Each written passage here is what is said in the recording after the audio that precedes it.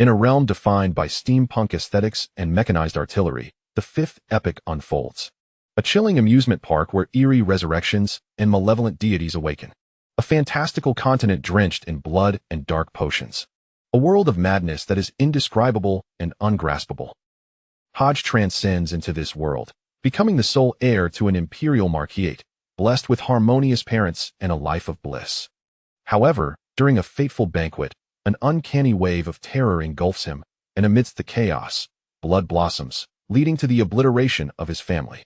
The fallen cultist, known as the Slothful High Priest, ruthlessly seizes all that belongs to him, including his very life.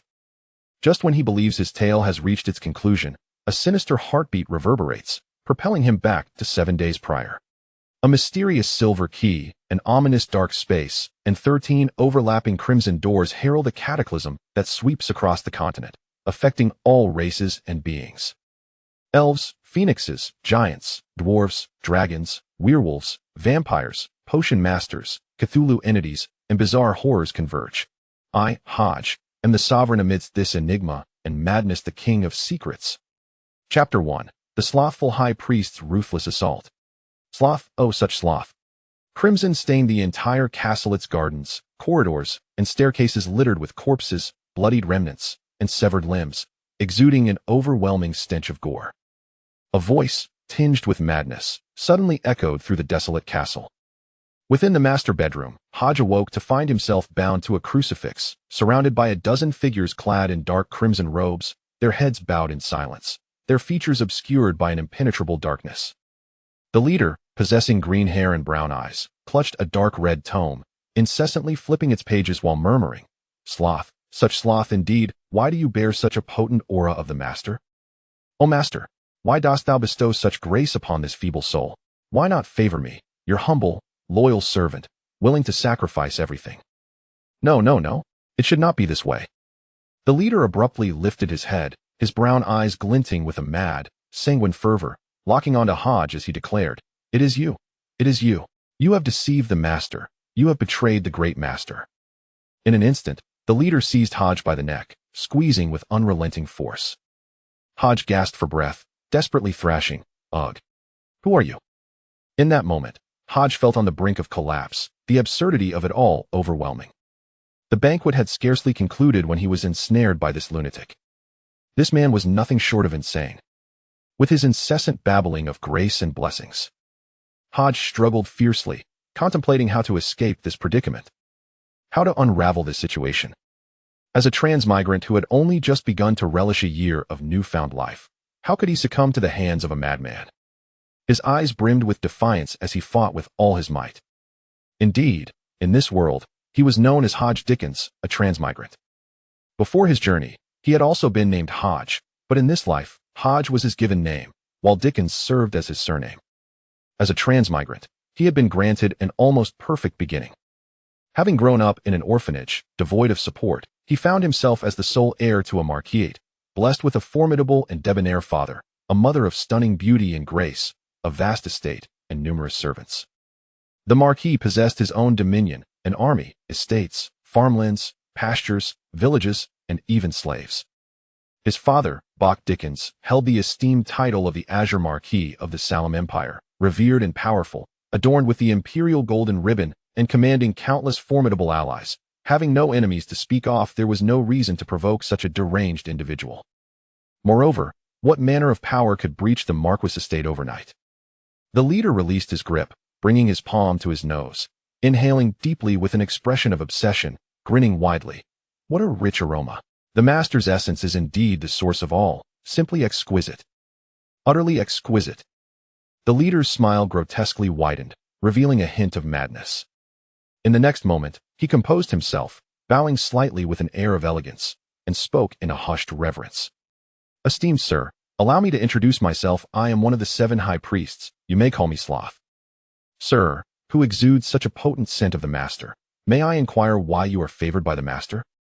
Hodge gazed at this shifting figure, one moment mad and twisted, the next humble and respectful, and shook his head. I do not know." "Oh," the self-proclaimed slothful high priest lamented, shaking his head with disappointment. "What a regrettable response. Sloth, you are truly too slothful. The slothful high priest suddenly displayed a frenzied demeanor, grinning maniacally as he murmured. The next moment, a sickening sound pierced the air. Hodge writhed in agony, the intense pain surging through his arm, threatening to render him unconscious. The pain was unbearable.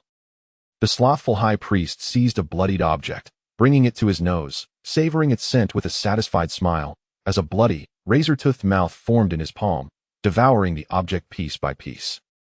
Blood gushed forth, and the searing pain began to cloud Hodges' consciousness.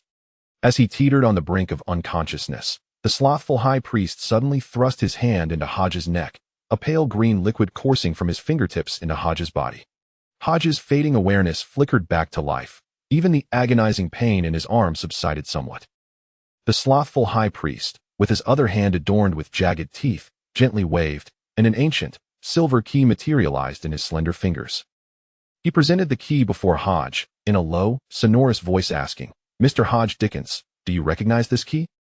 Hodge's pupils dilated, breath quickening. He knew this key. It had accompanied him during his transmigration. Initially, he believed it to be his golden finger, having attempted various uses without effect, eventually discarding it in the library drawer, never expecting it to appear in the hands of this madman. Noticing Hodges' reaction, the slothful high priest smiled slightly. "Excellent. It seems you recognize it, which will make things easier." In the next instant, the slothful high priest grasped Hodges' head, twisting it gently. Crack! A sound of distortion echoed. Hodge felt his consciousness slipping away, as if being drawn from something.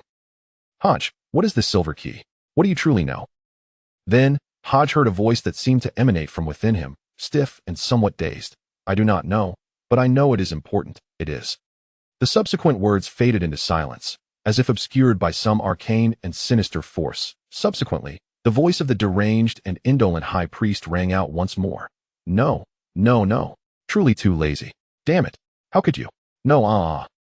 As the piercing cries of agony echoed through the air, Hodge lost consciousness, plunging into a profound darkness. A strange heartbeat began to resonate. Hodge jolted awake, sitting upright, fearfully surveying his surroundings, his entire being wrought with tension. The opulent coffered ceiling, the exquisite crystal chandelier, the tastefully adorned landscape oil paintings on the walls, vases filled with vibrant pale yellow sunflowers, and blue curtains drawn aside to let the sunlight cascade onto the bed, everything appeared extraordinarily warm and comforting. Upon witnessing this, Hodges' pupils constricted. He hastily rolled out of bed, disregarding his shoes, flung open the door, and stepped outside. No sooner had Hodge exited his room than he spotted a tall woman in a maid's uniform, clad in black stockings, her figure elegantly curvaceous. She bowed respectfully and addressed him, "Young master." "Anna, are you unharmed?" Hodge exclaimed, gripping the maid's shoulders with fervor. Anna gazed at the barefoot Hodge, her expression revealing her confusion regarding the situation. "Young master, what is the matter? Did you have a nightmare?" Anna possessed the visage of a first love, her gentle aqua-blue eyes framed by long, soft blue hair, cascading over her shoulders. She wore a white lace-trimmed headscarf and a pure, charming maid's outfit. From any angle, she was a woman of exceptional beauty and grace. In his previous life, such a woman would have had suitors trampling at her doorstep. Yet, in this otherworldly realm, she was merely one of his many maids. Hodge had once reveled in this for several days. "Yes, I believe I must have had a nightmare," he murmured, momentarily taken aback, his mouth opening as if to explain, but no words came forth, only a faint whisper. "Young master, let us return to your room. You are barefoot, you might catch a cold," Anna gently suggested, tenderly linking her arm with his. Hodge responded softly, savoring the delicate touch of her arm as they made their way back to his chamber. With Anna's assistance, Hodge donned his shoes, his gaze lingering on Anna's innocent and endearing face, his mind consumed by the nightmare that had nearly etched itself into his very soul. Under Hodge's scrutiny, a faint blush crept onto Anna's cheeks as she quietly remarked, "Young master, you are dressed." "Oh, right." Hodge snapped back to reality, suddenly recalling something. He inquired, "Anna, what is today's date?" Anna displayed a hint of confusion, responding softly, "Young master, today is the 16th. "What did you say?" "Today is the 16th, she reiterated. Hodges' pupils dilated, his countenance shifting drastically, a shiver running down his spine as the hair on his body stood on end. An eerie sense of dread surged within him. It felt as though, After living for over a decade, a Taoist exorcist suddenly revealed to him that he had long since passed away, that his so-called life was merely the lingering consciousness of a reluctant spirit. Hodge swallowed hard, gazing intently at Anna, his voice hoarse as he asked, "Is today not the 23rd? Startled by Hodge's piercing gaze, Anna timidly replied, "Young master, it truly is the 16th. Yesterday, Madame departed for the Blackthorn Manor to attend Princess Leia's tea party. You have forgotten. This is not a dream. This is not a dream." In that moment, Hodge was wholly convinced that everything that had just transpired was indeed real, not an illusion nor a dream. He had returned to the past. He had gone back to the fateful night of the massacre, 7 days prior. Everything that had just happened was undeniably true. The future would unfold once more. Yet this time, he possessed the opportunity to alter the course of events and avert this tragedy. Chapter 2, Father Marquis Bach. With this realization, Hodge inhaled deeply, striving to calm his tumultuous emotions. He then rose to his feet, commanding, "Assist me in changing, I must see my father." "Of course, young master," Anna responded, sensing Hodge's unusual demeanor but refraining from probing further. She gently helped him out of his nightclothes, adorning him in a meticulously elaborate outfit, fastening each button along the golden trim with an air of diligence. Observing Anna's obedient demeanor, Hodge felt a wave of anxiety and suppressed emotions dissipate, and he reached out to affectionately pat her head, saying, "Anna, it is truly wonderful to see you." At Hodge's candid admission, Anna felt her ears flush with warmth and a rosy hue spread across her cheeks as she softly replied, "Young master, you have yet to undergo your comingafage ceremony. We must not indulge in impropriety." Taken aback, Hodge initially hesitated before comprehending Anna's meaning, allowing a smile to break through. "You little rascal, I wonder what thoughts occupy your mind." "All right, I shall seek out my father. You tidy the room." "Understood, young master," Anna curtsied respectfully. Hodge strode confidently down the corridor, encountering numerous servants and attendants along the way, all of whom paused to bow and lower their heads upon seeing him. He inclined his head slightly in acknowledgement and descended the staircase, making his way to the dining hall on the first floor. Before long, he spotted his father, one of the most renowned marquises of the Salem Empire, Bach Dickens. He was a man of refined elegance and striking presence, clad in a silk suit favored by the upper echelons of nobility, adorned with an intricately embroidered azure bird motif. His handsome visage bore no signs of aging, and his slightly weathered light brown eyes moved with a grace that was both unhurried and poised. Upon witnessing this scene, Hodge inexplicably felt a sense of reassurance wash over him. No matter the time, every encounter with his father in this world filled him with an unwavering sense of security. Powerful, mysterious, and elegant, he was the very embodiment of a natural gentleman. "Awake at last? I thought you would sleep until noon and join me for lunch." Marquis Bach slowly set down the bread he had been holding, delicately retrieved a napkin, and wiped his hands with an unhurried demeanor. For a true gentleman, conversing while dining is undeniably impolite.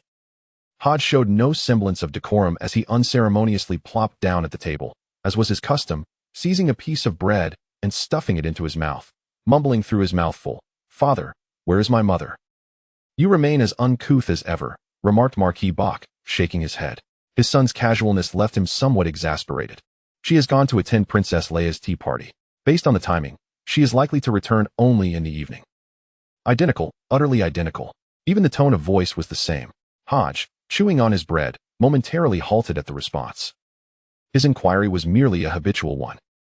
Throughout the past year of his transmigration, Hodge had always posed this question, and Marquis Bach had consistently answered with patience, establishing an unspoken understanding between them.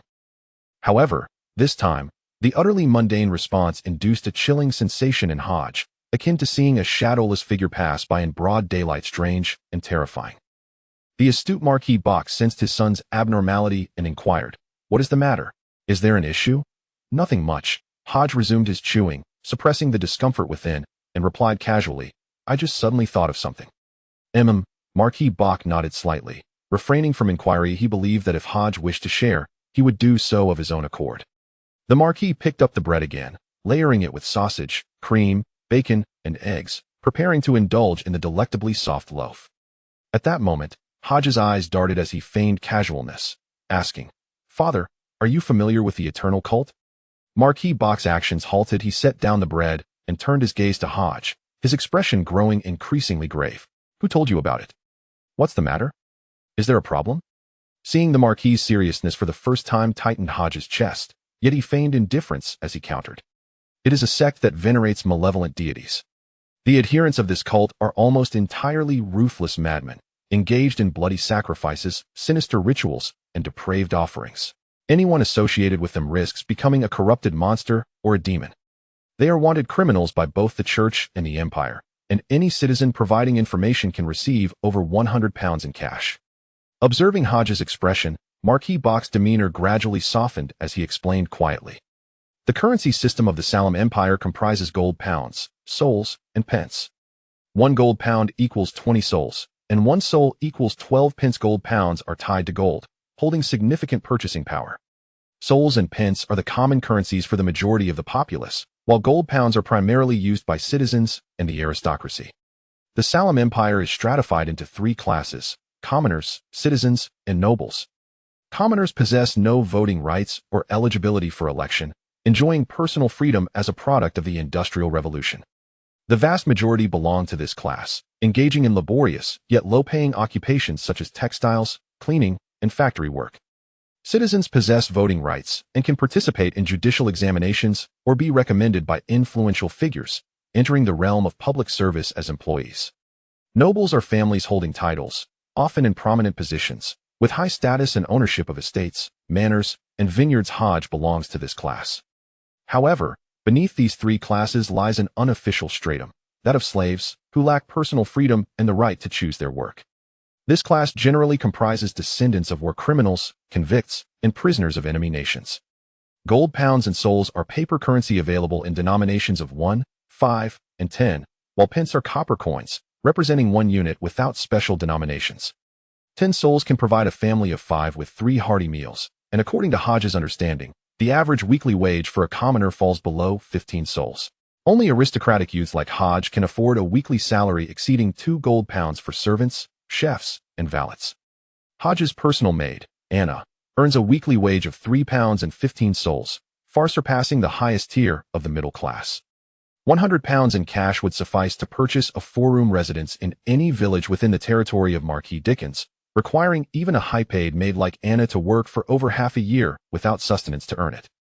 The church referred to by Marquis Bach is the most mainstream institution in the Salem Empire, known as the Holy Church, or the Church of Light, one of the 3 predominant faiths among the populace. The entire Bach family are devout followers of the Holy Church, attending services nearly every week at the nearest chapel to listen to sermons and pray for blessings. However, such communal activities utterly fail to intrigue Hodge, who is inherently an atheist, despite his awareness of the existence of true deities in this world. Nonetheless, he persists in his own ways, attending services only occasionally each month. "I see," Hodge nodded and continued. "Father, do you know what malevolent deity they worship?" Upon hearing this, Marquis Bach regarded Hodge intently, offering little further elaboration as he explained, "The specific name is unclear, but according to captured or slain adherents, their malevolent deity is referred to as the creator of all, the omniscient and omnipotent one. They believe their Lord has fashioned everything.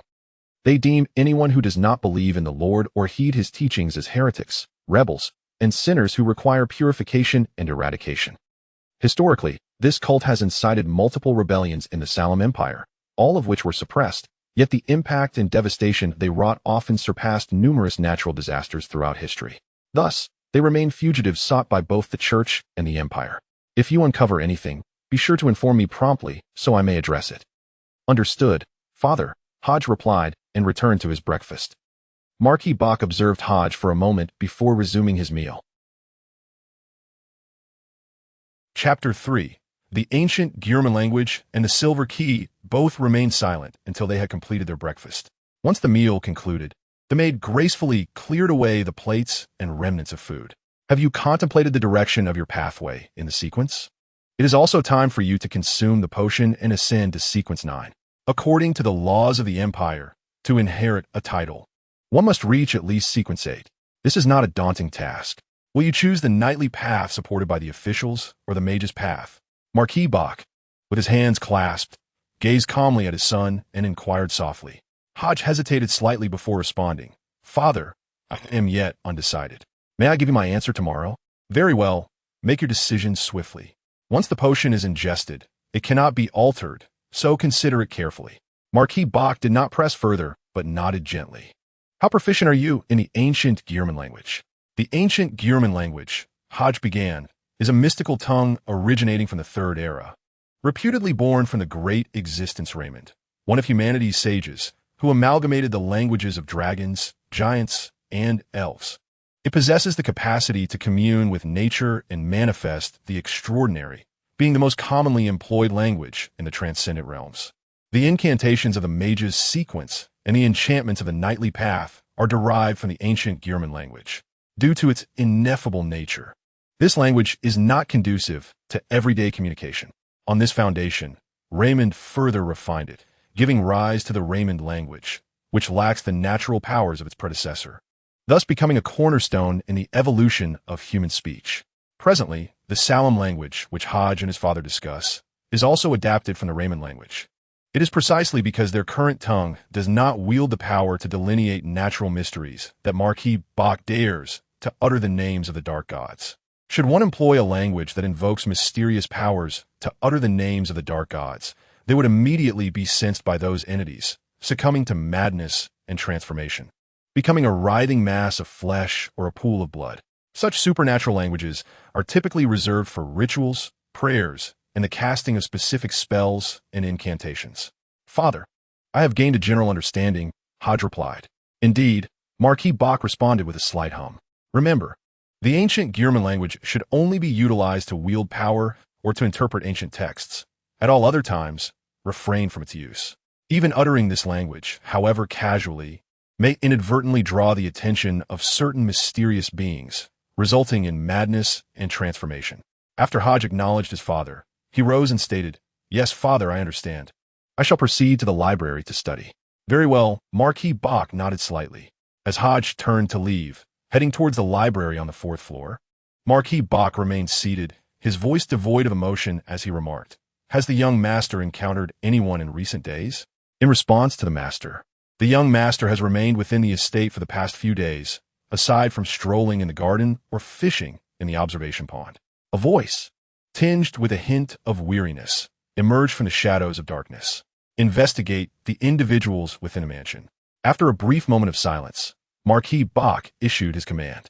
As ordered, a shadow darted forth from the obscurity, leaping several times before vanishing from sight. What on earth has transpired? Can even your father not speak of it?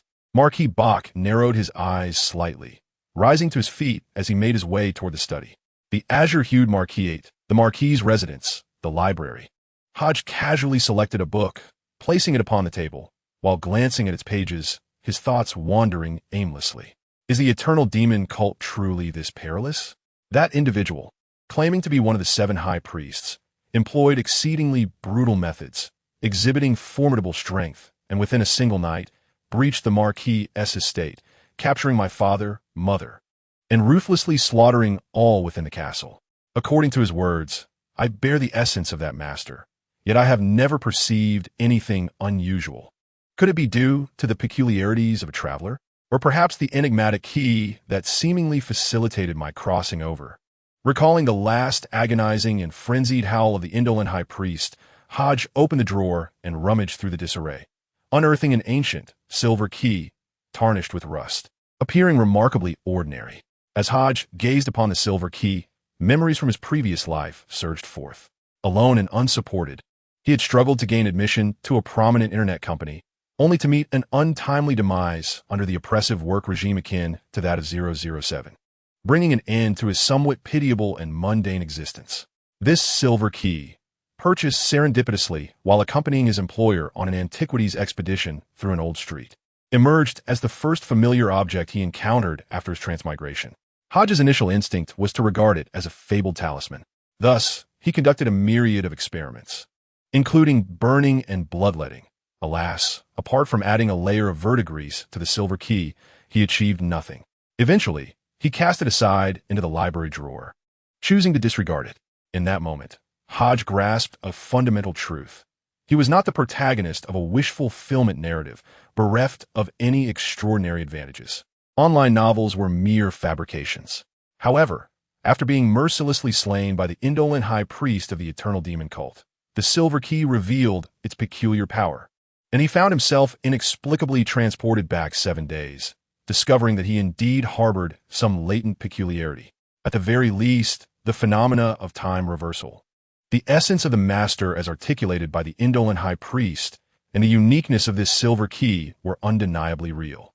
Hodge seized the silver key, scrutinizing it closely, yet he found no remarkable revelations. Consequently, he placed the silver key beside him, taking up a quill and commencing to inscribe in Chinese upon the dark yellow parchment, cataloging the information he had acquired in search of a means to break the impasse. He had resided in this world for a year, having long since acclimated to the presence of parents and the life of a Marquis' son. The orphan he once was, devoid of family, would not permit anyone to reclaim what was rightfully his. The currently available intelligence indicates that the date of the attack is roughly coinciding with the conclusion of a week-long banquet. The number of assailants, including the complacent high priest, is at least 20. Their precise strength may lie within the ranks of Sequence 5, or even as formidable as Sequence 4, possessing the ability to clandestinely breach both the visible and hidden sentries, as well as the outer magical barriers, thereby infiltrating the castle estate. The motive for the attack remains unclear. Hodges' gaze was remarkably composed as he meticulously recorded the known intelligence, one detail at a time. Drawing from his prior existence as a programmer, he believed that no flaw was insurmountable, nor was there any code beyond reproach. Likewise, in light of this sudden and frenzied assault, there must exist a method to unravel the situation. However, the information at hand was still insufficient. After a brief period of analysis and contemplation, Hodge gazed at the words on the paper and let out a soft sigh. Chapter 4. The Path of the Knight and the Path of the Mage. It seemed the forthcoming course of action would necessitate first enhancing his own strength and gathering intelligence. Hodge whispered softly to himself, picking up his pen to write 2 words in Chinese, Knight and Mage, to rapidly increase his power within a short time frame. Consuming magical potions appeared to be the most optimal choice. This was the ascension method unique to this world, requiring the consumption of potions to complete each major phase of advancement. At every sequence, one must assimilate the power of the corresponding potion, fully mastering the strength that accompanied madness and mutation. Before him lay 2 paths, the Knight's pathway and the Mage's pathway. These represented the official professions of the Salem Empire, supported by both the Empire and the 3 major churches. Hodge was not overly familiar with the specific sequence names, only aware that the 2 professions were divided into 9 sequences, ranging from Sequence 9 to Sequence 1. Each professional sequence bore a distinct name, with considerable differences between ancient and contemporary titles. Just moments ago, his father had urged him to choose the appropriate potion, thereby prompting him to decide upon his future path. Prior to the coming-of-age ceremony, each heir typically consumed the corresponding potion, and Hodge was somewhat late in doing so. In truth, he harbored no aversion to consuming magical potions to enhance his abilities. After all, the requirements for inheriting the title dictated that in order to claim the Marquis's power and status, he must first meet this prerequisite. Following a series of nightmarish events, Hodges' desire to grow stronger had become exceedingly urgent. The Sequence 9 of the Knight's pathway, known simply as Knight, could bolster his physique and enhance his capabilities in riding mounts and wielding weapons such as blades and firearms. Attributes such as reflexes, speed, and strength would witness significant improvement, and he would also gain 2 special abilities. One of these was Frenzy, which triggered a rapid secretion of adrenaline, causing the blood vessels and muscles within his body to engorge, granting him a ferocious strength capable of overwhelming several soldiers below Sequence 9, and even affording him a dominant advantage in close-quarters combat against adversaries of the same sequence. Secondly, mastery of weaponry. The essence of potions lies in harnessing the power of a certain extraordinary existence. Upon ascending to the rank of Sequence 9 Knight, a pattern intertwining swords, shields, and spears will manifest upon the back of one's hand, endowing the ability to wield all weapons with unparalleled finesse, effortlessly commanding any type, including firearms and intricate machinery. After a moment of contemplation, Hodge opened a tome entitled Fundamentals of Magic, and as he perused its contents, he murmured, "The Path of the Mage, Sequence 9, is termed Apothecary. Upon consuming a potion, one acquires two abilities, alchemy and herbology. If the knightly path enhances the corporeal form, the mage's path fortifies consciousness and mental prowess. By awakening one's mental faculties, one can connect with the elemental forces of nature and, through the arcane language of these mystical energies, cast corresponding spells. Alchemy allows for the rapid invocation of alchemical arrays to dissolve, combine, and alter the fundamental structure of materials, achieving effects such as offense and defense. Simply put, it enables the transformation of an object's material composition, turning stone into iron swords, thereby achieving the alchemical principle of transmuting base materials into gold. However, it is lamentable that substances like gold appear to be tainted by a peculiar power, rendering their alchemical conversion exceedingly difficult. Otherwise, if stones could be transmuted into gold, every mage would ascend to the ranks of the wealthiest elite. Naturally, should such a day arrive, the gold standard would collapse. Furthermore, the Empire has long since decreed a prohibition against any alchemist engaging in the transmutation of gold. Any offender would be immediately incarcerated in the Empire's dungeons, with their entire family subjected to collective punishment, nobles stripped of their titles, citizens demoted to commoners, and commoners relegated to slavery. Additionally, any gold bearing traces of magical contamination would be rejected by all banks, reflecting the Empire's vigilance and precaution regarding alchemy. Herbology, as its name suggests, involves the identification of a diverse array of complex herbs, making mages almost inherently skilled as herbalists. While the sequence 9 of the mage path offers limited enhancement to one's power, it excels in functionality. Many who seek stability choose to become apothecaries, working steadily in pharmacies or hospitals to earn a respectable weekly wage. Only upon reaching sequence 8 as a mage apprentice can one summon the requisite magical arrays to utilize combat spells, unleashing fireballs, ice shards, and gales. Hodge silently closed the book, reflecting inwardly. Given the current circumstances, the path of a mage may not be suitable for me. If I cannot resolve this crisis, the path I choose holds little significance. Hodge had already resolved to pursue the knightly path. However, he was not in a rush to seek out his father for the corresponding potion formulas and materials.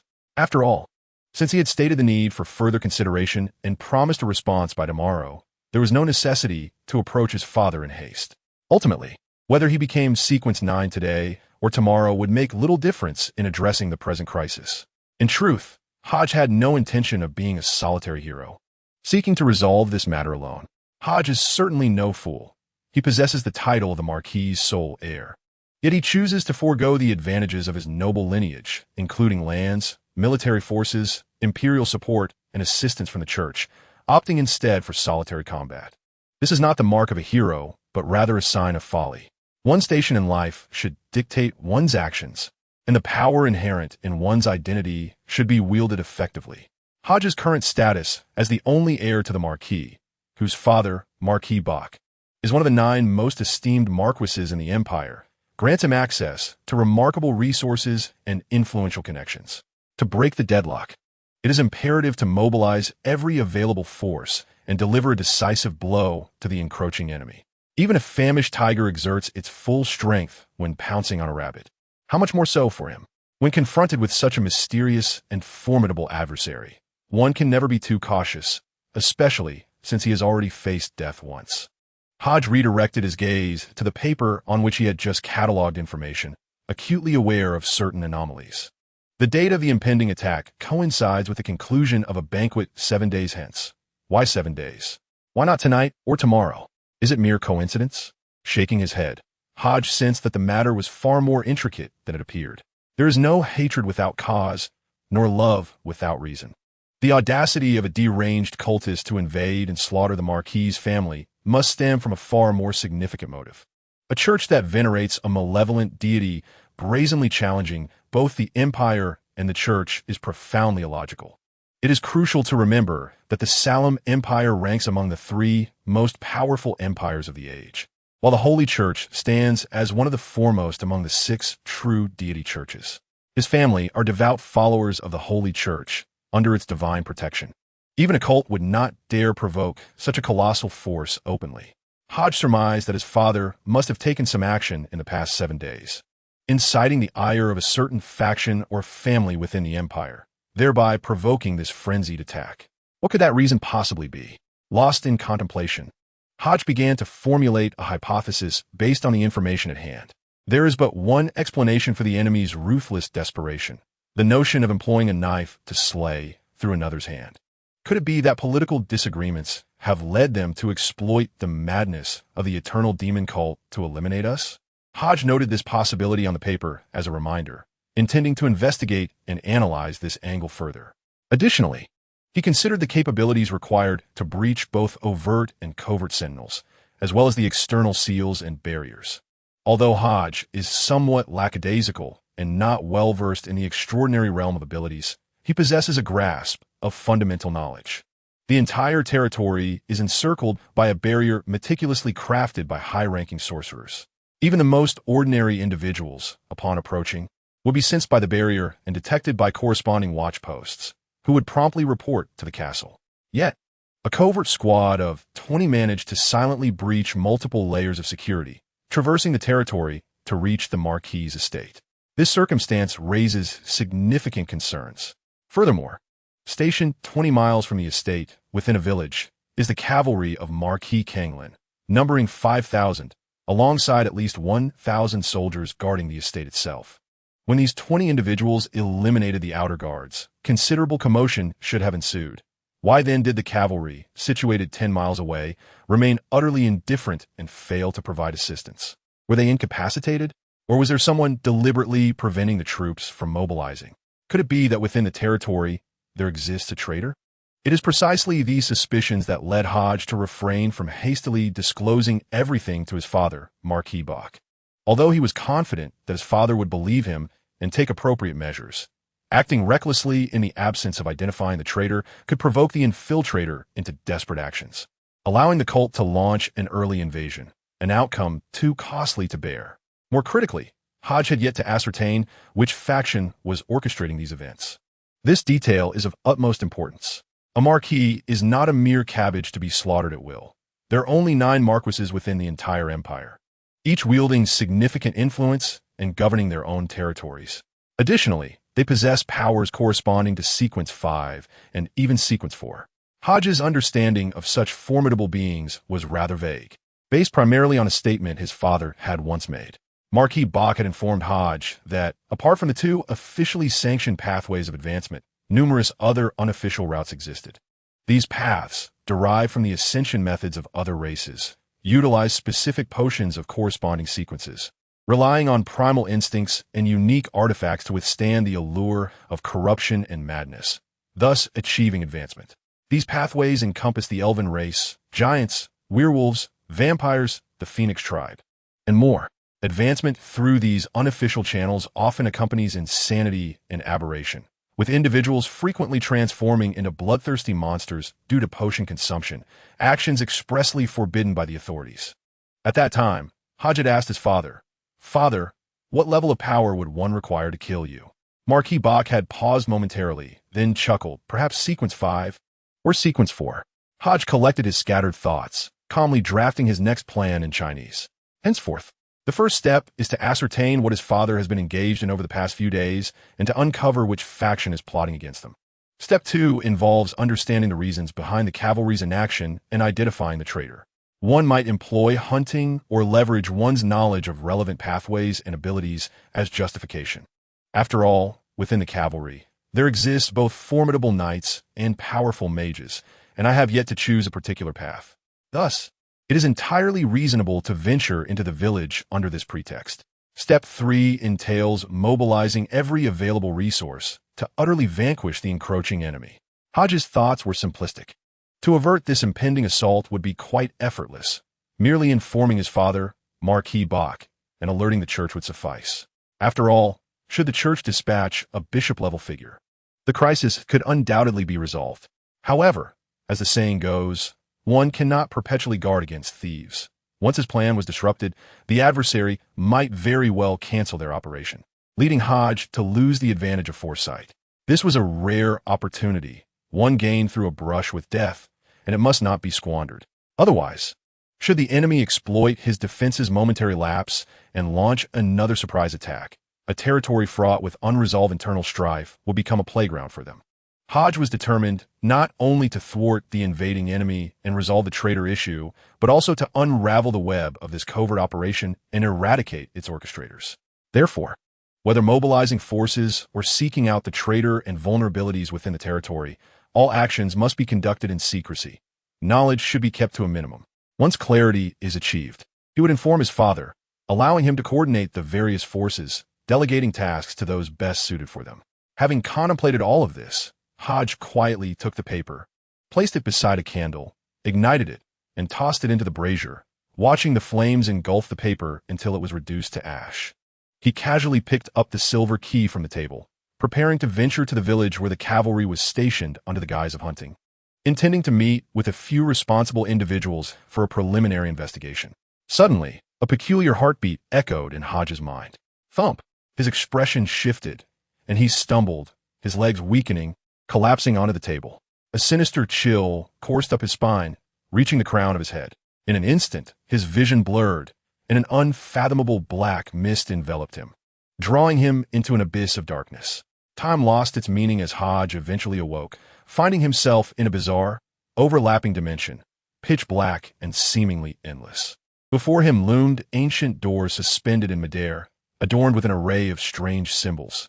A white bone goblet spilling crimson blood, a grotesquely decayed giant axe, a withered, mummy-like hand, and an ancient zither fashioned from human ribs. Chapter 6. Choices Darkness. Endless darkness. The surrounding space was silent, with even the sounds of breathing and heartbeat rendered starkly audible. Hodge stood before several grand doors adorned with peculiar patterns, hesitating to take any action. In such a sinister and terrifying environment, maintaining the status quo seemed perhaps the wisest course of action. After a considerable amount of time passed, Hodge resigned himself to the reality that mere waiting would not liberate him from this enigmatic space. He began to seek alternative means of escape. Upon a brief tally, Hodge discerned the number of doors before him, 13 in total. Each door was a dark crimson, their surfaces mottled and decayed, bearing the marks of time as if they were relics from centuries past. Blood-curdling patterns adorned the doors, some obscured while others stood out vividly, all exuding a chilling and eerie aura. The indistinct design seemed shrouded by an intangible mist, rendering them unclear and suffused with a sense of malevolence. Hodge forcibly steadied his emotions, directing his gaze towards 5 doors that revealed their patterns more clearly. The leftmost door depicted a skeletal goblet spilling forth crimson blood. Next in line was a grotesquely decayed giant axe, followed by a withered, mummified hand, an ancient zither composed of human ribs, and finally, a sinister vial for which a noxious green liquid perpetually oozed. Could this be the secret concealed by the silver key? Was this part of my extraordinary journey? Observing the weathered and decayed symbols, it appeared they originated from a time preceding the Fourth Era, dating back to ancient history and perhaps even further. Hodge murmured softly, lost in contemplation. Over the past year, since his crossing into this world, he had not only delved into the arcane language of Old Raymond, but had also selectively studied aspects of history, including the origins of the Salem Empire and the mythology of the continent. Upon his arrival, Hodge had been engulfed in a fog of the unknown, confusion, and fear. For in this realm, the moon hanging in the sky was a blood-red orb, and the language, customs, and dietary habits diverged dramatically from those of his previous existence. This world was divided into 3 continents: East, South, and North. The northernmost expanse culminated in eternally frozen mountains, where the further one ventured north. The colder the climate and the more tempestuous the seas, rendering it exceedingly perilous. According to the accounts of adventurers who had managed to reach the north and return safely, there existed a nation established by the descendants of Elves. The Salem Empire, where Hodge found himself, belonged to the south and was the most formidable nation on that continent. Bolstered by the support of 3 major churches and a plethora of wizards, knights, and clergy, thus commanding vast territories. The only nation capable of rivaling it was the Hob Union Empire, founded by nomadic peoples on the plains. As for the East, it was a recently discovered expanse, unearthed by the mechanical ecclesiastic order through perilous routes across the raging sea, promising immense resources and opportunities, drawing numerous adventurers eager to seek wealth in this untamed land. Due to the influence of the Eastern continent, the empire has witnessed the emergence of numerous overnight millionaires. Regarding the history of this world, existing literary sources indicate that humanity has traversed 3 epochs since its inception. However, some historians, upon meticulous analysis, have posited a hypothesis of 5 major epochs, garnering considerable support from academic researchers. The first and second epochs are primarily steeped in myth, featuring familiar entities such as elves, phoenixes, giants, dwarves, dragons, werewolves, and vampires, each accompanied by a plethora of enduring tales, along with many other races ascending to the throne and achieving divinity. The third epoch marks the earliest historical record for humanity, concluding with the establishment of the first human empire, the Alexander Empire. With the commencement of the fourth epoch, humanity began to take center stage, dominating the tides of time, becoming the most formidable race, engaging in conquests east and west, establishing numerous empires, and crafting a series of historical narratives, witnessing the rise and fall of eras. Ultimately, the fourth epoch culminated, ushering in the fifth epoch, the era in which I currently reside. If only I were a historian in this world. Perhaps I could decipher the weathered and peculiar symbols near the patterns, understanding their significance. Hodge gazed at the mottled symbols beside the 5 grand doors, murmuring to himself. In this world, the institution of schooling, a product of the era, has only recently become widespread, allowing both citizens and commoners' children to attend. As the son of a Marquis, Hodge would naturally enroll in a noble academy. Yet, Hodge harbors a disdain for constraints, persistently resisting the idea of schooling. Having traversed from another realm, he too has endured the burdens of academia, harboring no interest in the history and knowledge of this nation, thus having no inclination to pursue education. Reflecting on this, it is evident that whether in his original world or this one, education holds its merit. Hodge lamented sincerely, silently shedding tears for his past academic struggles. Regaining his composure, he refocused his thoughts on the grand doors. Which one should he open? Hodge remained uncertain about what might transpire upon opening a door, nor did he know how to extricate himself from this place. However, it was evident that since the silver key had drawn him here and presented him with 13 doors to choose from, he must select one to have any chance of departure. Among the 13 doors, only 5 were discernible, necessitating a choice from these 5. Hypothetically, each of these 5 doors conceals corresponding treasures. If the items beyond the doors are within my grasp, could this be a facet of my unique abilities? Thus, which of these items would prove most advantageous to me? Hodge contemplated the 5 enigmatic doors before him, daring to hypothesize boldly. A chalice of white bones spilling crimson blood? A grotesquely decayed giant axe? A withered, emaciated hand resembling that of a mummy? An ancient zither crafted from human ribs? A magical vial oozing emerald green venom? Hodge gazed upon the 5 artifacts displayed before him, dismissing the mummified hand with a sense of foreboding. He recalled his father, the Marquis Bach, speaking of the many bizarre cults in this world, the myriad of nefarious ascension methods, and the countless individuals who, unable to control the madness of the otherworldly powers within them, succumbed to monstrosity. Upon their demise, their extraordinary traits could become tainted and transformed into malevolent objects. Thus, in this moment, Hodge surmised that the mummified hand was likely one such item. These sinister artifacts retained certain powers of the monsters from whence they originated. Yet they came with terrifying side effects. Many of these cursed objects led to degradation, corruption, or even the outright consumption of their users. Given that he had yet to consume any potions, it was improbable that his unprepared body could withstand such things. In truth, the moment he laid eyes on these objects, Hodge understood that whatever lay hidden behind the great door was undoubtedly filled with madness and malevolence. Yet he had no choice. At this juncture, he was compelled to open a door, for he had realized that without making a decision, he would be unable to escape this place. After careful contemplation, he ultimately chose the white bone chalice that spilled forth crimson liquid, eliminating the other options. Compared to the poison vial, the enigmatic ribcage zither, the decayed giant axe, and the mummified hand, the bone chalice appeared the most innocuous. Having resolved his choice, Hodge no longer hesitated.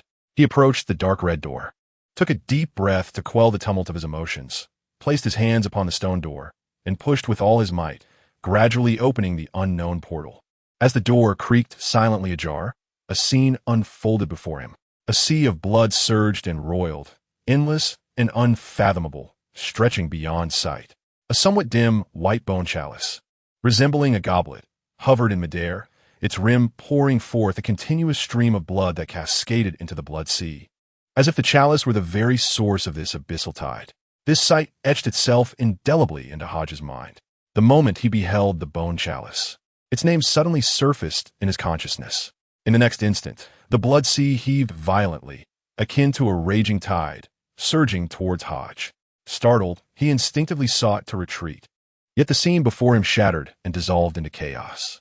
Darkness enveloped him once more, and he felt himself plummeting into an abyss, losing all sensation. At the Marquis' estate, in the library, Hodge opened his eyes, the surroundings materializing before him. Ancient, time-worn bookshelves lined with books, a softly glowing magical chandelier, and floors paved with bright stone. Everything he saw was the very library he knew best. He had returned, emerging from that realm of sinister mystery. Indeed, my initial conjecture proved accurate. Once an item was selected, one could escape that enigmatic and mysterious realm. A smile of survival graced Hodges' face, yet mere moments later, that smile froze. For within the recesses of his mind, a vision emerged, a skeletal goblet, spilling forth crimson liquid. Its dark red hue, coupled with a bone-like texture, resembled a translucent chalice, perpetually overflowing as though it were being ceaselessly filled. This was unmistakably the blood goblet from the mysterious space moments prior. The silver key in Hodges' grasp radiated a slight warmth, startling him so profoundly that he nearly cast it aside. A peculiar heartbeat echoed, sending chills coursing down his spine. Every hair on his body standing on end, as if some malevolent presence were creeping along his back, watching him intently. Hodge dared not move, a potent sense of peril compelling him to regain his composure. As he steadied himself, the urge to discard the silver key began to dissipate, and with its departure, the ominous sensation receded like a receding tide. Gasping for breath, drenched in sweat, he leaned against the table, appearing somewhat disheveled, akin to a survivor of a harrowing ordeal. After a span of 2 or 3 minutes, he gradually regained his composure, lowering his gaze to the silver key in his hand. At that moment, the previously rusted spots on the key were now marked by a peculiar crimson diamond-shaped droplet, vivid and fresh, as if it had just been spilled. Hodges' expression shifted slightly as he scrutinized the scarlet droplet, finding no other anomalies. Sighing in relief, he tentatively touched the bloodstain with his fingertip. In the next instant, dark mist surged forth, and the silver key began to be tainted with a deep red hue, morphing into the shape of a chalice, a dark red, translucent goblet of bones. Simultaneously, the image of the blood goblet in his mind began to fade, transforming into a slightly duller silver key. Could it truly interchange with the blood goblet within his mind? Hodges' pupils constricted as he grasped the goblet, his hand trembling slightly. The extraordinary nature of the silver key exceeded his imagination. In this realm of the extraordinary and the arcane, the wondrous embodies malevolence, danger, and madness, while simultaneously signifying encounters and opportunities. But how could he revert it? Hodge gazed at the empty skeletal goblet, devoid of crimson blood, a frown etching his brow. Then, with a mere thought, he conveyed his desire for transformation. Before his eyes, the goblet obeyed his intent, reverting back into the silver key. Hodge regarded the silver key with care, cautiously tucking it into the pocket of his trousers as he strode purposefully from the library toward the stables. He understood that both the silver key and the skeletal goblet concealed a certain extraordinary power. In the face of potential encounters with formidable adversaries from the 5th and even 4th ranks, Hodge would not relinquish any opportunity to augment his chances of victory. This blood chalice, albeit sinister, currently exhibited no overt signs of danger or madness. The latent powers it harbored awaited activation by him. Moreover, at present, Hodge seemed unable to dispose of the silver-white key. Who could predict the consequences of such an act? Hodge dared not gamble. Since he could not cast it aside, he resolved to keep it, as he harbored a vague intuition that this chalice might bestow upon him some extraordinary power or miraculous effect. This force could very well serve as one of the means to counter the relentless assaults of the Eternal Mage sect. After all, The haunting cries of the slothful high priest, as he delved into the secrets of the silver-white key, still echoed in Hodges' ears. The silver-white key was intrinsically linked to the secret of his traversal and must not be entrusted to another, not even to his father, Marquis Bach. Hodge decided to bide his time and explore the chalice's capabilities. It was certain that this was an object of formidable and frenzied evil. If he could master it, utilize it, his combat prowess would undoubtedly escalate swiftly. With this thought in mind, he summoned several male servants and, as per usual, commanded, "I shall venture to the eastern suburbs for a hunt today. You will accompany me." "Yes, young master," the servants respectfully acquiesced, bowing in deference. "You inform the Marquis of my plans," Hodge instructed, casually pointing to one of the servants. "Yes, young master." The chosen servant hastily made his way towards the manor. "Let's go." Hodge had no intention of waiting for the servant's return. He beckoned the remaining servants, instructing them to gather bows, crossbows, and firearms, and proceed to the stables. He mounted his majestic black steed and galloped forth from the manor. The other servants quickly mounted their horses and followed suit. Before departing the estate, Hodge turned to glance at the tranquil and serene castle, resolving in his heart, "I shall uncover the traitor and avert this calamity." With a vigorous crack of the whip, he urged his horse towards the eastern forest. Chapter 8. Hodges Village and the Blood Chalice, the domain of Marquis Dickens. Eastern Suburb Forest. Hodge, astride his deep black steed and wielding a dark brown longbow, drew the string taut, aiming at a wolf preying upon a deer not far off. The surrounding mounted servants held their breath, fearful of disrupting Hodge's aim. In the next moment, Hodge released the bowstring. Whoosh! The silver-white arrow flew forth, striking the wolf squarely in its back. The wolf, grievously injured, staggered back a step before collapsing, utterly devoid of life. "Bravo, young master! Remarkable!" exclaimed one servant. "A precise shot.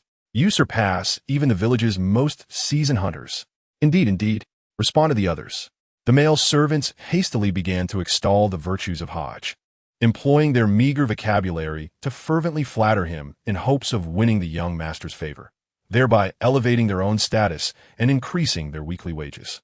These attendants who accompanied Hodge on his hunting expeditions were predominantly second-tier servants, earning a weekly salary of £1.05, a mere third of what the personal maid, Anna, received. The household staff of the Marquis was classified into 3 ranks.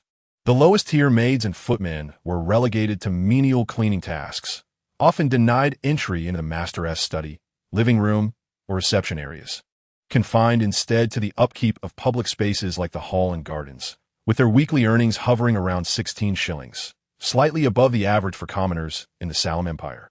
Ascending the hierarchy, one found the second-tier servants, who were permitted closer proximity to their master, engaging in tasks such as feeding horses, cleaning the sitting room, and accompanying their master on hunts, with their weekly remuneration set at £1 and 5 shillings.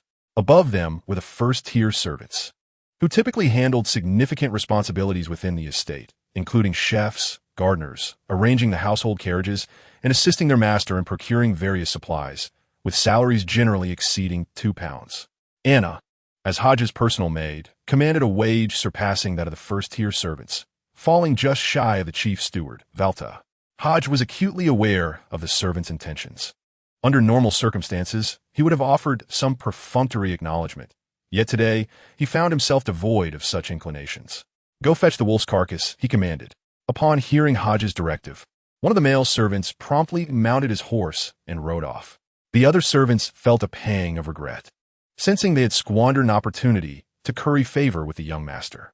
Observing the servant's actions, Hodge silently calculated the passage of time. It should be about right. His father, aware of his hunting expedition with the male servants in the eastern outskirts, had unusually inquired about the eternal demon sect today, for Hodge's safety. He would undoubtedly dispatch strong individuals from the household to discreetly protect him. Hodge retrieved a gold-cased pocket watch from within his coat and glanced at the time. "In 15 minutes, we shall divert to Hodges Village," he mused silently, tucking away the watch. Hodges Village was indeed the garrison of the knightly order. Half an hour later, amidst the throng of his attendants, Hodge arrived at Hodges Village with the spoils of his hunt. Upon entering the village, a tall, rugged man clad in western armor approached him. Towering at over 6 feet, with deep green eyes and wavy, light brown hair. His sharply defined features and sunken eyes exuded an unsettling aura. "Master Hodge," the man greeted, performing a knightly salute, his voice slightly raspy. This individual emanated a peculiar discomfort. Hodge thought, yet his face betrayed no sign of disquiet. "Indeed," he replied, "this way, please."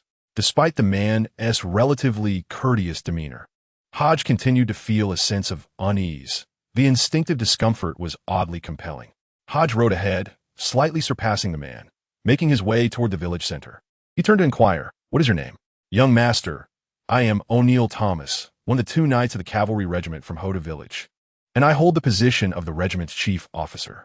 O'Neill seemed to sense that Hodge was unaware of the circumstances surrounding the cavalry regiment. Hence, he added the latter part of his introduction to clarify his identity. He proceeded to elucidate the details of the cavalry regiment. Hodge, maintaining an air of aristocratic aloofness, bypassed any preamble and inquired directly. "Indeed," O'Neill replied with a slight nod, explaining, "the Hodges village cavalry regiment is equipped with pikes, longswords, composite bows, and mechanical crossbows. It comprises a total of 149 personnel, all actively serving, and you may review them at your convenience. The cavalry regiment consists of 2 knights and 1 sorceress, 2 men and 1 woman. Apart from myself, the other knight is named Besim Melber, and the female sorceress is known as Russell Harrell.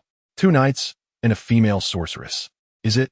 Hodge mused, narrowing his eyes slightly, and after a moment's contemplation, he stated, "I have come today primarily to meet you 3 leaders to familiarize myself, and to convey certain matters. Please bring the other 2 with you to see me. Also, arrange for a room where I can rest for a while." "Certainly," O'Neill responded with utmost respect. In the finest dwelling within Hodges village, Hodge gestured towards the ground and commanded, "You may leave the wolf carcass here." "Yes, my lord." The male servants complied, placing the wolf upon the ground before bowing and departing. "Without my command, no one is to approach this area," Hodge added, signaling for the servants to keep their distance. "Understood, young master." The servants hurriedly exited, making their way to the courtyard of the dwelling. Hodge surveyed the room's decor. The slightly worn tiled floor, the stone walls, the somewhat rusted glass windows, a long table, a few back chairs, and a large bed adorned with 2 clean blankets. The ambience was simple and antiquated, with a faint mustiness permeating the air. This environment stood in stark contrast to the lavish furnishings and surroundings of the Marquis' estate. The living conditions of the common folk were indeed quite harsh, Hodge reflected, feeling grateful for his rebirth as the heir of a noble family. Had he been born a commoner, he might not have even been able to afford such a brick house. A thatched cottage would likely have been his only refuge. Upon entering the village, he had observed numerous straw houses and dilapidated structures on the verge of collapse. Despite its modesty, this house was the finest in all of Hodges village. Throughout any era, there exist individuals who endure hardship. After a moment of contemplation, Hodge gathered his thoughts, retrieving a silver key from his pocket. With a flicker of intent, he transformed it into a chalice crafted from bone. Holding the bone chalice, Hodge turned his gaze back to the wolf's lifeless body on the ground. During the hunt, the chalice had exhibited an unsettling yearning, and based on the blood-soaked surroundings, it was likely that this extraordinary artifact fed on blood. Since it had expressed such a desire, it was worth exploring. With that thought in mind, Hodge quietly placed the bone chalice atop the wolf's carcass, awaiting the chalice's anticipated transformation. As time ticks away, the skeletal cup gradually becomes stained with streaks of crimson, as if the very essence of blood were being infused into it, glistening with a vivid allure. In Chapter 9, the thin blood of the werewolf takes on an eerie brilliance, transforming from a dull hue to a vibrant red, as if imbued with life itself.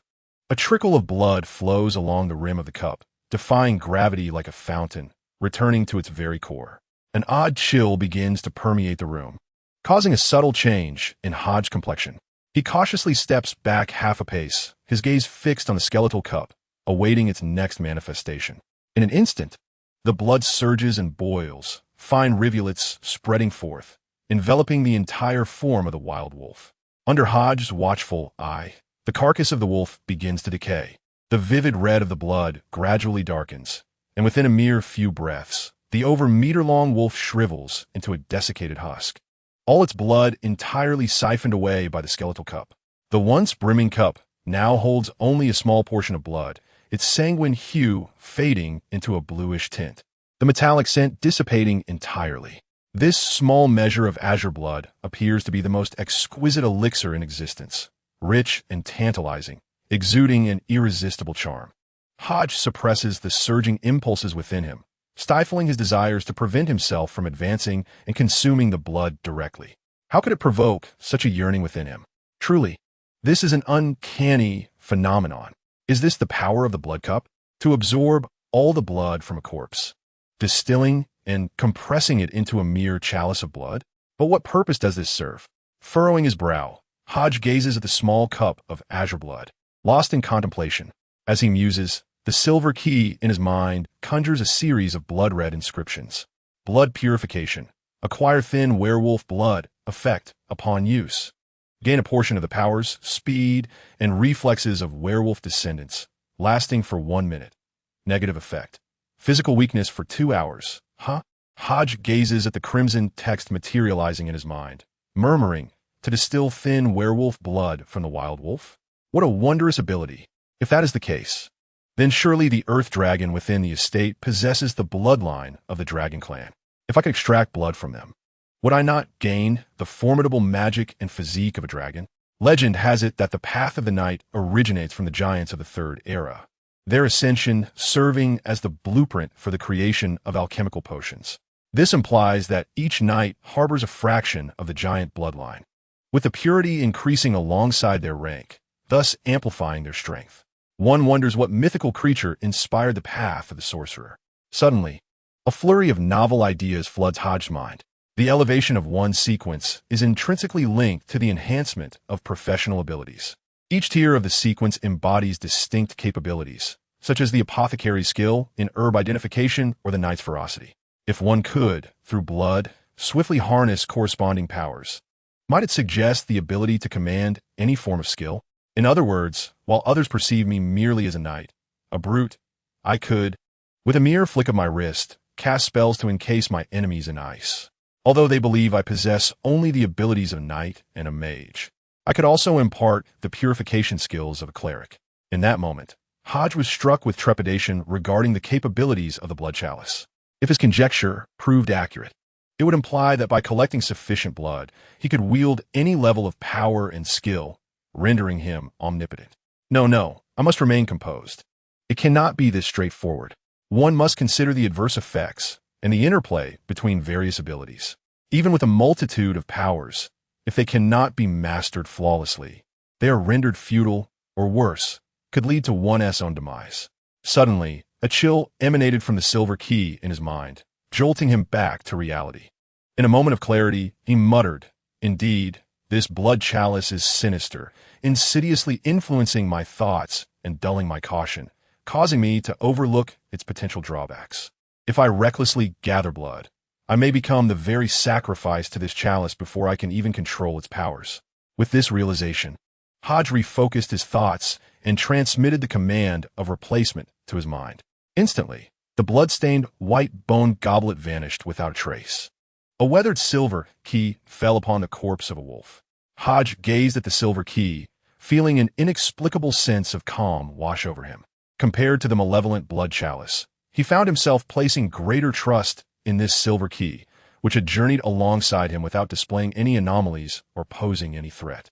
At the very least, he need not fear that one day the silver key would consume him. Hodge approached and picked up the silver key, turning his gaze to the blood chalice in his mind, eyeing the small portion of azure blood within it. In that moment, the chalice conveyed an emotion. As long as I consent, there is no need for consumption. Merely expressing a willingness to utilize it would allow access to the refined blood of a werewolf. Hodge deciphered the chalice's emotional transmission. For some reason, he felt that while the chalice resided within his consciousness, it was exceedingly docile and obedient, daring not to display any hint of malevolence. Yet, once released, especially after absorbing blood, it could easily exhibit seductive qualities, guiding the thoughts of others. Could it be that his consciousness space possessed some unique attribute? Was this what the slothful high priest referred to as the essence of the master? Or was it a manifestation of some anomaly from his own crossing into this realm? Perhaps I was mistaken from the outset. It was not the silvery key that subdued the blood chalice, rendering it obedient, but rather the weathered door that imprisoned the chalice and other items. A pitch-black, enigmatic space that suppressed the silvery key and the chalice, compelling them to serve my will. Is this a manifestation of my own power? As Hodge sensed the obedient chalice in his mind, a myriad of thoughts cascaded through him. No matter, I shall not dwell on my personal dilemmas for now. I must first meet with the 3 overseers to investigate who the true traitor may be. Hodge tore the blanket from his bed, draping it over the carcass of the wolf, and pushed open the door to step outside. Ensure the wolf is properly wrapped. This is my quarry, and I intend to bring it back to the manor, Hodge commanded. Yes, young master. Several male servants responded promptly, bowing respectfully. Once inside the room, one of the male servants quickly approached Hodge and said, "Young master, they have arrived and are waiting for you in the adjacent conference hall." "Lead the way," Hodge instructed, his tone devoid of emotion. "Please, follow me," the servant replied, inclining slightly as he guided Hodge. Hodge had already formulated a plan in his mind regarding how to uncover the traitor hidden within Hodges village. He possessed an effective method of discernment. Chapter 10. The Warlord of Sequence 7 in the Fiefdom of Marquis Dickens, Hodges village. Hodge encountered the 3 overseers in the conference hall. Apart from the knight O'Neill, who made Hodge feel somewhat uneasy, he focused his attention on the other 2 individuals. One man, clad in leather armor, with light golden hair and deep blue eyes, wore a gentle smile as he engaged in animated conversation with a woman beside him. The lady, draped in a linen robe that concealed her figure, boasted flowing green hair and soft, delicate features. They were none other than Knight Bessie Mawell and the sorceress Russell Harlow. Upon Hodge's entrance, the 3 overseers promptly rose and greeted him in unison. "We greet you, young master." Hodge acknowledged with a slight sound. Taking his seat at the head of the table and addressing the trio, "I have several matters to discuss with you today." The expressions of the 3 overseers grew increasingly solemn as they regarded Hodge, awaiting his further instructions. "First, upon my arrival, I noticed that many rooms in Hodges village appear quite dilapidated, with thatched and dangerous structures. Under the auspices of the mechanical church, the cost for repairs should not be excessive. Surely, the village still has funds available?" Hodge inquired, directing his gaze towards O'Neill, the first overseer. "Indeed, young master. The village still possesses approximately £300 in cash, which can be allocated for repairs," O'Neill promptly replied. "Calculate the amount needed for the renovations and report back to the manor for the Marquis' approval. In principle, this should not impede the village's normal operations. Ensuring the needs for food and emergencies are met," Hodges continued to instruct. "Understood, young master," O'Neill affirmed. "In the second point, I recently intend to consume the potion and ascend to Sequence 9. I have come today to observe your strengths and to select the path I shall take." Hodge turned his gaze towards the 3 individuals and spoke. "Young master, you are about to ascend to Sequence 9? Congratulations. O'Neill promptly replied. You wish to witness our capabilities? Very well. Young master, believe me, the night path is the finest choice." Besimo, invigorated by Hodge's words, eagerly chimed in. "The mage path is also quite suitable for the young master," added Russell, his voice cool and composed. "Then let us proceed. We must not tarry," Hodge declared, rising from his seat and making his way towards the conference room's exit. Noticing Hodge's urgency, the 3 exchanged glances and hastily followed. Moments later, the quartet arrived at an open expanse.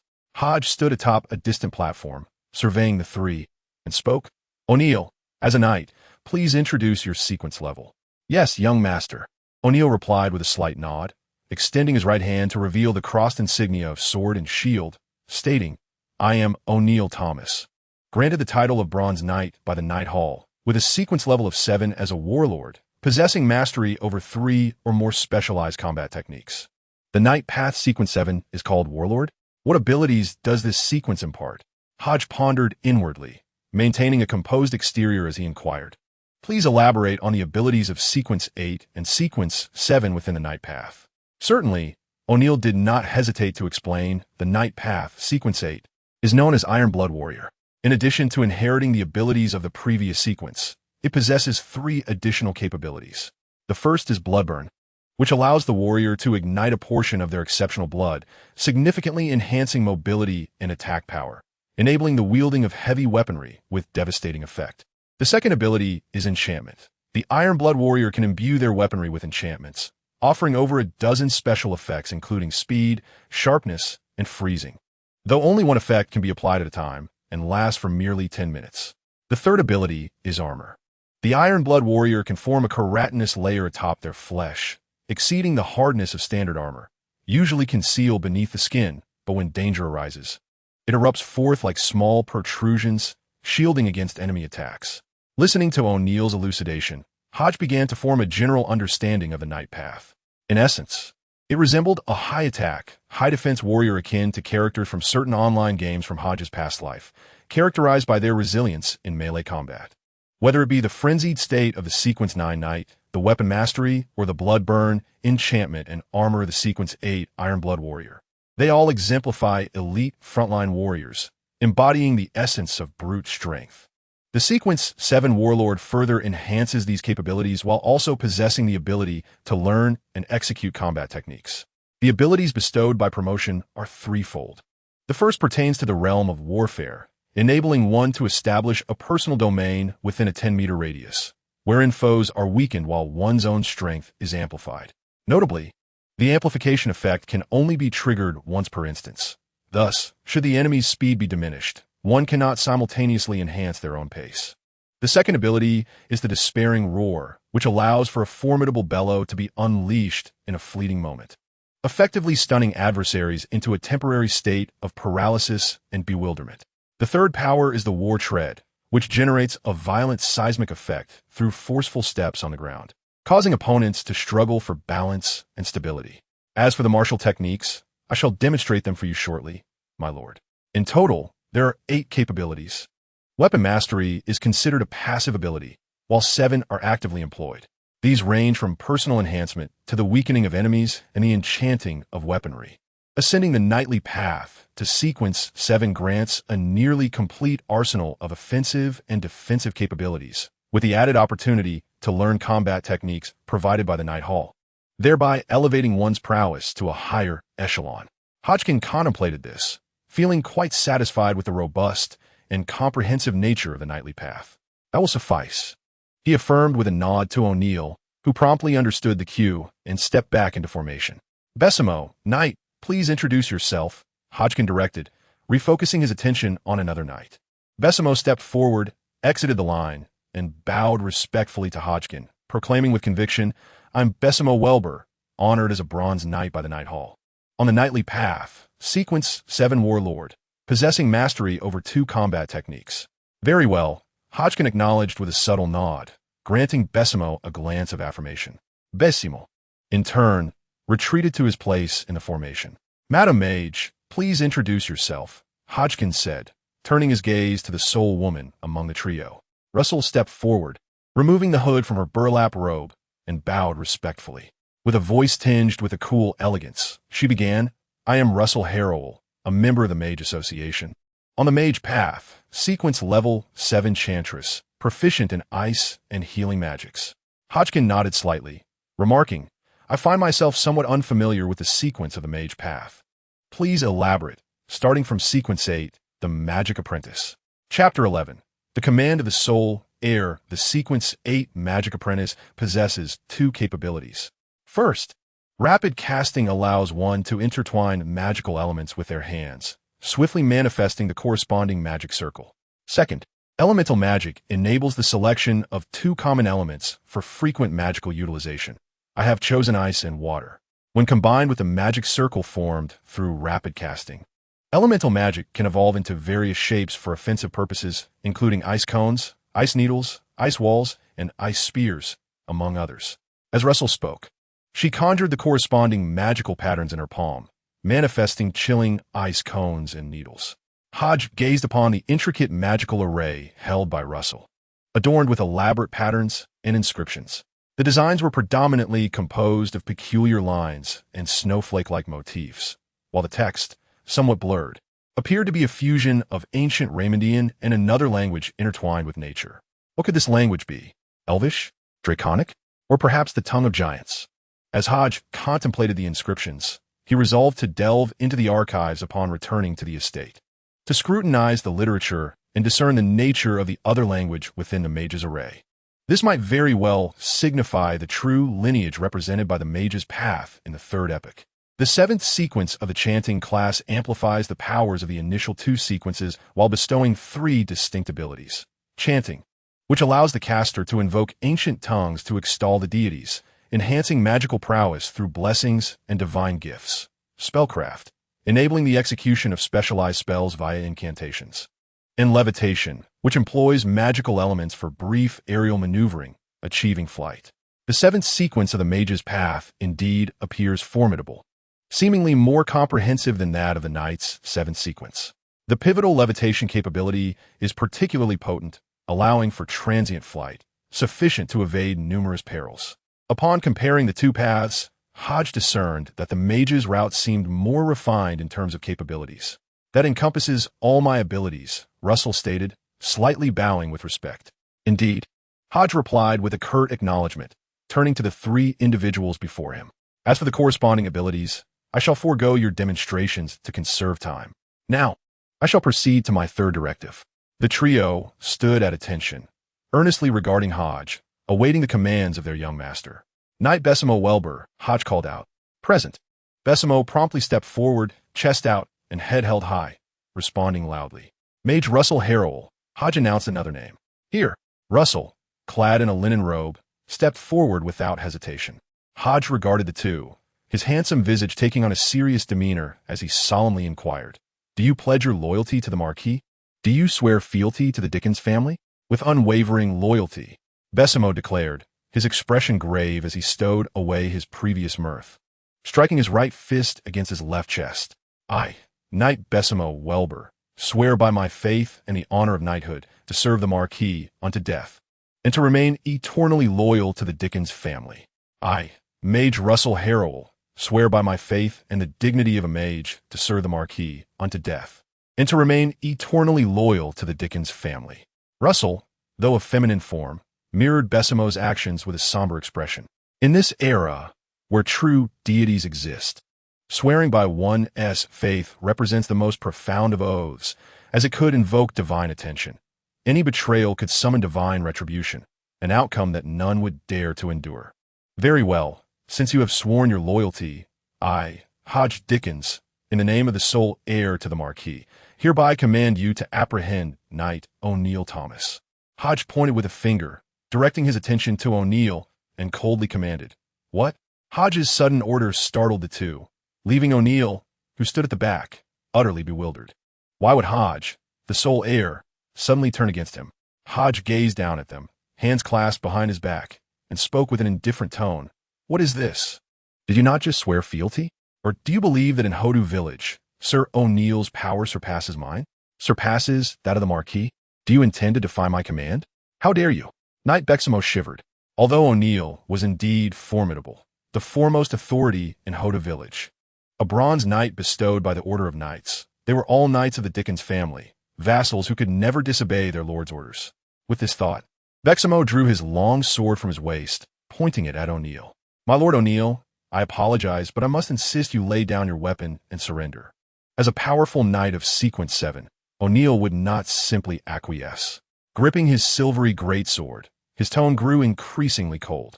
Besimo, what do you intend to do? Surrender is your best option. Any misunderstandings can be clarified when the Marquis arrives. Besimo's sword began to emanate a crimson glow, an imposing aura gathering along the blade. The enchantment of a Sequence 8 Iron Blood Warrior was at play. Do you wish to strike me? Do you possess the capability? Besimo, also a bronze knight, was aware that there were disparities in their strengths. O'Neill lightly stomped the ground and uttered a word in ancient Riamond. Domain. Instantly, a circular area of influence expanded. A savage and bloodthirsty energy surged forth, enveloping Besimo and Russell. Gravity. Another ancient Riamond word echoed. In an instant, the two felt their bodies become unbearably heavy, as if bound by a 1,000-pound stone. Just then, a chilling female voice cut through the tension, also in ancient Riamond. Confinement. A silvery light eerily emerged from the ground, wrapping around O'Neill. Unbeknownst to them, the previously silent sorceress Russell had conjured a wand the size of a twig, its surface sparkling with light. It was evident that the recent confinement spell was her handiwork. Russell, you too would stand against me? O'Neill's eyes blazed with fury, resembling a bull enraged, fixating on the woman in the burlap robe, as if he would tear her to shreds for a single misstep. O'Neill, we are all subordinates of the Marquis. The young master is the Marquis's only heir. His will is the Marquis's will. Surrender your weapon, and if there are grievances, the Marquis shall restore your honor. Russell spoke with a serene demeanor. Observing the scene, Hodge remained silent, patiently awaiting the unfolding of events. Suddenly, he commanded the two to take action against O'Neill, not out of personal disdain, nor as a means to assert his authority, but rather to eliminate the traitor involved in the massacre case. Even during the hunt, Hodge had devised this plan, intending to apprehend a responsible party to gauge the reactions of the others. The identity of the captured individual was of little consequence. His primary objective was to bring all three back to the castle before the massacre occurred, thereby removing them from the cavalry to prevent any potential rebellion. This was the simplest and most effective solution to the problem. As for the subsequent interrogation, that could be entrusted to his father, Marquis Bach. Moreover, prior to their return, testing the waters to see if he could directly identify the mole would be the ideal outcome, even if the other two leaders were reluctant to act against their fellow. Hodge harbored no concerns for his own safety. After all, this was the domain of the Dickens family, and who would dare lay a hand on him, the heir? Furthermore, he had deliberately awaited the arrival of his father's protectors, which served as his greatest assurance for this undertaking. Chapter 12. The Might of the Bard Surrender? Impossible. I am a bronze knight of the Order of Knights, adorned with the insignia granted by the order. I shall not submit to judgment. O'Neill's expression twisted grotesquely, his eyes reddening, and his body unnaturally swelling as if filled with air, his muscles undulating in ways incomprehensible to the ordinary observer, resembling a writhing baboon.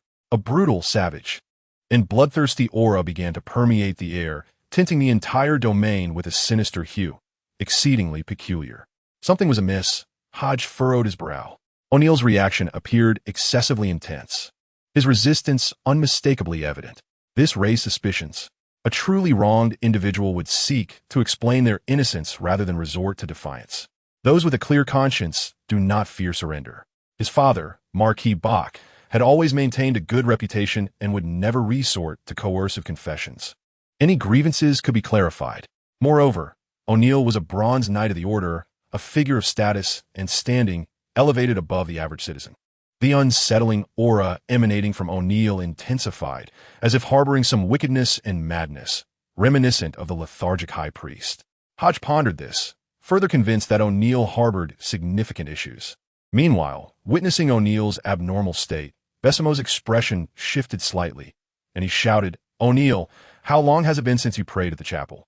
How long since you meditated at the order? Prayer? Meditation?" O'Neill tilted his head, a smile unfurling at the corners of his mouth that was anything but human, responding in a low voice, "Why should I pray? Why should I meditate? Am I to wait for the chapel and the order to cleanse me?"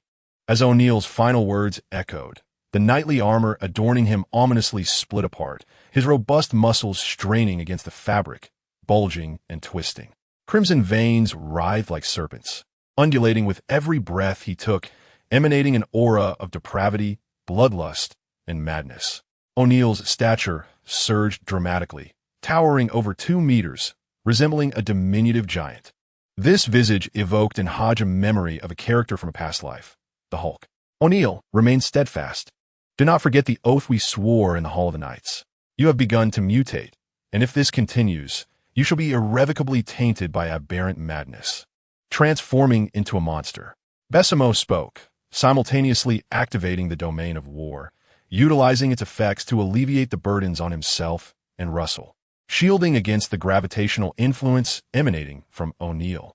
"Bessemo, even now, do you still wish to deceive me? What is the third tenet of the Knight's Code? Surely, you remember?" O'Neill's eyes flared crimson, his form radiating a verdant glow. The epidermis beneath his skin surfaced, uneven and irregular, resembling the barbs of some scaled creature. In the next instant, O'Neill's silhouette vanished from sight. Bessemo's expression shifted dramatically, retreating without hesitation to escape O'Neill's domain. At that moment, a voice whispered in his ear, "The third tenet of the Knight's Code is to slay any knight that has undergone mutation." Boom! A colossal fist struck Besamo squarely in the chest, launching him backward, crashing violently to the ground. Blood erupted from his mouth, his complexion paling, yet he quickly regained his footing with the support of his longsword. The fabric of his armor was dented and shattered, revealing a concave patch of skin, blood streaming down. Had that blow been delivered by any other entity of Sequence 7, even if they survived, they would have been gravely wounded and unable to rise. With O'Neill's assault, gray-green fur began to sprout from his left forearm, progressively spreading across his body. Transfiguration. Besamo gritted his teeth and shouted, "Russell, we cannot afford to show mercy. Engage immediately. At any cost, restrain him or eliminate him."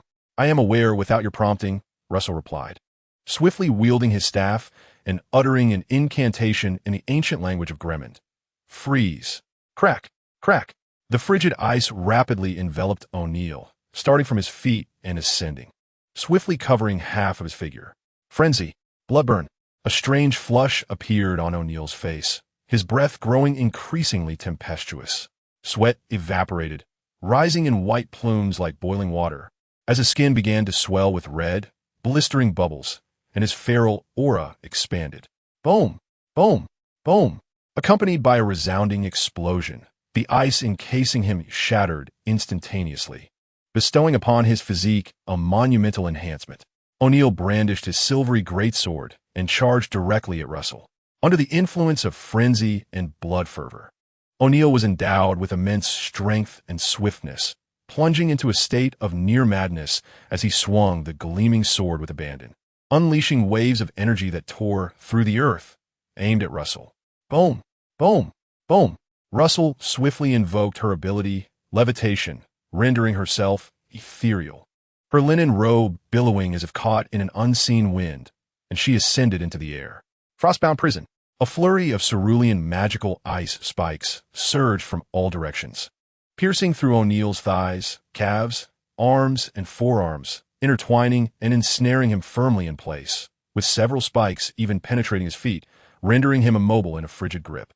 War trample. O'Neill stomped fiercely, a tremor rippling outward, reminiscent of a minor earthquake. The bloodied ice spikes exploded, shattering the icy restraints binding him, sending countless shards of ice scattering like glimmering stars. Despairing roar. Without hesitation, Besamo unleashed the power of Sequence 7, overwhelming O'Neill with a powerful sonic wave that left him momentarily dazed and frozen in place. Quickly, Russell, unleash high-tier magic to eliminate him. The effects of despairing roar 1T last long, Besamo urged. In the heavens above, Mage Russell hovered, her demeanor shifting to one of solemnity and reverence. She inserted her wand at her waist, clasped her hands together in prayer, and, akin to a devout supplicant, began to recite incantations in the ancient language of Raymond.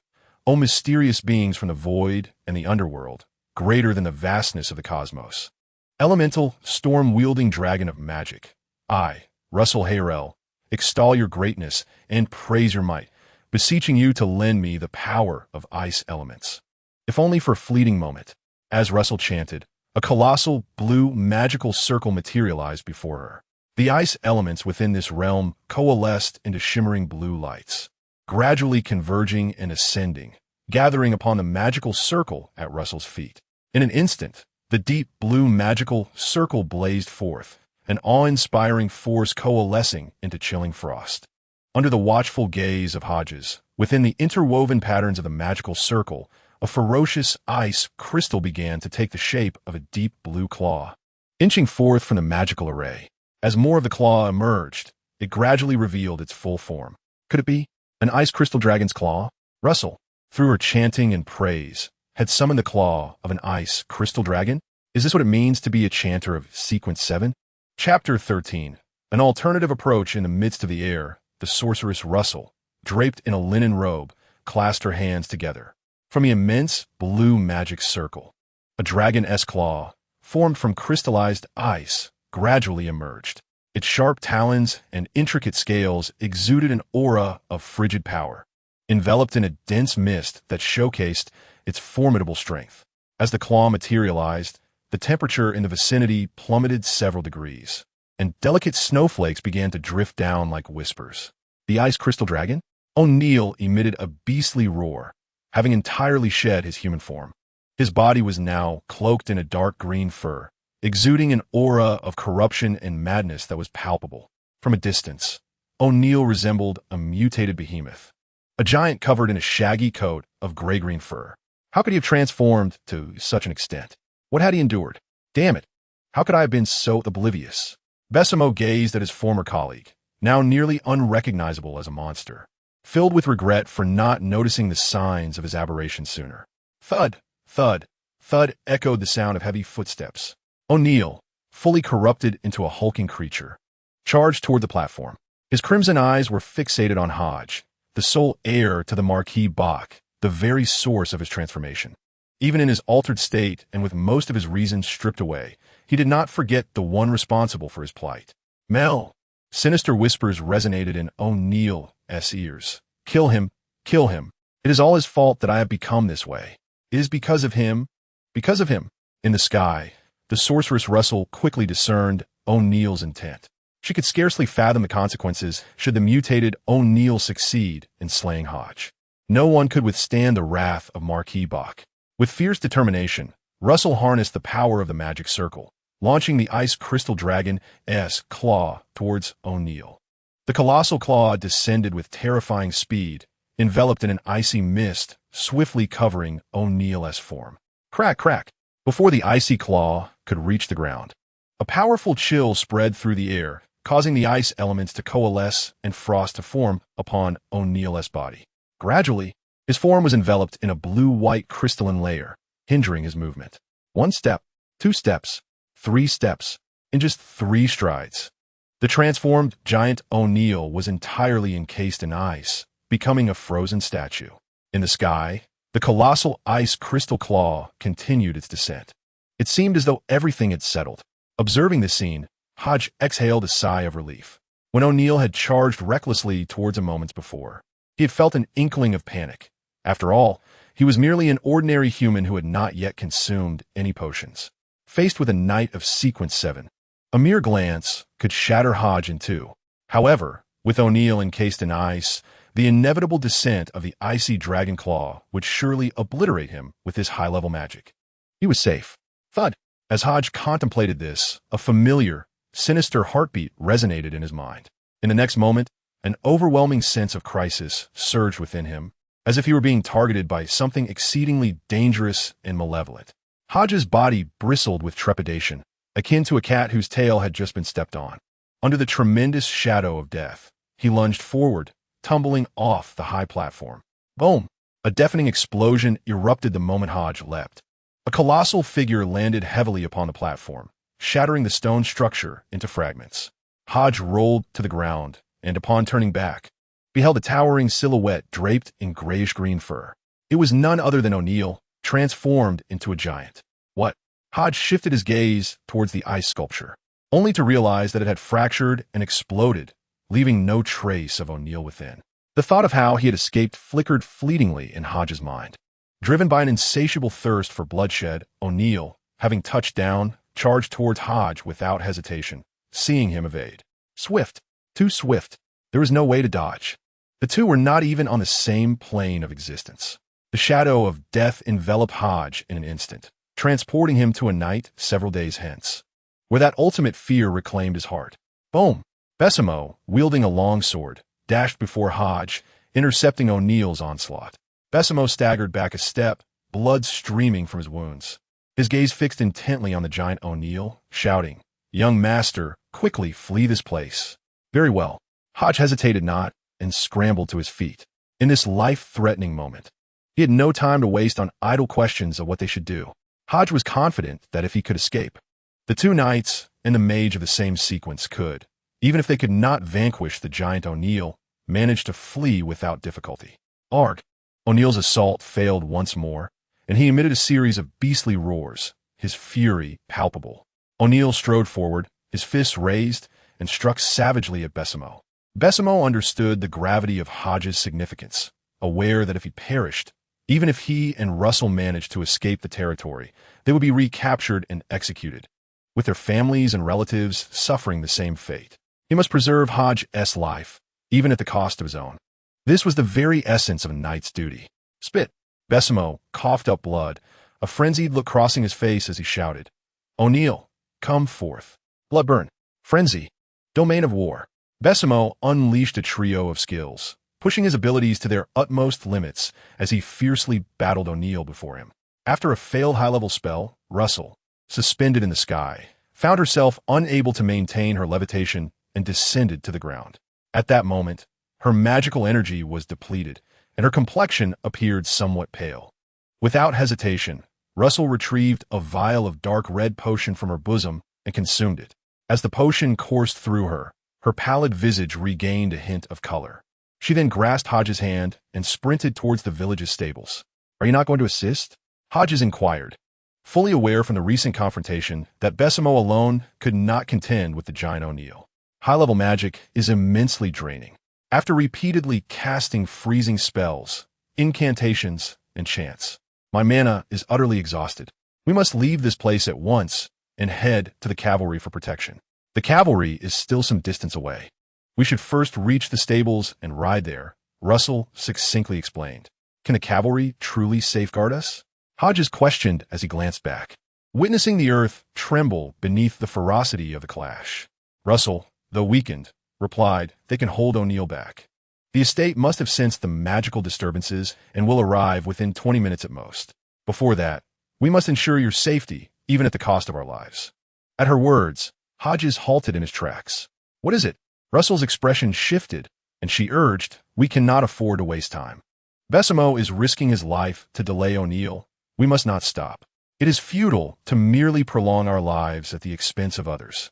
We cannot endure for 20 minutes. We must find a way to save ourselves." Hodges was perplexed.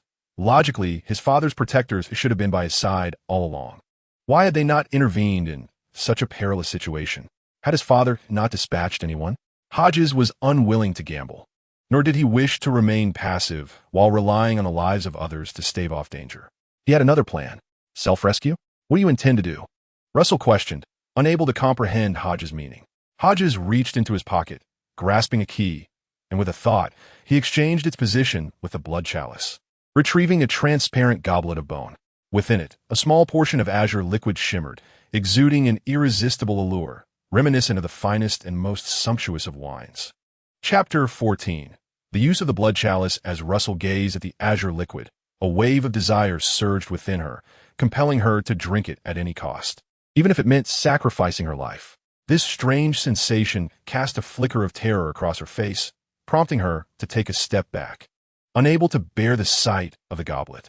This azure liquid was derived from the blood of the werewolf clan, granting a portion of the strength, speed, and reflexes of their lineage for 1 minute. However, its side effect was that the user would fall into a state of weakness for 2 hours following its consumption. As long as we can compel O'Neill to consume this potion and endure for a minute, we shall prevail against him. Hodge gazed at Russell, elucidating the potion's effects. Extraordinary materials? Werewolf blood? A debilitating effect? In an instant, Russell comprehended Hodge's intent. Typically, extraordinary materials or enchanted items are harnessed for their beneficial effects, such as the enhancement of strength, speed, and reflexes offered by this azure elixir. Yet Hodge chose an unconventional path, employing this potion as a means of weakening. With a 2-hour period of debilitation, even the giant O'Neill would be incapable of withstanding an assault from a fellow Sequence 7. His rationality had shattered. After transforming into a giant, his mind was consumed by slaughter and madness, rendering him a relentless, savage behemoth devoid of discernment. This is our opportunity, our singular chance. Should O'Neill breach the village, how many innocent lives would be lost? He would be unable to resist such a pull. Hodge regarded Russell with utmost seriousness, his voice grave. "Young master, this is perilous." Russell understood Hodge's assessment was accurate, yet she was equally aware of the immense risk involved. A misstep, and none of them would escape unscathed. Conversely, should they retreat to the cavalry, while the villagers might suffer substantial losses and the cavalry endure severe casualties, Hodge's safety would be assured. After all, the fully armed cavalry numbered 149. Even at the cost of lives, they could withstand for 20 minutes. Yet, how many lives would be lost? Russell could not guarantee that. In comparison to so many lives, I find the risk manageable. This endeavor began with me. It is only fitting that I conclude it. Hodge clutched the chalice of blood, feeling an influx of fortitude, the earlier panic and fear dissipating. A long-lost fervor surged within him once more. Even though he had ascended to nobility, becoming the esteemed figure he had long yearned to be in his previous life, he remained unwilling to gain from the suffering of others. This time, exchanging the lives of the cavalry soldiers and the innocent villagers for his own survival left him troubled. This was not the purpose of his solitary quest to unearth the traitor. He could not justify preserving himself by inflicting harm upon others. Yet Russell struggled to solidify her resolve. She could not bear such a risk. This is an order. Hodges' expression was stern. Enough. I do not wish to squander more time on this matter. Your focus now must be on ensuring O'Neill drinks this potion. Realizing she could not sway Hodge, Russell reluctantly acquiesced, redirecting her thoughts to devise a means to make O'Neill consume the elixir. Meanwhile, the titanic clash between the transformed O'Neill and Besamo raged on. Both parties are warlords of the Knightly Path Sequence 7, wielding equivalent powers and recognized as Bronze Knights of the Knightly Hall. The disparity in their strength is not particularly significant. The sole distinction lies in the fact that O'Neill has mastered 3 combat techniques, while Besamo has only 2. These techniques are a unique skill set that one can autonomously learn starting from the Knightly Path Sequence 7. Much like the various elemental magics available to a magician, the choice of combat techniques is also subjective. Some knights, feeling their physical resilience is lacking, opt to enhance their armor to fortify their flesh and skin. Others, desiring a potent strike capable of delivering a fatal blow, pursue similar abilities. Besamo's 2 combat techniques are Fury in Battle and Block. The former aims to bolster his endurance during prolonged combat, countering the adverse effects of rage and blood burning, while the latter is intended to defend against lethal attacks. For a knight, non-fatal injuries can be gradually healed due to their remarkable recovery abilities. However, should they sustain a penetrating wound to the head, heart, or other vital areas, even the most skilled magicians and clerics cannot avert death unless high-level healing magic of a saintly caliber is employed. Resurrection is an act only achievable by deities. Ha! Come on, O'Neill. Aren't you quite boastful? Is there a gap between warlords? You're not so formidable after all.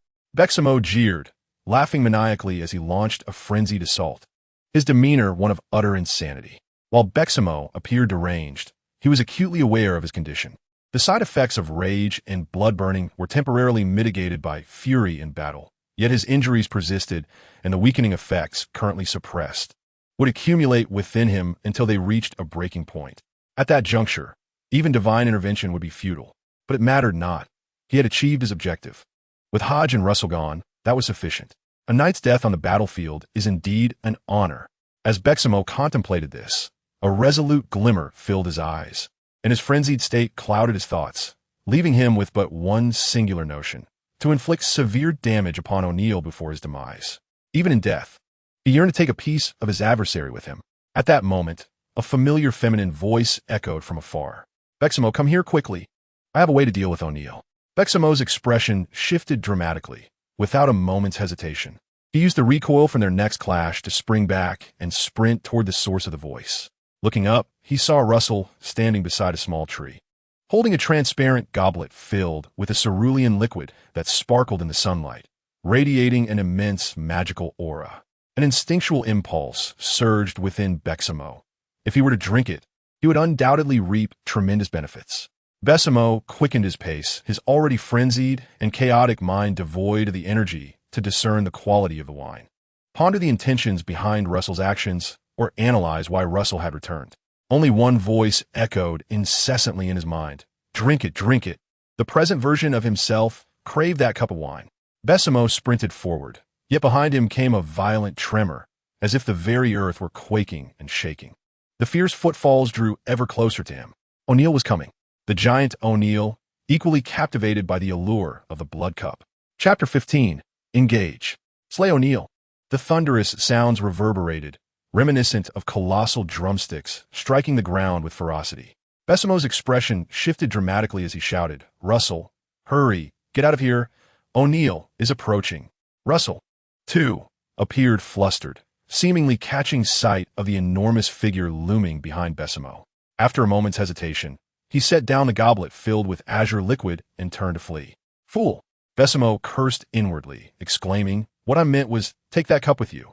With no time to reproach Russell for his panicked retreat, Besamo hastened his steps, employing his war domain skill to burden O'Neill behind him, hoping to delay him long enough to consume the wine. In just a few breaths, Besamo had covered more than 50 meters, now but a step away from the drink beneath the great tree. A flicker of delight crossed his face. Though he was unaware of the wine's effects, he trusted that Russell would not betray him. Russell's return hinted at the wine's miraculous properties, capable of aiding him against O'Neill. With a leap, Besamo reached for the goblet. At that moment, a stout hand, covered in gray-green fur, seized his ankle. In an instant, a tremendous force yanked Besamo backward, slamming him harshly to the ground. Boom! Besamo crashed down, creating a deep crater, his body racked with pain, unable to stand. The towering figure, cloaked in gray-green fur, loomed before the azure goblet, a grotesque expression of avarice and desire etched across his face. Without hesitation, he grasped the cup, opened his mouth, and drank it down in one swift motion. After consuming the azure liquid, O'Neill carelessly tossed the goblet aside. It struck the ground with a forceful thud, embedding itself deeply into the earth, yet remaining intact. O'Neill slowly turned, his gray-green fur thickening once more, his fingers and toes elongating into sharp, scythe-like claws. The aura of madness and decay surrounding him intensified, grotesque sores beginning to mar his skin. Oblivious to this transformation, he howled to the heavens, unleashing a beastly roar. A woo! At this moment, O'Neill resembled a werewolf awakened beneath the moonlight. It was over. Besamo, witnessing this scene, turned pale, realizing that everything had come to an end. He was already ill-equipped to contend with the tainted O'Neill, and now that he had consumed Russell's enhancement elixir, his chances were even slimmer. Just then, a beam of green light shot from the distance, illuminating Besamo. Healing. The glow surged across his countenance, and his wounds began to heal gradually. Besamo hastily turned to see that Russell had, unbeknownst to him, arrived at his side, employing a healing spell to mend his injuries. "Don't mind me, just go. I'll hold him off." Besamo struggled to rise, urging urgently, "Take this potion." Russell produced several vials of dark red elixirs from his cloak and tossed them to Besamo. He uncorked one and poured its contents into his mouth, feeling his complexion brighten considerably. He drew forth his long sword, which had been stuck in the mud, keeping a vigilant eye on O'Neill to prevent any sudden assault. "We shall try once more. Can you hold him for a minute?" Russell retrieved his magic staff, his linen robe billowing without wind, his voice cold and resolute. Besamo did not inquire about the reason. Time was of the essence, and he could not afford to waste it. Instead, he laughed heartily. Not just a minute, I could hold him for 10. As long as young Master Hodge escapes, our sacrifice will not be in vain." Mud. Russell raised his staff, directing it towards the giant O'Neill, uttering a word in the ancient Reborn language. In an instant, a complex alchemical array illuminated beneath O'Neill, causing the earth beneath him to soften, transforming into a flowing mire, pulling him downwards. The sorcerer's 9th-tier alchemy. Through prior arrangement, coupled with his own magic, he could swiftly enact a change in material structure, enabling the casting of other elemental spells. O'Neill plummeted suddenly, struggling violently, resembling a fish thrashing in mud, sinking deeper with every effort to escape. Did it succeed? A flicker of joy crossed Besamo's face as he exclaimed, "Russell, quickly cast a freezing spell to encase this area, trapping O'Neill in the mire. This will grant us ample time to flee." "No, he possesses other capabilities." Russell remained composed, her gaze fixed intently on O'Neill's movements. She had not forgotten that when she had attempted to freeze him, he had employed a special technique to teleport short distances, forcibly breaking free from her control. As Russell's words fell, O'Neill's form twisted bizarrely, vanishing abruptly into the mire. Damn it! What battle techniques has he learned from the Knight's Hall? How can he forcefully escape control and teleport? Besamo cursed inwardly, gripping his sword tightly as he charged forward, swinging fiercely. Boom! The sword collided violently with O'Neill's arm, covered in grayish-green fur, kicking up a massive cloud of dust. O'Neill's towering figure materialized before them.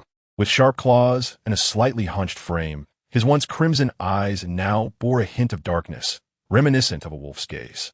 Was this the transformation inherited from the bloodline of the werewolves? Russell observed the spreading decay with acute awareness.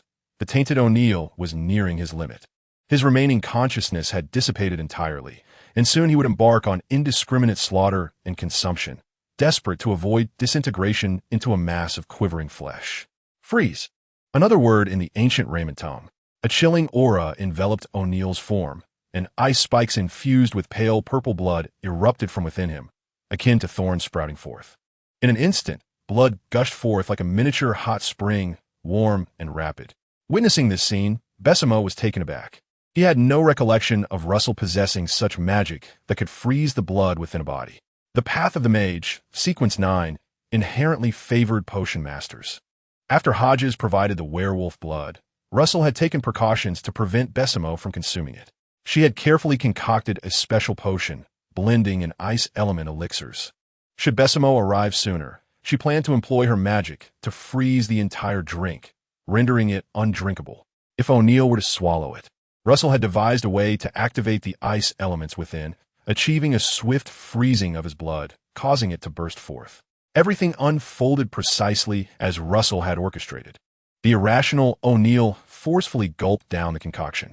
A cry of anguish escaped him as he violently tore away the ice spikes, even ripping flesh from his body, leaving him drenched in blood.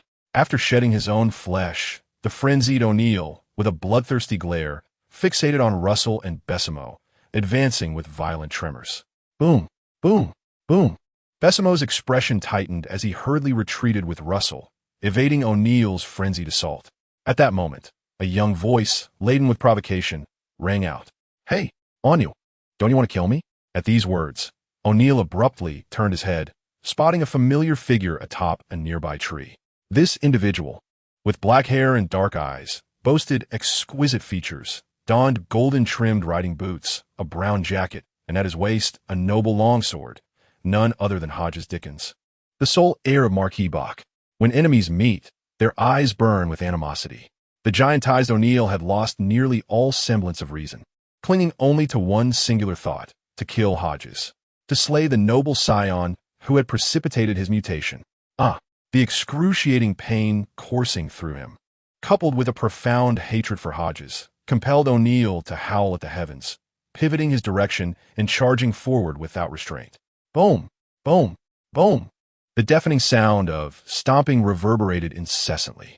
Under the formidable weight of O'Neill, vast and deep craters began to emerge one after another. With remarkable swiftness, O'Neill charged toward Hodge, perched atop the great tree. In mere moments, the distance between them shrank to less than 100 meters. For a night, transformed into a monstrous giant. Such a distance would not exceed 5 seconds. Witnessing this scene, Hodge, standing atop the tree, once again felt the chilling dread of facing death. Yet this time, he was not afraid, for everything was unfolding as planned. With a slight flick of his thumb, Hodge opened the golden pocket watch in his hand, silently counting the seconds. 57. O'Neill leaped forward, closing the gap by over 20 meters. 58. Another stride, further diminishing the distance. 59. O'Neill leaped high into the air, soaring over 50 meters, raising his bloodied fist and charged ferociously towards Hodge. 60. With a decisive snap, Hodge closed the golden pocket watch and shouted, "Time's up, strike." As his words fell, Hodge leaped from the tree, rolling to evade. In that moment, Besamo, who was desperately racing to halt O'Neill, felt a moment of confusion. Strike? What does that mean? The next instant, O'Neill collapsed, as if all the air had been drawn from him, plummeting mid-leap, his formidable presence waning as he fell into a peculiar state.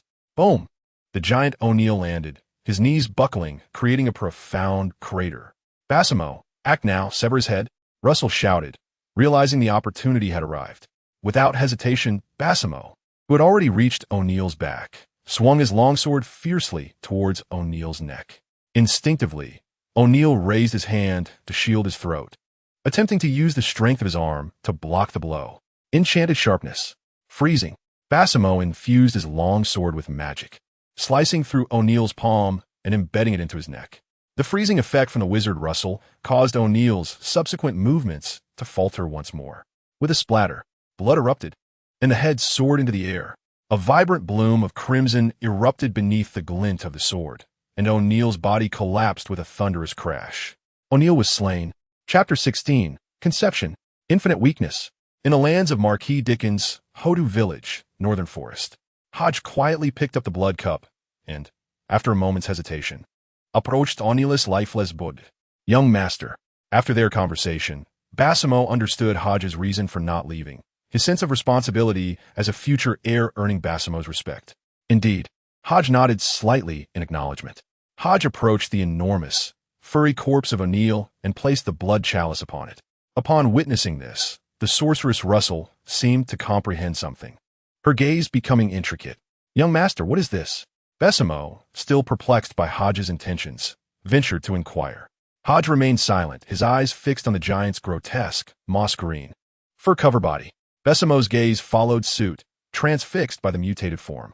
Under the watchful eyes of the trio, the pale purple blood upon the gray-green fur began to eerily glow crimson, as if reanimating. This sight startled Basimo, who nearly raised his sword, fearing O'Neill had returned from the dead. Yet, seeing Russell and Hodge remain composed, a spark of realization flickered in Basimo's mind, prompting him to redirect his attention to the chalice. At that moment, streams of blood gradually trickled up the chalice's walls, flowing back into the white-bone goblet, as if time itself were reversing. As the pale purple blood accumulated, an unsettling chill began to manifest. In an instant, the blood surged and bubbled, fine crimson threads progressively spreading to envelop the headless, furry form. Before the trio's eyes, O'Neill's corpse began to decay, the pale purple blood slowly darkening. Within mere breaths, the towering, 3-meter-tall furry body withered away, its fur desiccated, transforming into a mere cadaver. All the blood was completely absorbed by the white bone chalice, and the flowing purple liquid diminished from full to a scant half, the blood's metallic scent dissipating, replaced by the alluring aroma of an exquisite wine, exuding an endless allure. The overwhelming temptation caused Basimo to blanch, involuntarily retreating a step, feeling a wave of nausea wash over him.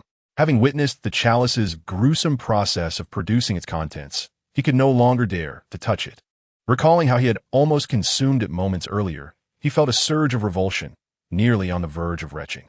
Russell, having observed the scene, wore a complex expression, biting her lip as she asked, "Young master, is this chalice a magical artifact or a sealed object?" Magical artifact? Sealed object? These were the differing terminologies established by the three major churches. In essence, all magical artifacts possess certain side effects, as their nature arises from the mutations of primary materials used in potions combined with other items. Some mutated items exhibit formidable abilities with minor side effects, while others may be weak yet carry terrifying negative consequences, leading individuals to unwittingly succumb to the influence of malevolent deities. Thus, the three major churches instituted regulations concerning magical artifacts. Those deemed excessively dangerous beyond a certain threshold are classified as sealed objects, assigned special identification numbers, and registered accordingly. The vast majority of sealed objects belong to the three churches, with only a select few nobles and powerful extraordinary beings permitted to wield them. Russell's inquiry aimed to discern from Hodge the extent of the side effects associated with the white bone chalice. Will it reach the level of a sealed artifact? This item has not been rated by the church, nor do I intend to submit it for evaluation. Hodge silently lifted the blood chalice, attuning himself to the essence of the crimson liquid. In his mind, the silver key began to unveil lines of blood-red text. Blood purification. Acquired diluted mutated giant blood. Effect 1. Upon consumption, temporarily grants the combat power of a sequence 7 giant, along with the ability to briefly utilize various giant talents, lasting for half an hour. Negative effect. Total collapse, emergence of gray-green fur, onset of frenzy, aberration, madness, and bloodthirsty slaughter, ultimately resulting in complete disintegration into flesh. Effect 2. Serves as the primary material for the promotion from Sequence 8 to Sequence 7, providing all the energy required for potion brewing. Negative effect. Risk of mutation phenomena, which can be purified through special methods. Effect 3. Can be consumed in small doses, combined with specific herbs to neutralize, gradually achieving mastery over the full power of giant blood. Negative effect. Potential for a degree of aberration due to the accumulation of mutated blood, resolvable through potion formulation. Hodge gazed at the lines of text in his mind, somewhat astonished. This time, the chalice had revealed 3 distinct uses. Among them was the function of serving as a substitute for the primary material in potion brewing, which was understandable, as O'Neill had ascended from Sequence 9 to Sequence 7. Possessing portions of Sequence 9, Sequence 8, and Sequence 7 potions, including both primary and auxiliary materials. In simpler terms, if there were a method to separate them, one could potentially obtain portions of the potions from Sequence 9 to Sequence 7 along the nightly path. However, in practice, separation was nearly impossible. On one hand, the potions had long been perfectly assimilated by O'Neill, merging into his very being, and on the other hand, as O'Neill underwent mutation, the essence of the potions had also transformed, rendering the use of these altered potions as primary materials highly likely to result in monstrous outcomes. Most knights would hesitate to attempt this unless purified by the church's clergy. The first use was akin to a suicidal strategy, to be employed only in desperate circumstances, risking mutation into a monster to achieve mutual destruction with an enemy. The second use involved gradual consumption to slowly master the powers of the mutated giant. It appeared that he must choose the path of the mage, as he needed to possess the skills to concoct potions himself before daring to ingest the blood purified by the chalice. Otherwise, it would be excessively perilous, as entrusting it to another was utterly untrustworthy. Hodge had initially contemplated the nightly path, but after this battle, he realized that the mage path suited him far better, especially with his ability to concoct potions, which, when paired with the chalice's power, was simply extraordinary. It was merely by chance that he encountered the completely mutated and deranged O'Neill. Otherwise, he would not have foolishly consumed the blood wine, ultimately succumbing to weakness. Had he faced someone else with retained rationality amidst their mutation, such as the slothful high priest, it would have been entirely ineffective. However, if Hodge were to become a Sequence 9 apothecary, the circumstances would be entirely different. He could effortlessly concoct a stimulating poison arrow using the magic tome and the diluted blood of werewolves combined with various potions. The moment the arrow penetrated the skin, its effects would be instantaneous, proving far more reliable than ingestion. Moreover, through the refinement of effects and the incorporation of various magical materials, he could shorten the duration of the blood's beneficial effects while hastening the onset of its detrimental ones. This would effectively grant Hodge an arrow that could weaken endlessly, an item far superior to ordinary magical artifacts in both subtlety and peril. Chapter 17. The Beaked Doctor. As long as he could render his enemies feeble, he would be able to dispatch them with swiftness. However, prior to this, it was crucial to ascertain whether the wild wolves within the fief possessed the diluted bloodline of werewolves, as this was the key to concocting the weakening potion. Contemplating this, Hodge silently resolved to name the potion he was about to prepare the weakening elixir. While Hodge was lost in thought, Besimo furrowed his brow as if sensing something amiss. Suddenly, he lifted his gaze towards a grand tree. Atop its branches stood a figure as dark as ink, quietly observing the trio. Under the scrutiny of this individual, Besimo was overwhelmed with a surge of inspiration, accompanied by an intense fear and a sense of impending doom, as if every cell in his body were screaming in terror, urging him to flee. Despite his fear, Besimo resolutely positioned himself in front of Hodge. Russell, without hesitation, raised his wand to shield Hodge as well. The two fixed their stares upon the shadowy figure, prepared to unleash their powers at the slightest hint of danger, ready to facilitate Hodge's escape. Master Hodge, when the battle begins, you must run without looking back. This individual is formidable, stronger than O'Neill. We will do everything in our power to hold him back. Flee as far as you can. The Marquis reinforcements will arrive within 3 minutes. Rest assured, you will be safe, Besimo whispered urgently. Russell echoed, Master Hodge, this foe is beyond our capabilities to confront. Let us depart. You have done all you can. Upon hearing their words, Hodge felt no panic. He sensed no murderous intent emanating from the shadowy figure. After several brushes with life and death, Hodge had become acutely sensitive to the presence of malevolence, and his instincts were remarkably accurate. For instance, he had felt something amiss with O'Neill, who indeed had undergone a transformation. Perhaps this was the special intuition he had gained after entering that mysterious realm. As Hodge pondered, he suddenly noticed the dark figure atop the tree had vanished. Gone? Bessemo's expression shifted, and he hurriedly scanned the surroundings for the shadow's whereabouts. Yet in the next moment, Bessemo froze in shock. Unbeknownst to him, a pitch-black staff had already been pressed against the nape of his neck, and an overwhelming wave of paralysis caused him to collapse. Beside him, Russell too was ensnared by some unseen force, his wand slipping from his grasp as he stood utterly motionless.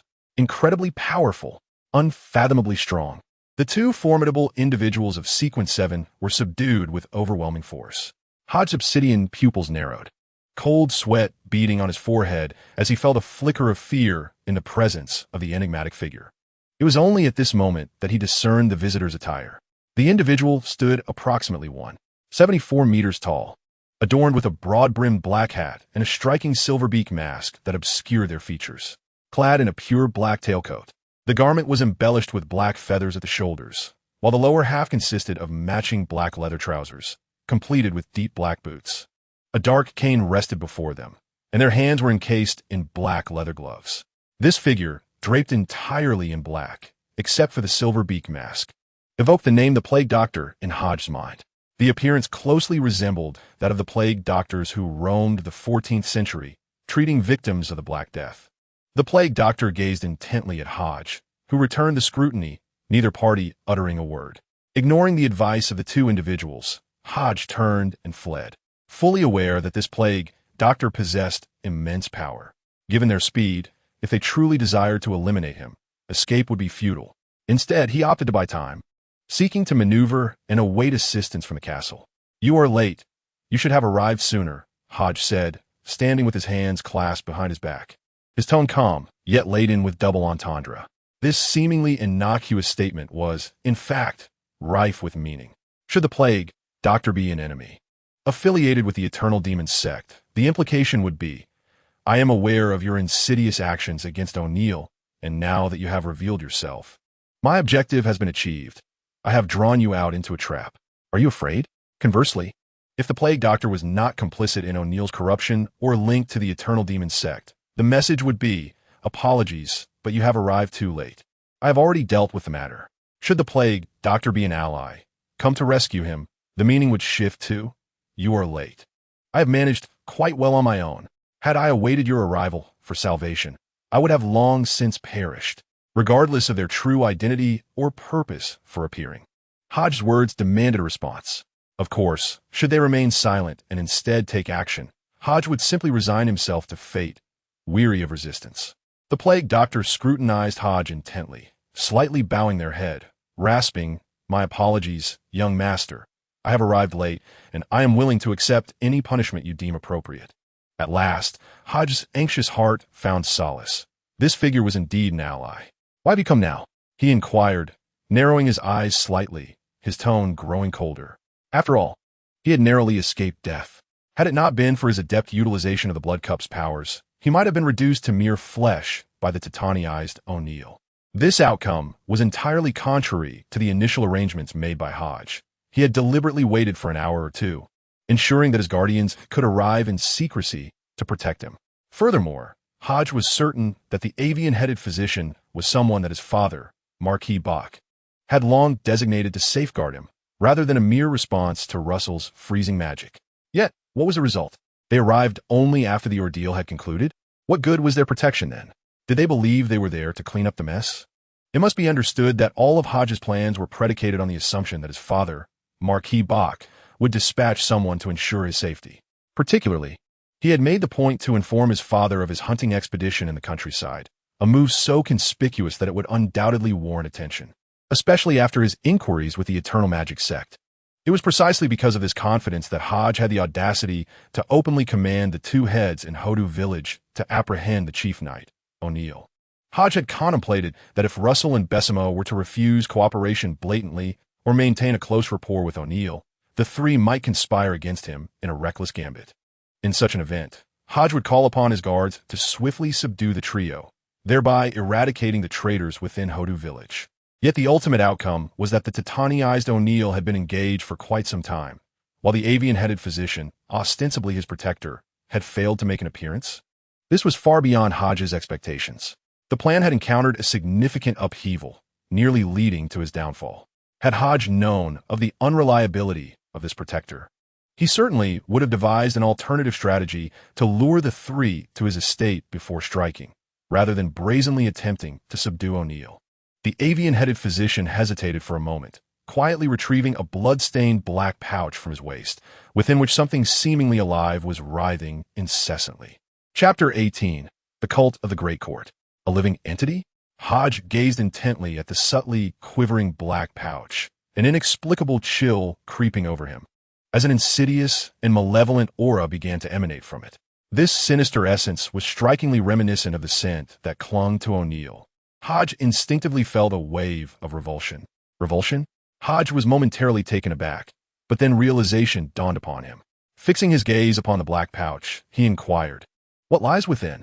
"Young master," came the reply. "This contains the malevolent relic of the cult of the Great Court, possessing profound corruptive power, capable of causing extraordinary individuals traversing the night's path to unwittingly descend into madness, transforming into fervent devotees of the giant kin.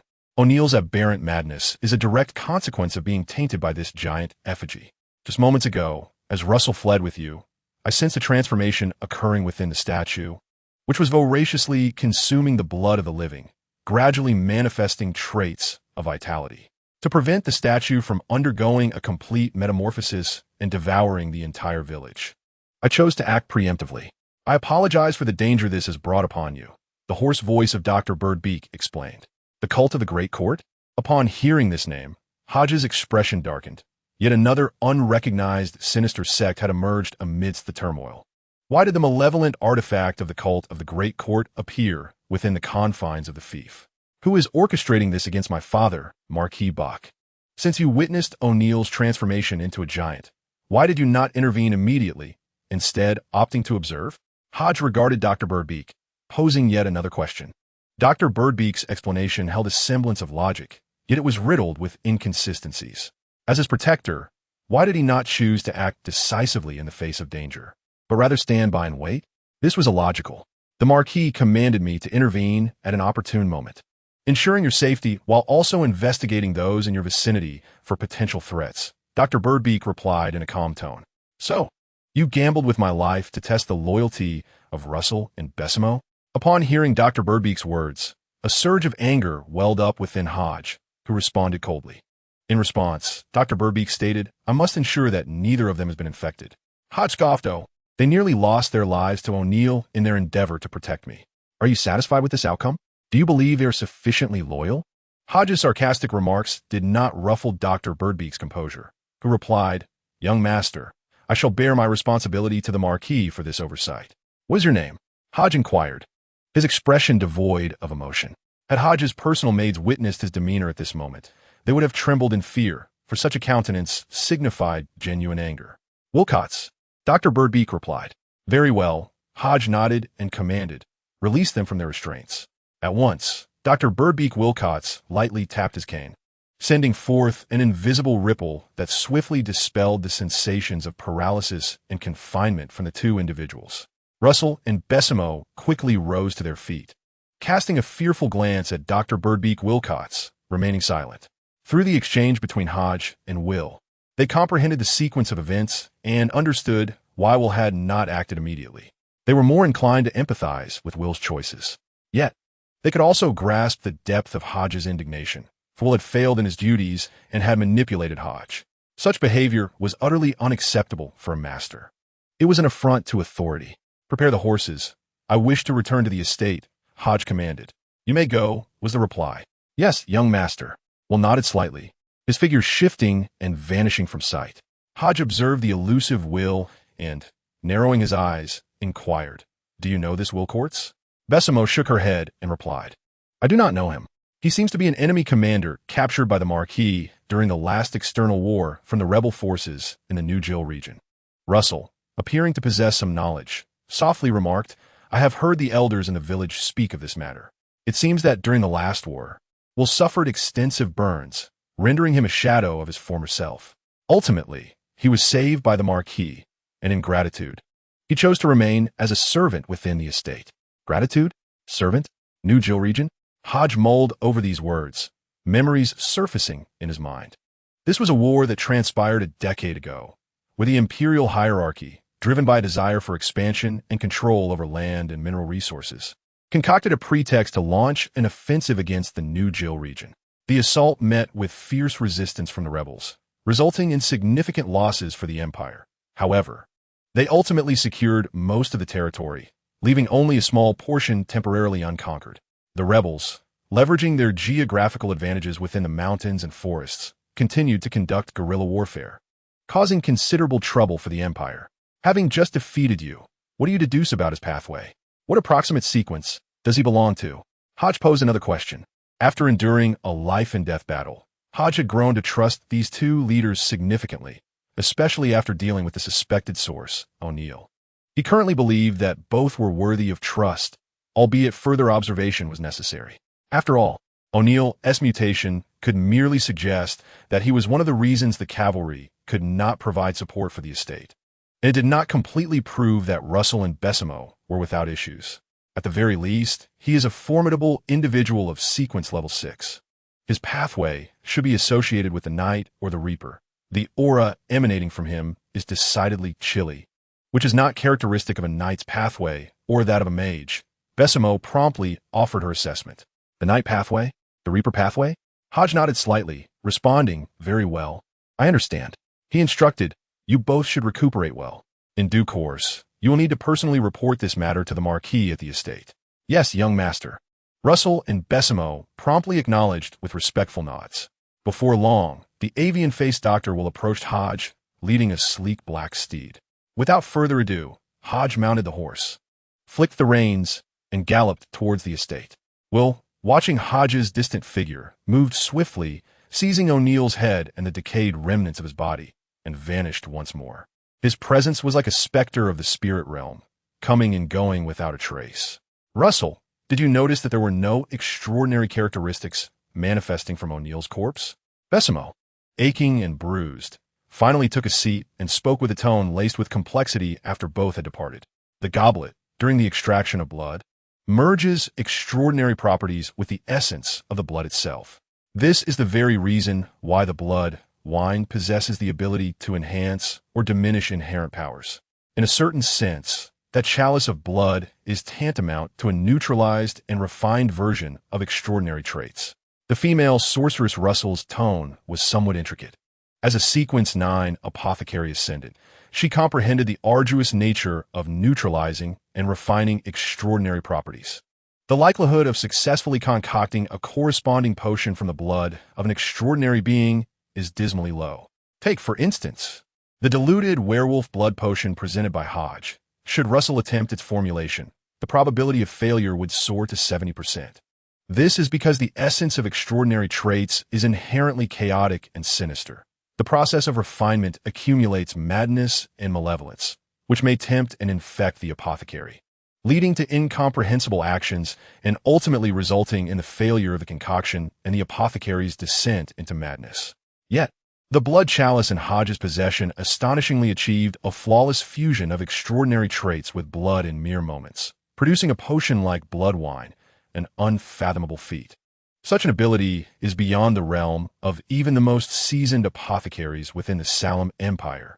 Upon hearing this, Besamo's expression grew grave as he inquired, "According to your estimation, what level would that goblet attain if submitted to the 3 major churches for evaluation?" "At least a level 3 sealed artifact. Possibly even a level 2, Russell replied. Besamo furrowed his brow, earnestly recalling the knowledge imparted to him by the Night Hall and the church. He spoke slowly. For a level 3 sealed artifact from the Church of Light, a minimum of 2 low-sequence extraordinary beings must jointly apply for its use, as it is deemed to possess certain risks and the potential for downfall. A level 2 sealed artifact is classified as extremely dangerous by the Church. Improper handling could result in the collective annihilation of a village or town, corresponding to the mid-sequence tier. Our current standing remains in the low sequence. Only from sequence 6 onwards can one be referred to as mid-sequence. Thus, the goblet in the young master's possession is a fusion of extraordinary traits of sequence 6 or higher. Indeed, just now, we'll mention that O'Neill was tainted by the giant statue, which subsequently acquired the characteristics of life. Once awakened, it would devour the entire village. This indicates that the giant statue that corrupted O'Neill is also a remarkable item of mid-sequence caliber. Russell murmured in acknowledgement, recalling Will's words. The ability to manage the mutations of mid-sequence wondrous items suggests that Will is at least a Sequence 6 powerhouse, if not higher. What on earth is happening? Why are mid-sequence wondrous items appearing in succession? Besamo felt a headache coming on. The Marquis would undoubtedly summon them, and it seemed a multitude of troubles would ensue. More than this, I am curious about the side effects of the blood chalice. What could they possibly be? Russell reminisced about the extraordinary occurrences surrounding the blood cup, murmuring to himself, such a remarkable artifact undoubtedly carries significant adverse effects. I wonder what means the young master employed to counteract them. Chapter 19. Father Hodge galloped furiously toward the estate. Although numerous uncertainties lingered, the general circumstances remained within the realm of his plans, marking the resolution of one matter. Now, he must ascertain what transpired during his mother's visit to the gathering with Her Highness the Princess. In recent days, if anything seemed peculiar, it was certainly the journey to the Black Thorn Manor for the princess's gathering. The second oddity loomed ahead, the banquet scheduled for a few days hence. Hodges' father was not one to indulge in revelry or social engagements, nor was his mother. Despite her lineage from a wealthy merchant family, she possessed a trace of royal blood, making her a quasi-noble, and her standing within the social circles of the Salem Empire was quite respectable. She typically did not seek the limelight. What could possibly compel them to host that banquet?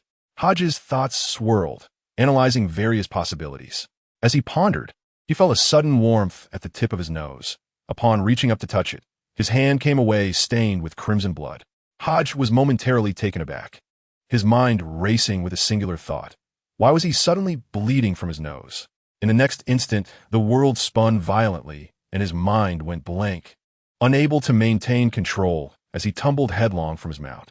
A shadowy figure suddenly appeared, catching him as he fell. Time seemed to stretch indefinitely, and when Hodge finally opened his eyes, he sat upright in astonishment. The intricately patterned ceiling, the exquisite crystal chandelier, the landscape oil paintings, and the pale yellow sunflowers in the vase all appeared unchanged. Am I back again? Hodge felt a wave of confusion wash over him, as if he had just awakened from a dream, or rather, a layer dream, a dream within a dream. At that moment, a gentle voice resonated in his ear. How do you feel? Is there anywhere that discomforts you? Upon hearing the voice, Hodge swiftly turned his head to see a man sitting quietly by his bedside. With warm brown eyes, dark hair, and soft facial features, he exuded an air of elegance and tranquility. It was none other than the lord of the estate, Hodge's father, Marquis Bach. Father, Hodge exclaimed with joy, but then faltered, his mouth opening in confusion as he asked, What happened to me? You fainted during your return journey and lost quite a bit of blood from your nose. I had the physician examine you. He assured me that you are fine, attributing your dizziness and fainting to excessive fatigue. You have exhausted yourself, Marquis Bach explained softly, picking up a glass from the table. He opened a medicinal packet, retrieving several pure white pills, which he handed to Hodge, saying, Here, take your medicine. All right. Hodge replied obediently, accepting the glass and the pills, pouring them into his mouth. He took a sip of water and tilted his head back, swallowing the tablets down his throat. Do you have nothing to say? For instance, why venture to Hodge Village? What prompts the need to confront O'Neill? Or, how did you come to suspect O'Neill's transgressions? Moreover, who bestowed that wine glass upon you? Marquis Bach placed the glass upon the table, casually inquiring. Hodge pondered for a moment before asking, Father, do you believe in me? Indeed, the Marquis replied, gently nodding, his tone remaining warm. I await your revelation. If you feel the moment is not yet ripe, you need not divulge anything. Share your thoughts when you are ready. Listening to his father's soothing words, Hodge felt a wave of warmth within. He deeply cherished the familial bonds he had gained after his transition and the affection from his parents. In his past life, he had been born in an orphanage, struggling alone, devoid of companions. He despised festive occasions, for while the world outside sparkled with lights and laughter, he would remain isolated in his rented room, scrolling through mundane short videos to alleviate his sorrow. Hodge was also fond of reading, having perused numerous online novels. Yet, whenever he witnessed protagonists striving earnestly to return to Earth, he felt no resonance, for he harbored no attachment to that world. Work was merely a means to survive. However, this time was different. In this new realm, he experienced the warmth of familial love for the first time, feeling the affection of parents, even though it had once eluded him. At this moment, he yearned to protect those he cherished most, to safeguard this precious bond of kinship, and to shield his parents in this life. This was what mattered most to him, even if it required every ounce of his strength. Hodge would not allow anyone to wrest them away from him again. "Father, grant me a little more time. Once I have unraveled the matter, I shall share everything with you." Hodge spoke softly. "Very well," the Marquis replied with a gentle nod, reaching out to ruffle Hodge's hair. "Speak whenever you wish. As long as I am here, no one can harm you. Should you require any support, do not hesitate to let me know, and I shall allocate the resources of the estate to assist you."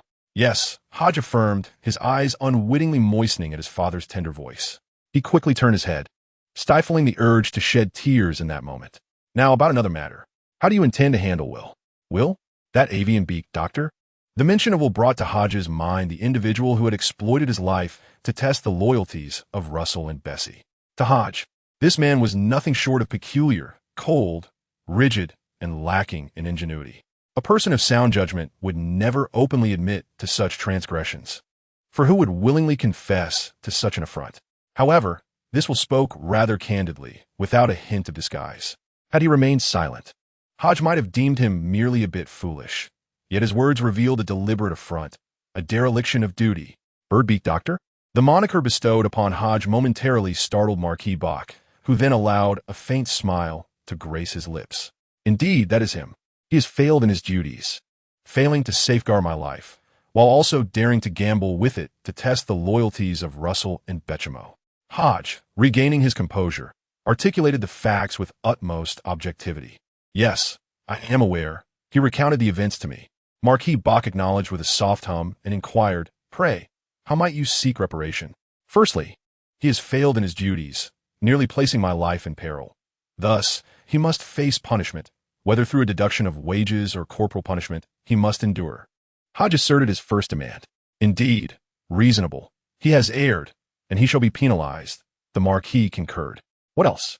"Furthermore, he has exploited my life to test the loyalty of Russell and Betchamo, an action that greatly displeases me. Therefore, I demand that he serve as my servant for 7 days, to be at my beck and call, laboring without complaint." Hodge proposed another condition. "As a guardian, to defy authority is a capital offense. Is 7 days sufficient? Otherwise, I could arrange for him to serve you indefinitely. What say you?" Marquis Bach pondered, suggesting this alternative.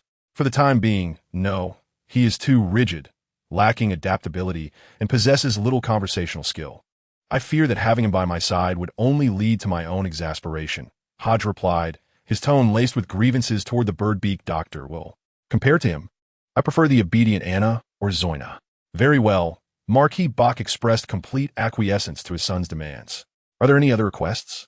"Lastly, I wish to ascertain his rank within the hierarchy, his background, the nature of the giant court sect, and the identity of that malevolent artifact." Hodge directed his final inquiry toward his father, the Marquis. Chapter 20. The Path of Death. Marquis Bach responded with a light hum, unfazed by the multitude of questions posed by his son Hodge. After all, any rational individual encountering such phenomena would surely seek to uncover the truth. "You are soon to ascend to rank 9. Thus entering this realm, certain matters ought to be disclosed to you." The Marquis gazed earnestly at Hodge and gently articulated.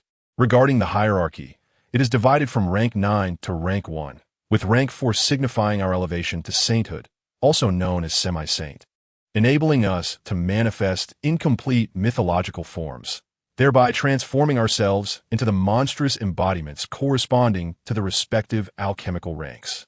The O'Neill you encountered was ultimately corrupted by the malevolence of the giant court sect, leading to a backlash of the alchemical forces within him, transforming him into a monstrous giant, driven by madness and bloodlust.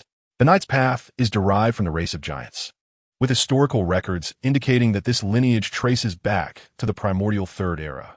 In fact, the evidence of their existence stretches even further back, potentially to the early Second Era. The cult of the Great Court, a nefarious organization that thrived during the Third Era, venerates primal worship, believing that the original giants are the most formidable beings. They pay homage to ancient giant statues and employ primitive, brutal, and sanguinary methods to extract power from the bodies of extraordinary beings of other giant paths. As a knight's path is intrinsically linked to the giant path, in recent years, they have set their sights on the knights of the Knights' Hall. Through various means, they have bestowed ancient giant statues upon these knights, offering them the prospect of advancement, albeit at the steep price of corruption, madness, and death. This malevolent artifact, known as the worship of the ancient giants, is rumored to have originated in the Third Era, crafted from the residual bloodline of the ancient giants, ultimately falling into the hands of the cult's leader. Through blood rituals and the slaughter of living beings, he activated the special powers sealed within it. Utilizing this artifact, the cult of the Great Court has fashioned numerous giant statues to expand their faith and recruit followers. The object brought by Will is but a fragment of the worship of the ancient giants. Is it a type of magical artifact that has a mother-child relationship? After being introduced by his father, Marquis Bach, Hodges' expression grew grave as he pondered. The so-called mother-child magical artifacts consist of a unique mother artifact, while the child artifacts can be numerous, with the two corresponding to one another. The mother artifact imparts unique attributes, enabling the child artifacts to infect, harm, or influence other users. As long as the core of this malevolent object is not destroyed, new giant statues can be continuously created, perpetuating the corruption of extraordinary beings along the knight's path, thereby achieving some unspeakable secret. Marquis Bach's demeanor also turned serious, as he has always held a zero-tolerance stance towards cults. Especially now, the cult has audaciously targeted him and nearly harmed his son. This is something he cannot tolerate under any circumstances. "Father, what do you intend to do?" Hodge asked softly, looking at Marquis Bach. Unfazed, the Marquis replied, "I will investigate thoroughly. Anyone who sells this malevolent artifact to my knights shall pay the price. I will inform the church and the Knights' Hall, collaborating with them to seek out the cultists of the Great Court within the imperial capital and my fiefdom, capturing them all and executing them according to the law." Indeed, Hodge responded with a slight nod. He was unsurprised by his father's reaction and, after a moment's contemplation, inquired, "Father, how do you plan to handle Russell and Bezimo from Hodu Village?" As the second and third leaders of Hodu Village, they failed to detect O'Neill's anomalies and did not report in a timely manner, which is a dereliction of duty. Yet, they fought valiantly to protect you, and their merits outweigh their faults. After weighing their actions, I shall grant them some reward. The Marquis answered, "Father, regarding their current state, I believe it is necessary to further discern and investigate to prevent any unforeseen circumstances." Hodge expressed his views. The relocation of their cavalry unit from Hodu Village was indeed Hodge's primary objective for this journey. Seizing this opportunity, Hodge naturally aimed to achieve his goal. "I shall arrange this matter. During this period, I will appoint someone else to oversee the cavalry regiment. They must first pass the scrutiny of the church, the Knights' Hall, and the Mage Association." Marquis Bach would not reject his son's suggestion. "As for your inquiry regarding Will's origins and rank," Marquis Bach paused slightly, carefully choosing his words before continuing. "Will Cortez is a high-ranking member of the rebel forces in the New Gil region, having once commanded an army of over 5,000. In a confrontation, he was defeated by my subordinate, and during his flight, he inadvertently entered a blaze, ultimately being rescued by me and becoming my slave. He has been by my side for a decade, and his loyalty is beyond question. He is of the 6th rank in the Path of Death, known as the Lord of the Undead, possessing abilities such as controlling the bodies of the deceased, commanding skeletons, shepherding the souls of enemies, merging with shadows, spirit manifestation, and probing the true forms of ghosts, among others. As a mid-tier practitioner of the Path of Death, his abilities allow him to silently follow and protect his master within a certain range, and he can summon the slumbering dead to assist him. Hodge nodded slightly, feeling he had gained considerable insight, now familiar with a new path, the Path of Death, a formidable route that enables one to control, summon, and shepherd the deceased and undead creatures. Practitioners of this path can even transform themselves into the undead, embodying a terrifying and sinister essence. It appears this path is exceptionally powerful. I witnessed him subduing Russell and Bezimo without utilizing any extraordinary abilities, Hodge inquired. The ebony staff in his hand is a unique sealing artifact, rated approximately as a level 3 seal by the church. Its fundamental abilities include paralysis, confinement, summoning, rapid casting, and alchemical arrays, while the negative effect entails that the user will endure 1/3 of the magical backlash, accompanied by an unbearable itching sensation. For instance, when he used paralysis and confinement to subdue Russell and Bezimo, he also suffered 1/3 of the magical backlash, being similarly paralyzed and confined. However, due to the disparity in rank, Will held an absolute advantage, and the path of death is particularly unique, allowing him to be immune to certain physical anomalies. Hence he did not perceive any issues. This ebony staff was crafted by artisans utilizing the extraordinary traits of mages. Thus its negative effects are also related to the mage path. Once you attain rank 9, I shall bestow upon you a sealing artifact with less severe negative effects for your use. Marquis Bach gazed at Hodge and continued. The goblet that can neutralize and extract the extraordinary characteristics of O'Neill is indeed a unique sealed object.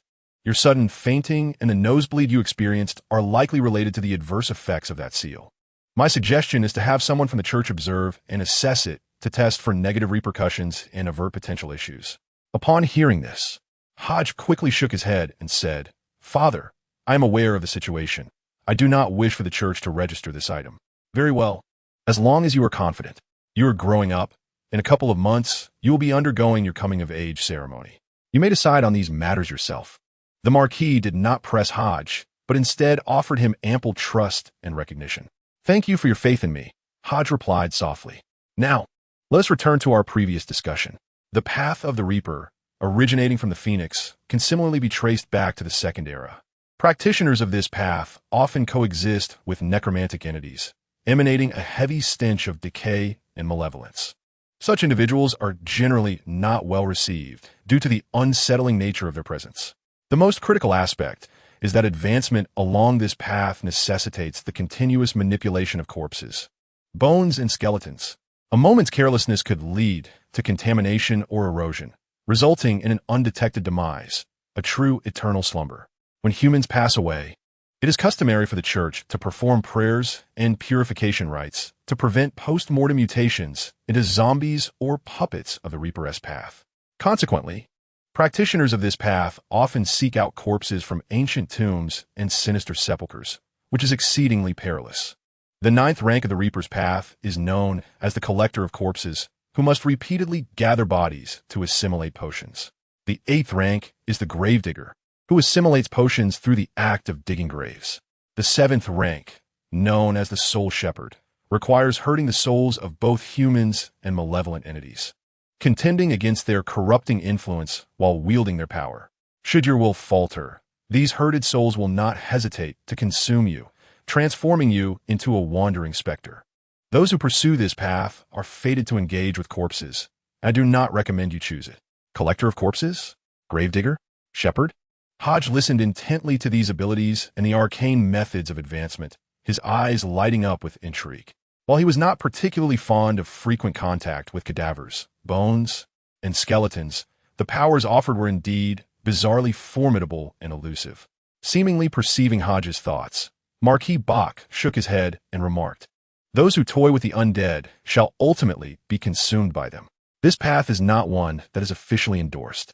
To cultivate within this rank means forfeiting your chance to join the 2 major official factions.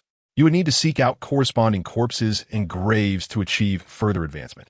Only the official departments tasked with handling special anomalous events might accept you, but to be frank, I do not wish for you to tread this path. It is excessively dangerous and yields little reward. More critically, I currently lack the potion formulas beyond Sequence 6, which poses significant challenges for future advancements. Upon hearing this, Hodge furrowed his brow slightly, hesitating before inquiring, Father, when you refer to the 2 major official factions, do you mean the Knights Hall and the Sorcerers Association? Chapter 21. The Knights Hall and the Sorcerers Association indeed. The Knights Hall is an organization spearheaded by the government, primarily established by the 5 great knights of the kingdom. All knights must register and are subject to the jurisdiction of the Knights Hall, attending monthly assemblies to prevent any anomalies. Correspondingly, the Knights Hall provides each knight with a stipend ranging from 10 to 20 pounds monthly. The Knights Hall also issues missions, assisting other official organizations in capturing fugitives, madmen, and cultists, thereby earning substantial rewards and bounties. The Knight's Hall controls potion recipes from low to mid-tier sequences and the majority of essential materials, with sufficient merit accumulated. One can exchange for all items, including potions. In the realm of the extraordinary, low sequences refer to sequences 9 to 7, while mid-sequences denote sequences 6 to 5. Beginning from sequence 4, one enters the high sequence category, which encompasses the saint level. Marquis Bach diligently elucidated certain aspects of the Knight's Hall to Hodge. Knights awarded the Knight's Hall's insignia, even the lowest bronze medal, gain additional status that surpasses that of ordinary citizens. O'Neill and Besimo are bronze knights bestowed by the Knight's Hall. Hodge nodded slightly, indicating his understanding. Father, what about the Sorcerers' Association? What is the situation there? The Sorcerers' Association was initially founded by sorcerers of the saint level, and through years of development, it has evolved into a vast organization. Due to the sheer number of individuals involved and the high frequency of material exchanges, oversight has proven challenging, resulting in several instances of extraordinary material transactions leading to madness and the massacre of civilians. Ultimately, the kingdom's higher-ups ordered the deployment of royal sorcerers to oversee all affairs within the Sorcerers' Association and ensure proper registration of the sorcerers. Marquis Bach continued, stating that, as a result, the Sorcerers' Association has also become an official faction. Sorcerers at Sequence 9, known as apothecaries, excel in potion crafting. Many internal commissions within the kingdom are entrusted to the Sorcerers' Association, thus elevating the status of sorcerers, placing them just below the knights. Gaining entry into the Sorcerers' Association is a significant honor within the kingdom, almost synonymous with a life free from financial worries, as merely crafting potions can enable both commoners and citizens to lead affluent lives. Regrettably, the dangers of potion mutations are exceedingly high. Even ingestion at Sequence 9 carries a substantial risk of transforming into a monster, and there are not enough potions available for the majority to consume.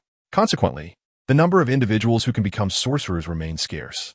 Many without familial connections never have the opportunity to ascend to the status of Sequence 9 apothecary, and similarly, even aspiring to become apprentices and gain entry into the Sorcerers' Association for study remains beyond their reach.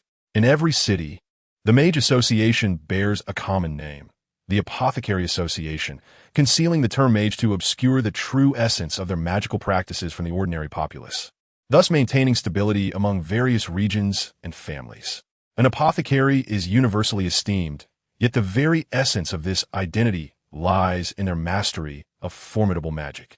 Mages possess distinctive robes, wands, flying brooms, and other artifacts, all of which can be procured from the Mage Association.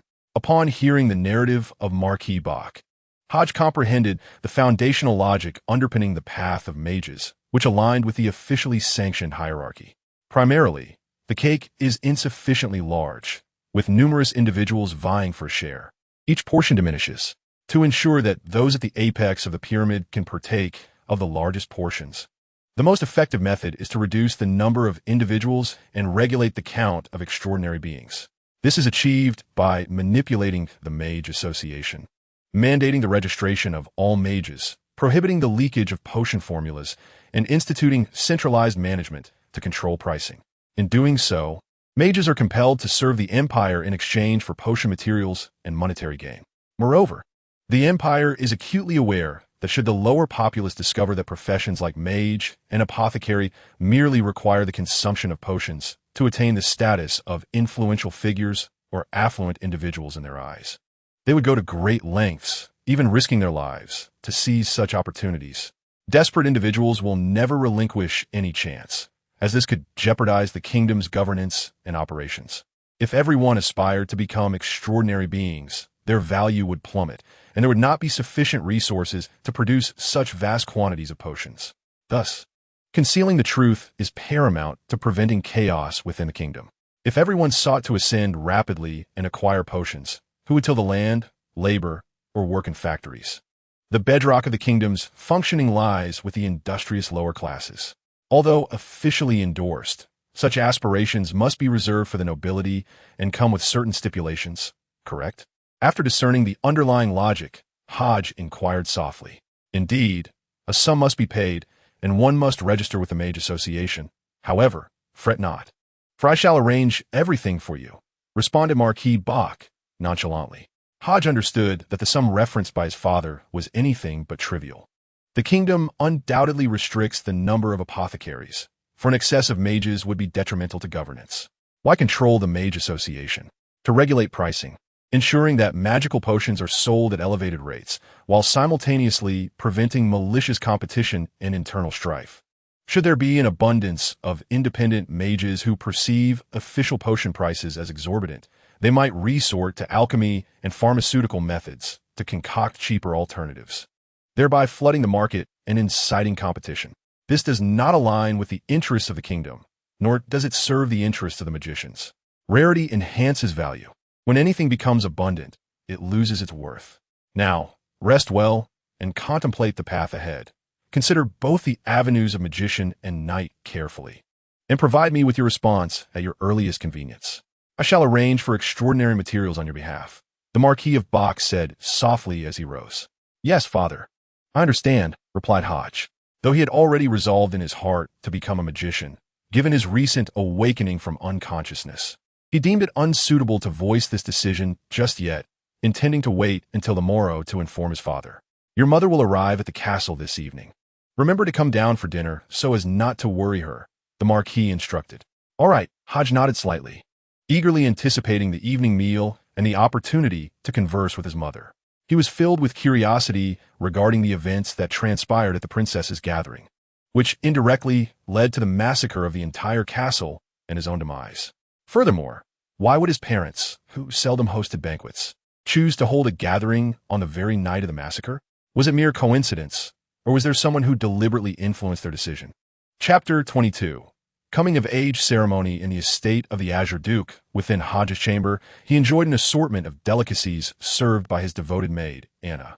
He indulged in cheese toast, cream bread, cheese rolls, yogurt, and other exquisite desserts crafted by the castle's esteemed chefs. His mother, Belitith, had a penchant for confections, prompting his father to spare no expense in inviting a pastry chef from the imperial capital to create delightful treats for their household. Due to his mother's influence, Hodge had developed a habit of enjoying afternoon tea over the past year. However, despite his fondness for Salem red tea, Earl red tea, and Isis green tea, he preferred yogurt and milk tea. He had intended to concoct a special milk tea for his mother to share the joy of the gluttonous empire. Yet the tragic massacre thwarted his plans. Hodge's mood, once uplifted by the sweetness of the treats, darkened once more. If the invasion of the eternal magic sect could not be entirely thwarted, what awaited him was the cold embrace of death and the anguish of helplessness. With this thought, Hodge rose from his bed and approached the arched floor-to-ceiling window, gazing at the flowers in the garden swaying in the wind, his mind wandering in an array of thoughts. The first step of his plan was essentially complete. He had resolved the issues in Hodges village, eliminating the threat posed by O'Neill and reallocating the two responsible individuals. Now, anyone sent to Hodges village would undoubtedly be someone his father deeply trusted, ensuring there would be no complications. The next step was to investigate what truly transpired on the day of the princess's gathering. This could be accomplished during dinner, knowing his mother's disposition. She would surely share her experiences from that event. A subtle inquiry should suffice. Once this second step is completed, he could commence his intake of the magician's potions, achieving his elevation to the status of a rank 9 apothecary. The meaning imparted by my father was to select one path from two sequences. Initially, I intended to choose the knight's route to bolster my strength in facing the impending crisis. However, following the incident involving O'Neill and the unique effects of the blood chalice, I realized that in order to safely ingest the blood wine and concoct potions, I must first become an apothecary myself. Thus, the path of the mage is more suited to my current self. Furthermore, rather than the knightly haul obtained through merit, I find myself in greater need of a platform for trading items, extraordinary materials, and potions. After all, the blood chalice possesses purifying capabilities, which I can utilize to enhance the potions at hand or the blood of monsters, akin to the sparse werewolf blood within the wild wolf. Simultaneously, it presents an opportunity to confront my father, sharing part of the information with him, allowing him to govern the church while the knightly hall assists from the sidelines. The matters concerning the grand church serve as an excellent pretext.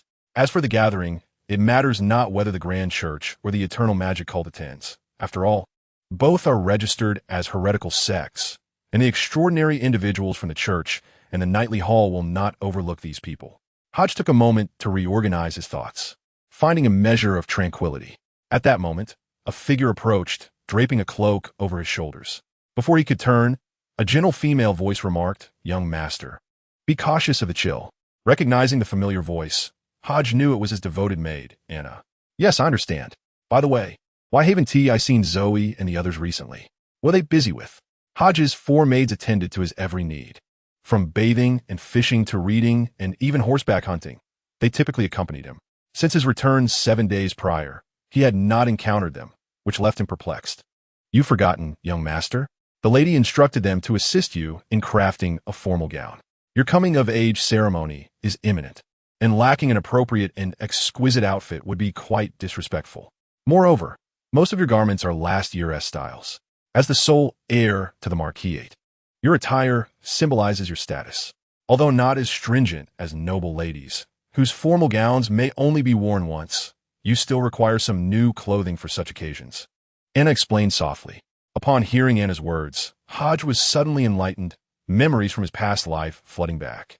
In preparation for Hodge's coming-of-age ceremony in 2 or 3 months, his mother, Belle, had begun coordinating the male and female servants 6 months prior.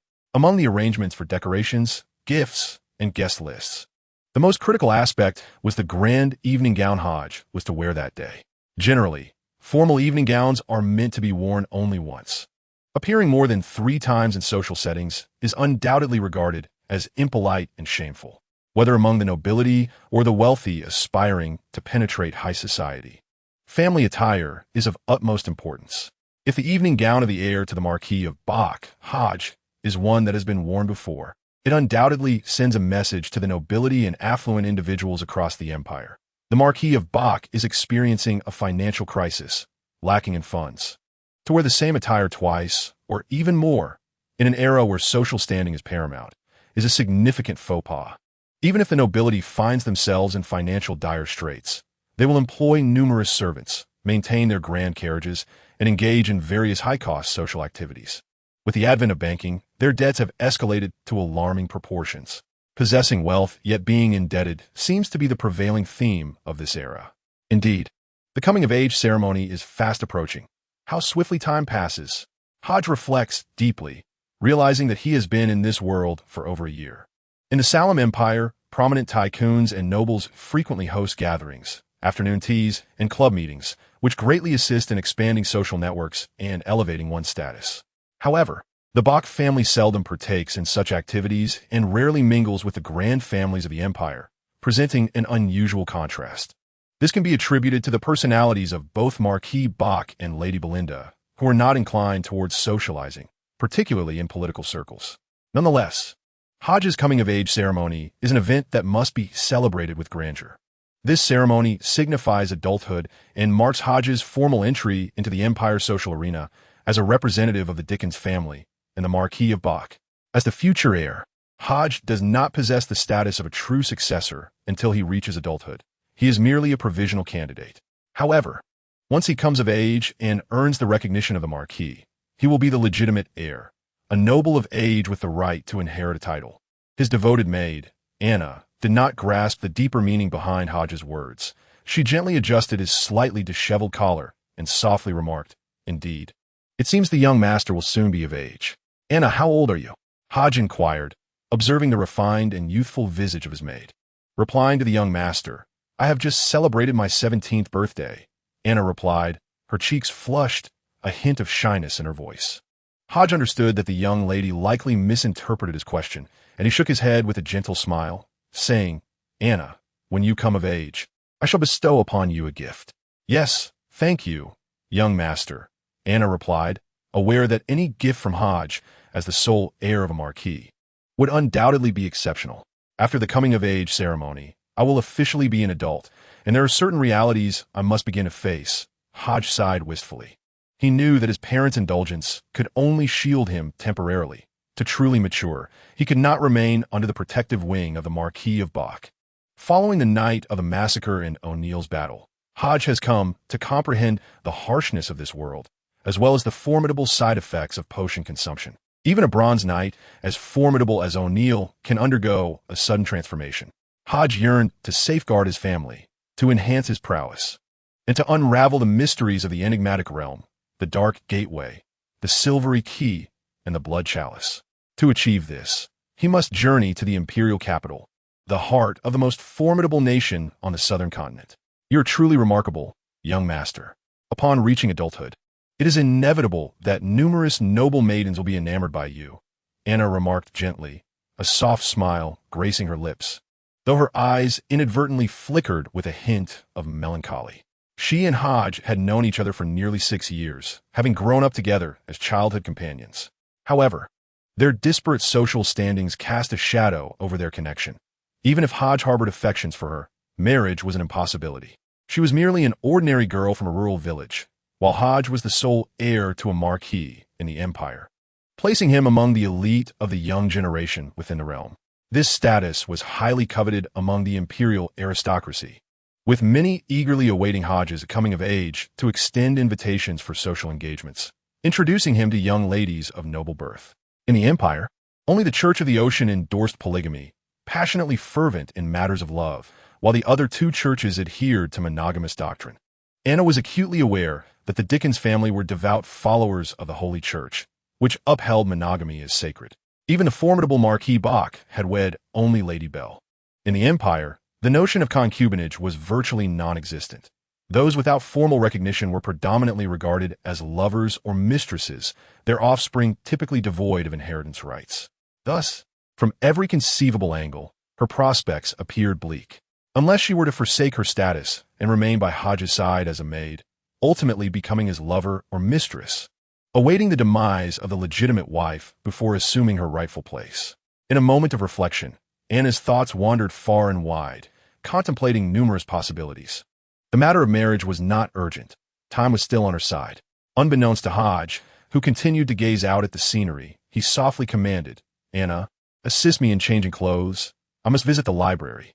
"Ah, yes, young master," Anna responded, startled at first, but quickly regaining her composure as she began to assist Hodge in changing attire. Shortly thereafter, adorned in fresh garments, Hodge strode purposefully towards the library on the 4th floor. Chapter 23. The Striking and the Reward. Marquis Azure's Domain, the Marquis. On the 4th floor, within the library, Hodge examined the inscriptions upon the magical array crafted by the sorcerers. To his astonishment, alongside the ancient language of Layman, he discovered another tongue, Dragon Speak.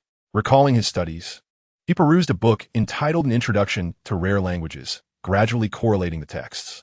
He realized that the language inscribed upon the sorcerer's magical formation originated from the dragon lineage. This revelation suggested that the path of the sorcerer might indeed correspond to that of the dragons. As Russell summoned the crystalline claws of ice, the incantation he uttered stemmed from the enigmatic entities of the void and the underworld, gods of exalted stature, greater than the celestial expanse, wielders of elemental storms embodied in the form of magical dragons. Naturally, Hodge murmured softly in the Salam tongue, devoid of any connection to mystical forces, for he dared not invoke divine names through the language of nature. He had no desire to forfeit his life over a mere utterance of reverence. The classic tripartite invocation of names. Who could it correspond to among the deities residing above the stars? The phrase referenced the magic dragon that commands elemental storms. Could it possibly pertain to a true god of the dragonkin? No, that could not be, for perhaps the exalted deity was merely a euphemism, signifying some entity beyond the celestial. If it were akin to a true god's supplication, seeking a mere hint of response, then what should emerge would undoubtedly be a complete crystalline dragon. Hodge shook his head, promptly dismissing this conjecture. The might of a true god remains an absolute dominion across ages. Whosoever ascends to true godhood claims the throne. This is a truth passed down through epics. Putting such thoughts aside, he found himself far more intrigued by the peculiar symbols inscribed upon the ancient door within the mysterious space. What do they signify? The side effects of the blood chalice, as it appeared, were not solely borne by the user, but he too, the wielder, must endure certain adverse effects, leading to dizziness and nosebleeds, which were evidently among those repercussions. According to his father's explanation, His fatigue and the extensive depletion of mental energy might well be the price of utilizing the blood chalice. Reflecting deeply, he recalled that within a single day, he had invoked the chalice's power twice. The first instance involved drawing the blood of a wild wolf, extracting the rare bloodline of the werewolf clan. With this unique advantage, he and Russell had triumphed over the giantified O'Neill. The second occasion occurred after vanquishing O'Neill, when he harnessed the chalice's might to extract the giant's bloodline from him. Yet scarcely had he ridden for 10 minutes before he began to bleed from the nose, and soon thereafter succumbed to unconsciousness. Did this indicate that his mental fortitude could only withstand the chalice's extraordinary abilities once per day? If so, upon ascending to sequence 9 and enhancing his mental power, would he be able to wield it multiple times? Hodges' thoughts grew increasingly lucid. He found no surprise in the blood chalice's negative effects. Rather, he would feel trepidation were there none. The power held within the chalice was so capricious that an absence of side effects could only imply the presence of far greater peril. Engaging in dealings with demons. Each step is a dance with blades, where the slightest miscalculation could lead to one's own consumption by the fiends. Yet despite such dangers, Hodge remained resolute in his intention to utilize the blood chalice, for he yearned to unravel the mysteries concealed within the silver key, the chalice, and that arcane realm. He sought to comprehend the very force that had facilitated his passage through time and what power had enabled his peculiar resurrection from 7 days prior. Hodges' thoughts continued to meander as he pondered. The enigmatic space conceals the secrets of my traversal. The symbols etched upon the ancient door must pertain to the items I have acquired. Deciphering the meaning of these corresponding symbols may aid me in mastering the blood chalice, controlling that mysterious realm, and unlocking the 13 arcane doors. The symbols upon the door, corresponding to the blood chalice, resemble. Hodge furrowed his brow, carefully recalling the images within the enigmatic space, particularly the unique symbols adorning that door. The droplet-like symbols were interwoven with markings reminiscent of moonlight, and the script bore a striking resemblance to a distorted form of Latin from a past existence. This is a rare form of writing, not belonging to humanity, and its origins can be traced back to at least the 4th era, if not the 3rd era. Such ancient texts are likely found only within the concealed chambers of a library or upon the shelf in his father's esoteric study. After firmly recalling the symbols inscribed upon the ancient door, Hodge silently rose and made his way toward the innermost chamber of the library. He remembered his father mentioning that within the hidden room of the library lay tomes related to the arcane, most of which pertained to the mystical world. He had been cautioned against entering that room prior to officially joining this realm to avoid unforeseen consequences. However, with the impending commencement of potion preparations, he reasoned that he had already entered this domain, and thus it should pose no issue. With these thoughts in mind, Hodge approached the deepest shelf of the library and gently twisted the bronze wolf statue on the 4th tier. With a soft click, the shelf shifted, revealing a dark passageway. Without hesitation, he grasped the magical lamp from the shelf and ventured inside. Meanwhile, in the parlor on the 1st floor, the Marquis Bach furrowed his brow as he sat in the principal seat. "We'll make a trip to the library. The young master has opened the hidden door, and some of the books within are unsuitable for his level of understanding. If he exhibits any abnormalities, intervene and bring him back," the Marquis instructed in a hushed tone. "Yes, my lord," a figure in the shadows replied, bowing slightly before vanishing from sight. After the figure disappeared, the Marquis lifted his gaze to a man and a woman before him and spoke slowly. "I am now aware of the situation. Failing to detect O'Neill's aberration in advance has resulted in a significant oversight. You have both neglected your duties. Indeed, my lord, we are deeply ashamed. Please punish us." Knight Besimo said, lowering his head in shame. Russell also bowed, expressing remorse. "My lord, I have betrayed your trust, and I am truly ashamed. I am willing to accept any punishment. A deduction from this year's year-end bonus and a reduction of £2 from your weekly salary. Do you accept this punishment?" The Marquis regarded the two with a calm demeanor, his tone neither harsh nor gentle. "Thank you for your mercy," they replied in unison, voices filled with respect. However, such a grievous error, which nearly cost the only heir Hodge's life, warranted far more than a mere salary reduction and the forfeiture of a bonus. The punishment is indeed exceedingly mild, almost inducing a sense of surrealism in the two individuals. Hodgson remarked to me, "You fought valiantly to protect him, which merits reward. However, I contend that your efforts to safeguard Hodgson merely rectify a prior misstep and do not warrant additional accolades. He continued, had Hodgson sustained any injury, you would not stand before me unscathed. Marquis Bach observed the two with an unwavering demeanor, as if stating an undeniable truth. Upon hearing his words, they trembled, instinctively lowering their heads, unable to meet the Marquis's gaze. This nobleman, once an inconspicuous commoner, ascended to the rank of the youngest Marquis in the empire through countless military achievements, earning the praise of the reigning Emperor Salim IV as the empire's most radiant star.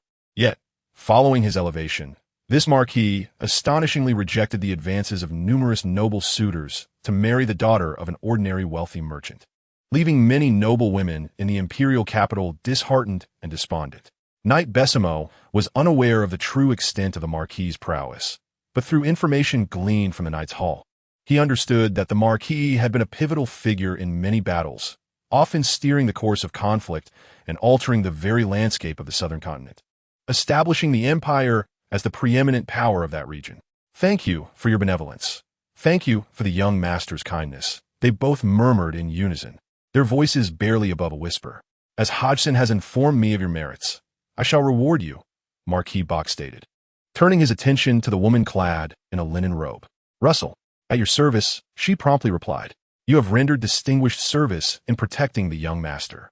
Your reward shall be the primary material for a potion of the 6th tier of the magician's path, that of the adult elemental dragon's pituitary gland, the Marquis declared nonchalantly. At these words, Russell trembled, sinking to one knee in sheer exhilaration, exclaiming, Thank you for your generosity. Thank you for the young master's generosity.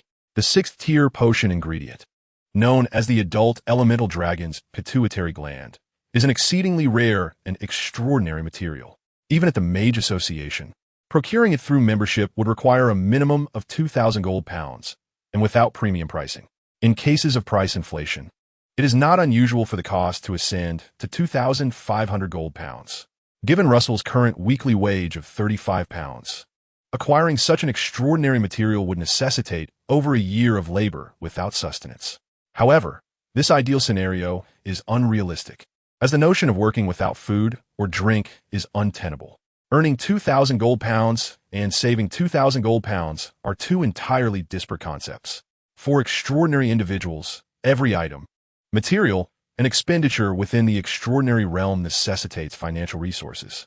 The sorcerers are, without a doubt, the extravagant spenders among the extraordinary, engaging in the concoction of potions, the cultivation of magic, the replacement, damage, and repair of wands, as well as the crafting of various charms, all of which necessitate considerable financial investment. The glamour of a sorcerer's path is forged through the burning of wealth. Take Russell's own expenses as an example. Accumulating 2,000 requires at least 3 years of diligent effort. In stark contrast, when Marquis Bach speaks, he bestows 2,000 worth of extraordinary materials without hesitation. Compared to such generosity, what a mere deductions from weekly wages or reductions in year-end bonuses amount to. They are inconsequential trifles, utterly insignificant. Russell is profoundly awed by the Marquis Bach's lavishness. Beside him, Bicemo is equally exhilarated, contemplating the fact that he has granted Russell more than 2,000. What could his own rewards as the second-in-command possibly entail? As if sensing Bicemo's thoughts, Marquis Bach casts a glance in his direction and speaks slowly. As for you. Yes, my lord. Bicemo trembles slightly, quickly regaining his composure. He is, after all, a guilty party. The Marquis's leniency has spared him from severe punishment, so how could he dare to hope for a reward? Realizing this, he promptly lowers his head and softly declares, My lord, I do not dare to covet any rewards. I only hope for the opportunity to atone for my sins and continue to serve you and the young master. Marquis Bach gazes at Bicemo with indifference and, in a gentle tone, responds, To be honest, you are quite astute. Had you proactively asked for a reward just now, you would have received nothing.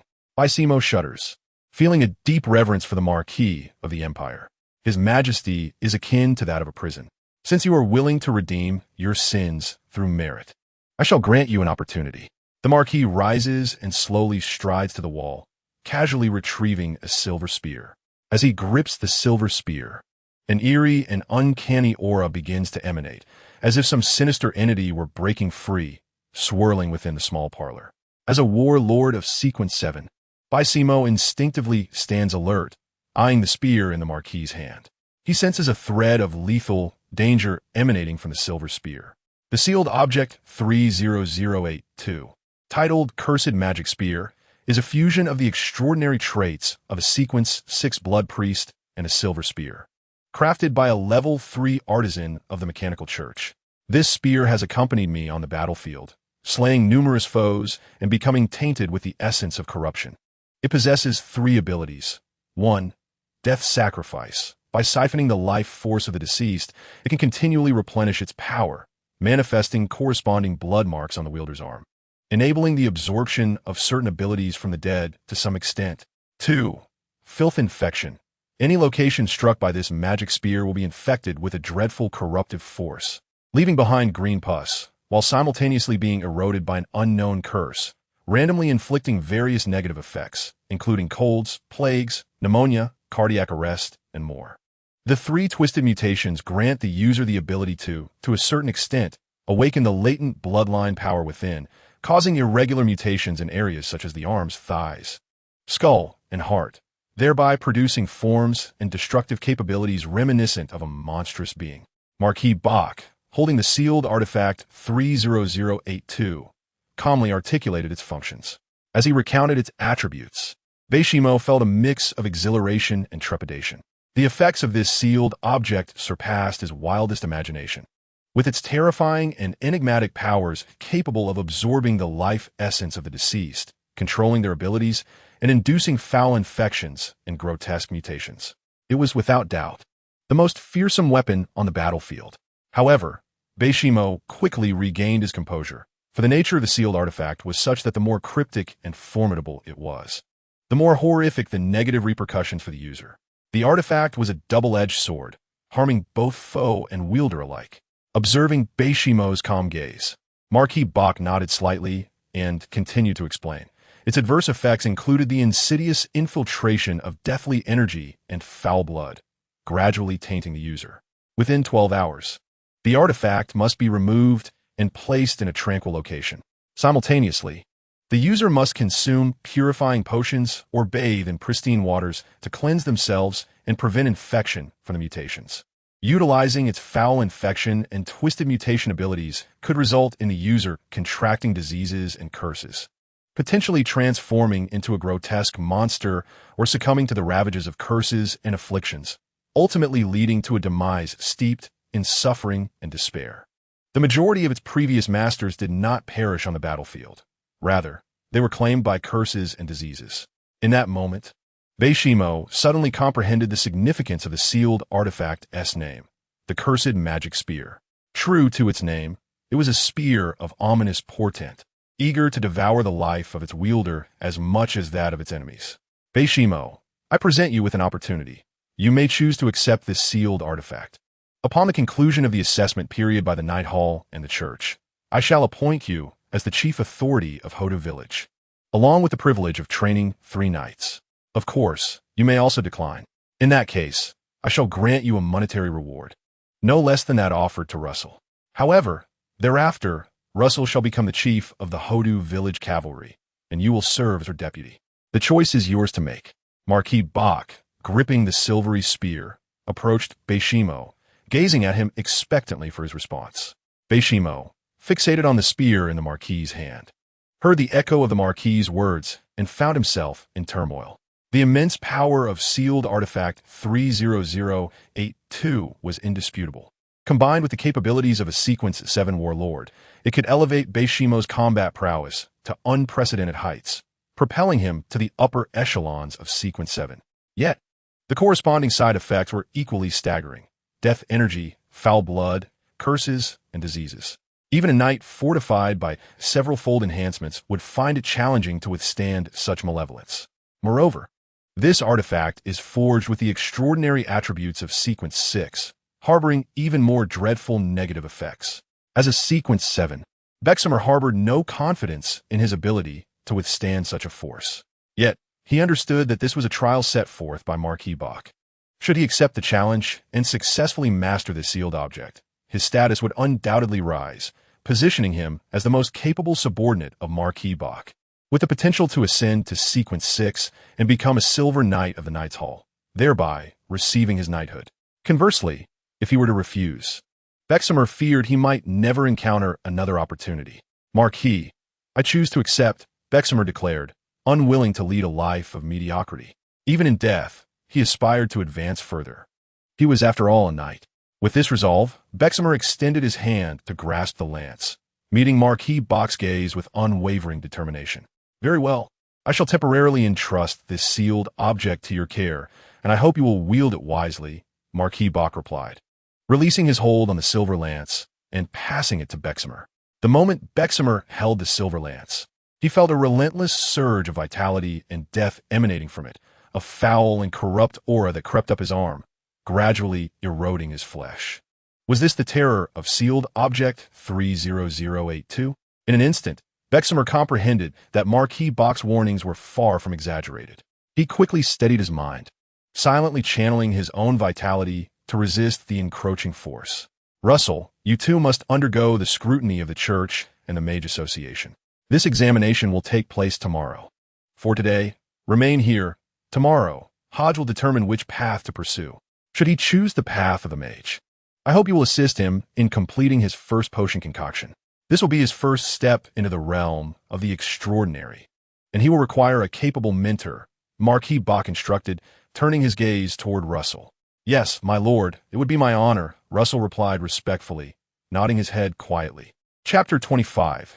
Mysticism in the territory of the Azure Blue Marquis, within the Marquis' estate. On the 4th floor, in the library's secret room, after navigating the dark, shadowy stairs, Hodge entered a magical membrane, arriving at the interior of this mysterious library. Contrary to Hodge's initial expectations, the collection of mystical tomes was scant at a glance. Only 5 mahogany bookshelves were visible, sparsely adorned with volumes, amounting to perhaps 100 in total. It appeared that the collection contained only the most fundamental texts of mysticism, likely a designated space for him to study independently after he reached Sequence 9, as intended by his father. Gazing at the books on the mahogany shelves, Hodge murmured to himself. He held a profound respect for his Marquis father. Upon his arrival in this new realm, Hodge had discreetly inquired about the rise of Marquis Bach. Alone and unrecognized, he journeyed from an obscure town to enlist in the Salem Empire's army. Through numerous commendable feats in battle, he ascended from a mere foot soldier to the ranks of nobility, ultimately receiving the king's personal commendation and being bestowed with a golden ribbon, attaining the title of Marquis. This extraordinary life story eclipses the protagonists of the widely circulated bestsellers of today, were it not for the implications concerning the Marquis of the Empire. The novelist would dare not fabricate such a tale. Otherwise, a novel featuring Marquis Bach as its protagonist would have long since captivated the Salem Empire. When Hodge first learned of this past, he nearly entertained the notion that his adoptive father might also be a time traveler. However, subsequent events dispelled such thoughts. First, he decided to seek relevant records. Hodge gathered his thoughts and directed his gaze to the leftmost bookshelf. Beginning from his center, the volumes included the composition of potions, a compendium of basic alchemy, an exploration of common special materials, and foundational teaching for aspiring apothecaries. Hodge skimmed through them, murmuring, "It appears the first shelf pertains to the path of the mage, and many of these texts will likely prove invaluable once I ascend to the rank of a Sequence 9 apothecary." Observing the meticulously organized arrangement of the books warmed Hodge's heart, deepening his appreciation for Marquis Bach's thoughtful intentions. Next, he surveyed the second bookshelf, which contained the Knight's Code, fundamentals of blood control for knights, an introduction to special weapons, and the dangers of berserk rage. Recognizing this as literature pertaining to the knightly path, Hodge quickly deduced that some books were conspicuously missing, evidently removed by someone. It was clear that certain volumes were deemed unsuitable for a newly promoted Sequence 9 individual. Hodge was confident that his father meant no harm. The removal of those texts was likely to prevent him from becoming overly ambitious and prematurely delving into knowledge of higher sequences, which could destabilize his mindset. Indifferent to this, Hodge reminded himself that his purpose in entering this hidden chamber was not to peruse these particular books, and he soon turned his attention to the third shelf. On this shelf were mysticism and esoteric languages, origins of species and ancient myths, and a language of mysticism. Upon seeing these titles, Hodges' eyes sparkled with excitement, and without hesitation, he reached for the first book, Mysticism and Esoteric Languages. This tome was hefty and substantial, its thickness measuring a finger's breadth, with a deep crimson cover adorned with ancient text in the Raymond language, which communicated with natural forces. Hodge opened the first page, and a line of deep red text greeted him. "Welcome, seeker of secrets, to the realm of mysticism." As he read this blood-red inscription, a shiver raced down Hodges' spine, as if he were stepping into a mysterious world. Taking a deep breath, he turned to the second page, still without a table of contents. The second line of blood-red text appeared before him. The first tenet of mysticism, abandon foolish curiosity. Hodge continued to turn the pages, as the crimson text faded away, replaced by lines of black script that began to recount events steeped in mysticism. In the region of Onel, nestled within the Radissus Mountains, there once dwelled a tribe of indigenous people who toiled at dawn and rested at dusk, living in harmony until one fateful day when a blood-red moon descended. The moonlight illuminated the spring, casting a sinister red glow. According to ancient lore, this sanguine radiance heralded misfortune, causing the natives to refrain from venturing outside, until one day, an outsider approached the spring and took a bowl of its water. The following day, the entire village succumbed to sudden death, and the water taken by the outsider transformed at daybreak into a continuous flow of blood. In the county of Doval, amidst the perplexing and eerie folklore, Hodges' complexion gradually paled. In a daze, he envisioned himself being consumed by the blood chalice, a horrifying and sinister sight. Gasping for breath, Hodge forced his gaze away from the book, striving to calm his racing heart. Having not experienced any hostility from the blood chalice during previous encounters, he had begun to lower his guard. However, these folkloric tales tightened the strings of his anxiety once more. Despite its lack of malevolence, the chalice remained a perilous and frightening artifact, warranting constant vigilance. When not in use, it must be returned to the realm of consciousness and not carried about to avert unforeseen calamities. During its use, one must remain alert for any signs of abnormality. Should any arise, immediate substitution is imperative to reclaim the chalice. Silently, Hodge devised a set of rules for its future utilization, intending to adhere to them scrupulously. Curiosity, they say, can be fatal. Images began to flit through Hodges' mind. Ominous black mist, the weathered ancient door, grotesque and chilling patterns, the blood-seeping white bone chalice, and the grotesquely transformed O'Neill. In this world rife with madness and malevolence, an insatiable curiosity transcending one's own boundaries may prove to be the most terrifying curse and contamination. Hodge pondered the nature of O'Neill's transformation. Was it not a consequence of being tainted by the giant statue of the cult of the Great Court? His corruption stemmed from a desire to ascend to Sequence 6, seeking power and strength that belonged not to his own realm while the potion had yet to be fully digested, ultimately rendering him unable to control the magic within, resulting in his monstrous metamorphosis. The path must be traversed step by step, and sustenance must be consumed morsel by morsel. Such is the truth. Even in the quest to investigate his own peculiarities, he must first elevate his own standing. Suddenly, Hodge lost all interest in the enigmatic symbols inscribed upon the weathered door. Or rather, at this moment, he simply did not dare to explore them. The symbols were evidently beyond the scope of his current comprehension. It is highly probable that he has truly grasped the significance represented by the symbols, perhaps driving himself to madness, transforming into a monster, or even disintegrating into a grotesque mass of flesh. This is no mere fantasy realm. Hodge lamented deeply, raising his hand to turn the pages of the book, skipping over the esoteric content to delve directly into the section on obscure languages. Fragments of Elvish, incomplete giant language, remnants of Draconic, shards of Phoenix tongue, disjointed vampire dialect, and bits of werewolf speech. Wait, hold on this. Based on the translations above and the comparison with ancient texts, Hodge suddenly discerned something intriguing. Chapter 26. Curiosity killed the cat.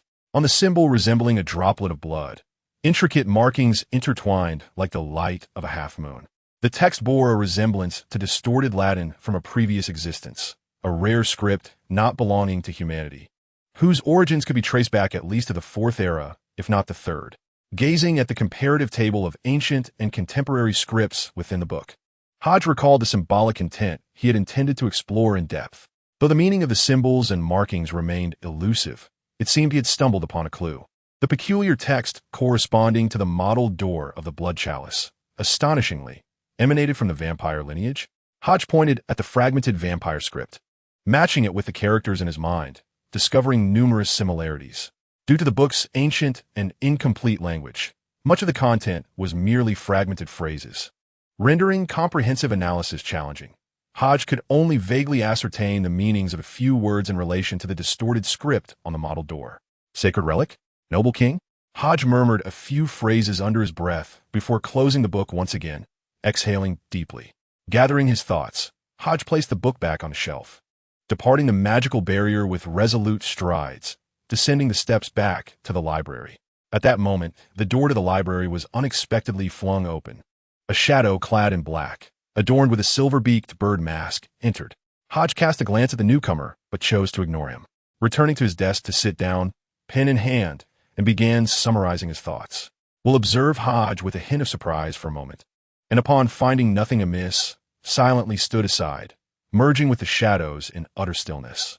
The sound of Hodge's pen gliding across the paper echoed continuously within the library. His handwriting was exceedingly hasty, interspersed with the solemn universal script, Raymond language, and even fragments of Chinese and English, forming a cryptic code that only Hodge could decipher. During this foray into the hidden door, I have gleaned 3 insights. Firstly, I have acquired a preliminary understanding of mysticism, recognizing the connection between levels and the knowledge acquired. Learning about knowledge that transcends these levels may lead to mutations and contamination, thus establishing a set of guidelines for the use of the blood chalice, this peculiar sealed artifact. Having initially abandoned the investigation of the weathered door, the shadowy space, the silvery key, and the blood chalice, objects of evident profundity, Hodge recognized that curiosity could indeed become a harbinger of demise. Within the limits of his capabilities, he resolved to undertake exploratory endeavors.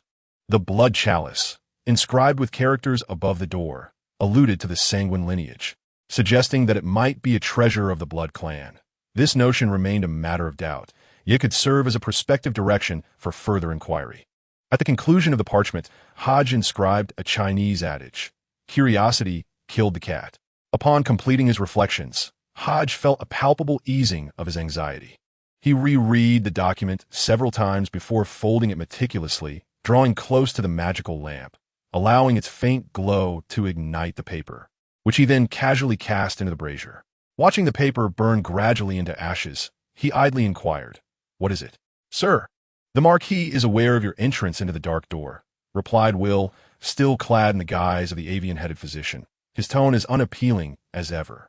"He mentioned that certain tomes are unsuitable for your current perusal, hence my task to impede you." "Then why did you not prevent my actions?" Hodge questioned coldly, regarding Will's figure emerging from the shadows. "Sir, there are no anomalies in your demeanor. Aside from some emotional fluctuations, all remains within the realm of normalcy." There was no necessity for intervention, while a slightly hoarse voice resonated within the chamber. "Where's my father?" Hodge rose and asked. "Sir, he is in the small parlor to the left on the first floor," Will responded. "Very well." Hodge nodded lightly and strode out of the library towards the first floor, with Will silently trailing behind like a specter. Moments later, Hodge entered the small parlor and encountered his father, the Marquis Bach. "Have you made any discoveries?" The Marquis first assessed Hodge's condition before inquiring gently. "Yes, considerable ones," Hodge replied candidly. "That book, Mysticism and Esoteric Languages, has proven quite beneficial." "Oh, that volume." The Marquis acknowledged, nodding. "How many sections have you read?" "I completed the first one, regarding the folly of foolish curiosity," Hodge said with a wry smile, complaining. "Father, you are rather cruel, placing such a book in such a conspicuous location." "So, you left the dark door room after finishing that section?" the Marquis remarked, casting a glance at Will. Will, positioned behind Hodge, nodded slightly in affirmation. "I intended to pursue further reading, but upon reflection, I chose to abandon my foolish curiosity," Hodge replied, drawing upon the insights gleaned from the text. "Knowing when to advance and when to retreat." "Very good." The Marquis inclined his head slightly. expressing approval for Hodges' decision to cease further reading. That book was indeed left for your enlightenment. I had planned to guide you through it together after you reached sequence 9. However, since you have already perused it, it matters not. Hodge, remember not to pry into knowledge beyond your own level, nor to heed the whispers that surpass your understanding, nor to gaze upon the phantoms that do not exist in this world. I have witnessed too many lose their lives due to insatiable curiosity, and I have seen others descend into madness from listening to strange murmurs. The folklore inscribed in that book is not merely fictional. It is largely supported by historical records, though many have been deliberately erased. The Marquis of Bach casually imparted these words. Hodge felt a chill run down his spine, that eerie sensation surging once more within him, and he was immensely grateful for having ceased his reading in time, halting his pursuit of the meanings behind the symbols on the weathered door. Although Hodge was temporarily unaware of what these symbols represented, their essence was evidently of a higher order, positioned at least at the level of the saints. To delve into the secrets of the saintly realm while still at the threshold of sequence 9 felt like an act of folly. Fortunately, this book had prompted him to avert such self-destructive behavior. Otherwise, any ensuing anomaly could have dire consequences, endangering not only himself, but also his parents and the entire castle. Yes, father, I understand, Hodge nodded earnestly. I shall not venture into the hidden chamber again until I ascend to sequence 9. Once I have acquired enough power, I will resume my studies. Good, I am glad you comprehend, the Marquis of Bach replied with a gentle nod, glancing at the wall clock. Come, your mother has returned. Let us go greet her. Very well. Hodge felt a wave of nervousness wash over him. He knew they were finally stepping into the next phase of their plan, to glean insights from his mother, Lady Belif, regarding the recent gathering of princesses, particularly any matters that might involve the Marquisate. Chapter 27. My Peculiar Mother, the Marquisate of Dickens, the main entrance of the estate. The Marquis of Bach and Hodge stood at the doorway, while the male and female servants within the estate formed 2 rows, silently awaiting the return of their mistress. Lady Belif, have you decided on which path to take? The Marquis inquired, gazing serenely into the distance. Without hesitation, Hodge replied, Father, I wish to choose the path of the magician. Very well. The Marquis nodded gently. I have instructed Russell to remain at the estate. She will guide you tomorrow in concocting your first potion, regardless of the path you select. It is essential to understand the basic principles of pharmacology and the methods of preparation. After all, one cannot always rely on pharmacists to brew potions, so mastering the fundamental techniques is imperative. The crafting of potions is less challenging than other concoctions, primarily involving the integration of primary and secondary ingredients.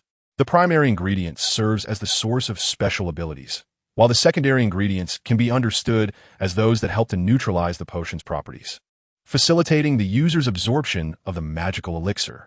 Thus, the primary ingredient of the potion is nearly irreplaceable, unless 2 materials are fundamentally identical.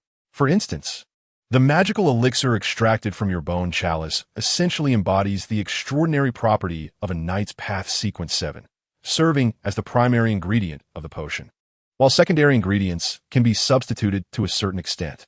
Upon hearing this, Hodge nodded slightly, quickly grasping the essence of potion making. To put it simply, the process of concocting a potion is rather straightforward. It involves the amalgamation of the primary and auxiliary ingredients to create a potion suitable for the user's current level. Correspondingly, the primary potion ingredient corresponds to the relevant extraordinary property, which may derive from living beings, such as humans or monsters that have consumed potions, or from plants imbued with extraordinary traits, such as fallen eye orbs, pituitary glands, livers, and so forth. Any entity that has ingested extraordinary properties, irrespective of whether it was in potion form, will undergo a subtle transformation upon merging with its essence. The role of the auxiliary ingredients is to counterbalance this change, preserving rationality and preventing a direct metamorphosis into uncontrollable monstrosities. Father, does this mean the process of concocting potions is not particularly difficult? Hodge inquired softly, glancing at the servants in the distance. Marquis Bach nodded slightly and replied, The essence of potions is extraordinary properties. The primary ingredients are spiritual materials endowed with these properties.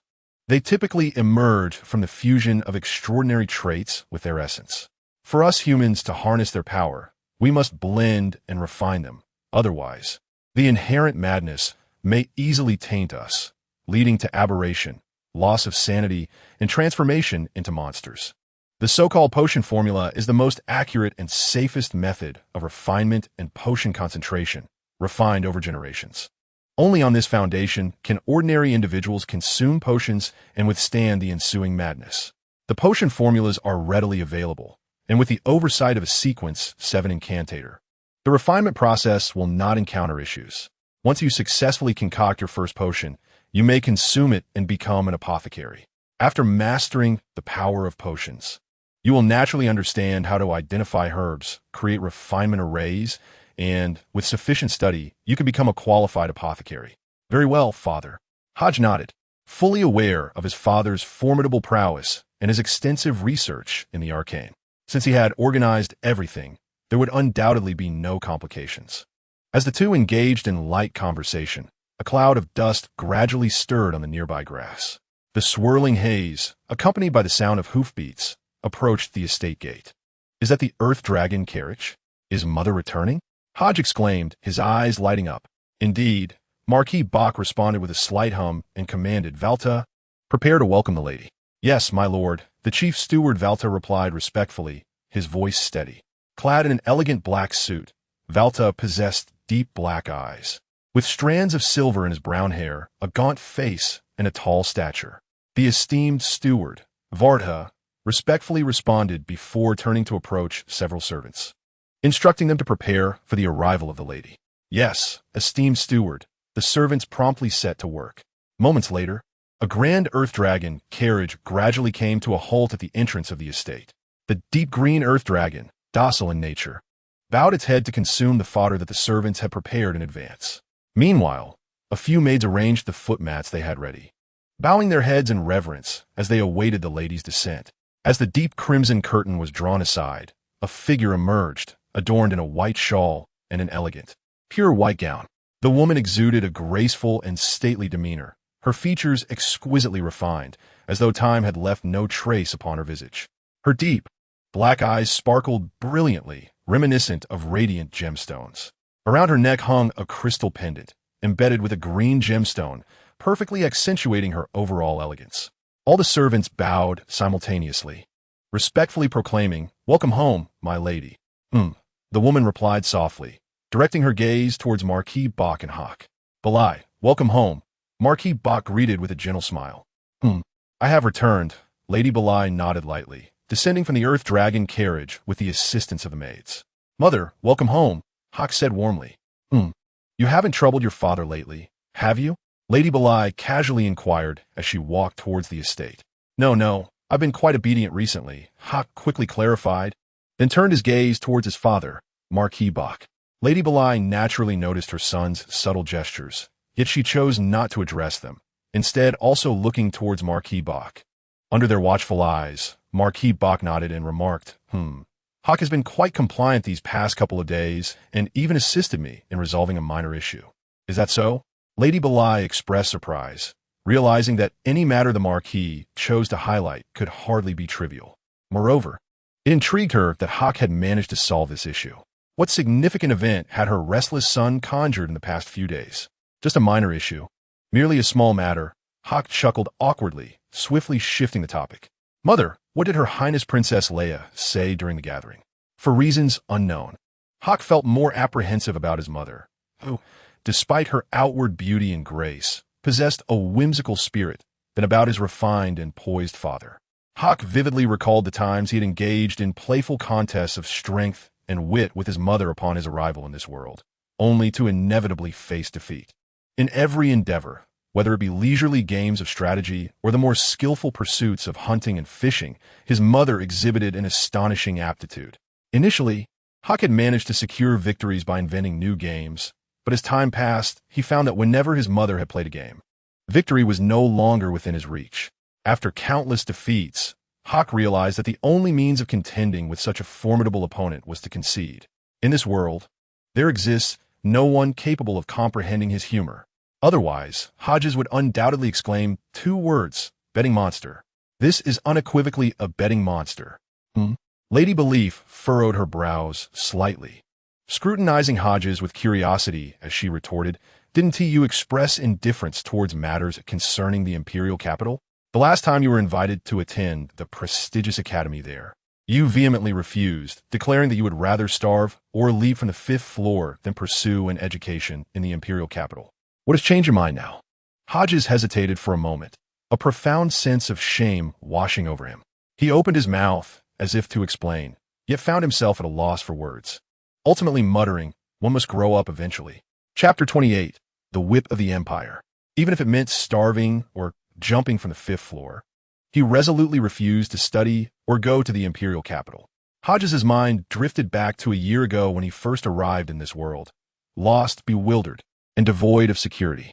Faced with the concern of Marquis Bach and Lady Belief, the newly arrived Hodges felt fear and trepidation. As time passed, he gradually warmed to this family, accepting his parents and his identity. During this period, due to his isolation and the absence of anyone to share his thoughts with, he unleashed his true self, resulting in numerous absurd and comedic incidents. Among these, the most memorable was his passionate declaration about the education system of this alternate world, a justified proclamation from an exceptional student of Earth. Of course, the outcome was ultimately a resounding victory for Hodges. His enlightened parents hired a private tutor for him, conceding to his desire to forego attendance at the Noble Academy in the imperial capital. In this era, private tutors were quite common, especially for the sole heir of a Marquis, allowing Hodges a degree of indulgence. "Have you grown up?" Lady Belief mused softly, a playful smile gracing her face. "Speaking of which, several young ladies will be attending this gathering, and I believe a few would be quite suitable for you." Hodges' expression faltered slightly as he muttered, "Mother, what are you implying? How can you speak of such matters with a minor?" Chuckling at Hodges' discomfort, Lady Belief responded, "What does it matter? Many children from noble families find their partners at a young age.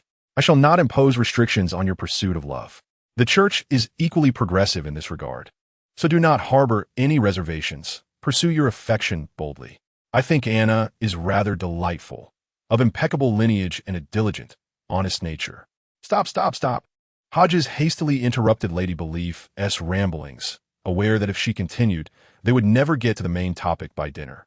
He swiftly redirected the conversation. "Mother, let us discuss your gathering instead. I am quite intrigued by the event." Fearing that Lady Belief might veer off topic again, he emphasized his interest in the gathering. "The gathering, you say?" Lady Belief furrowed her brows slightly, seemingly unimpressed by the gathering. With a hint of indifference, she remarked, "The soir, he was held at the Blackthorn Manor, attended by numerous high-ranking nobles from the kingdom. Beyond that, there is little to report. I exchanged pleasantries with some noble women about past events." "Well, what else?" "The ice cream at Blackthorn Manor is quite delectable." Suddenly inspired, Lady Belief turned to Marquis Bach, saying, "Mr. Bach, I believe our confectioner's skills could benefit from a refresh. It has been ages since I have savored a new creation. The vanilla ice cream I had was simply exquisite, and I would love to indulge in more." "Very well. I shall instruct the confectioner to innovate and expedite the process," Marquis Bach replied, his gentle smile accompanied by a slight nod. Listening to his mother's words, Hodge felt a wave of frustration wash over him, his lips twitching involuntarily. In his mind, he pondered, "Mother, could you possibly refrain from such dramatic pauses? I was led to believe you had vital information, yet all we discuss is vanilla ice cream? But this vanilla ice cream is truly delightful. Alas, it cannot be stored for long. Otherwise, I would certainly bring some back for you to taste." Lady Belief's eyes sparkled, seemingly still relishing the ice cream's flavor. "Aside from that, is there anything else worth mentioning? Perhaps any unfamiliar noble women you encountered?" Hodge pressed on, striving to maintain his composure. "Unfamiliar noble women?" Lady Belief regarded her son with a puzzled expression, furrowing her brow. "Hodge, what is the matter? Has something occurred?" "And no, nothing at all. I was merely inquiring." Hodge clarified. "Mr. Bach?" Lady Belief glanced at her husband, seeking his input. Marquis Bach gently took Lady Belief's hand and replied, "Hodge has been investigating certain matters. Details from the gathering at Blackthorn Manor may prove beneficial to him. If you recall anything, do share." "Investigating certain matters?" Lady Belief's perceptive nature detected the underlying tension. During her brief absence, it seemed a considerable amount had transpired. Suppressing her unease, she contemplated before speaking if there were any unfamiliar individuals. It would likely be Lady Nia from this gathering. I seldom partake in the social circles of the capital, usually conferring with familiar acquaintances. This time, Her Royal Highness Princess Leia introduced me to Lady Nia. Let me think. She is the wife of Captain Bernard, leader of the Third Order of the Royal Knights, hailing from a noble lineage. Her father is a well-known aristocrat within the Empire, a wealthy magnate. She possesses numerous estates and wineries, their combined worth exceeding 10,000 pounds. Captain Bernard of the Royal Knights Third Order, Lady Nia, a fortune exceeding 10,000 pounds? Hodge narrowed his eyes, contemplating the implications of his mother's association with Lady Nia. Could she be the mastermind behind the tragic events of the Night of Annihilation? Women of a worth exceeding 10,000 pounds are exceedingly rare, even in the imperial capital. Moreover, her husband holds the esteemed position of commander of the Royal Knights, the most pivotal armed force of the Salem Empire, renowned as the sole military unit directly accountable to the crown. This formidable army has participated in numerous campaigns, achieving countless accolades, and has accompanied the Empire in its remarkable transformation from a modest nation to a superpower, earning the royal elite's acclaim as the whip of the Empire. Among its ranks are countless extraordinary individuals, with each member possessing a minimum of the knightly rank of Sequence 9, making it the only military force in the Empire comprised entirely of the extraordinary. To ascend to the role of the third commander, Bernard's prowess is unfathomable. Upon hearing the name of the Royal Knights, a flicker of emotion stirred in the deep, tranquil gaze of Marquis Bach, as if he were lost in contemplation. Father, what level of strength is required to become a commander of this Royal Knights? Hodge inquired, directing his question at the Marquis. The Royal Knights mandate that all members possess at least Sequence 9. To become a cavalry captain, one must attain the Bronze Knight insignia from the Order of Knights or the Junior Mage badge from the Magic Association, which corresponds to Sequence 7. Above the cavalry captain lies the Centurion, associated with the Silver Knights and Intermediate Mages, representing the mid-tier level, above Sequence 6. Beyond the Centurion is the Squadron Leader. In the entire Royal Cavalry, there are only 3 such leaders, each possessing a minimum of Sequence 5, with some even at the saintly level of Sequence 4. Thus, the third squadron leader is likely an extraordinary being of Sequence 5. Chapter 29. Father's Magical Chamber Sequence 5 Extraordinary Beings. A heavy weight settled in Hodge's heart. He had witnessed battles involving Sequence 7 individuals, the terrifying might of O'Neill in his mutated giant form, or the cataclysmic displays of high-level magic by Russell, both etched vividly in his memory. Yet, these were merely the manifestations of Sequence 7 extraordinary beings, not even touching upon the mid-tier level, but rather the lower ranks. Sequence 5, however, represents the zenith of the mid-tier, being the closest existence to the saintly realm. The vast disparity in levels between them naturally results in an inconceivable difference in power. The awe-inspiring might of a saint is beyond the imagination of the ordinary. Did Lady Nia say anything? Marquis Bach, perceptive to the unusual emotions concealed beneath Hodge's expression, took the initiative to steer the conversation. Lady Beryl frowned slightly. Shaking her head as she replied, she did not say much. In formal social settings, during our first encounter, it is merely an introduction. Even if we were to foster a deeper connection, we would need to exchange gifts and engage in various social occasions for some time before a formal visit could be made. A sudden visit without prior notice and without the host's permission is quite impolite. Etiquette serves as a symbol of dignity and status maintained by noble families. As a noble woman valued at 10,000 gold pounds, active in the social scene of the imperial capital, Lady Nia would certainly not be one to disregard propriety. Such behavior would not align with her noble identity, nor with the carefully cultivated persona she has maintained for years. Lady Belief held the conviction that Madame Nia would not engage in any discourteous behavior. If she wished to pay a visit, she would undoubtedly send a letter of announcement beforehand.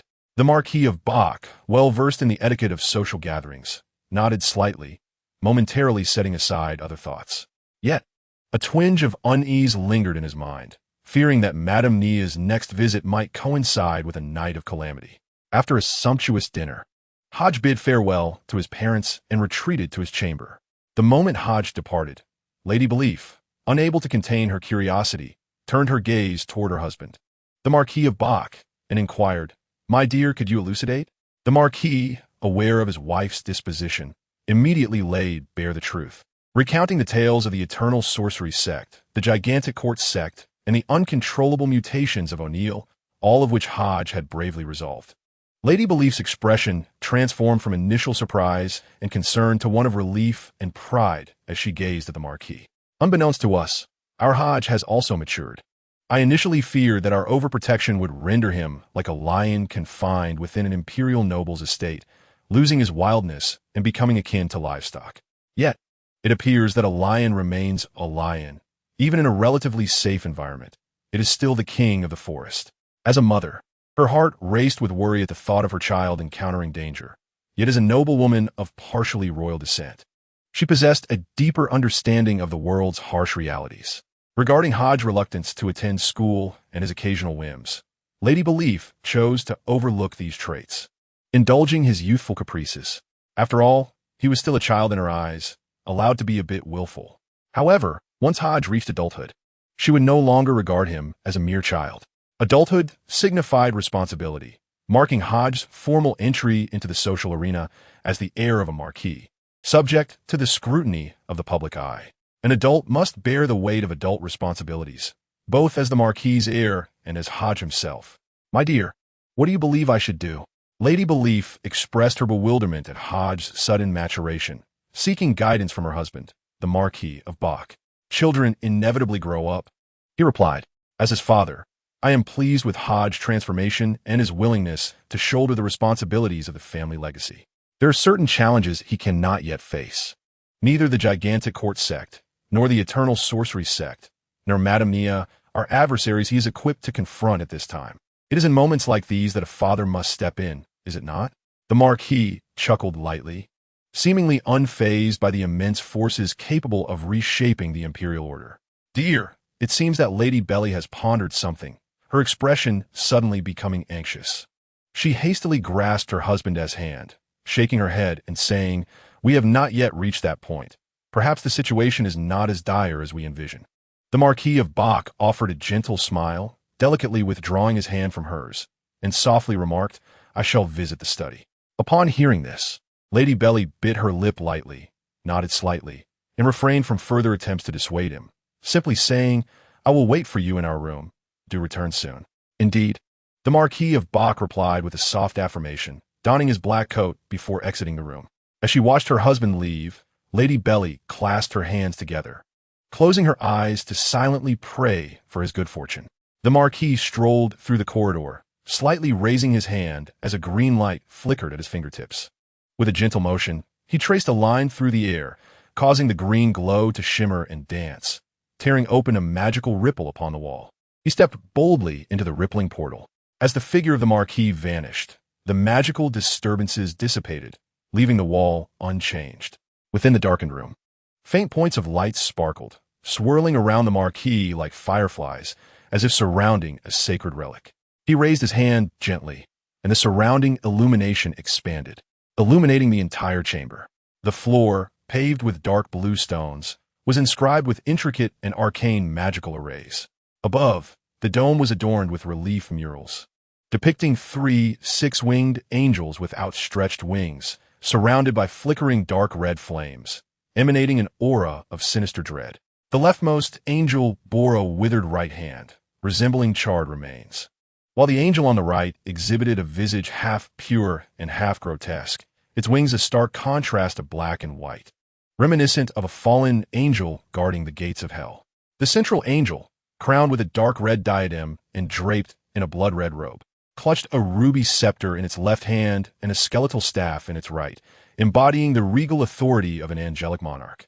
The room contained only 2 bookshelves, one on each side, laden with tomes of various forms, some resembling paper books, others parchment scrolls, and some bizarre stone tablets.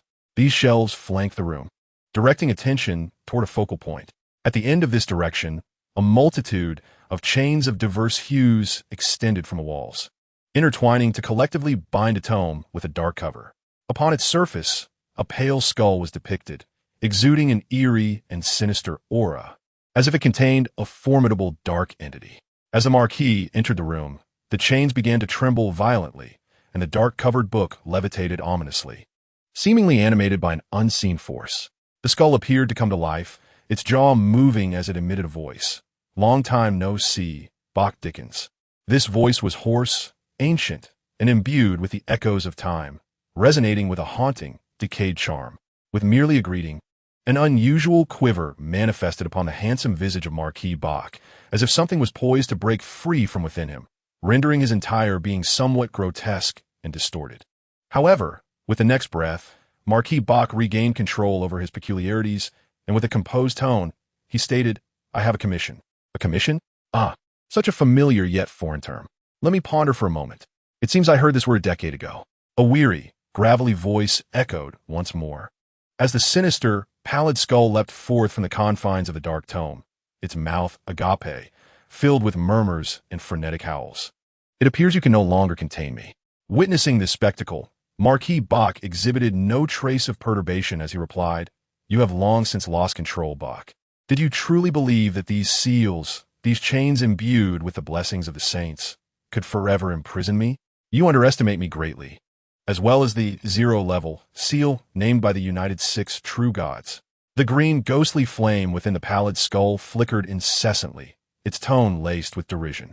"You could indeed leave this place." Marquis Bach spoke with unwavering calm, as though merely stating a fact. "You speak nonsense." The pallid skull whirled around Marquis Bach, bellowing in anger. "The reason I remain is not due to the seals here, nor the angelic blessings above, but rather a promise made to the Dickens family, witnessed by him. I must abide by it. Enough of this triviality. What is your commission? You have 2 final opportunities remaining. Once they are exhausted, I shall settle the debt of the Dickens family properly." He, a term imbued with significance, referring to the divine, typically employed as a third-person pronoun for deities. "I wish to uncover all the secrets hidden by Hodges Dickens." Marquis Bach's expression remained unchanged as he softly articulated his demand. "Very well.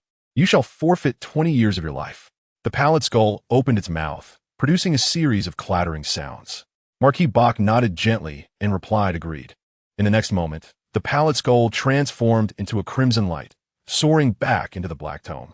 The tome gradually came to life, and a translucent book levitated, piercing through the bindings of several chains. Emerging from the dark tome, its pages flipping of their own accord, revealing lines of minuscule text that materialized upon the transparent pages. Giant's tongue, Elvish, Draconic, Phoenix language, various tongues intertwined, forming segments of sinister script. This was the malevolent whim of the divine tome, its means of manifesting malice. As one of the oldest entities, it possessed mastery over numerous ancient dialects, including Old Raymond, and for those who beseeched its aid, they were required not only to pay the corresponding price, but also to decipher the responses inscribed within. Failing to do so would necessitate further payment, fulfilling the tome's demands. To grasp the most accurate answer. Certainly, as a binding artifact, while it may indulge in mischief and intentionally drive individuals to madness, it cannot deceive once entrusted.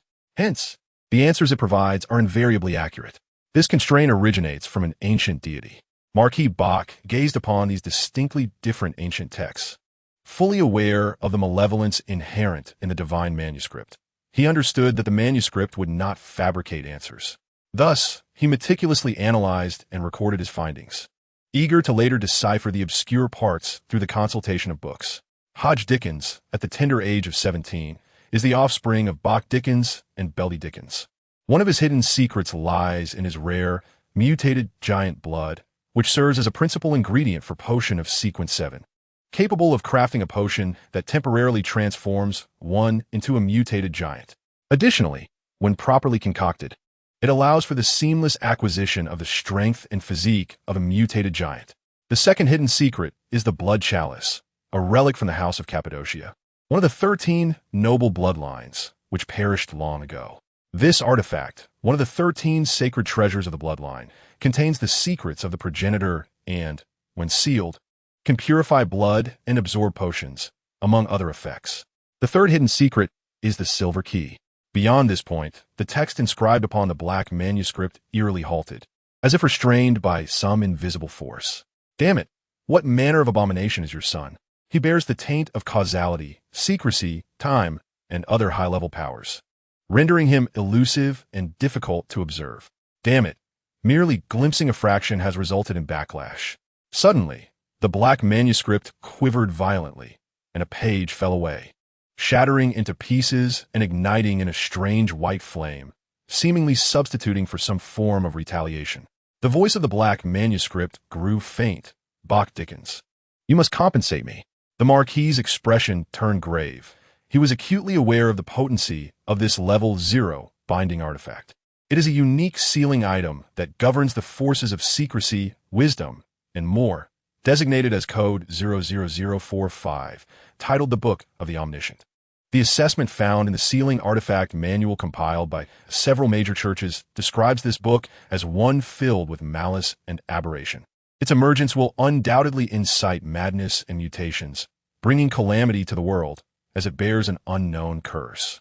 Anyone who utilizes it will, to some extent, be tainted by the curse, ultimately leading inexorably towards destruction and death. Its abilities are threefold. First, omniscience and omnipotence. The Book of the Omniscient holds sway over secrecy, wisdom, and other powers, akin to an angel walking among mortals. It is all-knowing and all-seeing, capable of effortlessly uncovering the secrets of the entire world. However, one must heed that the act of unveiling secrets itself is a form of contamination. In the Second Era, one of its bearers, having probed into forbidden knowledge, was transformed into a pool of blood, the resultant filth corrupting an entire mountain range and leading to the permanent extinction of over 300 species of flora and fauna. The curse of death, an insidious malediction, possesses the capacity to afflict any living being without the need for intermediaries, provided that the caster is willing to bear the corresponding cost. Its effects can proliferate infinitely, manifesting as a terrifying plague. In ancient times, due to the reckless actions of a certain user, this cursed artifact once unleashed a contagion that ravaged the entire southern continent, leading to the near extinction of humanity, fauna, and other beings. The land was strewn with corpses, a desolate expanse of devastation. The Marks of Time, an omniscient tome inherited from antiquity, can reveal mystical projections of the ancient era to its user, albeit at a significant cost. These projections appear randomly and are fraught with unpredictability. They may embody benevolence, madness, malevolence, or justice. Each manifestation poses an unimaginable calamity for the beings of this age.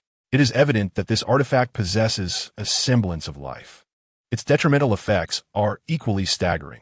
Aside from 1's lifespan, it can barter away nearly everything of value to the user, including the most cherished memories, emotions, lovers, and friends, seizing them in a nearly cruel manner, leaving the user to witness their own descent into madness, becoming a grotesque shadow of their former self. You have failed your commission, remarked Marquis Bach, gazing at the omniscient tome with a calm demeanor. Damn it, I shall consume you, piece by piece. The omniscient tome trembled violently as dark, malevolent energy surged forth from its chains, unleashing a tumultuous wave. Dozens of chains, each a different hue, shimmered with sacred light, thwarting the expansion of the sinister energies. An angelic figure, carved into the dome above, blinked as if animated from the relief, casting its gaze upon the omniscient tome. Under the watchful eyes of the angelic effigy, the tome gradually calmed, retracting the dark miasma that had spilled forth. Do you have any further inquiries? Upon hearing the words of 00045, Marquis Bach pondered for a moment before inquiring, has anyone been targeting Hodge recently? Silence ensued, a prolonged stillness enveloping the room. The omniscient tome entirely suppressed its anomalies, descending back into a lifeless state. Under the scrutiny of Marquis Bach, it finally uttered a single word, leave. Realizing the answer, Marquis Bach turned and exited the chamber. Chapter 31. The Brewing of Potions in the Dickens Estate within the Marquis's chambers. How are you, my dear? Are you well? Lady Bell, noticing her husband's return, hurriedly rose from the bed, expressing her concern. Marquis Bach nodded slightly, a gentle smile gracing his lips. It went reasonably well. That is a relief, Lady Bell sighed, contemplating before asking, is Hodge unharmed? Well, the situation is somewhat complex, Marquis Bach replied after a moment's deliberation. What is amiss? Lady Bell's anxiety intensified upon hearing this. In simple terms, that artifact cannot fathom the peculiarities surrounding Hodge, Marquis Bach elucidated. Could that object truly be so opaque? Lady Belief harbored a certain understanding of the Book of Omniscience, and her expression shifted instantaneously, suffused with concern. Initially, she intended for him to ascend to Sequence 8, inheriting the title and leading a life of unremarkable tranquility. However, it now appeared increasingly improbable. The Eternal Sorcery Church and the Titanic sects were manifesting in succession, while tumult brewed within the empire itself. Given Hodges' current state, it seemed unlikely that we could remain unscathed.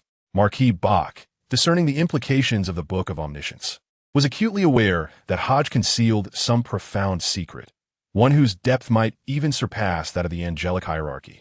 In the shadow of such secrets, no one could hope to remain isolated, unless Marquis Bach was willing to abandon Hodge, surrendering him to the Holy Church and severing all ties. It was evident that the stakes were dire. Should he choose that path, Hodge would face a grim fate, subjected to scrutiny, confinement, or even immediate erasure, with memories extracted through soul-searching or necromancy to seize control of these secrets. No faction could afford to relinquish a secret of angelic caliber. "My dear, we must protect him. Hodge is our only son," Lady Belief exclaimed, her pallor betraying her agitation. "Indeed, I shall safeguard him, no matter the cost. As long as I live, Hodge shall not perish," Marquis Bach replied, his demeanor as tranquil and steadfast as ever, akin to a vast, undisturbed ocean. "Very well, let us rest for now. Hodge will commence potion brewing tomorrow, advancing to Sequence 9 Apothecary. I have a premonition that once he ascends, he will unveil certain perplexities to me," he reassured Lady Belief, who gradually calmed as he conjured a gentle green light at his fingertips. Leaning against Bach's shoulder, she eventually succumbed to slumber.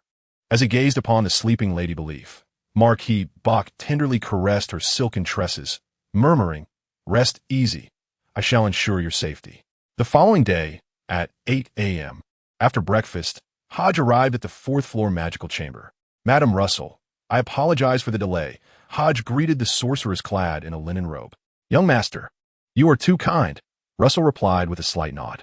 The table within the magical chamber was adorned with a myriad of extraordinary materials, various bottles and jars of differing hues. Test tubes, flasks, alcohol lamps, and niter for crafting magical circles, all presenting a dazzling array. Forelimb of a juvenile mind dragon, tongue of a Baena lizard, wing of Siberian snow sculpture, gall of a Hebrian cobra. Russell meticulously scrutinized the sealed contents of the containers, marveling at Marquis Bach's affluence. Many of these materials, even to her as a Sequence 7 incantator, were known only by reputation, never before encountered in their tangible forms.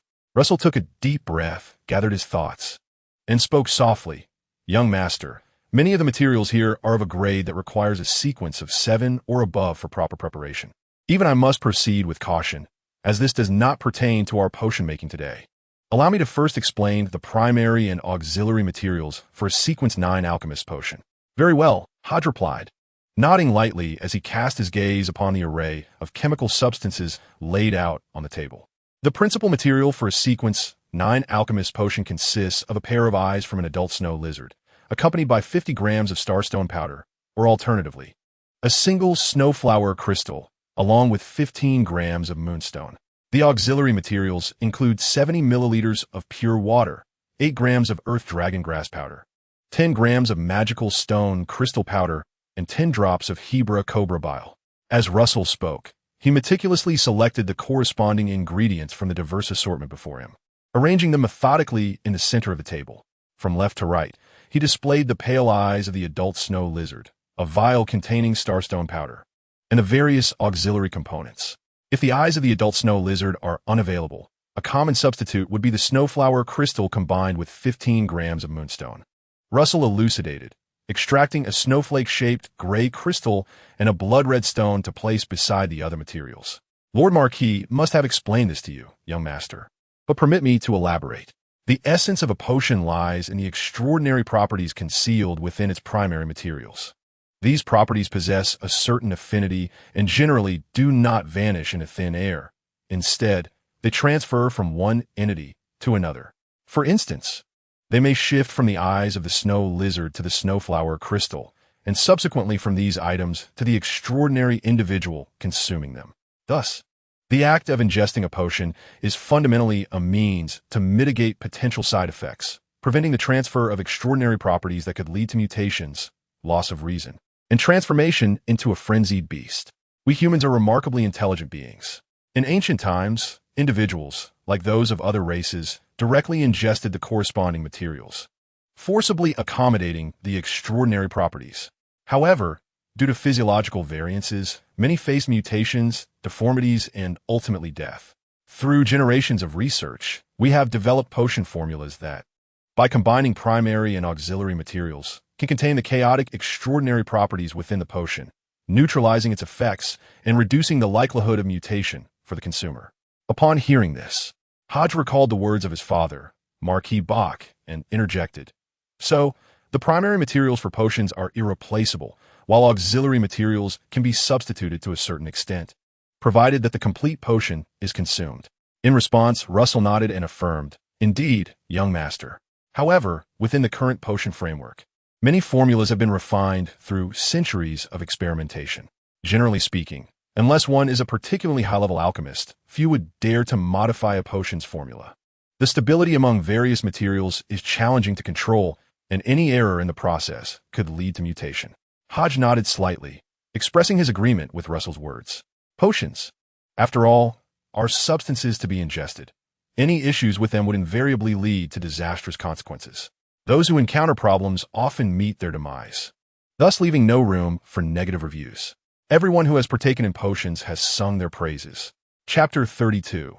The Spendthrift Alchemist. Let us adhere to the potion formula. Hodge remarked, gazing at Russell with a soft inquiry. What is the first step? Russell pointed to the potion ingredients laid out on the table and elucidated. The initial stage of potion crafting involves gathering a sufficient quantity of raw materials, encompassing both primary and auxiliary components. The primary materials embody the extraordinary essence of the potion. They are generally impervious to destruction, merely transferring from one entity to another. This is one of the laws of the extraordinary realm, known as the law of extraordinary transference. Primary materials may only be tainted, not destroyed. Should your potion-making endeavor fail, the most likely outcome is that the primary material becomes contaminated or its structural form alters.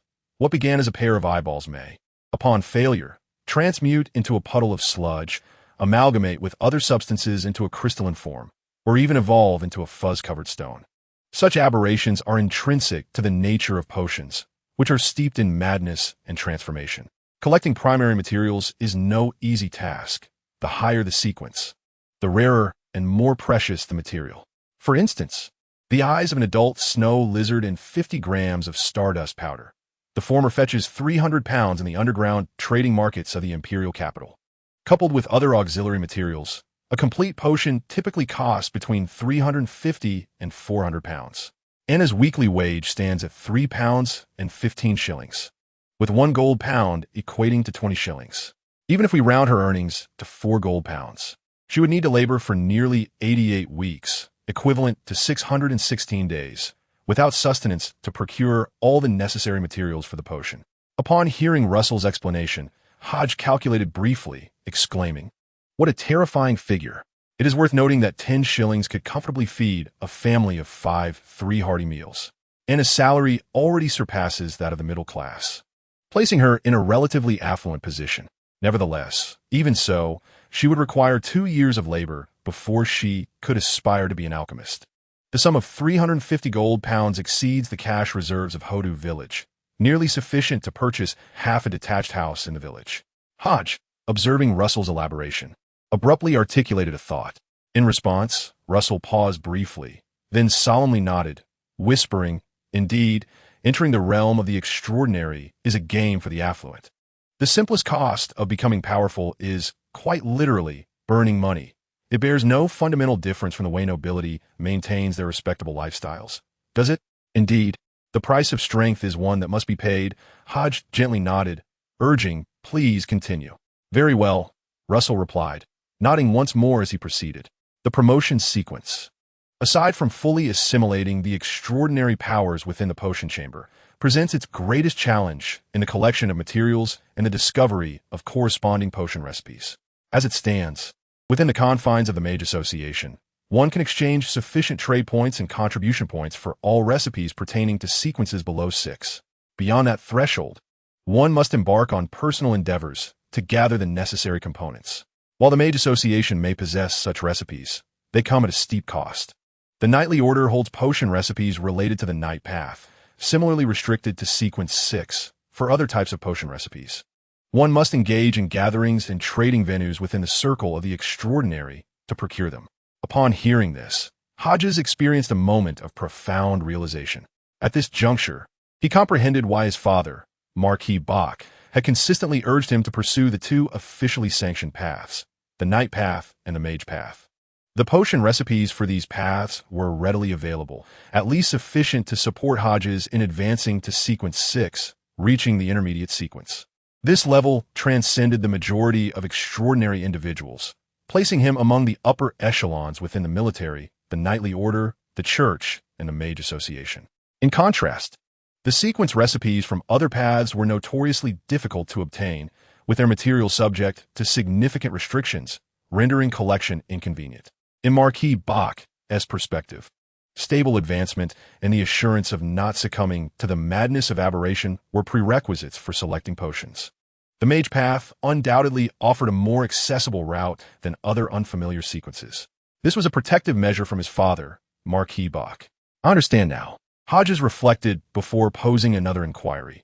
What is the annual fee to become an apothecary and join the Mage Association?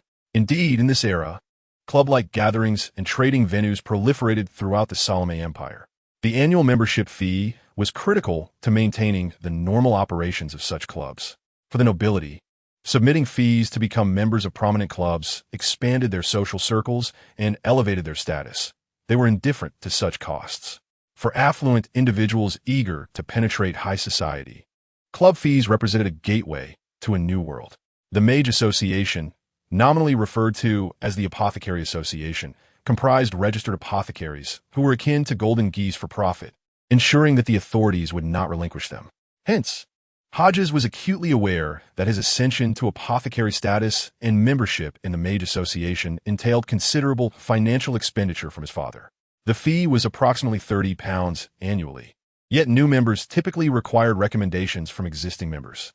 Accounting for recommendation fees and other associated costs, young master, should you decide to join, it would likely amount to around £100, Russell calculated succinctly.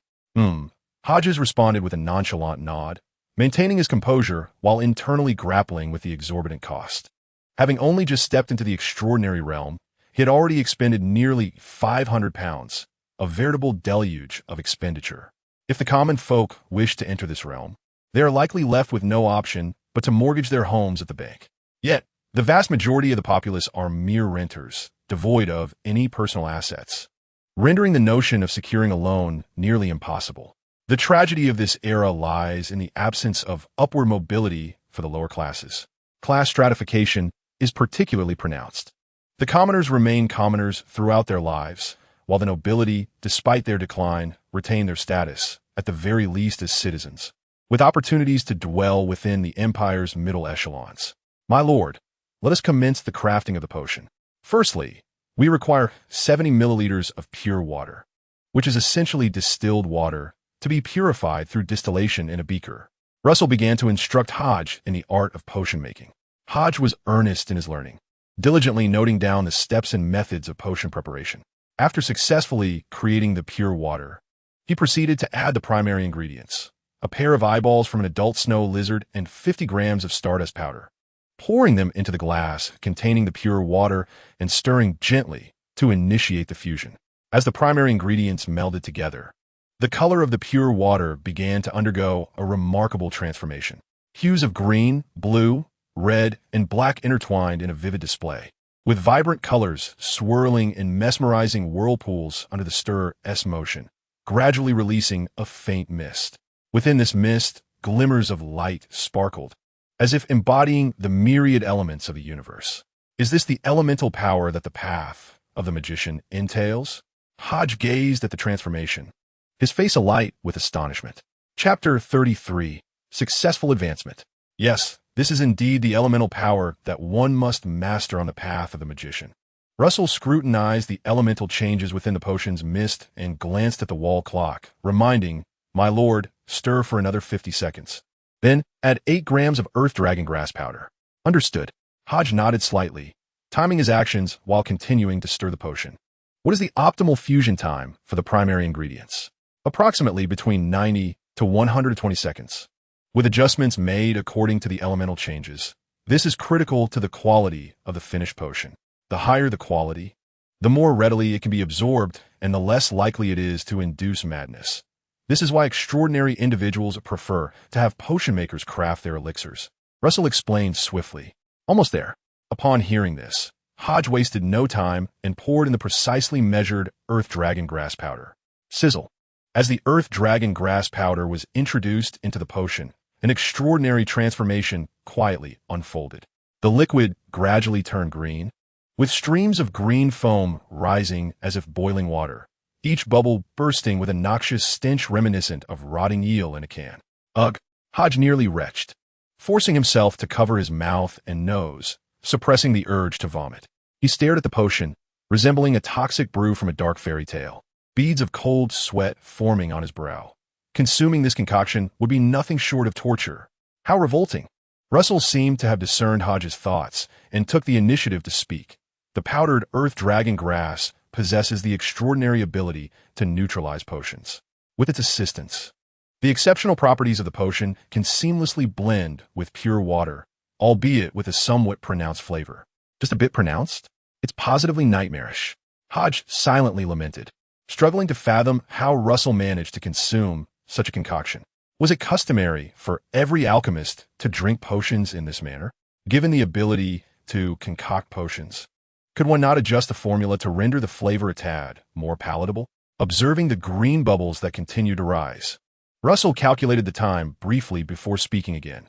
"Young master, proceed by adding 10 grams of crystallized magic stone powder." Hodge immediately grasped the implication. They had only added one auxiliary ingredient, suggesting that the final product might not be as terrifying as it currently appeared. With this thought, Hodge dared not delay, hastily pouring in the 7 different colored powders. As the powders mingled, the bubbles atop the green potion began to dissipate, transforming the once repugnant deep green into a serene, lake-like pale blue, and the acrid odor diminished considerably. Relieved, Hodge felt reassured by the current color and scent, believing he could force himself to consume it. The previous green potion, reminiscent of canned eel, was utterly unbearable. How inhumane! As Russell observed the gradual dissolution of the magic stone powder, a subtle gleam sparkled in her eyes, activating her level 9 alchemist abilities. Potion identification. Under Russell's scrutiny, the fusion of the potion's exceptional properties with pure water and the special powder achieved an impressive 97, nearly perfect. The final auxiliary material, 10 drops of Heir cobra bile. "Young master, remember, only 10 drops, do not exceed," Russell cautioned with a serious expression. Hodge nodded slightly, extending his left hand, already clad in rubber gloves, to retrieve a vial of Heir cobra bile preserved with a magic circle. Gently squeezing the vial, he allowed the bile to trickle down into the potion. 1 drop, 2 drops, 3 drops. Hodge silently counted, and as he approached the final drop, he swiftly retracted his hand, returning the bile to its special container. As the 10 drops of bile fell into the mixture, a strong ripple surged through, the deep green bile gradually disintegrating and merging flawlessly with the surrounding potion, ultimately fixing its hue to a vibrant turquoise, a captivating blend of blue and green. The turquoise potion lay quietly in the glass, refracting a spectrum of colors under the light, as if tiny microorganisms were dancing within. Truly enchanting. Success. Russell exhaled with relief, a faint smile gracing her features. Truth be told, this potion-making endeavor was far more exhausting than her usual concoctions. She feared that Hodge might inadvertently add too much powder or fail to dispense the bile correctly, leading to unforeseen dangers in the potion's creation. Fortunately, everything proceeded smoothly. Upon hearing this, Hodge exhaled a sigh of relief, his expression easing considerably as he gazed at the potion he had concocted. "I can drink it now, correct?" he inquired. "Yes, it is ready," Russell replied with a slight nod. With a deep breath, Hodge extended his hand, grasping the potion cup, steeling himself before tilting it towards his mouth. As the warm liquid slid down his throat, his countenance shifted dramatically. The potion, imbued with a life of its own, writhed and surged within him, radiating a searing warmth as it traversed his esophagus. Hodge felt as though his throat was tearing apart, rendering him nearly voiceless. The warm potion churned in his belly, splitting and expanding in all directions, akin to an incessant swarm of worms gnawing at his flesh, inducing sensations of itchiness, numbness, and pain. Grasping the table for support, his veins bulged, and his eyes reddened as he gasped for air. The intensity of the agony felt akin to enduring a torturous ordeal. Observing the scene, Russell maintained a calm demeanor and spoke in a steady voice. "Young master, take deep breaths, control your emotions. Try not to listen to the strange sounds or view the odd visions. Remain composed. The pain you experience is a natural response. Your body is undergoing transformation through the potion, accommodating extraordinary properties, much like the process of brewing the potion itself. You are part of this journey." Upon hearing Russell's words, Hodge endeavored to stabilize his emotions, inhaling deeply while attuning to the changes within his body. Under the potion's influence, his consciousness began to blur, and vibrant spots danced before his eyes.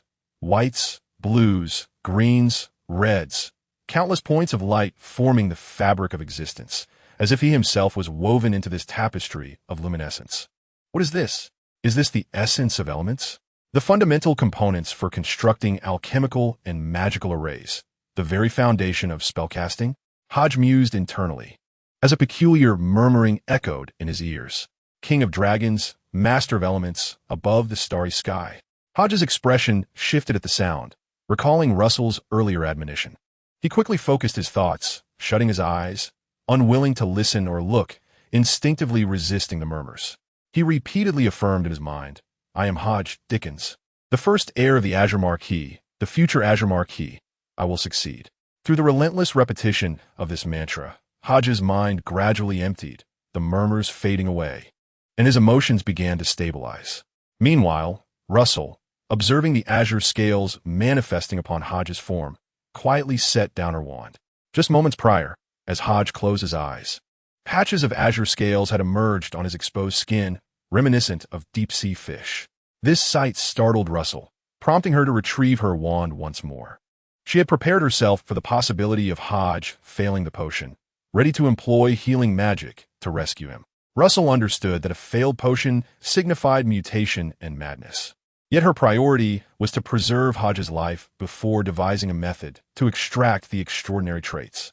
As for whether she could ultimately extract them or save Hodge, she was uncertain. All she could do was exert her efforts and leave the rest to fate. Fortunately, Hodge appeared to have managed to control the potion, avoiding further mutation.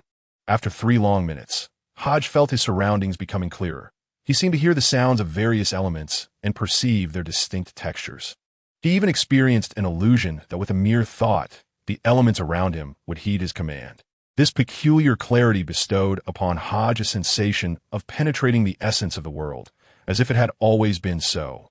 But his previous ignorance had rendered him blind to it.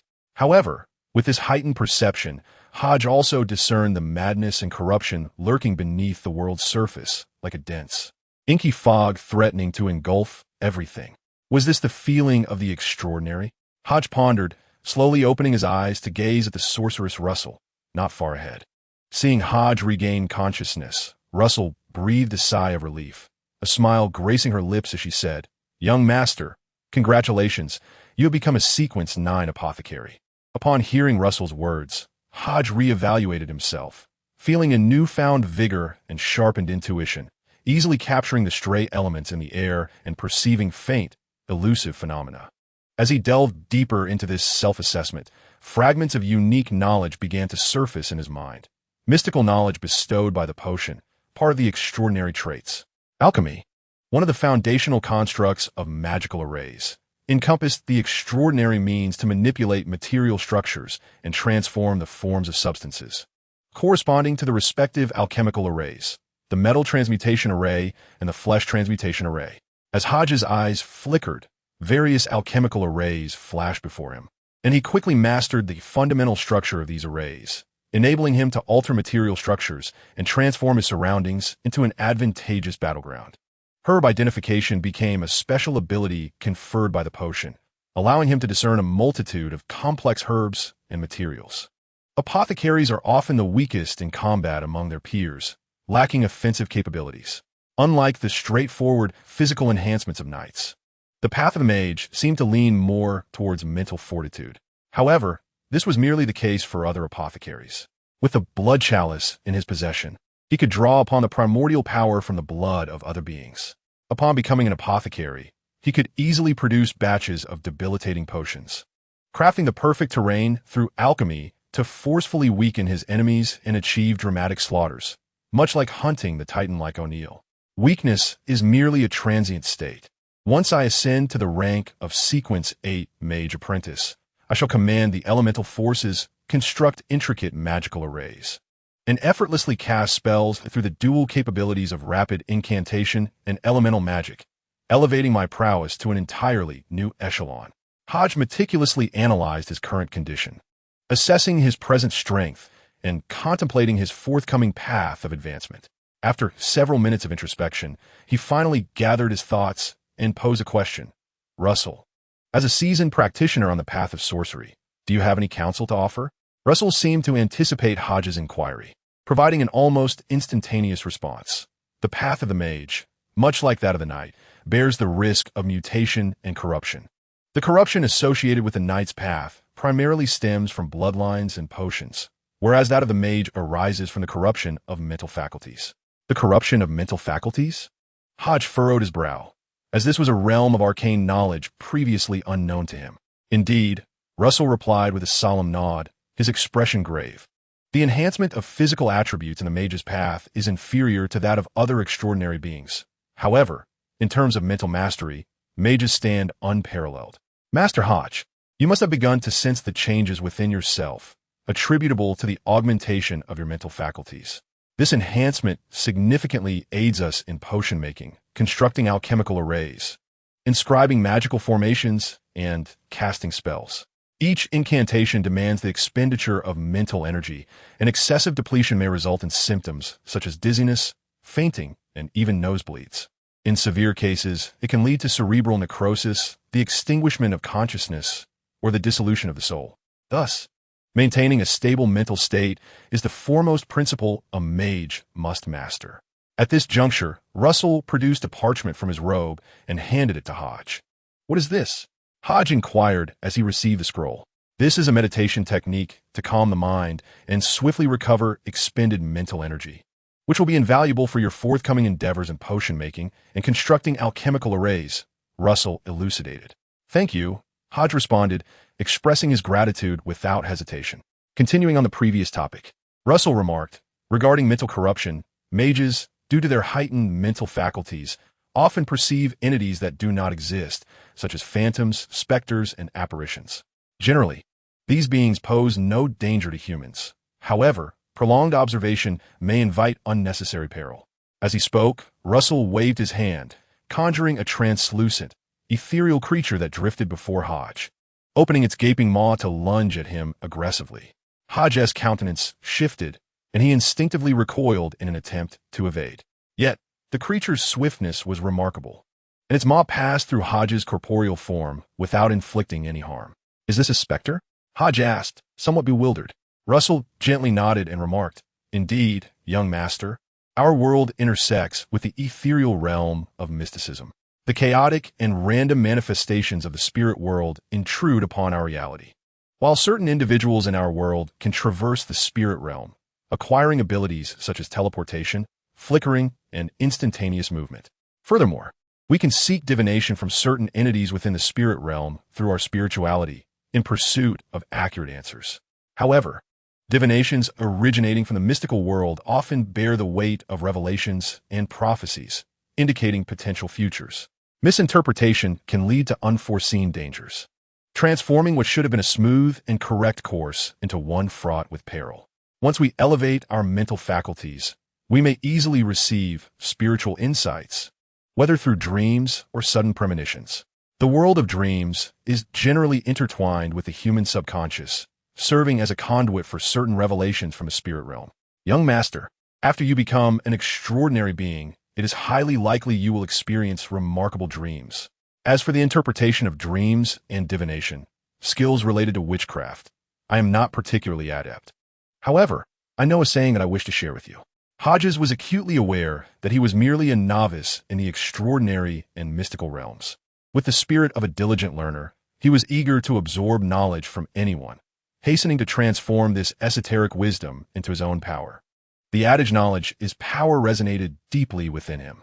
When dreaming, one should not focus solely on what is dreamt, but rather seek to understand the true subconscious within that dream. For instance, many people dream of being chased. This reflects panic and fear, a direct response to their current state of confusion and anxiety. Of course, the varying degrees of pursuit, their origins, and outcomes symbolize deeper meanings. Russell softly elucidated a few concepts and continued. These matters fall within the realms of diviners and psychologists. In the extraordinary world, each extraordinary being, in addition to their inherent abilities, typically masters another profession. The diviner and psychologist are but two examples. Furthermore, within the path of the mage, the potion master is also considered a secondary profession, referred to as an apothecary. Hodges nodded lightly, feeling a deeper understanding of the extraordinary world. He immediately inquired, "How many secondary professions are there?" "There are 9, Russell replied. In addition to the apothecary, psychologist, and diviner previously mentioned, the others include the artifact master, dismantler, enchanter, blacksmith, alchemist, and scroll master. Chapter 35, The Spirit Realm and Spiritual Sight. 9 secondary professions? Apothecary, psychologist, diviner, artifact master, dismantler, enchanter, blacksmith, alchemist, scroll master? Hodges felt as though a new door to the mystical world had been opened before him. The system of secondary professions.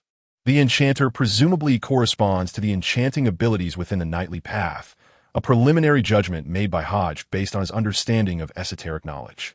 Indeed, Russell elucidated, the alchemist's auxiliary profession aligns with the mage's path as the apothecary, while the enchanter corresponds to the knightly path. However, the alchemist's capabilities appear to be ambiguous, more sinister and peculiar. They seem to excel in the alchemical array of biological transmutation, a vocation explicitly forbidden by the Empire. Many alchemists have thus found themselves imprisoned. Other auxiliary professions seem to relate to numerous sequences that vanished during the Second Epoch, and aside from craftsmen, most auxiliary professions lack corresponding sequences, making their ascension challenging. As for the extent of their capabilities, it largely depends on their mastery of skills, yet it is rumored that they can achieve no more than a mid-sequence level. Struggling to ascend further. My knowledge of these auxiliary professions is limited, but you might inquire with the Marquis for more insight. Hodge nodded, grasping a preliminary concept of these auxiliary professions, sensing that they might present an additional avenue for enhancing his combat prowess when he reaches Sequence 9. Many of these professions, even by name alone, exude an aura of strength. As of now, the process of concocting and consuming the potion has concluded, Russell stated calmly. Thank you. I appreciate your efforts, Hodge replied. However, for you, there remains one final step, Russell remarked, gazing intently at Hodge. One final step? What is it? Hodge questioned, perplexed by Russell's words. Russell swiftly retrieved a wand from his robes, pointing it at Hodge's forehead with alacrity. What are you doing? Hodge exclaimed, startled, instinctively attempting to retreat.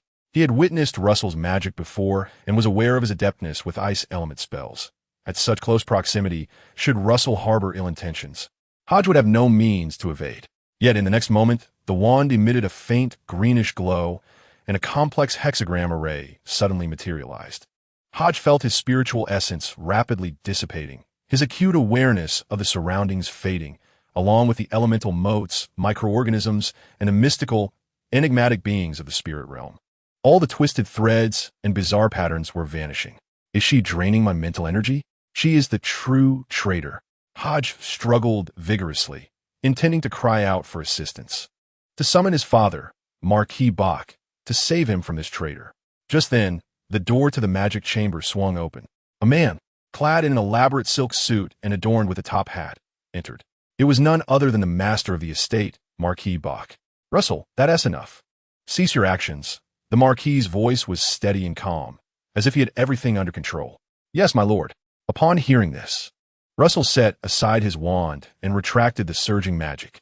Hodges soon regained his consciousness and the ability to move, yet he seemed to have lost control over his spirituality, unable to perceive the luminous elements and the elusive spiritual beings around him. Father, what has happened? Initially startled by Russell's sudden intervention, Hodges felt a wave of calm wash over him upon seeing his father, the Marquis of Bach. He held an unwavering trust in this man, a trust that encompassed various aspects, including faith in his strength and abilities. This trust formed a cornerstone of Hodges' sense of security and represented his sole connection to warmth in this unfamiliar world. What is imperceptible, unspeakable, and unheard is the first lesson to remember when entering the extraordinary realm. The essence of this world is madness, mutation, and distortion. Everyone has the potential to transform, to descend into insanity, including myself. If one day I should mutate into a monster, do not hesitate. Slay me to protect your mother. The Marquis of Bach gazed at Hodges with a serene expression, his demeanor as composed and gentle as ever. Hodges shook his head and replied earnestly, if that day comes, I will resurrect you by any means necessary. Very well. The Marquis' expression subtly shifted before quickly returning to its previous state, and he nodded with a smile. Father, what exactly did Russell do to me? I feel as though my spirituality has vanished, and my perception of the surroundings has weakened. Even the once visible elemental lights and ethereal beings are now beyond my sight. Hodges voiced his confusion once again. Russell has sealed your spiritual vision. The Marquis of Bach explained softly. Seal my spiritual vision? Hodges furrowed his brow, still perplexed as he looked at his father. The real world we inhabit intertwines with the illusory and the chaotic, fragmented spiritual realm. Extraordinary individuals can obtain unique insights through spiritual intuition. Many can also predict the future through divination and mediumship, gaining revelations. Once you become extraordinary, your spiritual intuition will greatly enhance, allowing you to perceive the ethereal lights and ghostly entities, even terrifying hallucinations. The stronger your intuition, the clearer you can see the essence of the world, and the more susceptible you become to madness. This is why I warned you about what is imperceptible, unspeakable, and unheard. The spiritual realm harbors countless horrors, mad whispers, and indescribable patterns. Even a mere nebulous point of light can lead to transformation and insanity. Even the mere projection of a high-ranking being can suffice to drive most extraordinary individuals to become monsters. For you at this moment, the spiritual realm is perilous. Thus, Russell has temporarily sealed your vision to prevent you from succumbing to madness. The Marquis of Bach patiently elucidated, this task should have been mine. However, Russell took it upon himself. My lord, I have overstepped my bounds. Russell, clad in a linen robe, lowered his head in a respectful bow. Do not worry. You may leave. I shall instruct Hodge on the subsequent matters, commanded Marquis Bach. Yes, my lord, Russell replied with a bow before exiting the magical chamber. Hodge rubbed his forehead, sensing an unusual force that seemed to shroud him, rendering his perception somewhat blurred and less acute.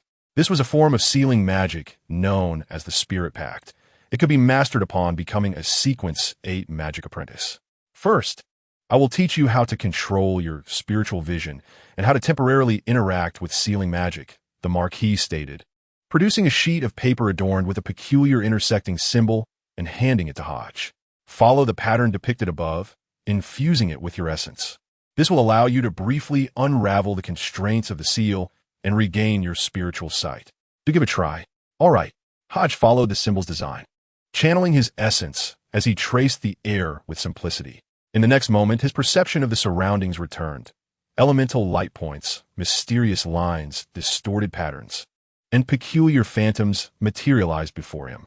This time, he beheld the overlapping and distorted projections of the spirit realm. Vast and boundless, the expansive world teemed with countless figures, chaos, and phantoms wandering within. Fragmented shards occasionally streaked across the sky, reminiscent of shooting stars or dazzling fireworks. Now focus your mind and envision retracting this essence, the Marquis commanded, forcibly rousing the nearly lost Hodge from his reverie. As if awakening from a dream, Hodge quickly gathered his thoughts, intent on retracting his essence. Soon enough, he lost his spiritual sight once more, the surrounding imagery returning to its previous state. Hodge exhaled in relief and turned his gaze back to his father, Marquis Bach. Remember the sensation from earlier. Until you gain complete mastery, utilize this method to simply control the switch of your spiritual sight. Once you become familiar, attempt to operate it without relying on the symbol. When you have achieved proficiency, I shall assist you in dispelling the sealing magic. The Marquis nodded and spoke softly. Is it possible to activate spiritual sight while under a magical seal? Hodge inquired. With sufficient practice, you will gradually attain that capability. However, each attempt should not exceed 3 minutes. Prolonged activation of spiritual sight will impose a significant burden on your mental faculties, the Marquis cautioned. Understood, Father. Hodge nodded slightly. Acknowledging his comprehension, the Marquis responded with a slight nod, choosing not to elaborate further. The room fell silent, enveloped in a subtle atmosphere. Hodge was acutely aware that the series of events had caused his father, Marquis Bach, to worry about him, and remaining silent felt inappropriate, creating a sense of distance and estrangement. He trusted that the Marquis would not press for answers. Likewise, Hodge did not wish to betray his father's trust. After a moment of contemplation, he spoke up. Father, do you believe in the occurrences within dreams? Chapter 36.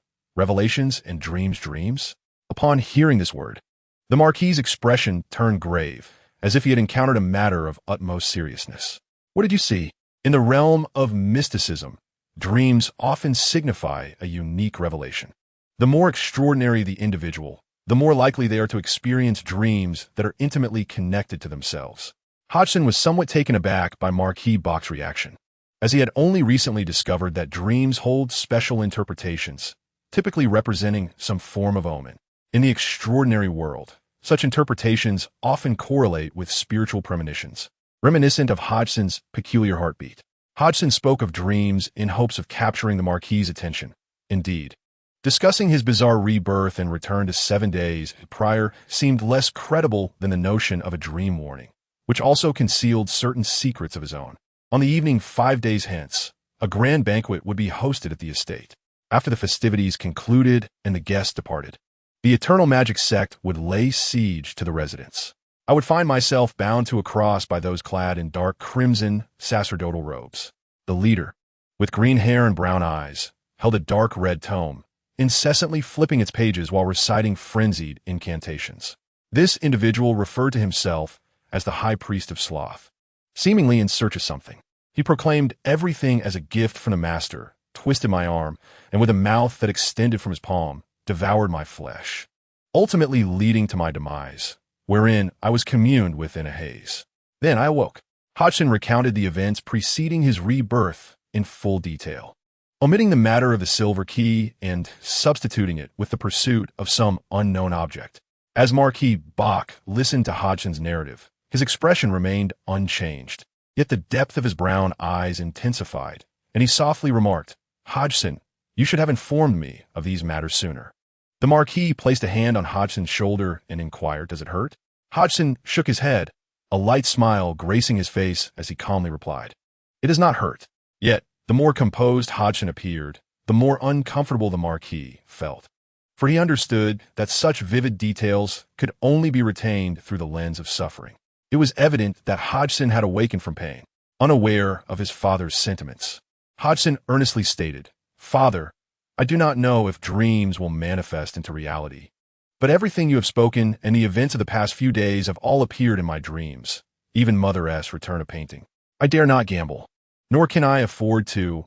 A mysterious organization capable of breaching our defenses and invading the estate warrants our utmost concern. This is a principle you have instilled in me.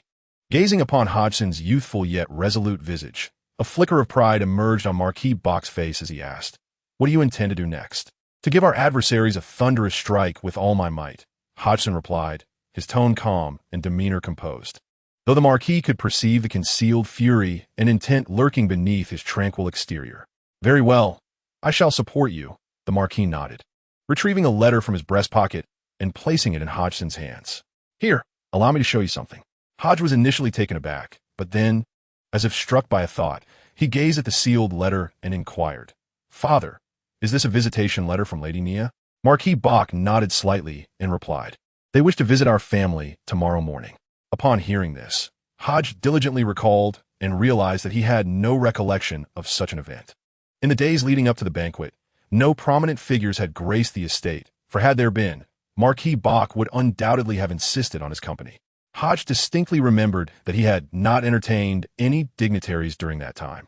Hodge opened the letter, skimming through its contents, which consisted merely of polite pleasantries and a request for a visit, devoid of anything remarkable. Suddenly, a possibility struck him, prompting him to ask, "Father, if I had not mentioned this matter today, and it were usual circumstance, how would you have responded to such a visitation request?" Marquis Bach paused momentarily, contemplating, then responded, "I would likely have declined, as we are not well acquainted. To make such an unsolicited request for a visit seems rather abrupt and inconsistent with the decorum expected among nobles. Naturally, I would consult your mother as opinion, and given her unfamiliarity with Lady Nia, she would most probably choose to decline as well." Hodge interjected, providing further clarity. At this juncture, Hodge began to unravel the entire sequence of events. He even formulated a new hypothesis regarding the seemingly inexplicable banquet set for 5 days hence. In his previous life, Lady Nia's visit had been perceived as too presumptuous, prompting his father to refuse her. Subsequently, Lady Nia might have deemed her actions impolite and sought the assistance of Her Highness the Princess to mend relations. Thus, under the princess's mediation, his mother, in a rare gesture, hosted a gathering at the estate, inviting these ladies and officials, ultimately leading to the banquet that Hodge could not comprehend. The refusal of Lady Nia had led to the princess's intervention, which resulted in the forthcoming banquet aimed at reconciliation. Marquis Bach discerned the deeper implications within Hodge's words, articulating what lay within Hodge's mind. "Indeed, father, I share the same sentiment," Hodge affirmed, acknowledging the Marquis's conjecture. "What do you intend to do?" Marquis Bach regarded Hodge, his tone laced with an evaluative quality. Having grasped part of the truth, Marquis Bach felt that the current predicament was not insurmountable. The Marquis himself harbored considerable strength, possessing several formidable sealed artifacts, including the Level 0 sealed item, the Book of Omniscience. In a certain sense, unless a being of power greater than a saint emerged, the complete annihilation of the Marquisate was evidently unfeasible. Furthermore, their family were devoted followers of the Holy Church, and during perilous times, the might that Marquis Bach could summon, as the Azure Marquis of the Empire, was exceedingly formidable.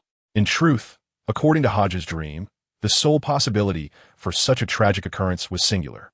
The Tome of the All-Knowing, designated as Seal Object 00045, has incited a sudden upheaval, compelling immediate action to quell the disturbance. This has rendered the estate vulnerable, allowing adversaries to infiltrate. However, under the present circumstances, with prior knowledge of the impending threat, Marquis Bach remains unconvinced that the enemy will find further opportunity. Thus, he is eager to discern his son Hodge's thoughts. Should Hodge orchestrate a strategy to confront the encroaching forces of the Eternal Demon sect, how would he proceed? Would he summon the clergy directly? Or perhaps seek aid from the Empire? Or might he call upon both sides, intentionally setting a trap? The Marquis is filled with curiosity and anticipation, eager to witness the surprises Hodge may conjure. Chapter 37. Hodge's strategy, what shall I do? Hodge gazed at the expression of his father, Marquis Bach, and suddenly grasped that his father sought to test him. He wished to observe how Hodge would manage the situation if entrusted with it. With this realization, Hodge felt a surge of fervor. He had initially intended to leave all arrangements to his father, assuming the role of a mere bystander, awaiting the outcome. After all, as a newly ascended rank 9, he believed he lacked both the qualifications and the strength to partake in such a formidable conflict, particularly against one of the 7 high priests of the Eternal Demon sect, known as the Slothful High Priest, who had obliterated entire estates. The torment of being crucified, the agony of having his arms devoured, the horror of having his neck snapped, and the humiliation of being subjected to soul-searching. All these memories haunted Hodge vividly. His awareness of the foes might instill a sense of caution in him. He understood the importance of delegating appropriate tasks to suitable individuals, refraining from overestimating his own capabilities and not becoming a burden to others. Nonetheless, Hodge had often fantasized about personally slaying the slothful high priest to avenge himself and his parents. However, recognizing his limitations, he resolved to abandon that ambition. opting instead to allow his father to intervene and utilize external forces to eradicate this menace entirely. Yet now, it appeared he had an opportunity to partake in the planning, even a chance to personally slay the slothful high priest and exact his vengeance. How could this not ignite his excitement and stir his blood? Father, if it were up to me, I would choose to meet Lady Nia and the commander of the 3rd Regiment of the Royal Knights, Hodge proposed. Oh, and why is that? Marquis Bach inquired, casually pulling a chair and sitting down, his interest piqued as he observed his son. In response, Hodge approached the blackboard affixed to the wall, seized a piece of chalk, and began to write with determination. Soon, lines of small characters emerged. Outlining his strategy, Step 1, address the reinforcements of the Knight of Annihilation. Step 2, investigate the truth of the Knight of Annihilation. Step 3, resolve the predicament of the Knight of Annihilation. Hodge pointed to the first item on the board and began to explain. Father, upon awakening from my dream, I devised 3 plans based on our current predicament. The first involves addressing the issue of reinforcements on the night of the massacre. That evening, our residence was besieged by the eternal demonic cult, and I found myself bound to a cross. Despite the prolonged battle, the cavalry regiment stationed in the nearby village of Hodges has yet to dispatch any troops for our rescue, which raises my suspicions. I do not believe the enemy could have both breached our estate and eliminated so many cavalrymen simultaneously. Hence, my initial suspicion is that there is a traitor within the cavalry regiment. Listening to Hodges' explanation, Marquis Bach nodded and gazed at the content on the board, stating, Thus, your first step is to use your promotion in potion making as a pretext to inspect Hodges village under the guise of hunting, while simultaneously informing me of your intent to hunt. You are well aware that after inquiring about the eternal demonic cult earlier that morning, it would be quite peculiar for you to leave the estate immediately to hunt in the outskirts. I would undoubtedly have concerns and would sense someone to follow you. You intend to utilize the guards I assigned to you to implement the first step of your plan, under the pretense of uncovering the traitor. You aim to have Russell and Bassimo apprehend O'Neill, thereby testing the loyalty of the 3. Ultimately, O'Neill indeed proved problematic, having been influenced by the giant statue of the cult of the Great Hall, leading to his transformation. After the battle, you succeeded in slaying O'Neill, thus accomplishing the first step of your plan. Indeed, Father, Hodge nodded, readily acknowledging his arrangements. Well executed. Have we not dealt with the mutated statue? Or had you chosen to seek refuge with the cavalry, you would have faced no danger, thus eliminating a potential threat. Marquis Bach slightly inclined his head, offering high praise for Hodges' actions. Yes, but I remain wary of Russell and Bassimo. Although they rescued me, they have not entirely shed suspicion, especially in light of O'Neill's contamination. Therefore, I took the initiative to advise you, Father, to temporarily reassign the 2, addressing the traitor issue at its root. Hodge chose to be forthright, revealing his intentions without any concealment. Continue, Marquis Bach nodded, prompting further discourse. In addition to the traitor in Hodges village, what are your other plans? Regarding the second step concerning reinforcements, I had initially intended to disclose my plans to you after my promotion, urging the church and the authorities to mobilize some forces to set a trap and ambush the enemies of the eternal demonic cult.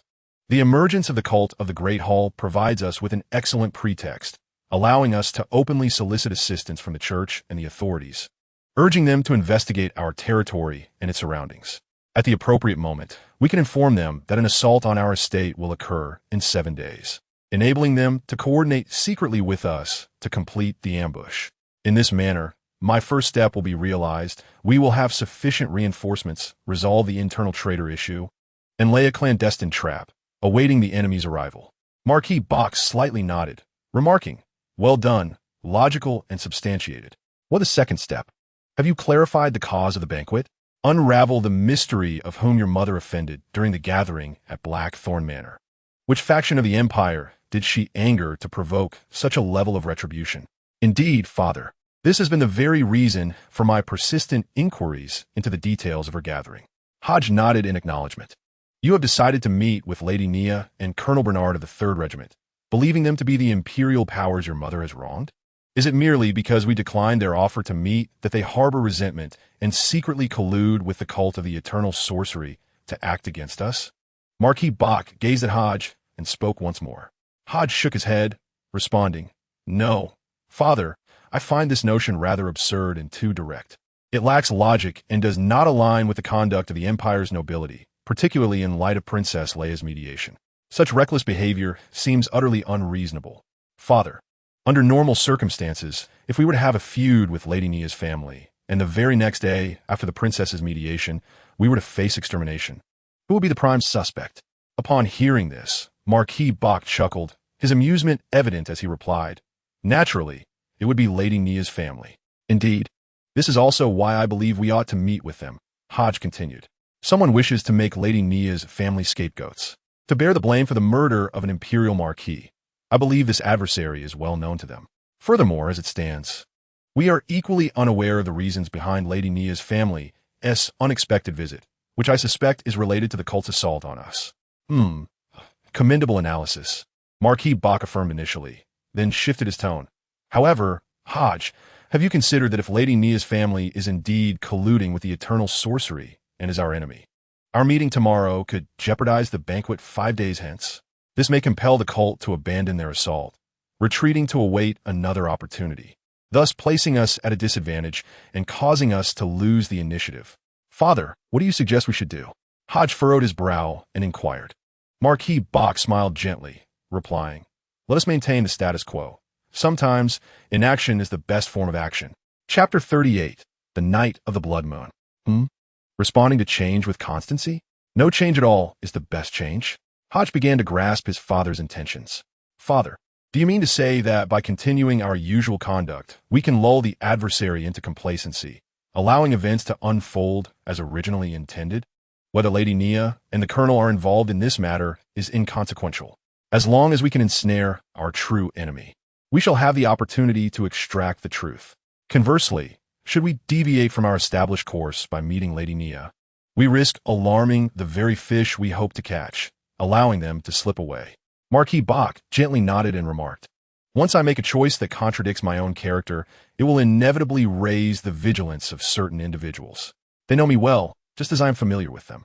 There are numerous imperial nobles who wish to thwart me, and my sudden emergence has disturbed the delicate balance of the Empire's limited resources. Many have long coveted my fiefdom and title." Hodge, realizing the gravity of the situation, nodded in agreement and said, "Father, it seems I have not considered this thoroughly. We should indeed refrain from meeting with Madame Nyaf's family. Our encounter would merely rouse suspicion, allowing our adversaries to seize the initiative. Only then can we catch them off guard and reveal their true intentions. This is a game of hunter and prey. Until the outcome is revealed, the roles can easily reverse." Marquis Bach rose, directing his gaze toward the third point on the board. "As for the third step, allow me to investigate the true culprits. The complexities of imperial influences are intricate, with various factions involved. Even within the noble class, unity is not guaranteed. The influence of the 3 major churches, the royal family, and the great nobles and wealthy individuals renders the entire empire akin to boiling water in a pot, ready to spill forth and cause significant disaster." Hodge nodded, expressing no objections to his father's plans. "However," he stated, "this time, I will only handle communication with the extraordinary individuals from the church and military. The specifics of the plan, how we will draw out the enemies you mentioned, will be entirely under your command. You shall be the chief strategist." Marquis Bach patted Hodge's shoulder and spoke softly. "Ah?"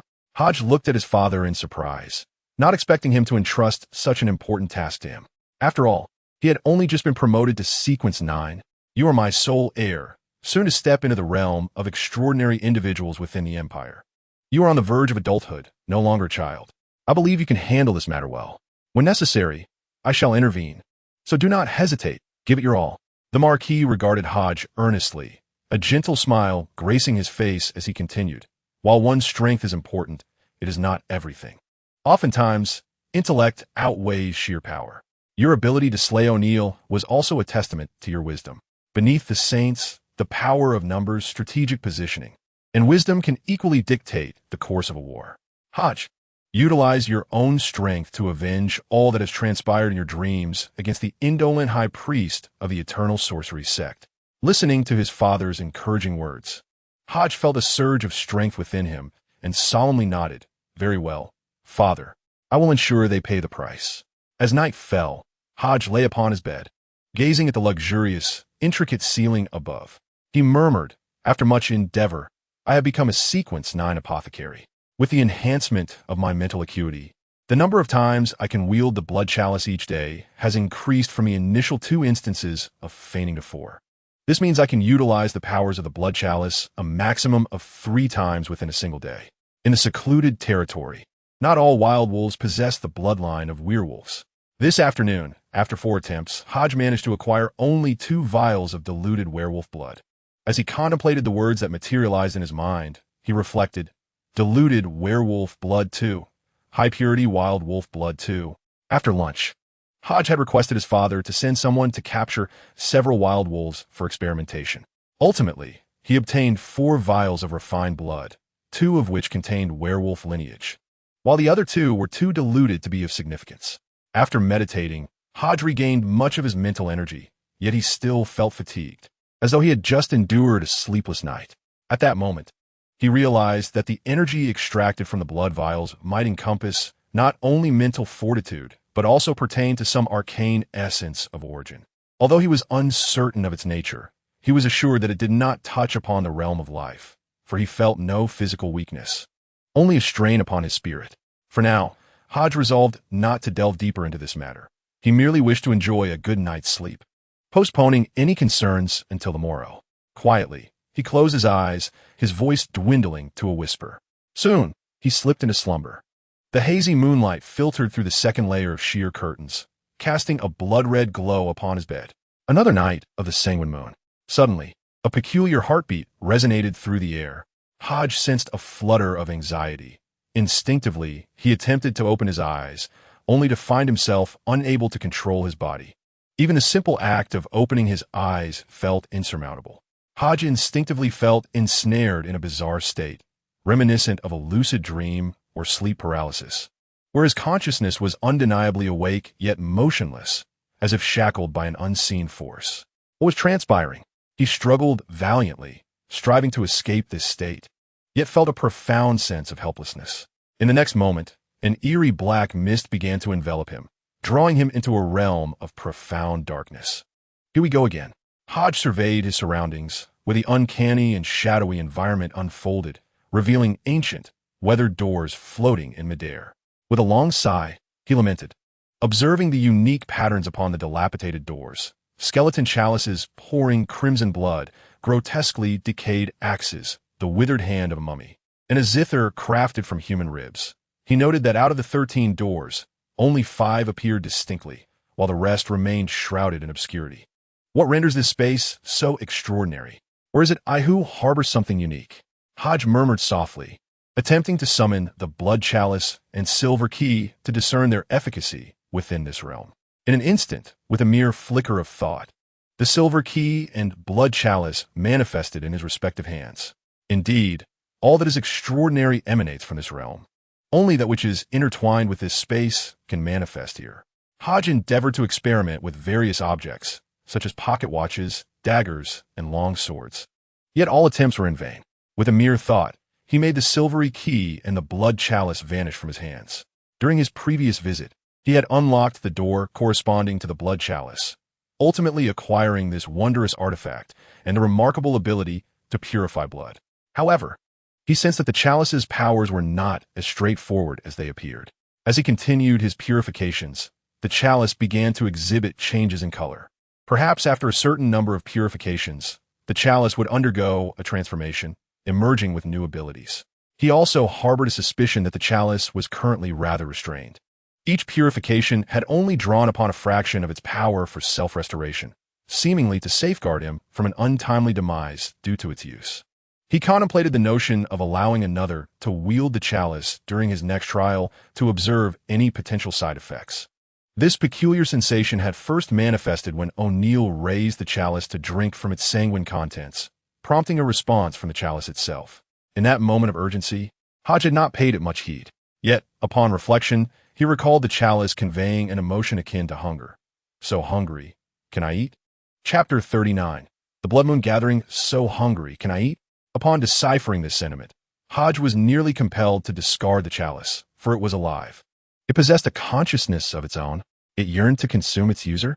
Such a notion was perilously alarming and profoundly uncanny. Hodge had attempted to communicate with the chalice, but had received no reply, though the emotion was undeniably authentic. This led him to believe that there might exist some form of seal upon the chalice, and that through the act of purifying blood, it was gradually awakening and unraveling the constraints binding it. Thus far, the chalice had displayed a demeanor sufficiently benign, possibly due to the suppression imposed by this enigmatic space. Pondering this, Hodge hesitated momentarily before proceeding towards the door adorned with the emblem of a white-boned goblet pouring forth crimson liquid. He recalled that his last entry into this realm had been facilitated by the door of the blood chalice, which had successfully returned him to the realm of reality. Therefore, he resolved to attempt this once more, as it was likely that the other doors concealed certain artifacts as well. The chalice's amiable disposition did not guarantee that the seals behind the other doors would be equally benevolent. It was entirely feasible that upon opening a door, he would be immediately consumed by whatever lay within. Hence, Hodge decided to wait until reaching the intermediate sequence before venturing to unlock the other doors and uncover their secrets. The most profound mysteries might only be unveiled upon attaining a higher sequence. Nonetheless, he believed that within the intermediate sequence, he should be able to grasp one or two more sealed artifacts. At that time, it would be most prudent to explore the other doors. Hodge placed his hands upon the weathered gate, exerting a gentle force to slowly push open the ancient door. As the creaking sound echoed, he beheld the scene within. The tumultuous sea of blood had vanished. On the desolate and parched riverbed stood an enigmatic, dark Gothic spire. At its apex hung an inverted silhouette. A dark crimson blood moon loomed overhead, casting an eerie glow upon the somber edifice, enveloping it in an aura of mystery and foreboding. Hodge observed this spectacle, swallowing hard, his brow furrowed, hesitating momentarily before the entrance. However, after a brief contemplation, he resolved to step inside. As he crossed the threshold, a hazy shadow manifested around him, his features becoming increasingly indistinct, his obsidian pupils tinged with a hint of blood red, and his attire equally nebulous, as if he were possessed by a phantom of sanguine hue. Hodge sensed this peculiar state within himself. His brow knitted in concern as he traversed the arid riverbed and pushed open the spire's door. The moment the door creaked ajar, all lights flared to life, revealing a red carpet that unfurled toward the singular entrance. Just as Hodge was poised to advance, a raspy, rigid voice echoed in his ears. "Ah, it seems we have a newcomer." Hodge's expression shifted abruptly as he turned sharply, discovering a gargoyle statue standing to his left, now animated and coalescing into a human form.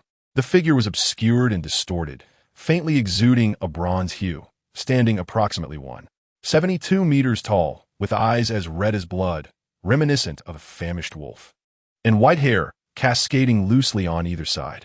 Red eyes and white hair? Wait a moment. Red eyes.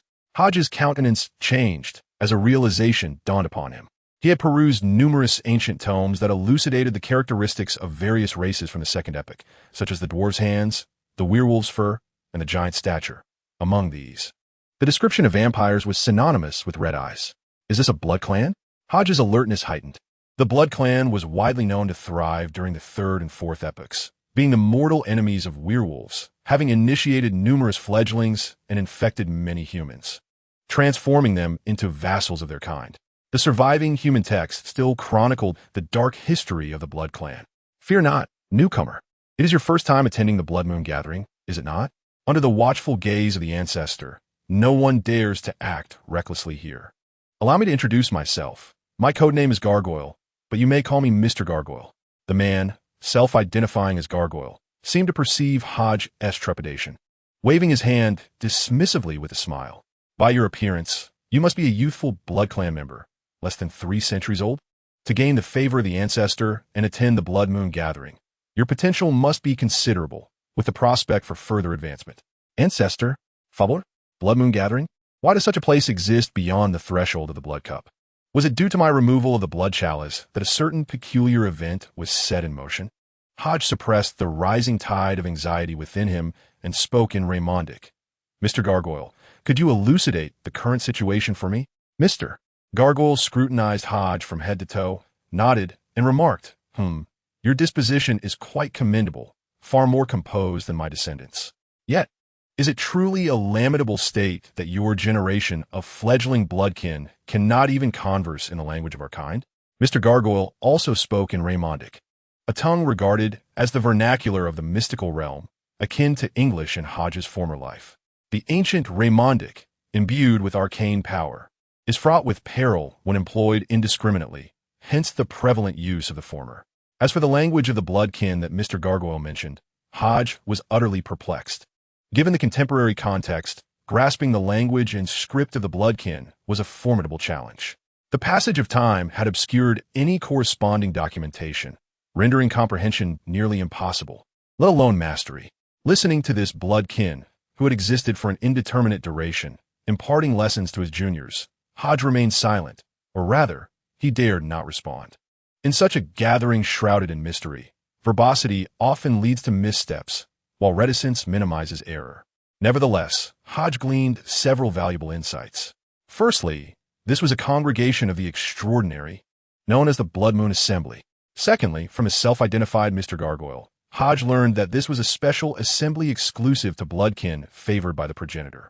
This implied that apart from Hodge, all others present were of the bloodkin. With this realization, Hodge resolved to be increasingly cautious and discreet, concealing his true identity to avoid exposure. Although Mr. Gargoyle assured him that the watchful eyes of the bloodkin progenitor would deter any violence here. One can never be too careful. Should his humanity be unveiled, how would these ravenous bloodkin react? The implications were all too clear. What a precarious dance upon the edge of a blade this gathering was. Hodge's thoughts swirled, yet outwardly he remained composed. After a lengthy monologue, Mr. Gargoyle, noticing Hodge's silence, became disinterested and ceased his ramblings.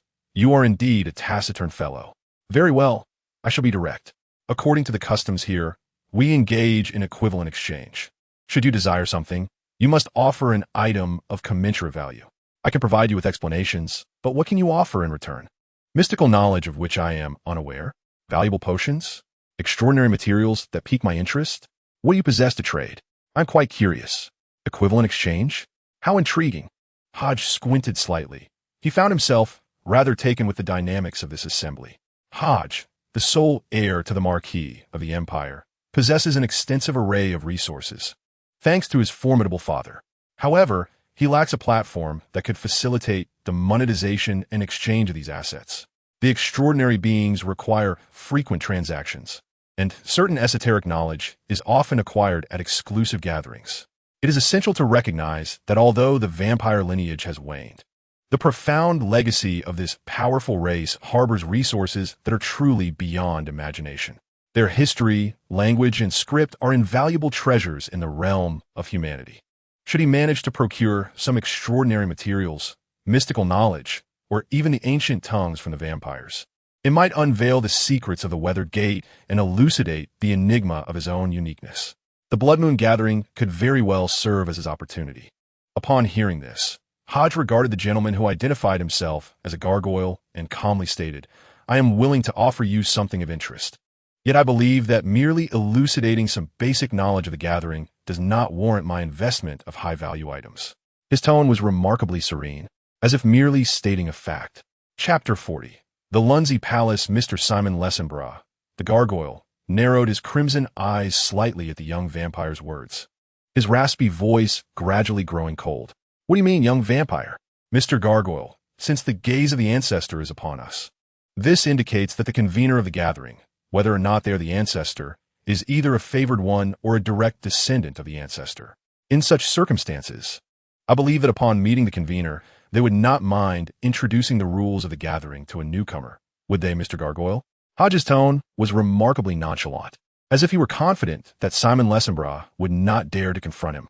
Simon fixed his intense gaze upon the young vampire, his sharp fangs gradually becoming visible, a glimmer of murderous intent flashing in his eyes.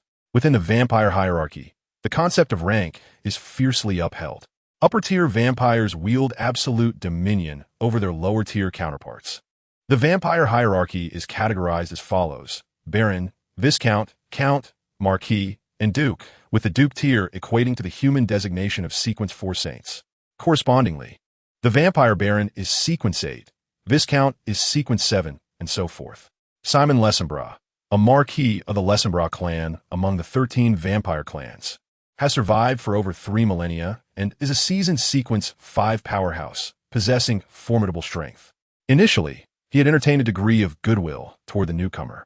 However, he did not anticipate such blatant ignorance from this newcomer, which he found repugnant, particularly as the newcomer clearly exhibited low strength, lacking the aura of an upper-tier being. Though shrouded in mist, he still gave off a youthful impression. Apart from the crimson in his eyes, he bore almost no distinctive traits. "Mr. Gargoyle, you're my senior, and I hold you in high regard. I'm willing to offer a suitable reward, hoping you might elucidate the rules of the gathering for me." Hodge shifted his tone, acquiescing to the principle of equivalent exchange. Simon was momentarily taken aback, but soon comprehended the intentions of the youthful vampire before him. His willingness to offer compensation did not signify naivety or ignorance. Rather, it was a manifestation of goodwill, demonstrating his readiness to incur a loss in exchange for knowledge. Similarly, he did not wish to be perceived as a mere benefactor. As long as the price was reasonable, he was prepared to extend certain advantages, akin to a fee for initiation into the realm. Having grasped Hodges' intentions, Simon licked his lips and retracted his exposed fangs. It seemed this old fellow, lacked the requisite foresight. Indeed, you, young vampire, possess a certain charm. Very well then, allow me, the elder, to elucidate further. With a raspy chuckle, Simon's demeanor gradually shifted to one of gravity. This place is a fragment of the divine realm of our progenitor, Lilith, tracing back to the Second Era, an epoch also known as the Primal Age or the Age of Birth. During this time, all manner of beings, giants, dragons, phoenixes, elves, demons, vampires, and werewolves originated in this Second Era. Our great, exalted progenitor, Lilith, also emerged during this time. She is the luminary of the vampires, the mother of all vampires, the source of the 13 clans. In the tumultuous era marked by divine conflict and rampant mutation, she ascended to the throne, wielding authority and becoming a true deity. This very location is a segment of the ancestral divine realm known as the Palace of Lunsay. Since the Second Era, our progenitor has convened here every blood moon night, orchestrating the blood moon gatherings, summoning the clan leaders of the 13 clans to deliberate on the proliferation of our kind. As time flowed inexorably onward, our progenitor gradually fell into slumber, no longer responding to our calls. Yet, the tradition of the blood moon gatherings has persisted into the present day. In the Third Era, the Dragon King ascended the throne, ruling the world while we vampires gradually faded into obscurity, retreating into the shadows. During the Fourth Era, humanity usurped the powers of other races, establishing the First Empire, the Empire of Alexander, under King Alexander I, who harnessed authority and faith to become the first true deity, founding the Church of Dominion, merging temporal power with divine right, reigning for a millennium. During this period, the 6 prominent true deity churches that are now active came into existence. Ultimately, human avarice ignited the divine war, and we vampires, through our clandestine influence, covertly supported various empires, eventually re-emerging onto the stage of history. Regrettably, our plans were ultimately uncovered by the true deity of the Holy Church, who invoked divine retribution, thwarting our designs and resulting in the destruction of Castle Vladimir. Mr. Simon, the Gargoyle, recounted to Hodge a series of esoteric historical events. Although Hodge had heard whispers of many occurrences, his understanding of the specifics was rather superficial. After all, compared to the comprehensive and unbroken history of vampires recorded through the ages, what Hodge grasped was woefully inadequate. According to the ancient texts housed within the library of Marquis Bach, several pivotal moments known to Hodge signify the commencement of the Third Era with the ascension of the Dragon King to his throne, establishing dominion over the world. The establishment of the First Human Empire, the Empire of Alexander, heralds the conclusion of the Third Era and the dawn of the Fourth. The destruction of the Blood Clan's castle, once a bastion of power, marks the demise of the Blood Clan and the end of the Fourth Era. Remarkably, this place is the divine realm of Lilith, the progenitor of the Blood Clan. Hodge's heart raced as an inexplicable sensation enveloped him, as if an unseen force were scrutinizing his every movement. This unsettling feeling sent shivers down his spine. He could scarcely fathom that the door adorned with the blood cup motif could lead directly into the divine realm of the ancient deity Lilith. What mysterious power had transformed him into a young bloodline in the eyes of other vampires, allowing him to partake in the ancient blood moon gathering? You seem rather anxious, Simon remarked, his crimson eyes fixed intently upon Hodge, his voice raspy. In response, Hodge's demeanor shifted to one of fervor as he murmured, "No, I am exhilarated. Have I truly arrived in the divine realm of the progenitor? Have I been summoned by the progenitor? I am overwhelmed. This is simply extraordinary." Witnessing Hodge's fervent display, Simon nodded, a similar zeal illuminating his expression. "Indeed, this is a place once graced by our progenitor, a sacred site for our clan. We have been summoned by her to usher in a new era of enlightenment for the Blood Clan. Young bloodline, come, the gathering is about to commence. Allow me to escort you to the assembly hall, where you may familiarize yourself with the attendees. Here, the custom is one of equivalent exchange. You may voluntarily share intelligence or trade information you possess. Beyond mere knowledge, one can also exchange wondrous artifacts and issue special requests, such as acquiring certain items or eliminating particular individuals. As long as you can provide the requisite offerings, you may obtain anything you desire. Of course, knowledge incurs a cost, including the secrets I have just imparted to you. This too factors into the compensation." Upon hearing this, Hodge nodded affirmatively. Under the guidance of the venerable vampire Simon, he traversed the crimson carpet, flanked by murals depicting the history of the Blood Clan. With a swift motion, Simon pushed open the dark red door, revealing the scene within. Chapter 41. The gathering members in the expansive hall. The towering dome was adorned with vibrant and intricate designs, showcasing the silhouette of a woman with bat-like wings soaring majestically, obscuring the blood moon above and surveying all beneath her. At her feet knelt countless subjects and devotees, werewolves, vampires, giants, and dragons, all prostrating in reverence to her presence. Is this the progenitor of vampires, Lilith? Hodge's pupils dilated in astonishment, and he quickly averted his gaze. It is forbidden to gaze upon the divine. Even a mere statue of a deity, once imbued with divine essence, is beyond the capacity of a mere sequence 9 to withstand. Just a hint of divinity can lead to immediate mutation and catastrophic collapse, reducing him to a mere heap of flesh. In the expansive center of the hall, a grand round table of deep brown hue is set, encircled by 13 high-backed chairs, arranged in tranquil formation. At the foremost position, a unique throne of dark gold stands, adorned with a blood diamond larger than a human head, its crimson brilliance emanating an alluring and sinister glow. For figures occupy the high-backed chairs on either side of the throne, their presence drawing the attention of the other shadows. "Gargoyle, your movements are too sluggish. Time is of the essence," intoned a vague silhouette seated in the first chair on the left, its tone cold and haughty. This male vampire, exuding an air of superiority, assessed that the strength of the one coded as Gargoyle would not be of lesser caliber. "Ah, it seems we have a newcomer," chimed a melodious, seductive voice from the first chair on the right. Turning to glance in that direction, Hodges beheld a captivating figure, her hazy silhouette radiating an innate allure, even shrouded in mist. The obscured vapor only served to enhance her unique charm. What a deadly enchantress, Hodges mused internally, unable to fathom such a beguiling presence existing in this otherworldly realm. Could it be that advanced surgical techniques have found their way here as well? "Come, let me see which clan this charming young man hails from." The bewitching figure smiled invitingly, her voice dripping with temptation. "Enough, Miss Succubus. The gathering is about to commence. Do not squander time," interjected the shadowy figure in the second chair on the left, his tone dispassionate. All right. I was merely showing concern for the newly arrived member, Mr. Puppet," the lady dubbed Miss Succubus retorted, raising her hands in mock surrender before leaning back onto the table. "Well, Mr. Gargoyle, please take your seats. The gathering is imminent," a sweet, timid voice chimed from beside Miss Succubus, belonging to a smaller figure. "Let's take our seats," Simon chuckled, moving directly to sit beside Mr. Puppet.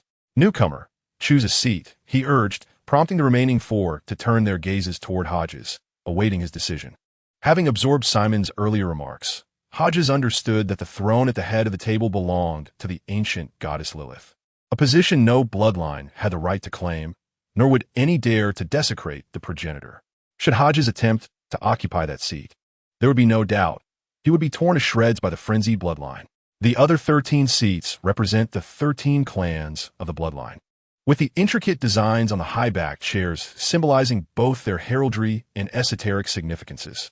5 of these chairs are already occupied, suggesting that these 5 individuals are likely members of their respective families. Therefore, the choice that Hodge makes for his position carries profound implications. Will he select arbitrarily, or will he deliberate? Hodge found himself deep in contemplation as the 5 gazed at him, evaluating the newcomer. Soon, he resolved to approach the high-back chair at the far end and took his seat. His actions elicited a reaction among those present. Their pupils constricted and their expressions shifted. Behind the chair he chose was engraved a skeletal staff and mysterious symbols, intertwining dark lines that represented death, despair, fear, and darkness. This was not only the emblem of the necromancer, but also the insignia of the clan of death within the 13. The clan of Cappadocia stands as the most noble, mysterious, and haughty among the bloodline, yet it is now widely acknowledged to be extinct. This clan, known for bringing misfortune to others, once harbored a multitude of necromancers during the Quaternary, unleashing unfathomable darkness and filth upon the continent, ultimately falling to a coalition of churches during the Blood Fortress War at the end of that era. Ironically, it was their sacrifice that ensured the survival of the remaining clans. The reactions of the 5 to Hodges' choice varied, yet they shared a tacit silence. The grand hall of the palace fell into a brief, contemplative quietude until a figure on the far left broke the stillness. Newcomer, welcome to the Blood Moon Gathering. My code name is the Divine Chosen. Upon hearing this designation, Hodges' pupils constricted, and he struggled to maintain his composure, suppressing any signs of unease.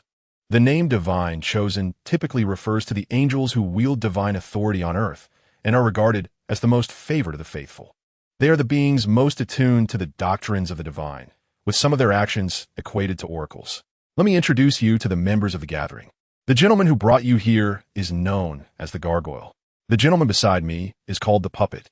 The lady on my right is known as the Succubus. And the lady next to the Succubus is called the Doll. We are all bloodline members summoned by the ancestor under the blood moon. Here, regardless of status, strength, or gender, we gather with a singular purpose: to elevate ourselves, fulfill the ancestor's wishes, and discover a new path for our bloodline. Newcomer, please choose a code name for yourself. This will assist us in addressing you. The Divine Chosen remarked calmly, gazing at Hodge. Call me Edward, Hodge replied without much thought, invoking the name of a renowned vampire from his past life. Upon hearing this, the esteemed Mr. Divine Chosen nodded and said, "Very well, Mr. Edward. Welcome to the Blood Moon Gathering. Now, let us rise and pay homage to our ancestor." As Mr. Divine Chosen's words fell, the other members stood in unison, bowing deeply towards the throne at the head of the assembly. Observing this, Hodge also rose, imitating their gestures in reverence to the throne. Paying homage to the ancestor? Good heavens! Could it be that the seemingly fallen progenitor of the bloodline, Lilith, still lives? A chilling dread enveloped Hodge as he felt an invisible hand trace along his skin, accompanied by a cold gaze that scrutinized his every move, as if divine retribution were poised to strike him down at any moment. In the realm of the ancient gods, to confront the divine, this was a just taken too far. Chapter 42. The fate of the puppet to deceive the divine in the realm of the ancient gods? Hodge felt he must surely be losing his mind. How in the world had matters escalated to this point? He could not help but roar internally, feeling every inch of his skin and every pore tremble with fear, akin to a prisoner awaiting execution, poised to have his head severed by the executioner's blade. This extreme sensation of terror caused grotesque scales to emerge upon Hodge's skin, twisting in a bizarre manner. He was exhibiting signs of losing control. Suddenly, Hodge awoke to the gravity of his situation, hastily reining in his thoughts and emotions, striving to prevent further aberration that could lead to utter madness and transform him into a monster. To the observant eye of Mr. Albert, the Divine Chosen, Hodge's small movements appeared akin to that of a young bloodline member on the verge of meeting the ancestor, filled with excitement, anxiety, and trepidation. Indeed, to Albert, all of this seemed quite reasonable and normal. A young bloodline member, newly initiated into the Blood Moon Gathering, who had long awaited a response from the ancestor, would undoubtedly be overwhelmed with emotion at the prospect of seeing the ancestor once more. Soon, under the gaze of the 6 members, the dark golden throne, adorned with a blood diamond larger than a human head, shimmered with a hazy light. A dark red silhouette silently descended upon the throne, delineating a feminine form. Lilith, the progenitor of the bloodline. We pay homage to the ancestor, the assembly intoned with reverence, bowing their heads in unison.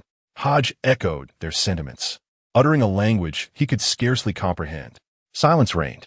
The grand hall of the palace remained utterly still for a full half-minute before Mr. Albert finally spoke. That will suffice. Please be seated. This time, he spoke in the language of Raymond. The assembly nodded and took their seats. It seemed that it was merely an unresponsive spiritual projection. Relief washed over Hodge as his anxious heart gradually calmed, allowing him to exhale deeply. Just moments ago, he had genuinely feared the descent of the ancient god Lilith. Should she appear, his disguise would assuredly be laid bare. A human masquerading as a bloodline member, infiltrating the divine realm to partake in the Blood Moon gathering? This was tantamount to orchestrating a scheme beneath the very gaze of the gods. This is an act that no deity can possibly tolerate. Hodge understood that even if he attempted to explain, it would be futile in the presence of a deity, particularly one of a different essence. Would an elephant heed the explanations of an ant? Certainly not. The chasm between Hodge and the divine was far greater than that between an elephant and an ant. It was a vast gulf between realms of existence. Under the witness of the progenitor, a new cycle of the Blood Moon gathering commenced. A congregation that had persisted since the Second Era and continued into the Fourth Era.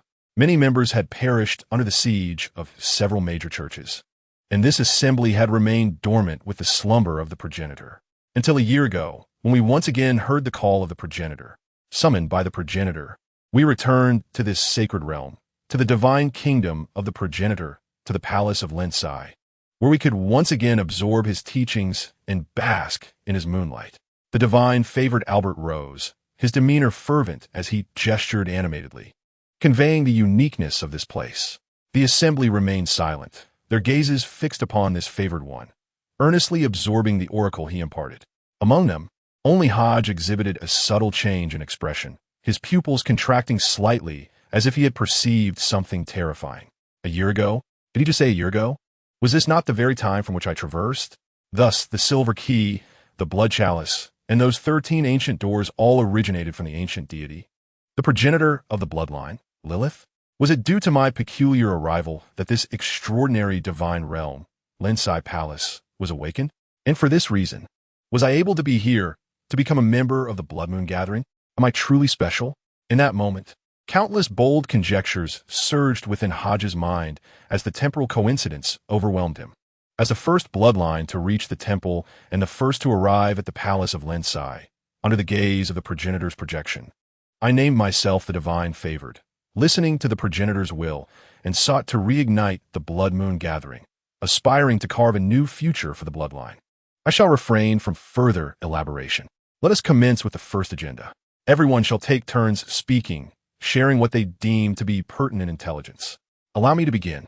Albert gazed at the assembly, his tone composed as he spoke. Regarding the sacred artifact mentioned previously within our clan, I have obtained specific information. What?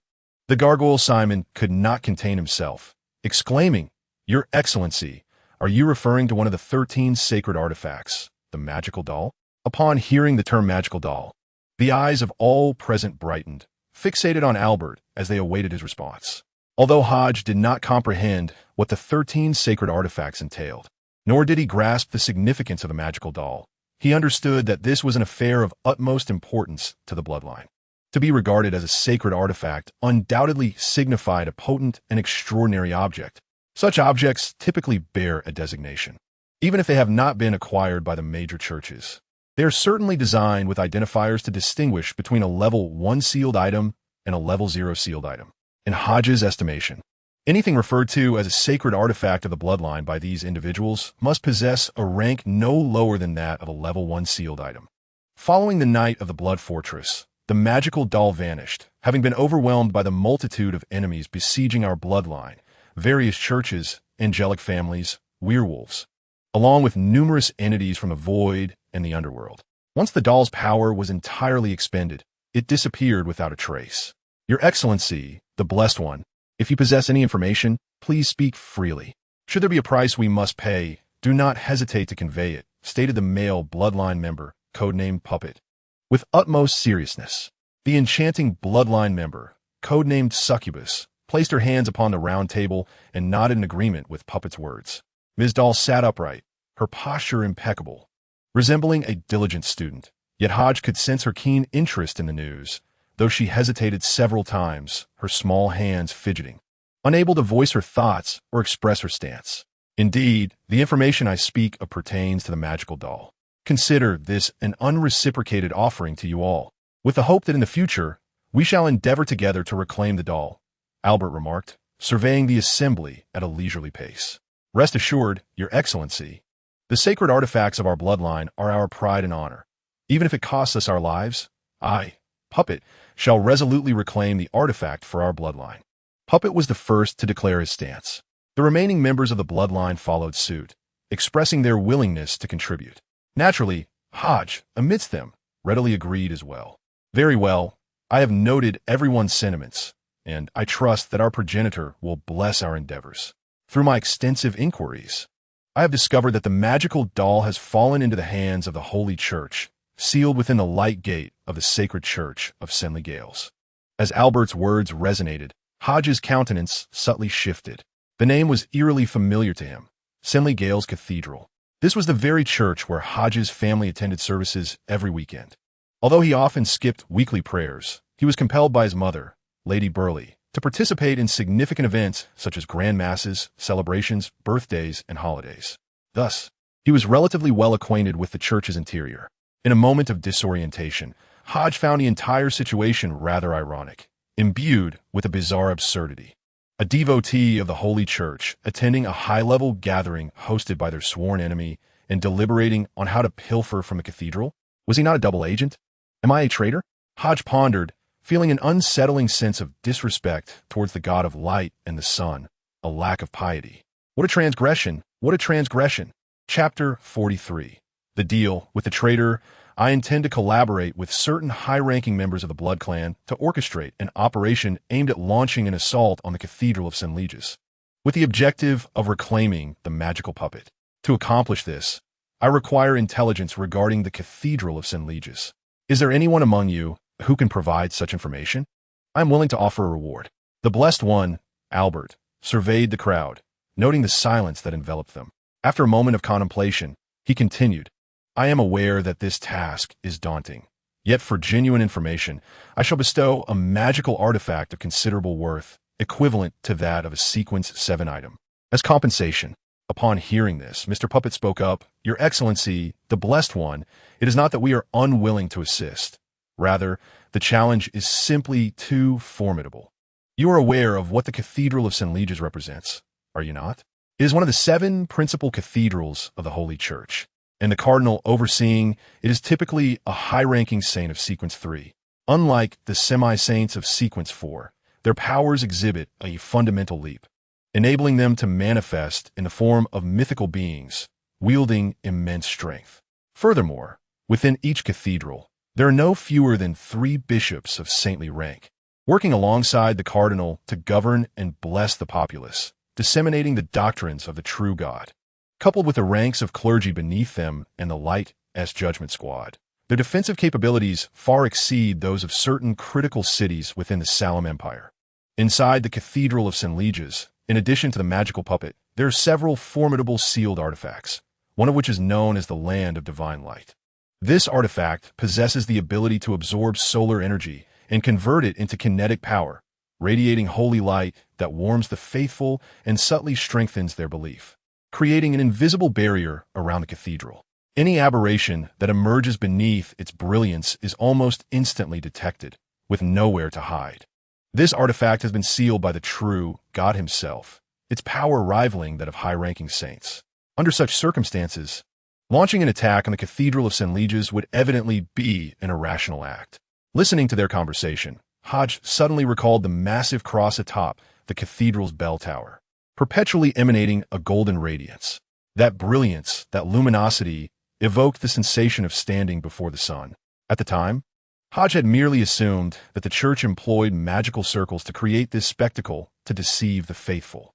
However, as his knowledge of the arcane deepened, coupled with his father, Marquis Box, attitude towards the Holy Church, he came to understand that this phenomenon might not be an artificial illusion, but rather a manifestation of divine wonder. He now realized that this extraordinary sight emanated from the powerful sealed artifact, the land of divine light. Hearing Mr. Puppet's remarks, Albert offered a slight smile. Speaking in a relaxed tone, for this infiltration, I shall have the assistance of other factions. The specifics, for now, must remain undisclosed. However, should you provide valuable intelligence, in accordance with the principle of equivalent exchange, I would be willing to reveal some information in return. The attitude of the Blessed One, Albert, caused Mr. Puppet to furrow his brow slightly, leaving him momentarily unable to discern the true intentions of his counterpart. According to his earlier narrative, any vampire with a sound mind is well aware that attacking the Cathedral of Ceralias is akin to extracting teeth from a tiger, an exceedingly perilous endeavor, where the slightest misstep could lead to utter catastrophe. Yet, the divine-favored Albert appeared remarkably assured, exuding an air of confidence that left the puppet master somewhat puzzled. Albert surveyed the room once more, noticing the absence of responses, which brought him a tinge of disappointment. Nevertheless, he understood that, for the time being, the members of the Blood Moon Gathering possessed relatively low ranks, far inferior to the illustrious assemblies of yore, where saints and angels convened, even under the auspices of deities. This gathering was of the highest caliber, merely a notch below the legendary councils of the gods. Just as Albert resolved to conclude the topic and allow the other vampires to analyze the intelligence, he observed a figure seated at the far end of the grand circular table rise. Albert was momentarily taken aback before realizing the implication, prompting him to inquire, "Mr. Edward, do you possess any intelligence? My sire was once a follower of the Sacred Church, and through him, I acquired considerable information concerning the Cathedral of Ceralias, including details about several bishops and the name of that cardinal." Hodge recounted, carefully choosing his words and adopting the tone of a vampire. "Excellent, splendid." Albert's eyes brightened. "Mr. Edward, what is it that you desire? I can fulfill your wishes. Your Excellency, the miraculous item of sequence level 7 that you mentioned, as well as the compensation owed to Mr. Gargoyle," Hodge stated, having already formulated his demands. "Compensation?" Albert turned his gaze towards Gargoyle Simon. "What did you provide, Mr. Edward?" "A few secrets of ancient history and some rules of the gathering," Simon explained, swallowing hard under the scrutiny of the divine favored. "Here you go." After a moment's consideration, Albert produced a small cloth pouch from within his garment and tossed it to Simon. Simon caught the pouch and, upon opening it, discovered several exquisitely crafted blood diamonds nestled within. His eyes sparkled with delight. "High-quality blood diamonds? Is this sufficient?" Albert inquired. "Quite enough." Simon nodded vigorously, a broad smile gracing his face. "Very well, then the transaction is concluded." Albert decisively waved his hand, and ethereal crimson threads began to drift from the bodies of both parties. Under the watchful gaze of Lilith's projection, these threads gradually coalesced into lines of vampiric script until a parchment materialized, inscribed with a contractual agreement that ultimately took form. This is known as a blood oath contract, the means by which transactions are formalized at the Blood Moon Gathering. With the witness of the progenitor and the binding contract in place, the exchanged items are safeguarded against reclamation. Any vampire who dares to violate the contract shall face the most severe punishment from the progenitor. Gargoyle Simon appeared quite pleased, voluntarily providing Hodge with a brief explanation, while toying with the blood diamond in his hands, reluctant to part with it. For vampires, the essence of life lies in fresh blood and high-quality blood diamonds. Blood, the essence of life, ensures that one does not succumb to the ravages of age, maintaining the vitality of the body. Meanwhile, high-quality blood diamonds serve to expel superfluous impurities, safeguarding the purity of one's lineage from the excessive consumption of blood. However, due to humanity's relentless overexploitation, many of these precious blood diamonds have long since vanished, leaving only a few, which are now exceedingly rare and costly. "Mr. Edward, I possess 3 extraordinary items of Sequence 7, and you may select any one you desire. Furthermore, as a reward for the intelligence you have provided, I shall share with you a secret, one that pertains to the blemishes of the Sacred Church, which I believe will pique your interest," Albert remarked with a slight smile, reclining gently against the back of his chair, his tone imbued with confidence. "Mr. Bloodline, please do not flatter yourself. Who said I was interested? Do refrain from speaking carelessly. Hodge retorted inwardly with some disdain, yet responded with a calm demeanor. I look forward to it. Chapter 44. The Moonlight Guardian and the Whispers of the Undead in the Realm of Lilith at the Palace of Lindsay during the Blood Moon Gathering. I possess 3 wondrous items, all corresponding to Sequence 7. The first item is named the Moonlight Guardian. Crafted from the remains of a werewolf, a creature I once hunted at Sequence 7, utilizing its extraordinary properties, combined with wolf fangs and flesh, entrusted to an artisan for creation. Its effects include the restorative properties of moonlight, the transformative ability of lycanthropy, and an extraordinary sense of smell capable of tracking the scent of blood. This item is a remarkable artifact, balanced in healing, speed, strength, and perception, and under the illumination of moonlight, its abilities are further enhanced. Its negative effects are minimal. One need only consume a substantial amount of fresh blood and flesh after use. When not in use, it should be stored in a silver box to prevent any madness from leaking out. As Albert spoke, he retrieved a silver rectangular box, slowly opening it to reveal a pristine white wolf fang within. The fang, measuring the size of half a palm, was pure and luminous, resembling a finely crafted piece of art. Hodge gazed at this wondrous item, feeling a stir of desire within him. The artifact's remarkably balanced, extraordinary capabilities, addressing speed, strength, perception, and healing, with the sole side effect of consuming a significant amount of fresh blood and flesh, seemed quite acceptable to him. Although somewhat repulsive, he believed that most extraordinary beings would readily accept such a trade-off for the power gained. The only concern was that unless one was adequately prepared post-battle, it would be challenging to find fresh blood and flesh to consume without having to devour the remnants of one's foes, a notion that made Hodge feel a bit queasy. What happens if one cannot consume flesh in time? Hodge inquired. The divine-favored Albert regarded Hodge with an emotionless demeanor and articulated. Should one fail to promptly consume flesh and blood after use, thereby counteracting the detrimental effects of a magical artifact, the user's body will undergo an irreversible transformation into a werewolf, sprouting fur, claws, and fangs, gradually succumbing to a frenzy of bloodlust, ultimately becoming a true werewolf. The act of devouring fresh flesh and blood serves to replace the user, absorbing the taint of the magical item. Hodge nodded, indicating his understanding. Your Excellency. What are the other 2 artifacts?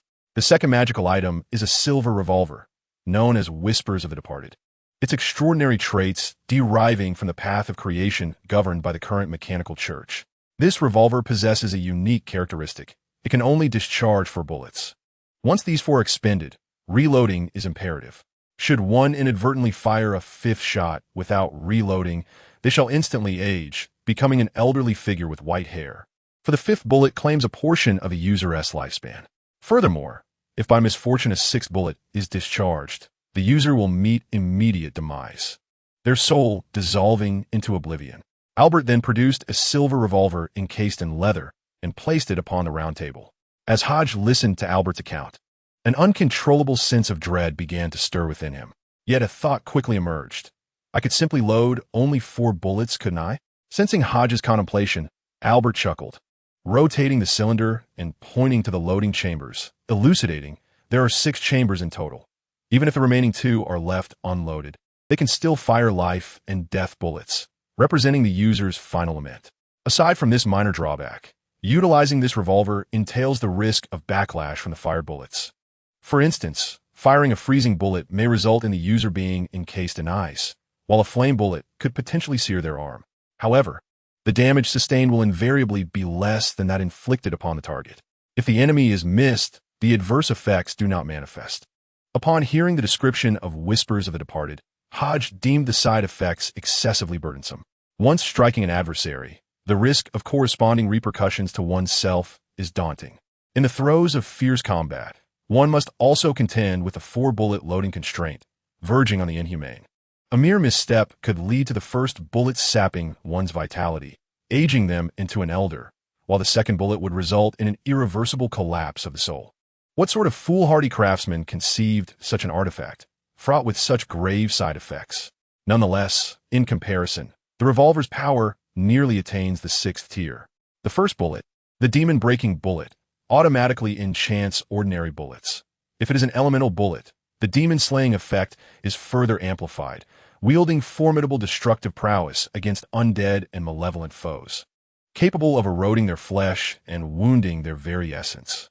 The second bullet, the elemental bullet, randomly imbues one of 6 attributes: frost, flame, lightning, tempest, light, or darkness, resulting in immense, explosive damage.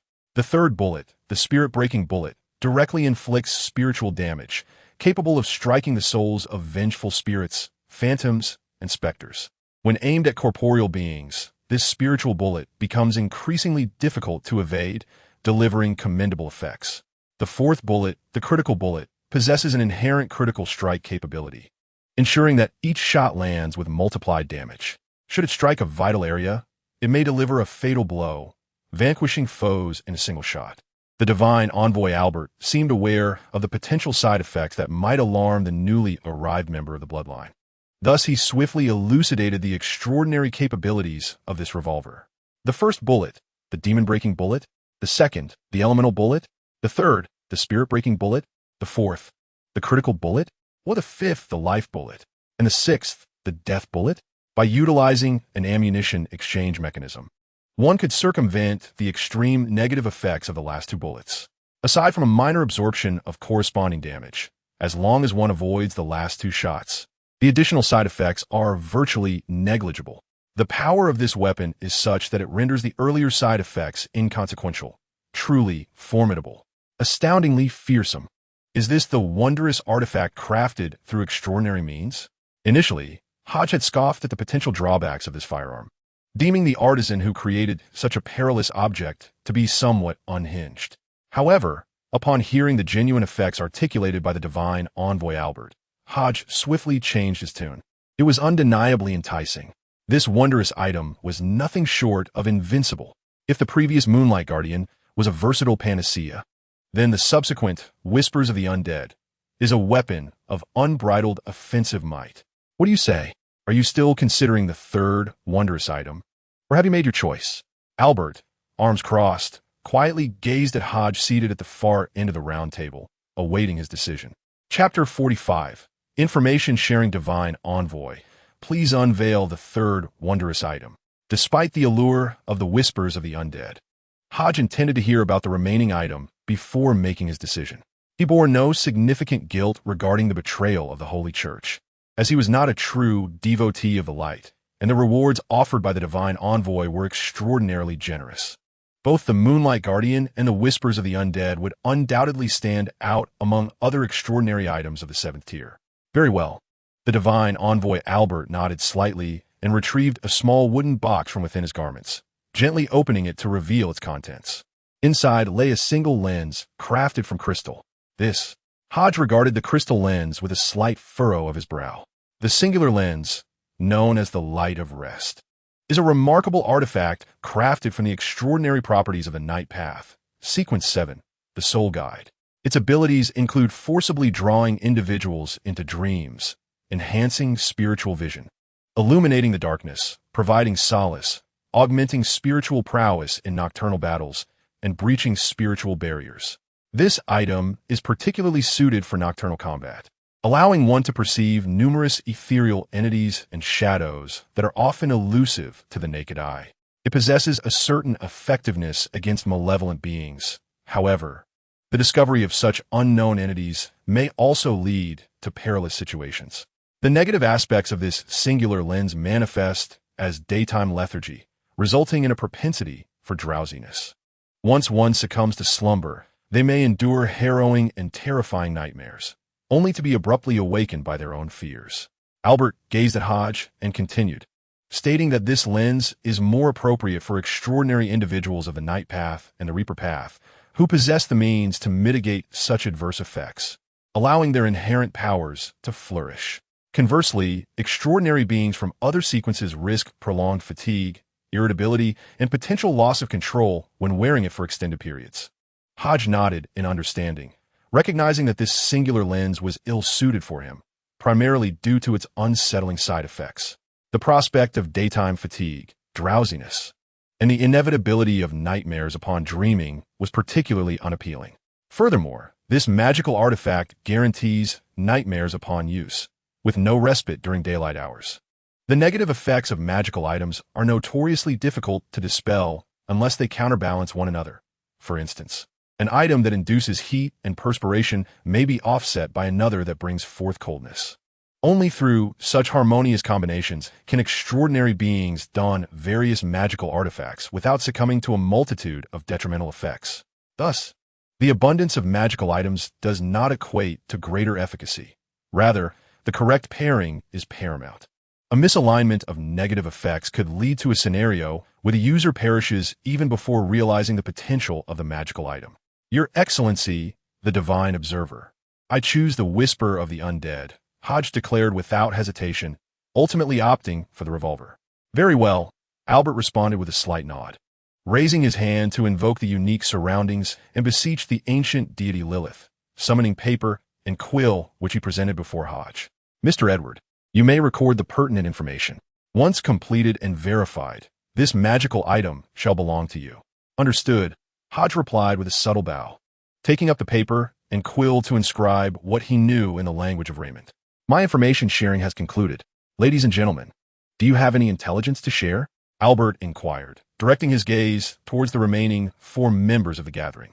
The group exchanged glances, and the puppeteer spoke first. Esteemed colleagues, I have recently acquired intelligence indicating that the Salem Empire is poised to launch an offensive against the rebel forces in the New Gill region, with the intent to swiftly annex the remaining territories. Indeed, upon hearing the remarks of the puppet master, Hodge, who was diligently penning down information, furrowed his brow and pondered. The New Gill region? Is this not reminiscent of the foreign war from a decade ago? It is worth noting that Dr. Beak hails from the New Gill region, having once served as a general for its opposing forces. It has been 10 years since the cessation of hostilities. Why would the Empire seek to reignite warfare? Most of the land in the New Gill region, encompassing mineral deposits, coal, and rare materials, has been appropriated by the Empire, leaving only a small expanse of mountainous terrain that is scarcely arable and holds little value to the Empire. Hodge was beset by confusion, as this conflict was pivotal in his father's elevation to the rank of Marquis. At that time, several earls had the opportunity to ascend to Marquis status, yet ultimately, Bach Digens, through his remarkable contributions in this very battle, eclipsed the other earls to become one of the Empire's 9 marquises. To take action in the New Gill region? Quite peculiar indeed. A voice, alluring and reminiscent of a noble lady, resonated through the room. All eyes turned towards the sagacious Miss Succubus. Is there anything strange about this? The puppet master regarded Miss Succubus with a detached tone. She chuckled lightly, remarking that it has been a decade since the Salem Empire engaged in external warfare, and the mineral resources of the New Gill region were seized long ago. Isn't it odd that they would suddenly plan to strike against the rebels? Behind the dark forests of the New Gill rebels lies the Lorry Plain, an expanse that leads directly to the grasslands, home to the Hob Union Empire, the only nation on the southern continent that can rival the Salem Empire. The gargoyle, Simon, listened intently to their discourse and interjected with a thought. So, what you're implying is that the true aim of the Salem Empire lies with the Hob Union Empire, and that Salem foreseeks to unify the southern continent. The diminutive doll, Miss, fidgeted nervously with her fingers, her voice quavering slightly. Perhaps, who can say? The puppet master reclined in his chair nonchalantly and replied, It is now your turn.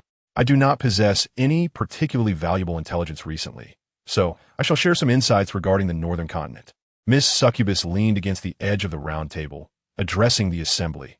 There exists a kingdom founded by descendants of an elven lineage in the northern continent.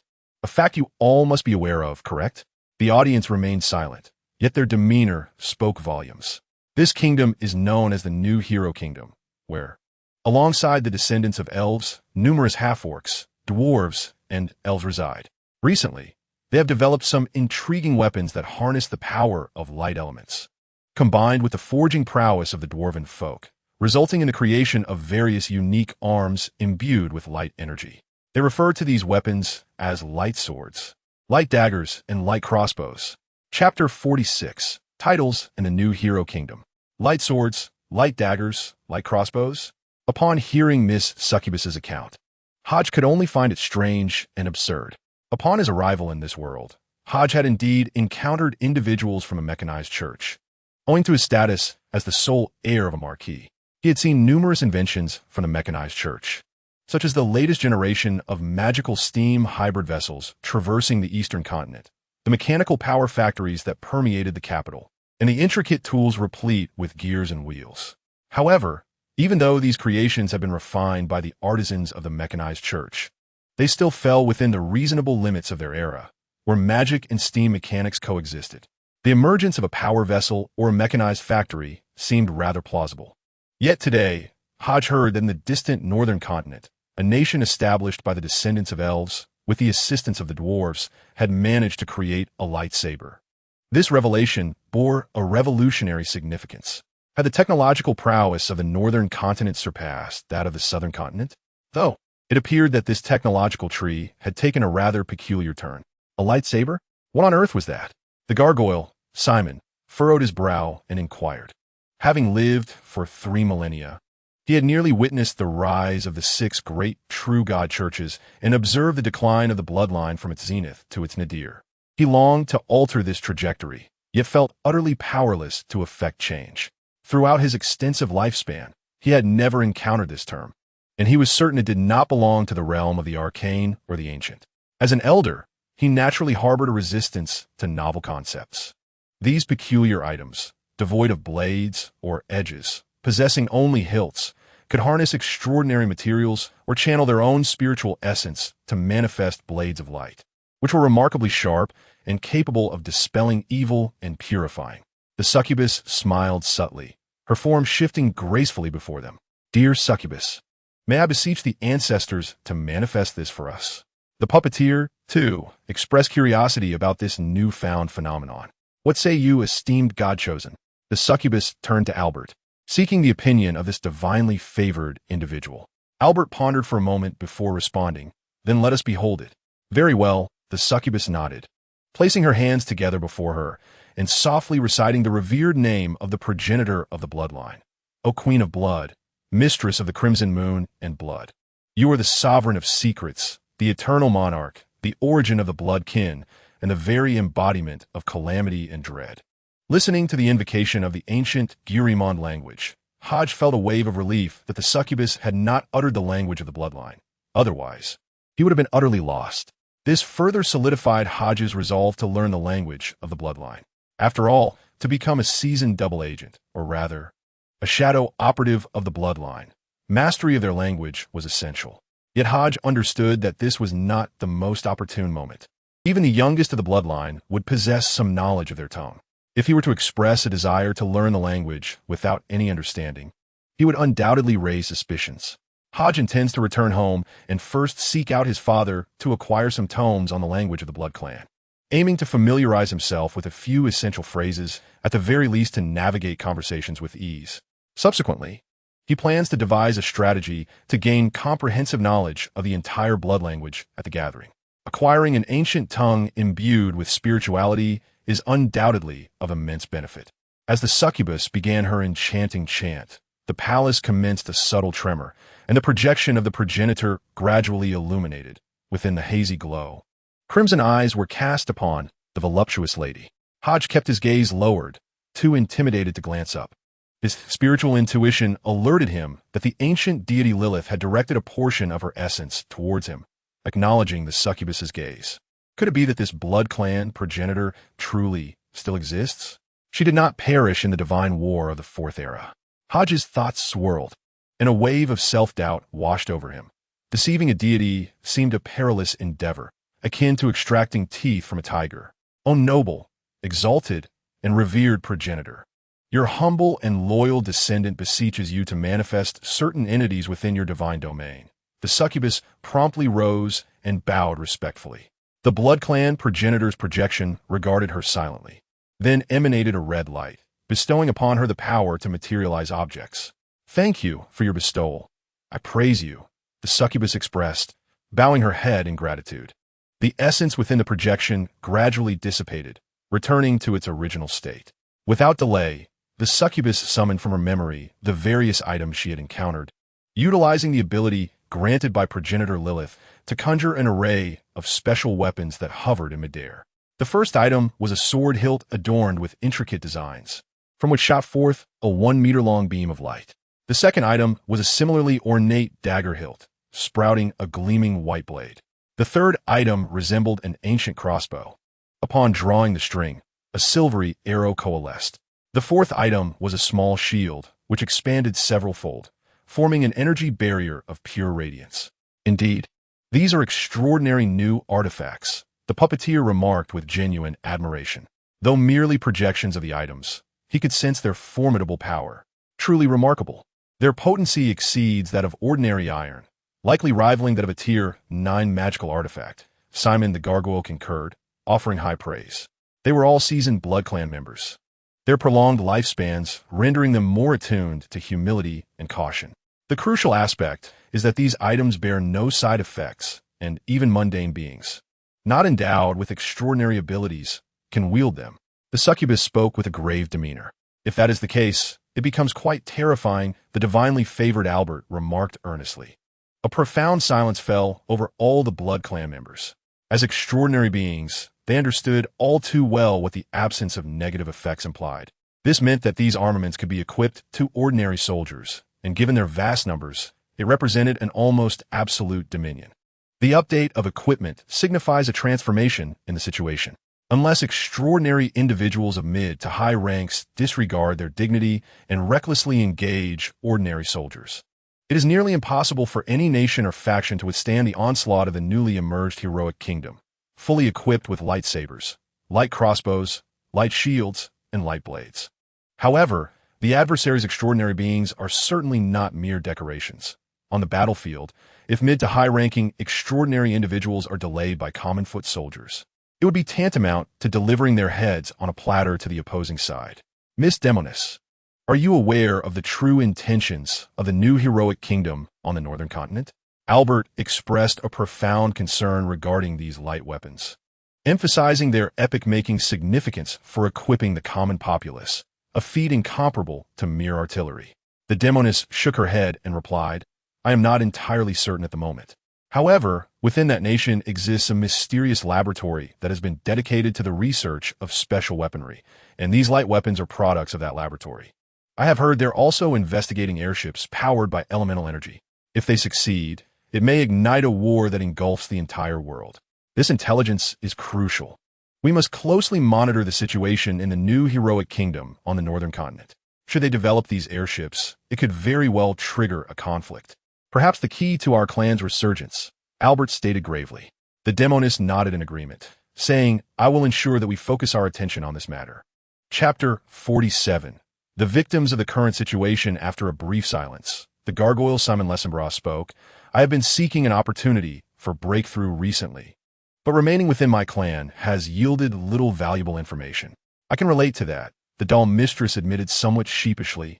Albert, the divine chosen, turned his gaze to Hodges at the end of the table and inquired, Mr. Edward, do you have any valuable news to share? Hodges paused his writing, his eyes flickering momentarily, and responded, I have received word that members of the Eternal Magic Sect and the Giant Court Sect have been active near the imperial capital of the Salem Empire, seemingly plotting some sort of action against the royal family and the high nobility. Oh, Albert was intrigued by the newcomer, Edward. If acquiring information from the Senilia Cathedral was fortunate, having developed a bond with a former acolyte of the Holy Church, then this intelligence regarding a clandestine organization was indeed extraordinary. One instance might be luck, but 2 or 3 would indicate genuine capability. The Giant Court Sect originated in the Third Epoch, emerging from the remnants of the ancient giant lineage following the fall of the Giant Empire, evolving into a secretive organization rooted in the worship of ancient giants. The origins of the Eternal Magic Sect are even more enigmatic. The dark deity they venerate can be traced back to the Second Epoch, sharing a status with many ancient gods and having survived through an era marked by chaos, madness, bloodshed, and cruelty. Even now, there is no evidence to suggest that this ancient dark god has fallen. A clandestine organization, devoted to the worship of deities, is sufficient to instill the utmost vigilance in any faction, even among the 6 esteemed churches venerating the divine. Mr. Edward, could you elaborate on this matter? I am quite intrigued and willing to offer a modest remuneration, Albert remarked, his hands clasped, gazing at Hodge with keen interest. Your Excellency, the Divine Seer, I seek tomes pertaining to the language of the bloodline. As a nascent member of the bloodkin, my understanding of this tongue is rather limited. Hodge confessed after a moment's contemplation. Certainly, there is no issue with that. The desire to learn is commendable, Albert responded, retrieving a dark crimson, ancient tome from his breast pocket, sliding it across the round table towards Hodge. The cover bore the title, inscribed in 2 languages, the Compendium of Bloodline Language. It contained a plethora of commonly used vocabulary and their precise meanings for rituals, communication, and the casting of ancient spells, authored by a sage from the Third Era, making it particularly suitable for your studies. Thank you for your generosity, Hodge said, accepting the book without hesitation. The Titan Church has dispatched agents covertly to the imperial capital and its surrounding villages, deploying a considerable number of replicas of worship of the ancient giants to taint the knights of the Knight's Hall, primarily targeting the Bronze Knights at present. The Knight's Hall has already assigned a Golden Knight and several Silver Knights to oversee this matter. Meanwhile, members of the Eternal Sorcery sect have stealthily infiltrated the capital, conspiring with a high-ranking official therein, with the intent to obliterate a certain Marquis. The envoy from the Eternal Sorcery sect is none other than the Sloth High Priest, one of the 7 esteemed priests. The identity of the high-ranking officials within the Salem Empire remains unclear to me. Hodge recounted succinctly the operations of the 2 secretive organizations near the capital, based on the intelligence he had gathered. The assembly of blood-kin fell into silence, meticulously analyzing the information Hodge had presented. Their perception of the newcomer, Mr. Edward, evolved. Initially, they regarded him merely as a fledgling of the bloodline, perhaps possessing potential.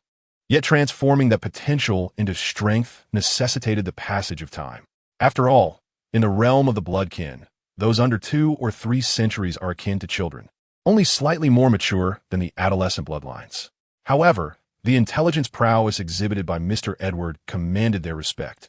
3 factions, 3 crucial pieces of information, involving 2 deities and a descendant of the ancient giants, rendered his capability wholly comparable to their own.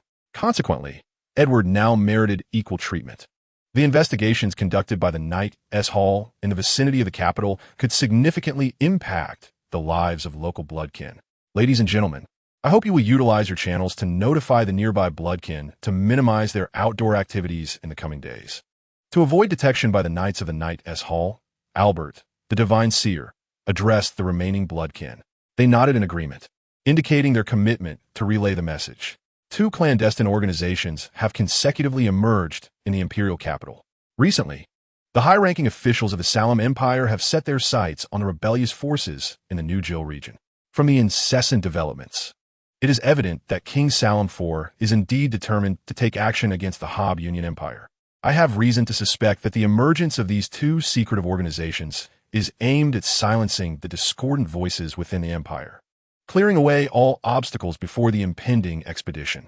The Marquis mentioned by Mr. Edward is likely a figure from the anti-war faction, a member of the imperial elite, who intends to employ the hand of the indolent high priest of the eternal demon cult to eliminate this Marquis, subsequently framing the rebellious forces in the New Jill region for the act.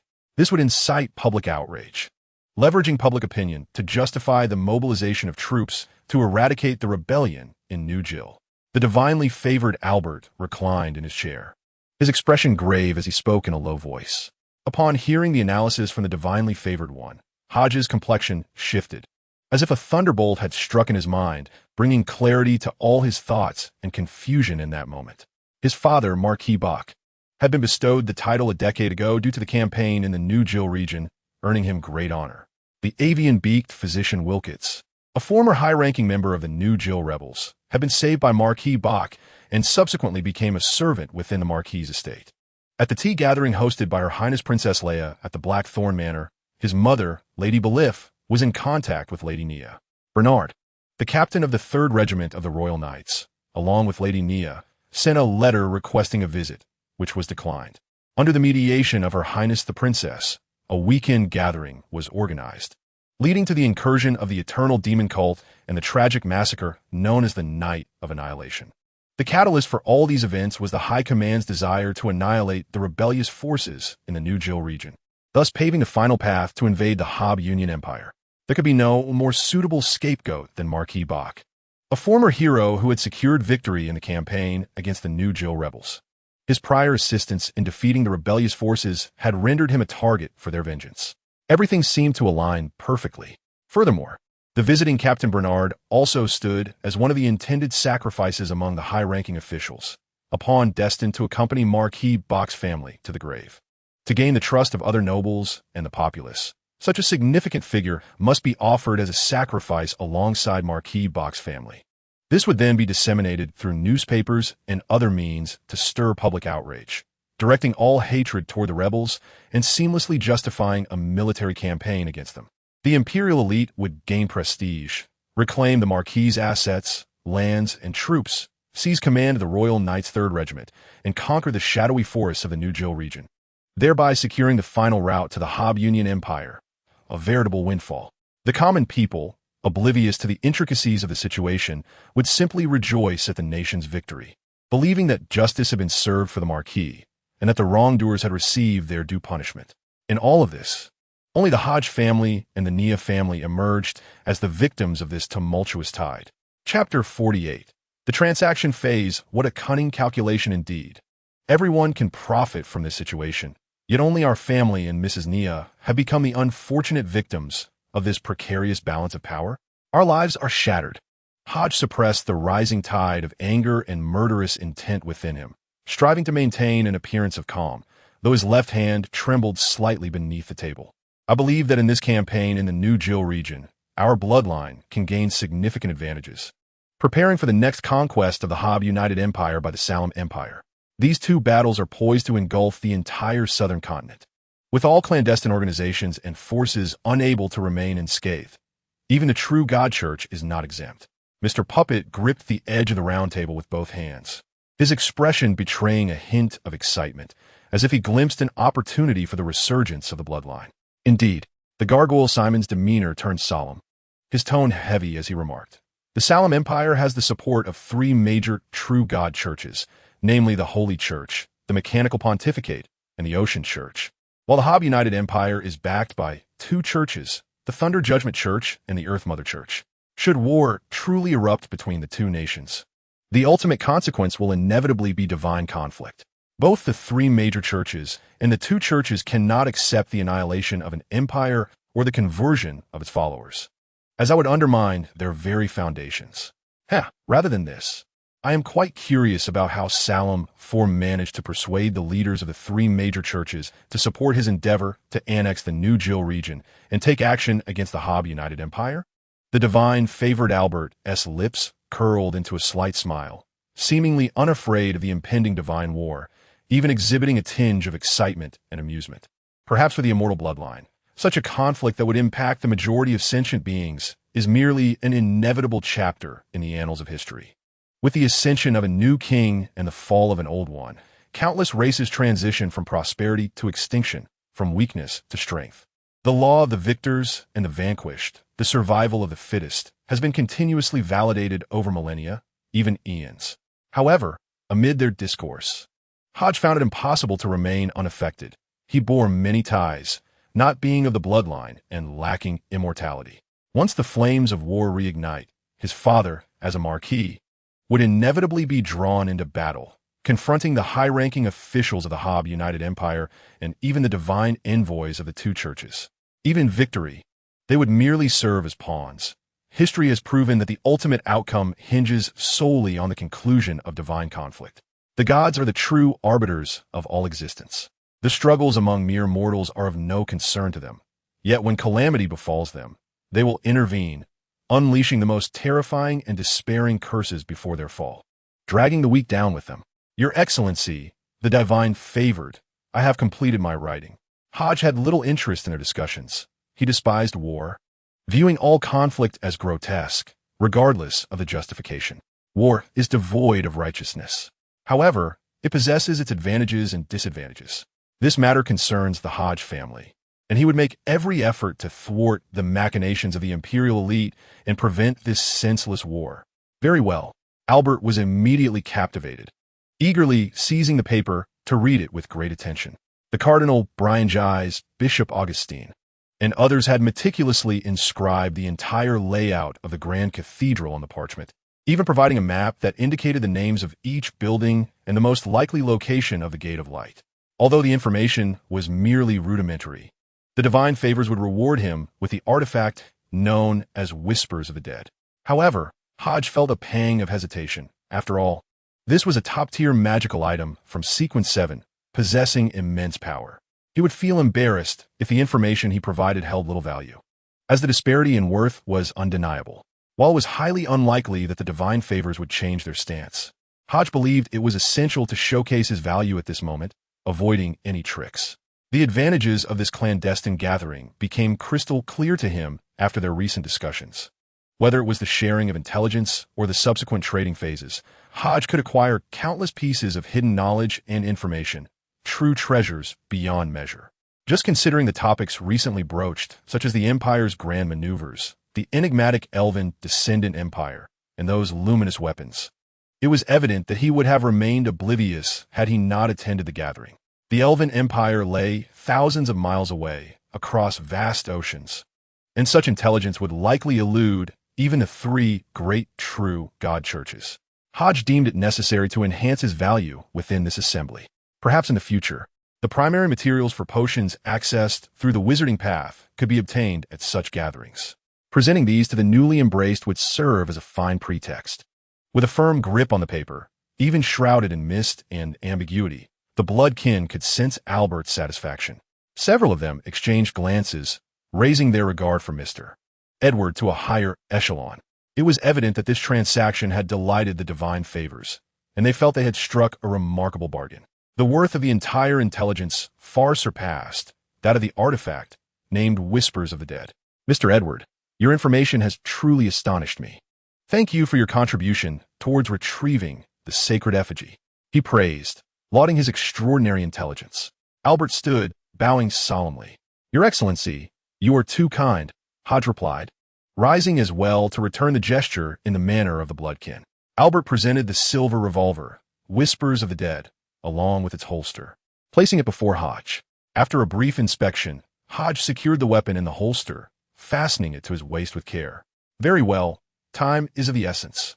Let us proceed to the next agenda, Albert remarked, casting a glance at the dimming blood diamond atop the altar. As we enter the trading phase, esteemed guests, you may commence your transactions. Mr. Gargoyle, have you procured the third eye of the shape-shifting hunter and the silk of the shadow spider I requested?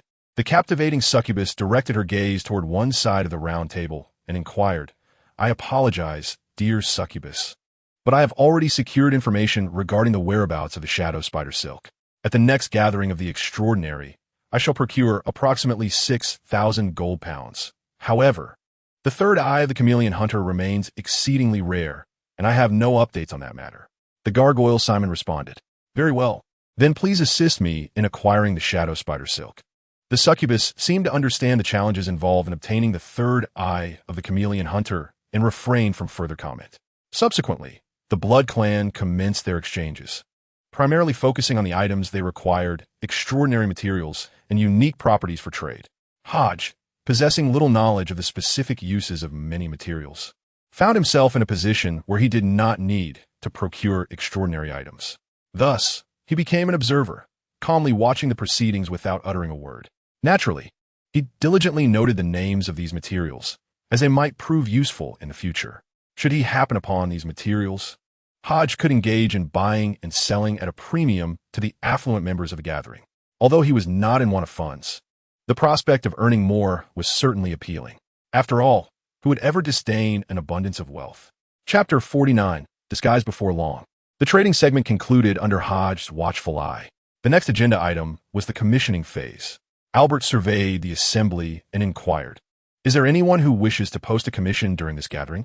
Silence enveloped the grand, ancient palace, with only Albert's voice reverberating through the stillness. My lord, the blessed one, might I inquire about the available forms of commissioning? Seeing no one else speak, Hodge took the initiative to ask. The forms of commissions include assassination, exploration, treasure hunting, and other types. You may issue a task, and if other members find the price agreeable, they will accept the commission.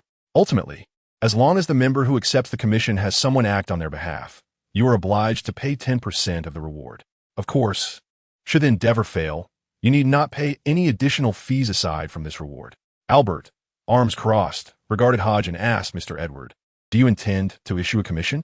"At present, I do not require one. However, I believe opportunities may arise in the future," Hodge contemplated before responding. "Very well." Albert nodded in agreement, not pressing the matter further. Just as he was about to conclude the gathering, Hodge spoke up again.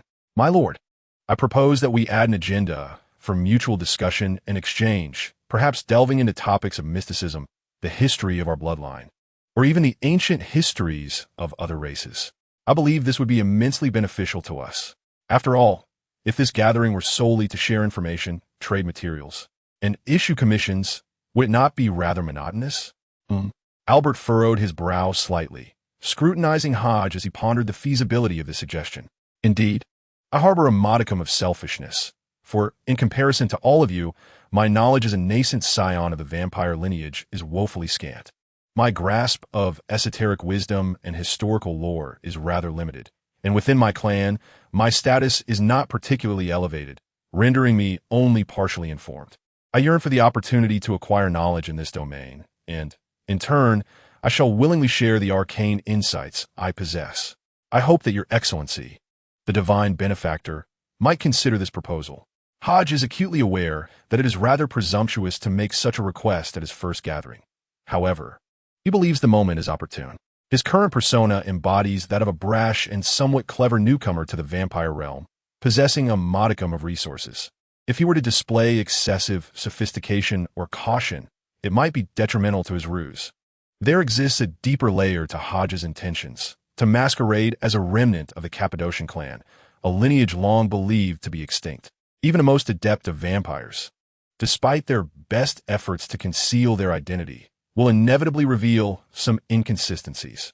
The vampire clans, even among the 12 prominent houses, may engage infrequently, yet many of their customs and knowledge are interconnected.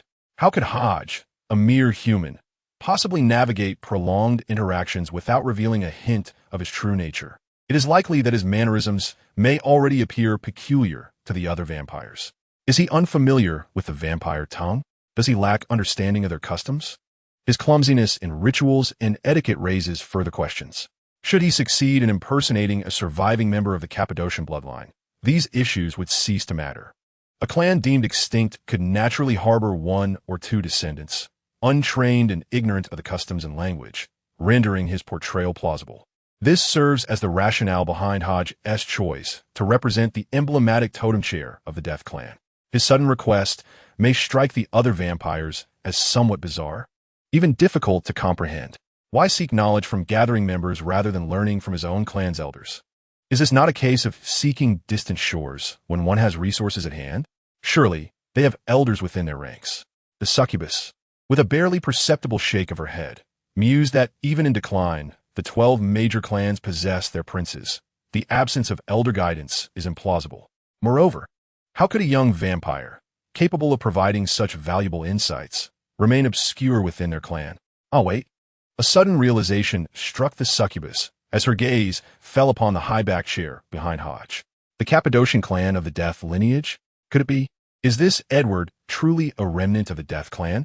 This hypothesis burgeoned within her mind, intertwining with Edward's earlier behaviors, the unfamiliarity, the sense of estrangement, even his bewilderment regarding the vampire language, as if everything were converging to substantiate this conjecture. Soon, Miss Succubus noticed that not only she, but even the divine chosen, the puppet, and the gargoyle were all gazing at Edward. No, to be precise, they were fixated on the high-backed chair behind him, and they too began to decipher the meaning behind its intricate design. Only Miss Dahl appeared somewhat bewildered as she looked at the gathered vampires, timidly inquiring, "Mr. Edward, did your ancestors not impart this knowledge to you?" The Navi, Miss Succubus, felt an overwhelming urge to bury her face in her hands. Was this not a touch too direct? "Sister?" Simon the gargoyle slightly twitched his lips, also harboring a thought. How utterly obtuse. Miss Dahl? Foolishness. What manner of new generation of vampires is this? Lacking even a shred of subtlety, Mr. Puppet could not help but ridicule Miss Dahl's candidness in his mind. Only the divine chosen, Albert, found the scene rather amusing. Hodge had not anticipated that a vampire would genuinely pose such a question. It was so apparent. Could this Mistall truly not grasp it? The others had clearly figured it out. Well, my elders have been in slumber due to various matters and have not responded for quite some time, Hodge mused, promptly conjuring a convenient excuse. As soon as these words were uttered, Miss Succubus became even more convinced of her suspicions. This vampire named Edward was indeed a remnant of the House of Death. Mr. Puppet, the Divine Chosen, and Mr. Gargoyle shared the same sentiment. Only Mistall, in a moment of clarity, nodded in understanding. So that is how it is. Mr. Edward, what materials do you require? I can bring them to you next time. It must not be easy for you. Indeed, Hodge responded affirmatively, taken aback by Mistall's reply. Was this kindness? Or sheer navet? How on earth did she make it in? This was all too innocent. It was astounding. Listening to their conversation, Miss Succubus felt as though she were witnessing a comedic stage play, nearly bursting into laughter. Was this not utterly ridiculous? Albert the Divine Chosen found himself at a loss, quickly interjecting, "All right, let's make a decision. Those in favor of supporting Mr. Edward's suggestion, please raise your hands." Miss Dahl was the first to raise her hand, displaying a demeanor of strong support for Hodge. This suggestion originated from Hodge himself, so he naturally raised his hand as well. Miss Succubus, curious to observe Mr. Edward's reaction during the ensuing gathering, also lifted her hand. The Gargoyle, Simon, and Mr. Puppet exchanged glances before raising their hands too. Since no one opposed, it was decided that starting from the next gathering, an additional agenda would be implemented to discuss esoteric knowledge and ancient history. All right, the meeting is adjourned, declared Albert the Divine Chosen, concluding the Blood Moon Assembly. With his words, the grand ancient palace began to crumble, disintegrating into ruins. The brilliance of the blood diamond upon the back of the throne began to gradually recede, and the projection of the ancient deity dissipated. The silhouettes of several members slowly faded, vanishing within the palace. Only Hodge remained, seated in the high-back chair. Even after the gathering has concluded, I do not return directly to reality? Hodge murmured, gazing at the magnificent palace that crumbled and dissolved into ethereal shadows. Chapter 50. Returning to reality in mere moments, time slipped away, and Hodge found himself once more standing upon the desolate riverbed, observing the parched ground and the boundless darkness, as if all that had just transpired was but a figment of his imagination. However, the revolver at his waist and the tome of the comprehensive language of the Blood Clan in his arms attested to the veracity of recent events. This mere human had become a member of the Blood Moon gathering within the divine realm of the ancient goddess Lilith, successfully masquerading as a remnant of the House of Death's bloodline. All of this seemed absurdly surreal. Very well, time to return. There is likely nothing left to explore within this grand portal. With that thought, a phantom light gate gradually materialized before him, as if sensing his intentions. Hodge furrowed his brow slightly and stepped into the light gate, vanishing from the parched riverbed. As his figure grew increasingly ephemeral, the hazy, overlapping shadows surrounding him also withdrew, disappearing without a trace. In the next moment, Hodge found himself back in the dark space, once again confronted by the 13 overlapping, indistinct ancient doors. The door representing the blood chalice began to close gradually. How shall I exit? Should I select another mystical item, as I did previously? Hodge turned his gaze toward the other doors. A grotesque, decaying giant axe, a withered, emaciated hand resembling that of a mummy, an ancient zither fashioned from human ribs, and a magical vial exuding a noxious green liquid.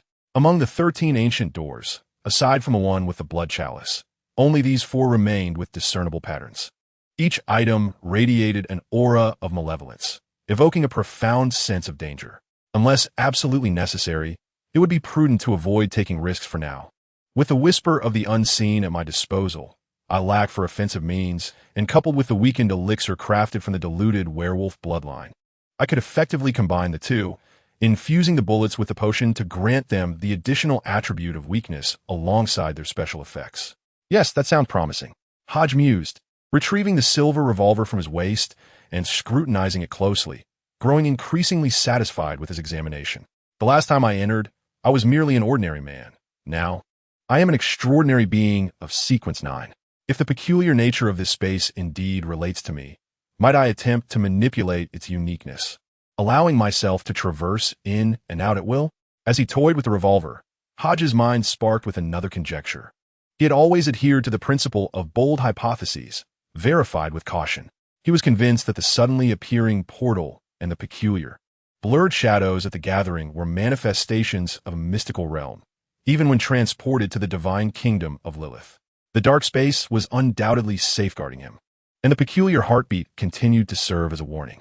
In fact, his resurrection, a rewind in time to 7 days prior, was also linked to that heartbeat. If he were not mistaken, he should be able to manipulate this place with relative ease. With this thought, Hodge fervently expressed his desire to leave. In an instant, the entire dark space trembled violently, black mist swirling as if boiling water, continuously rising. Hodge's figure distorted and became ethereal, and he felt himself plummeting into an unfathomable abyss, as if descending into an endless hell. Yet, faced with such a perilous situation, Hodge remained remarkably calm, his expression relaxed. After an indeterminate period, Hodge suddenly awoke, his eyes opening wide as he sat up. The deep crimson moonlight filtered through the thin veil of curtains, casting a tranquil glow upon his bedding. My thoughts were indeed correct, Hodge murmured as he gazed at the scarlet moonlight. Moments later, he climbed out of bed and approached the window, raising his gaze to the vast starry sky. At that moment, the blood-red full moon hung high, its scarlet rays illuminating the world, overshadowing the light of the other stars, exuding an air of ancient nobility and eerie allure. The blood moon gathering, perhaps more aptly termed the full moon gathering, marked the time when the scarlet moonlight shone the brightest, empowering the ancient goddess Lilith. It was then that they could enter the divine kingdom of the ancient deities and gather at the Palace of Lunzi. As Hodge contemplated this, two objects sprang to mind: an ancient, dark red tome and a revolver sheathed in a brown-black leather holster. The mysterious space seemed to possess a built-in storage effect, which was quite convenient, allowing many wondrous items to be kept without the need for carrying them physically. Hodge muttered to himself, and with a mere thought, the revolver materialized in his hand. As his thoughts shifted, the revolver transformed into the ancient dark red tome.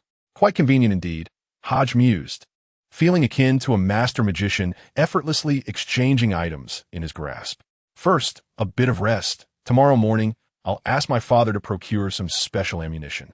I wish to infuse potions within the bullets, which will likely require the assistance of craftsmen. Fortunately, there are artisans within the territory. Although their ranks may not be high, they should suffice. Hodge stowed the items away and reclined back onto his bed, succumbing to slumber. The following morning, at 8 o'clock, after relishing a sumptuous breakfast, Hodge wiped his hands with a napkin and spoke. "Father, please help me acquire some extraordinary ammunition, preferably those capable of inflicting bodily harm or possessing elemental attributes. With the greater the power, the better. Oh, and ensure they are suited for revolvers, not the larger calibers of rifles." Upon hearing this, Marquis Bach was about to express his agreement when Lady Belinda interjected. "Hodge, what purpose do you have for extraordinary bullets? You are an extraordinary individual yourself. You should be aware that ordinary firearms cannot utilize extraordinary ammunition. Even with spiritual enhancement, they would risk catastrophic failure." Hodge smiled and replied, "Mother, I am well aware of that. Look at this." With a deft motion of his right hand, as if performing a magic trick, he conjured a silver revolver from the ether and placed it upon the table. The barrel pointed away from everyone. This was a habit of Hodges, a rule instilled in him by Marquis Bach. The barrel should never be directed at a person, for any firearm carries the potential for accidental discharge, and one must never tempt fate with such perilous instruments. Lady Belinda regarded the weapon with a furrowed brow and turned to Marquis Bach, her eyes filled with inquiry. "Hodge, from whom did you acquire this gun?" Marquis Bach's expression shifted slightly, a frown forming as his keen intuition sensed the inherent danger of the firearm. It was indeed a remarkable artifact of considerable might. "Father, I obtained it through trade involving certain intelligence," Hodge answered candidly. "Intelligence? Trade?"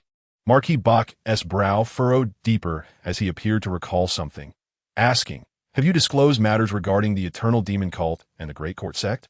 "Yes, but rest assured, Father, I am fully aware of the implications, and it will not jeopardize our plans," Hodge stated earnestly, meeting his father's gaze. "As long as you are confident in your judgment." Marquis Bach nodded, trusting in his son's discretion, believing that Hodge would not reveal too much to others. Since Hodge dared to engage in trade and successfully acquired such a precious magical item, He must have had his own considerations. However, it struck Marquis Bach as peculiar that Hodge had remained at the estate for quite some time, venturing out only once to Hoda village. How had he made contact with others and procured such a wondrous item? Marquis Bach was certain that no one could infiltrate his estate undetected to conduct such a transaction. Hodge must have employed some unique method to facilitate the trade, perhaps by communicating with the spirit realm, invoking rituals, or employing special spiritual entities as messengers to traverse the ethereal plane for the exchange. In Marquis Bach's view, as long as Hodge was not making deals with malevolent deities, he could safeguard him from any repercussions. Hodge, I must caution you against making pacts with devils, particularly unknown dark gods. You must never utter their names, nor accept their gifts.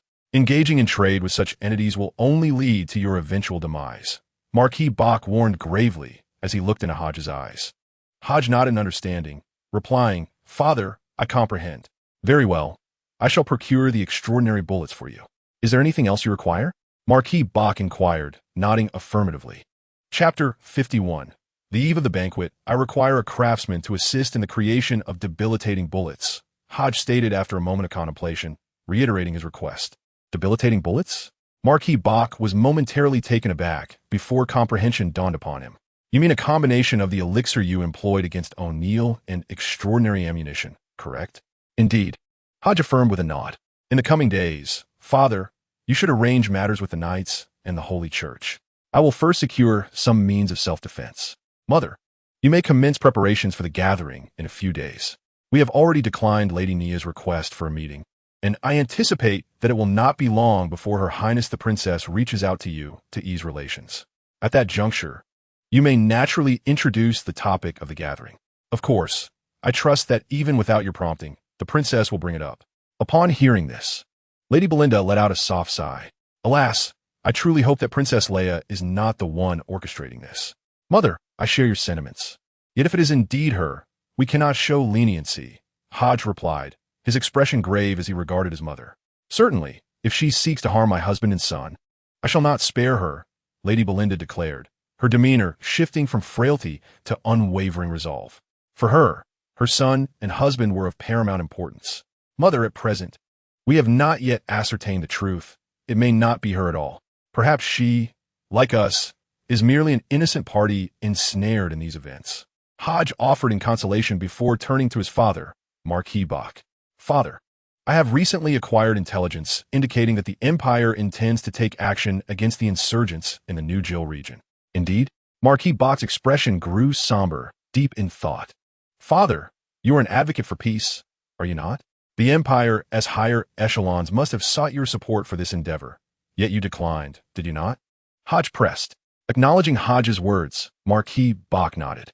Yes, I believe it unnecessary. The war a decade ago claimed many lives, and the Empire reaped its due rewards. Such a war, driven solely by the desire for plunder, is exceedingly cruel. Hodge nodded, refraining from commenting on his father's stance. This situation may be connected to that matter.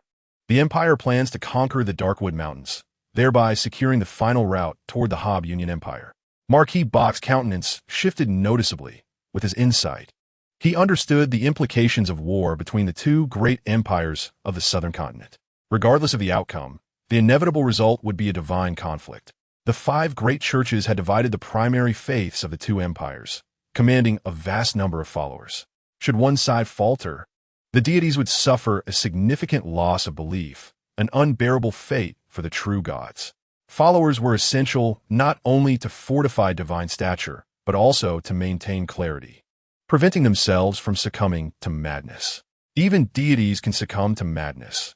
The fallen evil gods were once normal and lucid beings, only to descend into insanity and become synonymous with chaos, death, and malevolence due to certain circumstances. What, indeed, does our king aspire to achieve? Murmured Marquis Bach, his words laced with skepticism towards Salem IV, devoid of any semblance of respect. He has lost his mind. How could he act in such a way? Lady Belai understood the gravity of the situation, her complexion paling, her emotions tumultuous, her voice trembling.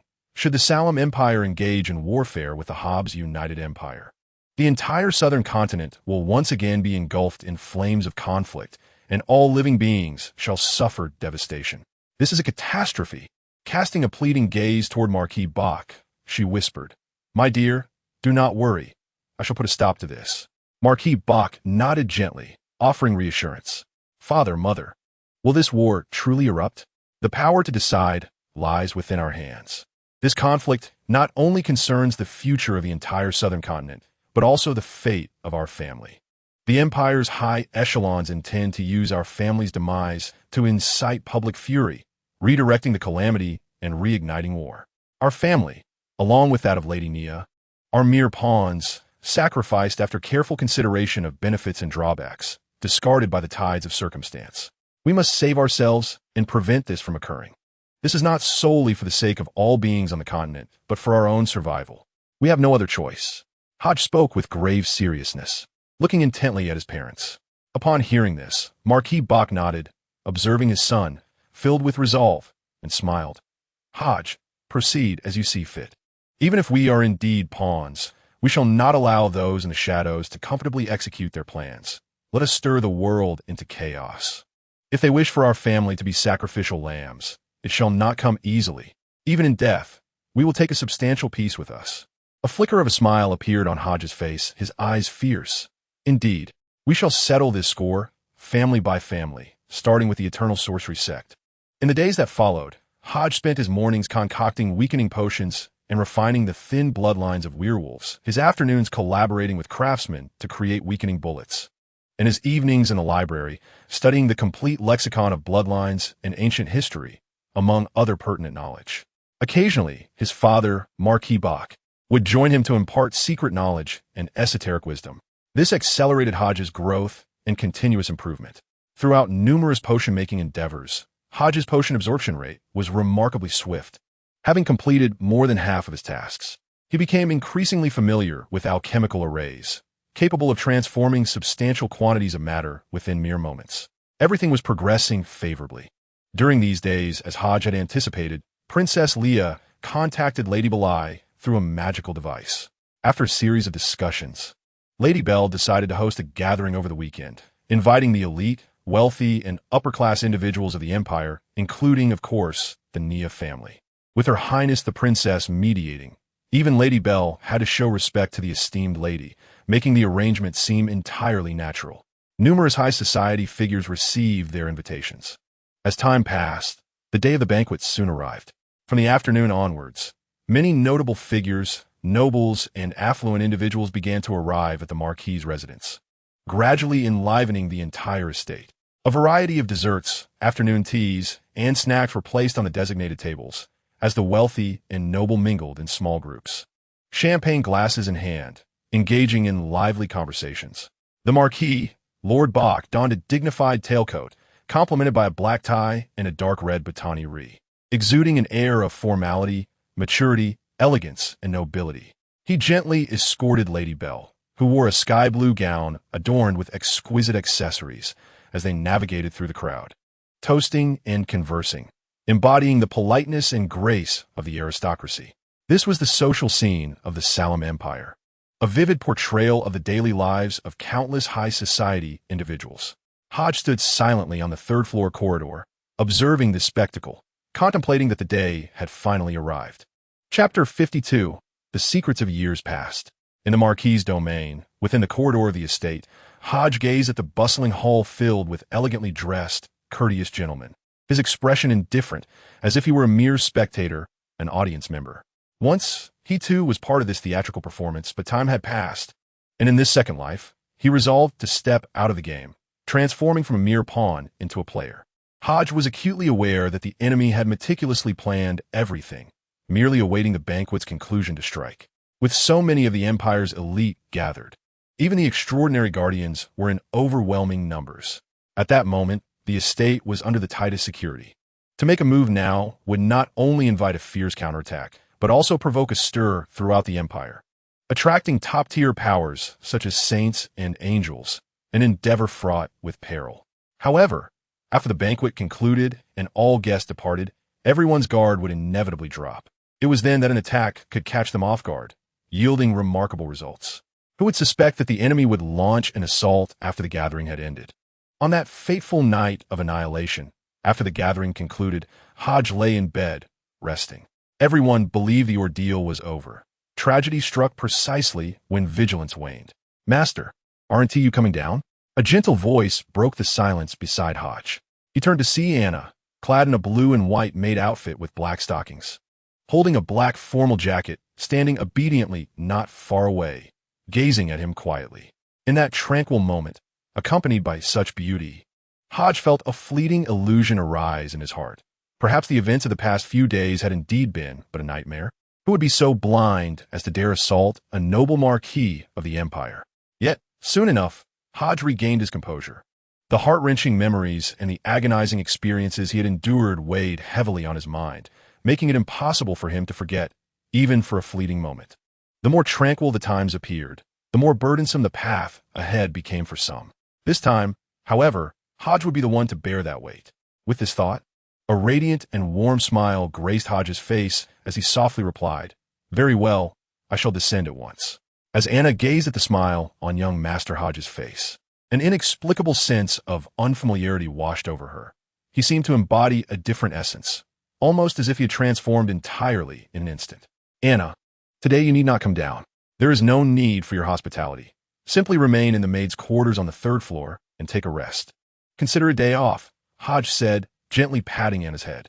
He took the black coat from her hands, donned it, fastened the buttons, and proceeded down the stairs. Step by step, Anna watched Hodge's retreating figure, her thoughts swirling within her. She opened her mouth, yet no words escaped her lips. Hodge remained unaware of the emotional turmoil within Anna. At that moment, his gaze was deep and his expression stoic, bearing little resemblance to the host of a gathering, but rather that of a warrior, one preparing to step onto the battlefield. Indeed, for Hodge, this gathering was his battlefield. Upon reaching the grand hall below, Hodge observed his mother engaged in conversation with a lady. The lady had long, wavy golden hair cascading over her shoulders, her features delicately refined. Beneath the veil of cosmetics, there were hardly any visible wrinkles, her azure eyes sparkling, clad in a flowing purple gown, adorned with a ruby pendant that exuded elegance. Upon noticing Hodge, Lady Bellamy's face lit up with a smile as she gently introduced, "Madam Nia, this is my son, Hodge Dickens." "Hodge, may I present Madam Nia? It is a pleasure to meet you." Hodge offered a slight bow as a gesture of greeting. Madam Nia, equally amiable, smiled and replied, "Hello, Hodge. It is a pleasure to meet you." "Madam Nia, my son is quite the catch, is he not?" Lady Bellamy inquired. "Indeed, a fine young man. Once he comes of age and ventures to the capital, he is sure to attract the attention of many noble maidens," Madam Nia praised. Lady Bellamy chuckled softly. "Ah, I shall remember that remark. Should that not be the case, Madam Nia, you must introduce Hodge to some suitable noble ladies when the time comes." "Certainly," Madam Nia responded with a grin. As Hodge listened to their cheerful exchange, he softly inquired, "Mother, where is father?" "Your father is in the small parlor discussing matters with guests. Do not disturb him," Lady Bellamy explained, gesturing toward the left side where the small parlor was located. "Very well. Mother, Madam Nia, please continue your conversation. I shall wander elsewhere," Hodge replied with a slight nod and another bow. "Go ahead." Lady Bellamy nodded in agreement. "Until next time, young gentlemen," Madam Nia teased with a smile as Hodge returned a polite nod before turning to leave. On the 1st floor, in a small reception room, "My Lord Marquis, it has been an eternity," a tall man with chestnut hair, clad in a green military uniform adorned with epaulettes and a satin ribbon bearing the hexagram sword and shield insignia, bowed deeply and spoke. Standing at over 6 feet tall, he bore a formidable presence, his features sharp and his eyes ablaze with intensity.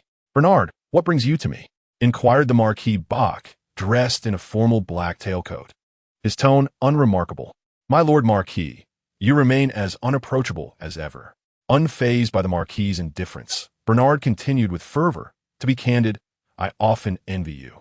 You have amassed such a plethora of military achievements, and at the pinnacle of your glory, you chose to step back, trading ambition for nobility and retiring in triumph. Everyone speaks of your great wisdom, yet I beg to differ. What is it that you truly wish to convey?" The Marquis regarded the commander of the 3rd Royal Cavalry Regiment, his expression unwavering. Bernard gazed upon the living legend, the esteemed benefactor of the Salem Empire, a Grand Marquis, and allowed a fleeting smile to grace his lips his tone suddenly turning frosty. My lord Marquis, it seems you have lost your sense of timing. A decade ago, you gracefully withdrew, relinquishing military power and the honor of the royal cavalry, opting instead for wealth and retreat. Many praise your acumen, your ability to discern the moment. Yet now, after 10 years of tranquility, it appears to have dulled your resolve. Why do you seem so out of touch now? You have come regarding the new Jill region, I presume? The Marquis maintained his calm demeanor, unruffled by Bernard's confrontational stance. You could have approached me directly. Why involve your wife in this charade? You are aware that I despise such social tactics. Indeed, I am fully aware, my esteemed commander, Bernard replied with a sardonic smile, his gaze fixed intently on the Marquis. But I wish to provoke you, to engage with you in a manner you find distasteful. I know family is your taboo, yet I shall exploit this very avenue, drawing closer to your kin, compelling you to confront me. Since you claim to understand me, you ought to realize that such methods cannot rouse my ire. The Marquis responded, his expression unchanged, calm as ever. I am well aware of that, Bernard nodded, a grin breaking across his face. Yet, you still chose to meet with me, did you not? I know that for the sake of family, you will yield, just as you once did, willingly forsaking the glories and power of the cavalry to become a leisurely Marquis, spending time with your loved ones. Merely for the sake of a woman, you relinquished everything and forsook us. At this juncture, Bernard could not help but let out a derisive laugh, as if finding the entire situation utterly ludicrous. Ha! My dear Marquis, had you chosen to remain in those days, with your accomplishments, you could have easily contested for the position of the new consul. The commanders of the cavalry regiment would have rallied behind you, and with the support of some influential neutral nobles, your chances of election would have been substantial. Is the title of consul not worth more than a mere marquisate? Chapter 53. The legendary commander the consul, the Royal Knights, known as the Whip of the Empire. Your father was the original Grand Commander, hidden behind a concealed door. Hodge listened intently to their conversation, his mouth agape in astonishment. He had merely come to eavesdrop, yet he stumbled upon astonishing revelations. Who could have predicted that the enigmatic figure, eternally adorned in a golden mask, the legendary Grand Commander, was none other than the illustrious and valiant Baron Bachdigens, who ascended from commoner to Marquis through his myriad of accomplishments. Two legends, embodied in a single individual, each of their tales, when considered independently, is a legend in its own right. This legendary Grand Commander of the Royal Knights is nearly synonymous with the concept of a war deity. In every conflict from over a decade ago, the Royal Knights have left their mark, and the shadow of this mysterious commander looms large. In all the battles he participated in, he has never faced defeat, showcasing a terrifying strategic acumen and exceptional leadership. Even more astonishing is the fact that this commander has never engaged in direct combat. Some claim he is the embodiment of divinity, while others believe he is an ordinary individual or merely an extraordinary being of lesser rank. Mysterious, almost supernatural in intellect. A god of war. These are the descriptors that encapsulate him. It is due to his existence that the Salem Empire has emerged as the mightiest empire of the southern continent. My ambitions lie elsewhere, replied Marquis Bach with calm composure. Ambitions lie elsewhere? What a remarkable assertion. Bernard laughed heartily, clutching his belly as if he had just heard the most amusing joke in existence. A legendary general? The most powerful commander acknowledged by the Empire? A war deity in the eyes of the populace? And yet, he claims his ambitions lie elsewhere. My dear Marquis, do you not find this amusing? Observing the laughing Bernard, the Marquis maintained his serene demeanor, unchanged. The essence of a legend lies in its rarity, its aura of mystery. Once I choose to step from the shadows into the limelight and engage in the contest for consul, I will no longer be the legendary commander the Empire requires, but rather a thorn in its side. And what of it? What does that signify? Bernard's fists were clenched, his eyes ablaze with fervor as he grit his teeth and declared vehemently, at that time, had you merely consented, none could have opposed you. You are a hero, a benefactor. Your renown is sufficient to silence all dissent.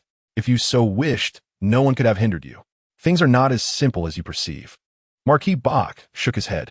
Although the consul wielded authority over the myriad affairs of the empire and commanded the military, he remained merely an official, subordinate to the king, the three great churches, and the true God. Even upon ascending to the position of consul, one would still be subject to the whims of others, rendering the title somewhat futile. Listening to the Marquis's response, Hodge, concealed behind a hidden door, felt a surge of trepidation. He had believed his father to be powerful and legendary enough, yet was astonished to discover that he surpassed even his own lofty expectations. According to the system of the Salome Empire, the role of consul was akin to that of an ancient prime minister combined with a supreme military commander, overseeing both military and civil affairs across the nation, with two such officials in place to maintain a delicate balance of power. The empire embraced a model of republicanism intertwined with dictatorship, wherein the king stood above all laws as the ultimate authority. The empire's lineage was drawn from nobility and royal descendants, with officials possessing the right to advise, while the power of decision rested solely with the king. Hodge contemplated that had his father truly ascended to the position of consul, it would have far surpassed the current status of a powerless marquis. He understood the significance embodied by the title of consul within the empire, a position indeed one beneath whom all others bowed. The boundless power associated with it rendered countless nobles pale in comparison. What of earls and marquises? They were but mere shadows in the presence of the consul. Even the 9 great marquises could not rival the authority of a consul, who governed all matters of state and military with sweeping control. Should the 2 consuls conspire, they could easily usurp the king's power and partition the empire's might. Of course, the empire's establishment of such a system, especially with its continued existence across 4 generations, implied the presence of countermeasures that Hodge could not fathom. After all, in an era where royal authority reigned supreme alongside the true God, even the consul might not command absolute control. Bernard, clad in military attire, chuckled mockingly, his expression rife with derision as he shook his head. To be honest, I am quite disappointed that you still cling to such notions at this juncture. It renders your years of perseverance rather laughable. Nevertheless, let's return to the matter at hand. What are your thoughts regarding the situation in the New Gil region? Why have you rejected the directives from above? You must be aware of the consequences of your actions. With your capabilities, breaching the shadowed woods should be child's play, especially considering our absolute advantage. You have no grounds to refuse. Marquis Bach regarded Bernard with calm resolve, shaking his head as he replied, I choose to reject this war. Oh, you remain so obstinate, Bernard remarked with a light scoff, seemingly unperturbed by the response. He continued, then I suggest you ensure your family departs the imperial capital. For perhaps there lies a sliver of hope. Hope is forged through one's own efforts, not through escape. Marquis Bach retorted pointedly.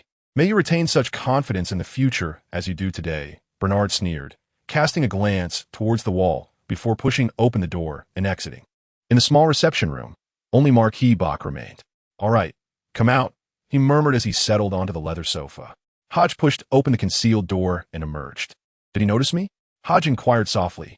Indeed, extraordinary beings possess a keen spiritual perception, much like your awareness of his gaze upon the hidden door before he departed. To conceal one's aura and essence requires specialized means. Merely holding one's breath and focusing is futile, Marquis Bach elucidated gently. Hodge was not taken aback by this revelation, considering the individual was the commander of the 3rd Division of the Royal Knights. If he lacked such skills, it would be rather amateurish. He must have been sent by someone.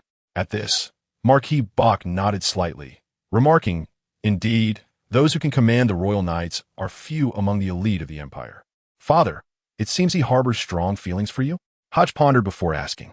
He was once one of my lieutenants, later reassigned to the 3rd Division. And only in the past 2 years has he ascended to the rank of commander, Marquis Bach explained. So, the reason for his promotion within the imperial hierarchy was to serve as a pawn, a sacrificial piece for us. Hodge nodded, a hint of relief in his smile. Due to my connections, his rise within the division was fraught with difficulty. Although the Royal Knights directly serve His Majesty the King, the great nobles and royal offspring wield their influence, subtly grasping certain powers without transgressing the rules. Such matters are tacitly permitted by the king. He also wishes to observe which of the younger generation is more capable and qualified to become the crown prince, the heir of the empire. Marquis Bach succinctly introduced some current intelligence regarding the empire to Hodge. Prince? Hodge mused, repeating the term. In the Salome Empire, a crown prince signifies the future heir to the empire, while any offspring of the king may be considered a prince or princess. Males are designated as princes, and females as princesses. Interestingly, although the Salome Empire is characterized by absolute monarchy, with the king reigning supreme over the two chief officials and the council of elders. The crown prince need not necessarily be a son. Even females have opportunities to vie for the throne. The selection of the next ruler can extend beyond direct descendants to collateral branches or notably distinguished nobles. Historically, there are precedents of kings directly bequeathing the throne to contemporary heroes. In nations akin to the Salam Empire, the position of crown prince is often not formally established. It is only when the king nears death that a decision regarding the next monarch is made, thus granting nearly every noble with royal blood the chance to ascend. In other words, Hodges also has the opportunity to become the crown prince, for within his veins flows a trace of the royal blood of the Salam Empire. His mother, Lady Beryl, is the daughter of a man who possesses half of the royal lineage, thus making Hodges, a distant relative seemingly disconnected from the line of succession, still eligible under the laws of this nation. After all, no matter how diluted, bloodline carries a certain weight, and in the eyes of the law, it holds validity. To speak frankly, His Majesty the King is still in the prime of his life, far from the time when an heir is needed. The current princes and princesses are well aware of this fact, yet they still yearn to display their capabilities before the king, for ultimately, the final decision rests with His Majesty.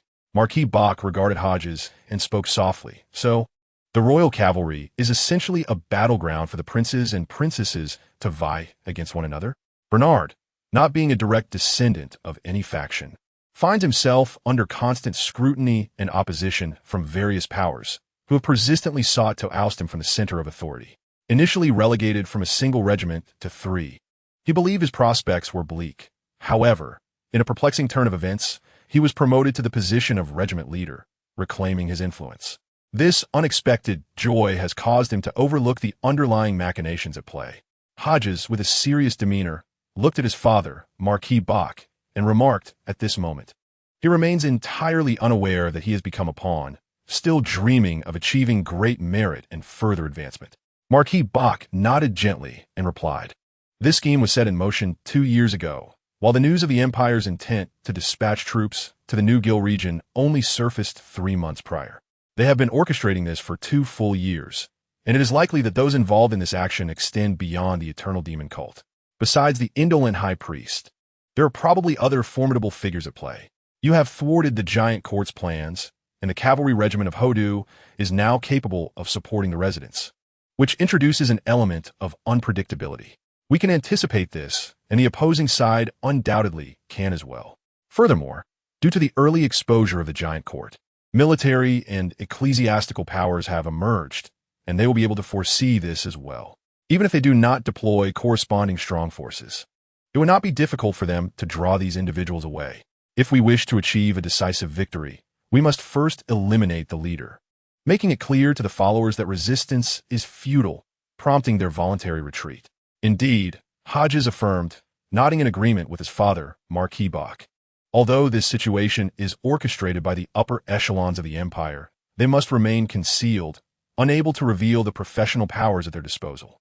They must masquerade as avengers of the New Gil rebels. The dominant force remains the deranged faction of the Eternal Demon Cult. Only they can bear the burden of annihilating the entire household of the Marquis, and only their actions can divert the attention of the Holy Church, allowing the internal conflicts of the Empire to go unnoticed. We merely need to eliminate the indolent High Priest and slay their leader, and the remaining adversaries will falter without resistance. Father, allow me to draw the slothful High Priest's attention. Upon hearing this, Marquis Bach's expression grew solemn as he spoke. I have recently uncovered some intelligence regarding the slothful High Priest. The Eternal Demon Cult is comprised of 7 High Priests, each corresponding to one of the 7 deadly sins: pride, envy, wrath, sloth, greed, gluttony, and lust. The one associated with sloth is none other than the slothful High Priest. According to the information, this slothful High Priest was once of elven descent, possessing a rich elven bloodline. He is likely an extraordinary being of the adventurer's path, known for their keen perception, exceptional insight, and innate affinity for nature, allowing them to sense the faintest of sprites drifting through the air. Through their blessings, they can attain certain abilities. He stands at Sequence 9 as an adventurer, Sequence 8 as a ranger, and Sequence 7 as a druid. His strength likely approximates that of a Sequence 4 elementalist, placing him within the high tiers, at the level of a saint. Elementalists excel in utilizing minor sprites and other elemental beings to aid in combat, and they can summon elemental creatures such as lava giants, desert serpents, glacial yetis, and gale eagles, all of which are beings born of elemental power and sprites, inherently responsive to the elementalist's calls and commands. I have noted some additional abilities on this piece of paper. Please take a moment to review it and keep this information in mind. Upon hearing this, Hodge took the note from Marquis Bach and tucked it into his pocket. After a moment of contemplation, Hodge furrowed his brow and inquired, "Father, is there a means of transitioning from a singular path to another? Generally speaking, only adjacent paths allow for such transitions. However, to make the shift, one must not only consume the corresponding elixir, but also attain the level of a saint.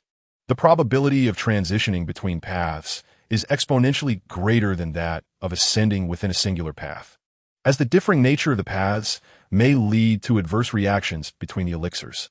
During the conversion process, there is a significant risk that residual effects from the previous path's elixir may linger, resulting in dire consequences. Father, I sense no natural power emanating from the slothful high priest."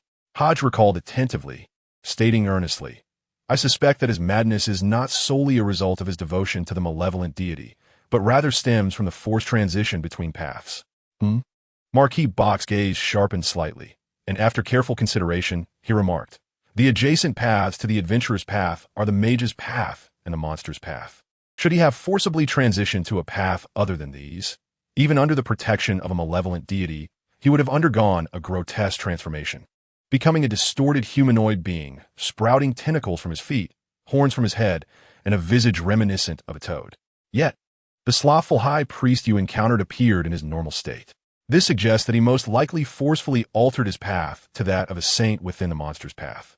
Only in this manner could he possess such madness and aberration without having transformed into a monster." Chapter 55. The 12 Pathways of the Divine. The Path of Monsters. Hodge murmured this compound word softly and involuntarily, the image of the Moonlight Guardian. A wondrous artifact introduced by the divinely favored at the Blood Moon Gathering surfaced in his mind. This was crafted from the extraordinary traits of a sequence 7 werewolf I had once hunted, merging its essence with wolf fangs and flesh, entrusted to artisans for its creation. Its effects were akin to a restorative moonlight, granting the ability to transform into a werewolf, and an exceptional sense of smell capable of tracking the taste of blood. Is the sequence 7 of the Path of Monsters named werewolf? Could it be that in the distant second and third ages, the progenitors of humanity gradually evolved the Path of Monsters through this extraordinary being? A conjecture began to form in Hodge's mind. "Father, please introduce me to a Path of Monsters." Hodge was fairly certain that the indolent high priest did not belong to the Path of Mages. As he had never cast a single spell, all operations were accomplished through exceedingly sinister and duplicitous means. Whether it was the mouth filled with teeth or the necromantic methods following a snapped neck, these did not align with the Path of Mages. Through days of studying arcane knowledge, Hodge gradually comprehended the implications of the convenience the indolent high priest had spoken of, soul-searching and necromancy. By slaying the enemy and employing mystical techniques, one could extract the remnants of the soul, leveraging the overlapping nature of the spirit realm and the physical world to gain insights. Naturally, those souls directly subjected to necromancy, due to their dissipating consciousness, would respond like puppets, albeit their spiritual essence would quickly fade once separated from their corporeal forms, necessitating prompt action in necromancy. "Very well." Marquis Bach nodded solemnly and recounted, "On that day, while serving as the commander of the Royal Knights Division, I once hunted a Sequence 6 blood priest, utilizing his extraordinary traits and some spiritual materials to commission a third-level artisan from the mechanical church to forge a spear. I bestowed this spear upon Besimo. You should be able to see it next time." Besimo received it? Hodge was momentarily taken aback, then quickly reacted and inquired, "Is this his reward?" "Indeed." Marquis Bach nodded gently, offering no further explanation regarding the spear, and continued, "After slaying that blood priest, I utilized necromancy to acquire potion formulas from Sequence 9 to Sequence 7. Had his spiritual essence not dissipated so swiftly, I might have also obtained the potion formula from the Sequence 6 blood priest. The Sequence 9 of the Path of Monsters is known as the Infector. At this stage, The extraordinary being becomes deeply infected by its qualities, manifesting green blood flowing from the arms and thighs, with bizarre swellings and dark spots appearing on the body. Many extraordinary beings perish at this stage, succumbing to excessive blood loss or bodily deformities, transforming into terrifying monsters. Numerous tales in ancient texts depict zombies, the undead, and savages as the aberrations of infectors. Sequence 8, known as the mutants, marks a stage where bodily swelling and spots have thoroughly spread, manifesting humanoid traits such as horns, a third eye, and the mucus of aquatic beings. They harness the aberrations that appear upon their forms to wield extraordinary powers, enabling them to hunt others effectively. Sequence 7. The werewolves gain formidable regenerative abilities under the full moon, alongside terrifying speed and luxuriant fur. Their physiques expand, reminiscent of the giant O'Neill, yet similarly, they become increasingly ferocious under moonlight, driven by an insatiable need to consume flesh and blood, engaging in frenzied slaughter to quell their primal instincts. Werewolves are exceedingly perilous beings, historically the archenemies of vampires during the Second and Third eras. Ascending further, we encounter the bloodthirsty priests, whose extraordinary powers are synonymous with plague, disaster, and dread. These individuals invariably worship malevolent deities, acquiring strength through sanguinary, brutal, and frenzied sacrificial rites, which also serve as their primary means of potion assimilation. Each gruesome ritual enables them to digest potions, with the grim requirement of slaying at least 10,000 lives to achieve complete assimilation. The bloodthirsty priest I dispatched claimed he had only completed half of his potion's digestion. Upon hearing the account from my father, Marquis Bach, Hodge fell into a contemplative silence. Half digestion, a mere phrase that signifies the demise of 5,000 souls, fracturing countless families. Some would forever lose their fathers, others their mothers, and some would overnight become orphans, all due to the insatiable greed of the extraordinary. Father, is this the reason behind the official endorsement of the Knight and Mage paths? Beyond these two sanctioned routes, do all others harbor terrifying risks? The monster path? Indeed, it is monstrous, Hodge murmured to himself, overwhelmed by a profound aversion towards this path. It is a means of self-gain at the expense of others, employing the slaughter of innocent lives to forcibly assimilate potions and ascend.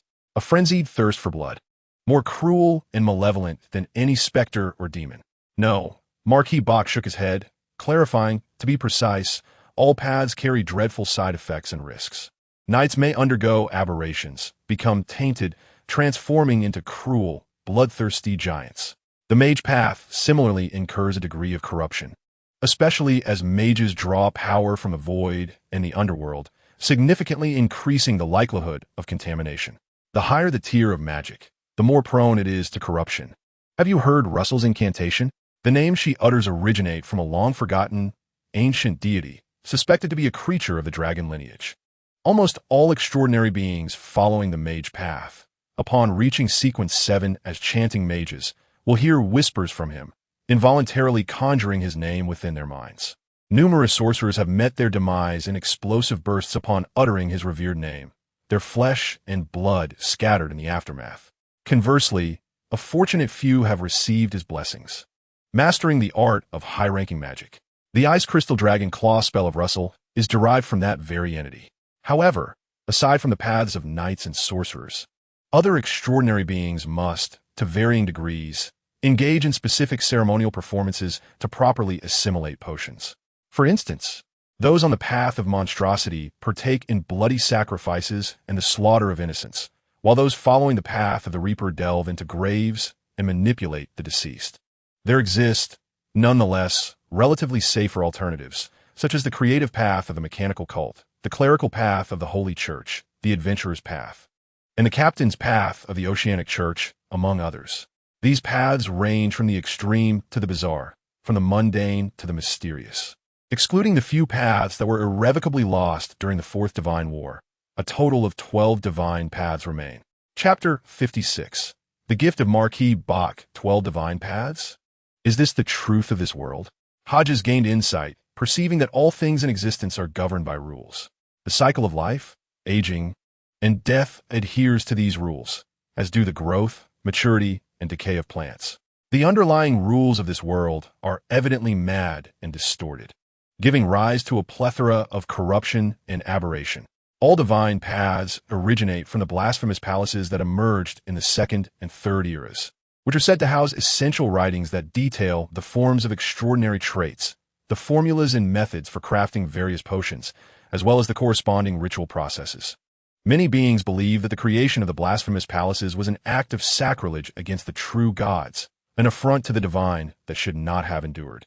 Consequently, these palaces were swiftly destroyed by avaricious individuals. Yet the sequences of potions inexorably proliferated, spawning numerous angelic lineages, including werewolves, vampires, phoenixes, and dragons.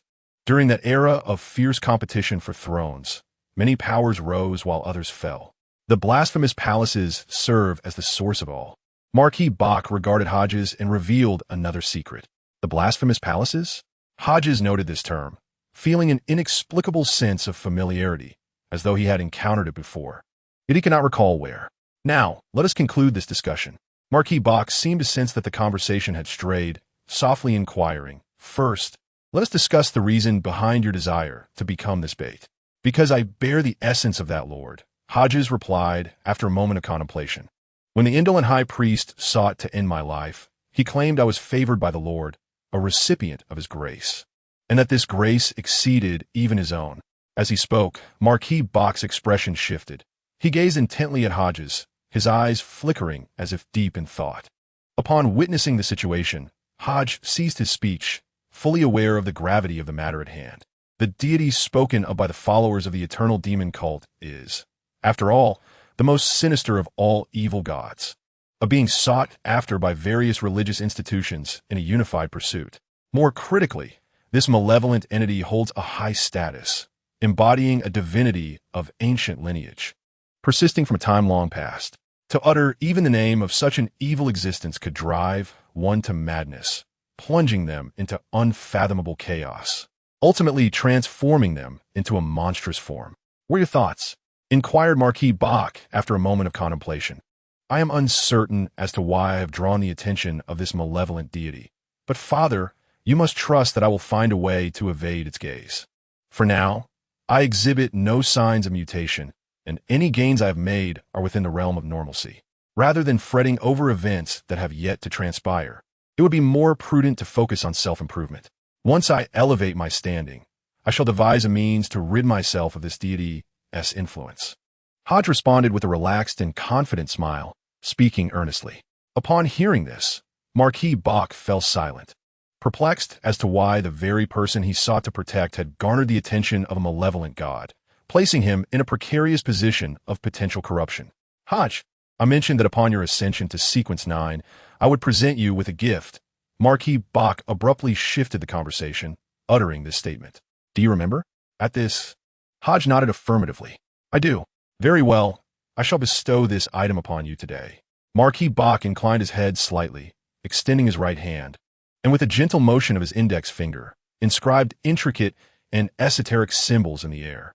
The intertwining lines and chaotic characters exuded a profound aura of mysticism, resembling an impenetrable shroud of mist or an endlessly twisted cavern, difficult to fathom to its depths. Hodge quickly averted his gaze, feeling unworthy to continue observing his father's writing, aware of the vast disparity in their respective levels.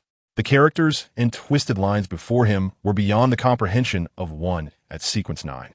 As Marquis Bach continued his inscription, a series of green luminescent glimmers began to illuminate the space, gradually brightening the entire small parlor with a soft, ethereal glow. Hodges' expression shifted, and he turned his attention towards the door as distorted ripples of energy began to manifest, enveloping the room like bubbles, rendering the soft light ineffective in penetrating beyond their confines. "What is this?" Hodge murmured, gazing at the translucent bubbles of shimmering energy. He sensed that this bubble-like membrane severed all sounds, lights, gases, and other sensory perceptions from the outside world, as if the entire space had been isolated. This sensation bore a resemblance to being within a mystical realm, akin to the domain of Lilith. Is this the embryonic form of a divine realm? Hodge pondered, drawing parallels between the black mystical space and the conditions within the divine kingdom, noting their similarities. This is a realm of spirituality, a method to isolate a portion of space through one's own spiritual essence to prevent the leakage of extraordinary powers. When time permits, I shall instruct you. As the Marquis of Bach elucidated, he extended his left hand into the boundless void, retrieving a robust serpent adorned with feathers.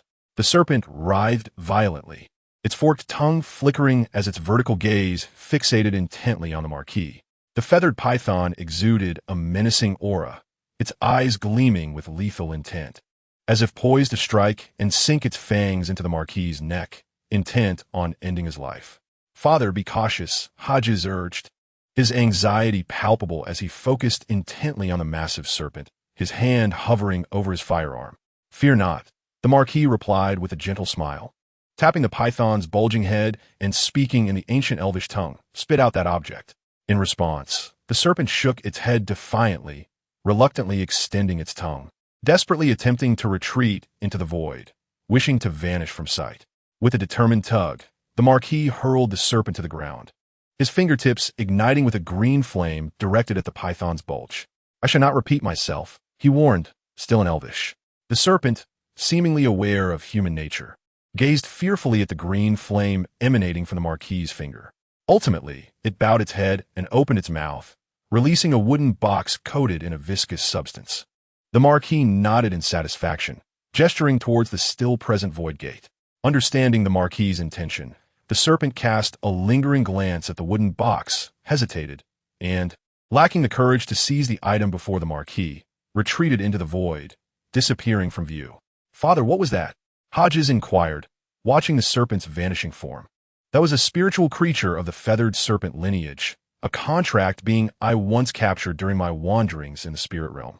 It possesses a peculiar temperament. Once subdued, it behaves well. I rather admire its untamed spirit," the Marquis remarked with a faint smile. He waved his hand, summoning the ambient light of the sprites to incinerate the viscous substance atop the wooden box. "The feathered serpent lineage? Isn't that an ancient creature?"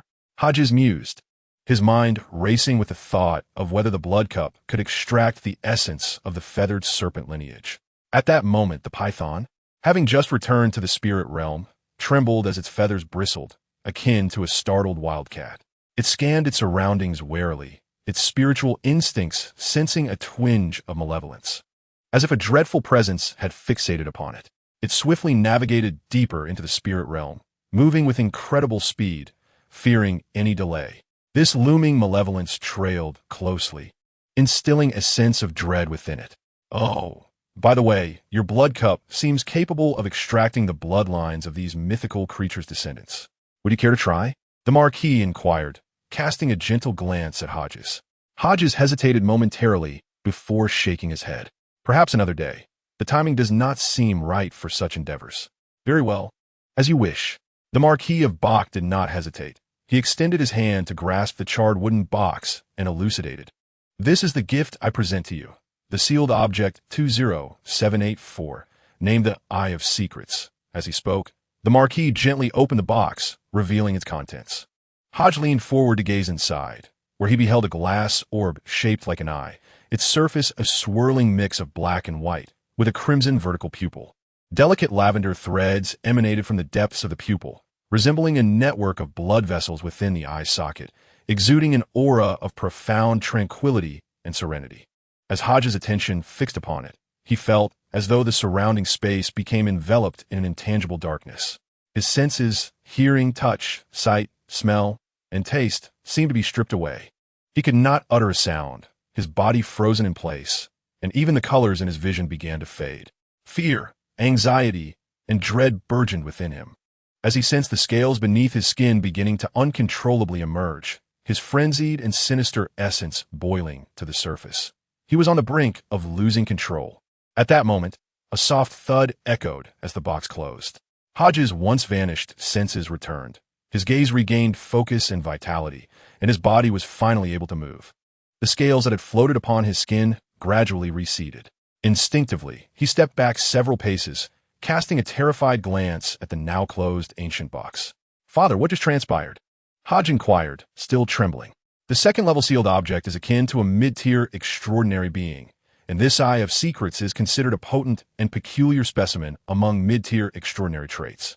According to the Church's tomes, it is described as exceedingly dangerous, profoundly secretive, and extremely sinister, not to be gazed upon directly. The utilization of this sealed object requires a joint application from 3 extraordinary beings, 2 of whom must achieve mid-tier status. At each instance of usage, one must strive to avoid direct eye contact with the sealed object. If the deprivation of senses occurs, the box must be promptly closed to sever the line of sight. The extraordinary nature of this sealed object is associated with the pathway of night and involves the long-lost secret paths. It may be a fusion of the extraordinary traits from both pathways, originating from the left eye of an uncontrollable and mutated extraordinary being that fell after purification by the Church. It possesses 4 abilities. First, secrecy. The extraordinary being carrying this object will automatically conceal their aura and spiritual essence. Upon invoking spiritual energy, they can enter a hidden state, achieving a psychological form of invisibility, seemingly evaporating from the enemy's sight and making it challenging to pinpoint their location through divination, spirit communication, or prophecy. This object inherently counters divination and prophecy. Second, perception deprivation. This object can strip away an enemy's sensory perception, plunging them into an abyss of darkness, akin to the state you just experienced. However, during combat, I would recommend silently stealing away one sense at a time to remain undetected. This method, in conjunction with your abilities, can yield a more formidable effect. For instance, one could deprive an adversary of their sense of smell and subsequently employ toxic mists to eliminate them.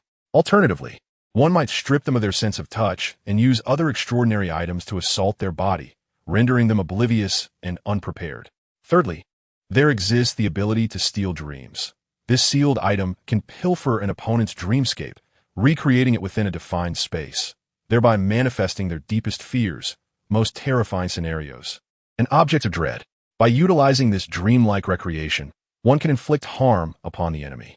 The constructed dream is entirely real, should one perish within the fabricated dream. It results in genuine death. Similarly, if one succumbs to madness, the opponent will indeed lose control. The powers of sensory deprivation, dream theft, and petrification are undeniably formidable, befitting a level 2 sealed object, truly fearsome in nature. The essence lies in their cunning methods, making them nearly impossible to defend against. With the right coordination, even a low-tier individual might slay a mid-tier extraordinary being. In his heart, Hodge silently contemplated his father's gift with immense satisfaction. However, he was not blinded by its power. Maintaining his composure, he inquired, "Father, what are the negative effects?" Noticing Hodge's calm demeanor, Marquis Bach nodded slightly and replied, "There are 3 adverse effects: sensory deprivation, limb stiffness, and nightmares." Sensory deprivation entails the loss of one sense for an hour after utilizing the sealed object. Limb stiffness results in temporary paralysis following its use, which should be alleviated with the appropriate antidote. Remember to concoct the corresponding elixir and take it post-usage. Nightmares relate to the dream theft ability, frequent pilfering of others' dreams. Particularly terrifying or bizarre nightmares will affect you similarly upon falling asleep, leading to overlapping dreamscapes that may manifest as single or multiple layers of dreams. This adverse effect typically requires resolution by a specialized psychologist. I trust Russell has informed you about what a psychologist is. This pertains to a mystical realm of psychology, as only such individuals can alleviate nightmares stemming from extraordinary traits. Hodge attentively noted his father's words, nodding in agreement. Considering it is a level 2 sealed object, the negative effects are quite tolerable. Hodge was no longer a novice in the mystical world. He understood precisely what a level 2 sealed object represented. In the face of such formidable and cunning abilities, these minor adverse effects were entirely bearable. The number of sealed objects is not always advantageous. One must avoid the accumulation of negative effects among various sealed items, lest the combination yield a result greater than the sum of its parts, potentially resulting in the user's demise due to overwhelming adverse effects. "Father, how should one utilize this sealed object?" Hodge inquired, gazing at Marquis Bach. Upon hearing this, Marquis Bach once again opened the wooden box, enveloping his hand in a shroud of spiritual energy, from which he delicately extracted a glass orb resembling an eye. He gently placed it upon Hodges' forehead. In the next moment, Hodges' brow split open, revealing raw, crimson flesh and tender shoots, which gradually enveloped and integrated with this peculiar object. The pale violet threads upon the eye began to intertwine with Hodges' blood, acquiring a hue of crimson. The scarlet gaze within the vertical pupil slowly began to exhibit a spark of life, as if it had awakened. A strange transformation occurred within Hodges' vision. From the originally focused image, a third perspective emerged, a hazy, scarlet viewpoint where spiritual light flickered and elemental energies surged. In this perspective, Marquis Bach was surrounded by a multitude of intricate and enigmatic symbols, twisted lines, and ethereal sprites. Behind him, a peculiar, crimson line coalesced, extending upward, reaching the third floor. What secrets lay on the third floor? Hodge felt a surge of curiosity and followed the direction of the red line with his gaze. Observing the movement of Hodges' scarlet vertical pupil, Marquis Bach subtly furrowed his brow, raising a hand to summon mysterious symbols that enveloped Hodges' probing sight. As the symbols spread, Hodge felt a wave of disorientation. The crimson viewpoint vanished, and the additional eye upon his forehead eerily closed, the flesh writhing and ultimately disappearing from sight. Only a singular symbol remained, glowing with a green luminescence. Hodge, do not pry into matters beyond your comprehension, Marquis Bach gently cautioned. Upon hearing this, Hodge nodded, responding, yes, Father. I have temporarily sealed this artifact using a sealing technique. When it is not activated, you must maintain its seal. It is advisable to remove it during ordinary times, for prolonged placement within flesh could incur irreversible harm to your body. However, today's circumstances are unique. Let us keep it within your forehead for now. When you lure the Sloth High Priest, refrain from activating the hidden eye. Once the lure is successful, you may utilize the hidden eye for counter-scrying, counter-divination, and counter-prophecy to evade the Sloth High Priest's attention. After the matter concludes, I shall assist you in extracting the hidden eye, Marquis Bach stated solemnly. In response, Hodge nodded, affirming, understood. This is the incantation and gesture to unseal it. Commit it to memory, Marquis Bach instructed, producing a slip of parchment. With a wave of his hand, lines of ancient Romandic script materialized alongside illustrations of corresponding gestures. Hodge focused intently on the contents, diligently committing them to memory. After a brief moment, Hodge nodded, declaring, I have memorized it. Good, Marquis Bach said, snapping his fingers to incinerate the parchment into nothingness. Exercise caution, he added. Hodge smiled faintly, assuring, do not worry. I am confident. Indeed. Count Bach nodded and said, after the soir, I may need to visit the magical chamber on the third floor. If I do not return, you will have full authority to handle everything. I will assist you. Be cautious. If the situation becomes untenable, prioritize evacuation. As long as there are no casualties, there will always be opportunities. I understand, Hodge replied earnestly, nodding at Count Bach's instructions. As time passed, the banquet commenced as scheduled. Hodge, being the sole heir of Count Bach, naturally attended in splendid attire. Through the introduction of his parents, Hodge once again encountered Her Highness, the Grand Princess Leia Salome of the imperial family. With her golden hair and azure eyes, she stood tall and elegant, adorned in a striking crimson gown that accentuated her fiery allure and nobility. A delicate golden tiara rested upon her head, and her exquisite features created an impression of remarkable beauty. Even amidst the crowd, she radiated a distinct presence that set her apart. As Hodge gazed at the princess, an almost imperceptible frown creased his brow. For reasons unknown, his instinctive intuition whispered that there was something peculiar about this woman. Although she stood merely a short distance away, she exuded an ethereal quality that felt elusive and insubstantial. This sensation did not stem from the resonance between extraordinary beings nor from the allure of kindred spirits. It was simply an inexplicable feeling that this woman harbored some enigma. Such a feeling was indeed perplexing, and Hodge found it challenging to articulate. The last time he experienced such a unique intuition was upon meeting O'Neill. Even then, upon their initial encounter, Hodge sensed something amiss about O'Neill. This too was a manifestation of his intuitive perception. At that time, Hodge was not yet an extraordinary being, yet he keenly discerned the anomaly surrounding O'Neill. Now, with his heightened spiritual sensitivity, Hodge's perceptive abilities had significantly improved. Thus, his awareness of Princess Leia's presence felt distinctly pronounced, suppressing his surprise and bewilderment. Hodge heightened his vigilance towards the princess. "My apologies for my tardiness," Princess Leia said, lifting her gown slightly and smiling in apology. Lady Bailey beamed. "Then you must indulge in a few more drinks to properly make amends with us."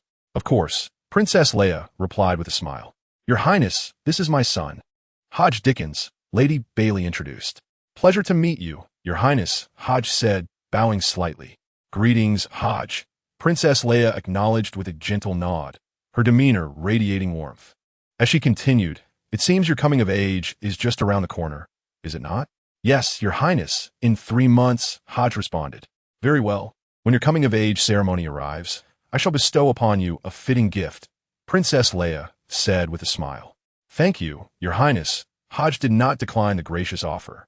After their brief exchange, Princess Leia, guided by Lady Bailey, began to navigate through the gathering. As an imperial princess, her noble status positioned her as the most distinguished individual at the soir, naturally attracting many toasting her in respect. Lady Bailey and Count Bach, as the hosts, were also engaged in numerous social interactions. Although Hodge was one of the hosts, being a minor allowed him to temporarily evade such social obligations. Silently, Hodge stepped out of the reception hall and into the tranquil garden, observing the serene surroundings and the flowers swaying gently in the breeze, his demeanor gradually calming. The lively scene from earlier was merely a fleeting embellishment of the evening. The gathering was just a prelude, and the true spectacle of the night would commence only once the festivities concluded and the guests departed. Hodge made his way to the gazebo at the center of the garden and softly spoke. "Will." As Hodge's words echoed, a shadow sprang forth from the ground, twisting and contorting before solidifying into a humanoid form. None other than Wilkets, draped in a black cloak and adorned with a beaked mask. Young Master Will intoned, maintaining his customary guise, his voice gravelly and demeanor indifferent. "Please inform them that they may prepare at their designated locations," Hodge instructed. In response, Will nodded gently, affirming, "Understood." With that, Will's figure gradually dissipated into the darkness, merging with the inky night. "It is about to begin. Do not disappoint me," Hodge murmured, lifting his gaze to the radiant crimson moon above. Meanwhile, outside the barrier of the Marquis of Azure's domain, a dozen figures emerged, garbed in dark red clerical robes, heads bowed in silence. Their features concealed beneath the robes, they appeared faceless, shrouded in darkness. At the forefront stood an individual with green hair and brown eyes, their verdant locks cascading down their shoulders, holding a dark red tome that they incessantly flipped through. A grotesque smile twisted across their face, exuding a sense of morbid fascination as they murmured, "Laziness, too much laziness. The gospel tells me today is suitable for slaughter. Oh, the divine oracle has descended once more. Let me see how many souls shall be offered today." From the pages of the dark red book, faintly discernible lines of writhing text emerged, causing the person to smirk. "Ah, so it is a complete sacrifice." Chapter 59, The Gathering of All Parties High Priest of Laziness. This operation bears additional uncertainties. As Raymond's voice resonated, a shadowy figure emerged from the depths of the earth. A silver drill, spinning incessantly, emitted a somewhat jarring sound. The newcomer donned a black cloak, their face obscured by a silver mask that concealed the upper half of their visage. Gripping the whirring mechanical drill, which exuded a faint white mist, their waist was adorned with an array of bullets and firearms, lending an air of peculiar machinery to their presence. Path of creation? Mechanical ecclesiastic? The high priest of laziness turned to regard this figure, licking his lips as if he had spotted prey. In the next moment, without hesitation, the high priest raised his hand, and an array of whooshing sounds filled the air, as if invisible forces sought to ensnare the newcomer. Anticipating the high priest's sudden move, the newcomer propelled flames from their feet, swiftly retreating to evade the grasp of the unseen hands. As the figure raised his hand, a mechanical drill, with its bizarre disassembly and assembly, under the guidance of an ethereal thread, swiftly transformed into a robust mechanical cannon aimed squarely at the lethargic high priest. The cannon buzzed with the whirring of gears, intricate and profound symbols illuminating in a radiant glow. At the cannon's core, brilliant lights coalesced, channeling formidable energy that seemed to harbor terrifying might, poised to obliterate all barriers in its path. A flicker of madness danced in the brown eyes of the lethargic high priest, his smile taking on a more sinister edge as he exerted pressure with his palms, as if manipulating some unseen force. The cloaked figure, wielding the formidable cannon with one hand, coldly addressed the lethargic high priest. "Cease your little antics, or you and your followers shall meet the Lord you so fervently speak of. Lethargy, you're truly too indolent." The high priest's lips curled in a swift, manic whisper, since they revere the great Lord, offering themselves is both honorable and sacred. "As for me, I shall present your soul to the great Lord, who shall surely delight in it." At that moment, a voice, cool and aloof, interrupted their tense exchange. Serenity, this ancient word, steeped in the language of Raymond, resonated through the air as both men inexplicably felt their emotions soothed, their eyelids fluttering, a wave of overwhelming drowsiness washing over them, as if they might succumb to slumber at any moment. Church of Tranquility? Followers of the night? Almost simultaneously, they sensed the oddity of their condition, hastily awakening their spirits to resist the encroaching lethargy. A figure draped in a black clerical robe, her face shrouded in sheer satin, emerged gracefully. "Who are you?" The silver-masked man, still wielding the cannon, inquired in a deep tone. "Allow me to introduce myself. You may call me Lady Somnolence." The woman, identifying herself as such, gazed at the two men and spoke softly. "Another pure soul has arrived. What a splendid night this is. Oh, the Gospel's guidance proves to be most accurate." The lethargic high priest gazed covetously at Lady Somnolence, muttering to himself in a manner tinged with madness, his body trembling with excitement. Lady Somnolence cast a glance at the high priest and, without hesitation, retrieved a special token, black and dark red, from her sleeve, tossing it toward him. The high priest, feeling the unique aura of the token, briefly halted in his mad expressions, quickly catching it with both hands. The token, adorned with mottled inscriptions, bore at its center an eye intertwined with purple veins, filled with chaotic symbols, a complex, tumultuous, and sinister gaze. Merely gazing at this eye's design inundated the lethargic high priest with an overwhelming rush of frenzied knowledge, as if his mind were on the verge of bursting. Under the gaze of two observers, the head of the indolent high priest grotesquely swelled, undulating as if some perilous entity were poised to emerge. This bizarre reaction did not instill fear or trepidation within him. Rather, his eyes sparkled with fascination as he fixated on the mysterious iron token, murmuring, "The breath of the Lord, oh how exquisite the aroma, so sacred, so magnificent, so esteemed." Witnessing the high priest's neurotic gestures, Lady Somnolence could not suppress a frown, instinctively repulsed by the spectacle. As the conversation unfolded, a sudden explosion resonated, the high priest's head bursting apart like a detonated watermelon, scattering white, red, and viscous matter across the ground, staining the area crimson. What was happening? The silver-masked man was taken aback. Such an occurrence had completely surpassed his expectations. The indolent high priest of the eternal demon sect had just self-destructed over a mere token? What a sacrificial lamb! How could the night's operations continue? However, a bizarre scene unfolded. The headless body of the indolent high priest did not collapse, but continued to caress the patterns on the mysterious token with an unsettling obsession. Was he undergoing a transformation? The silver-masked man observed this spectacle, his weapon trained on the headless form, ready to unleash a barrage at the slightest hint of danger, ensuring total annihilation through physical purification. Enough, the gathering is nearing its conclusion, and our time is limited. Do not squander it, Lady Somnolence coldly admonished. As her words resonated, the gruesome wound began to writhe peculiarly. Flesh and blood surged, granulation tissue leaped, and countless fragments of flesh appeared to divide and reassemble, incessantly writhing and growing, gradually reconstructing the high priest's neck. Soon his neck, chin, mouth, nose, and eyes, all facial features were restored, the malevolent and eerie high priest regaining a head that bore no difference from the original, as if all that had transpired was merely a dream. The resurrection of a severed limb by a monster? The silver-masked man appeared to comprehend something, suppressing his unease as he awaited the unfolding events. Do you have an oracle to convey? Following this explosive rebirth, the indolent high priest seemed to regain a measure of rationality, placing the mysterious token into his pocket and inquiring in a grave tone. Bloodbath at the Dickens household. Locate a particular sealed artifact. Lady Somnolence spoke with a detached demeanor, articulating her demand. What manner of sealed artifact? The indolent high priest produced a dark red gospel from his sleeve, gently turning its pages, where lines of bloody text began to contort and emerge. Assist this individual, locate the sealed artifact, and return it to the sanctuary. The high priest read the words, a faint smile cracking at the corners of his mouth. The major churches have united in signing, designated with the code 00045, bearing the name, the Book of the Omniscient. Its preliminary assessment suggests it resembles a tome, possessing the capabilities of omniscience, the scars of time, and a curse of death. The negative effects are equally terrifying.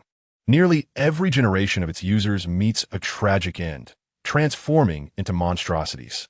The Lady of Slumber spoke calmly, revealing the name and code of the sealed object along with its corresponding abilities. A level 0 sealed object? The Book of the Omniscient? Omniscience? This clearly belongs to the Lord. It must be a relic left behind by him. The lethargic high priest's eyes gradually brightened, and he unconsciously licked his lips, intrigued by this artifact, which presumably belongs to the Lord. Chapter 60. The Blasphemer, Tyler Mitchell. A level 0 sealed object? The silver-masked man, Johnson Lawrence, paled slightly. As a former bishop of the mechanical Holy See, he understood well the significance of a level 0 sealed object and realized that the Marquis of Bach must have at least one angelic-level powerhouse behind him to seal such an object. This corresponds to an extraordinary individual of Sequence 3, a high saint, referred to as an angel in ancient epics. From Sequence 4 onward, there is a fundamental leap in the essence of life. Sequence 4 becomes a demigod, also known as a saint, belonging to the realm of half-man, half-deity. Starting from Sequence 3, one can wield the complete form of mythological creatures, nearly equivalent to the demon gods and angels that once roamed the world during the Second and Third eras. Angels under true deities all belong to this level. In any faction, angels represent peak combat power and hold significant weight. Families possessing extraordinary individuals of Sequence 3, in ancient times, were known as angelic families. Lady of Slumber. Why has a level 0 sealed object emerged? This seems to diverge from our initial discussions, does it not? Johnson inquired, casting a glance at the woman whose face was veiled in silken gauze. The Lady of Slumber glanced at Johnson and replied, this does not pertain to your plans. Your objective is the annihilation of the Dickens family, whereas mine is my own concern. You need not worry about it. Madam, that is not quite right. The matter of a level 0 sealed object is serious. Should any variables arise, the entire territory could transform into a purgatory, and we may not be able to escape. It is best to clarify such matters. Johnson responded grimly. He had resolved that if this woman from the Church of Slumber could not elucidate the reasons, he would withdraw and abstain from this affair. A level 0 sealed object is no trifling matter. As the former bishop of the mechanical Holy See, he had overseen more than one level 1 sealed object and was acutely aware of their formidable nature. The information pertaining to a level 0 sealed object, even for him, required application for access. Moreover, upon usage, corresponding memories would be erased to prevent leaks, thereby safeguarding oneself against contamination through knowledge. Indeed, a level 0 sealed object is a powerful and wondrous artifact that can pollute extraordinary beings merely through understanding. According to his understanding, the entire mechanized ecclesia possesses no more than a handful of level 0 sealed objects. I share this sentiment. As Johnson's words echoed, countless crows materialized from thin air, converging in an eerie manner before the gaze of the three, ultimately forming a distinct figure. The newcomer donned a black trench coat, with white hair cascading over his shoulders, and his eyes bore the rare hue of golden irises. A gentle smile graced his face, and his features were soft and exquisite, rendering him exceptionally handsome. Upon his arrival, subtle changes flickered across the expressions of the three. With their formidable prowess, they sensed nothing. How could they allow an extraordinary being to eavesdrop for so long? Excuse me, sir, are you the representative of the Empire? Inquired Lady Shimmer. In response, the visitor inclined his body slightly, performing a remarkably gentlemanly bow, and with a faint smile, introduced himself. Allow me to present myself. My name is Tyler Mitchell. The traitor and blasphemer, Tyler Mitchell? Johnson nearly gasped, his gaze fixated on the white-haired man, unable to suppress a step back. "Oh, you recognize me?" Tyler Mitchell replied, a hint of surprise in his voice as he regarded Johnson. Observing his attire and the firearm in his possession, he nodded in realization, chuckling lightly. "Ah, so you are for the mechanized ecclesia? To engage in such endeavors. You must have also forsaken the church, correct? It seems we are of the same ilk." Upon hearing this, Johnson could not help but retort, "No, we are not of the same kind. You are merely a madman. For the sake of the sacred church's level 0 sealed object. You slaughtered the inhabitants of an entire town, offering their souls as a primitive sacrifice to the malevolent deity, ultimately acquiring that level 0 sealed object. Before your defection, you also decimated several extraordinary teams from the church, utilizing their bones and blood to construct a vile altar, nearly provoking a volcanic eruption that would have resulted in unimaginable catastrophe." In response to Johnson's words, Tyler Mitchell's gentle smile remained unchanged as he chuckled lightly. "In truth, I am a rather affable individual. It is simply that those people lacked the foresight, making my actions appear somewhat excessive. However, let me correct you. It was not merely a near eruption. The volcano has indeed erupted.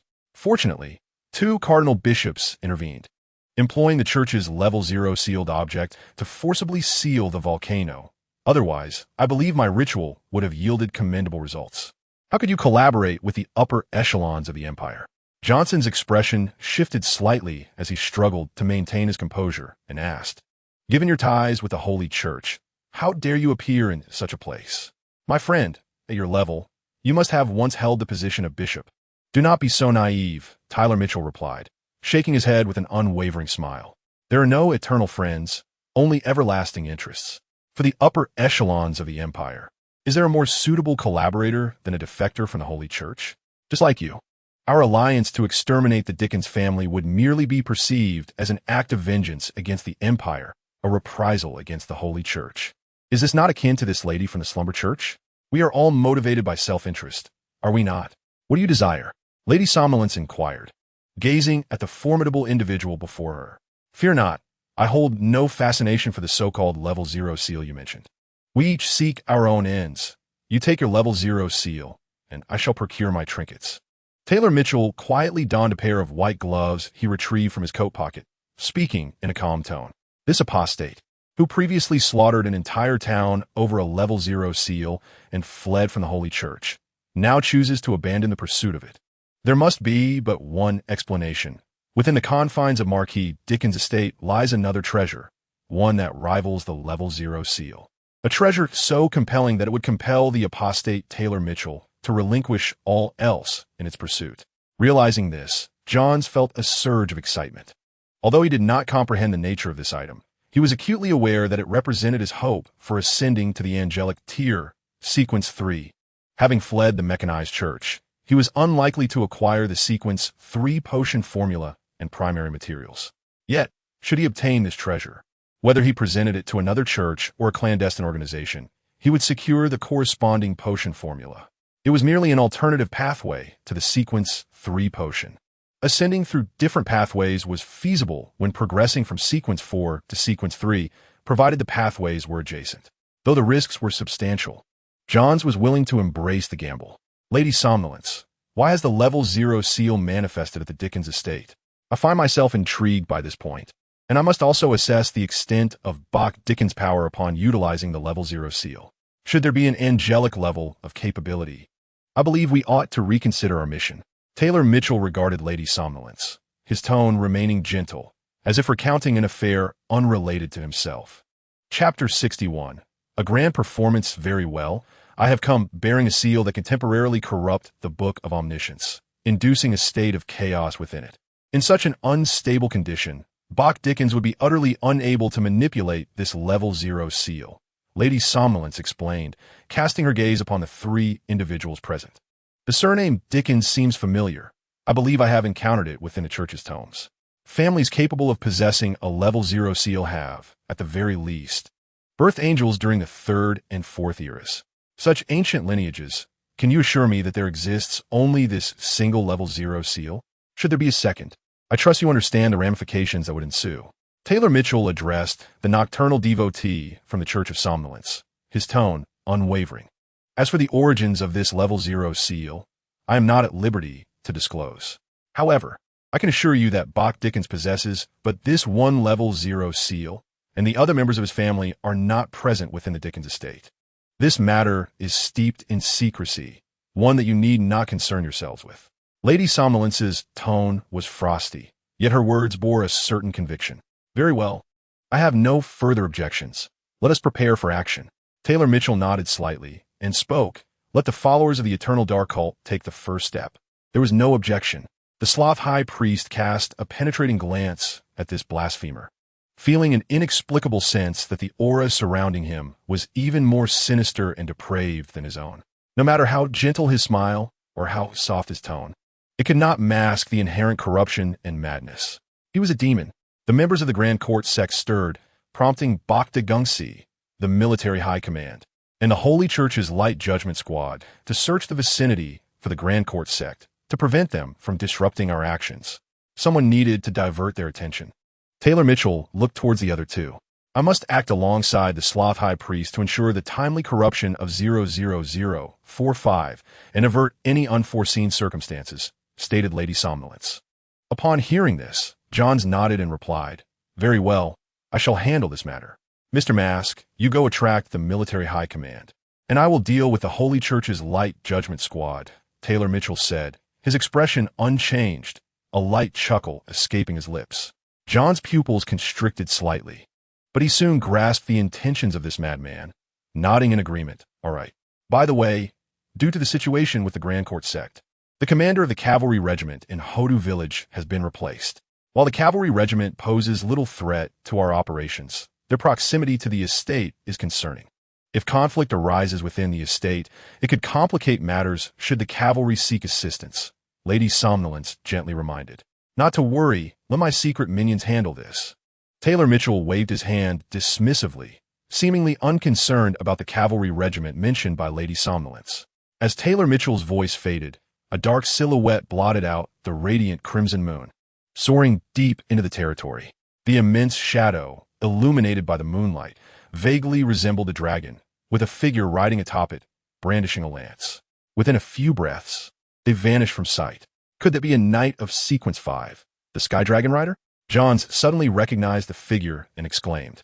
Taylor Mitchell chuckled softly, neither confirming nor denying, before turning to the Sloth High Priest and instructing, Now, it is your turn to perform. This will be a grand spectacle. The master will be greatly pleased. The Sloth High Priest's lips curled into a cruel smile. Remember the timing. Wait until the gathering concludes and the crowd disperses before you act. If you wish to avoid being hunted by several archangels, it would be wise not to commit foolish acts. These noble houses are not to be trifled with, Taylor Mitchell warned, casting a deep gaze at the Sloth High Priest. I understand. The Sloth High Priest's expression shifted slightly as he nodded, leading his slothful followers into the depths of the profound darkness. The three individuals vanished, leaving the open space enveloped in silence once more, returning to a state of tranquility. Joyful moments are always fleeting. As the night deepened and the clock struck midnight, it signified the imminent conclusion of the gathering. Amidst the somewhat boisterous atmosphere, many young noble women indulged in a slight inebriation, while men invited their favored ladies to partake in dance after dance. As an underage youth, Hodge had no intention of engaging in the social scene. He stood quietly in a corner, observing everything as if he were a mere spectator. Princess Leia, as expected, attracted numerous requests for a dance from various gentlemen, selecting 2 or 3 to join her on the dance floor. Her graceful movements soon made her the focal point of the ballroom, drawing the gaze of many. For men, women are an eternal subject of fascination, especially one who embodies beauty, grace, and status. The title of princess, imbued with the essence of authority, stirred the blood of many men who yearned to be the one who could command her presence. Hodge observed with indifference, perceiving that while the princess was indeed beautiful, there lingered an ephemeral quality about her, a sense of fragility akin to flowers in a mirror or the moon reflected in water. He held a profound trust in his instinctive intuition, which had saved him on numerous occasions. This seemingly ordinary princess certainly harbored secrets, he mused silently, though his expression betrayed not a hint of his thoughts.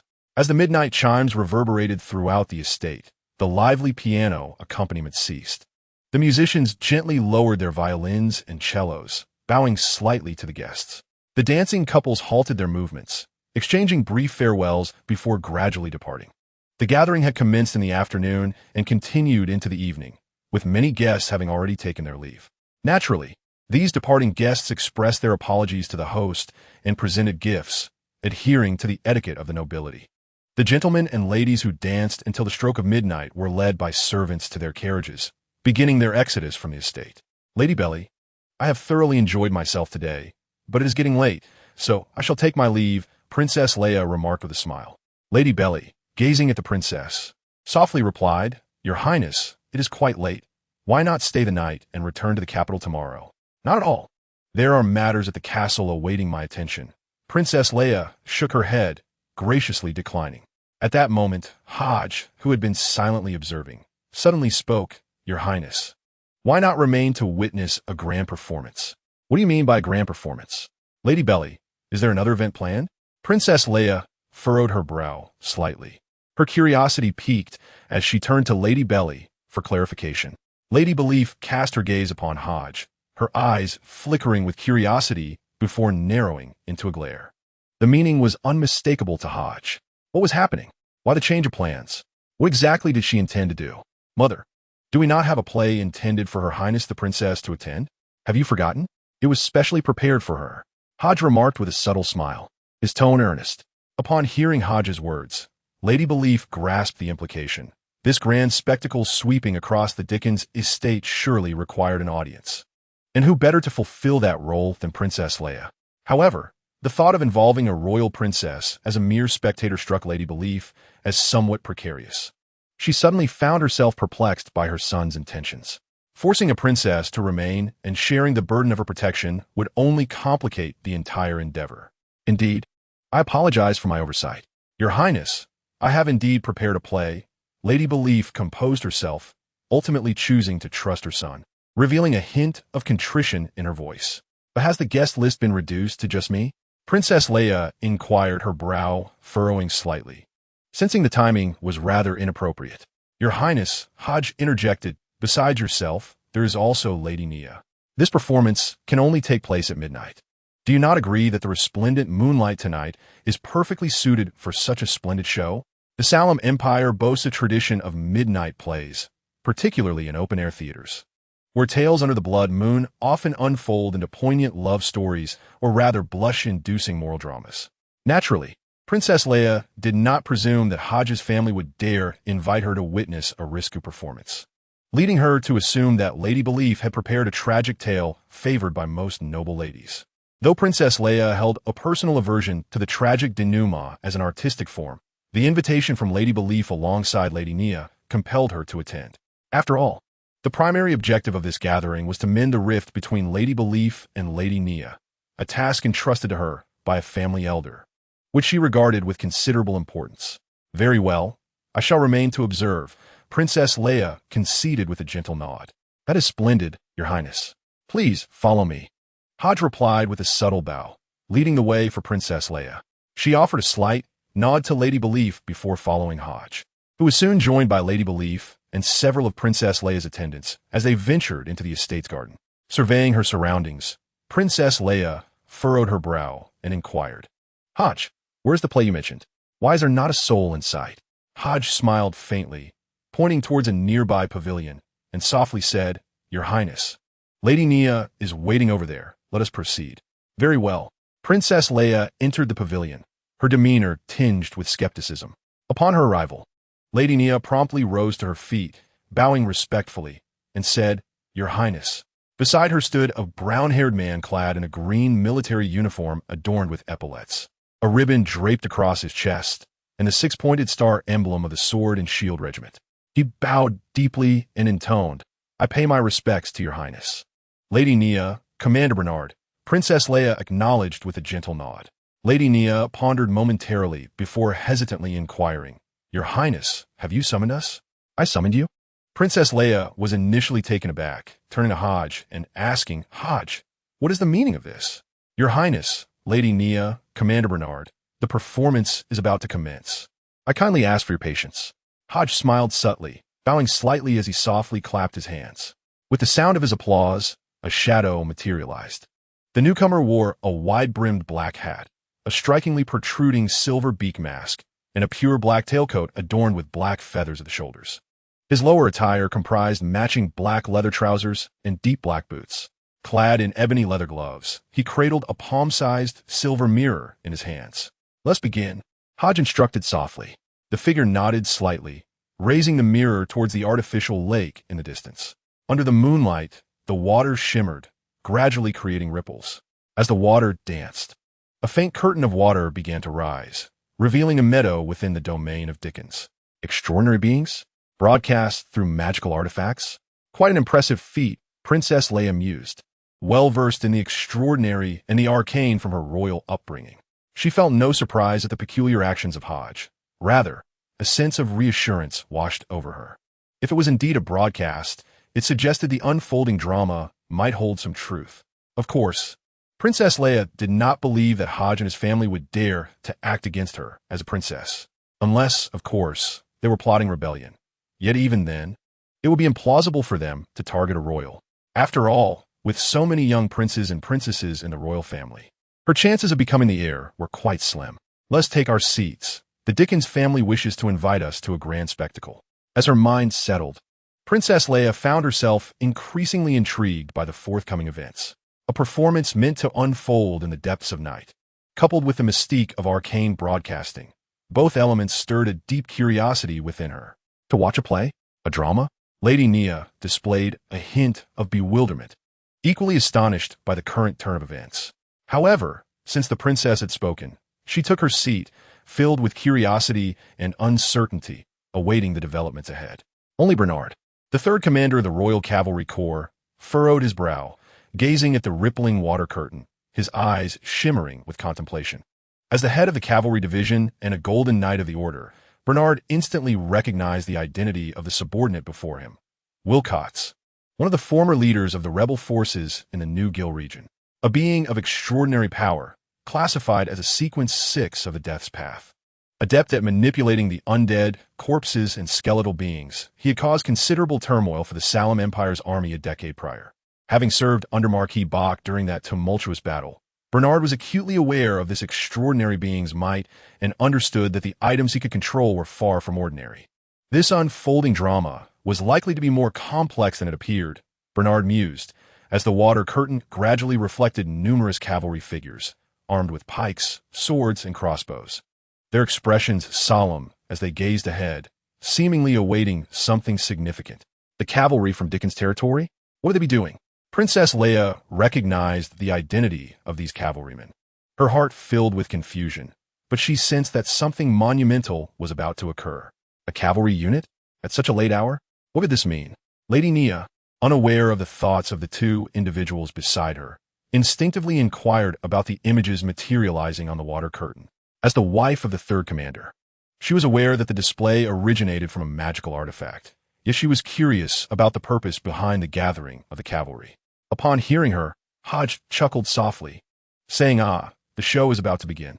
As Hodge's words fell, the imagery on the water curtain shifted, and beneath the radiant glow of the crimson moon, a colossal shadow began to emerge, slowly revealing itself to all present. Chapter 63, Sky Dragon, a Dragon. Bernard, as an extraordinary being of the Knight's Path, instantly discerned the nature of that shadow. Hearing Bernard's murmured words, Lady Nia's expression shifted, her gaze fixated on the scene unfolding in the water curtain, which gradually enlarged, revealing the full form of the creature. Its rough, mottled greenish scales, vast golden eyes, massive leathery wings, and sharp interlocking fangs presented a visage of savage ferocity, exuding an aura of brutality, the head of a fearsome dragon. What is this? Princess Leia was equally startled by the dragon's menacing appearance. "Belly, is this a dragon?" Princess Leia turned to inquire of Lady Belly, who stood nearby. Having encountered dragons before, Princess Leia was familiar with the dragon-blooded earth lizards used by the nobility for their ground dragon carriages, while true dragons, possessing a rich dragon lineage, mostly dwelled in remote caves and cliffs. Even within the Empire, only a few dragons existed, and those who rode them were typically referred to as dragon knights. Indeed, Madame Belief nodded, her expression tinged with gravity. She had not anticipated that the adversary would directly dispatch a dragon, silently breaching the boundary of the sealed territory and infiltrating its depths. It appeared that this formidable creature had set its sights on the cavalry regiment of Hodu village. Was this a preemptive strike to eliminate unnecessary troubles before attacking the estate? A sense of unease gripped Madame Belief's heart. Above the dragon, a shadowy figure seemed to manifest. Mrs. Nia, gazing at the shifting images reflected in the water, exclaimed, "What? A figure?" Princess Leia, drawn by the utterance, could not help but cast her gaze once more at the water curtain. The silhouette of the dragon was projected, followed by the emergence of the figure atop it. Clad in dark armor, with a black helmet obscuring their visage, only their crimson eyes were visible. They wielded a black and red spear, and their flowing cloak billowed in the wind, reminiscent of a harbinger of death from the netherworld. The Sky Dragon Knight, Bernard, gradually adopted a serious demeanor. Observing the knightly silhouette upon the dragon, his expression shifting slightly. The term Sky Dragon Knight referred to a rank within the knightly hierarchy of Sequence 5. In ancient times, this order was also known as Dragon Knights, who, during the tumultuous Third Era of the Divine Wars, led the dragon-riding cavalry as vanguard generals, a nightmare for many races. The dragons soaring through the skies had once commanded numerous wars, wielding unparalleled brutality and instilling profound terror, leaving indelible marks of disaster and despair upon other races. In the present age, pure dragons had become exceedingly rare. The Sequence 5 Sky Dragon Knights now rode steeds largely descended from dragons, their lineage impure and thus limiting their potential. Yet, despite this dilution, they remained part of the dragon lineage, once sovereign rulers, a fearsome race that once unified their era. The dread of dragons was deeply etched into the marrow of humanity, ingrained in the collective subconscious of all people, passed down through generations. In the scene unfolding, the cavalry, poised and ready, naturally spotted the dragon illuminated by the scarlet moonlight, as well as the figure atop it. The herald raised his horn, summoning the call to arms. All cavalry began to shift formations, and the leading cavalry captain raised a spear, proclaiming loudly, "First team, second team, third team, ready the javelins. Fourth team, fifth team, prepare the mechanical crossbows. Sixth team, seventh team, set up the artillery." Several cavalrymen promptly obeyed the captain's commands, waving their signal flags to adjust their deployments. Each unit armed themselves with the designated weaponry, all setting their sights upon the dragon's presence above, under the crimson moonlight. Observing this unfolding scene, the cavalry captain calmly commanded, "Zero team, establish a magical array. After the first wave of attack, utilize the array to restrict the dragon's flight." Understood. The cavalry captain did not dare to delay and swiftly summoned his comrades to commence the preparations. Within the cavalry regiment, there exist 2 apprentices of magic at Sequence 8. Typically, they do not partake in cavalry training. It is only during crucial battles that they employ their magical arrays and spells to assist the cavalrymen. Their desire to be part of the cavalry regiment is motivated not only by the bountiful rewards offered by Marquis Bach, but also by the aspiration to receive guidance from Russell, who stands at Sequence 7. Although the difference in their sequences is merely one, the disparity in acquired knowledge, particularly in alchemy and mysticism, is substantial. Gaining insights from a spellcaster would significantly benefit their journey in the realms of mysticism and alchemy. Ram, a man of slight plumpness, donned a blue robe of magic and wielded a staff. Dismounting, he retrieved several vials and jars from within his cloak and exclaimed, "Berkeley, quickly, prepare the wind, attribute magic. Coordinate with the javelins to execute the first wave of attack, and buy me some time." "Understood," replied Berkeley, a man of short stature with a sprinkle of freckles and brown hair. He nodded slightly, raised his staff, and recited ancient words in Grelmond. Tempest.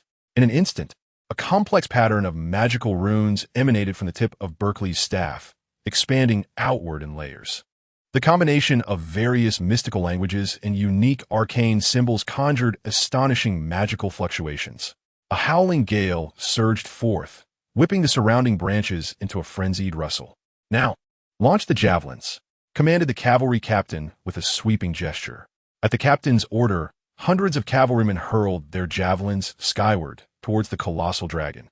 Bolstered by the fierce wind, the javelins ascended like a torrential downpour, slicing through the air with speed.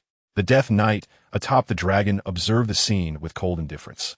Raising his silver spear with a casual flick of his wrist, uttering a word in Draconic, Dracaries, the dragon's deep yellow eyes suddenly gleamed, and it opened its massive maw, revealing razor-sharp teeth, unleashing an intensely heated and fierce flame. With a powerful shake of its head, the dragon incinerated countless javelins into molten iron beneath its scorching breath. The surging wind was utterly suppressed by the dragon's fiery onslaught, rendering it ineffective. The dragon continued to expel waves of searing flames, bombarding the cavalrymen with the cascading molten iron. In the pitch-black sky, brilliant flames illuminated the night like a grand fireworks display. Retreat! Retreat! Dodge the molten iron and fireballs. The cavalry captain's expression changed drastically as he shouted urgently. The cavalrymen hastily pulled on their reins, struggling to control their trembling mounts as they frantically fled. However, under the dragon's imposing presence, the steeds could not muster their usual speed. Faced with the barrage of fireballs and flowing molten metal, they appeared diminutive and powerless. Damn it! Rom, have you set up your magical ritual yet? Witnessing this scene, Berkeley's expression darkened, and he could not help but shout. At that moment, Rom poured the magical solution with one hand while wielding a towering wand in the other, inscribing intricate patterns of a magic circle. Beads of sweat forming on his brow as he murmured, "Just a little longer, just a little longer, it is nearly complete." On the ground, the expansive magic circle gradually took shape, with rich elements coalescing, countless specks of light converging to emit a formidable aura. The figure in the sky observed the immense magic circle that continuously absorbed the surrounding elements. He slightly raised the spear in his hand, aiming it at Rum below, and uttered a chilling command, "Die!" The words, uttered in the complex and convoluted tongue of dragons, resonated ominously. As the command echoed, a transparent spear inexplicably pierced through Rom's chest. With a gasp, Rum spat blood, his eyes filled with terror as he gazed at his chest, where the invisible spearhead, tainted with crimson blood, extended from his body as though someone had impaled him from behind. Rum felt his life ebbing away, struggling desperately to retrieve a healing potion from his pocket. Yet the overwhelming weakness from blood loss rendered his movements painfully sluggish. He tried to speak, to call for help, but no words emerged. The surrounding light seemed to be stripped away in an instant, plunging him into darkness, where even Berkeley, who had stood beside him moments ago, vanished. Not to mention the distant cavalry members. In a fleeting moment, the gravely injured Rum seemed to be transported to another realm, a space devoid of all light, eternally shrouded in darkness.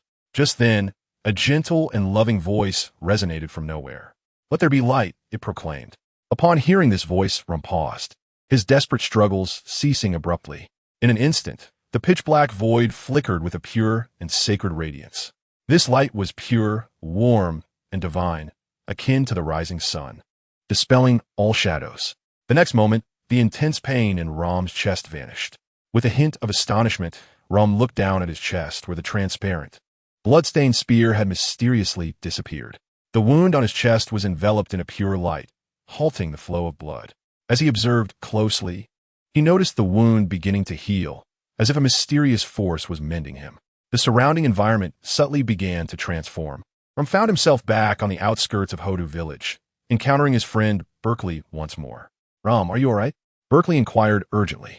Rum shook his head, bewildered, and replied, "I seem to be injured, but I heard a voice and saw a light. It was Lord Adelaide who saved you." Berkeley cast a glance at the figure not far away and softly remarked, "Lord Adelaide?" Rum followed Berkeley's gaze and beheld a middle-aged man adorned in a striking black and gold attire. The gentleman was clad in a priestly robe of black and gold, a golden cross pendant gracing his neck, a half-height silk-top hat perched upon his head, and a deep black cane in hand, calmly surveying the dragon and knight soaring through the sky. The figure atop the dragon rasped, "Guardian of Light, Adelaide? It is said you vanished during the New Gill battle a decade ago. I never imagined you would align yourself with Marquis Bach." Adelaide's expression remained unperturbed as he gently tapped his cane, sending forth an invisible ripple. The dragon above began to exhibit a peculiar tremor, as if swayed by an unseen force, losing its equilibrium. "Break the demon," echoed another utterance in the dragon's tongue. A unique power emanated from the dragon, shattering the invisible constraints that hindered its flight. The dragon regained its stability, unfurling its massive wings, eyeing Adelaide on the ground with vigilance. I detest conversing with familiars. Adelaide unmasked the identity of his counterpart, lightly slicing his palm, allowing blood to stain the obsidian cane he held. As the dark cane absorbed the blood, its exterior gradually faded, revealing a resplendent golden glow within. This radiance shone like a beacon in the night, illuminating everything around. Several cavalrymen, recently scorched by molten iron and fireballs, felt a wave of healing wash over them, their wounds mending considerably. Sealing artifact 20143, the Cane of the Unseen, murmured the familiar Blaze, gazing at the luminous golden staff.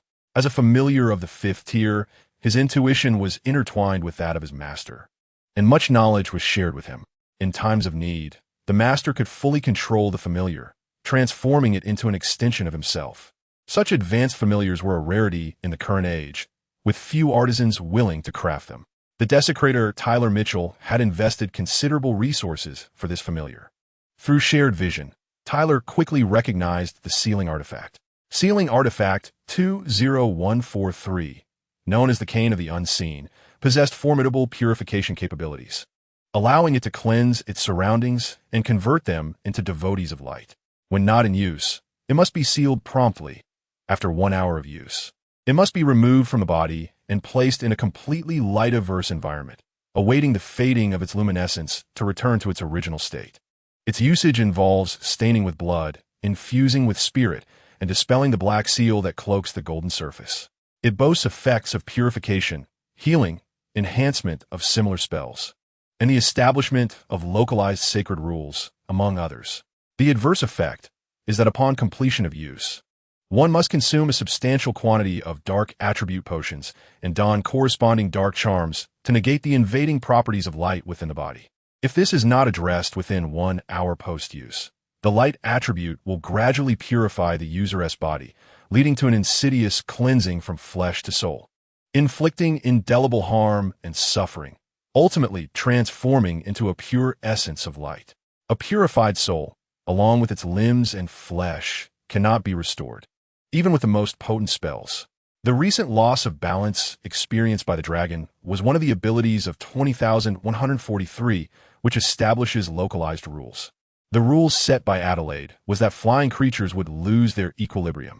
The reason for not enacting a blanket ban on flight, thereby grounding all beings, lies in the vast energy required and the immense spiritual cost, which are incomparable.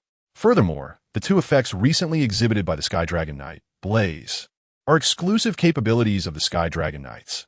One involves the manipulation of the dragon to unleash formidable dragon flames, while the other pertains to the infringement of rules. The spell-breaking effect is the most barbaric and unreasonable ability of the giant clan, specifically within the Knightly Path. It disregards rules, shatters constraints, and uses sheer force to tear apart all bindings, ruling through the purest power and the most terrifying destructive force. The Knightly Path is notoriously difficult to limit or manipulate, although deceased knights of this path no longer possess such abilities. The divine proclamation declares that all evils shall be purified. Adelaide clutched the golden cross at her chest while raising her golden staff, chanting in the ancient language of Vermont. A pure, sacred, and resplendent light surged forth from the staff of the light-bearer, racing toward the dragon in the sky and the secretive Blaze atop it. Iron armor. Blaze stomped upon the dragoness back, and in an instant, a void-like iron armor enveloped the dragon, inscribed with ancient symbols that exuded a sense of hardness and antiquity. The next moment, the sacred light encompassed the entire dragon. The void iron armor began to burn under the purifying light, eliciting a pained roar from the dragon as it thrashed violently, spewing flames and emanating a ferocious, brutal aura. The dragon flapped its leathery wings and charged directly at Adelaide. With a fierce roar, it advanced. In the face of the dragon's ferocious assault, Adelaide maintained her composure, raised the staff of the light-bearer, and proclaimed, "The divine decree states that all fallen and evil entities shall ultimately face divine retribution." As her words echoed, searing, pure golden holy fire enveloped the dragoness form, igniting into a blazing conflagration. Chapter 65. The Light's Disciple. Adelaide, the words of the divine indeed present a troublesome ability. Before the sacred golden flame, Blaze murmured hoarsely and brandished his spear, unleashing a flurry of tiny, dense, tadpole-like mystical symbols that surged from the blade, enveloping the colossal dragon and momentarily halting the searing golden blaze. Fallen. Blaze uttered an obscure and sinister word. An eerie spectacle unfolded as the once-burning golden flames transformed into an ominous black, the original sanctity and purifying essence vanishing utterly, replaced by malevolence, decay, desolation, and madness. Akin to the infernal fires of hell. Demonic incantations? Are you a secret acolyte of the demons? Adelaide's eternally stoic expression finally revealed a flicker of disdain and fury. As though confronted with something utterly intolerable, the dragon, clad in ethereal iron armor, was engulfed in black flames, its deep yellow eyes radiating sheer madness. Relentlessly flapping its wings and emitting a thunderous roar, while tendrils of wicked, corrupting black mist slowly billowed from the crevices of its scales. The profound black mist formed intricate patterns, weaving together in a breathtaking display.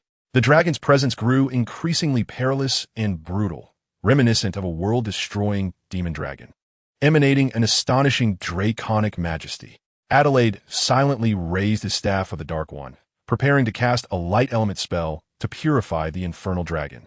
Adelaide, it has been a long time. A voice emerged from Blaze, his tone shifting from raspy and sinister to gentle and soothing.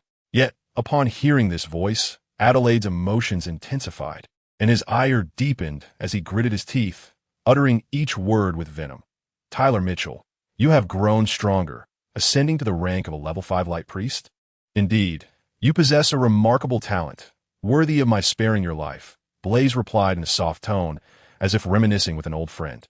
Without hesitation, Adelaide tore the golden cross from around his neck, allowing the pure gold to gradually tarnish with verdigris, corroding his palm, and shouted fiercely, "You blasphemer! You heretic! You shall perish! Your sins are too profound. You must be purified." Moonlight chains. As the verdigris cross radiated brilliance, the eerie reflection of a blood-red moon seemed to give rise to mirrors in the void around them, casting the crimson moonlight onto the dragon. Under the influence of the mysterious power, the beams of blood-red moonlight converged peculiarly into deep red chains, binding the dragon and Blaze upon its back from all directions. A formidable seal coalesced, adorned with ancient, mottled patterns, alongside a vast magical array, subduing the dragon and halting the corrosive black flames. In but a fleeting moment, Adelaide's entire palm became encrusted with verdigris, gradually decaying and shedding, exuding an unbearable stench. Yet, he exhibited no sign of discomfort from the rotting flesh.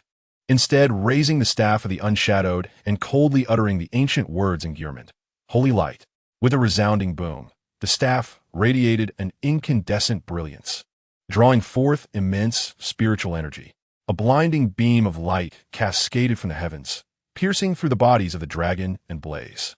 A pained cry escaped Blaze, while the dragon thrashed violently, striving to break free from the crimson chains and escape the purifying embrace of the holy light. However, all efforts proved futile, as the red chains bound the dragon firmly, rendering its struggles ineffectual. An intangible mirror, suspended in the void, acted as anchors absorbing the moonlight, perpetually stabilizing the balance of the chains, ensuring they remained intact despite the dragon's desperate writhing. The dragon fought with all its might, exhaling torrents of dragon fire in an attempt to incinerate the chains and forge its escape. Yet, each time it neared success, fresh moonlight would emerge, mending the damaged links, rendering the dragon's escape efforts utterly in vain.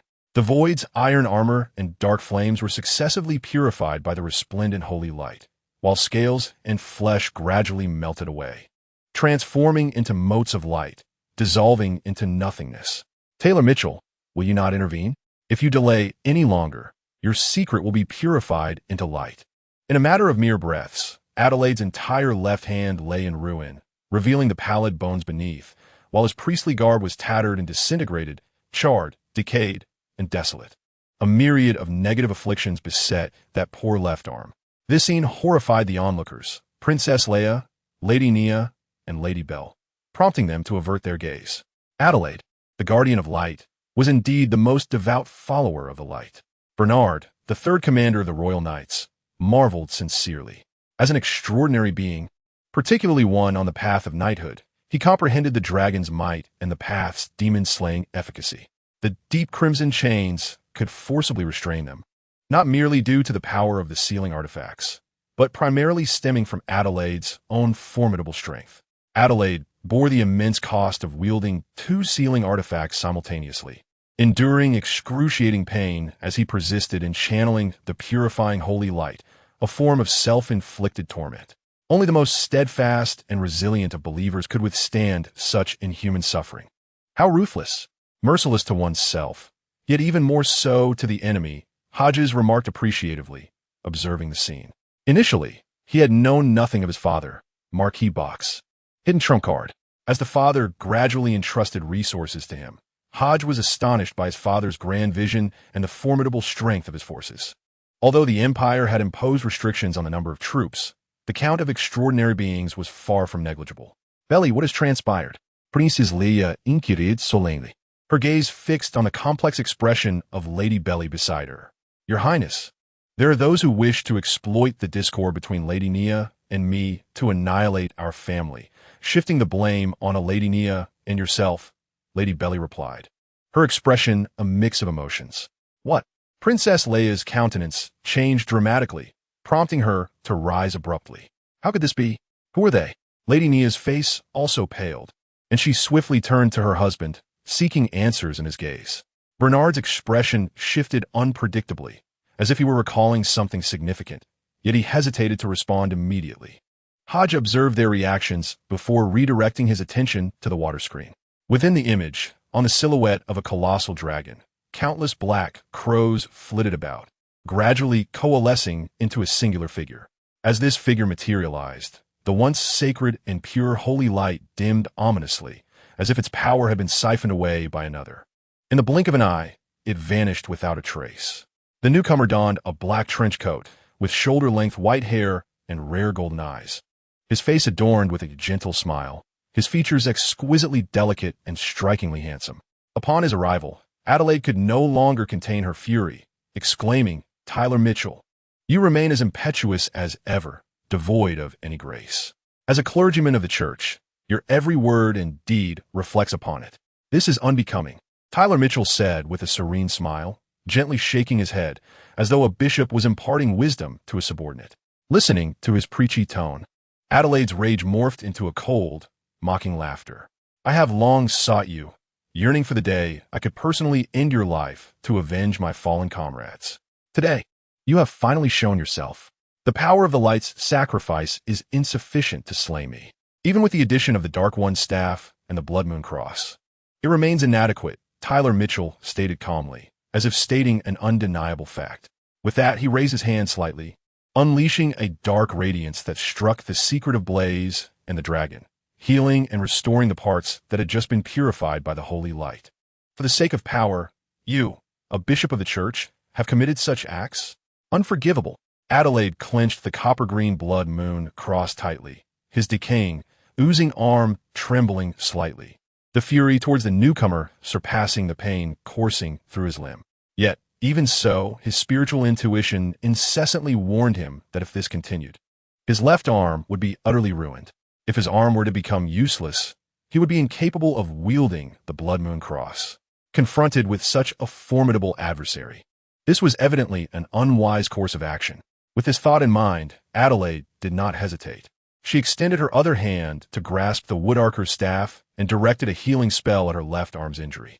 In an instant, a radiant green light enveloped her, and the festering wound gradually began to mend, a soothing warmth replacing the pain that had gripped her. Yet, the fissures, abscesses, and corrosive effects persisted. The peculiar burning sensation continued to afflict Adelaide's left arm, a consequence of the negative effects stemming from the sealed object. This was not merely a simple injury, but rather a manifestation of a certain extraordinary power intertwined with madness and corruption. The Blood Moon Cross, much like the Woodarker's staff, was also a Level 2 sealed object of the Holy Church, designated as Code 20079. This relic, originating from a bloodline count, had once been a sacred artifact of light.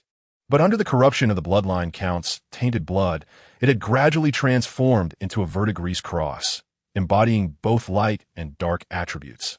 Following the demise of the bloodline count, the extraordinary traits he possessed became infused within this item, irrevocably transforming it into a sealed object with potent side effects. The moonlight chains were one of the extraordinary abilities bestowed by the bloodline count's unique attributes. A faint smile graced Taylor Mitchell's lips as he shook his head. In the doctrine of our Lord, my actions serve only to guide souls to the divine realm, granting them eternal peace and tranquility. You find it difficult to comprehend, yet I bear no resentment towards you. Your words are a treacherous deception. What you utter is more malevolent than the words of demons. You deserve to perish.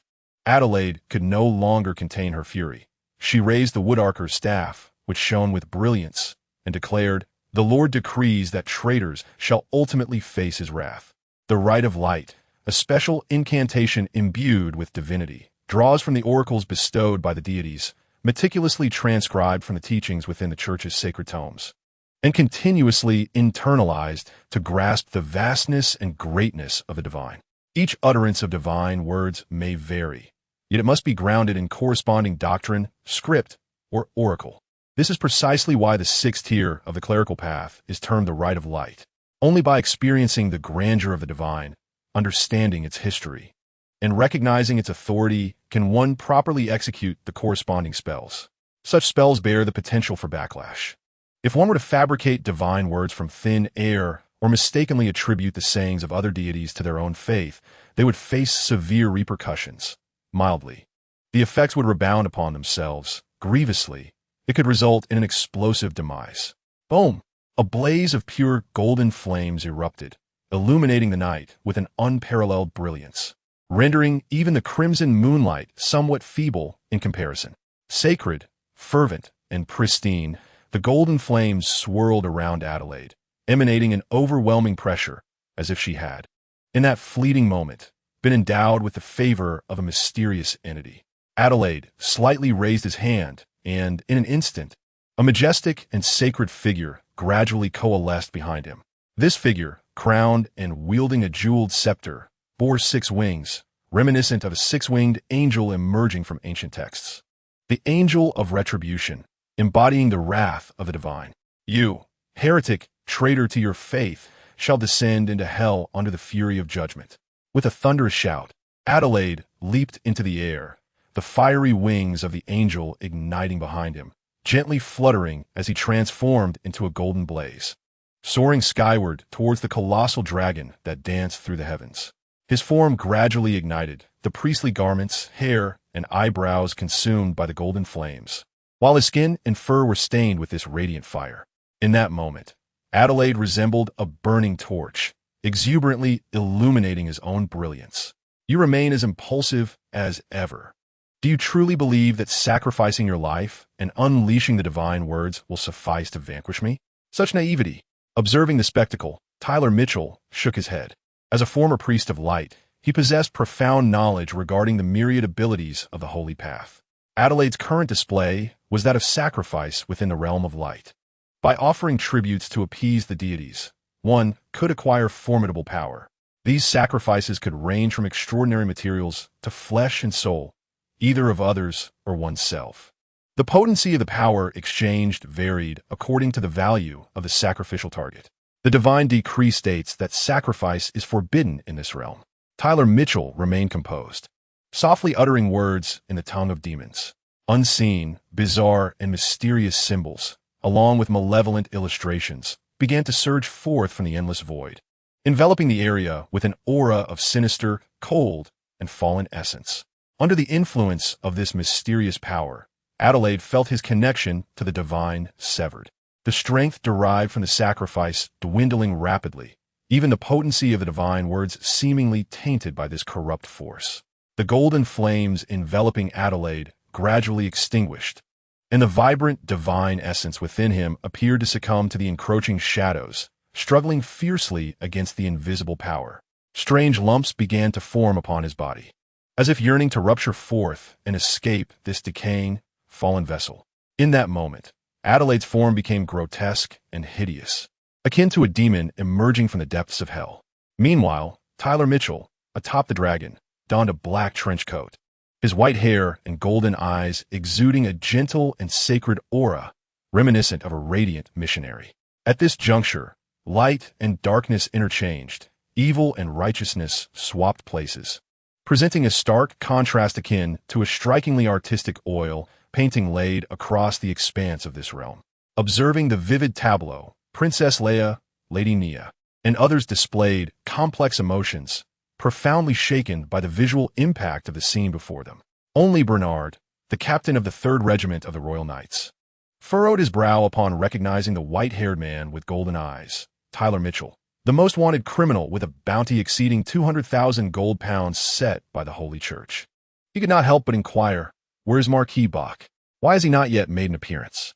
This battle is beyond the capabilities of the Light Guardian Adelaide. What is he doing? Chapter 67. The confrontation. He is attending to matters of greater significance. Hodge responded calmly. The battle over there is nearing its conclusion. It is our turn now. Our turn? What do you mean? Bernard suddenly felt a sense of foreboding, his expression darkening. Perhaps this ambush was not a mere coincidence, but rather a meticulously orchestrated plot. In this scheme, he, Lady Nia, and Princess Leia were merely pawns. This speculation was fearfully bold and instilled profound dread in those present. The individuals capable of orchestrating such an event, daring to strike against an imperial marquis, must possess terrifying power. Among the high-ranking officials of the Empire, only a few, including the 2 regents, would dare to act in such a manner. Hodge did not directly answer Bernard, but instead turned to Princess Leia, who appeared deep in thought, and softly remarked, Your Highness, we are now entering the 2nd act of this drama, the night of the Marquis' annihilation. Princess Leia's exquisite features darkened with concern as she solemnly asked, Hodge, what do you truly know? Or rather, who is the mastermind behind this attack? Hodge maintained his calm demeanor, gazing steadily at Princess Leia, and gently replied, Your Highness, perhaps this is a question better directed at you. At me? Princess Leia was taken aback at first, but then seemingly recalled something, her brows knitting together as she fell into contemplation. It appears you have to do something. Hodge continued, You assisted Captain Bernard in introducing his wife to my mother through a gathering. After their request for a visit was declined by my parents, you intervened to ease the tension between both parties. I suspect this was at the behest of some high-ranking official, was it not? Faced with Hodge's direct inquiry, Princess Leia regarded the Marquis Heir in silence, choosing to respond with her quietude. In the realm of adults, silence often serves as a form of answer. Hodge, undeterred, continued as if narrating a tale. In this scheme, Your Highness, you are the crucial intermediary, while Captain Bernard will be one of the principal culprits in this massacre. As a key player in the campaign in the shadowy forests of the New Jill region, he is destined for severe punishment. The perpetrators, of course, are the rebels of the New Jill region and fervent devotees of the Eternal Demon sect. You, as the intermediary, have merely been deceived by Bernard. This plot has been in preparation for 2 years, dating back to Bernard's ascension as captain of the 3rd Regiment. Thus it is revealed. The mumbled words of Bernard have unraveled the myriad perplexities that have clouded his mind over the past 2 years. He has neither pledged allegiance to any imperial hierarchy nor sought the favor of other commanders within the cavalry regiment. Regardless of the electoral process or directives from above, an exiled figure on the periphery was not meant to be a contender. Yet, by some stroke of fortune, he emerged as the chosen one, triumphing over rivals to assume the coveted position of commander that many yearn for. However, today, Hodge has disclosed to him that all of this was merely a conspiracy, a premeditated scheme devised to confront Marquis Bach. Bernard clenched his fists, an inexplicable sense of futility washing over him. His years of toil and struggle seemed but the antics of an insignificant ant amidst the grand machinations of the elite, both laughable and pitiable. With this thought, Bernard's countenance darkened considerably, a thin layer of callousness surfacing on his skin, rising and falling as he suppressed his fury, reminiscent of a volcano poised to erupt. Belai, I wish to meet Marquis Dickens. Meanwhile, Princess Leia, now entirely composed, turned to face Lady Belai. Lady Belai bowed respectfully and replied, Your Highness, the matter of today has already been conveyed. Hodge shall take the lead. If you have any words, direct them to him. Upon hearing this, Princess Leia redirected her gaze towards the youthful heir of the Marquis. From Lady Belai's words, she discerned the significance that Marquis Bach placed upon the successor, as well as the trust that a mother, Lady Belai, bestowed upon her son. She could not help but concede that she had underestimated this Marquis Heir from the very beginning. "What do you intend to do?" Princess Leia inquired, her curiosity piqued. Hodge interjected, "Your Highness, would you be willing to disclose the name and identity of this high-ranking individual?" Princess Leia shook her head gently, responding in a soft tone, "Let us defer this matter until after we have resolved the imminent crisis." "Very well." Hodge cast a discerning glance at Princess Leia, comprehending her intent, and continued, "Princess Leia, please summon your protective guard. By temporal calculations, our adversaries should be nearing the estate." "Understood." Princess Leia delicately adjusted the silver bracelet encircling her wrist. In the next instant, the ground began to tremble, a thunderous rumble resonating from beneath. Boom! The earth erupted, soil flying as a burrowing creature, clad in scales and bearing sharp fangs, suddenly emerged. A young man, draped in a brown robe and adorned with a magician's top hat, appeared before the gathering.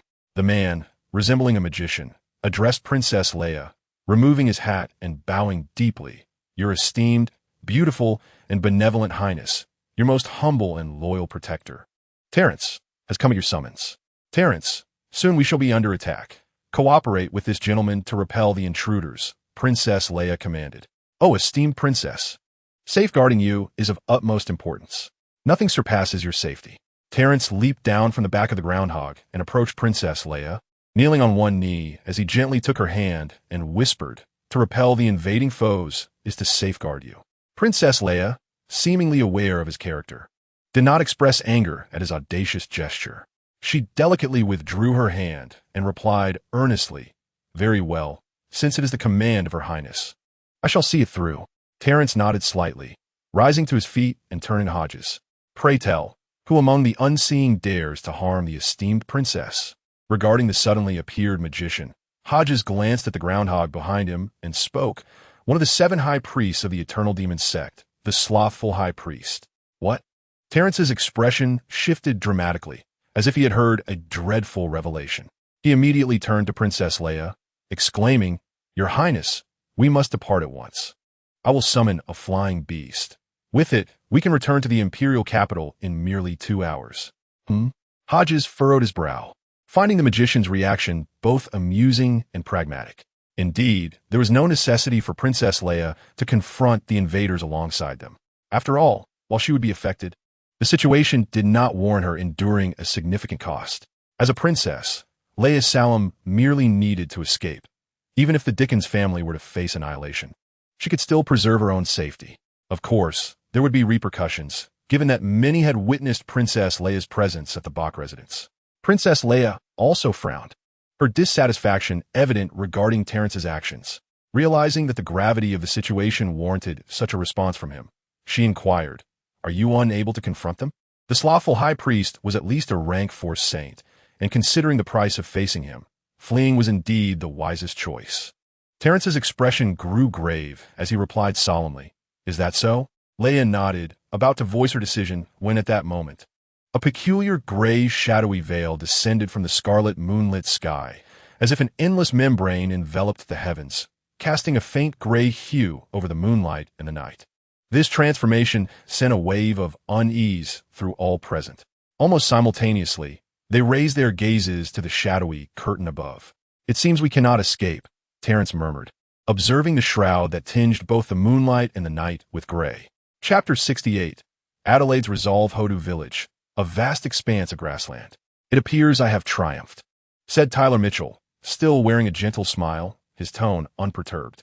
"The true deity you believe in seems unable to save you."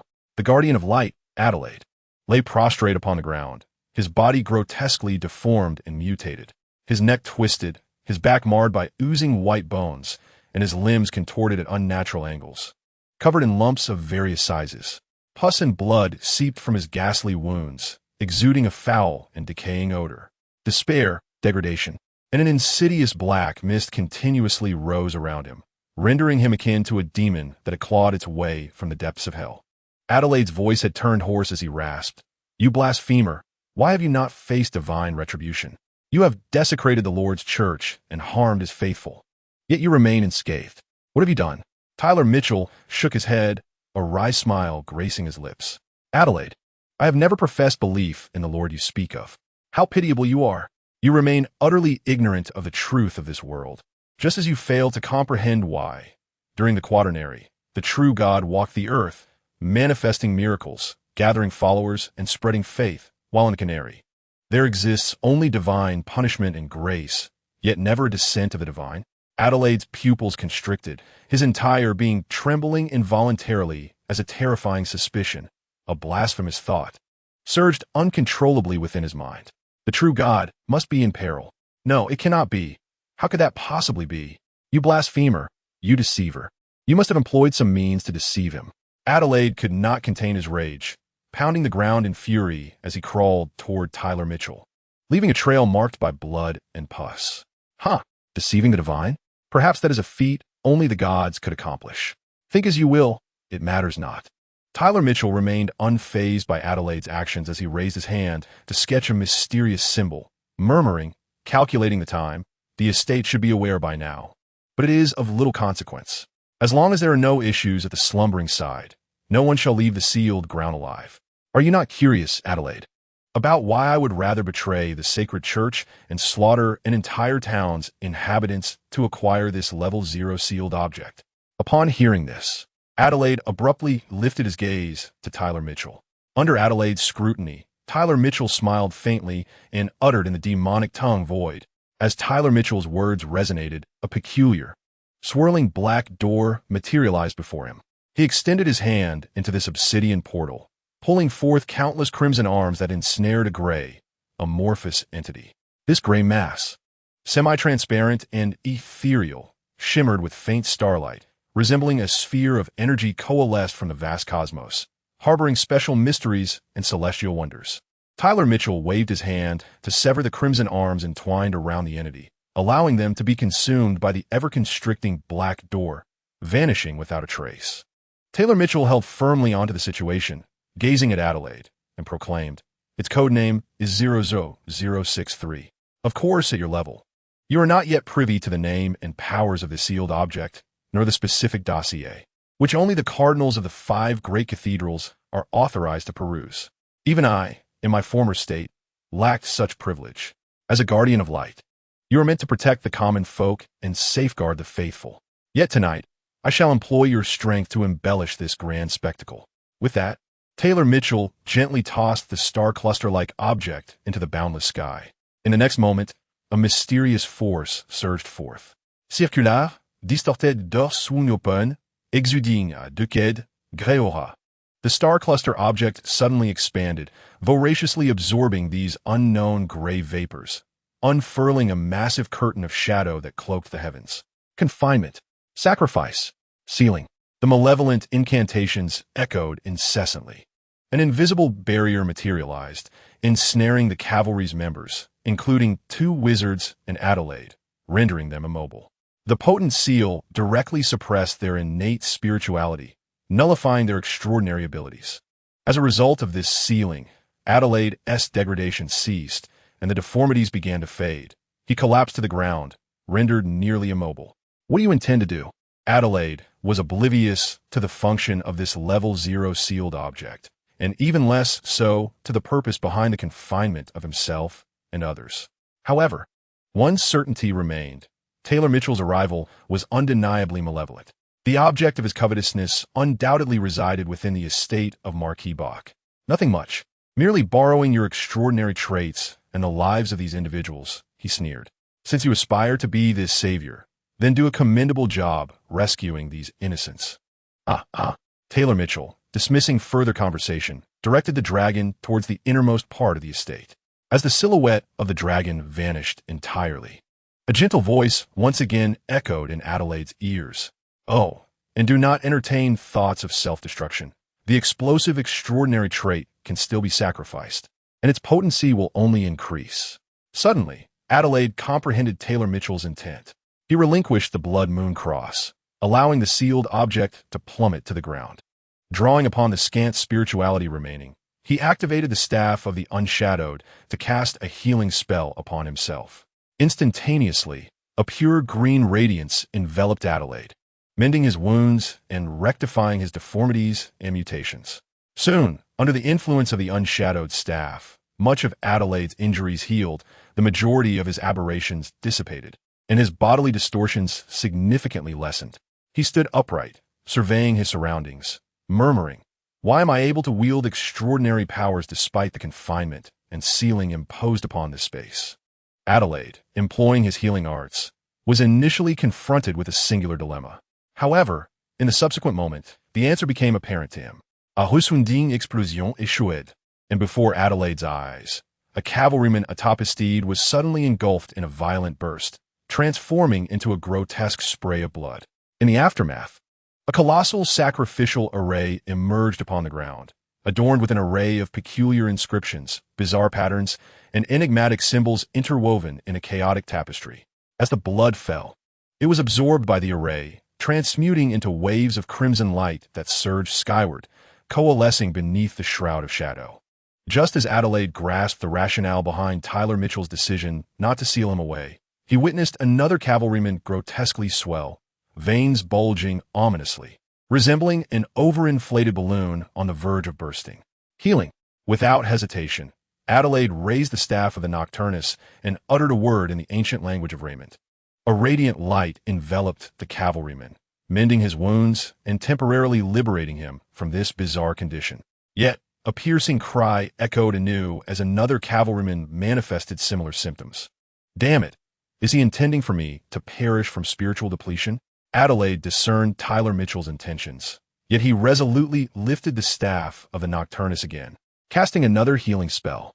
1, 2, 3. The number of those in dire need of healing escalated, the magnitude of the transformations amplifying. Adelaide felt an overwhelming emptiness, his spiritual essence waning perilously close to total collapse. "This cannot continue. My spirit is nearly exhausted. Once depleted, my life will be forfeit, and I would lose myself to monstrosity. What should I do?" The staff of a Nocturnus also neared its limits. Further usage would endanger my own life. Yet, abandoning the staff would equate to forsaking those who remain. "Damn it, I cannot fall here. I must not allow Tyler Mitchell's conspiracy to succeed." Adelaide braced his weary form, persistently casting healing spells. He understood that this was merely a struggle for survival, but he refused to surrender. He could not abandon the innocent. This was his faith, his unwavering resolve. Chapter 69. The Oracle in the Gospel Teleportation. No, it has failed. Damn it. This place is sealed by a peculiar force, prohibiting any form of transportation. I can no longer sense the spirit realm. Even my ability to summon ethereal beings has been compromised. Terence, clad in the guise of a magician, paced anxiously, repeatedly attempting his extraordinary abilities, yet all were utterly ineffective. That colossal shadowy veil loomed above, akin to an invisible barrier, enveloping the entire domain and establishing formidable restrictions, rendering this place entirely isolated. It impeded teleportation, summoning, and any ritualistic magic reliant on coordinates from the spirit realm. This shadowy curtain can momentarily sever the connection to the spirit realm. What can be done? Should I utilize the burrowing capabilities of the earth rat to facilitate the princess's escape? Terrence's eyes flickered as he pondered the means to unravel the enigma before him. In his estimation, nothing held greater significance than the safety of Her Highness the Princess, especially in light of the adversary's evident mastery over formidable sealing artifacts. "Mr. Mage, our opponent is Tyler Mitchell," Bernard suddenly interjected. "The heretic of the Holy Church?"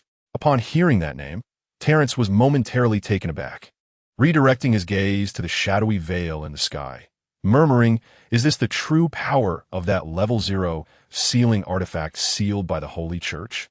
Indeed, it is terrifying. It can sever the connection between the spiritual realm and the material world." At that instant, Hodgson spoke up, "If you all do not reach a decision soon, the enemy will breach the estate." Hearing this, the group hastily turned towards Hodgson, puzzled by his words. With a pointed gesture, Hodgson directed their attention, and they followed the line of his finger, whereupon the shimmering surface of the water revealed an image from elsewhere. In the scene, dozens of figures clad in dark crimson clerical robes were seen sprinting through the forest outside the estate, rushing towards the manor. Leading them was an individual with green hair and brown eyes, who incessantly flipped through a dark red tome, a cruel and frenzied grin plastered across his face. He muttered, "The Lord's revelation has reappeared. Let me see what it is. O great, noble, exalted Lord, your faithful, humble, and diligent servant is ever eager to serve you." It appears there is something else within the estate that piques your interest. What could it be? What object could possibly please you? The vision presented by the water was devoid of sound, rendering the group oblivious to the madman's utterances. Nevertheless, they could palpably sense his deep-seated madness and depravity. He was a lunatic, a terrifying lunatic. In the realm of the arcane, madness was not a rarity. During the consumption of magical potions, a significant number of extraordinary individuals succumbed to insanity, driven mad by the incessant echoes of malevolent whispers. Madness itself was not to be feared. What was truly fearsome was when the madman retained a semblance of reason. Clearly, the figure in the image exemplified this type of individual. The eternal demon sex slothful high priest. Terence instantly recognized this notorious figure, one whose mere connections warranted a price of 300 gold pounds from the official authorities. Bernard's expression turned grave as he looked at Hodgson and said in a low voice, "Including Tyler Mitchell, 2 saints have already appeared. What trump card does Marquis Bach hold? He must reveal it quickly, or we shall all perish." Bernard, a sequence 5 Sky Dragon Knight of the Knight's Path, was a formidable presence, on par with Tyler Mitchell in terms of strength. However, a significant issue loomed. Bernard's steed, the Colossal Dragon, remained within the royal knightly estate in the imperial capital. As a member attending the banquet, how could Bernard possibly bring a dragon along? A Sky Dragon rider lacking a draconic steed would find their strength diminished by at least 4 tiers, rendering many extraordinary abilities inaccessible. In a direct confrontation, Bernard lacked the confidence to best an adversary of the same rank and level. After all, dragon knights, mounted on dragons, are inherently invincible. Meanwhile, Tyler Mitchell, the master of the Secret Companion, was at least a rank 4 saint. Faced with 2 saints, Bernard and his companions were utterly outmatched. Only through the intervention of Marquis Bach, utilizing some of his hidden powers, could they hope to turn the tide in their favor.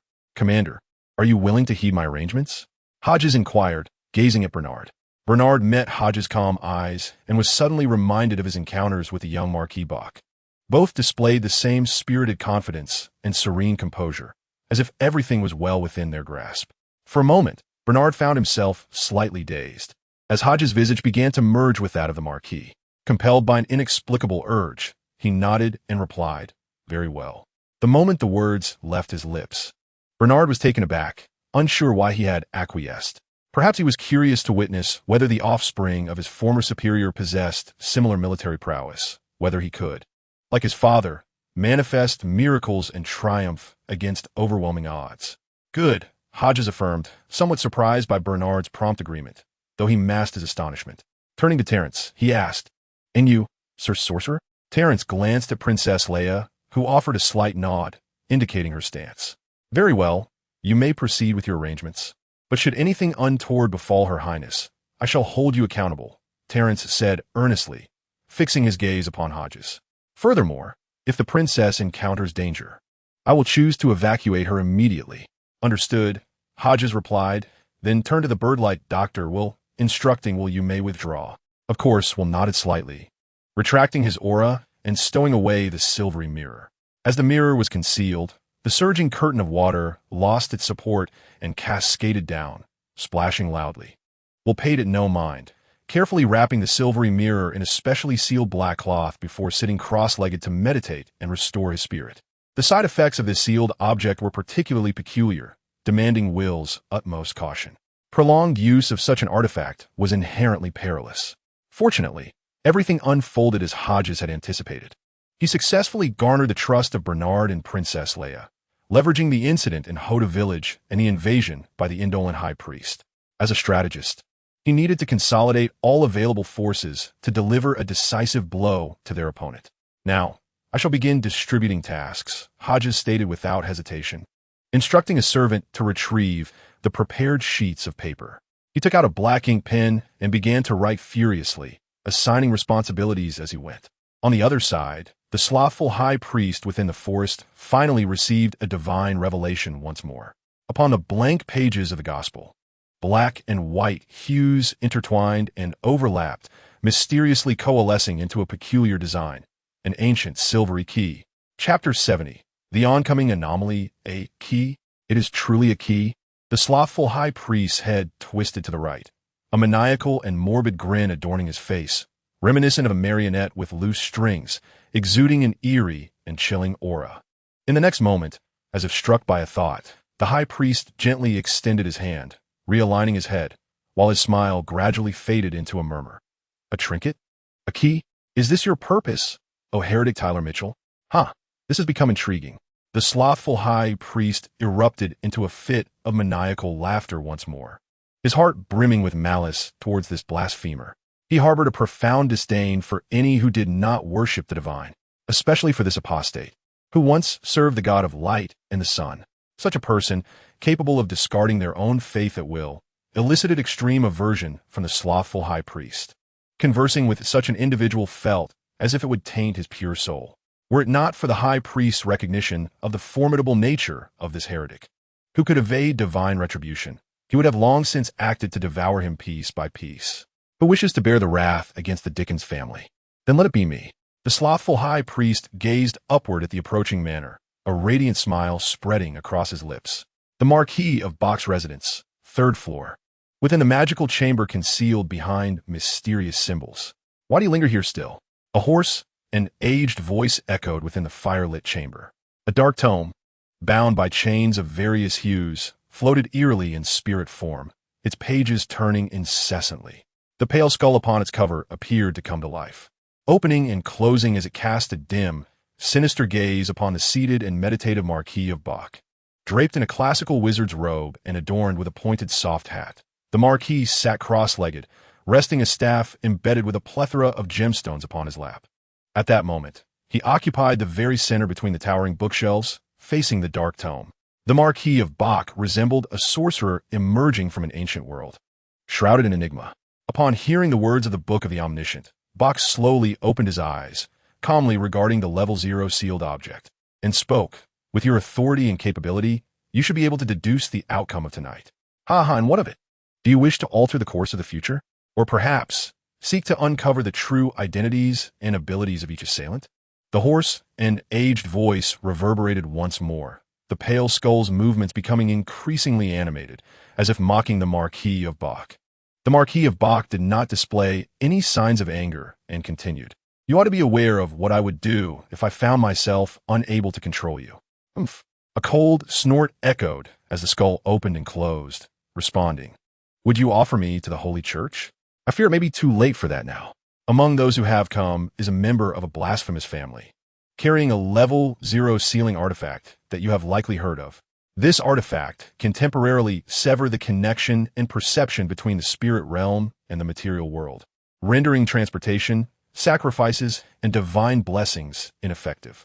The territory is now shrouded by this sealing artifact, unless its energy is depleted or you eliminate its wielder.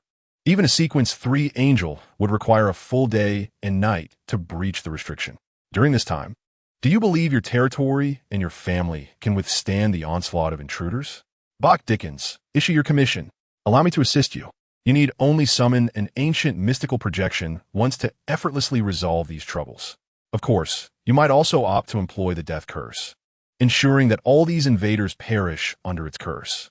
In such a case, your issues will be resolved, will they not? The voice that followed was like a demon whispering in one's ear, imbued with immense temptation. The Marquis of Bach's gaze remained unwavering as he calmly replied. You possess 3 abilities, omniscience and omnipotence, the death curse, and the echoes of time. If you wish to escape, aside from negotiating with me, using the first ability, you must rely upon the latter too. Once the death curse is invoked, the corpses of the deceased will become a source of plague, and such a potent curse can hardly be sealed or eradicated unless 2 or 3 angels intervene. In other words, if I agree to your commission, you may wield the plague's spreading ability to transform this entire territory into a desolate wasteland. Consequently, with no guardians to maintain the restrictions and no bloodline descendants to oversee, the sealing effect will weaken over time until you naturally free yourself. Of course, you could continue to employ your supernatural abilities to lure others here to rescue you. Once the echoes of time are utilized, you will undoubtedly exploit your uniqueness to distort the summoned historical projections, bringing forth the mad, aberrant, and fallen extraordinary beings. By harnessing the power of these projections, you can eliminate both the invading foes and myself. You would fulfill your commission while indirectly honoring the transaction. Yet, our family would still face annihilation. Upon hearing the Marquis' account, the skull opened and closed its mouth, emitting a hoarse, aged voice after all these years. You remain as detestable as ever. However, Bach Dickens, I must caution you. Your time is running short. Should you fail to cooperate with me, you will come to regret it. The Marquis of Bach rose, grasping his jeweled staff, and declared, I am prepared. No matter what transpires today, I shall not allow you to escape and harm others. Hee. It seems you are aware of certain matters, yet it is already too late. As the voice of the pale skull echoed, the entire magic chamber trembled violently. The intricately designed magic array, inscribed upon the dark blue stone floor, suddenly illuminated, casting forth a radiant glow. The six-winged angel relief on the left side of the dome slowly opened its eyes, gazing upon the Book of Omniscience and Marquis Bach. The right hand of the six-winged angel, decayed and desolate, resembled charred remnants of something once alive. As its gaze fell upon the Book of Omniscience, an invisible force ensnared it, enveloping the tome in twisting grayish-white orbs of light, sealing it firmly. However, in the next moment, the heavily confined Book of Omniscience began to tremble inexplicably, as if influenced by an unseen power. Chains of various colors shattered one after another, while the encircling grayish-white orbs disintegrated inch by inch. For the first time, the sealed black tome broke free from its bonds, flipping wildly and revealing an array of complex and intricate mystical symbols, magical insignia, and special marks, which almost instantly filled the entire magic chamber. Marquis Bach raised his gem-encrusted staff and recited in the Elvish tongue, O tiny spirits drifting between heaven and earth, great beings commanding the power of elements, source of all natural existence, I, Bach Dickens, summon you in the name of the elementalist. Arise, frosty snowman. Chapter 71. The strange and powerful path of monsters. Crack. Layers of ice shards eerily crystallized within the magic chamber, expanding outward from the center where Marquis Bach stood, coalescing into a vast snowflake pattern upon the floor. Intricate lines intertwining to form a colossal magic array. In the next instant, countless flakes of ice and snow emerged from before Marquis Bach, and a figure, enveloped in cold white snow, abruptly stood forth from the magic array. A creature entirely formed of ice and snow materialized before Marquis Bach. The snowman, towering over 3 meters, was covered in dense fur, its upper body adorned with an assortment of inscriptions, mystical symbols, and magical insignia, while its lower half bore human-like legs. Its eyes glowed a fierce crimson, reflecting primal brutality and madness. As soon as the frosty snowman appeared, the surrounding ice and snow intensified, as if welcoming the arrival of this being. The snowman, also known as the Bigfoot, Night Emperor, Wild Man, or Snow Beast, is a mysterious creature mentioned in numerous texts and legends, with origins tracing back to the Tertiary period. From its inception, this creature has wielded the power of ice elements, its body etched with the most ancient of writings and magical symbols. Frosty Snowman, freeze this place, Marquis Bach commanded, his expression unwavering as he waved his gem-studded staff. The snow beast, exuding an aura of savage madness, howled to the heavens, uttering an ancient elvish word, freeze. In an instant, the intricate patterns, mystical symbols, and magical insignia engraved upon the frosty snowman's body illuminated, radiating a brilliant blue light. Everything around it was instantly cloaked in a delicate layer of blue ice crystals. The tumult and transformation of the Book of Omniscience gradually subsided under the confinement of the blue ice crystals. Bacchic Gung Si, your secrets have been laid bare. Someone is exploiting the artifacts linked to me, relentlessly influencing my mind in an attempt to drive me utterly mad. The freezing ability of the Frost Snowman can only seal for a fleeting 10 minutes. Within this brief span, you must devise alternative means of sealing. Otherwise, should I lose control, The entire domain shall descend into utter desolation. A hoarse, aged voice resounded once more. The Marquis of Bach maintained a calm demeanor, wielding his wand, gazing intently at the Book of Omniscience before him, contemplating. Hodge, I entrust the ensuing matters to you, until you vanquish the adversary. I shall not allow the circumstances here to disrupt your estate's main entrance. A figure obstructed the path of the indolent high priest and his entourage, who were poised to infiltrate the estate. This individual, with ebony hair and dark eyes, possessed refined and striking features, adorned in a black tailcoat and white shirt, epitomizing the guise of a gentleman of nobility. This aura, this sensation, indolence, this is truly excessive. Why do you exude such a potent essence of the master? Who exactly are you? The indolent high priest frantically flipped through the pages of his gospel, his brown eyes scanning the text in search of newfound revelations. O Lord, why do you bestow such grace upon this frail soul? Why do you not favor me, your humble, loyal servant, willing to sacrifice all? No, no, no. It should not be like this.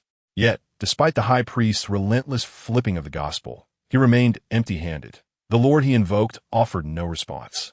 It is all your doing. You deceive the master. You have misled the Great One.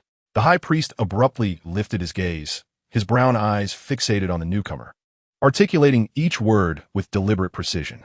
Hearing those eerily familiar phrases, Hodge was momentarily transported back to that fateful night, feeling once more like a lamb awaiting slaughter. However, he quickly regained his senses. He was no longer the powerless individual of yore. Now, he was an extraordinary being, a master of four miraculous artifacts: the blood cup, the silver key, the whisper of the undead, and the eye of secrets. Indolent high priest, I am the one who has received the master as grace. While you are but a pitiful wretch, Hodge declared with a broad grin, arms outstretched, his demeanor radiating arrogance. You utter nonsense. How could the master favor you?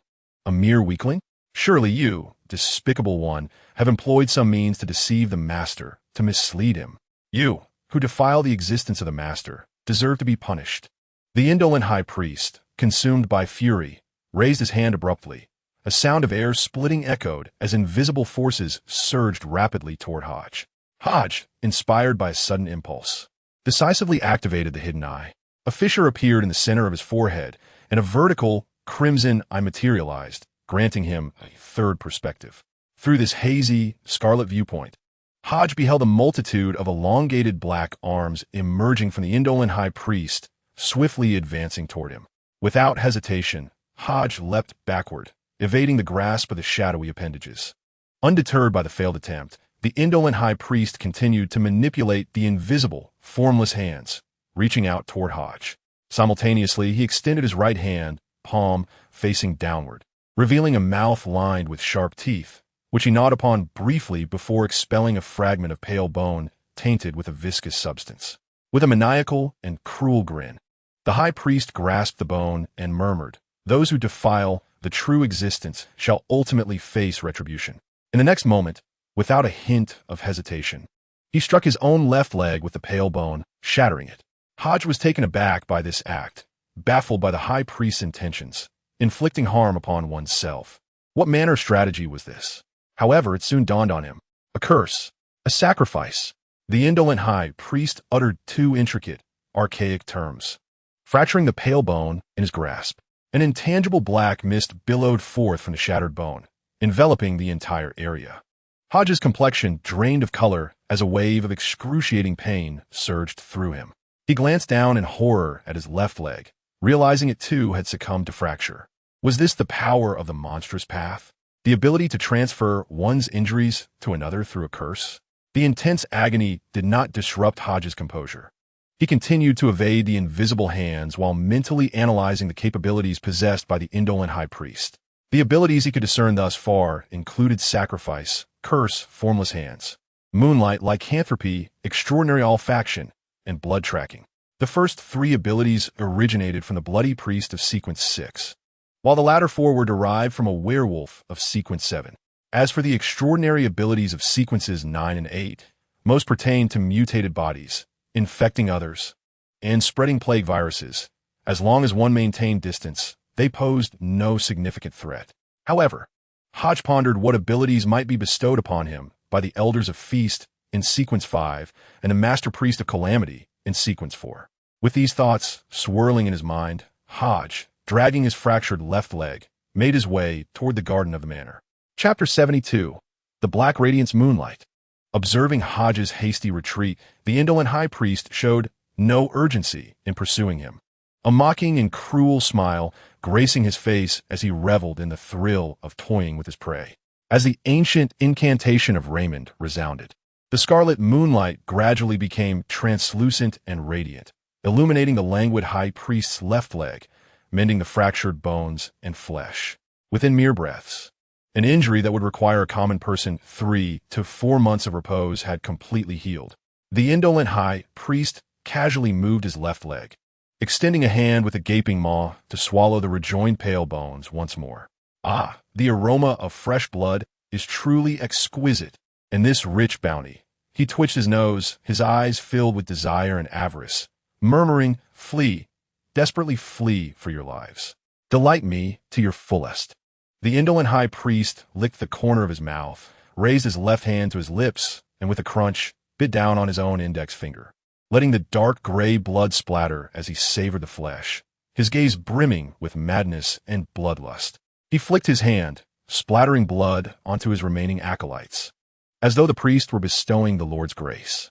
As the blood sprayed onto the faithful clad in dark crimson vestments, they could not help but tremble, as if corroded by concentrated sulfuric acid, their bodies twisting grotesquely, sprouting various deformities and mutations. Their visages transformed into hideous masks, contorted in agony and insanity. Their deep green eyes cold and sinister, resembling famished wolves. "Go forth, my disciples, and spread the Lord's glory. For only through extreme slaughter and pure souls can one please the Lord, earn his praise, and attain his salvation." The indolent high priest spread his arms wide, writhing in ecstasy, proclaiming loudly. Not far away, shrouded in the inky night, Lady Somnolent observed this scene, her brow furrowing as she mused. The minions of the eternal demon cult are truly incorrigible lunatics, extreme aberrations. How does this monstrous pathways madman maintain his composure? Yet, judging by his current state, even a runaway, extraordinary being could scarcely reach such depths of madness. Nonetheless, this is fortuitous. With the lunatics of the eternal demon cult providing cover, along with the heretic Tyler Mitchell and the defectors from the mechanized papacy, my plan should unfold smoothly. With this thought, Lady Somnolent retrieved from her sleeve a necklace adorned with black pearls, which shimmered with a faint glow. Each black pearl seemed inscribed with some arcane symbol, emanating a profound spirituality. Had Lady Somnolent not sealed the necklace with special means prior to its use, the mere release of its spiritual essence would have been enough to rouse the extraordinary beings within the estate. Just moments ago, I successfully utilized the sealed artifact to invoke the Book of Omniscience, destabilizing its state. Logically, the book should have erupted by now, revealing the destructive power befitting a level 0 sealed artifact, yet it remained eerily quiet. Bach Dickens, truly a scion of the Dickens lineage, has managed to stabilize the upheaval of the Book of Omniscience. It appears that the Dickens family left some contingency plans when they entrusted the level 0 seal to Bach Dickens. However, that is of little concern. I cannot believe you would remain passive while your family faces slaughter. Lady Somnolence gently swayed the black pearl necklace in her hand, infusing it with spiritual essence and awakening its latent powers. In an instant, the black pearls began to radiate a deep, tranquil luminescence. As a vast torrent of knowledge flowed from the shimmering pearls, formless and intangible, cascading into the depths of the estate. The object in Lady Somnolence's hand, which outwardly resembled a black pearl necklace, was a level 1 seal of the Church of Slumber, a rare, incomplete path seal born from the fusion of other extraordinary characteristics. The term incomplete path refers to several pathways that have been completely lost since the 4th epoch of Divine War. The absence of the original sequence S potion means that, even if one knows the names and contents of subsequent potions, one cannot cultivate the corresponding extraordinary beings. One can only attempt to utilize extraordinary traits to nurture seals.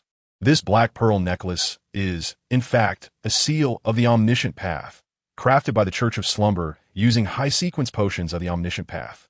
combined with numerous precious, extraordinary materials, culminating in its final form after years of nurturing.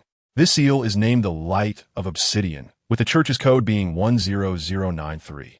It possesses numerous complex and powerful abilities, capable of transforming to suit the user's needs, randomly manifesting appropriate extraordinary powers. Omniscience equates to omnipotence. The Light of Obsidian, which wield a portion of omniscient power, can freely summon known abilities, materializing them to produce corresponding effects. The more extraordinary abilities the user is aware of, and the better their understanding of other pathways, the more powerful the exhibited extraordinary abilities become. The most formidable extraordinary ability of this seal is akin to that of the Book of the Omniscient. It too embodies omniscience and omnipotence, capable of prophecy, divination, and the knowledge of any matter. However, due to its limitations, it can only achieve omniscience at the level of a saint. Beyond that, its extraordinary powers would falter and might even backfire on the user. After extensive discussion and research among the higher echelons of the Church of Slumber, they ultimately arrived at a conclusion. The Light of Obsidian, a seal cultivated by the Church for many years, could never attain the level of a level 0 seal because a seal of the same ability already existed above it, occupying the majority of the rights of omniscience and omnipotence. The remaining rights were wholly insufficient for the Light of Obsidian to ascend to a level 0 seal. This outcome left the high-ranking participants in the cultivation program deeply disheartened. After years of cultivation and the investment of so much effort in precious materials, to conclude with a seal only suitable for saint-level use? Who could accept such a result? Soon, the higher-ups of the Church of Slumber ceased this endeavor. Nonetheless, a faction, including Lady Somnolence, believed that if they could locate the level 0 seal of the same path, extract its extraordinary traits, or merge them with the Light of Obsidian, it would undoubtedly elevate the capabilities of the Light of Obsidian to a new echelon. Once the power reaches the angelic tier, it will undoubtedly become the most practical and cunning of all level 0 sealed objects. Omniscience equates to omnipotence. With a reservoir of esoteric knowledge at the angelic level, even the mere utilization of extraordinary abilities from other paths within the same tier would be sufficient to reverse the tides of battle at a critical moment, turning defeat into victory. At this juncture, Hodge, rushing into the garden, beheld through the vision of the hidden eye a torrent of knowledge, akin to a vast ocean, intermingled with intricate and obscure arcane knowledge, mystical symbols, and magical insignias, surging towards a certain location on the 3rd floor of the mansion. The 3rd floor? Father. In the next instant, Hodge's complexion turned ashen, and he collapsed to his knees, feeling as though his brain might explode. Merely catching a glimpse, Hodge was overwhelmed by the influx of countless complex pieces of knowledge flooding into his mind, leaving him somewhat dizzy, with blood trickling from the corner of his eye. He hastily averted his gaze, bowing his head, too intimidated to confront the tumultuous stream of enigmatic wisdom any longer. Chapter 73. Two shots. This torrent, rife with mystical symbols and convoluted knowledge, was undoubtedly directed towards his father. His father had once confided in him that on the 3rd floor of the mansion lay a mysterious chamber of magic, wherein resided an exceedingly perilous sealed object. Should this object escape its confinement, not only the entire estate, but even the imperial capital could face annihilation. This was an extraordinary artifact that could only be fully sealed by a true deity. Hodge recalled the words spoken by his father, Marquis Bach, the night prior. Father, if the sealed object is so dangerous, why not entrust it to the church? The Marquis shook his head, explaining, this is a token belonging to the Dickens family, a testament to our former grandeur. Unless it is the very last moment, I cannot surrender this sealed object to anyone else. It also pertains to a pact I made with certain members of our family long ago. Gathering his thoughts, Hodge rose to his feet, murmuring, Father must be devising a way to seal that thing. We must swiftly deal with the slothful high priest. They must not interfere with Father S. sealing efforts. At that moment, a figure emerged, ghost-like, drifting towards him. Clad in a dark crimson robe of clergy, the hood obscured the face, shrouded in impenetrable darkness, as if it were a solitary spirit adrift in the realm of mortals, illuminated by the scarlet moonlight, exuding an aura of dread and malevolence. A follower of the eternal magic cult? Without hesitation, Hodge unfastened his gun holster, drawing forth a gleaming silver revolver. and aimed it directly at the approaching acolyte of the eternal magic cult, pulling the trigger with resolve. Bang! The gunfire echoed, and a brilliant silver bullet erupted from the barrel, piercing the chest of the eternal magic cult follower in an instant. The follower emitted a wretched cry, as the flesh on his chest erupted in a spray of blood, continuously consumed by dark energy. The wound, grievous and unhealable, seemed to bear the mark of a purifying assault. The first shot, the demon-breaking bullet, against the undead and malevolent foes.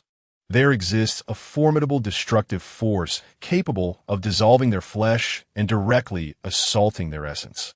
The zealots of the eternal cult, driven to madness, claw at the ground like grotesque, mutated abominations, lunging towards Hodge with a speed that transcends human comprehension.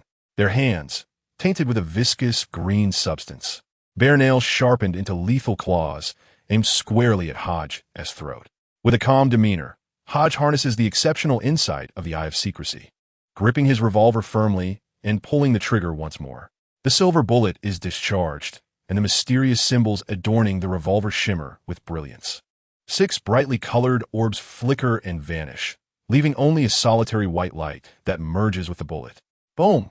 The silver bullet strikes true, exploding the target's head in a gruesome display of carnage.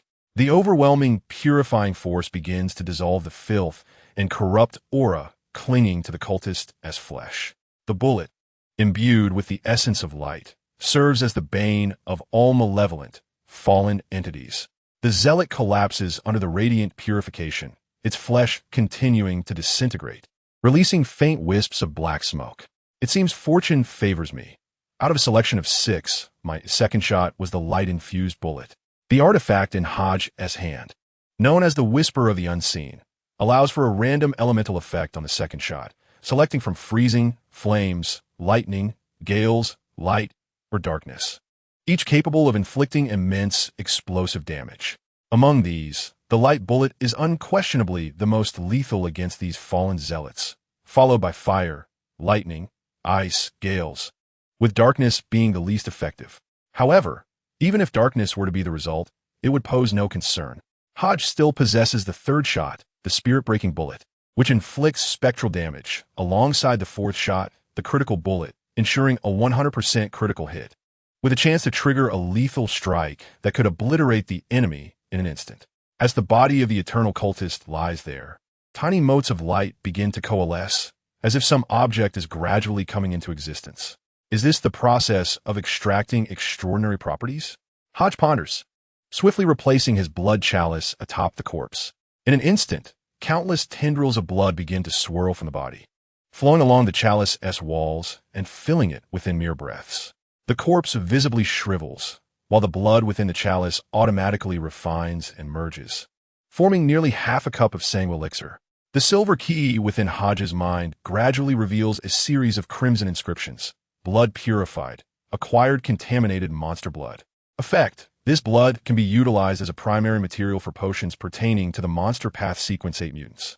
Negative effect: there is a certain probability of direct loss of control, transforming into a grotesquely distorted monster, posing significant risk. Contaminated monster blood? Hodges' thoughts sharpen as he utilizes the unique connection between the silver key and the blood chalice to summon the chalice back to him, turning to depart toward the first ambush point. In truth, according to Hodges' plan, he was to play the role of bait, the frenzied and bloodthirsty high priest of Sloth, who should have charged in recklessly to pursue him.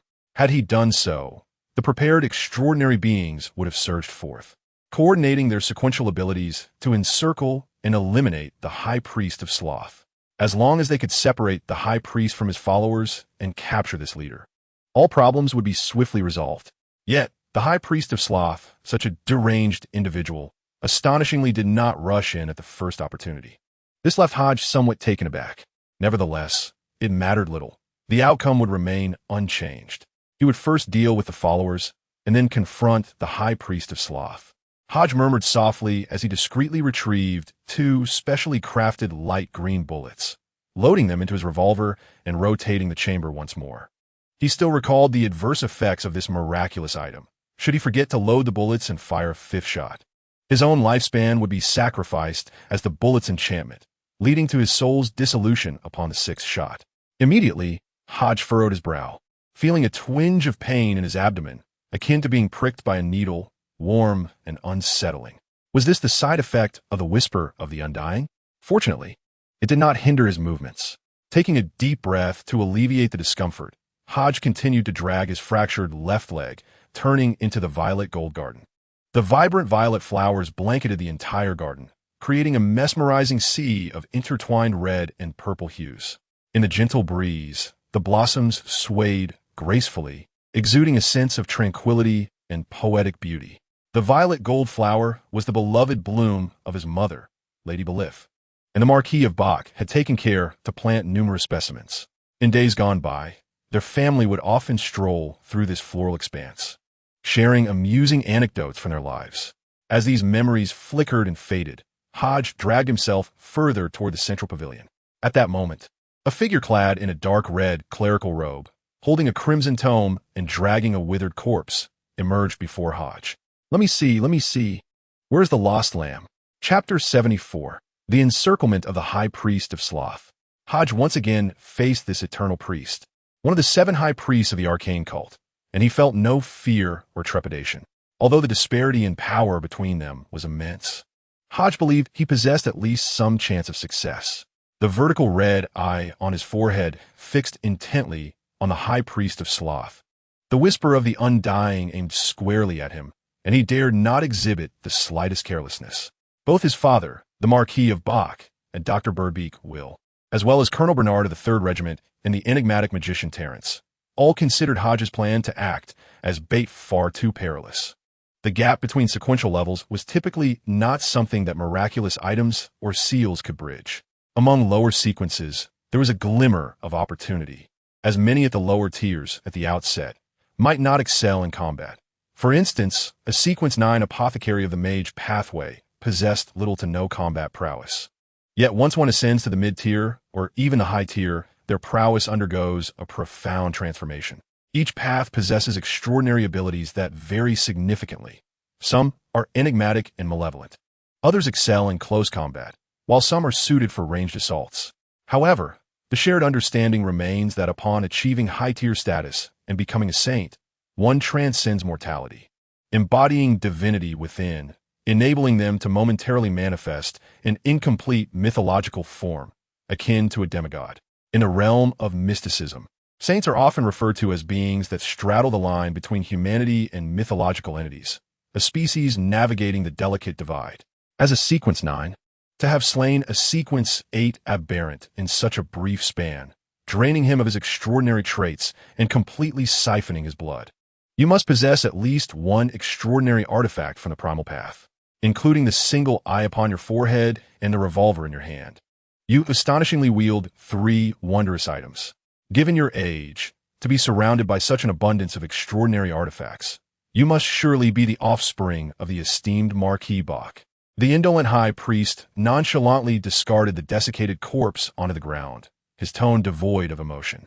At this moment, the indolent high priest's demeanor had calmed considerably, seemingly shedding the earlier madness. Yet, Hodge was acutely aware that this so-called calmness was merely an illusion. The underlying hysteria of the indolent high priest, the deep-seated bloodlust within, was immutable. He was, after all, a madman of exceedingly cruel methods.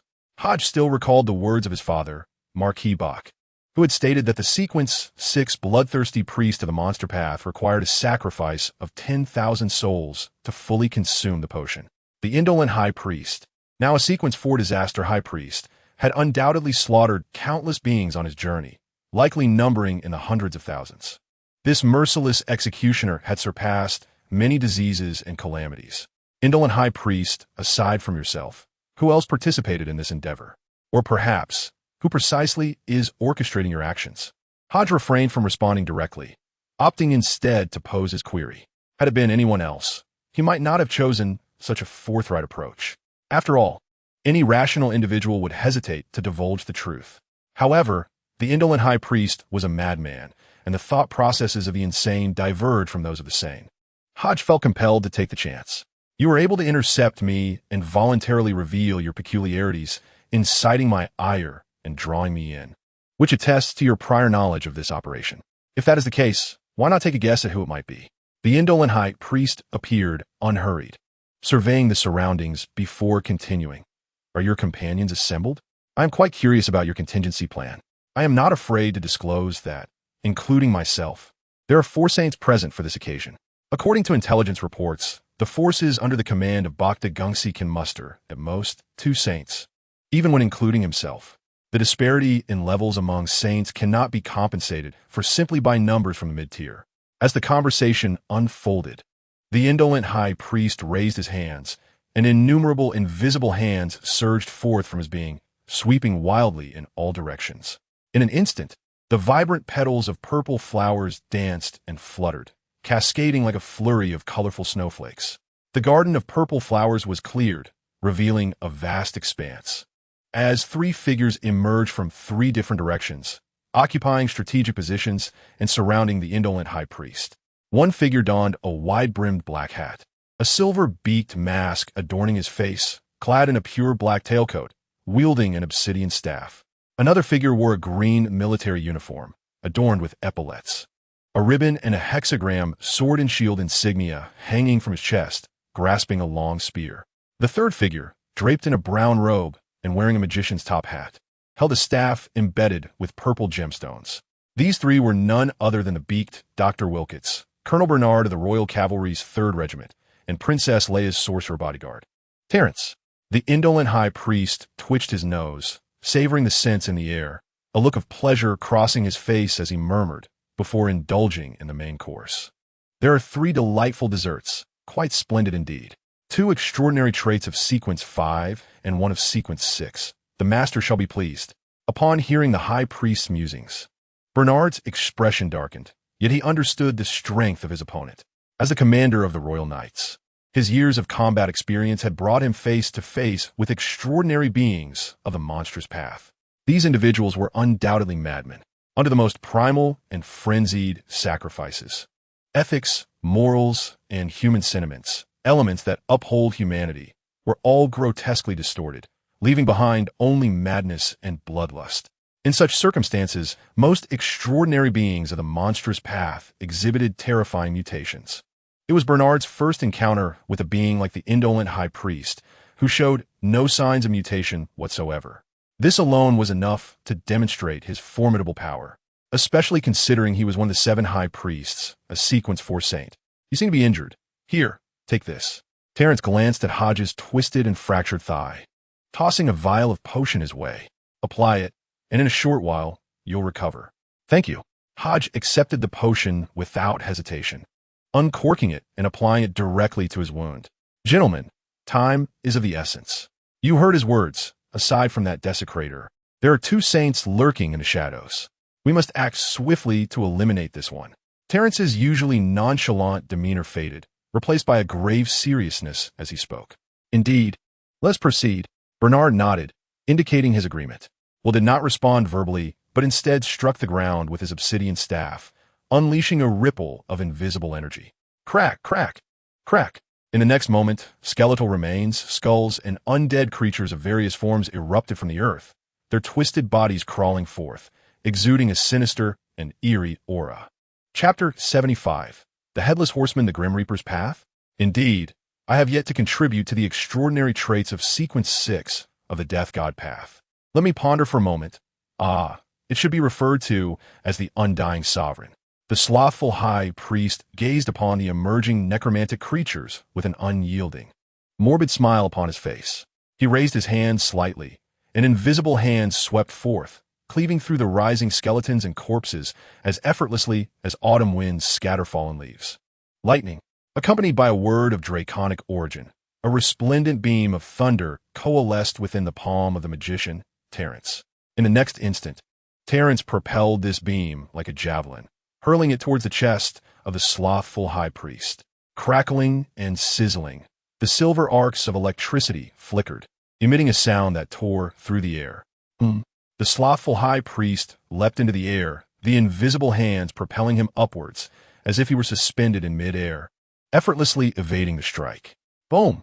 The lightning beam struck the ground, creating a deep crater with cracks spidering outwards and arcs of electricity continuously radiating outward. Yet, This assault was far from over. Lightning cage.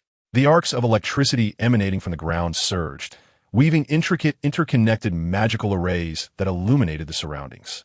In an instant, these magical formations erupted in a dazzling display of electric light, soaring upwards to encircle the slothful high priest, who floated in the air. A dense tapestry of electric brilliance formed an intertwined cage of thunder, ensnaring the slothful high priest within. Sword of Glory, a profound, ancient, and solemn voice resonated throughout the garden. The 3rd Regiment leader, Bernard, had drawn his sword from his waist at some unknown moment, holding it before him with a countenance both grave and majestic, as though engaged in prayer or a sacred ritual. Radiant light manifested upon the sword, enveloping him in a golden glow, as if he were clad in armor of pure gold, shimmering brilliantly. Glory! Bernard abruptly opened his eyes and leapt high into the air, directing a dazzling golden blade towards the figure trapped within the lightning cage. Swish! The resplendent golden blade illuminated the night, piercing through the entirety of the thunderous enclosure. Did it succeed? This was Hodges' immediate reaction, but he quickly shook his head. The opponent was neither O'Neill nor a Sequence 7 extraordinary being. How could they be so easily vanquished? Moreover, as a saint, the incomplete mythological form had yet to be unleashed. How could he possibly be slain? The absence of the mythological form indicated that he had not been pushed to his limits. The adversary was merely toying with them. As this thought flickered through Hodges' mind, the slothful high priest descended from the air, his clerical robe merely soiled, yet unscathed.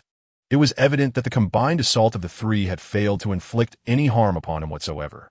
The path of the sorcerer, the abilities of Sequence 6, the magic mentor, encompassed the art of mana infusion, elemental shaping, and the essence of magic, merging these 3 into a harmonious whole.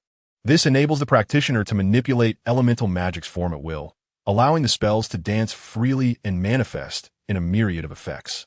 Initially, they deceived me with a bolt of lightning, subsequently constructing a magical array to forge a thunderous cage that ensnared me, thus providing an opportunity for the assaults of other extraordinary beings. An admirable coordination, yet your sequence levels are woefully inadequate. Had this been executed by a mid-sequence entity, the impact of that maneuver would have left any ordinary extraordinary being gravely wounded, if not dead, unless endowed with unique abilities. The slothful high priest clapped his hands, openly expressing his appreciation for their teamwork. I never expected that this single strike would vanquish you. Had you been so easily dispatched, you would not have evaded the Empire's purges so many times. Terence, wielding a staff adorned with a purple gemstone, gently tapped it, causing a series of magical arrays to illuminate, encircling the slothful high priest. A being of saintly caliber deserves the utmost regard. Bernard sheathed his sword, grasped a spear, and an ethereal iron armor materialized around him, his form gradually expanding. His military green uniform did not tear, but rather adapted, stretching in tandem with his burgeoning muscles, exhibiting remarkable elasticity. Will remained taciturn, slightly raising his obsidian staff, reciting incantations associated with the Grim Reaper, the terminus of all life, the cessation of existence. The grandeur of the underworld, I, Will Cortez, hereby summon you forth, come forth, ye denizens of the netherworld who would heed my call. Beneath Will, a unique summoning array of purple and black manifested, emanating a chilling, sinister, and furtive aura, as if a fearsome entity were about to emerge. Upon reciting this, Will removed his black glove, slicing through his flesh, allowing his blood to flow into the summoning circle.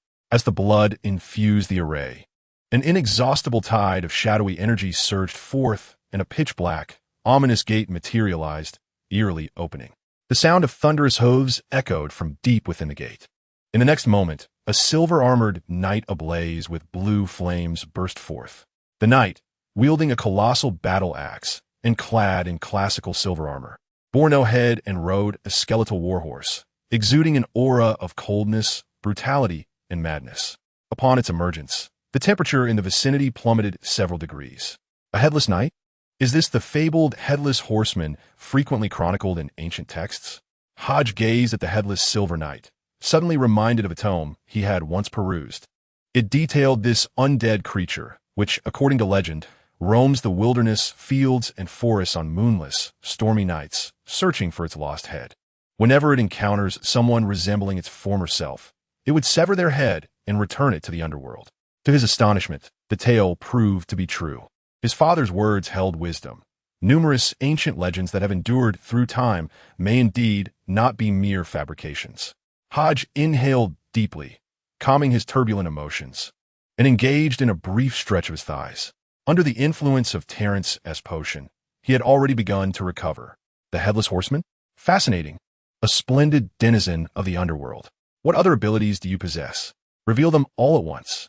Let us not waste any more time.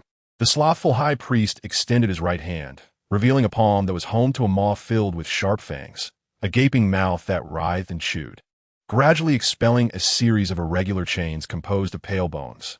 These skeletal segments bore stains of dark crimson blood, each varying in size, as if they had been haphazardly dismantled from numerous individuals and reassembled without care. Twisted, evil. Hodge gazed at the bone chain, his countenance darkening, for he understood that this chain symbolized countless innocent lives. The slothful high priest responsible for its creation must have slaughtered over 1,000 souls. Chapter 76. The might of the saint. The sound of thunderous hooves echoed as the headless horseman, wielding a colossal battle axe, vanished mysteriously, causing ripples in the air.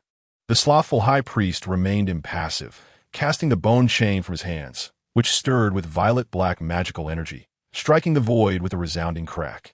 In the next instant, the headless horseman, ablaze with blue, ghostly flames, materialized with a ferocious flourish, swinging the massive axe down upon the bone chain, producing a sizzling sound and sending sparks flying.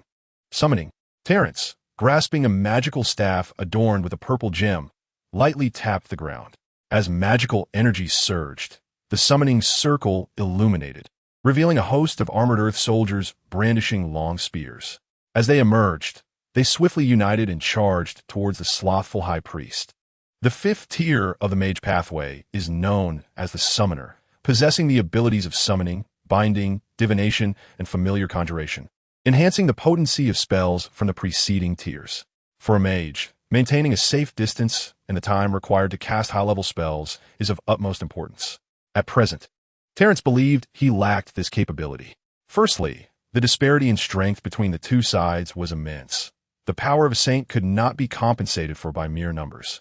Should the opponent unleash their true mythic form, even an incomplete one, they would gain formidable enhancements, rendering many spells ineffective against such mythic beings.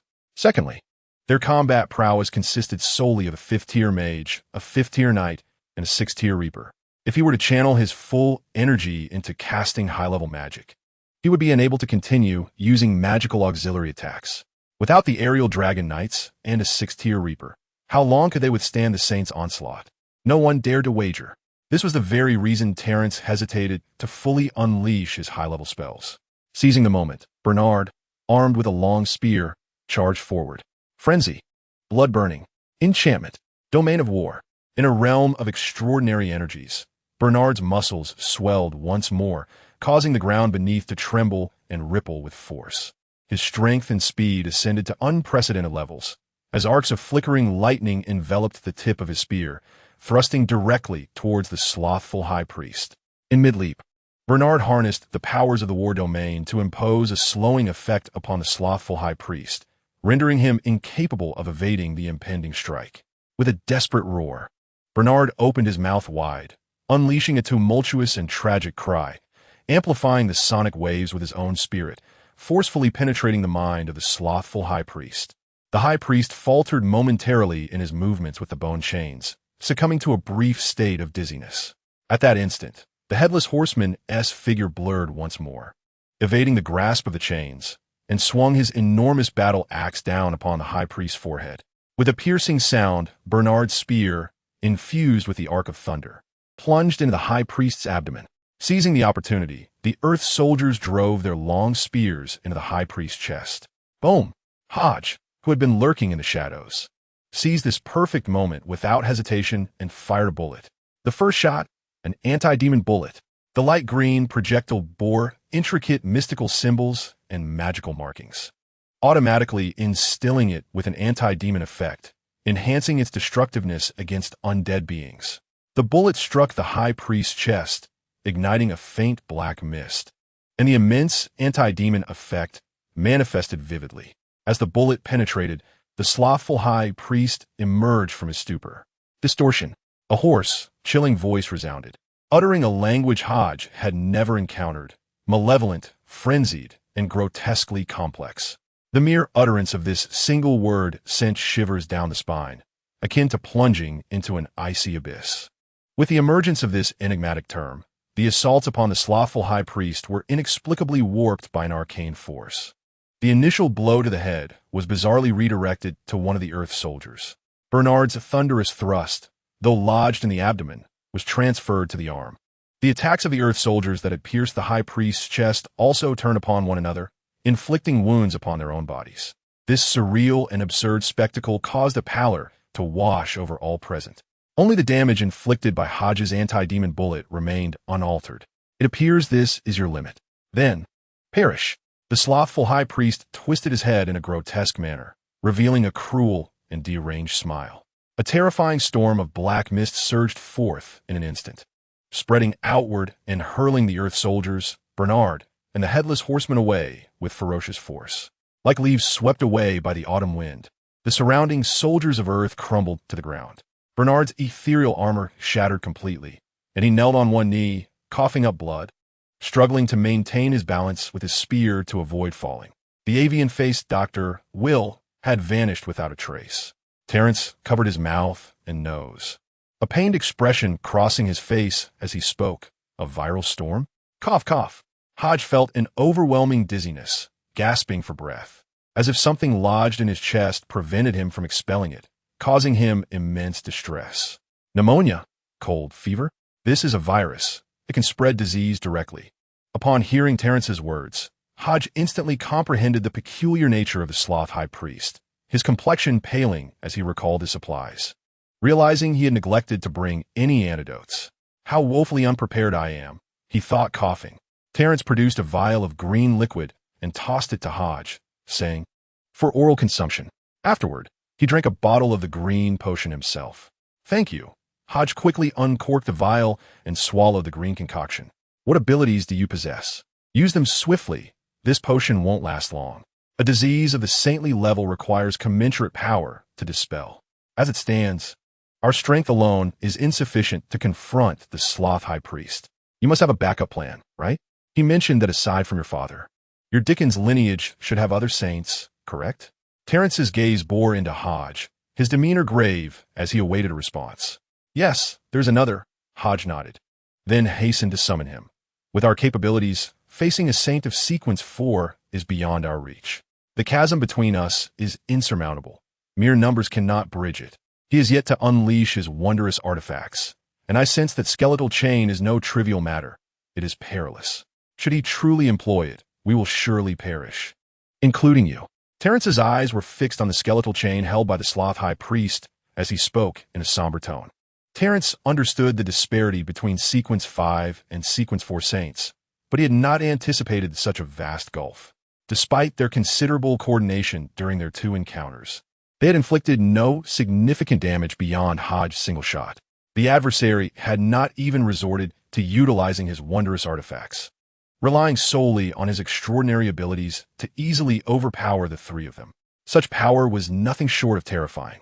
Numerous abilities remained untapped on the opponent's side, including an incomplete mythical form and high-sequence extraordinary powers. Meanwhile, their own hand was nearly devoid of trump cards. The Headless Knight's attacks, at present, could not harm the enemy. Without the aid of a dragon, Bernard's Sequence 5 extraordinary abilities were largely rendered ineffective, equating his combat prowess to that of half a Sequence 5. Under these circumstances, Terence did not believe they stood any chance of victory. To pit a Sequence 5 summoner against a saint alone was indeed an unreasonable expectation. Chapter 77. Incomplete mythical beast. The time has not yet come. To alter the tide of battle, we must bide our time. Hodge inhaled deeply. Having overestimated the combat prowess of the slothful high priest, deliberately leaving 3 mid-tier extraordinary beings to confront him, yet he still underestimated the power of the saintly echelon. The slothful high priest's devious tactics were indeed worthy of one who had evaded the combined capture efforts of 3 major churches and the imperial military. Bide our time? Until when? Until we are all perished? Terence was perplexed by Hodges' delay in deploying the saints. Mr. Magician, we still possess one method yet to be employed. Once that fails, I shall naturally arrange for the saints to make their appearance. Hodge replied, his expression grave. Very well, proceed. Until then, I shall ensure that the slothful high priest does not impede you. Terence nodded, ceasing any further discussion. With a flourish of his wand, he summoned several earthen giants via the ascending magical array, unleashing a torrent of lightning magic towards the slothful high priest. Maelstrom of feasts. The slothful high priest extended his right hand, and the immense mouth in his palm widened, extending a deep, dark maw towards the advancing earthen giants and the lightning. In an instant, both the lightning and the earthen giants were consumed by this abyssal mouth. Simultaneously, Hodge retrieved several vials of pale green elixirs from his robe. Opening one and drinking it down, he crouched low, pressing his hands to the ground as he whispered, "Metal transmutation." Mysterious red light flickered, emanating from Hodge's hands, rapidly extending outward. Lines of light intertwined and expanded, connecting with various intricate patterns, magical symbols, and enigmatic sigils within the golden flower garden, culminating in a colossal transmutation magic array. This arcane array enveloped the entire golden flower garden, radiating potent magical energy, illuminating the pitch-black night with its vibrant glow. Its very emergence captured the attention of the slothful high priest, who turned sharply to gaze at Hodge, enacting the transmutation array not far away. I have indeed underestimated you. You shall die. Without further hesitation, the slothful high priest activated the maelstrom of feasts, directing it toward Hodge, intent on devouring this unstable element in one fell swoop. At that moment, however, the slothful high priest's movements suddenly faltered, his body quivering as if something had burrowed within him, writhing in a frantic struggle. How dare you possess me? You seek death. The slothful high priest roared in a fit of rage, his eyes wild. Awaken! As the ancient and peculiar language faded away, the skeletal chains surrounding the indolent high priest began to grow in an eerie manner. Those pale bones of varying sizes incessantly sprouted human features, faces, mouths, eyes, noses, arms, and thighs, each grotesque manifestation intertwined with the others, emitting a cacophony of anguished roars, as if countless tormented souls were ensnared within, unable to escape. The skeletal chains twisted and contorted, enveloping the indolent high priest in an unsettling embrace, seemingly intent on consuming their master entirely. In that moment, a horrifying surge of twisted, frenzied, malevolent, and depraved emotions erupted forth. This overwhelming aura caused Bernard, who had contemplated seizing the opportunity, to hastily retreat to Terence's side. The scent of madness and corruption lingered, warning that had he lingered any longer, he too might succumb, transforming into a grotesque entity akin to those entangled limbs. Terence, gazing upon the repulsive and wicked spectacle, wore a grim expression as he murmured, "It is unfathomable how many souls he has devoured, how many lives he has sacrificed." Bernard, shuddering at the thought, coldly remarked, "Such a creature truly deserves to be damned." Before their eyes, a shadowy figure emerged uncontrollably, landing beside them. Clad in a pure black tailcoat and donning a beaked mask, the newcomer, holding a jet-black staff, was none other than Will. Brandishing his dark staff towards the ensnared, indolent high priest, he uttered a word in the ancient language of Gremond, "Storm." In an instant, a pale and ethereal figure materialized behind Will, chanting in an unknown tongue. The next moment, a tempest unleashed, swirling violently, lifting the indolent high priest along with the twisted skeletal chains into a chaotic dance. The ferocious tornado raged on, dismantling the very form of the indolent high priest and the aberrant chains. Is this the spirit of the storm priest? Terence mused, watching the figure behind will recite incantations and wield the nebulous staff. The reaping of souls by the path of the Grim Reaper is indeed a remarkable ability. Converting the enemy's souls into one's own power grants access to corresponding abilities. Could it be the soul of the storm priest is being shepherded? The captain's path of sequence 6? As Terence's thoughts echoed, Bernard quickly grasped that one was able to wield powers beyond his own path through the soul shepherding abilities. Flame! Terence exclaimed, brandishing his staff adorned with a purple gem, invoking words of the elven tongue.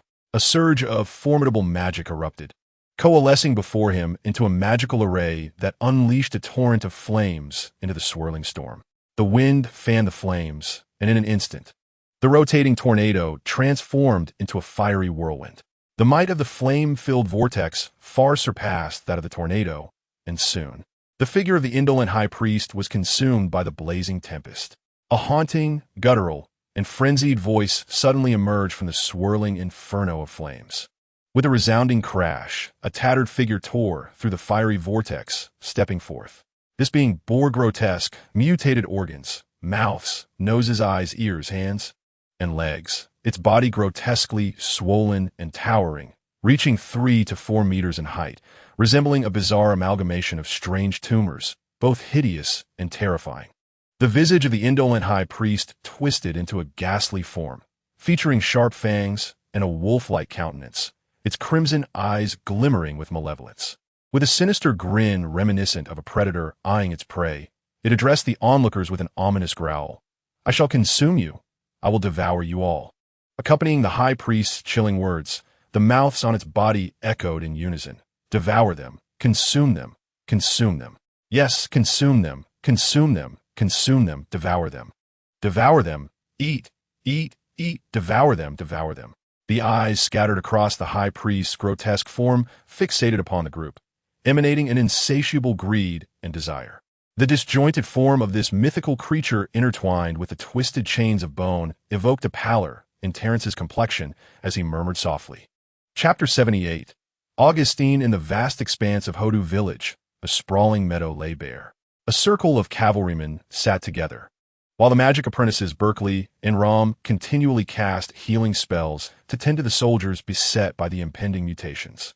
At the center of the gathering sat a middle-aged man, grotesquely decayed, his body marred by deformities. Tirelessly, he wielded the light healing spell, his form already exhibiting signs of irreversible damage. Cough, cough. "Master Mage, please let Lord Adelaide cease. There is no point in continuing. We can no longer endure." A cavalryman, pallid and swollen, coughed up blood, his voice weak. "Indeed, do not waste your magical energy on us. We are beyond salvation." Another soldier, equally in dire condition, wiped the blood trickling from his lips and concurred. "Yes, yes, Master Mage. You must leave and preserve yourself. Remember to avenge us. Do not let those fiends succeed. We cannot survive." The sentiments of these two men resonated with the majority of the soldiers. They had long perceived the dire situation. Adelaide's condition was already perilous and could not last much longer. Rather than allow this powerful figure to perish alongside them, it was prudent for him to escape. Rum, touching the wound on his chest, managed a bitter smile. "Huh, do you think I am unaware? My life was saved by Lord Adelaide, who would rather perish than abandon you. Naturally, I must accompany him. Moreover," Rum cast a glance at the distant ceiling barrier and shook his head. "Although the magical seals upon us have been lifted, the ritual magic that restricts us and demands our sacrifice remains. As long as you continue to perish, an inexhaustible source of power will be absorbed by this shadowy curtain, and our escape is impossible. With our current strength, we cannot breach this barrier. Even in death, we must strive to endure until the very last moment." "Rum, cease your words. We cannot relinquish hope," Berkeley interjected, producing a vial of potion and consuming it solemnly. "Rum, you must have faith in Lord Marquis and Lord Hodge. Since Lord Hodge has entrusted us to cooperate with the cavalry and Lord Adelaide, there must be a way. Hold on just a little longer." Upon hearing this, Rum's face turned pale. Though he harbored doubts about the young Marquis, Heir's capabilities, he felt no fear at this juncture and nodded in agreement. Indeed, if Lord Hodge has foreseen the approaching enemy, he must have a contingency plan. Suddenly, Adelaide coughed up blood, collapsing, and the staff of the Darkless fell from his grasp, along with the blood-red cross. Within mere moments, Adelaide's condition deteriorated rapidly. The mutations in his body spread wildly, dark patches and activated light spots twisting and expanding, threatening to erupt and consume him entirely. "Lord Adelaide." Rom's expression changed, and he rushed to his savior's side, attempting to support him. "Do not approach me," Adelaide commanded fiercely. At those words, Rom halted. Anxiety etched upon his face as he gazed at Adelaide from a distance. A faint glow emanated from Adelaide's body as he remained calm, looking at Rom and softly saying, "Rom, I am about to die. Listen carefully. After my death, you and Berkeley must immediately use fire magic to destroy my body. Otherwise, I will transform, and neither of you will escape. Lord Adelaide, you cannot die. I possess healing magic. I will save you." Rom's expression shifted, and he prepared to wave his staff to cast a healing spell. "Do not waste your efforts. My injuries cannot be healed by mere healing spells. It would require at least saint-level light magic or healing magic for a chance at recovery. Time is short." Adelaide interjected gently, raising a hand to stop Rom's action. "After I die, you must wrap the Darkless staff in black cloth to prevent it from coming into contact with light. The sealing method of the blood-red cross requires casting light and dark, attribute magic in a cycle within 1 hour, maintaining the balance of light and dark to prevent chaos. If you are unable to cast it, you may use corresponding magic stones as substitutes. I possess some." Yes, Lord Adelaide, I understand," Rom replied, tears glistening in his eyes as he nodded fervently. "After my demise, you shall destroy my corporeal form, and my extraordinary attributes will naturally dissipate. However, if you remain alive, my extraordinary qualities shall serve as my final gift to you. Yet, I implore you to promise me one thing." Adelaide turned to Rom and Berkeley, her demeanor earnest. "Speak." "My Lady Adelaide," Berkeley replied. "Please do share, my Lady Adelaide," Rom added. "Assist me in delivering the staff of the Darkless and the Blood Moon Cross to the Cathedral of St. Lyres, to be entrusted to the Archbishop. This shall be the last act I can perform for the Church, despite my inadequate piety." Adelaide's voice grew increasingly faint, her eyelids gradually descending, as her life approached its inevitable conclusion. At that moment, a gentle and loving voice resonated from the void. "The divine proclaims that the devout shall not suffer." In an instant, a sacred, noble, and magnificent light emanated from within Adelaide, healing her wounds, while the grotesque mutations began to recede. Even the irreversible properties of light gradually ceased their destructive course upon her flesh. Adelaide's eyes, which were on the verge of closing, suddenly widened. She felt the divine light enveloping her, the blessings of words from the higher order, and the restoration of her injuries and state. "Archbishop," in that fleeting moment, Adelaide seemed to grasp something profound, murmuring a single word. The next instant, a figure clad in cardinal robes materialized before Adelaide. The newcomer, with flowing golden hair and azure eyes, possessed a round visage, a prominent nose, and an unwrinkled countenance, exuding a gentle demeanor. A golden cross hung from his neck, and his cardinal robes imparted an aura of serene tranquility. "Augustine," Adelaide quickly rose and bowed respectfully. "Adelaide, you are a devout follower of the light, willing to sacrifice yourself for the protection of the common people. I am delighted to witness your growth," Augustine remarked, clasping the cross at his chest in commendation. "My Lord Archbishop, I am filled with shame. I am too weak and have allowed the blasphemer, Tyler Mitchell, to escape," Adelaide confessed, lowering her gaze.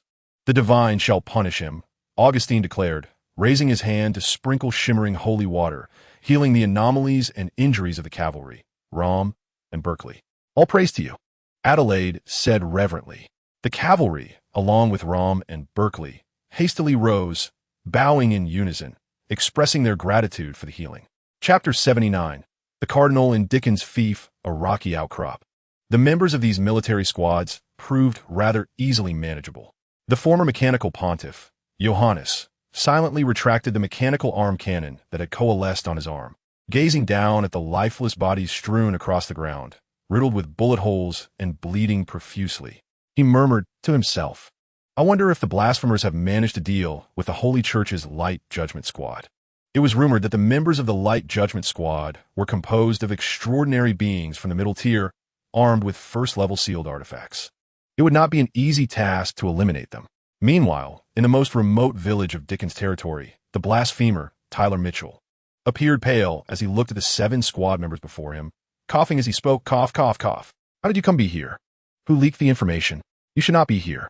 Among the 7 squad members, one figure stepped forward, clad in a simple clerical robe, with silver hair cascading down, eyes of pale gold, deep and penetrating. His face was etched with deep wrinkles, yet he stood tall, exuding an air of formidable strength. "Those who defile the divine will ultimately face judgment," the newcomer stated coldly, fixing his gaze upon Tyler Mitchell. Tyler Mitchell, you have slain the faithful, destroyed churches, and killed members of the church. Your sins are grievous. I, representing the sanctuary, pronounce your death sentence. As the words fell, a grand and mysterious projection of a colossal sanctuary materialized from thin air, magnificent, towering, sacred, and noble. The instant the sanctuary appeared, Tyler Mitchell began to undergo a peculiar melting, as if a winter ice sculpture were gradually dissolving. Dark, malevolent vapors wafted from his body, contorting his features into a grotesque visage, as if he were enduring immense agony. Judge me? No one can judge me, not even the angels of the sanctuary. I am the source of all corruption, the master of every wicked thought and madness, an unknown entity from the void. Tyler Mitchell thrashed in a frenzy, continuously chanting the names of the malevolent beings, awakening his own essence and revealing an incomplete mythological form. His arms transformed into a fearsome, dark hue, fleshly wings adorned with black and gray feathers sprouting forth. Tiny onyx eyes emerging from the fissures of his skin, exuding an eerie and sinister aura. As Tyler Mitchell recited his incantation, the dark power of corruption surged uncontrollably, intertwining in a series of ominous formations around his body, as if his form had become a vessel for rebirth. The essence of his transformation, demonic, aberrant, frenzied, and fallen, intensified, gradually coalescing into a grotesque and terrifying mass of black and red flesh. All of you leave this place, commanded the silver-haired elder, his expression grave, standing with hands clasped behind his back. Yes, Your Excellency, replied several members of a light judgment squad, who hastily invoked their spells and retreated swiftly. Elder Brian Gies, gazing at the continuously twisting and forming grotesque mass, his demeanor icy, uttered a mysterious word. Holy light. A powerful, sanctified light pierced through the heavens, descending directly from the ethereal shadow of the temple, illuminating the grotesque mass formed by Tyler Mitchell. The aroma of cooked flesh wafted through the air, revealing a conspicuous hollow atop the mass, surrounded by charred decay, blood, and sinew. Within, Tyler Mitchell's limbs were grotesquely contorted, his black wings entirely shattered, and his ashen arms coated in a viscous solution. Those peculiar orbs of sight had become hollow and pale, as though they had expended all vitality. Purification. The silver-haired elder, Brian, slightly raised his hand, gathering an exquisite brilliance at his fingertips, which transformed into an utterly pure beam of light, enveloping the grotesque mass.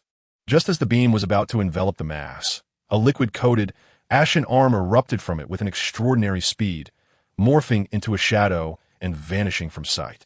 As the purifying beam completely enveloped the mass, it ignited into a radiant golden holy flame, consuming the foul and malevolent entity entirely. The inferno blazed uncontrollably, and Brian observed the scene silently, refraining from pursuing the fleeing ashen arm. Moments later, the golden-haired, blue-eyed Cardinal Augustine emerged from a shimmering portal of light. Your Excellency, has the blasphemer escaped? Augustine inquired, gazing at the burning holy fire enveloping the vile entity.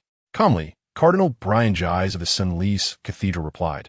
He utilized his incomplete mythical form as a sacrificial vessel, invoking the name of a certain malevolent deity to forcibly summon an unknown abomination from the void. Should I pursue him relentlessly, the ensuing creature would bring devastation upon all living beings. He threatens me with the lives of those in the Dickens domain and the entire imperial capital, compelling me to cease my pursuit. Your Excellency, he cannot escape. 00037 remains. He cannot leave the Dickens domain. Once the abomination is entirely purified by the holy fire, we shall locate him and ensure his complete purification, Augustine stated, casting his gaze upon the vast shadowy veil that cloaked the heavens. Brian Gies shook his head gently, responding, the power of this avatar is swiftly depleting, and I sense that something significant is about to unfold. My true self cannot depart from the Senlis Cathedral. The sealed object behind the portal is of greater importance than his life and must not be compromised. Augustine, retrieve 00037. F of the blasphemer's life. It need not be forcibly claimed. Yes, Your Excellency, Augustine nodded respectfully. This operation raises considerable concerns. The mechanical papacy's rebellion, the blasphemer, the eternal sorcery sect. I even sense traces of the sleep church's involvement. Investigate thoroughly. I believe the blasphemer's emergence is linked to certain individuals within the imperial capital. We must not allow these entities to become destabilizing factors, Cardinal Brian Gies cautioned. Your Excellency, I shall conduct a thorough investigation, Augustine replied with reverence. The Dickens family is a devout follower of the church, with Bach Dickens being particularly esteemed by His Holiness, an individual of great importance. As the final echoes of Brian Gies' voice faded, his figure gradually transformed into luminous specks, leaving behind a collection of pure white feather down. Augustine reverently extended his hands to cradle this pristine feather down, carefully placing it within a golden box before vanishing from sight. Chapter 80. The wind sprite in the Dickens estate, amidst the primal forest, beside a grand tree, a bloodied, dark blue-black arm emerged inch by inch from a black portal, eventually falling to the ground. Damn that temple angel, dispatching a mere avatar to confront me. A sinister, vengeful, and rasping voice emanated from the dark blue-black arm. In the next moment, decaying, writhing cells began to grow from the arm, twisting upward as they reformed a torso. Bubbling cellular structures incessantly squirmed, and dark blue-black skin gradually materialized. Master, the secretive dragon knight Blaze descended upon the ground, approaching the reconstituting arm with reverence and kneeling on one knee. Your arrival is fortuitous. I shall borrow your form. The dark blue-black arm emitted an evil, cruel voice, abruptly halting its reformation and suspending in midair. It penetrated directly into Blaze's heart, as twisted and deranged cells surged in, akin to parasites finding a host, writhing madly. Fine blood vessels intertwined with nerve cells, flesh, and skeletal structures, forming overlapping, intricate mounds of pitch-black flesh around the wound, pulsating with an aura of malevolence and corruption. Thud, thud, the dark, writhing blood vessels contracted and expanded in rhythm with the knight's breathing, resembling a living entity imbued with a peculiar essence. This phenomenon persisted for approximately 5 minutes, after which the pulsating vessels gradually retracted beneath the skin and the sinister aura dissipated. A fleeting shadow crossed Blaze's eyes, sensing the change in his master. The dragon companion let out a low growl, anxiously gazing at him. I am well. There is no need for concern, Blaze replied, his tone somewhat stiff as he moved his limbs. However, soon his motions became fluid and his expression grew vibrant. As he stroked the dragon's forehead, he murmured, I intended to utilize the monstrous seal for direct reconstitution of my form, but since the secretive night has arrived, I shall first take refuge within this vessel, utilizing his flesh and blood essence for restoration, which will be less taxing than direct reformation. Brian Gies did not pursue me, choosing instead to remain and thwart the ritual of the dark god's descent. It seems his true form cannot temporarily leave the Church of Serliers. Behind the cathedral's gate of light lie numerous secrets. As one of the 5 major churches of the faith, it is closely guarded by celestial angels, its significance surpassing that of several other grand cathedrals. Regrettably, even during my tenure as a regional bishop, I was unable to delve deeply into the Gate of Light. I would rather forfeit my chance and willingly accept the risk of losing the Level 0 sealed artifact than compromise the safety of the Cathedral of Sunley and the Gate of Light. Intriguingly, I find myself increasingly captivated by the secrets concealed within the Gate of Light. An angelic avatar, a saint. The Holy Church has dispatched such an extravagant assembly for the sake of Bachdijans. It is inconceivable that the Knight Order, the Mage Association, and the Imperial Army have not sent their representatives. The plan has been exposed. It is time to retreat. Blaze mounted his dragon once more, maneuvering it into the skies. Utilizing the power, he commanded to open a narrow gap in the shadowy veil, slipping beyond the confines of the barrier and vanishing without a trace. Blaze did not seize the hard-won Level 0 sealed artifact. Instead, he chose to remain behind. It was not that he lacked the desire to take it, but he understood that once he commenced the retrieval of the artifact, his position would inevitably be pinpointed by the saint of the Holy Church. Given his current state, he stood no chance against them. Should he become ensnared, the arrival of even one more saint from another faction would seal his fate. Moreover, Blaze dared not gamble on the assumption that the angelic avatar had disappeared. If it lingered within the barrier, his actions would surely attract attention, culminating in his inevitable demise. The notion of severing ties only to be ensnared by chaos weighed heavily on him. Ultimately, Blaze opted to abandon the Level 0 sealed artifact, considering it the price paid for his escape. In the Violet Gold Garden, an immense transmutation array lay in place. The slothful high priest unveiled his incomplete mythological beast form, a grotesquely bloated body, a distorted visage, sharp fangs, a wolf-like countenance, cascading green hair, and an imposing height exceeding 3 meters. Countless fallen organs adorned his form, noses, mouths, eyes, ears, and hands and feet that writhed in endless search and struggle, as if innumerable innocent souls were ensnared within, unable to escape, doomed to eternal perdition. Mad whispers echoed throughout the garden. I have consumed you. I shall consume you. Devour them. Transform them to be like us. Descend into despair. Suffer. Go mad. Soon you shall be just like us. The cacophony of voices intertwined, the frenzied murmurs gnawing at the souls present, causing their bodies to manifest irregular, writhing entities, as if they were on the brink of mutation, to become abominable creatures. Hodge gazed upon the deformed, monstrous, slothful high priest, his heart racing with trepidation, a profound sense of crisis enveloping him. His eyes shone brightly as he fixated on the abomination, pouring every ounce of his strength into the metallic transmutation array. Is it not ready yet? Terence inquired, fully aware that an attack could commence at any moment, his expression grave. Almost, just give me one more minute, Hodge responded. A minute? What shall I use to hold them off? Terence muttered, softly uttering a word in the tongue of dragons. Familiar. As the words of the dragon language fell, an unseen wind stirred mysteriously, and amidst the whirlwind, a figure emerged, a woman draped in sheer fabric, her flowing hair billowing, half of her form composed of the swirling winds. The moment she appeared, the surrounding sounds of the wind ceased entirely, as if stilled by some invisible force. A wind spirit? Hodge gazed at the female spirit formed from the tempest, recalling a mystical tome he had once perused. It chronicled such wondrous beings, said to have dwelled atop the world tree in ancient times. The ancestral spirits wielded powers corresponding to the elements, embodying the essence of nature itself. However, their might was coveted by malevolent entities, and after fierce battles, the ancestral spirits fell one by one, the world tree was felled, and the elemental powers fragmented, ultimately giving rise to this chaotic and distorted world.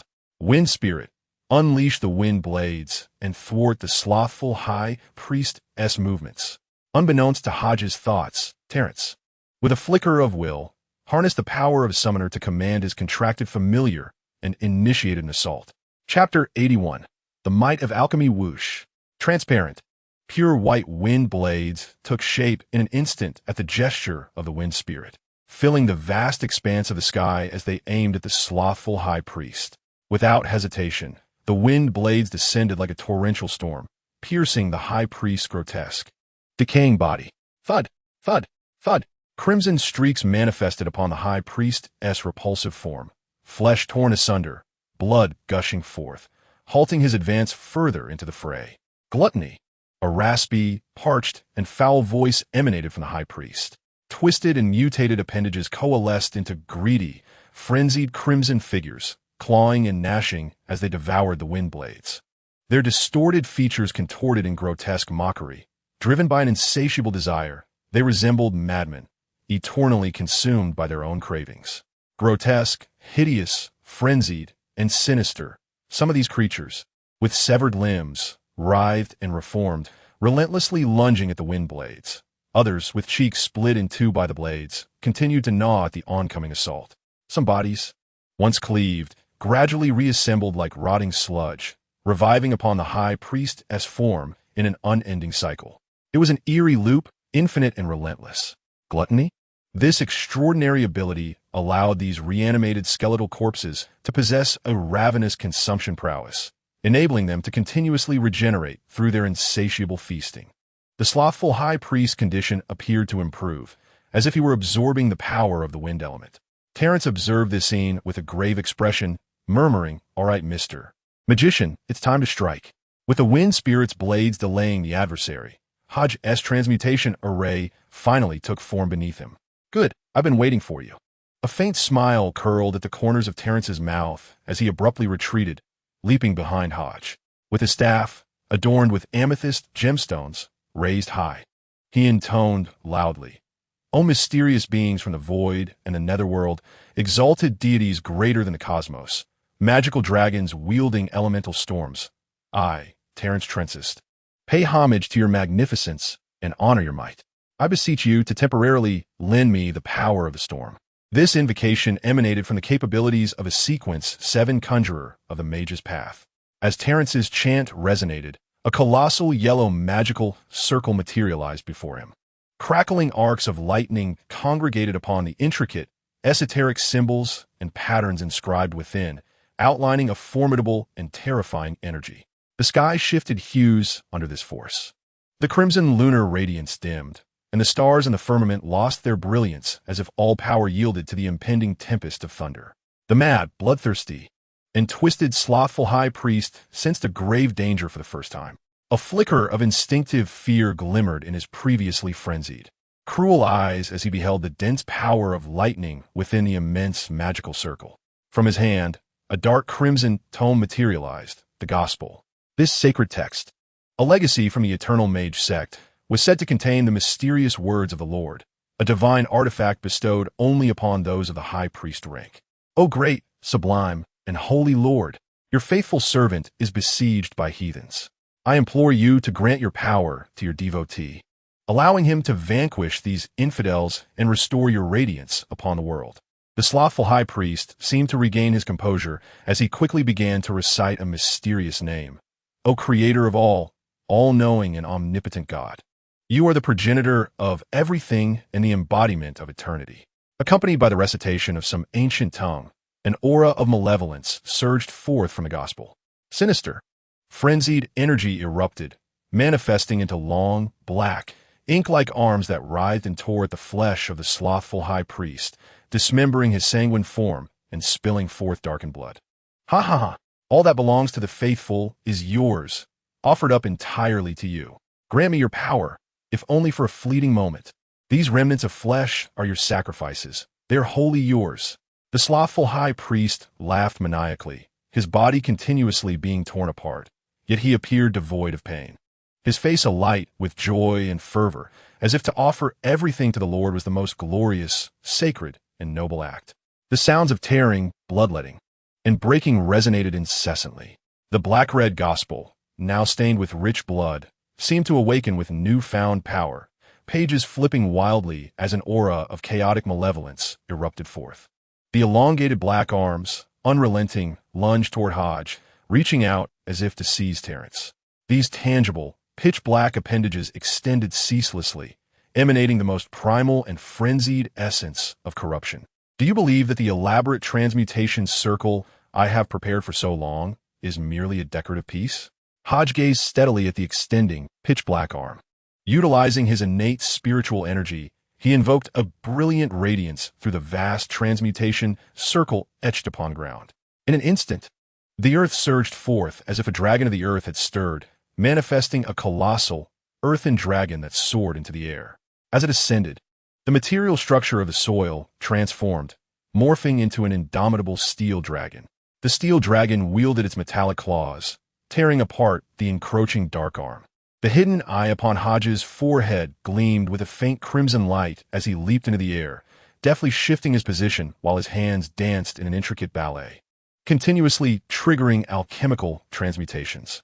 He manipulated the soil beneath him, altering its material structure to conjure a series of steel dragons, countering the grasp of the shadowy arm. Hodge, a rank 9 alchemist, possessed not only the extraordinary ability to discern herbs, but also the unique skill of alchemy. Alchemy serves as the foundation for casting spells and constructing magical arrays. It operates under the principles of rules and limited costs, allowing for the creation of transmutation circles through equivalent exchange to modify material structures. Generally, transmutation circles lack formidable combat prowess, as few utilize this ability for battle. Alchemists primarily strive for advancement to rank 8 magic apprentices, seldom recognizing the combative potential of transmutation circles. After all, they merely alter material structures, and in comparison to the swift incantations wielded by rank 8 magic apprentices, elemental magic seems vastly superior. However, such perspectives are foreign to Hodge, a traveler from another world, who claims that alchemy can only transform matter, that it is solely functional and devoid of combat strength, who asserts that transmutation circles exist solely as auxiliary tools, incapable of engaging in battle. In Hodge's view, metallic transmutation and equivalent exchange constitute divine skills, representing one of his most potent means of accessing essential power at a lower rank. Chapter 82. Abyssal Darkness and Invisibility. The might of alchemy is severely underestimated.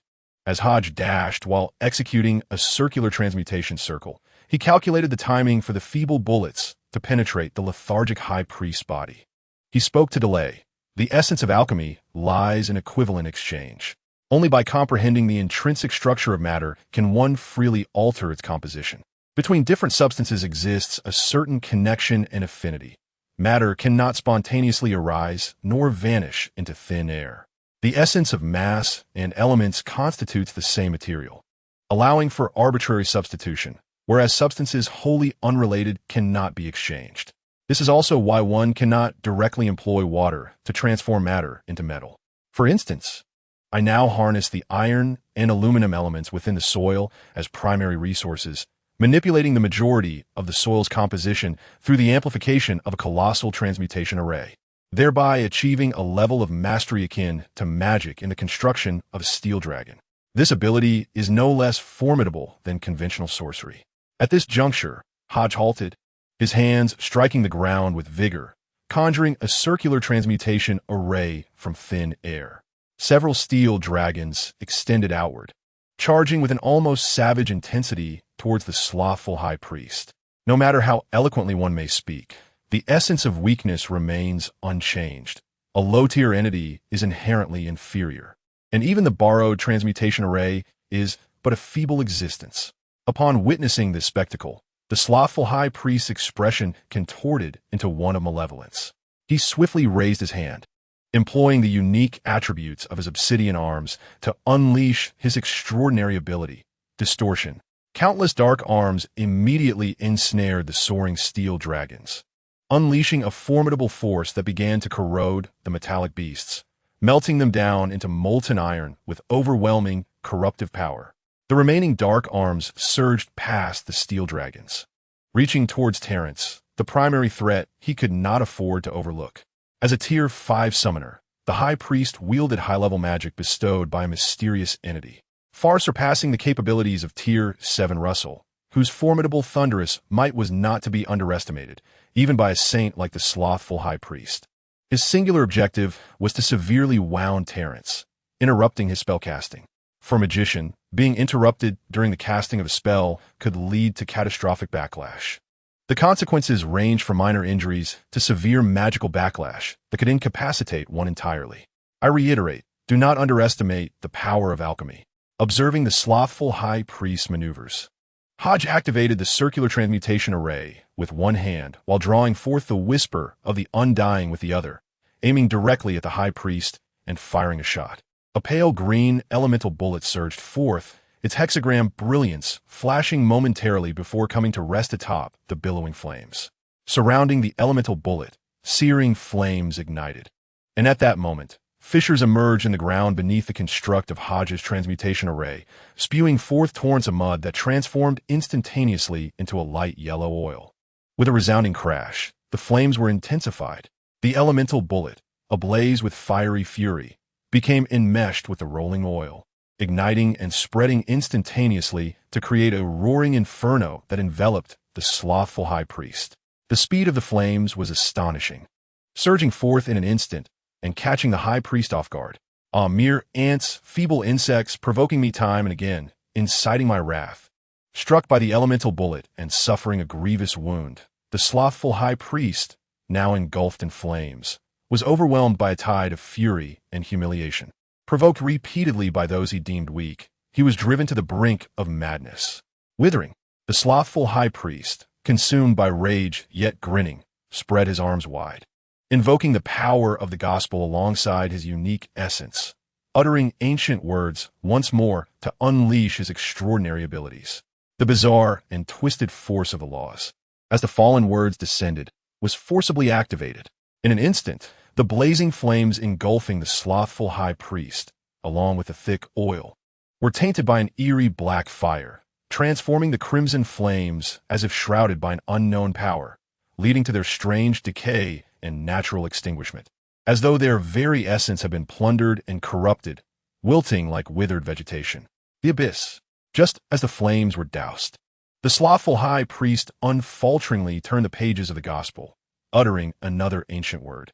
In a heartbeat, boundless darkness enveloped the entire violet garden. The radiance of flames, the scarlet glow of the moon, the brilliance of countless stars, the light of torches and lanterns, the illumination of magical circles, and the arcs of lightning, all at that moment seemed to be forcefully seized by an invisible power. For a fleeting moment, Hodge felt as though he had entered a pitch-black void. Yet soon, he realized that this was the extraordinary ability of the slothful high priest, and not the dark space with 13 archaic doors. Suddenly, a surge of intuition struck Hodge. Sensing an acute danger, without hesitation, he instinctively rolled to his right, tumbling away. Boom! The fierce sound of something slicing through the air grazed the spot where Hodge had just been, crashing down with a thunderous impact. Hodge's expression changed slightly. Had he been a moment slower, that pitch-black arm would have struck him directly. Although Hodge briefly possessed the ability to contend with the slothful high priest through the immense transmutation array and the principles of equivalent exchange, these were all external forces, illusions. At his core, he remained the frail Sequence 9, a mere novice recently inducted into the mysterious world. In contrast, his adversary was a high-ranking superpower, their combat prowess. Esoteric knowledge and mastery of extraordinary abilities were not on the same plane. The slothful high priest could afford to fail countless times. He could heal his wounds and employ the dark and mad to influence Hodge, driving him to insanity and chaos, or even strike him down outright. However, Hodge could not afford a single failure. Just as in their first encounter, one misstep could cost him dearly. Being struck once would render him utterly powerless, perhaps even leading to his demise on the spot. In this environment where the enemy was concealed and he was exposed, Hodge contemplated the severe disadvantage he faced. His first instinct was to employ the insight of the secret eye to discern the location of the slothful high priest. Yet, he quickly discovered that in this vision-deprived realm, even the unique sight of the secret eye struggled to manifest its efficacy.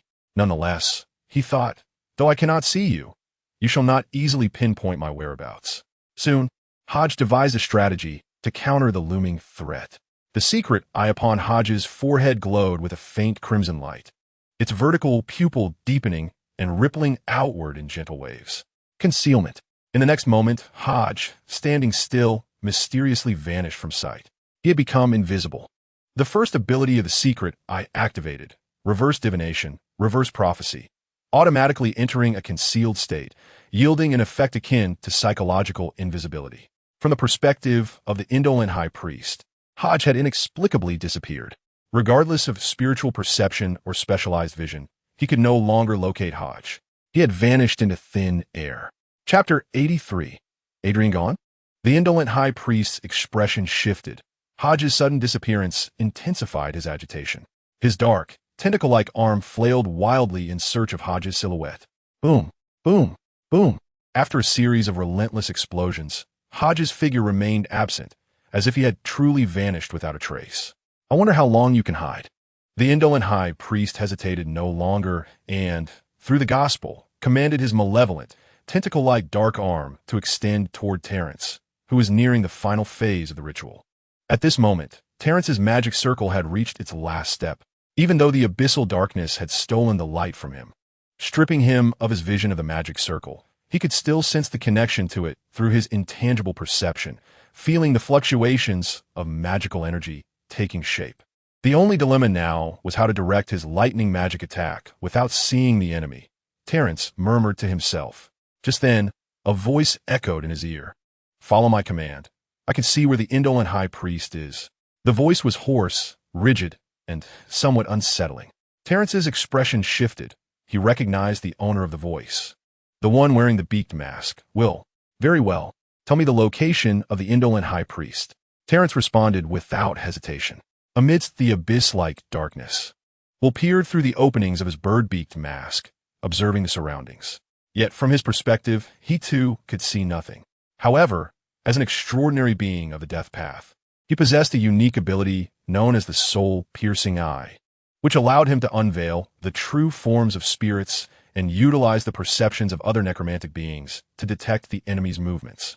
A swarm of diminutive, crimson-eyed white mice emerged from the swirling mounds of earth, peering around, and through their keen sense of smell and dark perception, gradually homed in on the indolent high priest. The source of it all, these small, skeletal mice, known as white pearl mice, are a peculiar species dwelling in the underworld, adept at burrowing and treasure-seeking. Having lived for ages in the pitch-black depths, their instinct for survival has honed their abilities of scent and dark perception. Utilizing their abilities, a peculiar glimmer flickered in Will's eyes as he gradually delineated the position and actions of the Sloth High Priest through their interconnected perceptions. Quickly evade. He is about to strike. Will urgently warned, having just analyzed the High Priest's movements. What? Terrence's expression shifted dramatically. Will's warning was too abrupt, and his magical ritual had already reached its penultimate stage. To halt the incantation now and evade the impending attack would be tantamount to suicide, as the backlash from the magic could leave him grievously wounded or even dead. This high-level spell was drawn from the power of a mysterious entity, and any backlash would result in a catastrophic loss of control due to high-level pollution of his essence. Do not worry, I will handle this.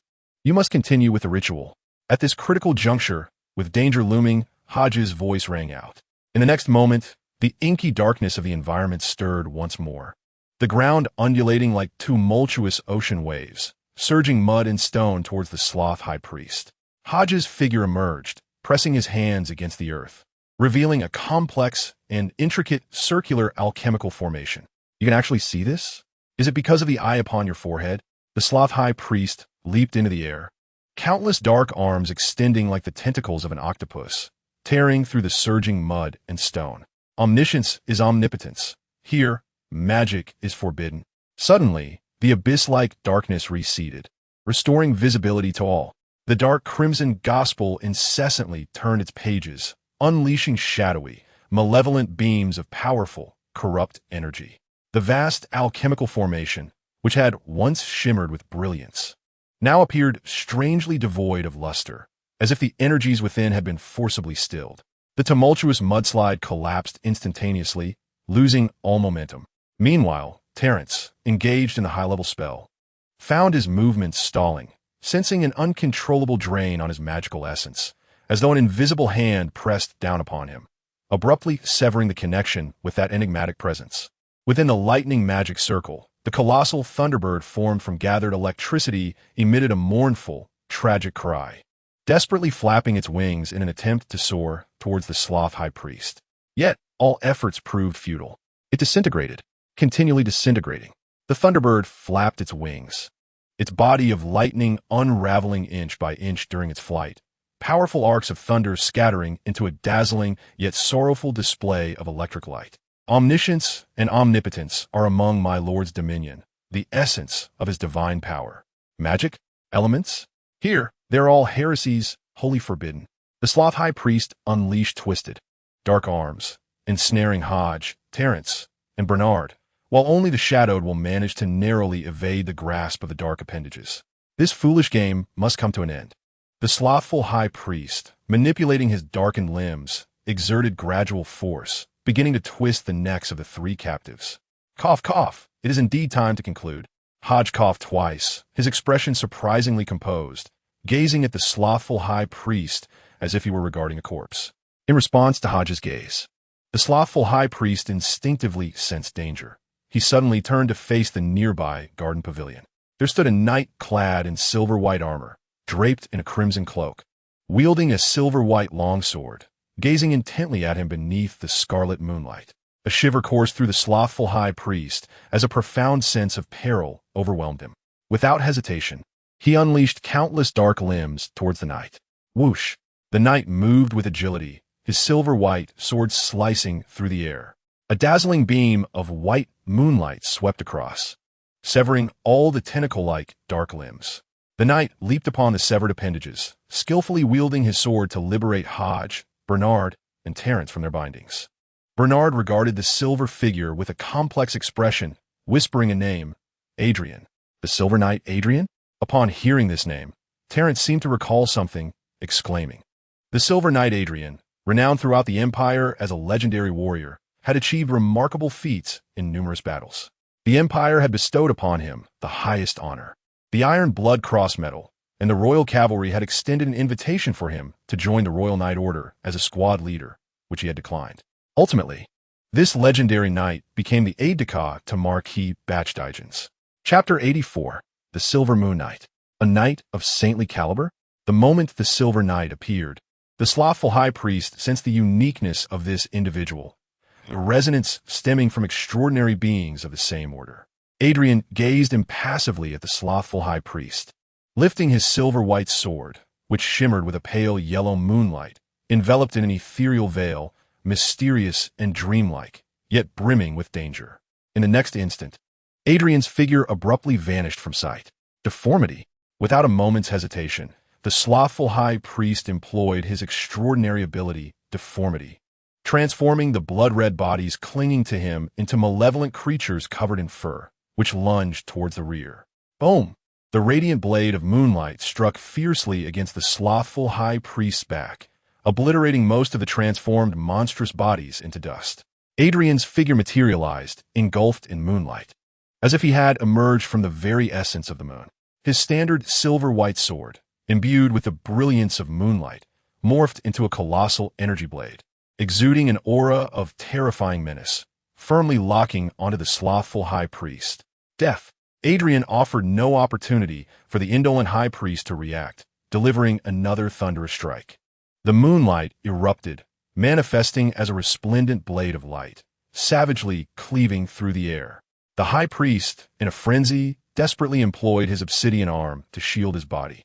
Yet he was still struck down by the blow, sent sprawling. The gospel incessantly turned its pages, twisted crimson words swirling forth, coalescing into a bloody decree. Violence is prohibited here. Disregarding the constraints of the gospel, Adrian continued to wield his silver-white greatsword, unleashing a dazzling lunar radiance as he struck once more. In an instant, the gospel erupted with a tide of corrupted black energy. Countless souls and malevolent entities surging forth to envelop Adrian, seemingly intent on devouring this rule-defying intruder. Obey the rules? That does not belong to the path of giants. With a cold sneer, Adrian uttered an ancient word in Romandian, break the demon. A deep crimson aura surged forth from the brilliance of the moonlight. A force savage, untamed, primal, and frenzied, erupted from Adrian, akin to a wild beast unleashed, unbound by any constraints or limitations. It forcefully shattered the encroaching tide of corrupted black energy. The effect of breaking the demon is a talent inherent to the giant lineage, a facet of the knightly path, the most brutal and unreasonable of abilities. This power allows one to disregard and shatter rules, tearing apart all constraints with primal might, wielding pure strength and terrifying destructive force to dominate and obliterate all. Amongst peers of similar rank, no path's rules can restrain the extraordinary of the knightly path. This is why in ancient times, giants ascended to thrones and achieved true divinity, because they were simply too formidable, too difficult to vanquish. Adrian surged past the black energy that sought to consume him, continuing to wield his silver-white greatsword with unrelenting ferocity against the indolent high priest. 1 strike, 2 strikes, 3 strikes. The relentless blows pounded against the high priest's body, cleaving through crimson blood and decaying flesh. Once a figure of unassailable dominance, the high priest now resembled a mere sandbag, enduring the wrath of Adrian, the knight. Each of the high priest's attempts at resistance was shattered by Adrian's even more terrifying assaults, rendered utterly ineffective by sheer brute force. So dominierink, so rogueless, so savage. Observing this frenetic style of combat, Terence quietly stowed away his staff, shaking his head in disbelief. Truly formidable. Is this the combat style of a knightly path? To engage in relentless melee, utilizing one's own powerful physique, delivering continuous strikes without affording the opponent a moment's respite until the foe is vanquished? Hodge sealed the secret eye upon his forehead as his body began to succumb to paralysis. He retrieved a pre-prepared potion from his pocket and swallowed it in one swift motion, alleviating the creeping effects of numbness. The abilities granted by the secret eye were indeed remarkable, yet the accompanying adverse effects were equally staggering. While the paralysis could be mitigated through the potion, the sensory deprivation that followed was unavoidable and must be endured. Had Adrian delayed any longer, Hodge would have been compelled to resort to petrification, sensory deprivation, and dream theft. Each of these abilities bore terrifying side effects, particularly for one of his low sequence, as invoking them against extraordinary beings of the saintly tier could lead to catastrophic backlash, rendering him incapable of combat. The secret eye possessed 4 distinct abilities. The first was secrecy and unobservable, physical invisibility that allowed him to elude the perception of the lethargic high priest, preventing his unique traits from being discovered by others.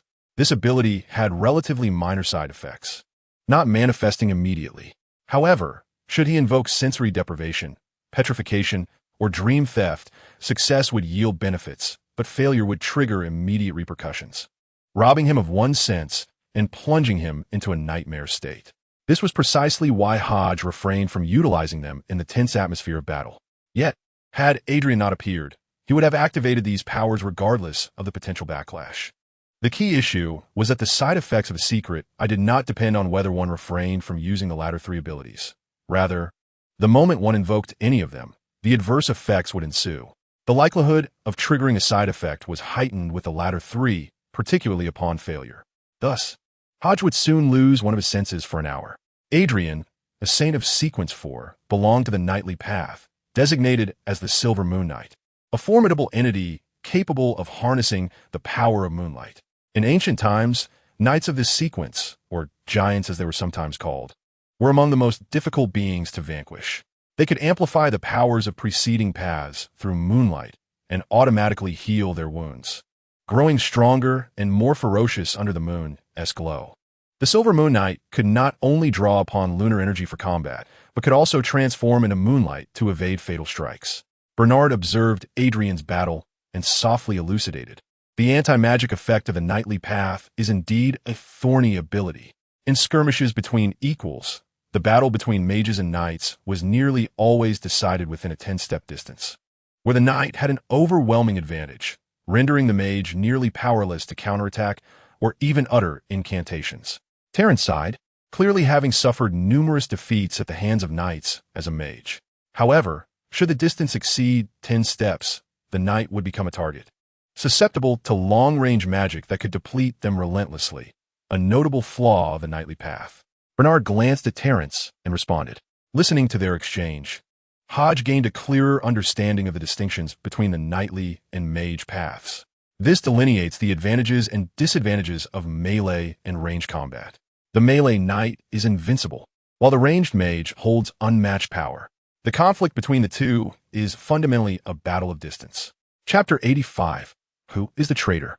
The span of 10 paces delineates the precarious line between life and death. A competent knight, prior to engagement, will invariably close the gap to ensure the ability to strike the adversary. Conversely, a proficient mage must first ascertain the distance required for casting spells and the safety inherent in performing ritual magic. This is precisely why Terrence refrained from employing high-level magic until the very end. Only after Hodge had solidified his formation and secured his safety did Terrence dare to unleash such potent spells. Otherwise, as he had previously articulated, once engaged at close quarters, a mage's capabilities in melee are woefully inadequate, rendering them unable to compete effectively. Moreover, the opponent is a holy being from the monster path, replete with deformities and viruses, and should one be contaminated in close proximity, it would almost equate to death. Now, can you elucidate the reason? Why did Adrian arrive so late? What has he been doing? What do you mean by saying the time has not yet come? Terrence cast a sidelong glance at Hodge, anticipating his response. To be candid, Terrence has harbored considerable perplexity regarding the machinations of this Marquis as son. First and foremost, if he is to orchestrate everything, knowing that formidable enemies are encroaching, why did he not alert the church, the military, the Knights' Hall, and the Mage Association to dispatch their strongest forces to lay an ambush in advance? Furthermore, as the son of a Marquis, why does Hodge take the lead and serve as bait, while Marquis Bach, ostensibly a holy-level powerhouse, remains conspicuously absent? Does he not fear for his son's life? Lastly, the appearance of the aide Adrian only at the critical juncture further perplexes Terence. What has he been engaged in at such a pivotal moment? What could possibly be more significant than safeguarding Hodge, the Marquis' son? Upon hearing this, Bernard also turned his gaze towards Hodge, grappling with his own curiosity. On one hand, he was puzzled and bewildered, unable to comprehend why Adrian and Bach had not yet revealed themselves. On the other hand, he was confounded by the fact that, given Marquis Bach was already privy to the Empire's secrets and aware of this invasion, why did he not seek assistance from other factions or decisively eliminate these foes? 4 holy beings, for rank 4 powerhouses, may appear formidable and challenging to confront for others. Yet Bernard firmly believed that for Bach Dickens, this Marquis and former legend of the Empire, there must be more than one method to resolve the situation. He should not be in such dire straits. Unless, of course, he was initially unaware of the matter. Otherwise, the forces he could muster should easily vanquish 4 rank for holy beings. The unfolding of events has indeed taken him by surprise. At this moment, the figure of Dr. Birdbeak will emerge from the shadows, supporting Hodge.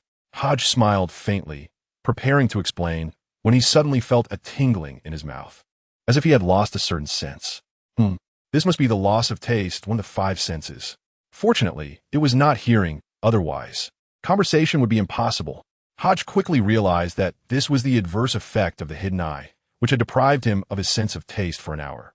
The 5 senses consist of sight, hearing, smell, taste, and touch. Undoubtedly, the most impactful are sight and hearing. Losing either one during combat can be extraordinarily perilous, especially if it occurs suddenly, potentially leading to Hodge's demise. This was precisely why Hodge had hesitated to employ the latter 3 abilities. In a confrontation with the indolent High Priest, suddenly becoming blind or deaf would spell disaster. As for taste and smell, their impact in battle is comparatively minimal. As long as one is not specifically targeted through those senses, losses are nearly negligible. Touch, however, is a form of perceptual ability and, to some extent, a precursor to danger. The absence of tactile sensation can be both significant and trivial. Lacking the sense of touch means losing the ability to feel pain. Hodge had heard in his previous life of individuals who, due to an absence of pain sensation, bled without realizing it, ultimately succumbing to even minor wounds. The absence of touch can dull one's vigilance, rendering one oblivious to danger, which is profoundly terrifying. With Adrian's arrival, it signified that reinforcements from the Knights' Hall and the Mage Association had likely arrived as well. Hodge suppressed the unusual sensation of losing his sense of taste and spoke softly. Terence furrowed his brow slightly before relaxing and remarked, "The reason Adrian has not appeared is that he has gone to assist the reinforcements from the Knights' Hall or the Mage Association." Indeed, Hodge nodded, observing the 2 combatants not far away. Adrian, a rank 4 saint and a Silver Moon Knight of the Knightly Path, possessed the ability to break all limitations and rules. He was perfectly suited to dismantle this shadow veil and allow the reinforcements to enter. Of course, the power of this sealed object exceeded my expectations. However, I was not entirely unprepared.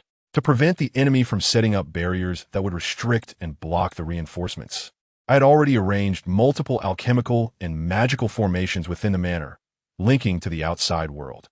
Although the shadow veil forcibly obstructed communication with the outside, in such a vast area, there would inevitably be weak points.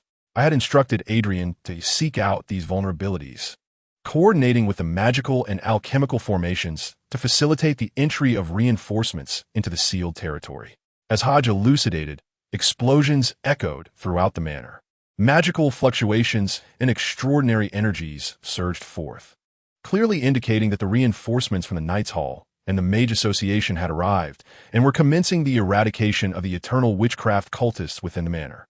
Meanwhile, concealed among the trees, the slumbering lady observed the scene before her, her countenance shrouded in a veil of somber melancholy. How could this affair have come to light? Whose misstep had led to this predicament? Was it the eternal sorcery sect, the elite of the Salem Empire, or perhaps a traitor from Mechanical Pontificate? The slumbering lady's initial suspicion fell upon the internal factions of the eternal sorcery sect, for it was a congregation predominantly composed of lunatics, devoted to the worship of ancient malevolent deities. In such a deranged sect, Any unforeseen development would hardly surprise her. Next, her thoughts turned to the high-ranking officials of the Salem Empire. The ramifications of this matter spanned a considerable breadth, and among the imperial hierarchy, there were certainly more than a few privy to the situation. If news had leaked, it was indeed plausible. The traitor from the mechanical pontificate also occupied her considerations. For a person capable of betraying their own faith held little credibility. Deep down, the slumbering lady understood that her own sect too bore the potential for leaks, yet instinctively, she hesitated to cast suspicion upon her brethren, particularly since the fruition of this endeavor was sanctioned by the organization itself, rendering the likelihood of internal treachery almost negligible. They were so close to the final step. Cursed be the fates. She could only retreat for the time being. With a heavy sigh, the slumbering lady silently stowed away her necklace adorned with black pearls, preparing to depart. At that moment, a gentle voice reached her ears. Believer of the night, what brings you to the land of the divine benefactor? Chapter 86. The dream thief. The slumbering lady's pupils constricted slightly. Without hesitation, her form became ethereal, merging seamlessly into the shadows, vanishing from the branches above. In the next instant, she reappeared amidst the grass a dozen meters away. Lady, reveal your intent, commanded a resplendent figure, radiant in golden light, who manifested not far from her. Clad in the robes of a cardinal, the newcomer possessed golden hair and azure eyes. With a rounded visage, a prominent nose, and a countenance devoid of wrinkles, exuding a gentle demeanor.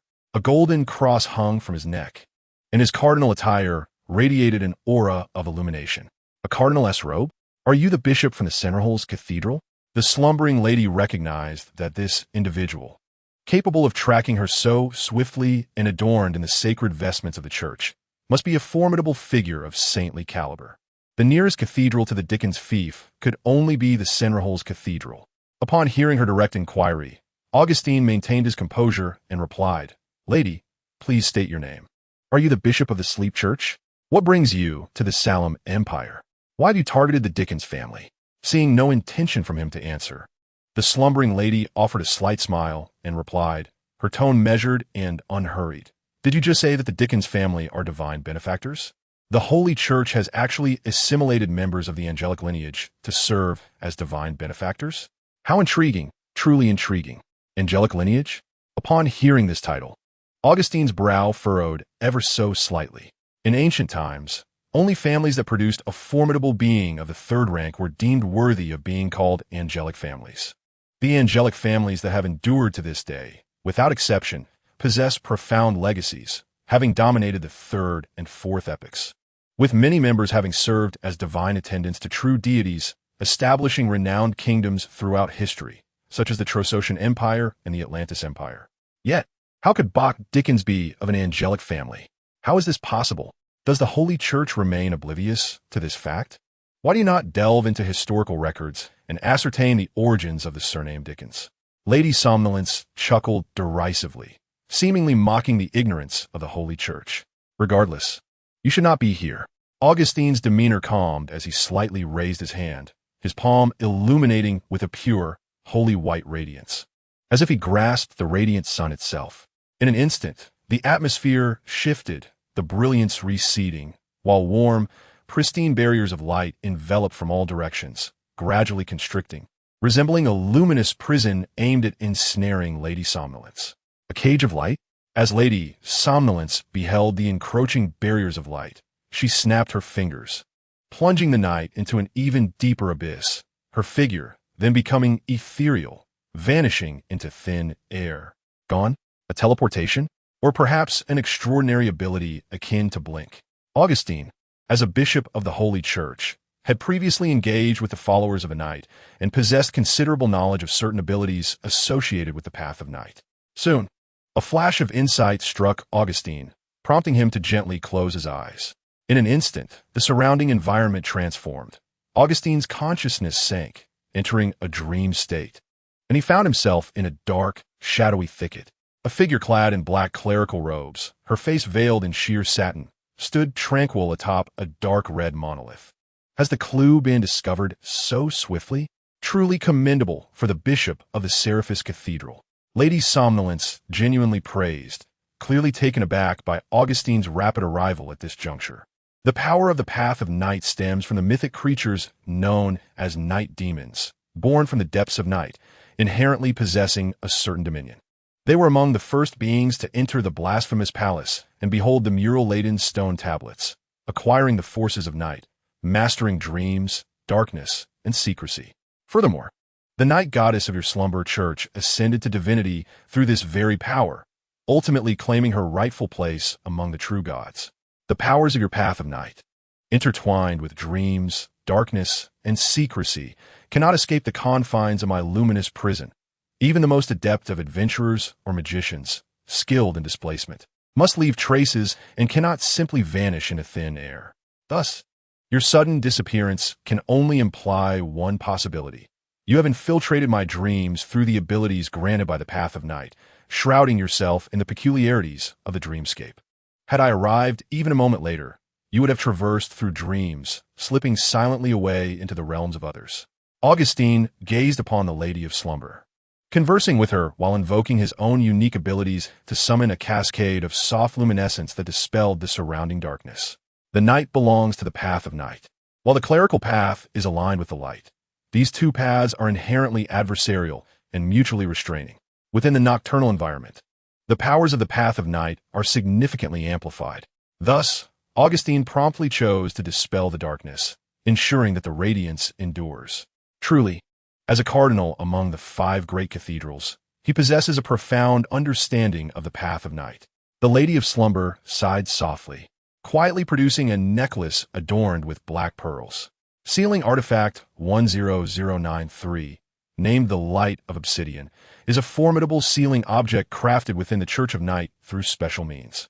Endowed with omniscience and omnipotence, capable of assisting its wielder in manifesting various extraordinary abilities at will.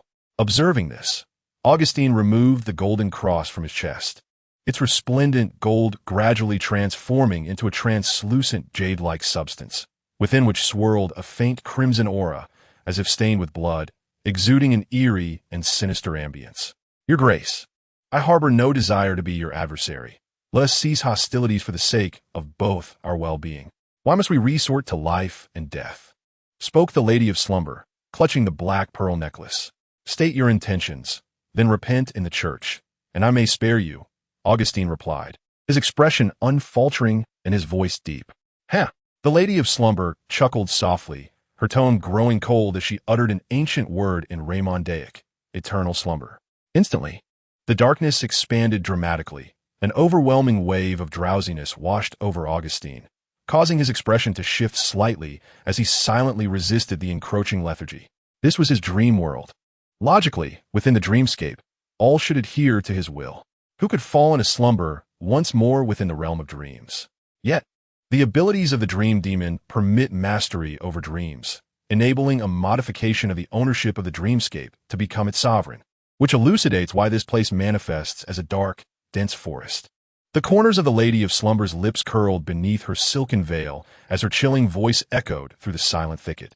The 6th sequence of the Path of Night is known as the Dream Thief, capable of stealing the dreams of others and slaying their hosts within the dream, inflicting relentless nightmares that utterly shatter the host's psyche, achieving a death that is imperceptible.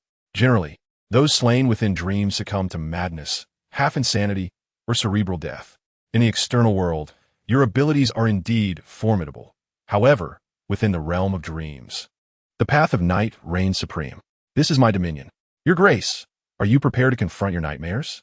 Chapter 87, Nightmare. Nightmare? Is it truly possible with your strength?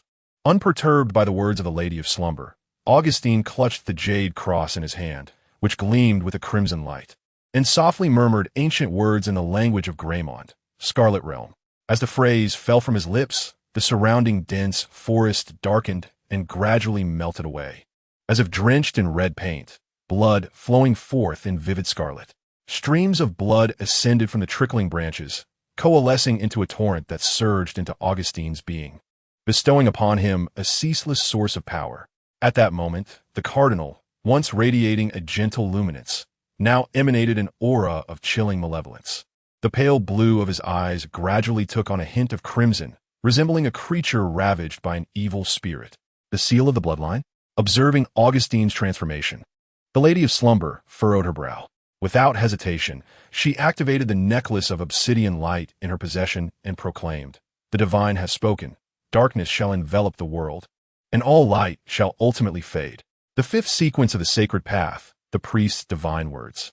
Utilizing the sacred scripture and the tenets of her faith, she sought to alter the surrounding laws, achieving the effect of her words manifesting into reality. In an instant, a formidable force of darkness severed the glimmer created by Augustine, relentlessly devouring the blood-stained forest. The darkness loomed like an unfathomable abyss, progressively consuming all, striving to transform the world into absolute darkness, the essence of the void. The blood moon.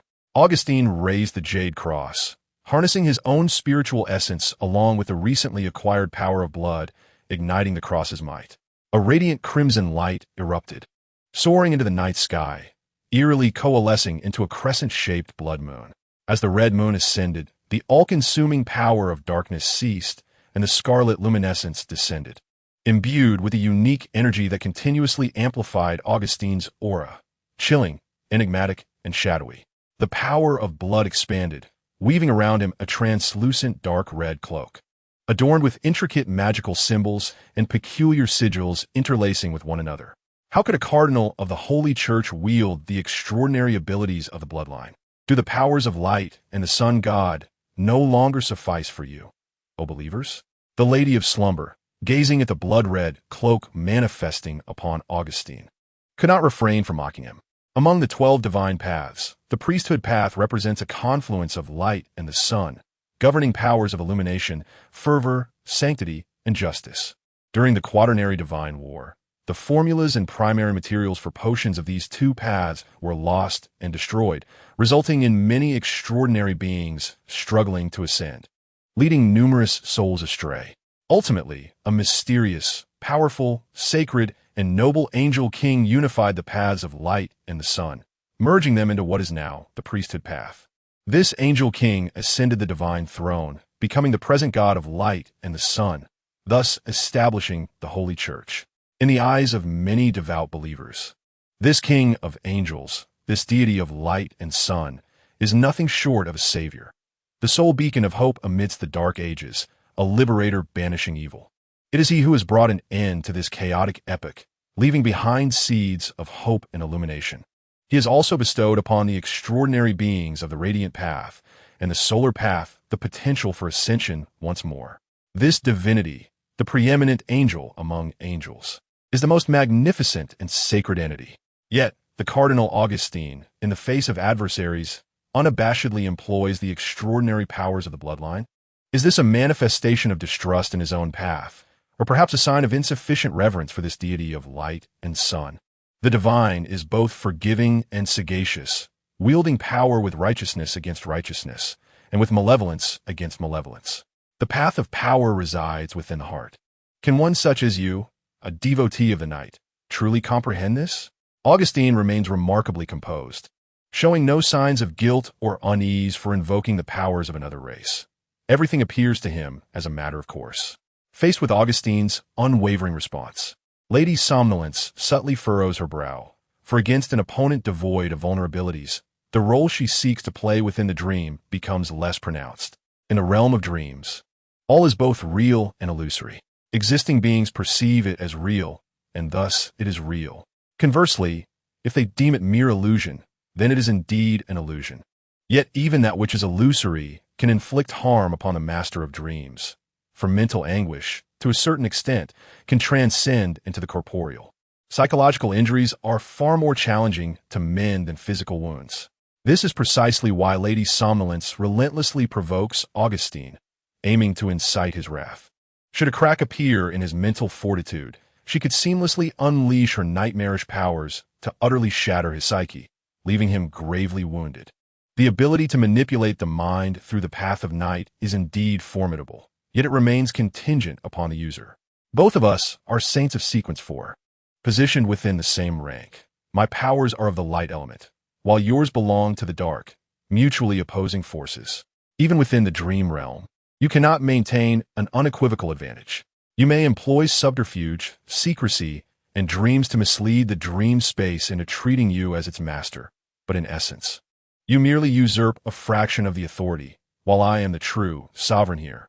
Initially, you sought to flee directly. Thus you refrained from exerting too much control over the consciousness of this space. When the blood moon ascended, your intent to harness the darkness to engulf this realm was entirely extinguished. The light of the blood moon shall endure, illuminating the night, and with its blessing, I can endlessly cast spells of the light element until you are utterly vanquished. Augustine seemed to have discerned the intentions of the Lady of Slumber and responded with remarkable composure. Ah, Your Eminence, I must concede that I underestimated you. As a saint of the Holy Church, your insights and abilities are indeed commendable. The Lady of Slumber first lauded Augustine's prowess, but then her tone shifted to one of icy coldness as she raised the black radiance in her hand and declared, from this moment forth, I shall regard you as my adversary and will unleash my full might against you. Without granting Augustine a moment to react, she recited an ancient word in the language of Gremond, nightmare. In an instant, the surrounding environment transformed. The dark forest vanished, replaced by a serene and tranquil village. At this moment, a blood moon hung high in the sky, casting a deep night upon the land. Voices of discord erupted from within the village as numerous villagers emerged from their homes, brandishing torches. Following a fierce struggle, a rugged man clad in coarse linen was bound tightly by several villagers and affixed to a cross, surrounded by a pile of kindling. The villagers, their expressions devoid of warmth, stood with torches in hand, gazing coldly at the man. Before him stood a mother fiercely clutching her squirming little boy, covering his eyes with her hand while whispering urgently, do not look, close your eyes, my child, do not gaze upon your father. The little boy, struggling vehemently, seemed to grasp the gravity of the situation, repeatedly calling out for his father. Augustine, amidst the crowd, witnessed this scene, his pupils narrowing, his expression a complex tapestry of emotions, and his fists clenched unconsciously. Chapter 88. Painful Memories. Saint Aurelius, you practice the art of demons steeped in sin. On behalf of all the villagers, I hereby put you on trial. After collective deliberation, we have resolved to condemn you to the flames, declared an elder with a staff, his gaze fixed coldly upon the man on the cross. Do you accept this verdict? The man upon the cross, golden-haired with piercing blue eyes and disheveled locks, replied with a mocking laugh, What is the art of demons? It is merely the fear of extraordinary power that plagues you. The extraordinary abilities of the solar path are radiant with justice, as you have all witnessed. How could they possibly be deemed the art of demons? Mortals tremble before divine might, venerating the gods in hopes of protection. Yet today, the powers of light and justice are branded as the art of demons. This is the greatest irony. The elder's countenance darkened as he regarded the man, replying coldly, the solar path has long been lost. Its practitioners descend into madness, self-immolating in flames to purify all. The extraordinary ones of the solar path have brought naught but calamity to this village. Those who embrace the solar path are heretics, potential madmen. Saint Aurelius, as a missionary, you should understand this better than anyone. Why aspire to become an extraordinary being of the solar path? In response, the man named Saint Aurelius chuckled softly and remarked, Have you heard of the Holy Church? The presence of the sacred church has merged the paths of the sun and light, designating it as the path of holy orders. All extraordinary beings of the sun path may enter this realm through transformation, becoming extraordinary figures of the holy orders, free from madness and aberration. Heresy. Such a notion is unfathomable. How could such a thing exist in the world? You have lost your mind, utterly lost it. Someone set fire to him. The elder, clutching his staff, seethed with rage, extending his frail, bony finger and commanding with a harsh voice.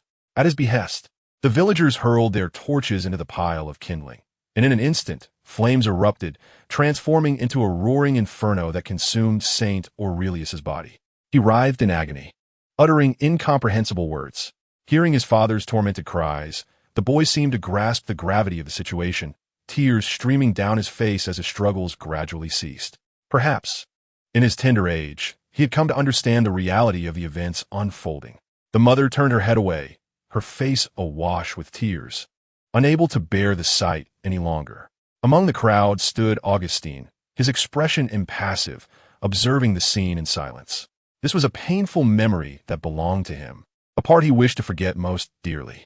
Due to the potion of the sun path, his father, Saint Aurelius, was condemned as a sinner in the village, executed by fire in the presence of the villagers.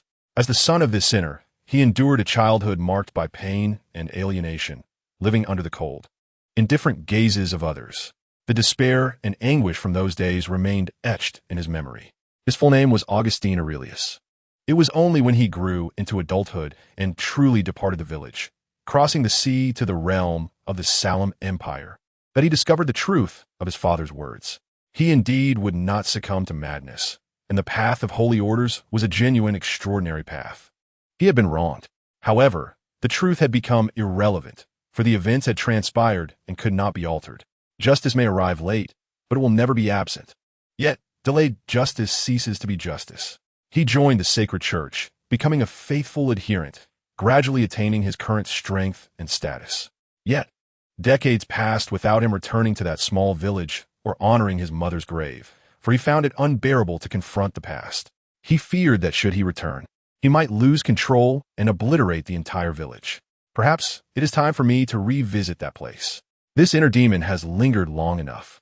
Augustine took a deep breath and raised his hand, as pure holy light enveloped everything before him, shattering those images into countless sparks.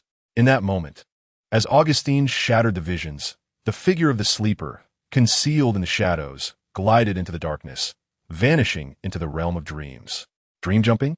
She has escaped into the dreams of others. The abilities derived from the dream demon are indeed bothersome. Augustine murmured quietly to himself, deciding not to pursue any further. The realm of dreams served as the dominion of the night, where the devotee of darkness had already gathered her nightmarish visions. Within this dreamscape, she could continuously wield her nightmare abilities, ensnaring herself in illusions. Frequently, confronting anguish and despair could jeopardize one's state of mind, potentially leading to a loss of control. At such a juncture, the outcomes could prove to be more detrimental than beneficial. Moreover, through his encounters, Augustine had ascertained the opponent's prowess, a sequence for saint, possessing an incomplete mythical form of a dream demon. Should both parties engage with full force, the dream demon within this realm would receive substantial enhancements. His mythical form was ill-suited for combat in the dream domain. In this interplay of strengths, Augustine recognized the difficulty in capturing a dream demon intent on fleeing. Outside the manor, the mechanical heretic bishop, Johannes, was hastily approaching when he suddenly sensed the fierce battle within. Something was amiss. An unexpected surge of extraordinary beings had appeared. Were they purging the followers of the eternal demon sect? Could this be the hidden reserves of Marquis Dickens? Johannes' expression turned grave as he muttered to himself, retrieving a mechanical monocle from his pocket and affixing it to his left eye. Through the faintly crimson lens, the distant scene gradually became transparent, revealing the contours of the manor. A multitude of small points, red, black, and blue, collided incessantly, with the number of black points plummeting, indicating a one-sided struggle. A crisis had arisen. Damn it! How could there be so many extraordinary beings all of a sudden? Was it a premeditated scheme or a trap? What the Sloth High Priest and that woman, along with the blasphemer, were they? Had they been detained? Johannes scanned the luminous points, searching for the Sloth High Priest and the others. Soon, in the direction of the Golden Violet Manor, he spotted the retreating black points, their deep hue intermingled with chaotic tendrils, emanating an aura of madness. In contrast, the white points engaged in battle radiated a soft yellow glow, swelling in size and clearly gaining the upper hand. Was the Sloth High Priest on the verge of defeat? Why had that woman and the blasphemer not made an appearance? Had they abandoned their pursuit for the treasures within? No, something was amiss. It was time to withdraw. Johannes resolved to retreat immediately. The Sloth High Priest was in such a dire state, and the two had not intervened, indicating one of two possibilities. Either they too were in peril, rendering them incapable of action, or circumstances had changed, leading them to forsake the Sloth High Priest. In either case, remaining there was unwise. Johannes turned it apart when two figures emerged before him, one man wielding a long spear and one woman clutching an emerald staff. John's pupils constricted, and his expression soured. Two saints? Chapter 89. The Heart of the Bloodline Marquis. Who are you? As he regarded the two suddenly appearing saints, Johns silently assembled the mechanical hand cannon in his grasp, transforming it from its bracer form into a formidable artillery piece. The two figures made no effort to intervene in his subtle movements. From the Knight's Hall, the Golden Knight, Grey Bevis. From the Mage Association, the Senior Steward, Merlin Diana. The man towered at over 6 feet tall, his muscular frame clad in lightweight, olive green armor, wielding a dark-hued spear. He bore the typical visage of the eastern regions of Salem, with a broad face, large, expressive eyes, light blonde hair, and violet blue irises. The woman was draped in a black wizardess robe, her hands gripping a green gem staff, her blue hair cascading down her shoulders. Her beauty was striking, her eyes a rare pale hue, exuding an extraordinary aura. Senior Steward? Golden Knight? Upon hearing these terms, John's demeanor shifted to one of grave seriousness, and his gaze toward the two began to alter. The Knight's Hall and the Mage Association stand as the two most formidable organizations within the Salem Empire, aside from the Church. Military and Imperial law enforcers. Both possess official backing, a multitude of members, and command vast resources, including numerous adept practitioners, several of whom are saints. According to their system, the Knight's Hall can achieve rank 7 through sufficient contributions, leading to the status of a Bronze Knight. Ranks 6 and 5 denote extraordinary individuals eligible to become Silver Knights, while Golden Knights are predominantly rank 4 saints. Those granted the title of Golden Knight are formidable, high-tier, extraordinary beings, even within the Knight's Hall. Following the Empire's reforms, the Mage Association introduced a position above senior mages, enjoying imperial privileges and certain advantages. This is the Senior Steward. The minimum requirement for this title is to be a senior mage, equivalent to the level of a saint. While not all senior mages are senior stewards, every senior steward is indeed a senior mage and a saint. Similar to the Knight's Hall, saints of this caliber cannot be weaklings. Only the elite among saints may ascend to the role of senior steward. The sudden appearance of two saints, both masters from the Knight's Hall and the Mage Association, led Johns to suspect that this operation may have been compromised. A trap designed to hunt us, he mused, as he tossed several small black iron pieces from his hand. Upon striking the ground, these pieces emitted a mechanical assembly sound, and under the gaze of the two, they transformed into several upright, walking miniature robots. Each raised its hands, revealing coal gun barrels aimed directly at the two figures. The pathway to creation, classified as rank 4, is known as the heart of machinery, capable of bestowing life upon ordinary mechanical objects, animating constructs into living entities that can be controlled at will. The mechanical ecclesiastical defector, Bishop Johannes. I have sought you for quite some time. After all, the bounty issued by the mechanical church is indeed substantial. Sir Grey Bevis, the Golden Knight of the Order of Knights, regarded Johannes with a faint smile before coldly articulating his thoughts. The path of creation originates from the mythic beings known as dwarves, who possess an innate talent for craftsmanship. This gift, akin to the natural mastery over weaponry bestowed by the giant path, can be inherited by extraordinary individuals through the continual consumption of magical potions. It is both an instinct and an ability. Diana Merlin, a senior steward of the Mage Association, gazed at Johannes and continued. The artifacts you control have already been reported by the mechanical church, totaling 3 in number. The first artifact is the mechanical hand cannon in your possession, designated as 10067, known as Kedar's assembly hand cannon. It possesses various capabilities, including the ability to assemble and transform at will, gather surrounding elements, emit energy blasts, and function as a mechanical arm guard.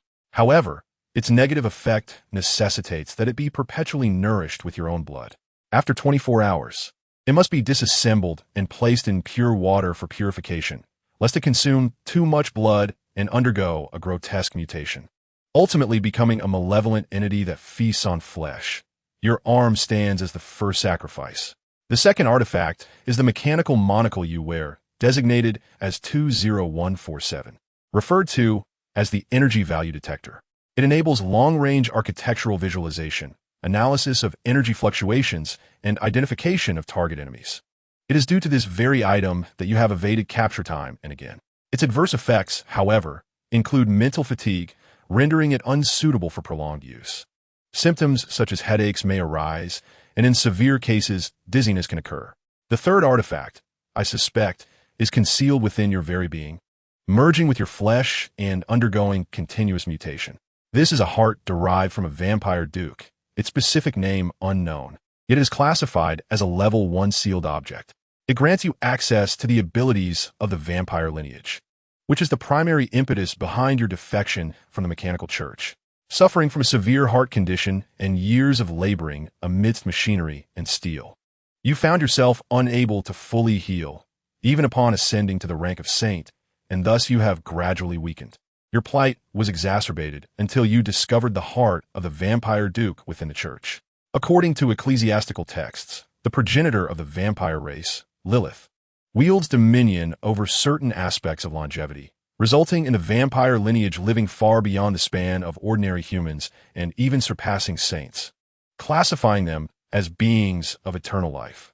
By transplanting the heart of the vampire duke, you believed you could harness the powers of the vampire lineage and rid yourself of your affliction.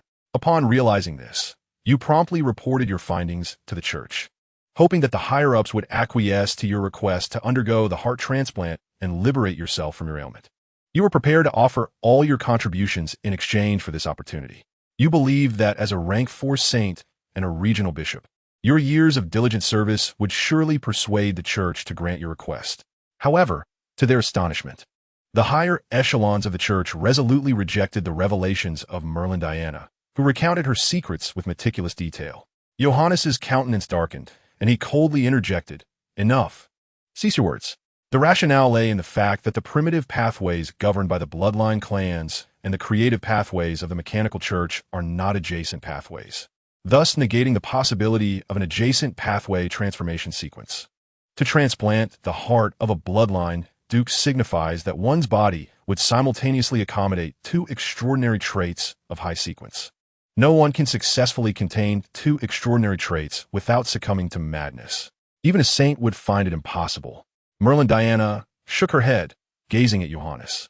You are well aware of this, yet you are unwilling to accept a future spent languishing upon a sickbed, merely biding your time until death. You possess countless aspirations, numerous objectives, and an array of weaponry you wish to forge. You refuse to resign yourself to inaction. Hence, you chose rebellion, seizing the opportunity presented by the church's higher-ups' absence. You infiltrated the depths of the church's underground palace, acquired this heart, and successfully completed the transplantation. Everyone presumed you would immediately succumb to madness and become a monster. Yet, unexpectedly, you have managed to survive intact and have even risen to prominence as a renowned bounty hunter. Your existence serves as a testament to the errors of the mechanical church's hierarchy. Your actions are a complete betrayal of faith, a betrayal of the church, which they cannot possibly tolerate. Thus, they have made your sealing item public, issued a wanted decree, and placed a substantial bounty on your head. This is a lucrative reward that even high sequences would find difficult to refuse.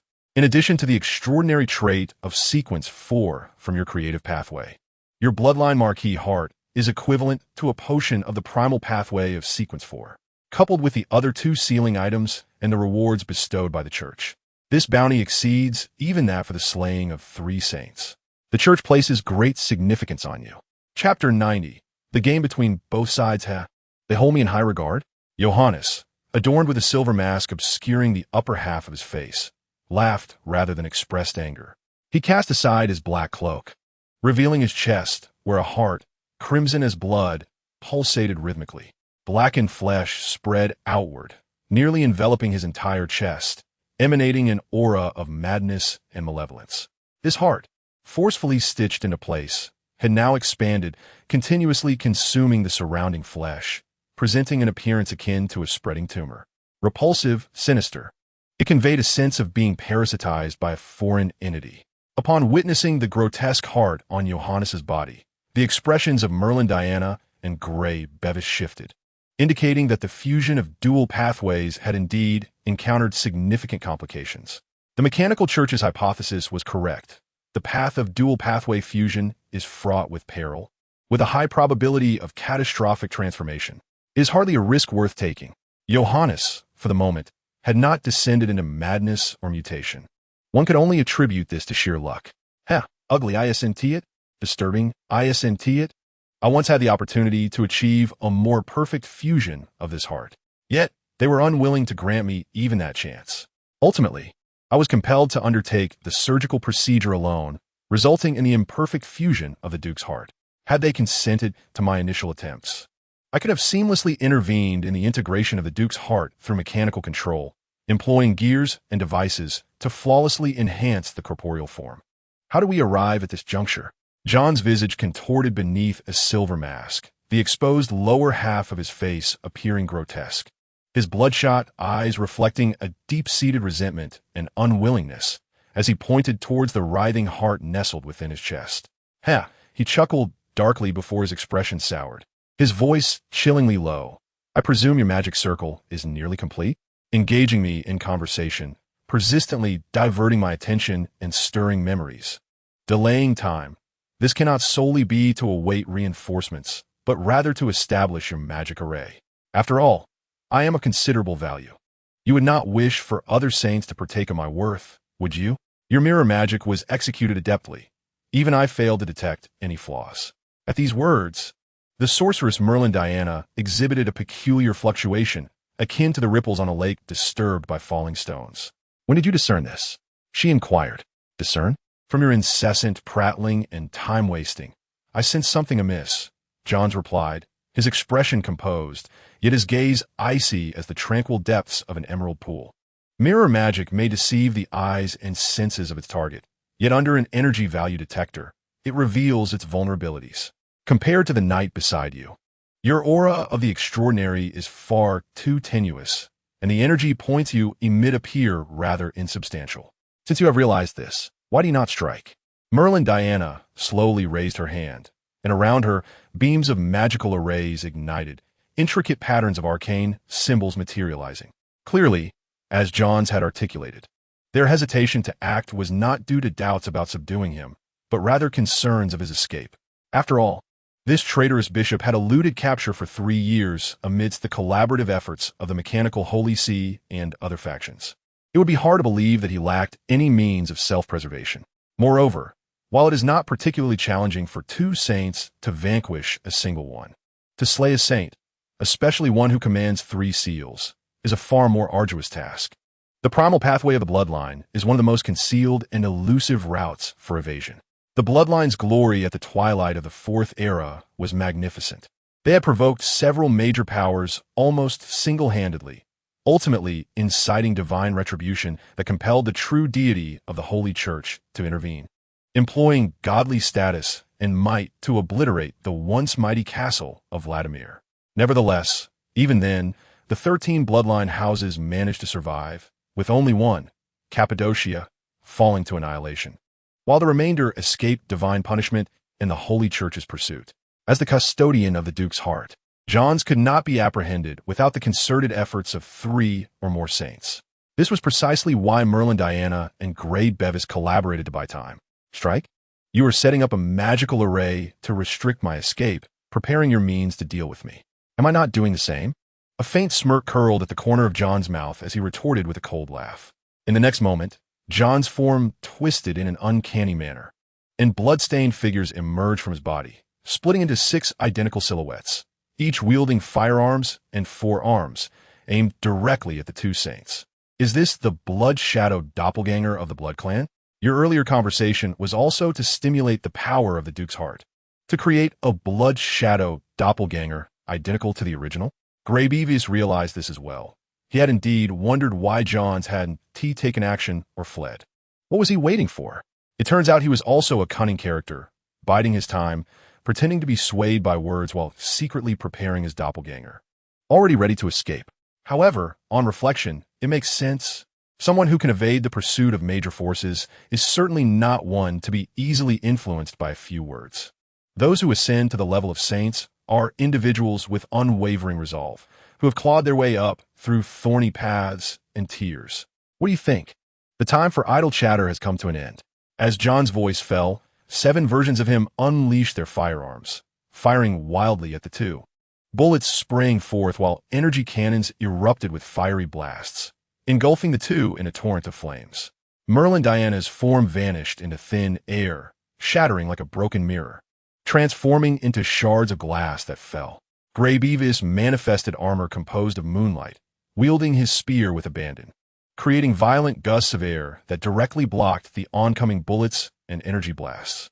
Not far away, Merlin Diana reappeared, raising her emerald magic wand, and the array of spells she had previously set up illuminated brilliantly, dazzlingly, in an instant, tracing intersecting beams of light that encapsulated the surrounding environment, sealing it completely, rendering escape nearly impossible.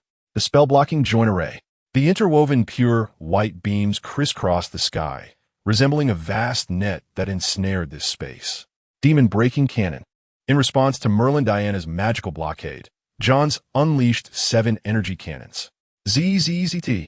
The 7 energy cannons ignited simultaneously, with each of the 7 Johns holding a handheld cannon, slowly charging energy through the gaps of the magical array. The gears around the hand cannons whirred, intricate symbols shimmering with light, as points of brilliance coalesced at the cannon's mouth, gathering formidable energy infused with terrifying magical power. At the moment it reached its critical point, it erupted with immense might. Boom! 7 beams carrying demon-breaking energy blasted forth simultaneously, converging into a single point, directly piercing through the magical blockade. Demon-breaking effect? Want to escape? Not a chance. Grey Beavis radiated with brilliance, leaping into the air to block the gaping fissure. In the 5th sequence of a knight's path, the celestial dragon rider exhibits extraordinary abilities. Soaring through the skies. Ha, Sir Knight, you underestimate me. Accompanied by a light chuckle, 7 Johns transformed into a flurry of crimson bats, surging like a tempest towards Grey Beavis. Moonlight. Grey Beavis raised his lance high, as the scarlet moonlight cascaded down, transforming into resplendent beams that crushed the flying crimson bats, reducing them to mere sanguine puddles. The blood dripped incessantly as Grey Beavis wielded his lance, dispatching the fleeing crimson bats. Under the combined force of the moonlight and Grey Beavis' strikes, the majority of the crimson bats fell, yet a number managed to escape through the crevices. Chapter 91. The outcome of the game. Beep, beep, beep. As the crimson bats vanished, the robots on the ground abruptly raised their heads, their transparent glass eyes flashing with a dual hue of blue and red, while their mechanical bodies emitted a piercing clamor. Grey Beavis furrowed his brow.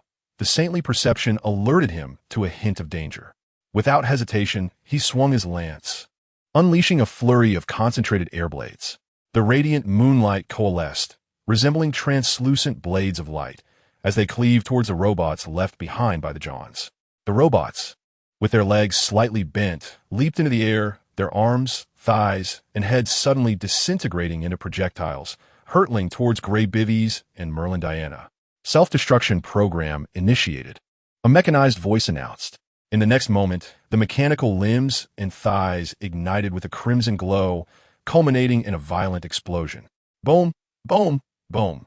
As the red light flickered, Merlin Diana raised her emerald magic staff, employing instantaneous magic to conjure multiple overlapping magical shields for her protection. In contrast, Grey Beavis' method of self-preservation was far more primitive. He braced himself against the explosions with his lunar armor. Once the incessant explosions subsided and the thick fog dissipated, the two figures emerged. Did he flee? Grey Beavis inquired, glancing at the woman shielded by layers of magical barriers. He cannot escape. The sealing of the level 0 object is exponentially stronger than the seal I set. Moreover, he has just forcibly divided himself into too many bloodbat clones to flee effectively. His current state is precarious, and those escape bats bear my tracking mark. As long as he remains within the confines, he cannot elude capture, Merlin Diana stated, raising her hand to dissolve the interwoven magical shields, her tone devoid of emotion. Did you intend for him to escape? Grey Beavis fixed his icy gaze upon Merlin Diana. He exploited the bloodbat clones to enhance the attack on the sealed object, which I had not anticipated. However, since he has shattered the sealing magic and produced so many clones, you should realize that you cannot retain him. Merlin Diana spoke plainly, stating the facts without further elaboration.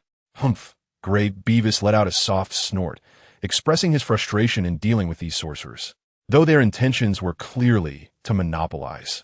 They feigned innocence, each one a master of cunning. Let them rely on their own means.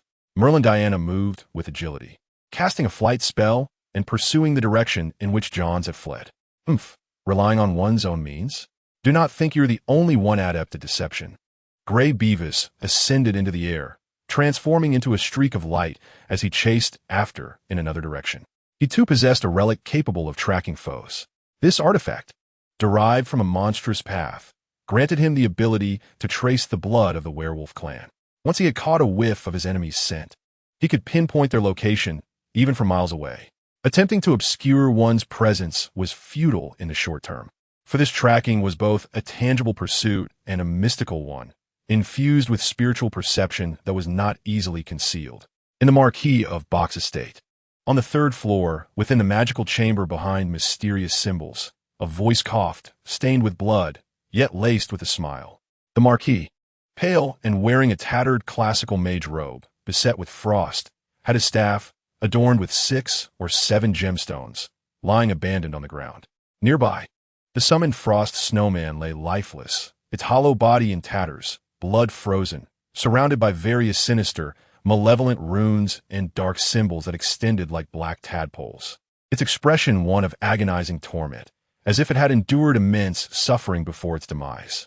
Silence enveloped the magical chamber for a moment. Then a hoarse, aged voice broke the stillness. Bach Dickens, I must admit I underestimated you. I never anticipated that, as an elemental adept, you could forcibly wield the power of a demon hunter to quell my influence.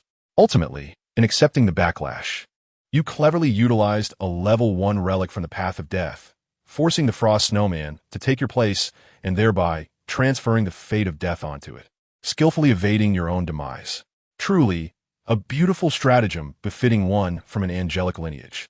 Upon hearing this, Marquis Bach wiped the blood from the corner of his mouth and replied, "This is largely thanks to my son Hodge.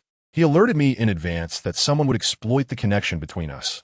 Otherwise, to quell your disturbance, I would have needed at least an hour." Hodge, that fellow who cannot foresee the future? The dark tome continued to turn its pages, and the aged, raspy voice emerged once more. Indeed, his presence was the greatest variable of the night. Within the tapestry of your future, I perceive over 300 possible outcomes. Of these, only 10 lead to survival, 7 of which result in your sole survival. In one, your wife perishes. In another, your child meets the same fate. Ultimately, in the last scenario, both of you survive, yet all others are lost. To speak candidly, his foresight has undeniably altered the course of history. I had expected you to seek my assistance to fulfill your final commission. Upon hearing this, Marquis Bach picked up the wand from the ground and casually replied, "I thought you could foresee over 3,000 possible futures. To my surprise, there are merely 300. It seems that with the ceiling, your powers have waned. No, the majority of these futures culminate in your demise. However, there are some divergences in the details. In many of these potential futures, after you reseal me, you emerge from the magical realm only to discover your family has perished. Unable to bear the blow, you lose control completely, recklessly unsealing me and wielding my power to obliterate everything, including yourself." The dark tome incessantly flipped its pages, emanating formidable magical energy that conjured vivid images, showcasing the manic and grotesque visage of Marquis Bach, along with the utterly transformed forms of mythological creatures. Hovering above these scenes was the shadowy tome, continuously releasing a terrifying black mist reminiscent of the ominous clouds before the apocalypse. "You should know that these images cannot sway me," Marquis Bach remarked calmly as he glanced at the visions. "After your madness, I did temporarily escape the seal, but the commotion you caused was far too great. The angels and saints of the Holy Church swiftly arrived, resealing me within the light gate of the St. Lyria's Cathedral. That place is far more challenging to escape than here, and I have no fondness for the scent of the Holy Church." The Book of Omniscience retracted the dispersed magical power, causing the images to fade away. Chapter 92. The incomplete essence of the werewolf bloodline in the Marquis' domain. The Violet Garden. The grotesquely transformed Sloth High Priest lay sprawled on the ground like a mass of sludge, occasionally morphing into bizarre shapes, only to be severed and reduced to blood by the moonlight blade. "What has happened to him?" Hodges inquired, gazing at the priest's pitiful state. "Young master, The mutation has been temporarily subdued. He is not dead, replied the silver-white knight, Adrian, with a slight bow, his tone respectful. Is there a reason not to kill him? Hodges pressed on, scrutinizing the Sloth high priestess condition. To be honest, Hodges harbored a deep-seated loathing for this once deadly adversary, wishing to dismember him in a fit of rage. Yet, he understood that Adrian must have a compelling reason for sparing the priestess' life. Thus, he refrained from rash actions and opted to inquire instead. Young master, the extraordinary beings of the monstrous path possess remarkable vitality. They inherit the werewolf clan's regenerative abilities. As long as the injuries are not fatal, they can recover swiftly. Even after becoming a saint, they can regenerate quickly, even if decapitated. To truly slay them, one must destroy their heart. The origins of the eternal cult can be traced back to the Third Era and even the Second Era. They worship a deity who claims to be omniscient and omnipotent, instigating numerous uprisings and conducting a plethora of gruesome and horrific rituals, which have brought immense calamity upon the empire. Since the Third Era, there have been precedents for the assassination of high priests. However, the number of the 7 high priests has never diminished. These individuals, once slain, swiftly resurrect, reclaiming their formidable powers. Many extraordinary beings speculate that within the eternal cult lies an extraordinarily miraculous artifact, possessing the ability to facilitate the resurrection of the 7 high priests. Yet, this ability is not without its limitations, the specifics of which remain unknown for the time being. Adrian meticulously elucidated the reasons behind this. Upon concluding Adrian's account, Hodge gently nodded, aware that he harbored numerous secrets that required thorough investigation. Indeed, my lord, Adrian acknowledged Hodge's composure. Thank you both for your efforts. This operation will be generously rewarded by the Marquis. Please return for now. I will arrange for a drake carriage to transport you home once the barrier dissipates. Of course, if you wish to stay overnight at the estate, that is also an option. Hodge turned to Terence and Bernard, bowing slightly. I shall return to the princess's side. Terence said nothing further, raising his hand slightly to summon a chestnut-colored steed of fire, leaping onto the horse and galloping towards the estate. Bernard cast a lingering glance at Hodge and stated, I await your arrangements. With that, he leapt away, disappearing into the violet-hued garden. Once the two had departed, Hodge instructed, Will, maintain vigilance. Yes, my lord, replied Will, who, disguised as a bird-beaked doctor, emerged silently from the shadows, positioning himself nearby. Hodge directly retrieved a sanguine chalice from the mysterious space, stating, under the condition of ensuring his survival, assist me in extracting some flesh and blood. I have a use for it. Of course, my lord. Without hesitation, Adrian raised his hand, and the silvery moonlight blade sliced through the languid high priest's form, cleaving it in twain, leaving behind the head and heart, while the remaining portion was gently placed before Hodge.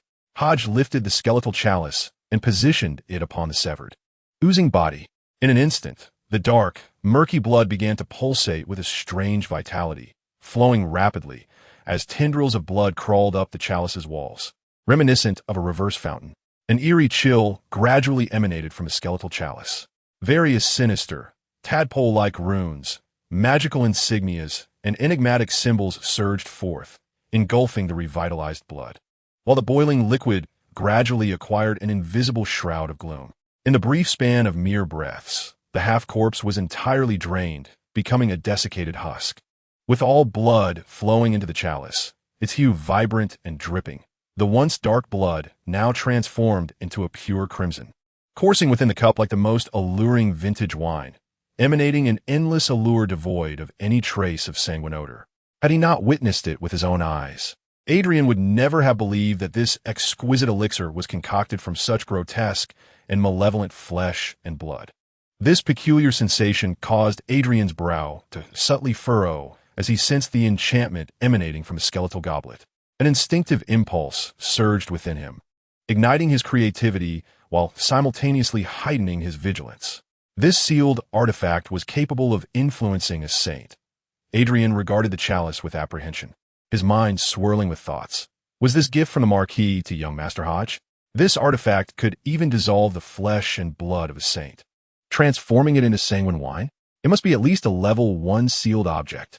Such a powerful artifact bears significant side effects. Could the Marquis truly entrust it to young Master Hodge? After all, Hodge was merely a Sequence 9 extraordinary being. At this moment, Hodge remained oblivious to Adrian's musings. His full attention focused on the effects emanating from the blood chalice. Blood purification, obtaining incomplete werewolf blood essence. Effect 1. Direct consumption allows one to temporarily possess the strength of a Sequence 4 monster pathway, acquiring the form of an incomplete mythic creature for half an hour. Negative effect. Sustained comprehensive collapse, resulting in mutations and deformities throughout the body. One must possess at least Sequence 5 strength or face immediate death. Effect 2. Can be used as the primary material for ascending from Sequence 5 to Sequence 4, providing all the energy required for the potion. Negative effect. High probability of mutation madness, extremely perilous, difficult to maintain sanity. Effect 3. Can serve as a medium for certain special rituals, unique magic, or extraordinary entities. Negative effect. Should the user's strength be insufficient, or if the entity S grade is too low, mutations, aberrations, or the revival of ancient magic wolves may occur. Effect 4. An offering to the malevolent deity. This blood wine can be used as a sacrificial tribute for the revival of ancient evil gods, requiring a special sacrificial formation to offer the blood and flesh essence of 10,000 living beings to forge a blood pool. Negative effect. The revived evil god may breach contract constraints and directly consume the individual who enacted the formation. Chapter 93. The origin of the blood chalice. Is this the ability to distill blood wine from the flesh of a saint? Though terrifying, the negative repercussions are exceedingly grave. Were it not for his own status as a saint, even a Sequence 5 extraordinary being would hesitate to experiment with such a thing. The risk of degeneration and mutation is nearly absolute. However, correspondingly, the benefits are monumental. This blood wine, containing the extraordinary characteristics of a Sequence 4 saint, possesses formidable effects both in terms of level and extraordinary capabilities. Hodge nodded to himself, exceedingly pleased with the effects of the blood chalice. After witnessing the entire process, Adrian was left in a state of profound astonishment. The fact that this sealed object could refine the flesh and blood of a being at the saint level, amalgamating its extraordinary traits into a sanguine elixir, was nothing short of terrifyingly powerful. From what Adrian understood, even a first-level sealed object would not possess such an effect. Could it be that the white bone chalice in the young Master's possession was a zero-level sealed object? A chilling hypothesis took root in Adrian's mind, one that even he found unsettling. A Sequence 4 extraordinary being, having undergone initial evolution, could command an incomplete mythical creature form, which in some respects was akin to the primordial beings of ancient times. The flesh and hair of a Sequence 4 extraordinary being were rare treasures in their own right. Should the mythical creature form be exhibited, even those of Sequence 6 and below would be unable to inflict even the slightest harm. The negative effects of a zero-level sealed object were equally bizarre and terrifying. Many sealed items brought danger and misfortune merely by being known. Hodge gazed at the blood chalice, exuding an irresistible allure, and with a mere thought, retracted it into the dark recesses of his mind. The white bone chalice vanished into thin air. Adrian's pupils constricted slightly. As a Sequence 4 Silver Moon Knight, his perceptive abilities had reached an exceptional level, allowing him to detect the faintest traces. Yet even so, he could not discern how the bone chalice had disappeared. Master Hodge is indeed remarkable. Adrian suppressed his astonishment and remarked, "What shall we do with this fellow?" His tone unconsciously shifted to one of greater respect. "First, let us confine him to the dungeon. Remember to seal him to prevent his escape." Hodge contemplated before issuing the command. "Understood, Master." Adrian raised his hand, seizing the slothful high priest, and proceeded deeper into the estate. "Let us tidy up. The turmoil of the night is over. We shall await the church, the nightly hall, and the mage association to deal with the remaining foes before we can be considered safe," Hodge murmured. "Of course," came the quiet response from Will, hidden in the shadows. Unbeknownst to them, a peculiar blood-red orb had appeared ominously on a nearby branch, tearing open an eye that coldly observed Hodge as he gradually withdrew. The slumbering woman had remained concealed in this location, refraining from action until ultimately discovered by the agents of the Holy Church, forcing her to flee in disarray. The foolish, slothful high priest had wasted considerable time dealing with several Sequence 5 and Sequence 6 extraordinary beings, leading to the emergence of the Silver Knight, Adrian, who ultimately faced dire consequences, resulting in his current state. Damn Marquis Bach, had he already orchestrated everything? Why did that individual named Hodge evoke an impulse to draw near him? What precisely was that transparent white bone chalice to cause such a stir in the heart of a bloodline Marquis? The blood-red orb was none other than the fleeing former mechanical church bishop, Johannes. He divided his extraordinary attributes, simulating his own essence, which he imposed upon his doppelganger, while he himself, concealed by the heart of a bloodline Marquis, stealthily infiltrated the estate of Marquis Bach. Johannes had always adhered to the principle that the most perilous locations often provided the safest refuge. The Holy Church, the Knights' Hall, the Mage Association, and the Imperial military were all on the lookout for the intruder. Enclosed within the confines of a level 0 ceiling artifact, the territory of Marquis Bach resembled a natural prison. Any intruder attempting to flee or approach the barrier would risk exposure. According to Johannes' calculations, the barrier conjured by the blasphemer, Tyler Mitchell, could sustain itself for no more than a day and a night. After all, Tyler Mitchell was merely a rank 4 saint, while his power was formidable. Sustaining a level 0 ceiling artifact for an extended period was beyond his capabilities. Should Johannes encounter the formidable forces of various factions in succession, the time span would be even shorter. Although there were saints under Marquis Bach's command, including himself, there were only 2 in total. As long as Johannes remained cautious in concealing himself, the chances of successfully escaping this place were significant. He resolved to find someone to parasitize, biding his time for the opportune moment to devise an escape plan. Determined, Johannes opted to temporarily infiltrate the estate, seeking a servant to inhabit, preferably one with greater freedom of movement who seldom interacted with the 2 saints, Bach and Adrian. It would be even better if he could regularly come into contact with Hodge. The crimson, grotesque form of Hodge twisted and transformed into a shadow of blood, continuously descending into the earth, delving into the depths of the estate. In the grand hall of Dickens Manor, Hodge entered and immediately spotted his father, the legendary Marquis Bach of the Salem Empire. Bach Dickens remained clad in the favored purple silk attire of the upper class, adorned with an exquisite pattern of azure birds. His demeanor was calm, radiating a composed and competent aura, just as it always had been. "Hodge, you have done well," remarked the Marquis, a faint smile gracing his lips as he acknowledged his son with a nod. "Father, is that matter resolved?" Hodge scrutinized Bach's countenance, noting a pallor that suggested he had sustained injuries. "Yes, it is resolved. You handled it quite promptly. With your matter settled, mine was naturally addressed as well," replied the Marquis with a light chuckle, his tone remarkably relaxed, as if he had merely accomplished a trivial task. "Father, you should rest. I will handle the remaining matters," Hodge expressed with concern. "There's no hurry. There are some things I need to discuss with you. First, remove the Eye of Secrets. Prolonged placement within the flesh imposes too great a burden on your body," Bach advised gently, his gaze fixed on Hodge. "Understood." Hodge nodded slightly, reaching up to remove the Eye of Secrets from his forehead and placing it into a box. "Come, sit." Marquis Bach beckoned Hodge to sit beside him, expressing his awareness of the matter concerning the indolent high priest. "Are you aware of the origins of that skeletal chalice you hold?" Chapter 94. The underground blood vault. Hodge initially appeared taken aback, but soon grasped the situation and replied directly, "Father, this chalice, known as the blood cup, possesses extraordinary abilities such as purifying blood and merging exceptional characteristics into blood wine. However, its precise origins remain somewhat obscure to me. What I do know is that this skeletal chalice hails from the Blood Clan and is likely associated with a certain prince of the bloodline."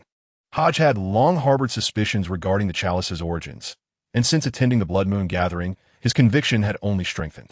This was further compounded by the ancient, faded inscriptions on the grand doors, which bore the language of the Blood Clan. Sacred relics? Noble kings? Such thoughts only reinforced Hodge's belief that this chalice originated from a powerful prince of the Blood Clan. "Is it a certain prince of the Blood Clan?" Marquis Bach nodded slightly at Hodge's musings and gently continued, "Your conjecture is quite accurate. This remarkable artifact belongs to one of the 13 noble houses of the Blood Clan, specifically the Cappadocian lineage. It is one of the sacred relics left behind from the cataclysmic battle at Vladimir Castle." "Sacred relics of the Blood Clan?" Hodge's expression shifted subtly. He recalled hearing this phrase for the second time, the first being at the Blood Moon gathering. where members of the Blood Clan endeavored to seize one of the 13 sacred relics, the magical automaton sealed within the Gate of Light at the Cerniciales Cathedral.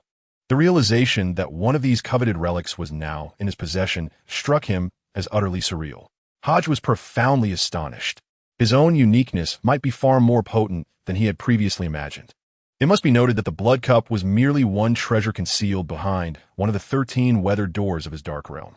Nonetheless, its significance and power exceeded Hodge's wildest expectations. Wait, the 13 sacred relics of the Blood Clan? The 13 weathered doors? Could it be that the 13 doors correspond to the 13 sacred relics? This fleeting hypothesis quickly dissipated in Hodge's mind as he dismissed it. After all, the magical automaton remained sealed within the Gate of Light at the Cerniciales Cathedral, making it improbable for it to reside behind any of Hodge's weathered doors.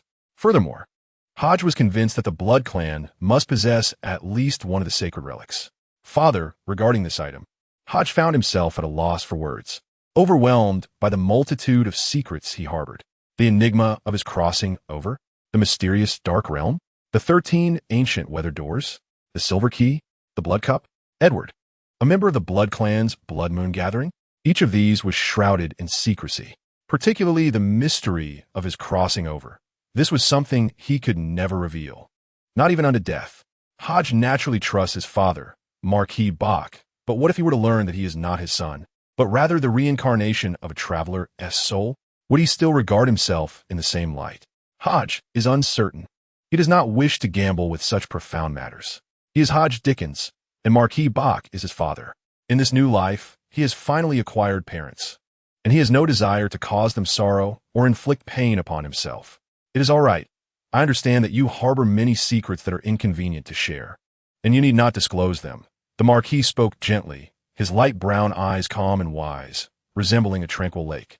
However, your ability to wield the blood chalice with minimal adverse effects indicates that you possess a unique quality capable of managing its malevolent influence. This is indeed fortuitous. The blood chalice, as one of the 13 sacred artifacts, has been the subject of much research, and I shall provide you with the materials tomorrow for your perusal. They will prove beneficial. Yes, Father, Hodge replied, nodding slightly, for he could not refuse the kindness of Marquis Bach. Hodge, you must understand that although the vampire clan has suffered significant setbacks, they remain resilient, much like a centipede that continues to move despite having been crushed. They still navigate the extraordinary realms. The appearance of vampires closely resembles that of humans. Apart from their crimson eyes, they are nearly indistinguishable. In this modern era, with the advent of hospitals, blood is no longer a scarce commodity. Many members of the vampire clan infiltrate blood banks to consume the frozen blood. Alternatively, they purchase blood outright under various pretenses, and it seems that the underground blood banks within the imperial capital are covertly supported by the vampires. The Marquis elucidated softly, revealing another secret. Father, if that is the case, why does the government and the church not eliminate these underground blood banks? Hodge inquired, recalling how he learned at the Blood Moon Gala that the downfall of Vladimir Castle stemmed from the actions of the Divine Church as deity, the god of light and the sun. The vampires and the Divine Church are bitter enemies, harboring an irreconcilable animosity. After all, it was the intervention of that deity that led to the annihilation of one of the vampire clans, once the strongest of them all.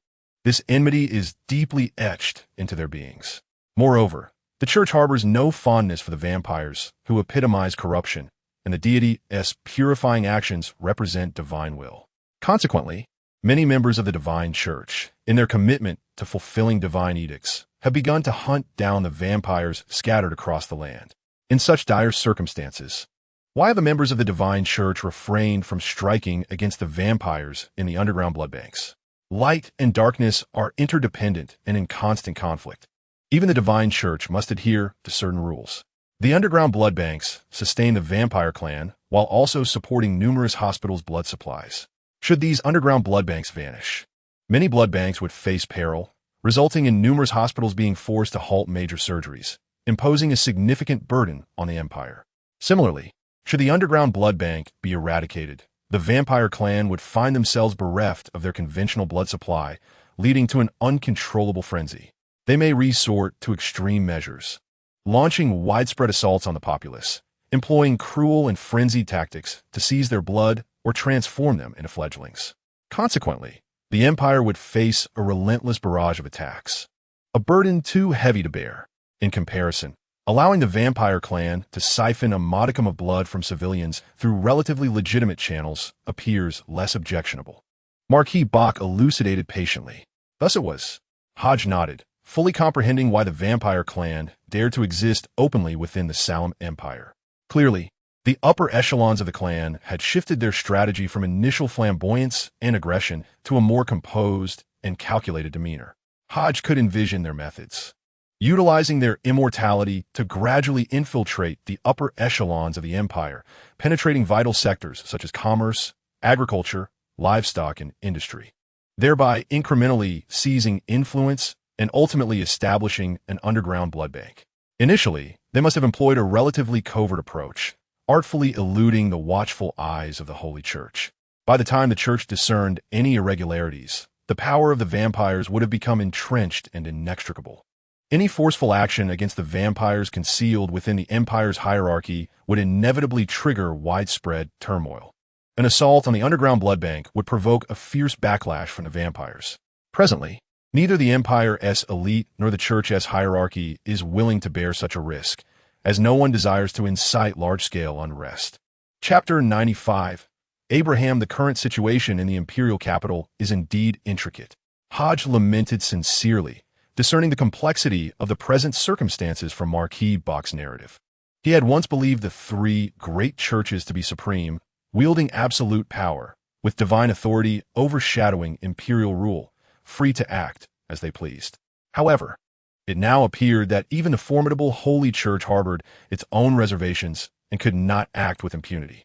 Despite the existence of true deities, the three great churches and the imperial family of Salem maintained a relationship of mutual cooperation and exploitation. True deities require followers and evangelism to stabilize their existence, combating the incursions of malevolent entities and the erosion of higher-order extraordinary traits. Meanwhile, the Salem Empire needs the protection of true deities and the three great churches to guard against threats and destruction from other factions and rival nations. The power of the three great churches has always been formidable, in an era rife with malevolent organizations, angelic families, and clandestine forces. The absence of the church's protection would lead to numerous challenges for the Salem Empire, with an array of malevolent entities and bizarre occurrences manifesting incessantly. Thus, you must take heed and refrain from using the blood chalice in the presence of others. This artifact is exceptionally potent and unique, likely to be sensed by the vampires, who possess an obsessive fixation on their sacred relics. Marquis Bach stated with a serious countenance, his voice steady.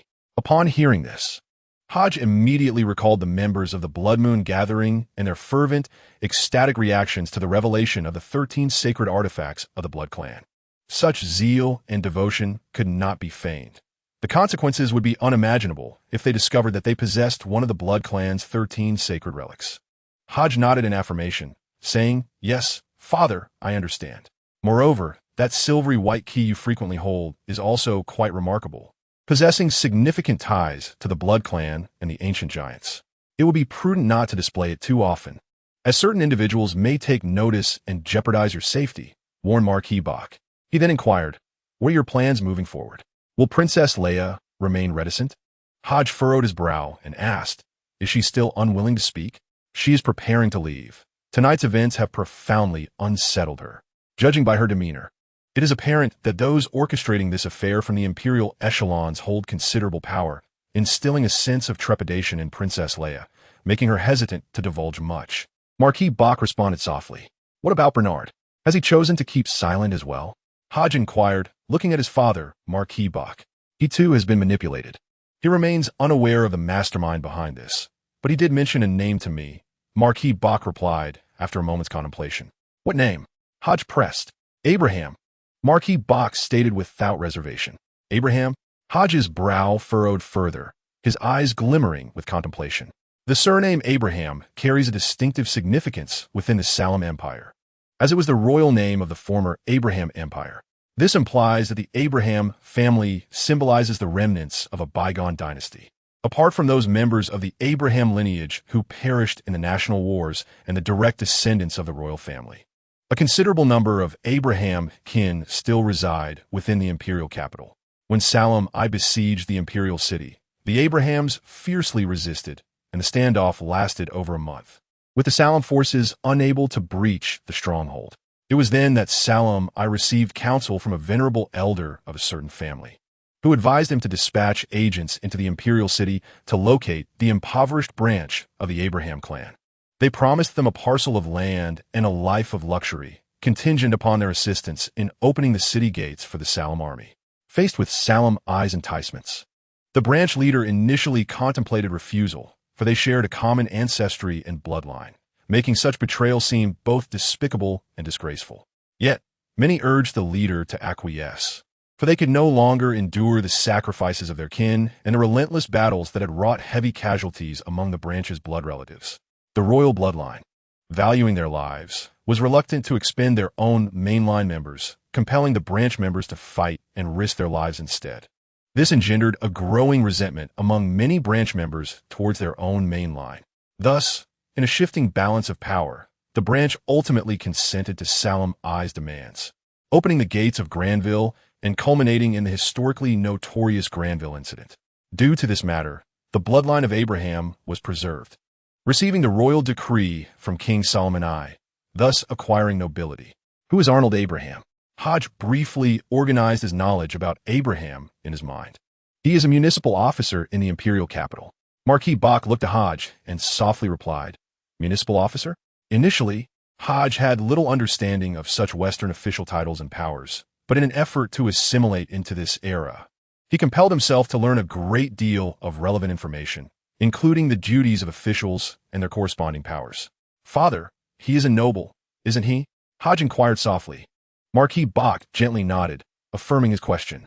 The municipal officer, also known as the Minister of Construction, is a position in the Solomon Empire responsible for the maintenance of public facilities and municipal affairs, while also holding a degree of authority over urban security. In the context of Hodge's own era, this position is akin to that of the chief of the capital, essentially the mayor of the city. Within the somewhat imperfect hierarchy of the Solomon Empire, this role is considered a high-ranking official position. Moreover, this office possesses a unique distinction, often being gilded. Such officials are typically crucial roles for political figures seeking to ascend the ranks, thereby amassing political capital and gaining the people's favor. The current two governing officials have both served as municipal officers. In the imperial capital, there are generally 4 municipal officers, 2 commoners and 2 nobles, acting in mutual checks and balances. This was also the reason Hodge had just inquired of his father whether this person was a noble. "What do you plan to do to investigate this matter?" Marquis Bach, aware of his son's temperament, had no intention of hindering Hodge's pursuit of the truth. "Let us first take a good rest. We shall discuss it after the coming-of-age ceremony. This matter cannot be rushed. The Empire's upper echelons are undoubtedly devising ways to conceal evidence and erase traces of support for Bernard. Should we force an investigation now, it would be tantamount to completely severing ties with the Empire's elite, which would be exceedingly detrimental to us. The truth cannot be masked, nor can the falsehood be made real. After the coming-of-age ceremony, I will attend classes at the noble school in the imperial capital and investigate this municipal officer in the meantime," Hodge calmly responded. Since learning of the individual's connection to the Empire's higher echelons, Hodge resolved against taking drastic actions. It was not a matter of inaction, but rather that the timing was not yet ripe. An influential figure, one whom even Princess Leia regards with trepidation and seeks to help conceal their identity, is not someone Hodge can contend with. Perhaps his father, Marquis Bach, might have ways to deal with him, but would undoubtedly lead to fierce conflict. The territory has recently endured a great battle and needs time to recuperate and restore. Now is not the optimal moment for investigation. "I'm glad to see you understand this point," said Bach. "Before your coming-of-age ceremony, our family will visit the Cathedral of San Laius to offer a prayer to the divine, hoping for blessings of health and safety from illness and disaster." "Yes, Father." Hodge did not decline. Indeed, the assistance offered by the church to his family was substantial, and a visit was warranted. The Marquis of Bach gently patted Hodge on the shoulder and remarked, "Very well, I shall take my leave to rest. Once you are finished, do ensure you retire early. You have not slumbered throughout the night. Hodge responded with a soft acknowledgement. Chapter 96. Welcome, Mr. Edward and the Marquis of Box Estate, on the 3rd floor, within the chamber of a maid. The night had deepened. The crimson moonlight cascaded like water through the sheer curtains, bathing the room in its glow. A figure, cocooned in a cotton quilt, lay trembling slightly, akin to a startled fawn, listening to the cacophony of conflict emanating from a garden.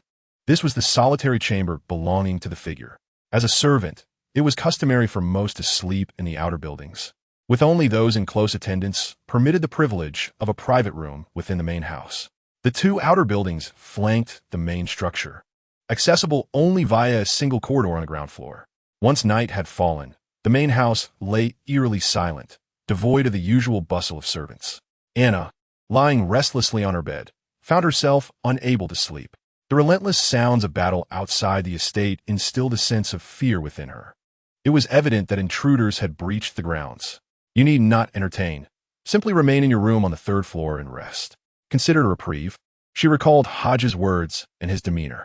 Suddenly, the personal maid, Anna, experienced a moment of realization, murmuring as if awakening from a dream. So, young master was aware all along that enemies would invade. He is protecting me? Staying in the main house was certainly safer than the outer buildings, especially with the Marquis and his lady present therein. But wait, the young master was not in the main house. He had gone to confront the foes? A wave of concern washed over Anna for young Hodges' safety. After all, he was not yet of age and lacked the prowess of a formidable, extraordinary being. What could he possibly do against ruthless and audacious adversaries? As far as Anna understood, the young master was neither a knight nor a magician, nor did he wield any arcane powers. He was an ordinary person. Thanks to the unique environment of the Marquis' estate, Anna, an ordinary girl, possessed a modicum of knowledge about the hidden world and extraordinary beings. Yet this understanding was merely a result of casual observations of extraordinary individuals exhibiting their special abilities. The true essence of the secretive world and the nature of extraordinary beings remained beyond her comprehension. From her limited perspective, she recognized that these powerful knights and magicians were figures of high standing within the empire, destined to shine as the center of attention at any gathering. Young master, you must remain safe. Anna clasped her hands together, silently praying for Hodges' well-being. At that moment, the crimson moonlight flickered strangely, and a grotesque, bloodied figure began to emerge from the lunar glow, oozing a viscous scarlet hue, resembling a demon clawing its way from a pool of plasma. Such a sight, if witnessed by another, would surely elicit a scream. The blood-stained figure gradually contracted and transformed into an eerie, blood-colored orb. Within the mass of flesh, a narrow fissure appeared, revealing a blood-red eye that fixated intently on Anna, who lay upon the bed. Sensing something amiss, Anna abruptly turned her head, only to be met by the grotesque orb and its crimson gaze, her expression morphing into one of sheer terror. Just as she attempted to scream, an unknown force seized her, rendering her voiceless. Under her fearful gaze, the grotesque orb began to burrow into her very being. As time passed, a week or so slipped by.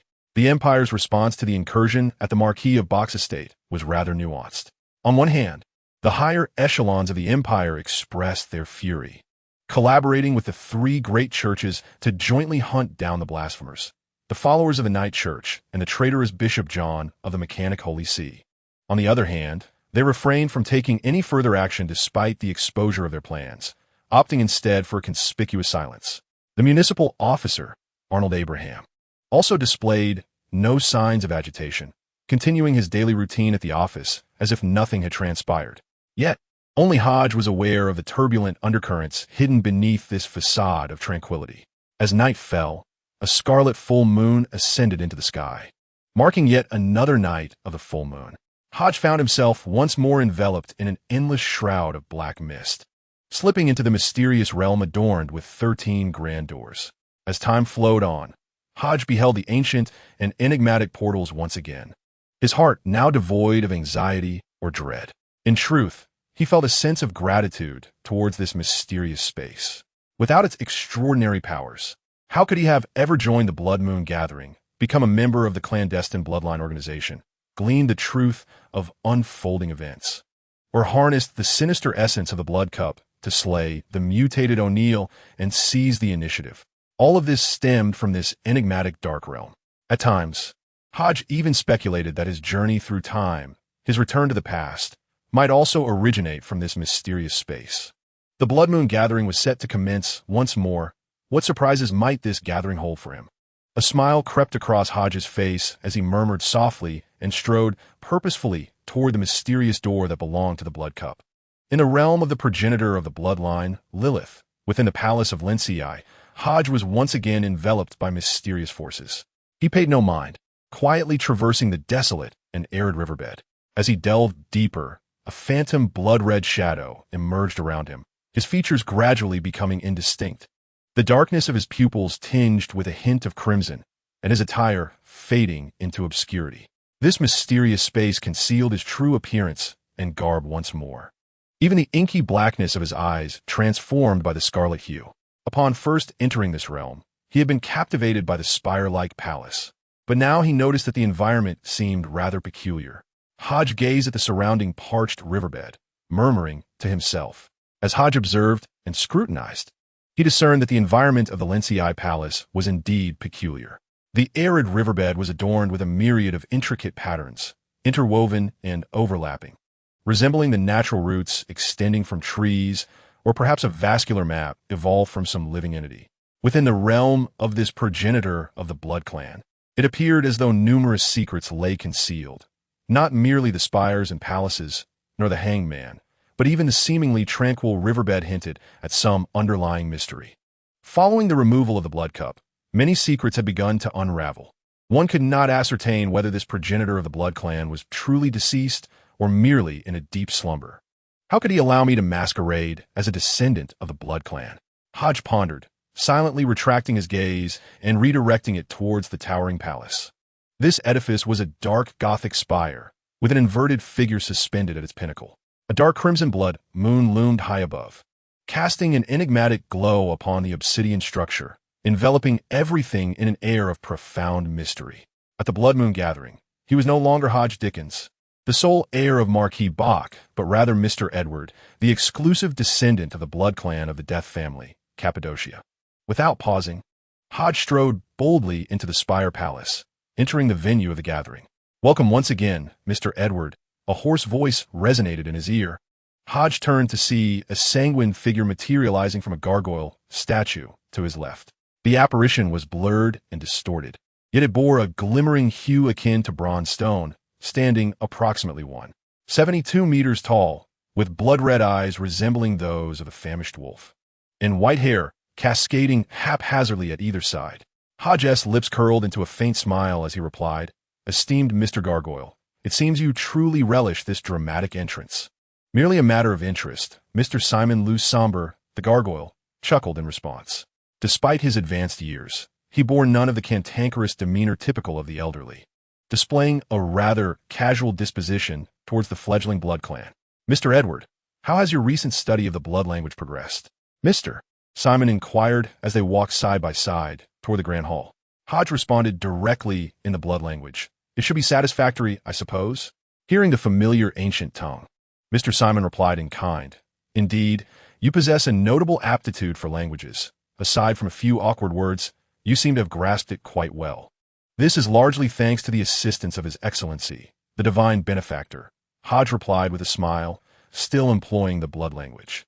"The compendium of blood languages indeed encompasses the majority of the commonly used terms." Mr. Simon nodded, then continued, "Now, let us revert to Raymond's tongue. Our language carries a mysterious power that may prevent unnecessary complications, so it would be prudent to communicate in Raymond's language." "Very well, Mr. Gargoyle," Hodge acquiesced, switching back to Raymond's language. Mr. Simon's explanation had indeed helped Hodge dispel a lingering doubt. Why, in what is clearly a clandestine gathering of the bloodline, do they resort to conversing in the language of humans rather than their own archaic tongue? This is undoubtedly peculiar, is it not? As the discourse unfolded, Hodge came to comprehend that not every vampire possesses mastery over this ancient language. The new generation of vampires, shaped by the ravages of war, disparate living conditions, and varied social standings, often lack proficiency in the complete lexicon of their kind. Consequently, to avert jeopardizing the transaction, and revealing the identities of the participants. They opted for the Raymond tongue. However, this explanation is not without its flaws. Given the increasing frequency of their interactions, it stands to reason that the internal language of the bloodline would be more convenient for use. As members of this assembly, they would hardly be reticent to employ a language that inherently belongs to them. Hodge had effortlessly acquired a tome on the bloodline's language from the esteemed Lord of the Divine, and it is reasonable to assume that other members could do the same. Yet, they ultimately chose to communicate in Raymond, which is indeed perplexing. Would it truly stir unnecessary complications? This realm belongs to Lilith, the progenitor of the bloodline. How could uttering their tongue here possibly lead to trouble? Unless, perhaps, the state of this bloodline ancestor is not entirely stable, and suddenly, a bold hypothesis took root in Hodges' mind. Aware of the keen senses and astute observation skills of the vampire beside him, he hastily reined in his emotions, striving to dismiss this audacious and reckless conjecture. Mr. Gargoyle, attuned to the fluctuations in the heartbeat of the gentleman Edward beside him, rasped, "It seems you have yet to acclimatize to our meetings here? Fear not.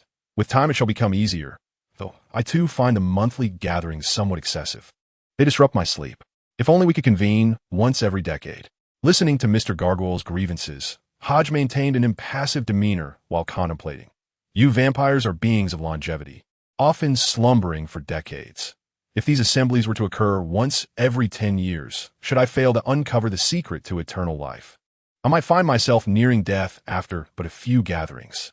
Although the extraordinary possess remarkable powers, they are simultaneously engaged in a relentless battle against the encroachment of malevolent forces and the backlash of potion side effects, necessitating a constant vigilance to prevent being consumed by these repercussions and transformed into monsters. Within this high-pressure context, compounded by the exertion of their extraordinary abilities, many extraordinary beings find their lifespans to be regrettably brief. Only through specific avenues can one extend their life. Others, unless they ascend to the rank of a sequence 4 saint and master the incomplete forms of mythic beings, remain fundamentally human. Mortality is an inevitable aspect of nature, a truth that none can elude. As the current rulers of this era, humanity seems to lack the robust physique of other races, possessing instead a sufficiently astute intellect and commendable mental fortitude. I am most eager to absorb the teachings of our progenitor. Hodge subtly conveyed his sentiments. Indeed, that is so. In response to Hodge's remarks, Mr. Gargoyle seemed unperturbed, nodding to himself as he stated, "For a young bloodline, such as yours, the inclination to slumber is indeed minimal. However, once your prowess ascends to the mid-tier, you shall comprehend the virtues of such repose. The most effective means of resisting the encroachment of magical potions lies in the sanctuary of a coffin. A sufficient duration of slumber allows our kind to gradually assimilate the essence of these potions, for we, as vampires, inherently embody the primal pathways." Listening intently to Mr. Gargoyle's discourse, Hodge pondered, recalling the words of his father, Marquis. He had once spoken of the divine pathways, all originating from the blasphemous palaces that emerged in the Second and Third eras. It is said that these palaces housed the most fundamental scripts, chronicling the forms of extraordinary traits, the formulas for various potions, their methods of creation, and the corresponding ceremonial processes. Many beings believe the emergence of the blasphemous palaces to be an affront to the true gods, a desecration of the divine, and thus, these edifices were swiftly obliterated by the avaricious. Nevertheless, the sequences of potions inexorably seeped into the world, birthing numerous angelic families, among whom were werewolves, vampires, phoenixes, and even dragons. In that era of fierce competition for the throne, many factions rose to prominence, while others fell into obscurity. The blasphemous palaces were the very source of it all. Mr. Gargoyle's assertion that the vampire lineage inherently represents the primal pathways led Hodge to reflect. Could it imply that the formidable power possessed by his kind is attributed to their progenitor, Lilith, the first being to behold the murals and inscriptions of the primal pathways? His eyes shimmered with intrigue as he silently mused. This would also elucidate why vampires could resist madness and mitigate the effects of the potions merely through slumber. Each pathway symbolizes a certain mythic entity. The knight's pathway is that of the giants. The mage's pathway embodies the dragons. The monster pathway represents the werewolves. The Reaper's pathway corresponds to the Phoenixes, and the Adventurer's pathway signifies the Elves. Thus, the primal pathway, governed by the vampires, could indeed be interpreted as the realm of the vampire lineage itself. Might it be deduced that the first beings to enter the blasphemous palaces were those inherently powerful entities, and that the first ancestors of various races to witness the murals and texts acquired a certain dominion, harnessing the powers bestowed by these pathways, successfully appropriating the essence, thereby substituting their own forms for the primordial essence? This could explain the escalation of madness and mutation, posing a constant risk of transformation into corresponding monsters for other beings consuming such potions. In essence, their actions were not without justification, for the progenitors sought to safeguard their lineage, rendering such power a symbol of their race, thereby deterring others from coveting or seizing it. Yet, the nature of greed remains unyielding. Races endowed with sequence power yearn for further augmentation, aspiring to elevate their kind, while those devoid of such sequences sought to acquire them, concocting potions to enhance their own abilities, thus commencing a relentless hunt against the beings who wielded sequence power. This inevitably led to a savage conflict among the various races. As various speculations swirled in Hodges' mind, the two entered the Grand Hall, where they beheld several other attendees of the gathering. Chapter 98. The Enigma of the Transformation Sequence. The Divine Kingdom of the Ancient Goddess Lilith, Palace of Rencii. The vast hall featured a soaring dome, with vibrant and intricate patterns adorning the surrounding walls and ceiling. A female figure, adorned with bat-like wings, soared high, obscuring the blood moon, casting a watchful gaze over all.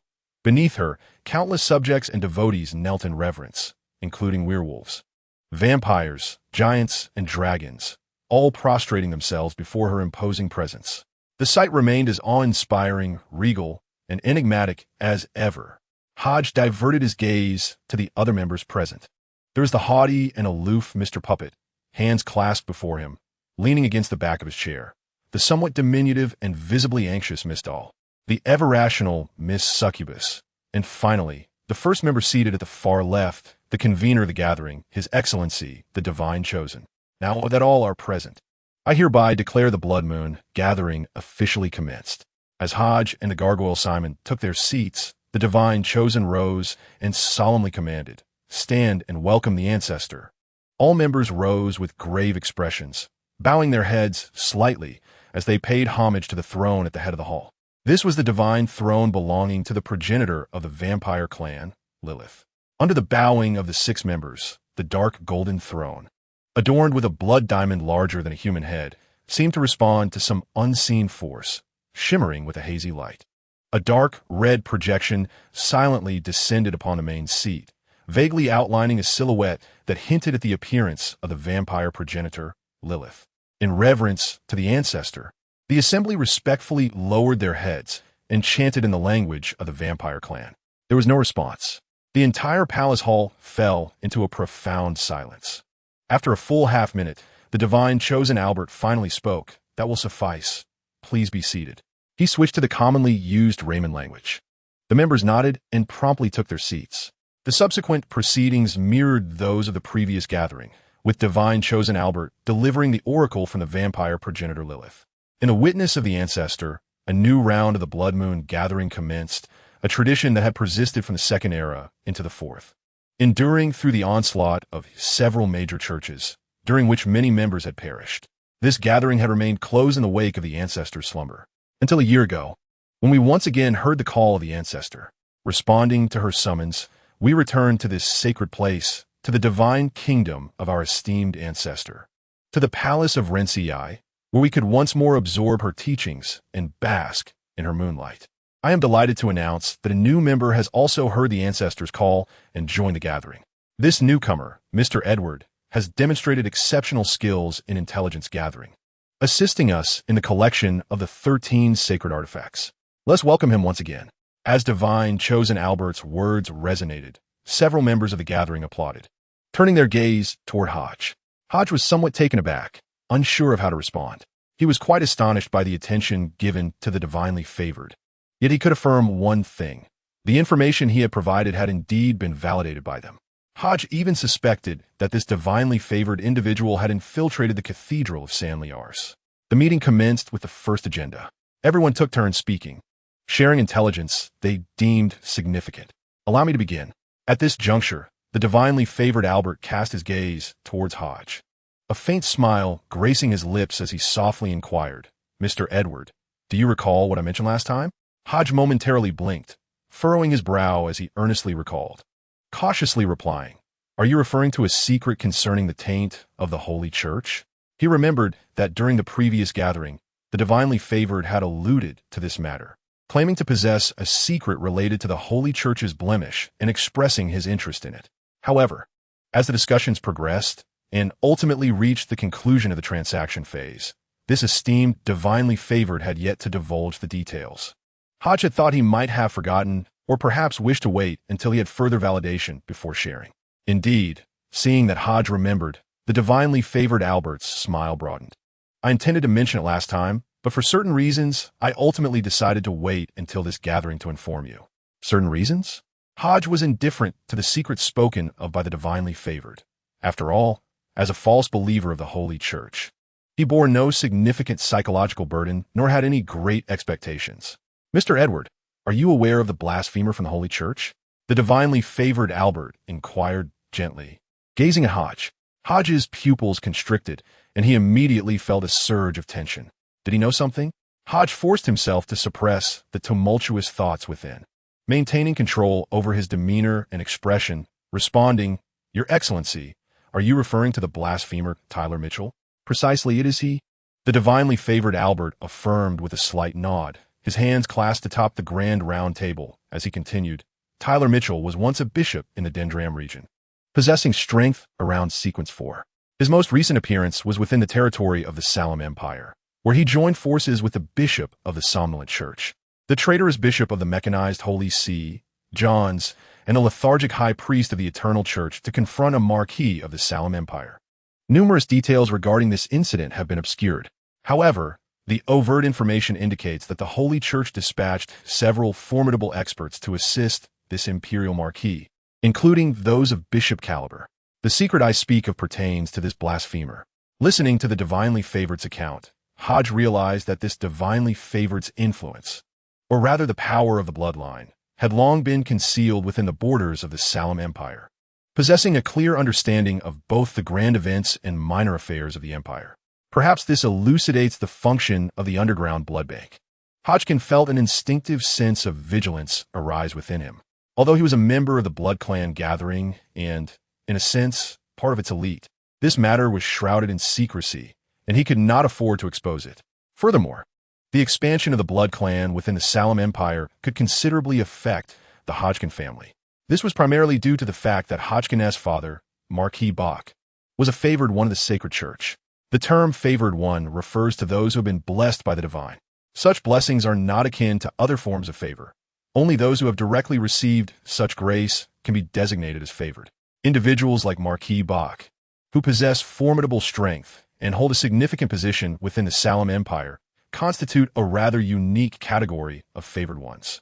Marquis Bach was highly regarded by the sacred church, as evidenced by the fact that they dispatched a saint and an angelic avatar for this operation. Such a lavish arrangement is rarely seen, even within the annals of Salem's history. It is widely acknowledged that the mainstream path of the sacred church is the clerical path, with its bishops predominantly belonging to the fourth rank of the clerical path. Even the blasphemer, Taylor Mitchell, held this rank when he served as a regional bishop. However, upon his departure from the church, he transitioned to a different rank. Chapter 99. The solar path and the radiant path. The concept of rank transition was not unfamiliar to Hodgkin. In fact, he possessed considerable knowledge on the subject. From his father, Marquis Bach, he learned that adjacent paths allow for rank transitions. For instance, the adventurer path is adjacent to both the mage path and the monster path, which implies that an extraordinary individual from the adventurer path, upon reaching the saintly level, can transition to become an extraordinary being of either of these two paths. Hodgkin surmised that similar connections and adjacencies must exist among other paths, much like the adventurer path. It appears you possess some understanding of rank transitions. The divinely favored Albert discerned Hodgkin's subtle shifts in demeanor and gleaned fragments of his thoughts. This is promising. The information I am about to share will be beneficial in our dealings with the sacred church. Upon hearing this, the other members of the gathering straightened their postures, signaling their earnest attentiveness. Clearly, for these blood clan members, confronting the sacred church was a long-held aspiration. The clerical path, originating from the solar path of the Second Era and the radiant path, encountered severe disruptions and fractures due to historical ruptures and interspecies conflicts. This has resulted in significant deficiencies in these two light-associated paths, including incomplete potion formulas and missing rank designations. During the transitional period from the end of the Third Era to the beginning of the Fourth Era, the rate of extraordinary beings losing control within these two paths was exceedingly high, even surpassing that of the monster path. And they were once referred to by extraordinary beings as the pathways destined for madness, due to the alterations within the sequence pathways, which must be accomplished at the level of the saints. The majority of the extraordinary individuals who ventured into these two pathways transformed into monstrous beings. Only a small fraction of those who did not seek ascension managed to survive. This situation persisted for centuries, until the emergence of a prodigious youth who was born with innate knowledge, thereby altering the course of events. Upon his birth, the enigmatic night vanished, giving way to an eternal sun that radiated boundless light. It was recorded that during her pregnancy, the boy's mother dreamt of a deity commanding a chariot of flames, descending from the heavens with a sun in tow, which came to symbolize the boy himself. Listening to the account of the divinely favored Albert, Hodge felt a shiver run down his spine. Based on his experience, such descriptions invariably pertain to protagonists, the chosen ones, dreaming of deities and fiery chariots during pregnancy, alongside miraculous occurrences at birth, signifying the transformation of night into day. This individual was undoubtedly blessed with extraordinary fortune. Wait a moment. The imagery of a deity guiding a chariot of flames seems oddly familiar. Hodge recollected and suddenly grasped the truth. Was this not akin to Helios, the sun god from ancient Greek mythology? Legend has it that he traverses the sky daily in a sun chariot drawn by 4 fiery steeds, illuminating the world from dawn till dusk. This aligns perfectly with the vision from the Mother's dream. Observing the shifting expressions of the gathering, the divinely favored Albert chuckled and remarked, "Indeed, typically, such descriptions are reserved for deities, further attesting to the boy's uniqueness." The youth, gifted beyond measure, possessed an innate affinity for fire and sunlight. In his early years, he fortuitously ingested a solar flower and, without any guidance, assimilated the extraordinary traits contained within, ascending to the 9th rank of the solar path, known as the Son of Light. What?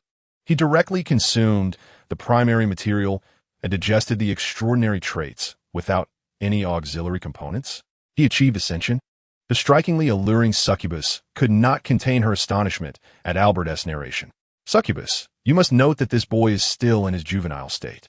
Human youth are far weaker than those of other races and lack the prerequisites to digest the primary materials of potions. The puppet master interjected coldly, placing his hands before him. How did he accomplish this? It seems nearly impossible. To attribute it merely to exceptional talent feels rather dismissive, the succubus murmured. Albert. Unperturbed by her skepticism, continued. Thus, the boy swiftly ascended to rank 7. However, he encountered a dilemma. There was a discontinuity at rank 6 of the solar path, and his path to further ascension was abruptly severed, leaving him unable to transition before reaching the saint level. Such a situation does seem quite regrettable, Simon, the gargoyle remarked in a voice that was slightly hoarse. Indeed, those extraordinary individuals who can ascend without the aid of supplementary materials undoubtedly deserve the title of genius, a feat rarely achieved even among our own kin, particularly at the mid to high tiers, mused Lady Succubus with a nod. Since this matter pertains to the secrets of the Holy Church, there must be further developments, remarked Miss Dahl, her fingers twirling in hesitation. Enough of the suspense. Esteemed divine favorer, do tell us what ultimately became of this young human, inquired Mr. Puppet, equally intrigued by the implications surrounding the Holy Church's mysteries. Divine favorer Albert surveyed the assembly and spoke at a measured pace. This young lad refused to relinquish his aspirations.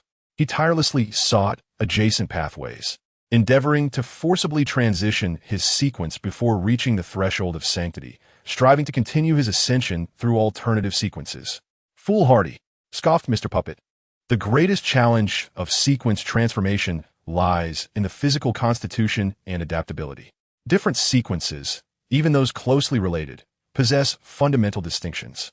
When two inherently different extraordinary traits coexist within the body, the extraordinary individual must actively assimilate one, expelling the other or allowing them to devour each other until only the desired trait remains. Regardless of the method employed, the fundamental issue remains the physical capacity. Let's not forget he is but a human, frail in form. How could even a being of another race, possessing merely the physicality of Sequence 7, withstand such a transformation? The ultimate outcome might involve both extraordinary traits erupting in conflict, tearing the body asunder. He continued. The path he chose is the path of light. Albert uttered softly. At this revelation, it felt as though a bolt of lightning had struck the hearts of those present. Many members suddenly comprehending the gravity of the situation with a palpable thrill of fear. Your implication, divine favorer, is that he succeeded in transitioning from Sequence 7 to Sequence 6 by transforming his own pathway into the path of light? No, to be precise, he created an entirely new sequence pathway, the path of sanctity, during his ascent from Sequence 7 to Sequence 6. Mr. Puppet was profoundly astonished by his own conjecture. Such a notion was almost unfathomable. To create an entirely new pathway, at the level of Sequence 7, to forge a novel sequence, to carve a new path when none existed. What audacity! What exceptional talent! This is preposterous. Mr. Puppet shook his head, his expression a tapestry of complexity, struggling to accept this reality. The creation of pathways? It is well known that sequence pathways are derived from the Hall of Blasphemy. I have never heard of any being capable of generating their own sequence pathway. This transcends mere genius. It is nothing short of a prodigy. He has merged the path of light with the path of the sun. As far as I am aware, the founder of the path of sanctity is an entity of the Holy Church. So this young lad, Gargoyle Simon, gazed at the divine servant Albert, his eyes brimming with inquiries. Indeed, he was that very being, the true deity of the sacred church, the God of light and the sun. No one knew how he accomplished the sequence transformation or how he amalgamated two sequences into one, thus giving rise to the Holy Order. What is certain is that during that desolate era, in a time marked by historical disjunction, he emerged like a beacon, dispelling the shadows that plagued many souls, forging a path uniquely his own. Ultimately, he ascended to the divine throne, becoming the true God and establishing the sacred church, anointing himself as the God of light and the sun. The divine servant Albert nodded, and the assembly was profoundly shaken by the revelations he imparted. After a prolonged silence, Hodge ventured to inquire, Your Excellency, what connection does this have with the blasphemer Taylor Mitchell? The divine servant Albert elucidated. The blasphemer Taylor Mitchell hails from a lineage that greatly aided the establishment of the sacred church. In gratitude, the God of light and the sun blessed this family with the manifestation of 3 angels. This family reigned supreme, becoming the most formidable force within the sacred church. However, such prominence bred resentment, and during a certain operation, the 3 angels were separated. One gravely injured, another perished on the spot, and the last fled. The family suffered devastating losses, with allegations suggesting that the sacred church itself may have been involved, while others pointed to rival factions. Ultimately, the identity of the assailants remained undiscovered. The family beseeched the God of light and the sun for vengeance, yet received no response. They could scarcely believe it, but after a month of silence from the deity, they seemed to comprehend their fate. Consequently, they collectively severed ties with the sacred church, founding a clandestine organization dedicated to undermining its plans. The name of this family remains elusive, but their code name is the Blasphemer. The Blasphemer family? Hodge mused, gaining insight into Taylor Mitchell's origins, understanding why he was so fervently pursued by the church, and realizing the significance of his moniker. It appeared that Taylor Mitchell's ability to evade the church's pursuit might also be linked to this enigmatic organization. Your Excellency, could you enlighten me as to the path Taylor Mitchell has taken? I'm willing to offer a reward, Hodge inquired. No need for that. This is merely a facet of the secret. The divine servant Albert waved his hand dismissively, continuing, The path that Taylor Mitchell has traversed is known as the Blasphemer's Path, or the Dark Path. The Blasphemer's Path? The Dark Path? Hodge had never heard of such a route. Is this also one of the 12 paths? This path, it seems, is indeed related to the god of light and the sun. The divine envoy Albert revealed the secret. As the sun god ascended from sequence 7 to sequence 6, he serendipitously discovered two divergent paths, one leading to the current sacred path and the other veering into darkness, known as the Path of Blasphemers. Being the original sun path, the sun god naturally opted for the more luminous sacred path and amplified its significance, thus establishing the Holy Church. Conversely, as a representation of the shadowy aspect, the dark path remained sealed within the sanctum. Prior to the family's defection, they plundered the sanctum and seized portions pertaining to the dark path. They cherished it like a treasure, transforming a faction of extraordinary individuals at sequence 6, utilizing the aforementioned methods from the radiant sacred path to the dark path. Consequently, numerous extraordinary members of the Holy Church began to mysteriously vanish. Upon their eventual retrieval, it was discovered that they had fallen, becoming extraordinary beings of the dark path. The sacred path and the dark path, while fundamentally similar, diverge at higher sequences. The lower sequences of both paths are identical. Sequence 9 for believers, Sequence 8 for temple attendants, and Sequence 7 for monks. However, upon reaching the mid-sequence, they branch into distinct identities. The Sequence 6 of the sacred path is known as the cleric, while that of the dark path is termed the blasphemer. Thus, the dark path is also referred to as the Path of Blasphemers. As the sequences ascend, the disparities between the two paths grow more pronounced, with the powers they command becoming markedly different. How enlightening! This elucidates the origin of the title blasphemer. Hodge felt immensely enriched. The knowledge regarding the sacred path, the Path of Blasphemers, and the sun god was undeniably invaluable. Particularly intriguing was the concept of the two paths merging, giving rise to both the sacred path and the Path of Blasphemers, a topic that touches upon true divinity and is of an unfathomable nature. Discussions of such magnitude are only dared within the realm of the ancient deity Lilith. Outside, mere discourse on true gods could attract scrutiny and divine retribution. True gods are not to be profaned. Engaging in discussions regarding the past of true deities is undoubtedly an act of sacrilege. Thank you for your generosity and for your sharing, Hodge said, rising and bowing respectfully. Observing this, the other attendees also stood and bowed in unison, expressing their gratitude for the generosity. It was evident that all members recognized the value of knowledge pertaining to true divinity, under the principle of equivalent exchange. Such knowledge could readily procure a complete potion of mid-sequence caliber. Please be seated. I have monopolized enough time during this information sharing, so I shall refrain from further elaboration. Allowing you to contribute, the divine envoy Albert gestured for everyone to take their seats. Speaking of which, I also possess some intelligence regarding the internal affairs of the Salem Empire. After the members settled, the typically aloof Mr. Puppet took the initiative to speak. Chapter 101. Intelligence of the Empire, Salem's internal intelligence? A shiver ran down Hodges' spine as he focused intently, awaiting the revelation from the puppet master. As the heir to Marquis Bach and a noble of the Salem Empire, Hodge was deeply invested in intelligence pertaining to the Empire. This particular piece of intelligence related to certain families within the Salem Empire. The puppet master surveyed the members with a solemn expression and began, ever since Mr. Edward shared insights regarding the movements of the Grand Court sect and the Eternal Demon cult. I have tasked the fledgling bloodlines within the Salem Empire to gather information to verify the authenticity of the reports regarding the Empire's military actions in the New Jill region. Who among the imperial hierarchy is spearheading this initiative? Ultimately, I have uncovered several intriguing pieces of information. Firstly, the Emperor of the Salem Empire, Salem IV, has recently exhibited peculiar behavior. Since May of the previous year, he has seldom appeared in public and has rarely met with the two regents. Historically, this is quite unusual.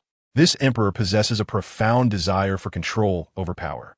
Even with the presence of two regents, he has always preferred to intervene personally in matters of the empire. However, this emperor has recently chosen to remain absent and has refrained from interfering in the regent's governance. This in itself raises significant concerns. particularly given that the upper echelons of the empire are evidently planning to take action against the rebel forces in the New Jill region and instigate a war between the two nations. I have ample reason to suspect that the emperor's condition has deteriorated severely, and it is highly probable that he has already fallen. What? The members exclaimed in astonishment, deeply shocked by the intelligence shared by the puppet master. Was the Salem Empire? It is the most powerful nation on the southern continent, supported by the three major churches, and boasts a multitude of sorcerers, knights, and clergy, controlling a significant portion of the continent. The will of the Salem Empire is synonymous with the will of the southern continent. The smaller nations barely survive under its influence. The only entity capable of challenging it is the Hob Union Empire, established by nomadic tribes on the plains. In other words, should the Salem Empire triumph over the Hob Union Empire, it could fully unify the southern continent, and this emperor could be hailed as a legendary sovereign for the ages. Following the discussions from the last gathering, nearly all members concurred that the initiative to act against the New Jill region, to breach the Dark Woods, and to open the final passage towards the Hob Union Empire was sanctioned by this emperor. Even in the absence of explicit approval, it would at least have received his tacit consent. After all, this pertains to matters of divine warfare, and even the two regents would not dare to act without the emperor's decree. The wrath of the deities is not something to be trifled with. However, based on the intelligence shared by the puppet master, it appears that this matter may indeed not have been authorized by Salem IV. It is conceivable that this fourth emperor of the empire may have already met his demise. Mr. Puppet, I kindly ask you to investigate this matter with greater diligence. Should Salem IV indeed fall, it may present a remarkable opportunity for our bloodline's ascension. Whether we transform Salem IV into an initial embrace or utilize necromantic methods to resurrect him, it would serve as an unparalleled chance for our kin. Intoned the divine chosen Albert, casting a serious gaze upon Mr. Puppet. I shall. Mr. Puppet nodded in acknowledgement, continuing, secondly, it appears that divisions and conflicts have emerged within the Salem family, notably exemplified by the political strife between Prince Malthus and Prince Dickens. They have garnered the support of numerous high-ranking officials within the empire, engaging in a subtle battle over the allocation of the New Jill region. Their feud has even affected the Imperial Royal Knights, with several high-ranking members of the order becoming embroiled in the chaos, further intensifying the situation. This internal discord, when unable to resolve its contradictions, often seeks to externalize its conflicts, redistributing power through the means of war. Hodges suddenly recalled a phrase, the essence of war, at its core, is merely the distribution of interests. Whether it is the expansion of territory or the reclamation of lost lands, fundamentally, it is all about acquiring benefits. For the family, supporting the empire with resources and troops is driven by self-interest. Conversely, the empire, in pursuit of its own gains, mobilizes forces for conquest. The ultimate aim of these two princes is unequivocally to become the crown prince and the heir to the throne. This is a relentless struggle, one that will persist until one party is vanquished. Quite intriguing. The rivalry between these two princes could also present an opportunity, chuckled the gargoyle Simon with a sinister grin, his voice raspy. If Salem IV truly meets his demise and proves irretrievable, promoting one of the princes to ascend as Emperor V would be a favorable choice for us. The alluring voice of the succubus echoed. We could forge an alliance with a royal bloodline closely tied to our own, positioning them as the heir to the throne. This would allow our bloodline to thrive openly within the empire. The power of the Holy Church is formidable, yet the Salem Empire is not solely under their dominion. As long as either the mechanized or oceanic church offers their support, we could establish the Moon Church. Albert, the divine chosen, concurred with the succubus's assertion. According to the succession laws of the Salem Empire, any individual bearing the royal blood, whether closely or distantly related, is entitled to claim the throne. It need not be restricted to these two princes. Other royal bloodlines also possess this opportunity. Furthermore, it is often more advantageous to provide support when it is most needed rather than merely embellishing an already prosperous situation. Hodge elucidated the idioms of embellishing a flower on brocade and providing timely assistance. By supporting a lesser-known royal bloodline with limited power, we can more easily exert control over them. In contrast, backing the two princes who have already established their own strengths and garnered support from their families and the empire's elite would render our influence much more challenging. Moreover, the infiltration of the three major churches within the empire remains shrouded in secrecy. Our support for the two princes may ultimately serve as their wedding garments." Upon hearing this, the members nodded thoughtfully, acknowledging the validity of Mr. Edwards' analysis. It is undeniable that if they foresee great opportunities for the two princes, other families and factions are equally capable of recognizing them. The three major churches have long sought to exert complete control over the empire, and with such an evident objective, they are unlikely to relinquish their ambitions. Should the influence of the church infiltrate, the Blood Clan, if recklessly exposed, could easily become the target of hostility. Compared to humans, the Blood Clan is after all an outsider. The adage, "those not of our kind must have different hearts," has long prevailed. Were it not for a lack of options, the two princes would certainly not regard the might of the Blood Clan as a crucial support. Chapter 102. The gloomy forest Hodge observed the contemplative demeanor of the surrounding members and inwardly sighed in relief. His remarks were not intended for the benefit of the Blood Clan, but rather for his own interests. Their family had just suffered a covert attack from the Imperial elite, and according to the current intelligence, there were issues concerning Salem IV, while the two princes were embroiled in a struggle over the distribution of the New Gil region. All signs indicated that the harm inflicted upon their family was likely orchestrated by one of the princes, or at the very least, connected to the faction supporting them. Given this situation, how could Hodge possibly allow the Blood Clan to choose to support those two? Wouldn't that merely strengthen their adversaries? Even if the Blood Clan were to provide support, it could not be directed towards these two individuals. Of course, Hodge's aspiration for the Blood Clan to endorse him as the heir was equally unattainable. The Blood Clan would be fortunate enough to survive without annihilating his family. After all, the Marquis of Box family is a divine benefactor, the most loyal of the Holy Church's followers. Given the relationship between the Blood Clan and the Holy Church, it was inconceivable that the Blood Clan would support Hodge Dickens. Hodge did not harbor such extravagant hopes. As long as it was not those two princes, he was indifferent to who else might be supported, for he was not well acquainted with them. Mr. Edwards' insights were indeed profound, highlighting an oversight on our part. The divine chosen, Albert, nodded slightly, expressing his agreement with Hodge's perspective. Since we are inclined to invest in Prince Malthus and Prince Dickens, other factions and families are equally likely to do so. The competition between the two could present an opportunity for others to ascend. If the Blood Clan were to provide support, it must not be as vassals. We must occupy a position of dominance to secure the greatest benefit. The members unanimously nodded in acknowledgement of the divine chosen's words. After years of dormancy, the Blood Clan must garner the support of the Imperial elite in Salem if it wishes to make a resurgence. Should the Blood Clan merely remain as vassals? Once Emperor V ascends to the throne, he could easily change his stance, especially with the backing of the three major churches. Even if he were to renege, the Blood Clan would find themselves powerless to act. However, if the bloodline holds dominion, then the newly ascended fifth emperor must rely upon the bloodline, leveraging its power. Consequently, the bloodline and the Salem Empire would complement each other, naturally allowing both to flourish. The third matter at hand involves the Abraham family, which has recently been conspiring on a matter of high significance. The puppeteer has revealed a secret of considerable magnitude.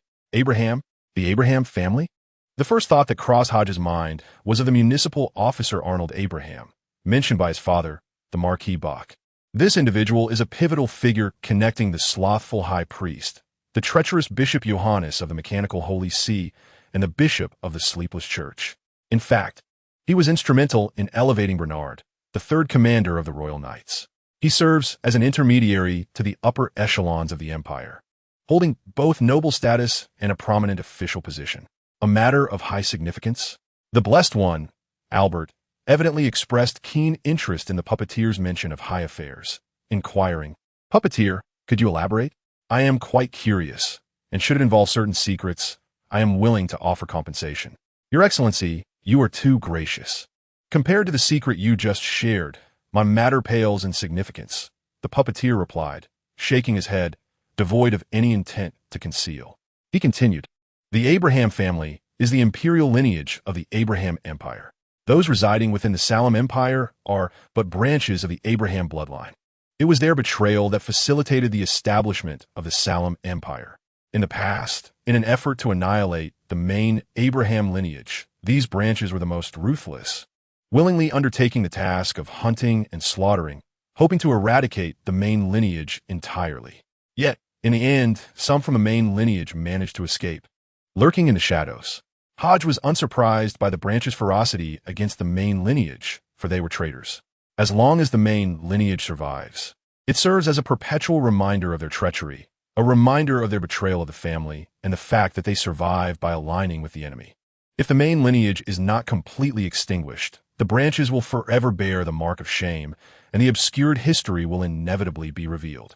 Furthermore, wildfires cannot be entirely extinguished. With the spring breeze, they may yet reignite, were the branches to find themselves in the position of the main lineage. They too would seek vengeance against those who betrayed the family. Thus, the branches would show no mercy.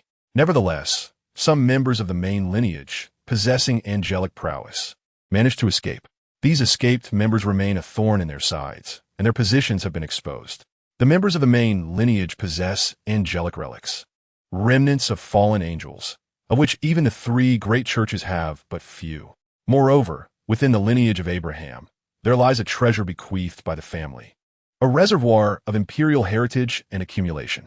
When the Salem Empire breached the capital, they scoured the entire city, yet only uncovered a few extraordinary materials. For the higher-grade extraordinary resources and their remarkable characteristics had long been relocated. The whereabouts of these ancestral treasures are known solely to the lineage of Abraham. A smirk graced the lips of the puppet master as he uttered these words. Upon hearing them, the eyes of the gathered members sparkled with desire and avarice. It was an inevitable response. The angelic family and the treasures of the ancient empire. These were invaluable assets capable of elevating their clan and propelling their kin to greatness. Even the most established bloodline clans would not overlook such rare artifacts, for who would ever regard their treasures as excessive? Puppet Master, where is this treasure? Inquired the alluring succubus, unable to restrain herself. Such a treasure, in any circumstance, should be shared. Even a fraction would suffice to enhance the succubus's standing within her family and perhaps even grant her a relic left behind by their progenitor. All members turned their gaze toward the puppet master, awaiting his reply. Hodge, too, directed his attention to the puppet master, yet he harbored little interest in the treasure, fully aware of his limitations. Such artifacts were not meant for one of his rank, a mere sequence 9. Even his father, Marquis Bach, a sequence 4 saint, would likely find himself at a disadvantage in the competition for such high-tier items. The angelic family? The treasures of the empire? It would come as no surprise if the three major factions dispatched angels for such matters. The members of the main lineage of Abraham have long resided in the shadowed woods of New Jill, the puppet master stated, unhurriedly revealing a location under the scrutiny of the assembly. Chapter 103. Information Exchange the Shadowed Woods. The name evoked both surprise and a sense of inevitability among the members. The rationale was quite simple. Following the obliteration of the Abraham Empire, the Salem Empire has consistently held a ruthless stance towards these former royals, seeking to eradicate them entirely. This was the very foundation of their rise, and thus, they harbored a profound fear of retribution from the Abraham family. Years have passed, yet the main lineage of Abraham remains unextinguished, a thorn in the side of the Salem royalty. Undoubtedly, there exists assistance from those in high places. The locations capable of harboring the main lineage of Abraham within the entire realm of Salem are indeed few and far between, and the shadowed woods in New Jill stands out as one of the most suitable sanctuaries. Due to Salem's dominion, the land and iron resources of the New Jill region have been extensively exploited, and the strategy employed towards the indigenous populace has been one of enslavement, forcing them to cultivate crops and extract minerals to sustain the voracious appetite of the Salem Empire. In Hodges' previous life, there existed a term to characterize the colonial approach towards the New Gill region. Within this historical context, the Dark Woods served as a chaotic stronghold for rebel forces, a veritable paradise for smuggling, narcotics, and illicit trade, where extraordinary beings from various pathways engaged in commerce, looting, and resource plundering. The unique geographical environment of the Dark Woods, perpetually shrouded in thick black mist, concealed numerous dangers. Even mid-tier extraordinary beings could fall victim to its perils with a mere moment of inattention. Where had the bloodline of Abraham's main lineage fled? Reflecting on the turmoil of those years, I found myself a step too late. Otherwise, I might have reaped considerable rewards. murmured the gargoyle Simon, his voice tinged with a hint of regret. This bloodline, known as the gargoyle, had indeed survived the Granville incident. This suggested that he had lived for at least 4 or 5 centuries. Hodge contemplated silently. Although the Salem Empire had only seen 4 emperors, the 2 who reigned after the iron-willed founding emperor each lived beyond a century. Even the current Emperor Salem IV, now in his 70s or 80s, remained in the prime of life. In this extraordinary world where power abounds, the existence of an emperor could easily extend life. After all, they need not pursue high-tier powers, thus avoiding the risks of loss of control. The Salem Empire controlled the pathways of sorcery, particularly the extraordinary series associated with alchemy, which provided the imperial elite with numerous precious resources and longevity potions. In terms of mere longevity, none of the 3 major churches would object, for even with the consumption of numerous longevity potions, one ultimately reaches the end at a mere 100 years. Well, I have shared all my intelligence, Mr. Puppet reclined against his chair, appearing nonchalant as if he were not the one recounting these matters. I have been reading lately, and I regret to say I possess no valuable intelligence. Miss Puppet shyly raised her small hand, speaking hesitantly. The other members seemed well aware of Miss Puppet's character and refrained from further comment.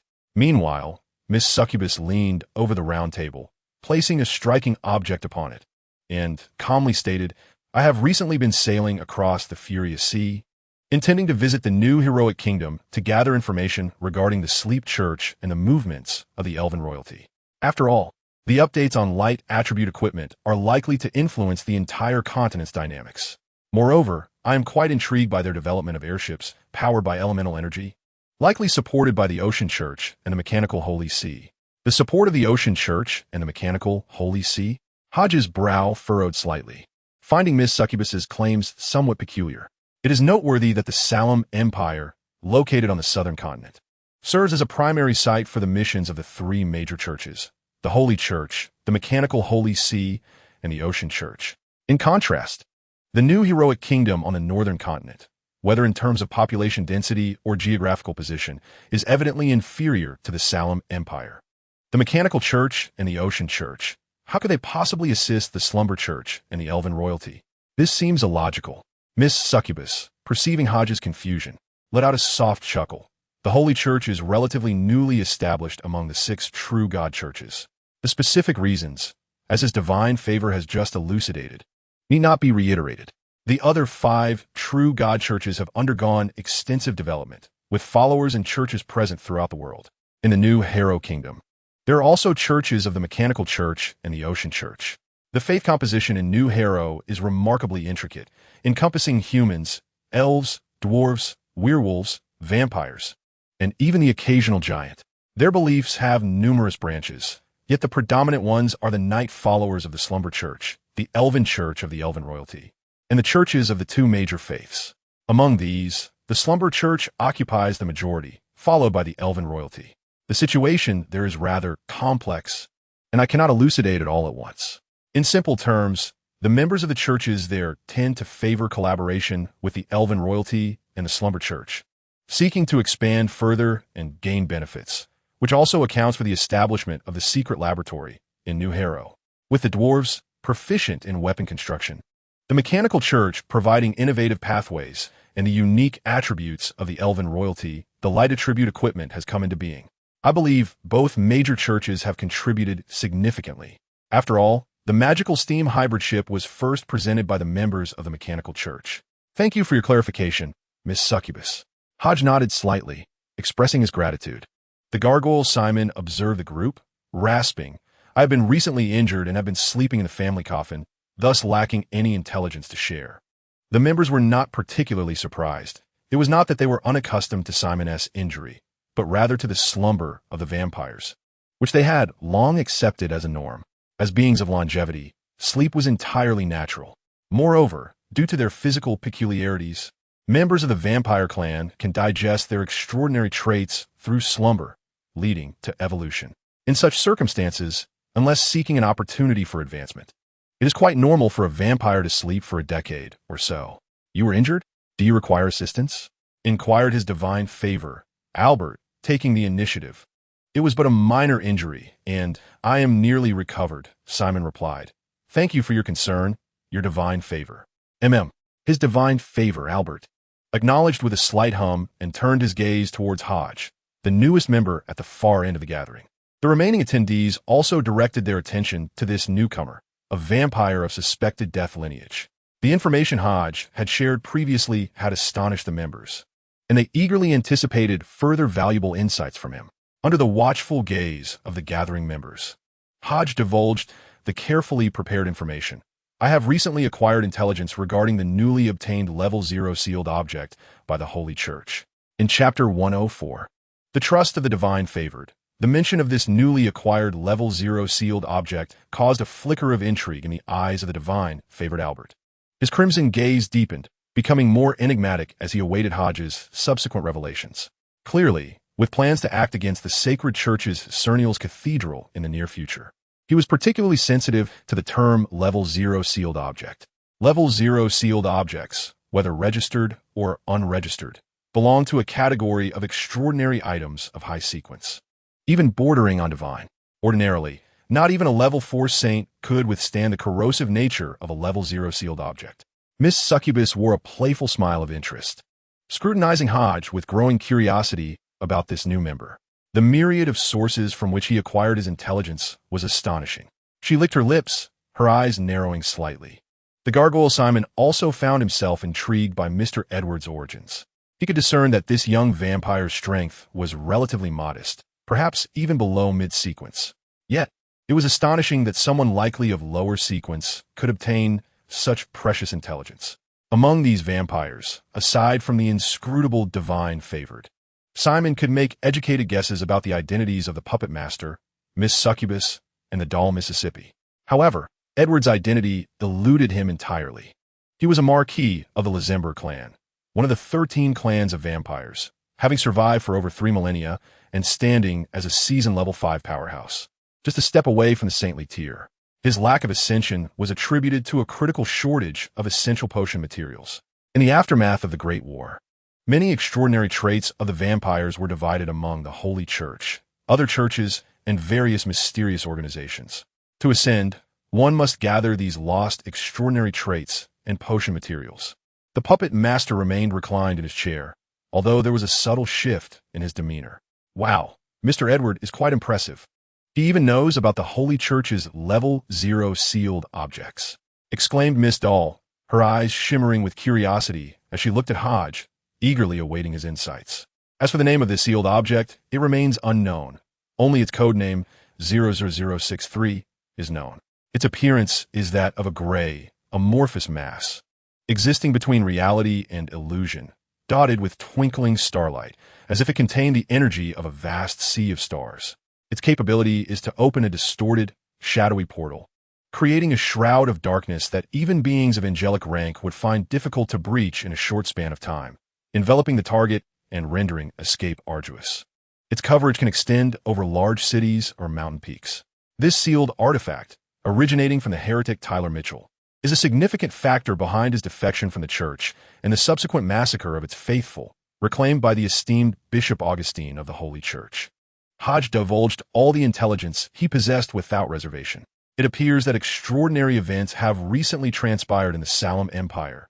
Albert, the divine chosen, murmured softly, fully aware of the caliber of an artifact of Level 0, and cognizant that the bishop's hunting expedition likely involved more than one saint. To reclaim the Level 0 artifact from the heretic Tyler Mitchell, the Holy Church must have deployed at least 2 saints, perhaps even beings of angelic stature. This artifact is named the Twilight Veil. Albert, the divine chosen, gazed at Hodge and revealed the name of the artifact. The Twilight Veil? Hodge recognized that the names of artifacts are seldom arbitrary. They are typically derived from their function or origin. For instance, the revolver in Hodge's possession, named the Whisper of the Dead, aptly reflects its purpose, as its final bullet signifies the death of the deceased. The Twilight Veil, this artifact, is said to have been crafted from the bloodline of the Night Demon clan, a wondrous object that, during its creation, encountered an unforeseen accident, opening a gateway to a mysterious dimension and unleashing unimaginable calamities. Consequently, this miraculous item became tainted, imbued with the essence of corruption death, and decay. The wielder must perpetually purify themselves, lest they be consumed by this power, ultimately transforming into a monster, Albert elucidated. The Night Demon Clan? This signifies a force tied to the path of night, Hodge contemplated silently. The recent appearance of the bishop of the Sleep Church prompted Hodge to inquire with his father, Marquis Bach, about the path of night. From his father, Hodge learned that the power of the path of night emanates from a being known as the Night Demon, the first entity to enter the blasphemous palace and among the initial beings to harness the power of night. Upon ascending to sainthood within the path of night, one can adopt an incomplete mythical form, that of the Night Demon. Mr. Edward, you have once again rendered me a great service. Without the intelligence you provided, my forthcoming actions would have been perilously reactive, Albert, the Divine Chosen, remarked with a complex glance at Hodge. I owe you a favor.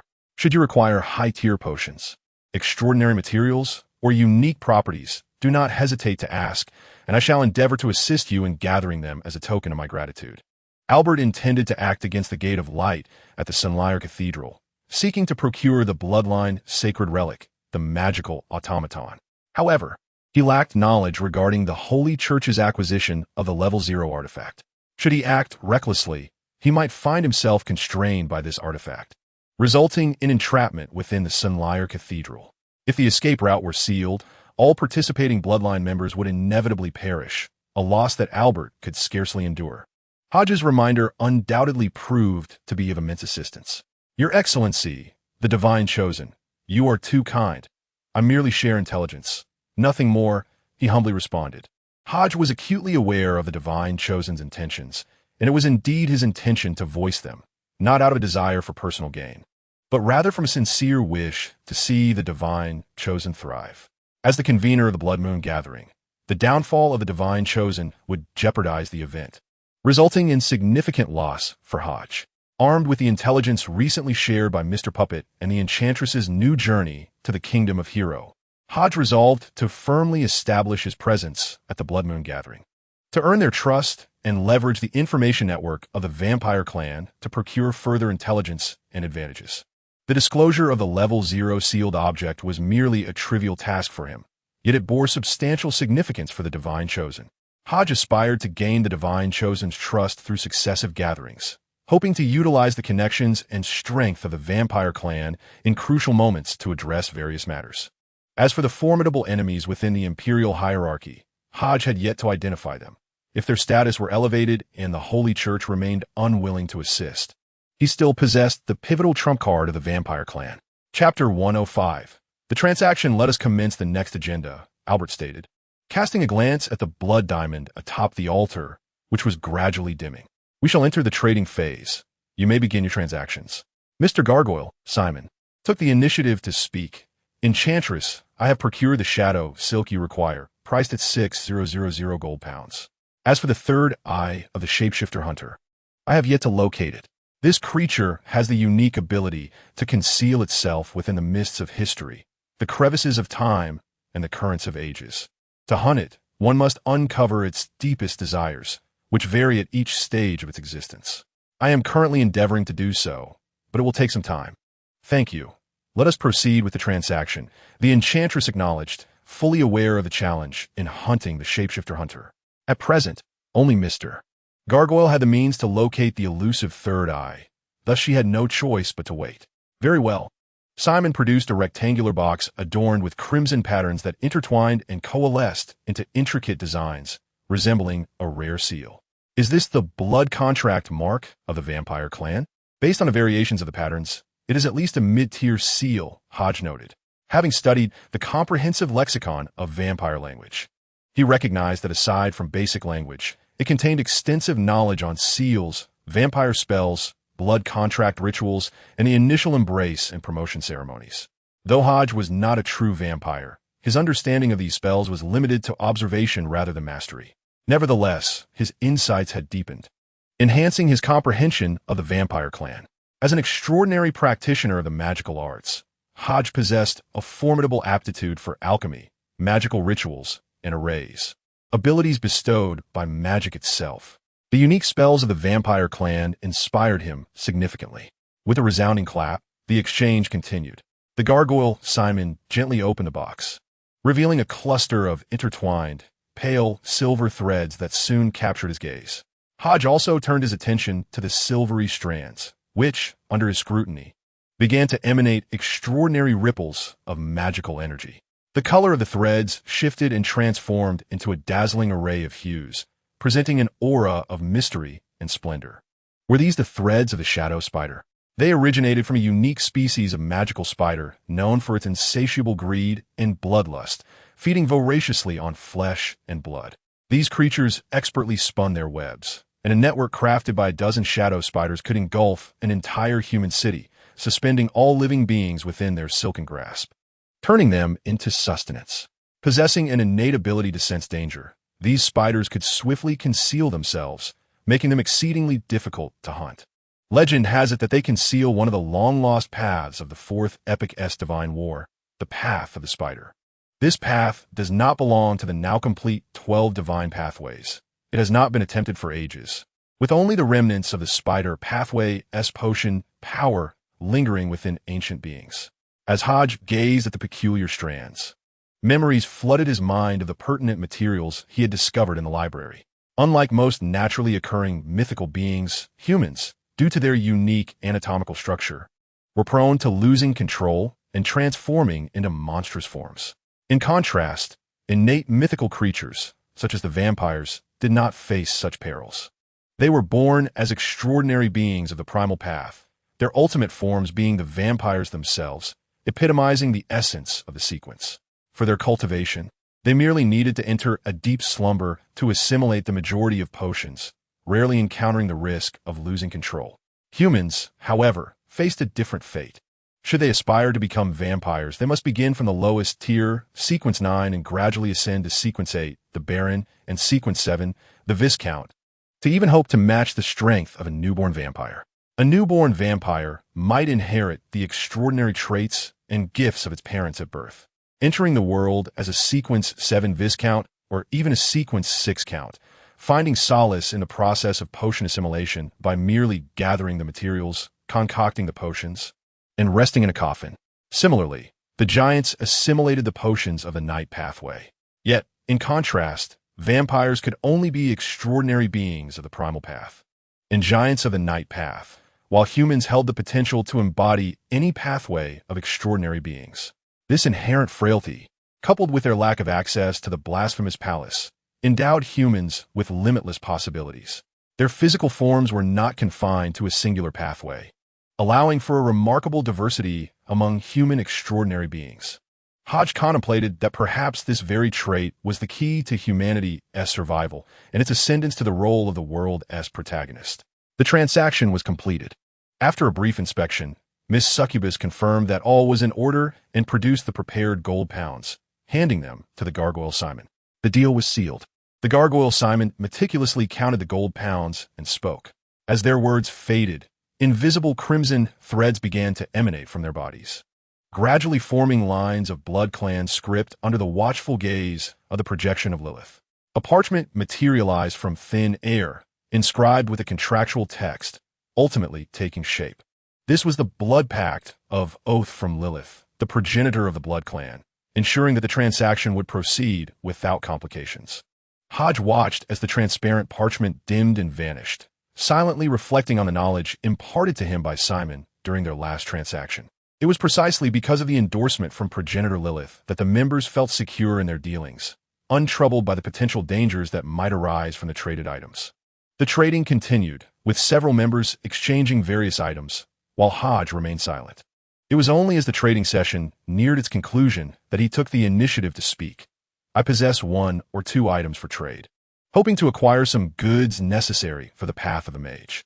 At his words, the members turned their attention to Hodge, the newcomer.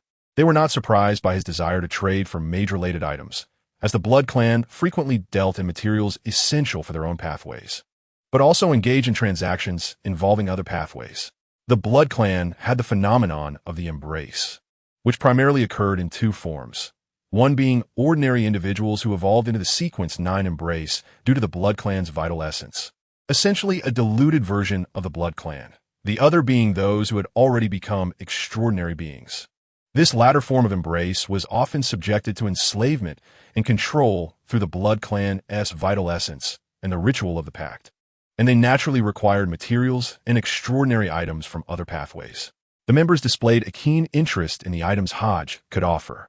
Under their gaze, Hodge focused his thoughts and produced 3 cups of blood wine from his cloak, placing them upon the round table. Chapter 106. The 3 cups of blood wine, pale azure, deep crimson, and rich purple. 3 cups of exquisite crystal goblets were arranged from left to right on the table. The translucent hues of the blood wine became the focal point, sparkling with an alluring sheen, emanating an irresistible allure. Blood wine, the goddess chosen, Albert, narrowed his crimson pupils, fixating intently on the 3 cups, ripples stirring within him. The term blood wine originated from the Blood Clan, an essential libation at their celebrations, a tradition that has endured for millennia. The method of its brewing is highly intricate, even today, utilizing alchemy, magical circles, and special rituals. Achieving a perfect blend of equivalent blood wine requires an extensive duration and profound craftsmanship. In the present day, the number of brewmasters within the Blood Clan capable of such feats is exceedingly limited. The sale and exchange of blood wine led the blessed Albert to recall a remarkable artifact belonging to the Clan of Death, known as Cappadocia, specifically the Blood Chalice, one of the 13 sacred relics. The value of this artifact is nearly incalculable, comparable to the magical puppets that the blessed sought to acquire. This pale blue blood wine, derived from the rare blood of werewolves, grants the consumer a fraction of the prowess, speed, and reflexes of their lineage, lasting approximately 1 minute, though it incurs a detrimental effect of physical weakness for 2 hours. Hodge, perceptive to the blessed Albert's reaction, noted that even though a special power obscured his senses, the flicker in his eyes was unmistakable, particularly in his initial response, which was nearly impossible to disguise. Such micro-expressions, fleeting yet lasting a minimum of 125 seconds, represent a person's most immediate and hardest-to-conceal response. Based solely on this reaction, Hodge confidently surmised that the blessed Albert had discerned something significant. However, Hodge remained unfazed, continuing his composed introduction of the 3 blood wines. The second, a deep red blood wine, is derived from the blood of a giant transformed from a warlord of the Night Path, Sequence 7. Its effects are threefold. First, upon consumption, it bestows the combat prowess of a Sequence 7 giant and allows the user to harness the innate abilities of the giant race for half an hour, at the cost of severe bodily degradation, including the growth of gray-green fur and tendencies toward madness and bloodlust, culminating in a complete dissolution into flesh. Second, it serves as a primary ingredient for potions that promote advancement from Sequence 8 to Sequence 7 within the Night Path, providing all requisite extraordinary traits, albeit with a potential for mutation that necessitates purification through special means. Third, one may opt for a reduced dosage, combining it with herbs to gradually master the full power of the giant's blood, though this may lead to varying degrees of bodily mutation due to the accumulation of altered blood, which could be mitigated through potion formulation. Hodge recounted with keen familiarity the properties of this blood wine, distilled from the essence of the mutated giant O'Neill. The blessed Albert had regained his composure, listening intently to Hodge's discourse without interjecting. The other members were equally captivated by the diverse effects of the blood wines, silently contemplating whether to engage in trade. While both of these blood wines exhibited remarkable effects, their accompanying adverse consequences were equally staggering. Most significantly, these 2 wines belonged to distinct paths, diverging greatly from the original path, one being the monster path and the other the night path. As for the final deep red blood wine, it was derived from a saint of Sequence 4 from the monster path. Hodge, unhurried, elaborated on the origins of this last blood wine. What? A saint of Sequence 4 from the monster path? Blood wine crafted from the essence of a saint? The alluring succubus suddenly stood upright from the round table, her form creating a mesmerizing spectacle as ripples danced before her. Yet at that moment, no one paid her any heed. All attention was fixated upon the final goblet of deep crimson blood wine. This was no ordinary concoction. It was a libation crafted from the flesh and blood of a saint, imbued with the extraordinary properties of Sequence 4. This particular blood wine contained the essence of half a saint's being, rich in its remarkable traits, and bore the incomplete essence of a werewolf's lineage. Consuming it would grant a fleeting half-hour of power equivalent to that of a sequence 4 monstrosity, allowing the user to wield the form of an incomplete mythic creature. However, one must possess at least sequence 5 strength, otherwise, death would be immediate.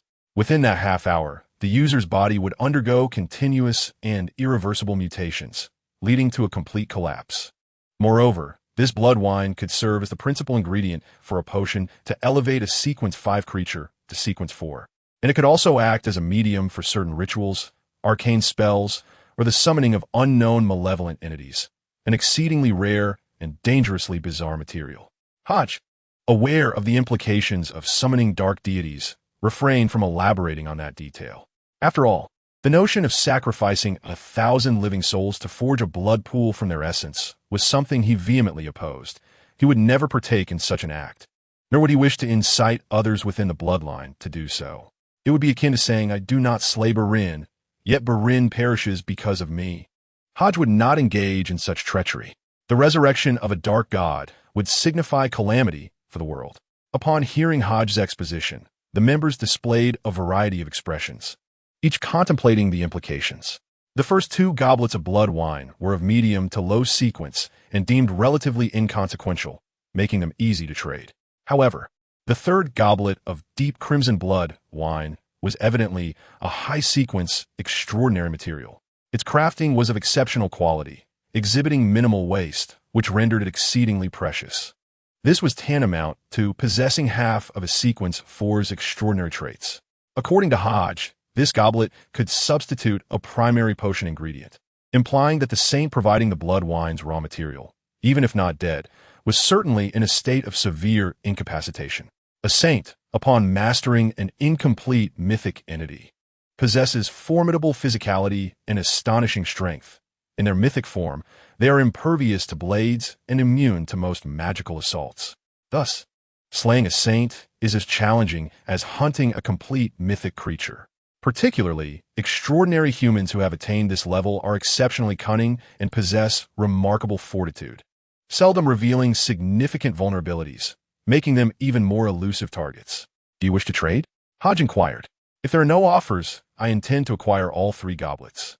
As silence enveloped the room, the divine favored Albert was the first to speak, calmly fixing his gaze upon Hodge. His words elicited astonishment among the members, who turned their surprised expressions toward the first divine favored on the far left. "You wish to acquire them all, Your Excellency? Why?" A wave of perplexity washed over the members present. If it were merely a matter of acquiring the final cup of the saint's blood wine, their doubts might have been allayed, for the prowess of the divine chosen was beyond question. However, the inferiority of the other 2 cups raised questions about his interest. Did the mid to low-tier blood wines possess some peculiar significance for him? Chapter 107. The Arcane Card and the Fiery Cloak. Even Hodge, despite his audacity in securing 3 cups of blood wine in one breath, was taken aback by the divine chosen Albert's boldness. Though Hodge had indeed procured 3 cups, he had never intended to trade them all, primarily because the disparity in their qualities was too vast. The first cup, the azure blood wine, could at best be deemed a low-tier material. While it contained the diluted essence of werewolves, its efficacy was weak, and the adverse effects were considerable. Not everyone could execute a reverse strategy like Hodge, leveraging negative effects to ensnare adversaries. The second cup, the purplish-red blood wine, was comparatively more suitable, derived from the extraordinary traits of mid-tier mutated giants. Whether for enhancement or consumption, it held substantial benefits for the bloodkin. Hodge was confident that within their ranks, there were undoubtedly alchemists capable of assimilating such a blood wine. The third cup, the deep crimson blood wine, boasted a high-tier quality. Its effects and extraordinary capabilities were nothing short of terrifying. Even those at the saint level would hesitate to use it recklessly due to its severe side effects, which involve high-ranking entities. The disparity in quality between the first and third cups was too significant to allow for a simultaneous trade. For me, the utility of these 3 cups was limited, and I lacked sufficient items for trade through the arcane path. Miss Succubus was the first to voice her thoughts, gently shaking her head to indicate her stance. It was evident that while Hodge's blood wine was indeed excellent, she could not offer equivalent items, especially constrained within the parameters of the arcane path. I found myself particularly intrigued by the third cup, yet I had no items of saint-level quality within the arcane path to exchange.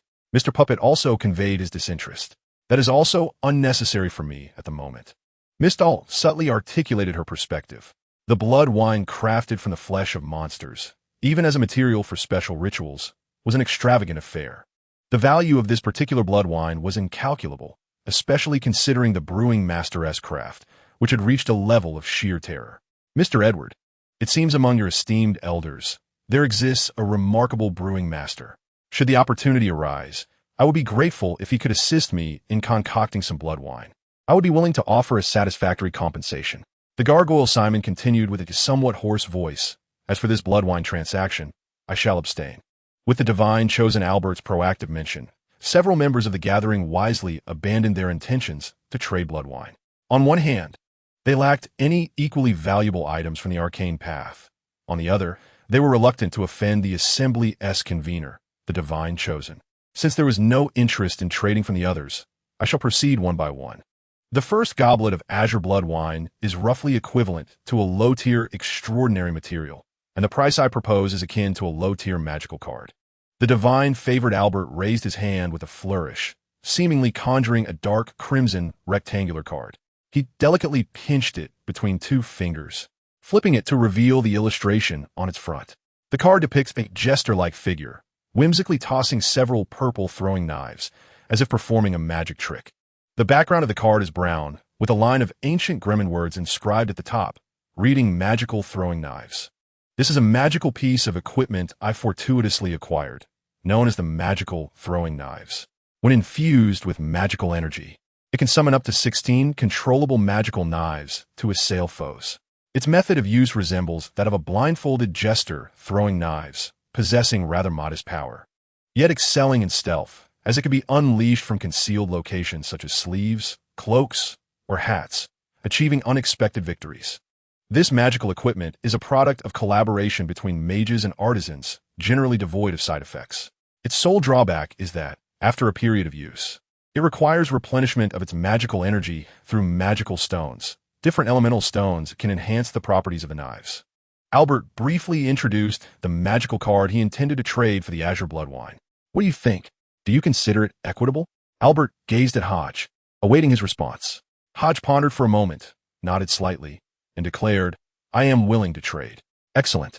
Albert flicked the magical card, allowing it to spin gracefully before halting in front of Hodge. The second goblet of purplish-red blood wine is rated at a mid-low tier. Originating from the Warlord of the Night's Path, Sequence 7. It is only from Sequence 6 that one enters the mid-tier realm. However, due to mutations and enhancements, this goblet of blood wine boasts a heightened level. I assess this blood wine as an initial mid-tier extraordinary material. Thus, I propose a price equivalent to a mid-tier magical cloak. Albert waved his hand, producing a black cloak and gently placing it upon the round table.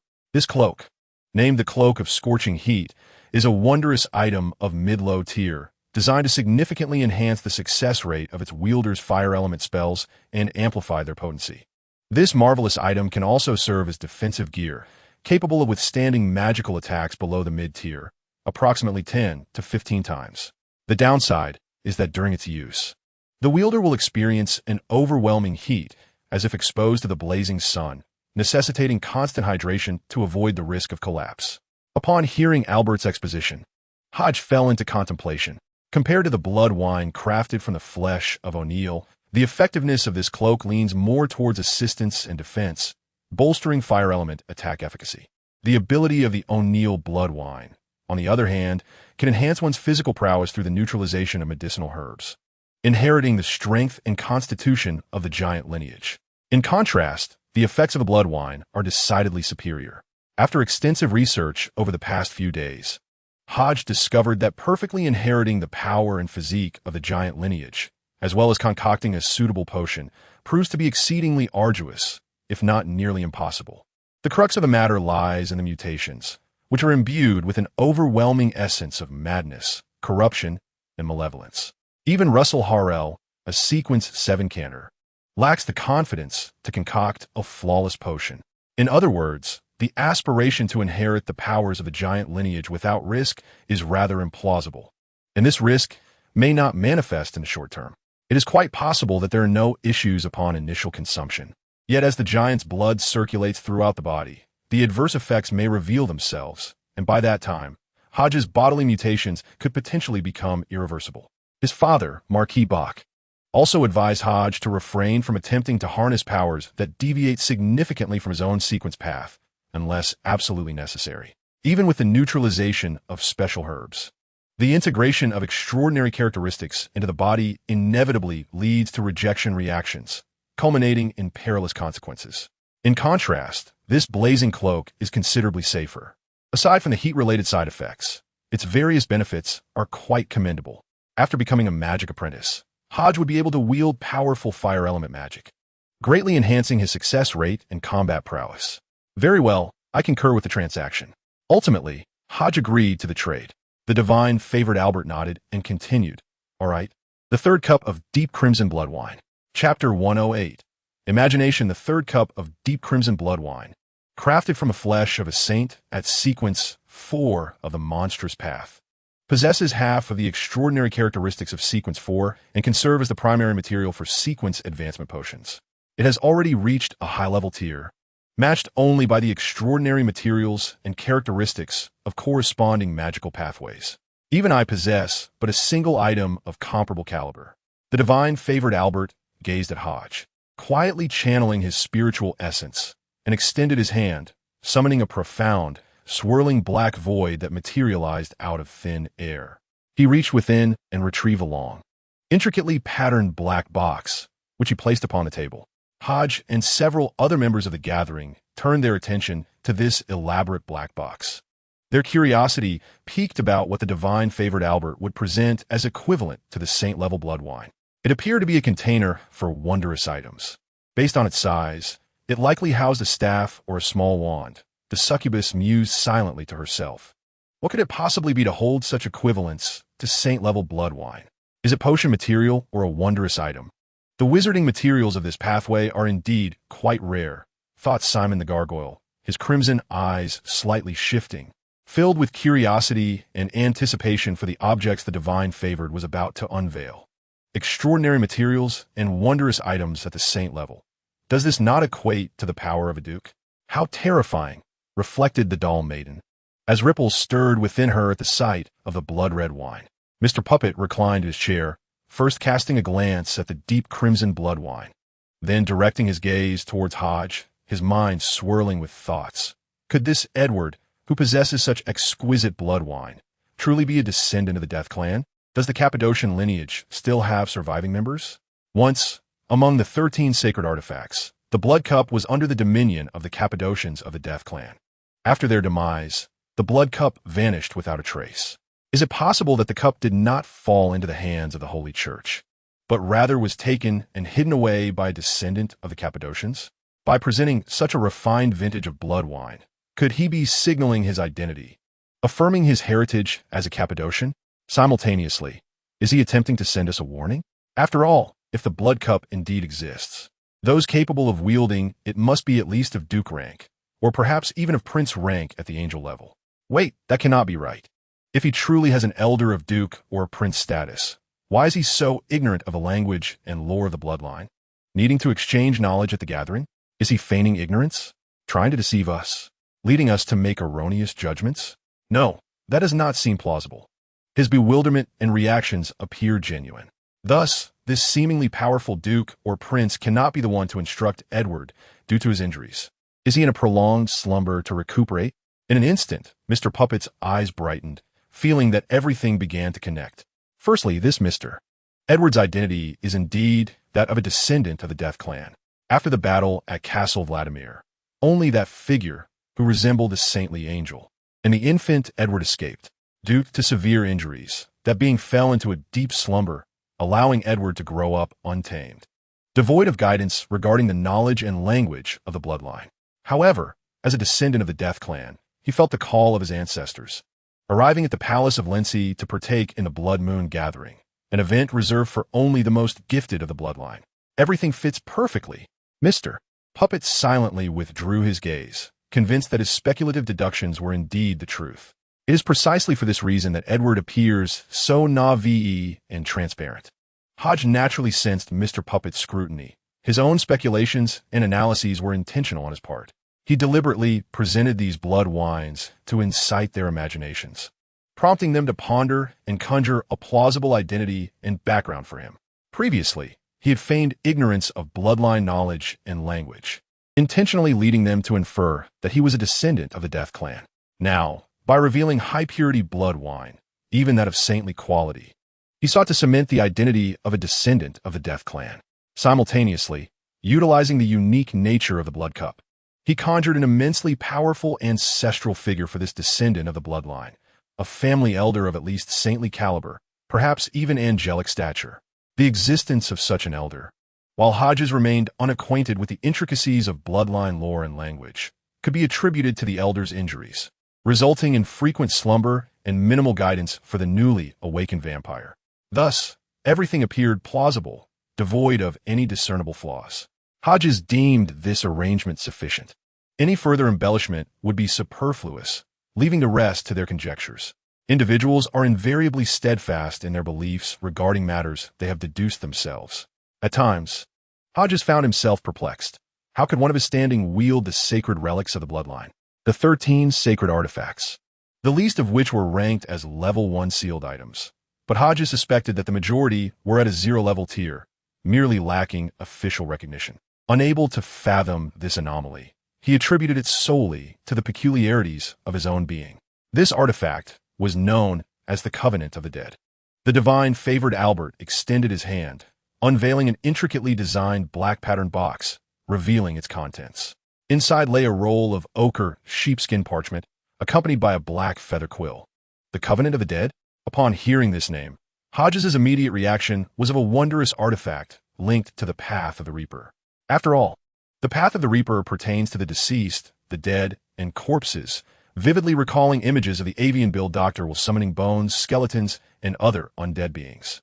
The divine-favored Albert carefully extracted the sheepskin scroll, gently unfolding it to reveal an array of ancient scripts inscribed thereupon, explaining, "This sheepskin scroll is a potent magical artifact, not classified under the Church's established seal ratings, yet its power has ascended to the level of a first-tier sealed item. This extraordinary artifact is a fusion of the remarkable attributes of the Path of the Reaper and those of the Mage's Path, merging in a remarkably rare state. A magical item born of a dual-path fusion?" Hodges's expression shifted, fixating intently on the seemingly ordinary sheepskin scroll, his mind reeling with astonishment. Chapter 109, The Covenant of the Dead. A dual-path magical artifact? The puppet master was equally taken aback by the grand gesture of the divine favored. Generally, magical items are categorized by tier levels, subdivided into low, medium, and high, corresponding to the sealing rules established by the major churches. However, in practice, events frequently unfold outside prescribed protocols. In instances of bizarre occurrences, grotesque legends, or malevolent rites, extraordinary attributes can spiral out of control, leading to madness and aberration, much like the pollution suffered by O'Neill. In such scenarios, extraordinary attributes are tainted by malevolence, resulting in dangerous and strange mutations that pose a continual risk of contaminating other extraordinary beings, potentially unleashing horrific disasters. The enforcement teams of various churches have emerged to address such extraordinary events. The classification of sealed objects is designed to assist enforcers in determining the level of disaster, preventing unnecessary loss of life. Generally, sealed objects are manifestations of singular aberrations. However, in certain extreme circumstances, there may arise fused aberrations of 2 or more types. Such a degree of aberration is far more terrifying and challenging to manage than a singular one. The wondrous artifact presented by the divine envoy Albert falls into this category. This artifact consists of 2 components. One is a scroll made from the extraordinary properties of a sequence 5 mummy from the Path of Death, and the other is a black feather quill, derived from a sequence 4 sorcerer of the Path of Magic. These 2 extraordinary properties fuse and complement each other, necessitating their simultaneous use to unleash their full potential. Only together can they manifest the complete effects of the contract of the dead. As the divine envoy Albert elucidated the effects of the two items, he paused momentarily before stating, "Now, let us discuss the subsequent functions privately." With that, he activated the unique abilities of the Palace of Luncii, shrouding the perceptions of others, leaving only himself and Hodge. Hodge glanced at the other members of the gathering, observing their eerie stillness, as if an invisible force had rendered them imperceptible. They can no longer hear our conversation, nor can they see us. Noticing Hodge's expression, Albert explained, "Given that this artifact pertains to the level of saints and is a dual-path magical item, I prefer that they remain unaware of its specific functions and capabilities. Particularly for your protection, your power is considerably weak. While we are kin and bound by the gathering's contract, it does not eliminate the possibility of them harboring ill intentions, using the Night Path's anti-magic effects to break the contract and potentially harm you. To mitigate any risk, we have opted for a private discussion."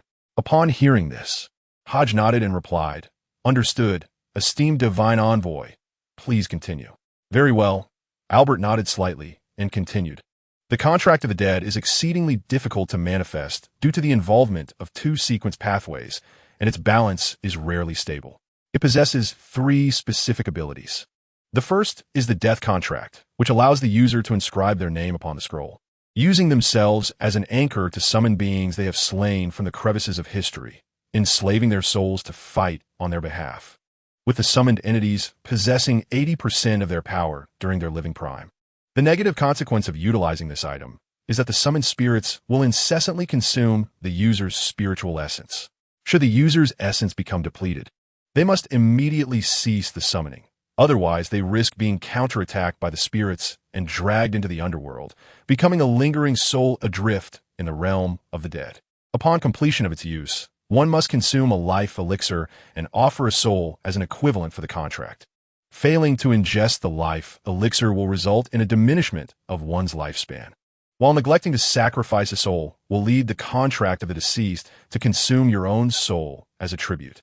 Upon hearing the divine emissary's account, Hodge was initially taken aback, but soon comprehended the formidable nature of this extraordinary artifact. After a moment of contemplation, he inquired, "What constitutes the definition of slaying a living being? Is it the final strike that delivers death, or does participation in the act suffice?" "Participation in the kill counts," replied the divine emissary Albert, a faint smile gracing his lips, clearly appreciating Hodge's cleverness.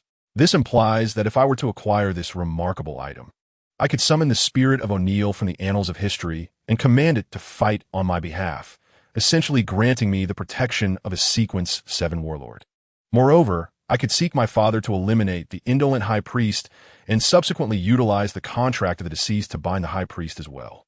In doing so, I would possess a guardian of saintly caliber, granting me the strength to contend even against high-sequence extraordinary beings." In a flash of inspiration, Hodge envisioned a method to exploit the situation, utilizing the still-living indolent high priest by participating in the act of slaying him, then binding him through the contract. This would allow him to wield a Sequence 4 saint at his command, a feat far surpassing the perilous endeavor of consuming blood wine. The second ability, the summoning contract, enables this extraordinary artifact to bind oneself to the underworld, allowing for covenants with formidable beings from the nether realms through incantations. By offering the requisite tributes, one can summon these powerful entities to fight on one's behalf when the need arises. However, caution is paramount, for not all denizens of the underworld are benevolent. Some malevolent beings may prefer to breach the contract and devour the contractor, even at the cost of backlash. Thus, it is imperative to avoid forging contracts with entities beyond the contract's stipulated tier, lest they choose to tear asunder the agreement and consume the contractor. The third ability, the magical contract, allows for agreements with the projections of fallen mages. Through sacrifice, granting, or trading, one can acquire the ability to cast corresponding spells, such as Ice Crystal Dragon Magic, Blazing Light Magic, Meteor Strike, and Tornado Magic, among others. This form of contracted magic can be wielded even by extraordinary beings who are not mages. The requisite costs include not only the fundamental spiritual toll, but also the consumption of corresponding magical stones.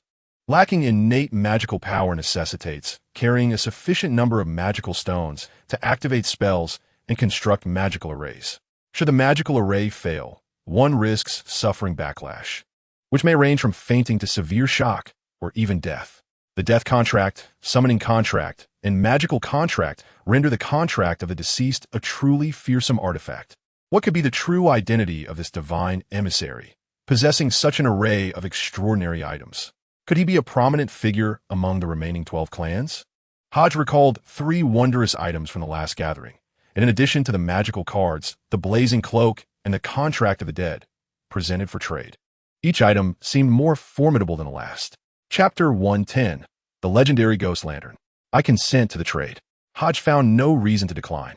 The saint-level blood wine was far beyond his capacity and of no use to him in the immediate future. Conversely, the contract of the dead represented a trump card capable of reversing the tide of battle. Naturally, the more trump cards one possesses, the better.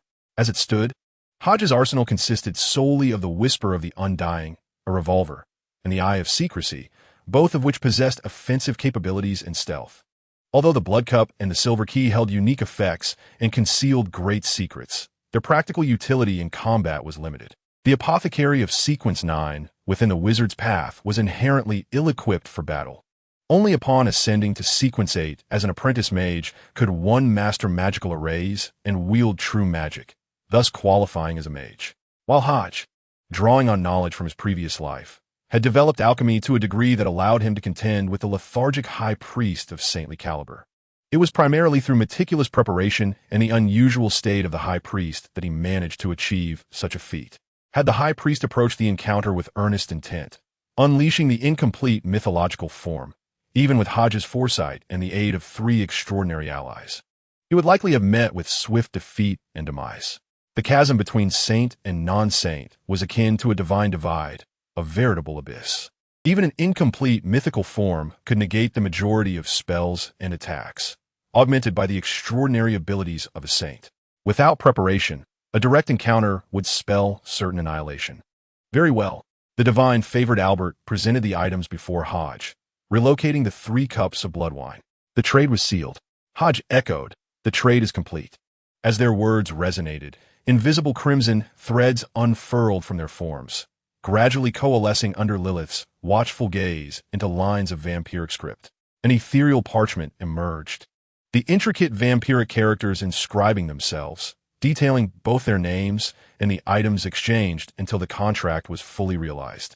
Now, let us secure our possessions. The divine favored Albert gathered the 3 cups of blood wine.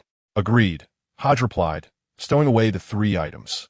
Soon, under Hodge's scrutiny, the barrier restricting other members dissipated, restoring their vitality and spirit. It appeared the transaction had concluded. The puppet master observed the now empty round table, chuckling softly. After all, these are extraordinary items of saintly dual paths. Were I in your position, I would not refuse either. The gargoyle Simon expressed his admiration. I truly wonder what powers this marvelous item possesses. Curiosity piqued. The succubus licked her lips, gazing at Hodge with keen interest, ripples of excitement stirring within her.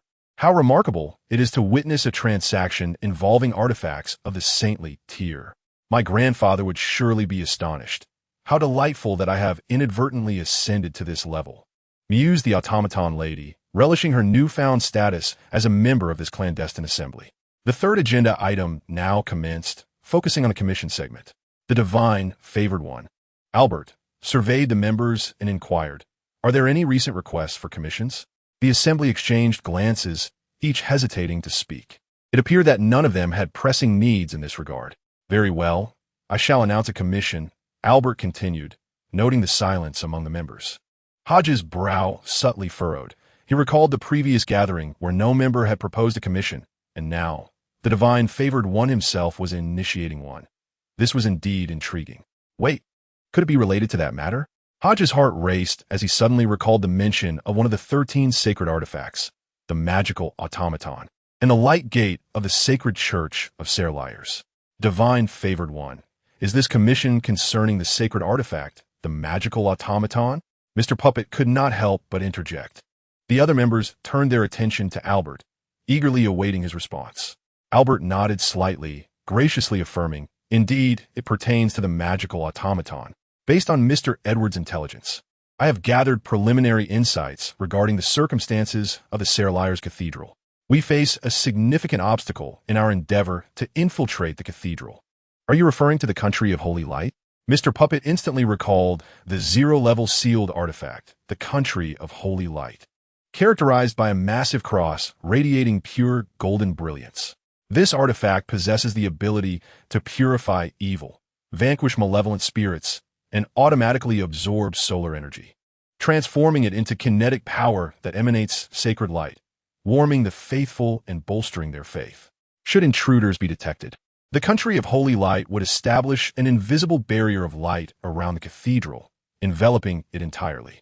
Any aberration within the brilliance would be immediately identified and subjected to the artifact's assault, leaving no room for escape, resulting in total annihilation. The potency of this sealed artifact is unparalleled, even among zero-level artifacts. Its very existence renders the Seralire's cathedral one of the most impenetrable and elusive sanctuaries. Indeed, in addition to the country of holy light, there is the other zero-level sealed artifact, the Dusk Veil. Under the combined lockdown of these two zero-level artifacts, even angels would struggle to extricate themselves, facing near-certain doom beneath their might.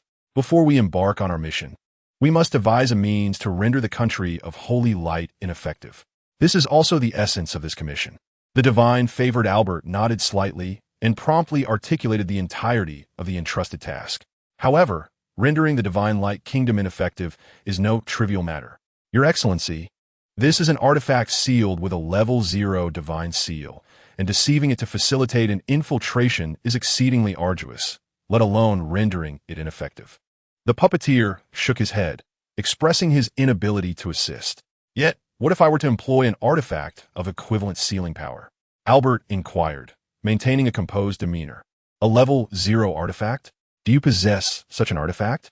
The puppeteer was momentarily taken aback, but quickly regained his composure and asked, in order to retrieve the magical puppet, I made a special journey to the Brook tribe, where, through amicable negotiations and transactions, I acquired an item from them.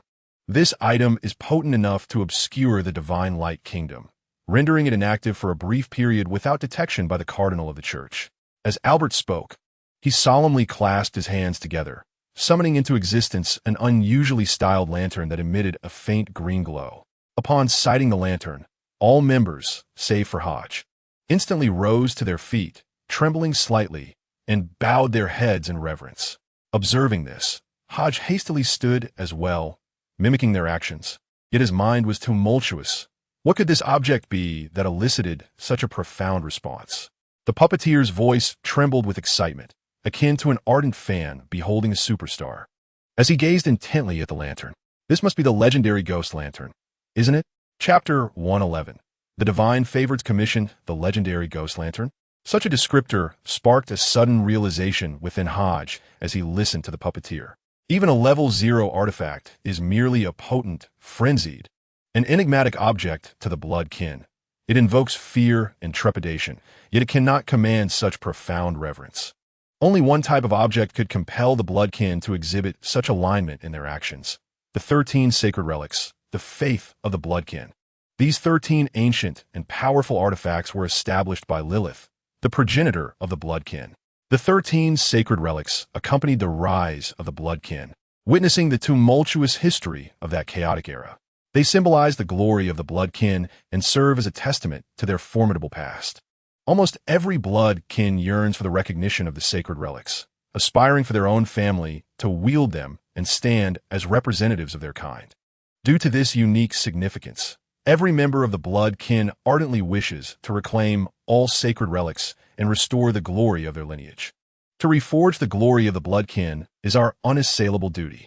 This sentiment is nearly inscribed within the very essence of each blood kin. Indeed, this is the ghost lantern. Albert gently nodded, reaching out to caress the lantern that radiated a verdant glow. This is a lantern crafted from copper and iron, housing a massive, deep green gem that continuously emanates a verdant luminescence. The gem shimmers, radiating an endless halo of light, as if it harbors countless spectral souls, exuding an air of splendor and mystery. Indeed, this is the revered ghost lantern. How fortunate I am to behold it with my own eyes. The puppet master gazes at the lantern with excitement, murmuring softly, Mr. Simon, the gargoyle, observes the glowing lantern and rasps. The last time I laid eyes on the sacred ghost lantern was 5 centuries ago. Who would have thought that, after 500 years, I could still witness this artifact? It is utterly astonishing that those ancient relics of the Brute clan would willingly part with such a treasure. Miss Succubus chuckles lightly. Did not the divine patron mention that it was lent after amicable negotiations? Those old fellows may not have been entirely willing. Upon hearing this, even the somewhat naive puppet misdiscerned the implication in Miss Succubus's words and interjected. Is it possible that this sacred artifact was acquired by the divine patron through less than honorable means? After uttering this, the puppet miss furtively glanced at divine patron Albert before hastily averting her gaze, fixated on the distance, remaining utterly still. Such a furtive act incited a smile.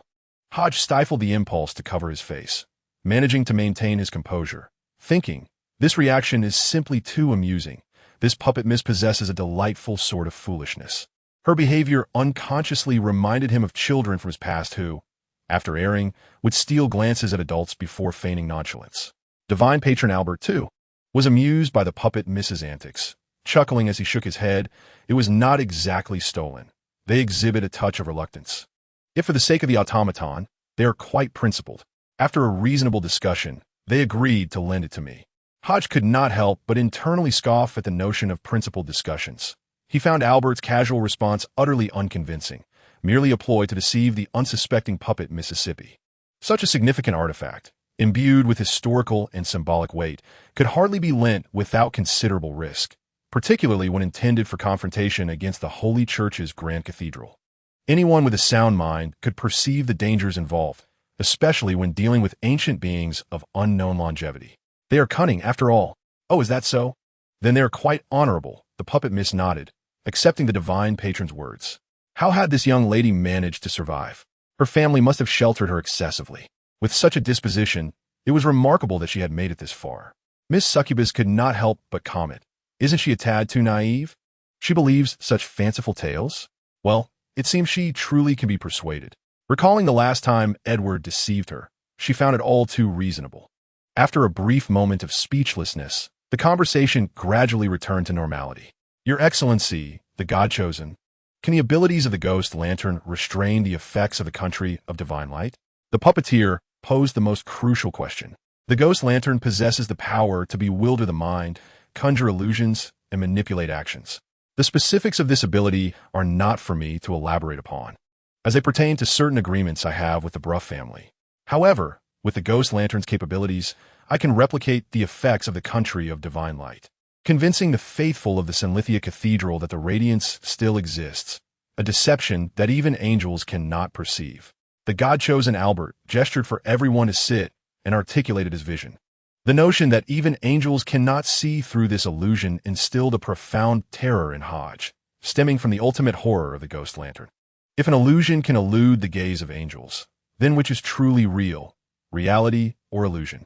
This terrifying sensation echoed the experience Hodge had in a film from his previous life, The Matrix, where all were suspended in embryonic fluid, witnessing only the deceptions crafted by a computer.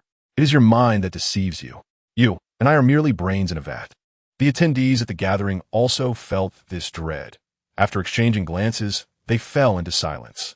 Only the puppeteer inhaled deeply and spoke. Your Excellency, I am willing to accept the commission to assist in retrieving the sacred artifact, the magical puppet. What must I do?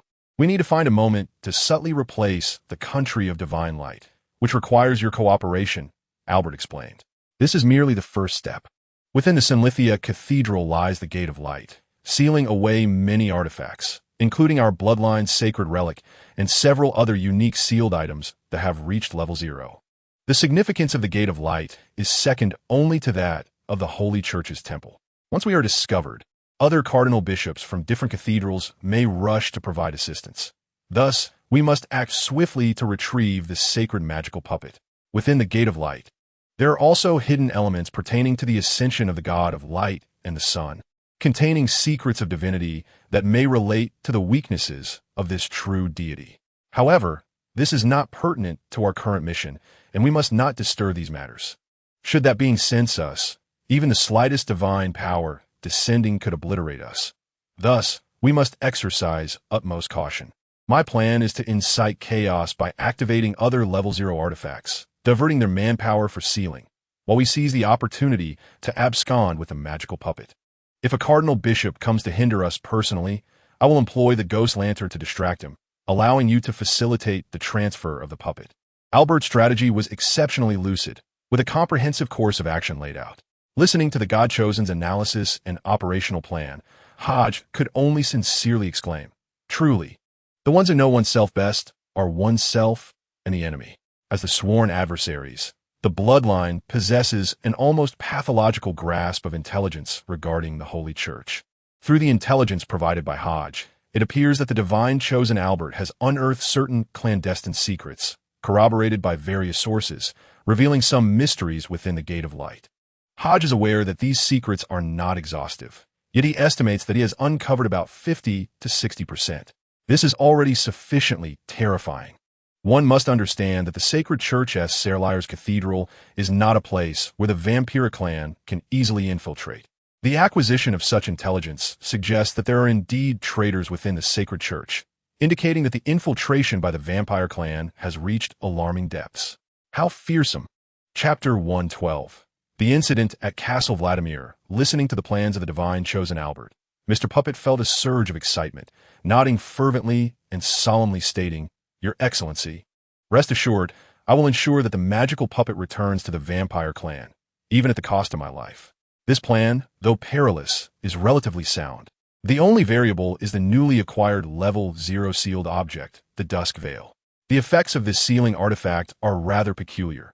If deployed, it would render extraordinary beings within the sealing barrier nearly incapable of escape for a brief period.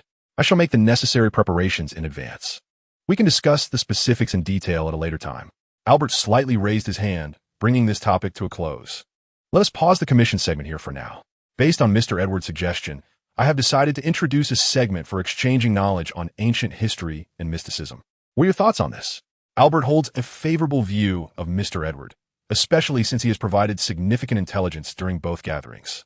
This leads Albert to believe that although Edward currently lacks strength, he possesses considerable resources and may indeed be a descendant of the House of Death, potentially holding one of the 13 holy artifacts, the Blood Chalice. This realization makes Albert consider Edward to have immense potential if he were to wield the Blood Chalice. His power would undoubtedly ascend swiftly. The effects of the chalice are akin to rare treasures for the vampire clan. Typically, vampires seeking to ascend must consume potions through a prolonged slumber, requiring human blood and the high-purity essence of blood crystals to stabilize their state. Conversely, blood wine can directly refine high-grade beings, using their blood and flesh essence to replenish oneself, significantly shortening the potion consumption time while eliminating the need for external sources such as human blood and blood crystals. High-grade blood wine is exceedingly difficult to create. Even among vampires, the number of vintners capable of producing such wine is exceedingly rare and precious. The holy artifact, the Blood Chalice, can directly condense the highest grade of blood wine, effectively providing an infallible vintner. Moreover, as Albert understands, the true power of the Blood Chalice extends beyond this. "I have no objections." Mr. Puppet gradually calmed his emotions, leaning back against his chair in response. "I have no objections either," the gargoyle Simon rasped. The succubus languidly draped herself over the round table, giggling. "This is a splendid idea. I am in agreement." "I concur as well." Miss Puppet expressed her views. "Since no one has any objections, allow me to begin." The divine chosen Albert raised his hand, and with a flick, the surrounding scenery began to distort and transform, revealing vivid and striking murals. Within these murals, the Blood Clan evolved from their humble beginnings, gradually growing in strength, culminating in a scene where a woman draped in a black cloak with crimson eyes ascended to the throne, while countless clans knelt in subservience. The final mural froze upon an ancient castle atop a mountain. Hodge gazed upon the image of this castle, and the name of the most renowned fortress of the Blood Clan surfaced in his mind. It symbolized the conclusion of the Fourth Era and has since given rise to countless interpretations, where the Blood Clan is cast as the embodiment of evil and corruption, a scourge upon the land. Yet, Hodge understood all too well that history is penned by the victors. History is but a young maiden, dressed up as one wishes. It is entirely natural for the victors to distort the image of the vanquished. Whosoever triumphs claims the mantle of righteousness. Hodge could even envision a scenario where, had the ancient goddess Lilith emerged victorious in this battle, the three great churches of the Salem Empire would not have included the Holy Church. Rather, it would have been supplanted by the Moon Church of the Blood Clan. This monumental conflict served as both a turning point in history and a critical juncture of societal transformation. Vladimir Castle is the stronghold where the 13 clans of the Blood Clan coexist, and it serves as a sanctuary to heed the teachings of our progenitors. We boast a considerable following, ranking among the most formidable powers of the southern continent. The werewolf clan of Roslow Manor stands as our sworn adversary. They allied with other factions to launch an offensive against us while our progenitor slumbers, having seized pivotal authority. This battle raged for several months, and we maintained the upper hand until the Holy Church intervened, at which point we found ourselves at a disadvantage. Isolated and bereft of support due to the Holy Church's connections with other congregations, we suffered heavy casualties. Nonetheless, we never surrendered, for our progenitor remains, and hope endures. We await the awakening of our ancestor.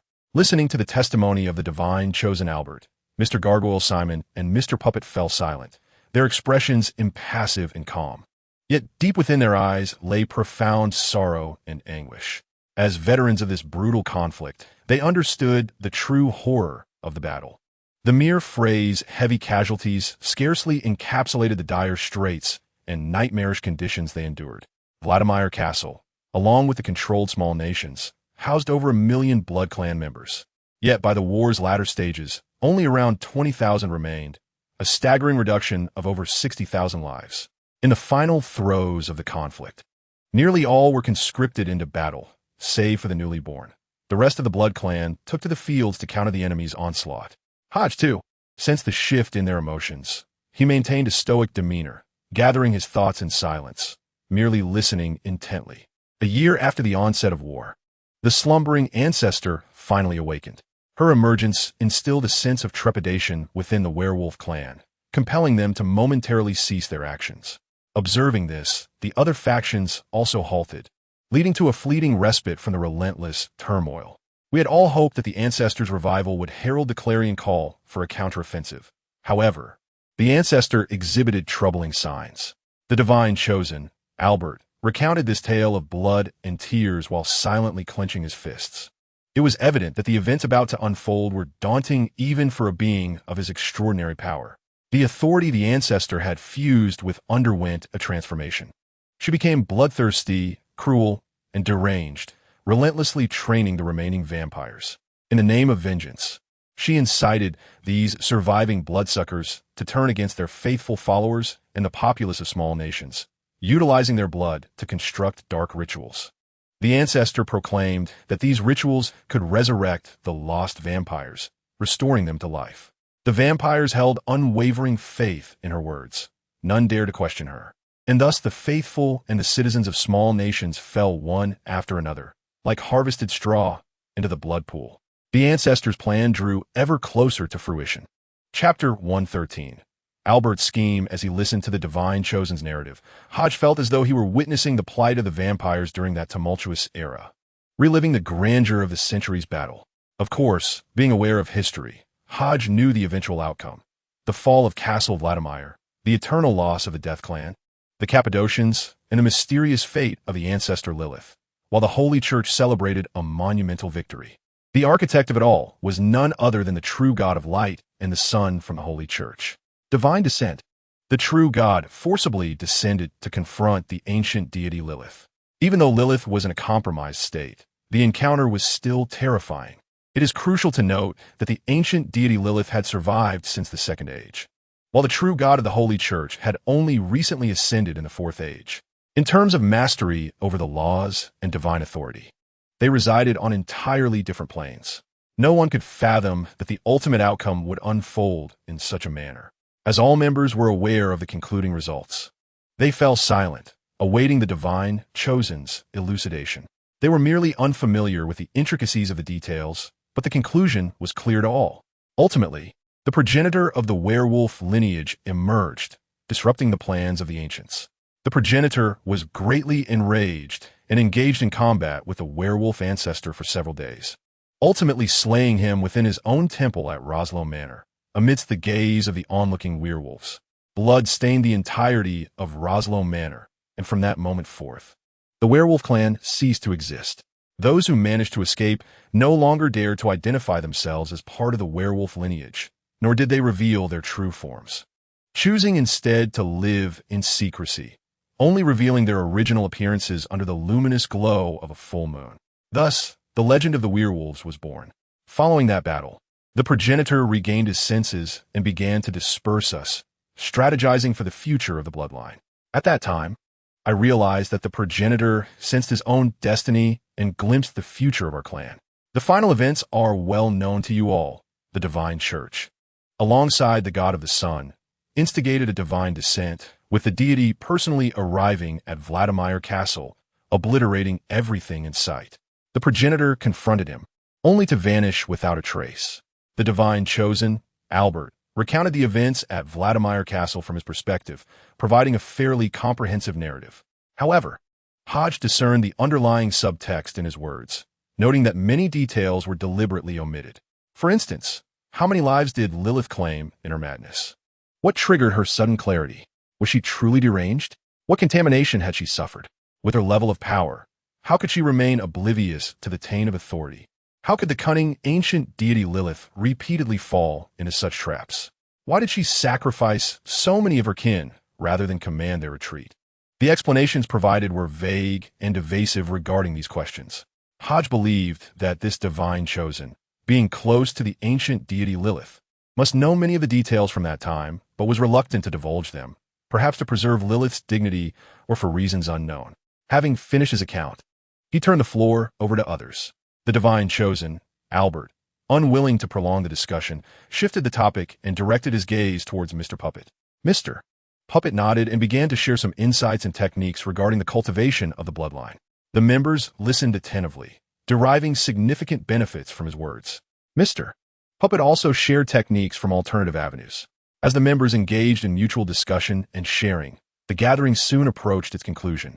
Hodge, having gained much from this assembly, ancient history, secrets of the sun god, and 3 significant artifacts, felt abundantly rewarded. All right, the meeting is adjourned, declared the divine chosen, Albert, as he rose to his feet, marking the end of the Blood Moon gathering. With his words, the grand and ancient palace began to crumble and disintegrate. The radiant blood diamond atop the highest chair gradually dimmed, and the projection of the ancient deity faded away. The figures of the members gradually became faint, ultimately vanishing within the palace. In this instance, Hodges' figure vanished with a mere thought amidst the crumbling palace.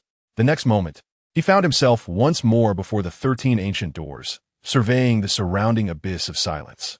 From within his cloak, he procured 3 items acquired through trade: a magical card, a blazing cloak, and a contract of the deceased. Observing these artifacts, Hodge smiled with satisfaction. In the small town to the east of the Cathedral of Senlis, within a row house, a man with chestnut hair, clad in a classical gold-trimmed robe and adorned with gold-rimmed spectacles, lay upon his bed. The crimson moonlight filtered through the delicate sheer curtains, casting an air of mystery across the living room floor. This man, strikingly handsome with remarkably defined features, was a rare beauty. Slowly, he opened his eyes, revealing orbs as red as blood, deep and enigmatic. Edward, the chestnut-haired man, softly whispered as he rose from his bed, approached the table, drew the curtains, and ignited the gas wall lamp. The warm, yellow light gradually illuminated the room. Barrier, he uttered an ancient word in raiment, and in an instant, a turbulent spiritual storm erupted around him. The tempest surged outward, softening as it neared the walls, a faint red glow mingling with the crimson moonlight, subtly cloaking the row house and concealing its spiritual fluctuations and extraordinary aura. Having completed this, the man gently adjusted his gold-rimmed spectacles and waved his hand, causing 3 glasses of blood wine, each a different hue, to materialize upon the pristine table. Pale blue, purplish red, and deep crimson, 3 distinct colors, 3 glasses of blood wine. He gazed at the trio, murmuring, "Even the most skilled blood alchemist cannot produce 3 flawless glasses of blood wine within a single year. If the vintages of these 3 are consistent, Edward, The Holy Grail must indeed reside in your possession. This chestnut-haired man was none other than Albert, the chosen of the divine. Indeed, the sole reason Albert had purchased 3 glasses of blood wine in one breath was to ascertain a singular truth, whether the Holy Grail truly lay in Edward's hands. Once could be coincidence, twice could be coincidence, but thrice could not be mere chance. With an impassive expression, Albert silently reached into the void, retrieving a magnifying glass resembling a black-framed circular lens. He placed the lens before his eyes, focusing on the first glass of pale blue blood wine. Vintage, 1 grade.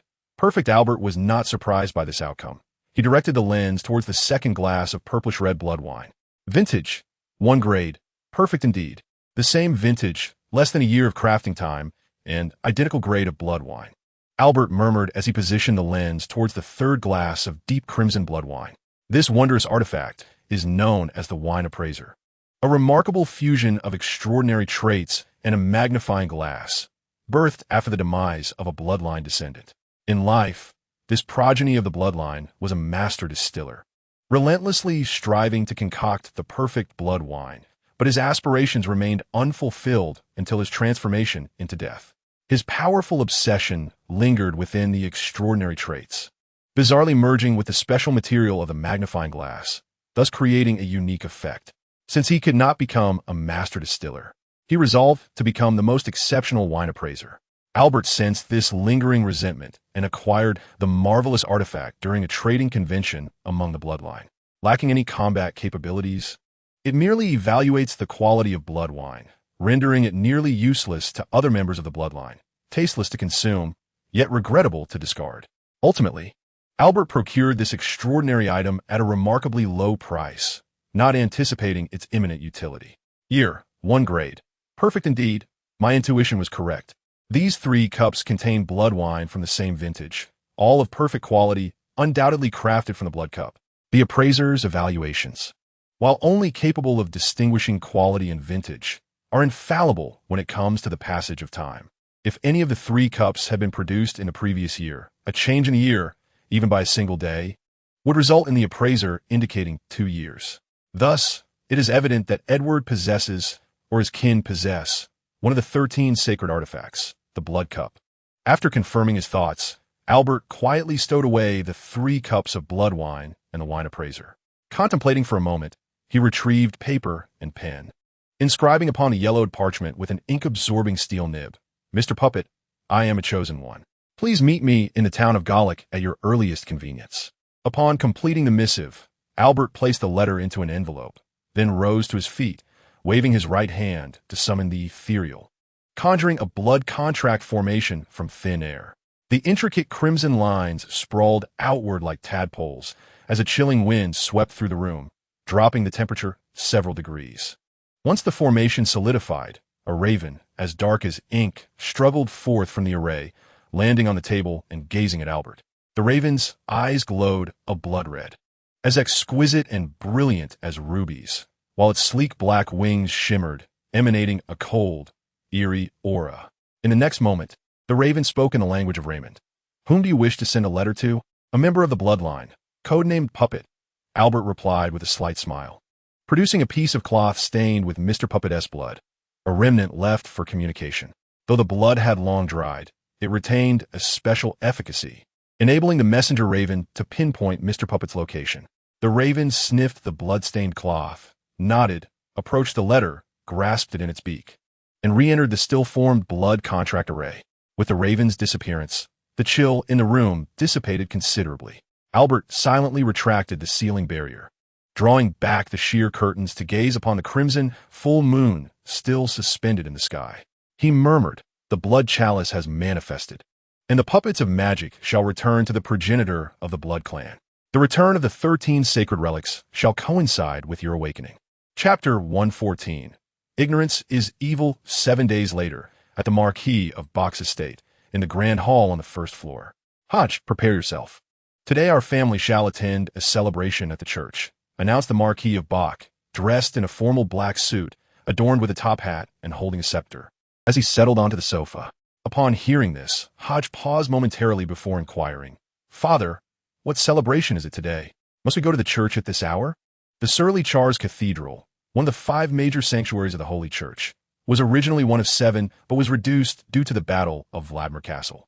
It stands as the most magnificent of the remaining sanctuaries, aside from the Temple of the God of Light and the Sun, boasting unparalleled power. It is graced by 1 angel and 3 saints, a configuration that even surpasses that of most secretive factions. The light gate of the Surly Char's cathedral harbors countless secrets. Hodge learned from the divinely favored Albert that beyond the powerful level 0 sealed artifacts within the light gate, there lie remnants of the true gods prior to their ascension, involving mysteries of divine magnitude. Today is Easter, the day of resurrection and rebirth for the deities, a date revered in the Church's scripture, second only to the birth of the true gods. Our family, as recipients of divine grace, must partake in such a significant celebration. After explaining, the Marquis turned to Hodge and asked, "What troubles you? Do you have any concerns? Must we attend?" Hodge whispered, his mind racing with thoughts on whether he should indeed venture to the cathedral. Presently, the Surly Char's cathedral is a place fraught with peril, akin to a boiling cauldron, liable to erupt at any moment. The Blood Clan may have infiltrated the cathedral, poised to strike. Should conflict arise, it could escalate to a battle of angelic proportions, endangering Hodge's family. Yet, if they do not go, Hodge cannot provide a reasonable explanation, especially since they have received the Holy Church's blessings, which even summoned angelic avatars to aid them. This debt of gratitude cannot be dismissed. Moreover, the Marquis pointed out their status as recipients of divine grace. As those who have been favored by the gods, how could they forego participation in Easter? For a believer, such an omission would be profoundly irreverent, given that they have already made enemies of the imperial elite and face their scrutiny. Losing the protection of the Holy Church would spell disaster for Hodge's family. Thus, the Marquis had no choice. He must confront this unavoidable circumstance. However, from Hodge's perspective, he could not recklessly expose the Blood Clan's invasion. As this pertains to the Silver Key, the mysterious realm, the 13 ancient doors, and the Blood Moon gathering, he has not forgotten that he is Edward, Mr. Edward of the Blood Clan. Even the intelligence regarding the Cathedral of Senlis has been provided by this most devout and loyal member of the bloodline. Should this information be leaked, several attendees of the Hodge gathering would certainly face scrutiny. Whether the investigation arises from the bloodline or the Holy Church, it would prove to be a troublesome affair. Concerning the Holy Church, where does the intelligence about the incursion of the bloodline originate? How did you come to know of this matter? This could potentially reveal the identities of the Hodge bloodline members. As for the Blood Moon Assembly, what would happen if the Divine Chosen or the Puppet Master were to encounter misfortune? Should the Divine Chosen manage to escape, what actions would be taken? The implications are unfathomable. Hodge finds himself in a rather precarious position, caught between a rock and a hard place, and more critically, he is reluctant to relinquish the opportunity presented by the Bloodline Assembly. This is a chance that belongs to him, although it may be a trade. The Divine Chosen has indeed bestowed upon him considerable advantages. His previous success in breaking the stalemate was entirely reliant on the Blood Moon Assembly. Hodge also hopes to acquire subsequent potion formulas and materials from the bloodline. Having painstakingly established his identity as a descendant of the Clan of Death, how could he possibly abandon it so swiftly? Father, shall we take fewer people to this celebration? I have an uneasy premonition. You know my instincts are usually quite accurate. After some contemplation, Hodge decided to attend, reasoning that the Divine Chosen might not act so hastily as setting the scene, replacing the kingdom of divine light. And infiltrating would require time and meticulous planning. Furthermore, Easter is a significant festival for the true God.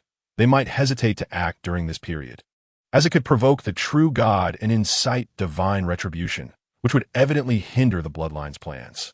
An uneasy premonition? Marquis Bach furrowed his brow slightly, aware that his son Hodge harbored some undisclosed secret, a matter he did not wish to delve into, much like his own concealed truths. In this clandestine and strange world, it is impossible for anyone to convey the complete narrative to another. As long as Hodge remains Hodge, as his son, that is sufficient. Do you believe there are forces intending to strike at the Cathedral of Senlis? Perhaps even on Easter? Bach inquired, having discerned the implications in Hodge's words.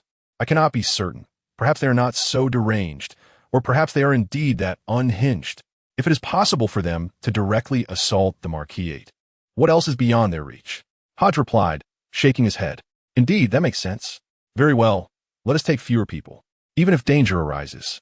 I shall ensure your protection, Marquis Bach conceded, agreeing with Hodges' suggestion.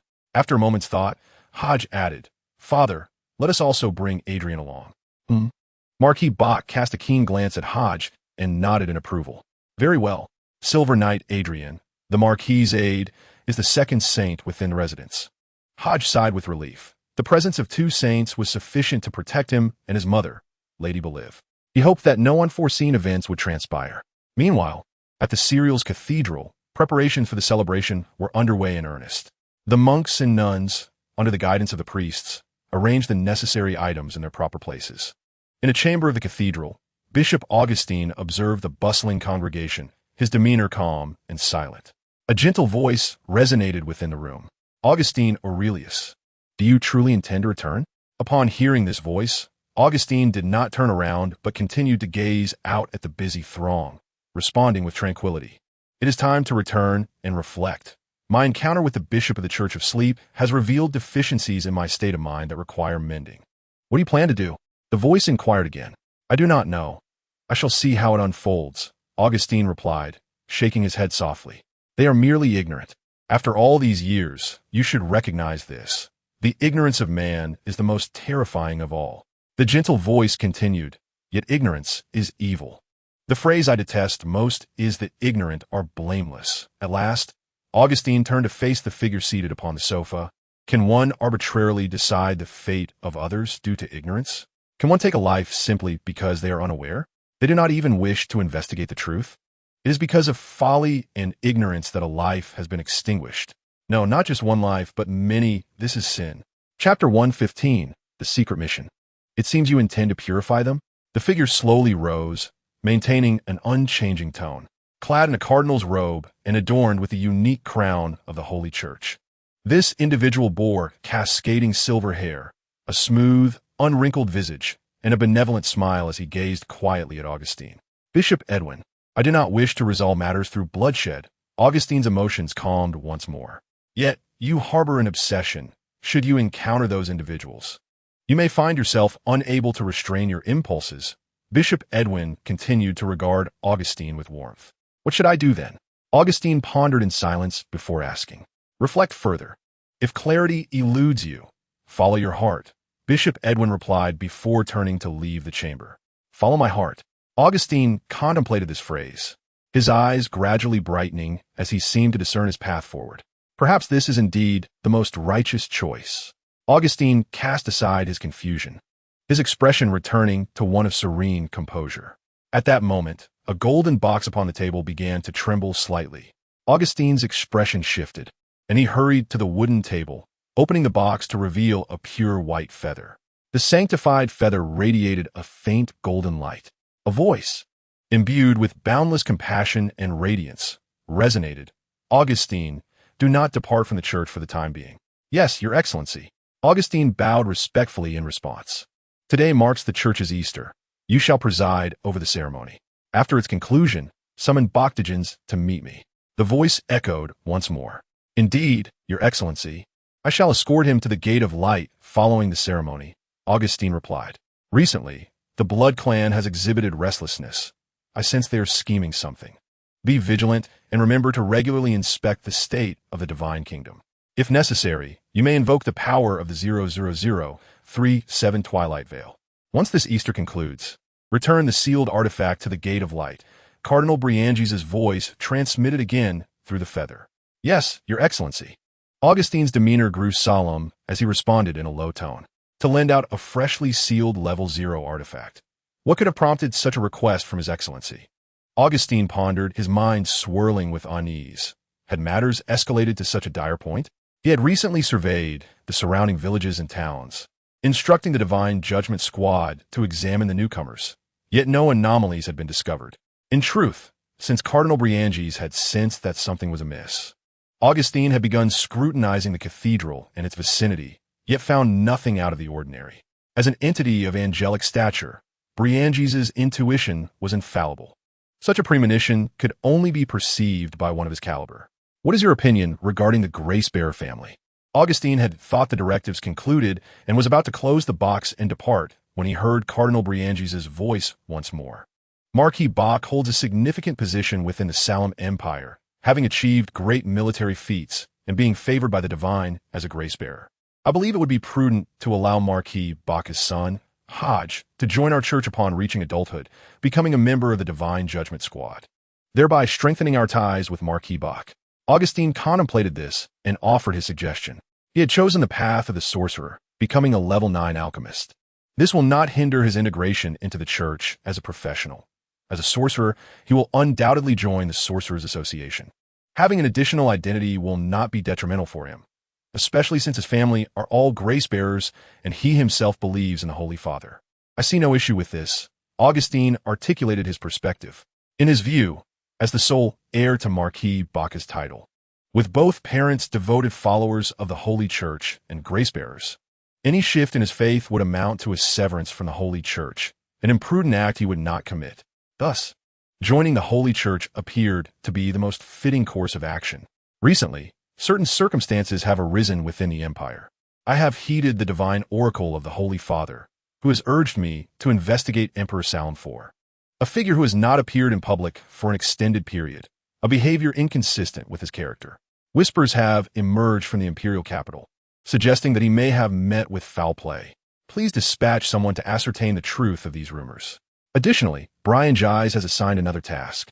Yes, Your Excellency. I shall make the necessary arrangements forthwith. Augustine regards this news with utmost seriousness. Should it prove true, the political landscape of the Salem Empire would undergo significant transformation. Among the most promising princes, Prince Malses and Prince Dickens stand out.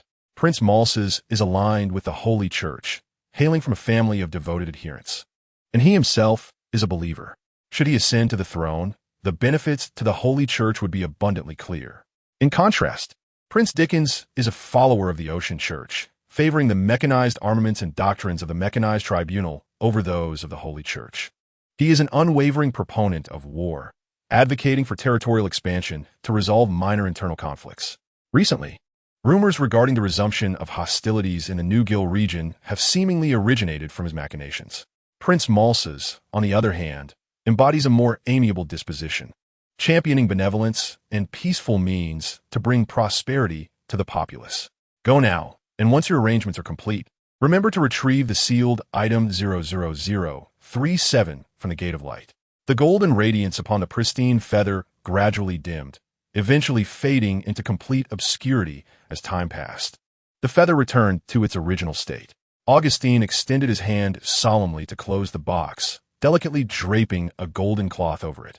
After completing these tasks, Augustine summoned Blake, the captain of the Light Judgment Squad. Greetings, Your Grace. Blake, a quintessential figure from the eastern regions of the Salem Empire, bore a typical appearance with his chestnut blue hair, prominent nose, broad forehead, oval chin, and moderate eyes, an unremarkable visage, neither strikingly handsome nor unpleasant. At this moment, Blake donned the official attire of the Light Judgment Squad, featuring a leather breastplate complemented by a platinum cloak with a long sword affixed at his waist, presenting an overall spirited demeanor. I have a mission for you, Augustine stated, fixing his gaze upon Blake. You are to journey to the imperial capital and investigate the matter of Salem IV. This operation must be conducted in secrecy, with no information leaked. I require clarity on the fate of His Majesty the King, whether he lives or has departed. Understood. I shall ensure the task is completed, Blake acknowledged, recognizing the gravity of the situation and bowing in response. Indeed, proceed discreetly. You need only report back to me, as I shall take full responsibility for this matter. Augustine instructed. Yes. Blake bowed once more before turning swiftly to depart. Augustine cast a glance at the golden box concealed upon the table before stepping through the door toward a magical gate situated deep within the cathedral. Chapter 116. Prince Malthus in the dimly lit dungeon of the Bach Manor. Flickering candlelight cast eerie shadows upon the walls, the floor, and the instruments of torture, all stained with dark red blood. The acrid scent permeated the air, evoking a nauseating impulse. Hodge, are you certain you wish to proceed? Inquired the Marquis of Bach, leaning on his staff as he regarded Hodge and the revolting mass of flesh and blood on the ground. Hodge gazed at the grotesque sight before him and replied slowly, Father, I have extracted nearly all the pertinent information. Its utility has diminished significantly. It would be better for me to end it. This poses no issue, the Marquis replied. I merely harbor concerns regarding the artifact you mentioned. The more powerful the seal, the greater the potential for adverse effects.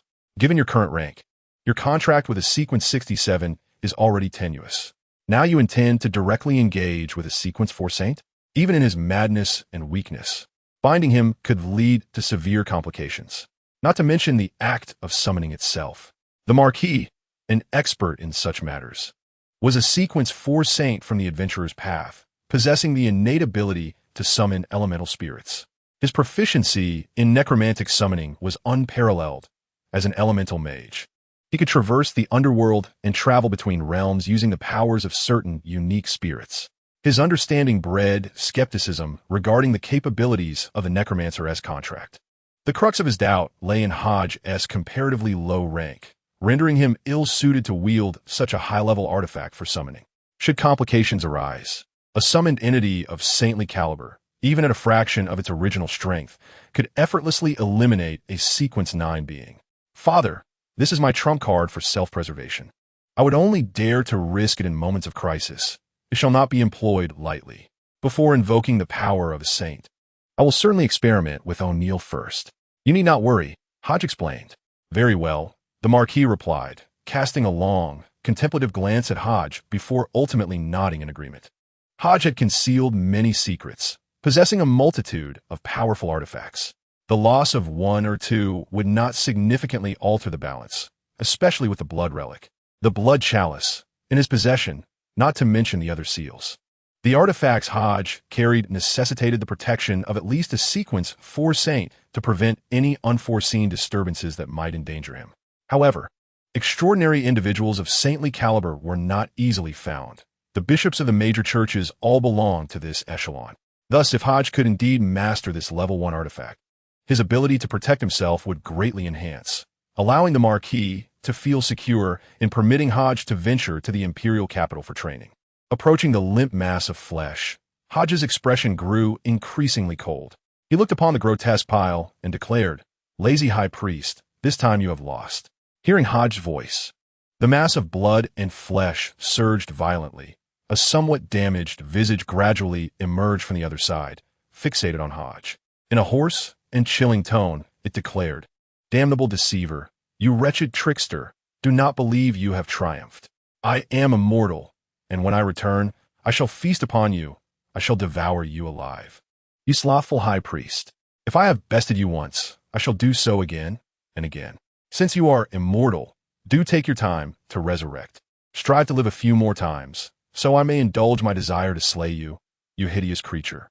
As Hodge spoke, he raised the axe from the floor and brought it down fiercely upon the mass of decaying flesh. With a splatter, the sound of the axe striking the flesh echoed. Crimson blood splattering onto Hodge's youthful visage, lending him an aura of ferocity. The slothful high priest let out a piercing and anguished scream. Yet Hodge remained undeterred, swinging the axe once more with ferocity. "Eat, will you?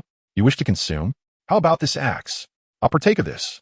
Hodge, consumed by a frenzy, relentlessly hacked away, blood and flesh erupting, his pristine formal attire stained with gore.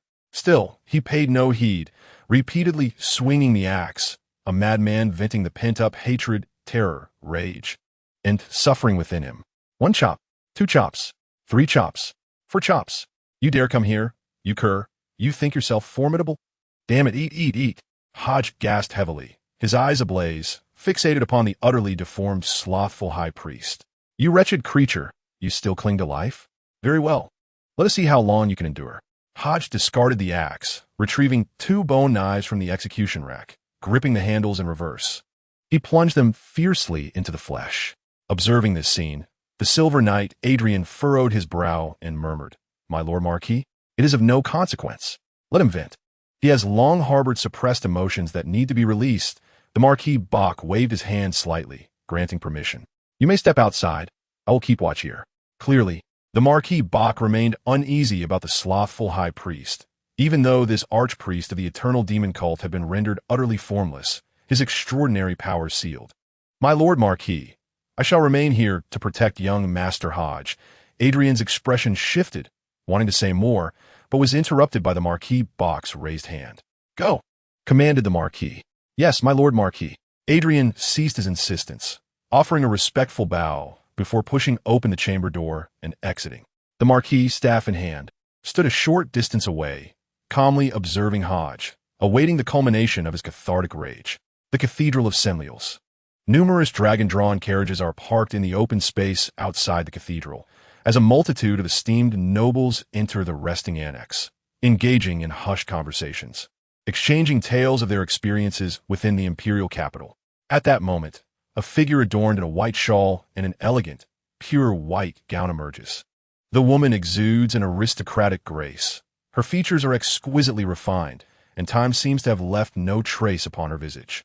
Her deep, dark eyes shine brightly, reminiscent of resplendent gemstones. A crystal pendant, embedded with emeralds, hangs gracefully around her neck, perfectly complementing her overall demeanor. As she steps into the annex, she instantly captivates the attention of several gentlemen. "Is that Lady Bailey?" a portly nobleman inquired, recognizing her identity. "Ah, so she is the wife of Marquis Bach?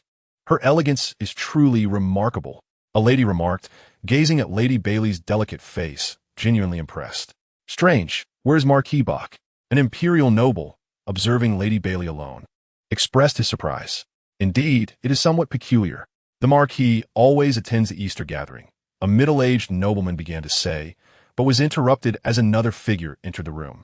The newcomer had pale green eyes and auburn hair, dressed in a tailcoat with golden trim, adorned with a black tie, and a golden crown medal on his left breast. He appeared youthful, no older than 25 or 26, with strong facial features that, combined with his sharp countenance, exuded an air of authority and unspoken power. Prince Maltaz. Chapter 117. The Disappearance of Princess Leia. As Prince Maltaz made his entrance, he instantly became the center of attention at the gathering. Many high society individuals approached him, offering polite greetings and bows, swiftly overshadowing Lady Bailey. In response, Lady Bailey remained unfazed, quietly stepping aside to engage in conversation with a few noble ladies nearby. "Lady Bailey, you have arrived.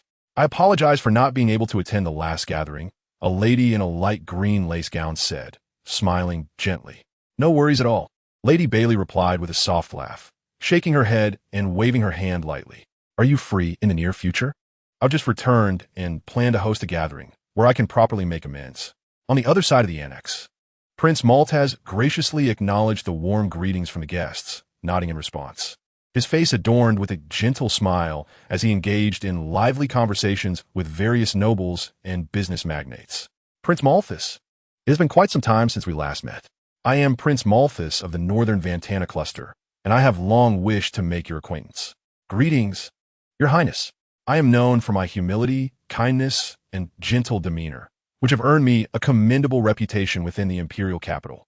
I frequently visit orphanages and impoverished districts to distribute charity and provisions, endearing myself to the common folk, who affectionately regard me as the most benevolent prince. In the Salem Empire, the governance operates under a hybrid system of republicanism and dictatorship, wherein the king reigns supreme, wielding a veto power over all matters. Nevertheless, many affairs are managed collaboratively by the two chief magistrates and the Senate, along with the people's tribunes. Thus, the trust and support of the populace are pivotal for ascending to the upper echelons of the empire. The Senate represents the aristocratic class and serves as the embodiment of noble interests. The lifelong senators form a formidable bastion of noble influence, overseeing the treasury's operations and all domestic and foreign affairs. Their numbers approximate 100, positioning them as the epicenter of power within the empire. The people's tribunes, a product of civic reform, are chosen from the common citizenry. Since the commoners lack electoral rights, the majority of tribunes hail from the citizen class, possessing the authority to participate in national policy and constitutional amendments, wielding power comparable to that of ordinary nobles, with their ranks numbering around 50. However, it is widely acknowledged that most of these individuals are elevated by noble patronage, with many tribunes having noble relatives or being descended from impoverished aristocracy.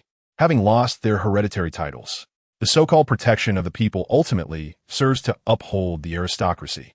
Within this distorted system, the nobility and citizens hold the voting power, while the general populace is disenfranchised, passively accepting their fate. Due to their sheer numbers, The cries of the commoners are often deemed the direction for future reforms. Nevertheless, the resistance to change is formidable. Even Prince Malthus himself cannot bear the weight of this pressure emanating from the aristocratic class. Greetings to all. It is a pleasure to meet you. Prince Malthus exhibits the manners of a gentleman, treating all visitors with equal regard and courtesy.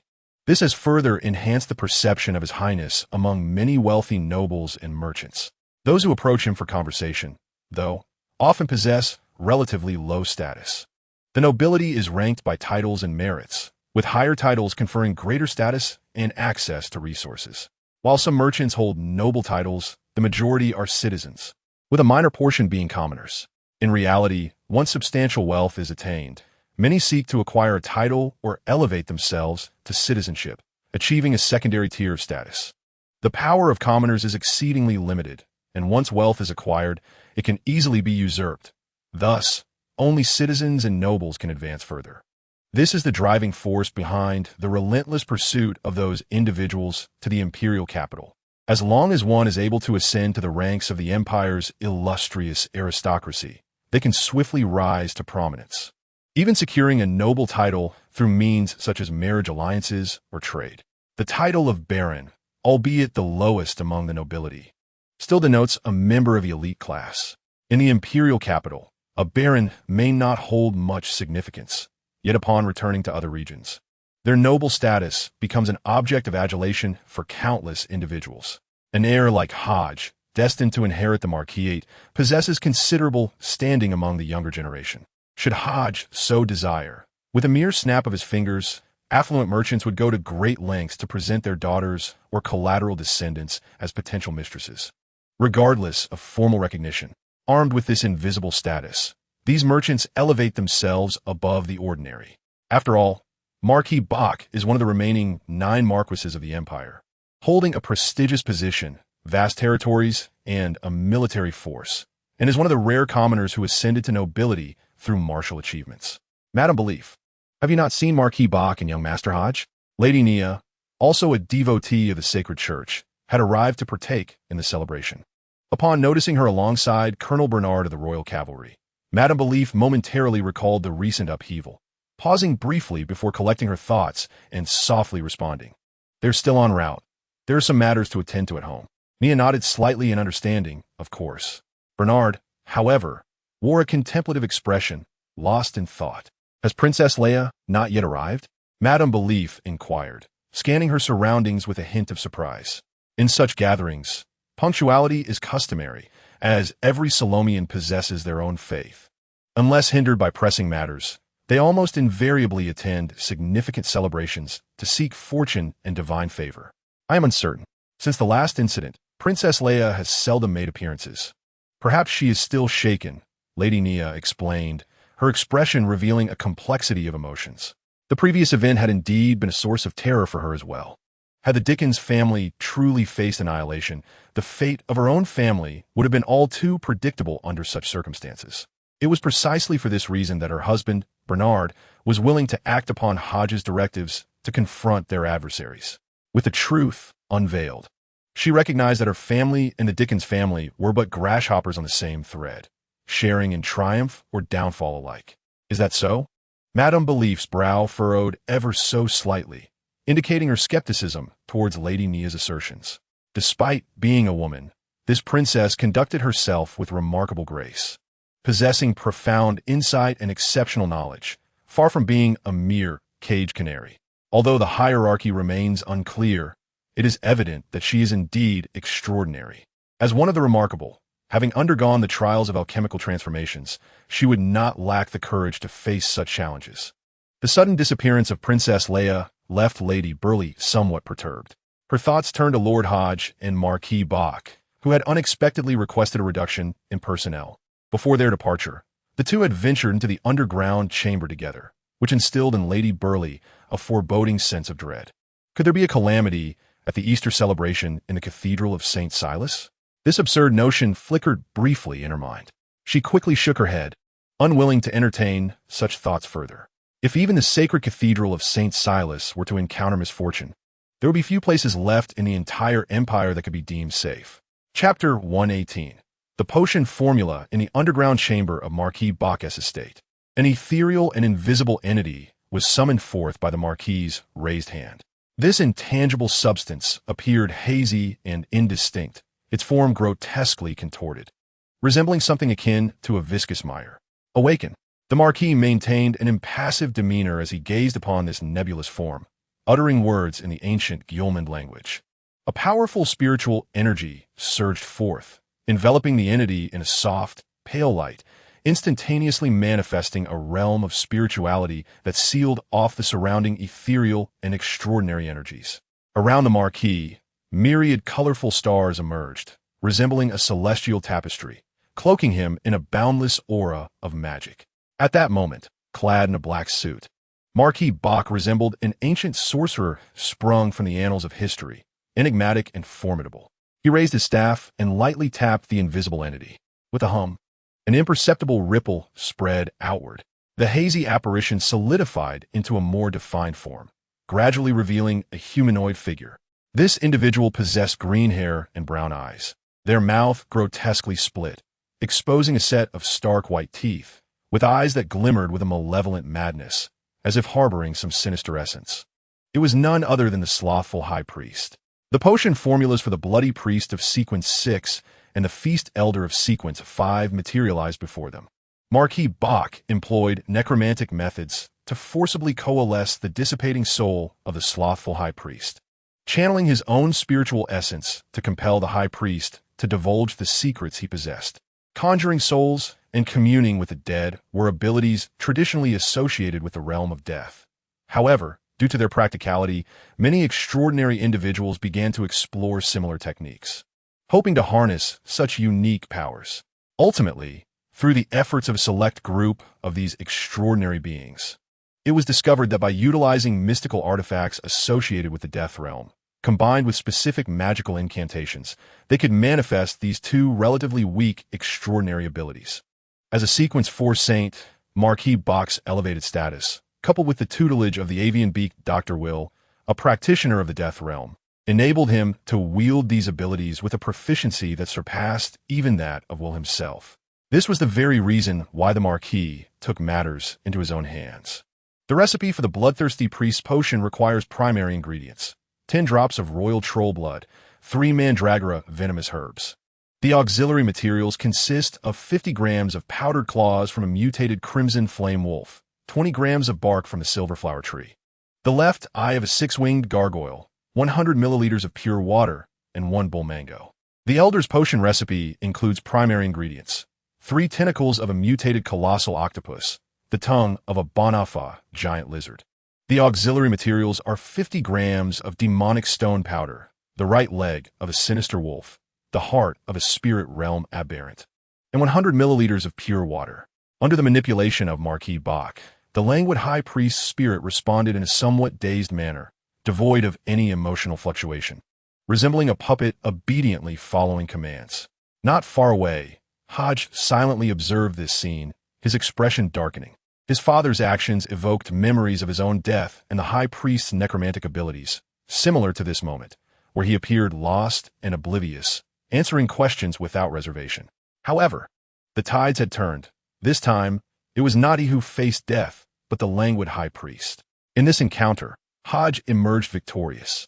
Listening to the high priest's responses, Marquis Bach silently noted them, observing the increasingly faint spirit, and continued to inquire, "What is the potion recipe for the Sequence 4 disaster, high priest?" This time, the high priest's reaction was noticeably sluggish, and after a moment's pause, he slowly articulated, "Primary ingredients: the left paw of an adult pure-blood werewolf, 1 ritualistic item of the fallen evil god. Auxiliary materials: as per ritual requirements, when consuming the potion, one must simultaneously sacrifice 1,000 individuals, bathing in their heart's blood, ensuring that the kin of the sacrificed witness the act, utilizing their extreme emotions, anger, despair, suffering, madness, as a unique anchor to resist the potion's corruption and complete the ascension." Upon hearing this ritual requirement, Marquis Bach's expression subtly shifted. From past encounters with the bloodthirsty priesthood, he had learned that those who pursued this path were unequivocal madmen, willing to commit any act to achieve their ascension. Yet, He was unprepared for the grotesque and malevolent nature of the sequence, 4 potions, ascension ritual. The extraordinary individuals of the monster path were, in essence, demons clad in human guise. Starting from sequence 4, consuming the potion necessitated a corresponding ritual. When Hodge heard the ritual requirements, he was momentarily taken aback, then swiftly comprehended the gravity of what the languid high priest described regarding the ascension ritual of the monster path. Unable to contain himself, he exclaimed, "Beast, this is nothing short of demonic." Having uttered these words, the high priest's spirit had become exceedingly faint and transparent, seemingly on the verge of complete dissolution. Observing the impending disappearance of the spirit, Marquis Bach did not hesitate and continued to ask, "Where is your true form?" The languid high priest's spirit again stalled, remaining unresponsive for several seconds. In the next moment, the indolent high priest trembled violently, as though struck by an immense force. His very soul teetering on the brink of annihilation, akin to a candle flame on the verge of extinguishment. By what means have you been resurrected? Who orchestrated this endeavor? The Marquis of Bach, his expression unyielding, raised his staff to further imbue the high priest's soul with essence, stabilizing his form, and inquired once more. With a thunderous roar, the high priest's soul erupted, countless fragments consumed by black flames in an instant. From the dismembered remains of the indolent high priest, shadowy hands surged forth, lunging aggressively towards Hodge, who stood nearby. The speed of these dark appendages was swift, capitalizing on the visual distraction caused by the soul's explosion. Reaching Hodge within a breath's time. "Wind's protection."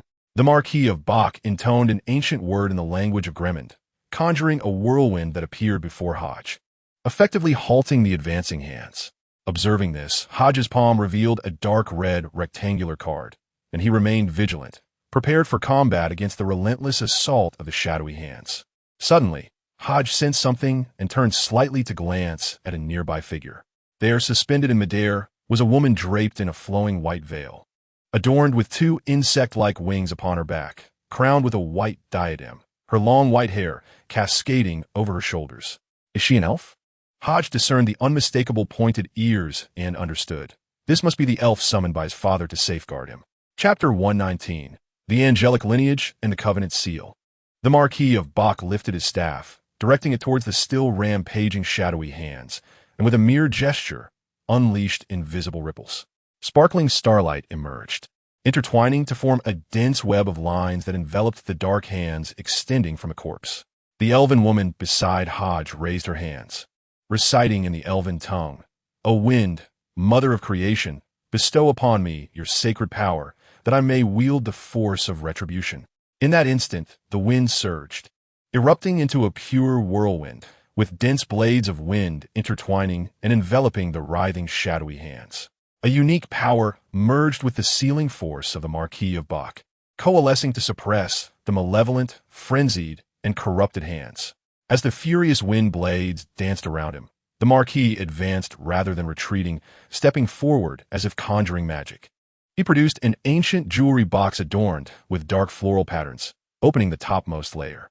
A powerful suction, akin to that of a black hole, arose, drawing the swirling wind blades and the contorted shadowy hands entirely.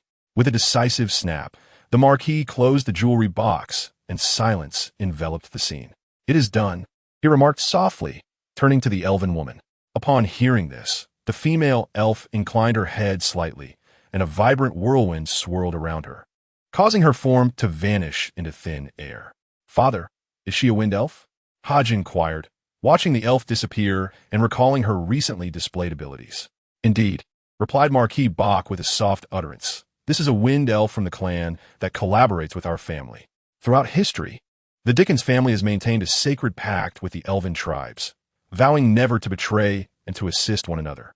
Upon hearing this, Hodge was reminded of the artifact of zero-level sealing, which could only be contained by divine beings. After a moment's hesitation, he continued, "Father, it seems our family is rather extraordinary. Indeed, a family capable of containing a zero-level sealing artifact cannot be ordinary. Moreover, how could a lineage that has produced a legendary figure like Marquis Bach be simple?" Marquis Bach pondered for a moment before responding. "This matter is intricate. You are approaching adulthood. After your coming-of-age ceremony, I shall reveal to you all the family secrets. For now, suffice it to say that we belong to the angelic lineage, a status of considerable distinction. The angelic lineage? Hodge was not unfamiliar with the term. In fact, he was quite acquainted with it. At the bloodline gathering, the divinely favored Albert had mentioned it, implying that only families with a history of angels prior to this current epoch could be deemed as such. Due to the passage of time, angels from before the 5th epoch were classified as Sequence 2, unlike the current Sequence 3. The Sequence 3 beings, before the 4th epoch, were known as High Saints, representing a level stronger than that of saints, but weaker than true angels. However, with the evolution of eras, true angels have become exceedingly rare, and Sequence 2 has almost become the pinnacle among the great factions, with higher levels scarcely appearing for centuries. Consequently, the term angel has naturally been supplanted by the frequently encountered High Saints. The Sequence 3 extraordinary beings are referred to as terrestrial angels. Yes, Sequence 3 denotes terrestrial angels rather than genuine angels. Thus, any force that can be referred to as an angelic lineage must have produced extraordinary beings of Sequence 2, with some even possessing more than one Sequence 2 angel. Hodge inhaled deeply, feeling both astonished and yet accepting of this explanation. After all, a family capable of sealing a 0-level artifact could hardly be anything but angelic. His father, as a Sequence 4 saint, was entrusted with safeguarding such powerful artifacts. Surely, there were numerous secrets involved. Perhaps, as his father suggested, everyone harbors their own mysteries. Hodge mused, suddenly realizing that he was not as unique as he once believed. Marquis Bach gazed upon the flickering eyes of Hodge and smiled faintly. Enough of your musings. Let us commence the signing of the pact. Afterward, change your attire, for we must attend the celebration at the church. We cannot afford to delay. Your mother is likely growing anxious. Hodge nodded in agreement, swiftly centering his thoughts as he retrieved the Book of the Dead from the abyss, a roll of dark yellow parchment and a black feather quill. He unfurled the parchment designated for the contract and, with a flourish of the quill, inscribed his name in ancient Raymondian script, simultaneously channeling his own spiritual essence. As the quill's tip descended, magic surged forth, extraordinary power radiating outward. Hodge felt himself enveloped by a peculiar energy, tugging at his very soul, propelling him towards an unknown past. In a dream that spanned an eternity, Hodge beheld the mutated giant O'Neill, witnessed the distorted and twisted figure of the slothful high priest, and glimpsed his own previous life. He saw steel skyscrapers, airplanes, and trains. Suddenly jolted awake, Hodge found two faint names materializing upon the parchment: O'Neill Thomas, Jules Romanicani. A subtle sense of connection unfurled within Hodge's heart.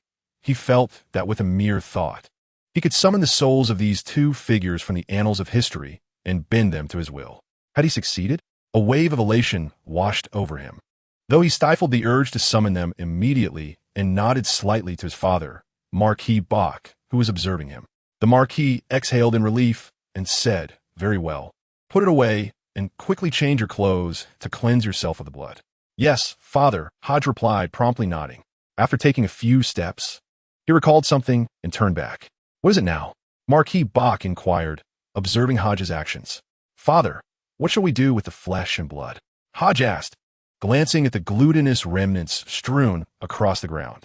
"Enough, take it all," Marquis Bach replied with a resigned shake of his head, fully aware of Hodge's intentions. "Thank you, father." Hodge grinned mischievously as he retrieved the blood chalice, placing it upon the remains before turning to leave. Upon contact with the flesh, the chalice began to emanate a soft, ethereal glow. Streams of blood were drawn from the remnants, flowing along the chalice's exterior, cascading upwards into the mouth of the skeletal goblet, where it pooled, condensing and boiling as if it were a fountain in reverse. The eerily vibrant blood surged forth, an unsettling chill gradually manifesting above the skeletal cup. Various sinister runes, magical sigils, and mysterious symbols emerged, engulfing the revitalized blood. As the boiling essence became shrouded in an imperceptible haze, in mere moments, the blood chalice drained the flesh and blood from the ground, reducing them to mere remnants. All the blood surged into the cup, vibrant and glistening, transforming the dark liquid into a pure crimson hue, flowing within the chalice like the most alluring vintage wine, exuding an endless allure devoid of any sanguinary scent. No one could fathom that this exquisite and enticing libation was concocted from flesh and blood. Marquis Bach observed the eerie process of the blood chalice with a barely perceptible furrow in his brow, maintaining a vigilant stance towards the sacred relic of the blood clan. Although it posed no immediate danger to Hodge, the origins of such an enigmatic object would have, in the past, compelled the Marquis to persuade Hodge to abandon it and seal it away anew. Yet, in the present, the secrets entwined with Hodge were beyond the comprehension of even the omniscient book of Level 0 seals.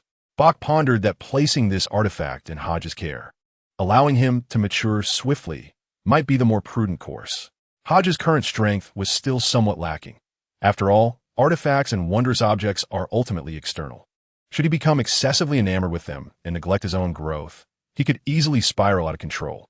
It seemed imperative to encourage Hodge to concoct potions henceforth. As a level 9 alchemist, how could he deplete the magical elixirs within him without crafting potions? It was essential to exhaust the level 9 magical brew promptly and ascend to the status of a level 8 apprentice mage. Only then could Bach rest assured in allowing Hodge to develop independently. Bach understood that fledglings must eventually break free from their parents' embrace to soar alone. Yet as a father, he remained apprehensive, especially in these turbulent times. Chapter 120. The Resurrection Festival in the hall of the side chapel of the Cerilia's Cathedral, the faithful gathered. Welcome, dear believers, to the Holy Church of Cerilia's. A gentle, warm, and sacred voice reverberated through the hall. The murmurs of conversation gradually subsided. All eyes turned towards the pulpit at the side chapel. An enigmatic figure stood upon the platform, gazing serenely at the assembly. Clad in the robes of a cardinal, adorned with the unique crown of light of the Holy Church, his pale blue eyes radiated wisdom and experience, as if they could penetrate the depths of the human soul. His silver hair cascaded to his shoulders, his countenance smooth and devoid of wrinkles, graced by a kind and gentle smile. It was Bishop Edwin. Greetings, Your Excellency. The noble merchants displayed respectful expressions, clasping their hands in prayer. Among the crowd, Prince Maltaz stood with a humble reverence, which pleased Bishop Edwin, who was keenly observing him. In the current chaotic state of the empire, with Emperor Salem rarely making appearances and suspected to be entangled in troubles, the succession to the throne remained uncertain. The Holy Church urgently sought to identify a royal member to foster and elevate to a position of influence. Presently, the two most distinguished princes in the imperial capital were Prince Maltaz and Prince Dickens. Among them, Prince Malthus is a devout follower of the Holy Church, while Prince Dickens adheres to the Oceanic Church. In contrast, the choice of the Holy Church is self-evident. The festive celebration is about to commence. Yet Bach and Hodge have yet to arrive. Lady Burleigh, with her hands clasped in reverence, displays a pious expression, though a flicker of anxiety stirs within her. As a favorite of the divine, the family of Marquis Bach holds significant esteem within the Holy Church. Should the Marquis fail to appear without cause, it may easily provoke the displeasure of the Holy Church, leading others to perceive a rift between the two parties, suggesting that the Marquis has forsaken his faith. Any such implication would bear considerable consequence for the Marquis. Today marks the day of the Holy Father's liberation from suffering and his resurrection, as well as his return to shower divine grace upon the continent. Let us collectively pray, purifying ourselves from affliction. The radiance of the Lord will forever illuminate you.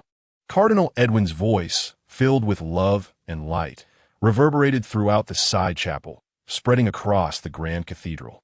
At this moment, all the faithful within the side chapel closed their eyes, silently praying, basking in the Lord's brilliance. Suddenly, a gentle, luminous beam cascaded from the heavens, enveloping each believer, warming their bodies as though they were immersed in a soothing hot spring. All ailments, pains, and tribulations seemed to vanish in that instant. Many faithful shed tears of joy, overcome with emotion, and knelt in worship. At that moment, Lady Burleigh sensed someone beside her. She turned slightly to glance. Hodge and Marquis Bach had, unbeknownst to her, taken their place beside Lady Burleigh, also with hands clasped in prayer. Seeing this scene, Lady Burleigh let out a sigh of relief.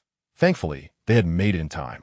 Accompanied by a gentle glow and warmth, the atmosphere gradually shifted, and the faithful in the side chapels emerged from their solemn prayers, awakening to the moment. Bishop Edwin, with hands clasped, gazed lovingly upon the congregation as a divine light descended from above, enveloping his form, rendering him resplendent and sacred. He slowly opened his arms, resembling a benevolent priest, and proclaimed, "Believers, I declare the festive celebration officially commenced."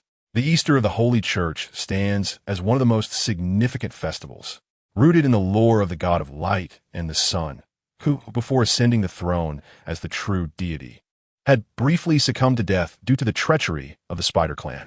Ultimately, on a Saturday a year later, he was reborn upon the golden cross before the throne. To honor the God of Light and the Sun, the divine messengers, while composing the Holy Scriptures, designated this day of resurrection as Easter, inviting the faithful to unite in prayer for fortune and happiness. In previous Easters, the prayers of the faithful occasionally received divine responses. Yet since the Fifth Era, the God of Light and the Sun has long ceased to reply to the supplications of the believers. Aside from the cardinals of the 5 great cathedrals, the Pope, and the patriarchs, few of the faithful have ever received a response from the divine. In contrast, Marquis Bach stands out as a remarkable figure, for he is a recipient of divine grace, blessed directly by the gods.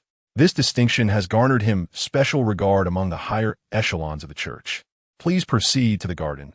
The Easter festivities will commence there, Bishop Edwin gently instructed, bowing slightly as he gracefully descended from the podium. Numerous clergy began to escort the nobles and affluent towards the picturesque garden. "Your Highness, Bishop Edwin." The bishop proactively approached Prince Maltaz to engage in conversation. On the other side, Hodge observed this interaction, a faint furrow appearing on his brow, deep in thought. Had the Holy Church already initiated contact with Prince Maltaz? He recalled the discussions among members at the Blood Moon gathering, noting that Emperor Salem had not been seen for quite some time, possibly missing or even deceased. The Blood Clan was investigating this matter, while Prince Maltaz grew closer to the Holy Church. The Holy Church was the Blood Clan's mortal enemy. Thus, it was inconceivable that they would assist a royal descendant supporting the Holy Church.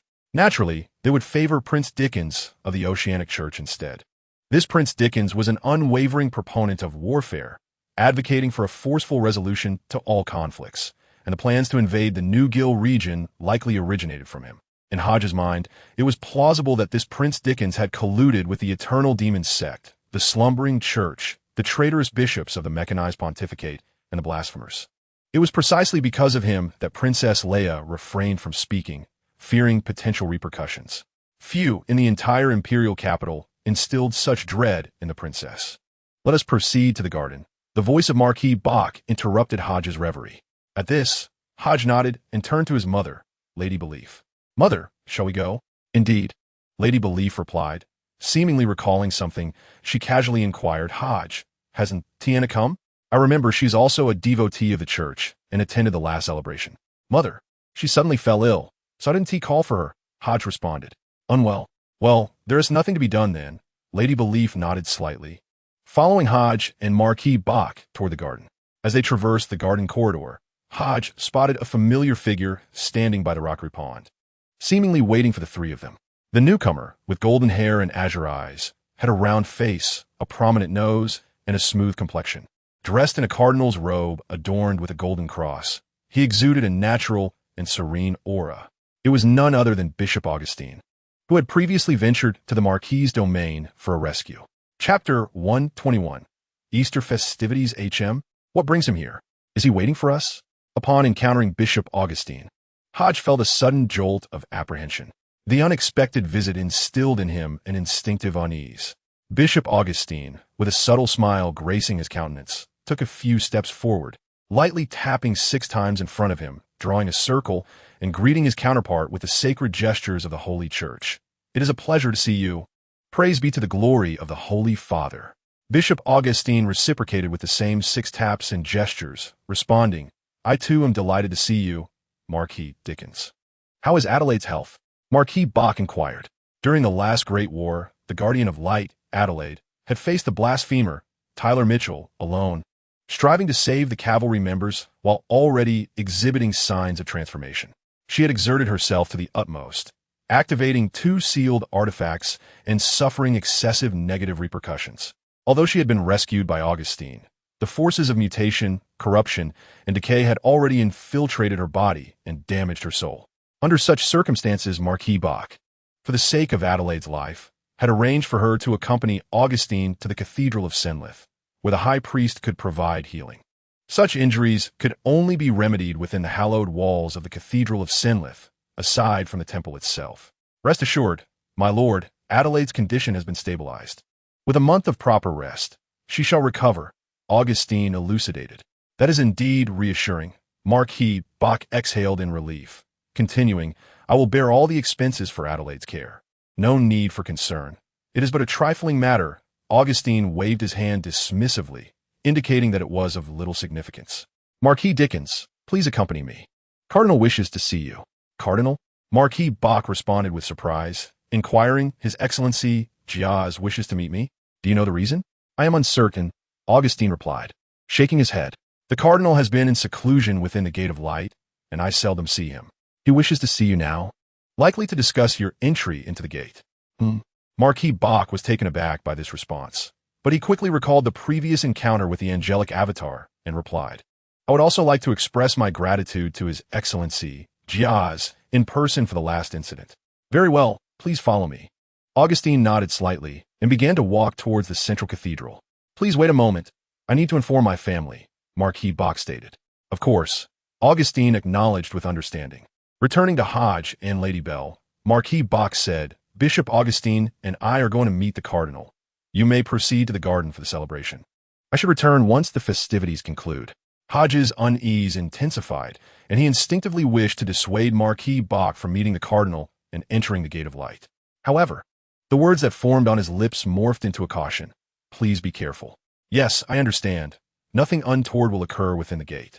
The Marquis of Bach discerned the underlying meaning in Hodges' words and gently patted his shoulder, saying, Take good care of your mother. Indeed, I shall, Hodge replied earnestly, nodding in agreement. The Marquis then turned to Lady Bailey, who softly inclined her head and said, Return promptly. We shall await your homecoming together. Very well. The Marquis acknowledged with a slight nod before returning to the side of Bishop Augustine. Let us depart, Bishop Augustine stated as he and the Marquis walked towards the cathedral. Indeed, the enigmatic Gate of Light awaited within the cathedral. Hodge contemplated the departing figures, reflecting on the intelligence he had provided to the divine favorer Albert during their initial gathering. Apart from the various layouts of the cathedral and the names of key figures, he had also indicated potential locations where the Gate of Light might be concealed. In this world, a blend of magic and extraordinary forces, the term Gate of Light could encompass a myriad of interpretations. A door need not be a conventional door. It could signify a certain direction or represent something profound. The Gate of Light could manifest as a magical teleportation portal, a concealed entrance to a basement, or any uniquely shaped tunnel leading to the true location of sealed artifacts. Until one truly traverses the Gate of Light, the nature of the Holy Church's gate remains a mystery. Since the divine favorer Albert had discovered that one of the 13 sacred relics, the magical puppet, was housed within the Gate of Light at the Celia's Cathedral, it implied that the bloodline possessed knowledge of the gate's location and its contents. However, Hodge, not participating in the endeavor, remained unaware of the specifics. Let us proceed. When your father returns, he is a divine benefactor and will be unharmed, Lady Bailey comforted, discerning Hodge's apprehensions. Yes, mother, I understand, Hodge replied. But his concerns extended beyond that. He was troubled by the bloodline's assault on the Celia's Cathedral. He lifted his gaze to the immense golden cross atop the cathedral's roof. Pondering, has the kingdom of divine light been replaced? It shouldn't have happened so swiftly. It has only been a few days. Hodge scrutinized the scene for a considerable time, but discerned nothing unusual. Ever since entering the Celia's Cathedral of the Holy Church, the blood cup in his mind had settled into an unusual calm, no longer transmitting emotions, as if it had transformed into an innocuous object, quietly residing in Hodge's shadowy realm. Initially, upon entering the cathedral, Hodge had found himself grumbling about the blood cup, accusing it of being cowardly. Yet, the cup's reaction enlightened him to a significant truth. It indeed possessed its own sentience, even a high degree of awareness, capable of sensing danger and comprehending its surroundings. Very well, let us go, he finally concluded. Lady Beryl followed Hodge's gaze and glanced at the immense golden cross, the kingdom of divine light. Before taking his hand, and leading him toward the garden. Within the garden, numerous devoted congregants had already commenced the festive celebrations.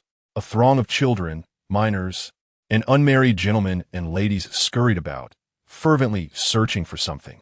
Some fortunate individuals emerged from the underbrush with a vibrant crimson object, their faces instantly aglow with radiant smiles. "I found it. This year's fortune is mine," they exclaimed. "I've caught the lucky rabbit. This year will surely bring boundless prosperity. I've also discovered a red egg." In the sacred tenets of the church, red eggs and rabbits are deemed holy, one symbolizing rebirth and the other life itself, perfectly aligning with the essence of Easter. Consequently, the annual festivities invariably include the simple yet cherished games of hunting for red eggs and capturing rabbits. These auspicious symbols often bestow good fortune upon those who find or catch them. "Hodge, you should also seek a red egg and catch a rabbit to bring home. We can raise them and share our good luck," Lady Beryl urged, captivated by the lively activities. Yet Hodge remained reluctant, cradling his head in his hands as he protested. "Mother, every Easter you insist I catch rabbits and search for red eggs, claiming we'll raise them. But have you ever truly kept one? They always end up in the hands of the servants to be cared for, and ultimately, they vanish into oblivion. Let them have a chance at life. Being symbols of good fortune is no easy task." "Oh, spare me the arguments. Just do as I say," Lady Beryl replied, her patience wearing thin as she gave Hodge a gentle push, muttering, "As if you Haven tea had your fill. You eat no less than I do." Reluctantly, Hodge acquiesced and joined the festivities of rabbit catching and egg hunting. In this pursuit of good fortune, cheating was strictly forbidden and extraordinary abilities could not be employed. Only luck and quick reflexes would suffice. Moreover, the church decreed that each individual was permitted to claim only one red egg and catch one lucky rabbit.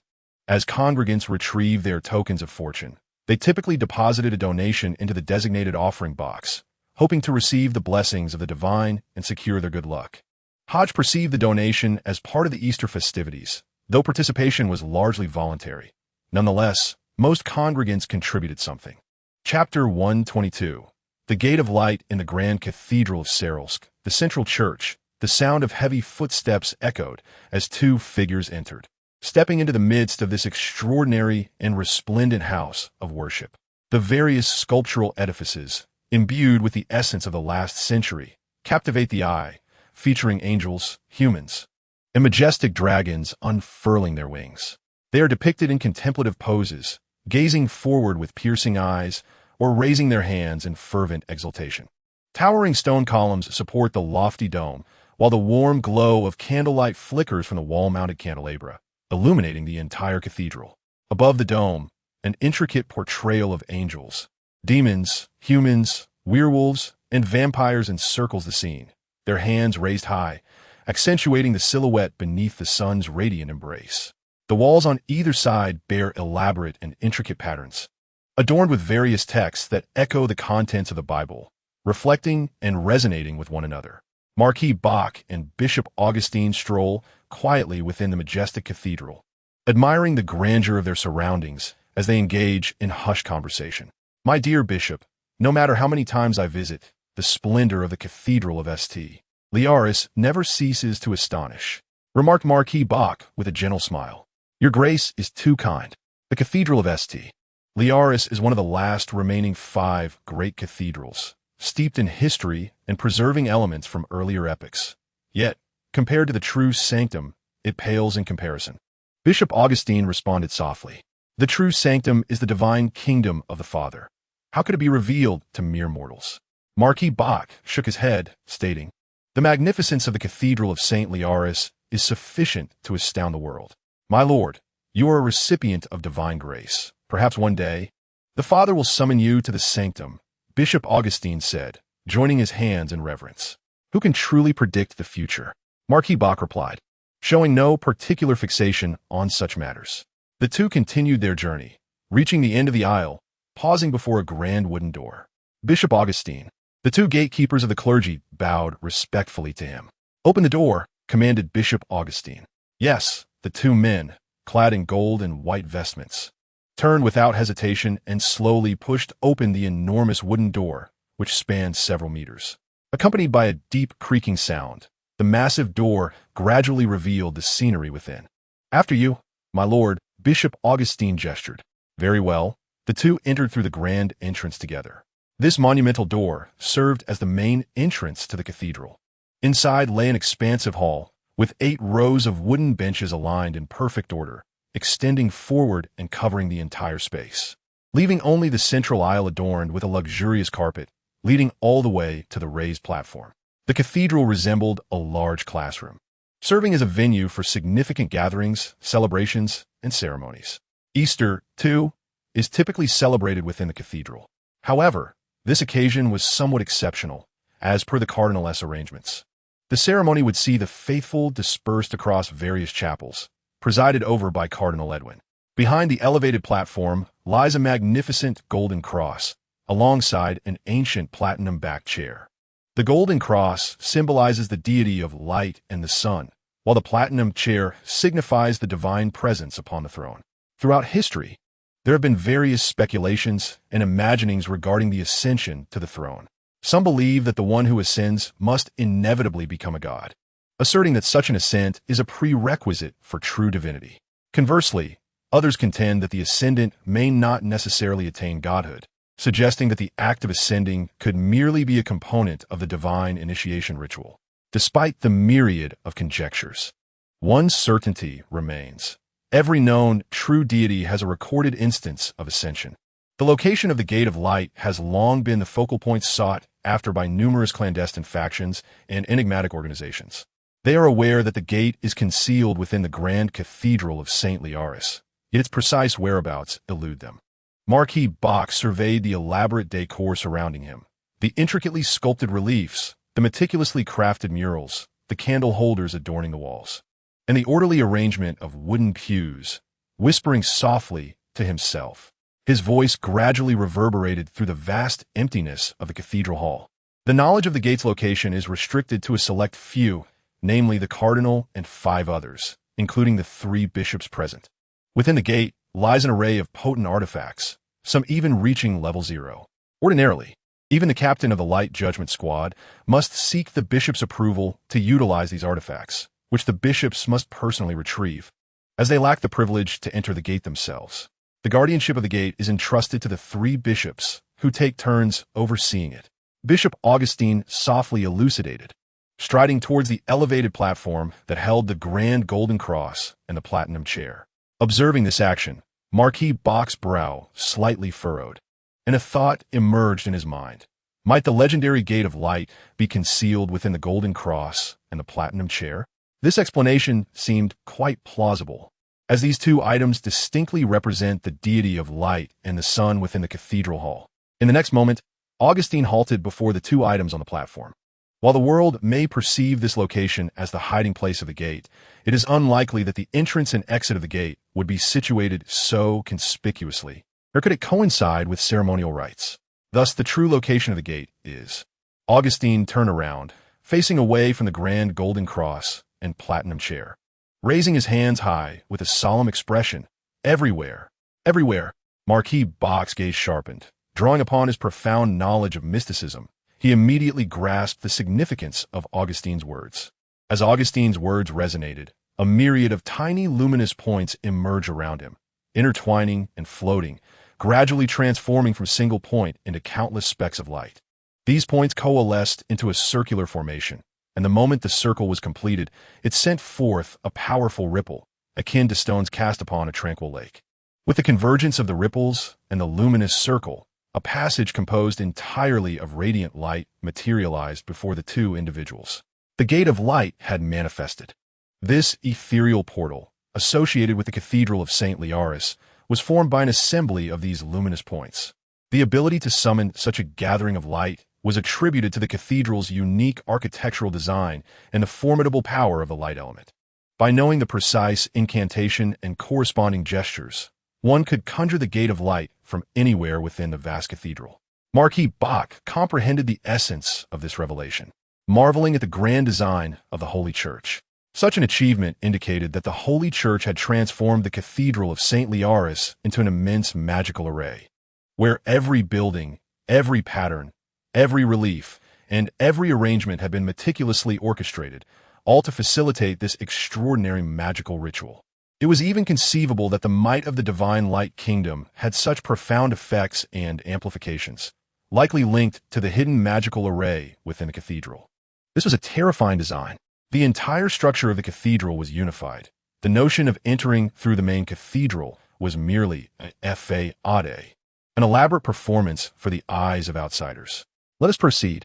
With a swift movement, Bishop Augustine and Marquis Bach stepped into the Gate of Light. The ripples of the portal gradually faded, and the circular formation of luminous points dissipated, vanishing entirely. Meanwhile, in a secluded chamber of the church, a man clad in a classic robe adorned with golden trim, his brown hair framing a face behind gold-rimmed glasses, adjusted his spectacles gently and chuckled softly. Ah, at last. Someone has entered the Gate of Light once more. In the next instant, a multitude of luminous points converged, and the same Gate of Light materialized before him. Come, Mr. Puppet, today marks the day we welcome back the magical automaton. Chapter 123, The Inquiry of the Cardinal.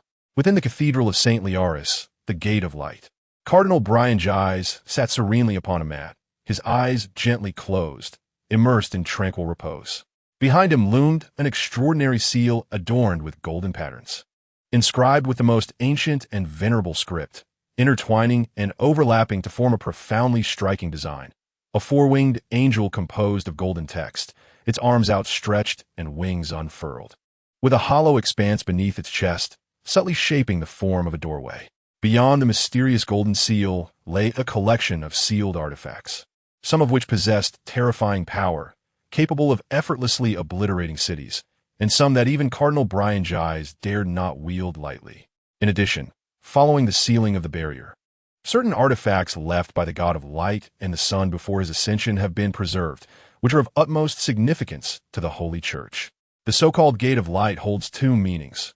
One refers to a portal composed of light elements, while the other pertains to the luminous barrier behind Cardinal Brian Gies.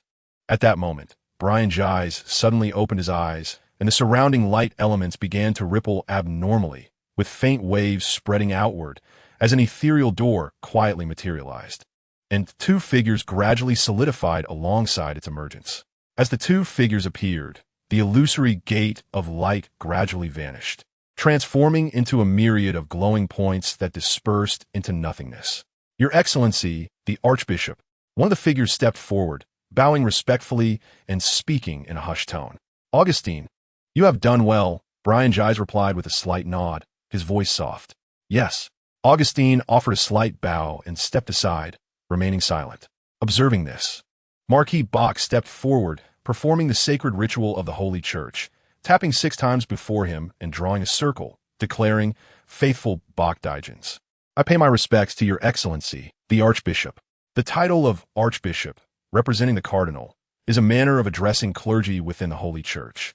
This form of address was widely utilized in most churches throughout the last century. Marquis Bach, it is a pleasure to see you. Cardinal Brian Gies rose, looking at Marquis Bach and returning the greeting with the same sacred etiquette. Your Excellency, have you summoned me? Inquired Marquis Bach.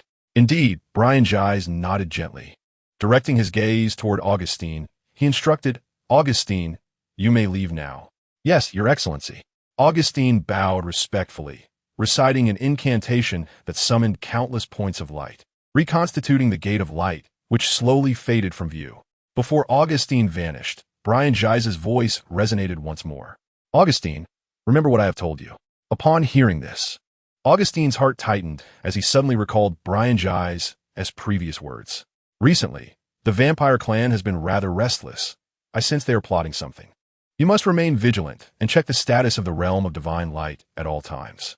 If necessary, you may invoke the power of the 0037 Dusk Veil. After this Easter concludes, return this sealed object to the Gate of Light. Could it be that the vampire clan has already begun to act? With this thought, Augustine dared not linger. As soon as he exited the vicinity of the Gate of Light, he made his way toward the top of the cathedral. He needed to ascertain the condition of the realm of divine light. This Grade 0 sealed artifact, which protects the Cathedral of Celius, is the core of all the magical arrays within the cathedral. Should there be any issues with the core, the efficacy of all magical arrays would be utterly paralyzed, and the renowned defenses of the Cathedral of Celius, likened to a fortress, would crumble to dust. No one can bear the consequences of this, Marquis Bach. I have indeed come to you with several inquiries. Brian Gies gazed at Marquis Bach, gesturing with his hand as radiant light enveloped them, conjuring a table and two high-backed chairs before them. Upon the table rested teacups and a teapot adorned with crimson patterns. Come, let us sit and converse over tea. Brian Gies pulled out a chair and took his seat. Very well. Marquis Bach graciously accepted and seated himself. Brian Gies lifted the crimson teapot, pouring the delicate red tea into the cups, presenting one to Marquis Bach. Please enjoy. Thank you, replied the Marquis. The purpose of my visit is to discuss the collusion between the Eternal Magic sect and the high-ranking officials of the Empire. This is the first matter at hand. After sipping his tea, Brian Gies set down his cup and continued. I am also investigating this issue, and the current lead points to the municipal official, Arnold Abraham. Marquis Bach nodded slightly, placing his cup down, and responded, Abraham, a member of the Abraham family? Though his expression remained unchanged, a glimmer of recognition flickered in Brian Gies' eyes, indicating his familiarity with this former royal lineage.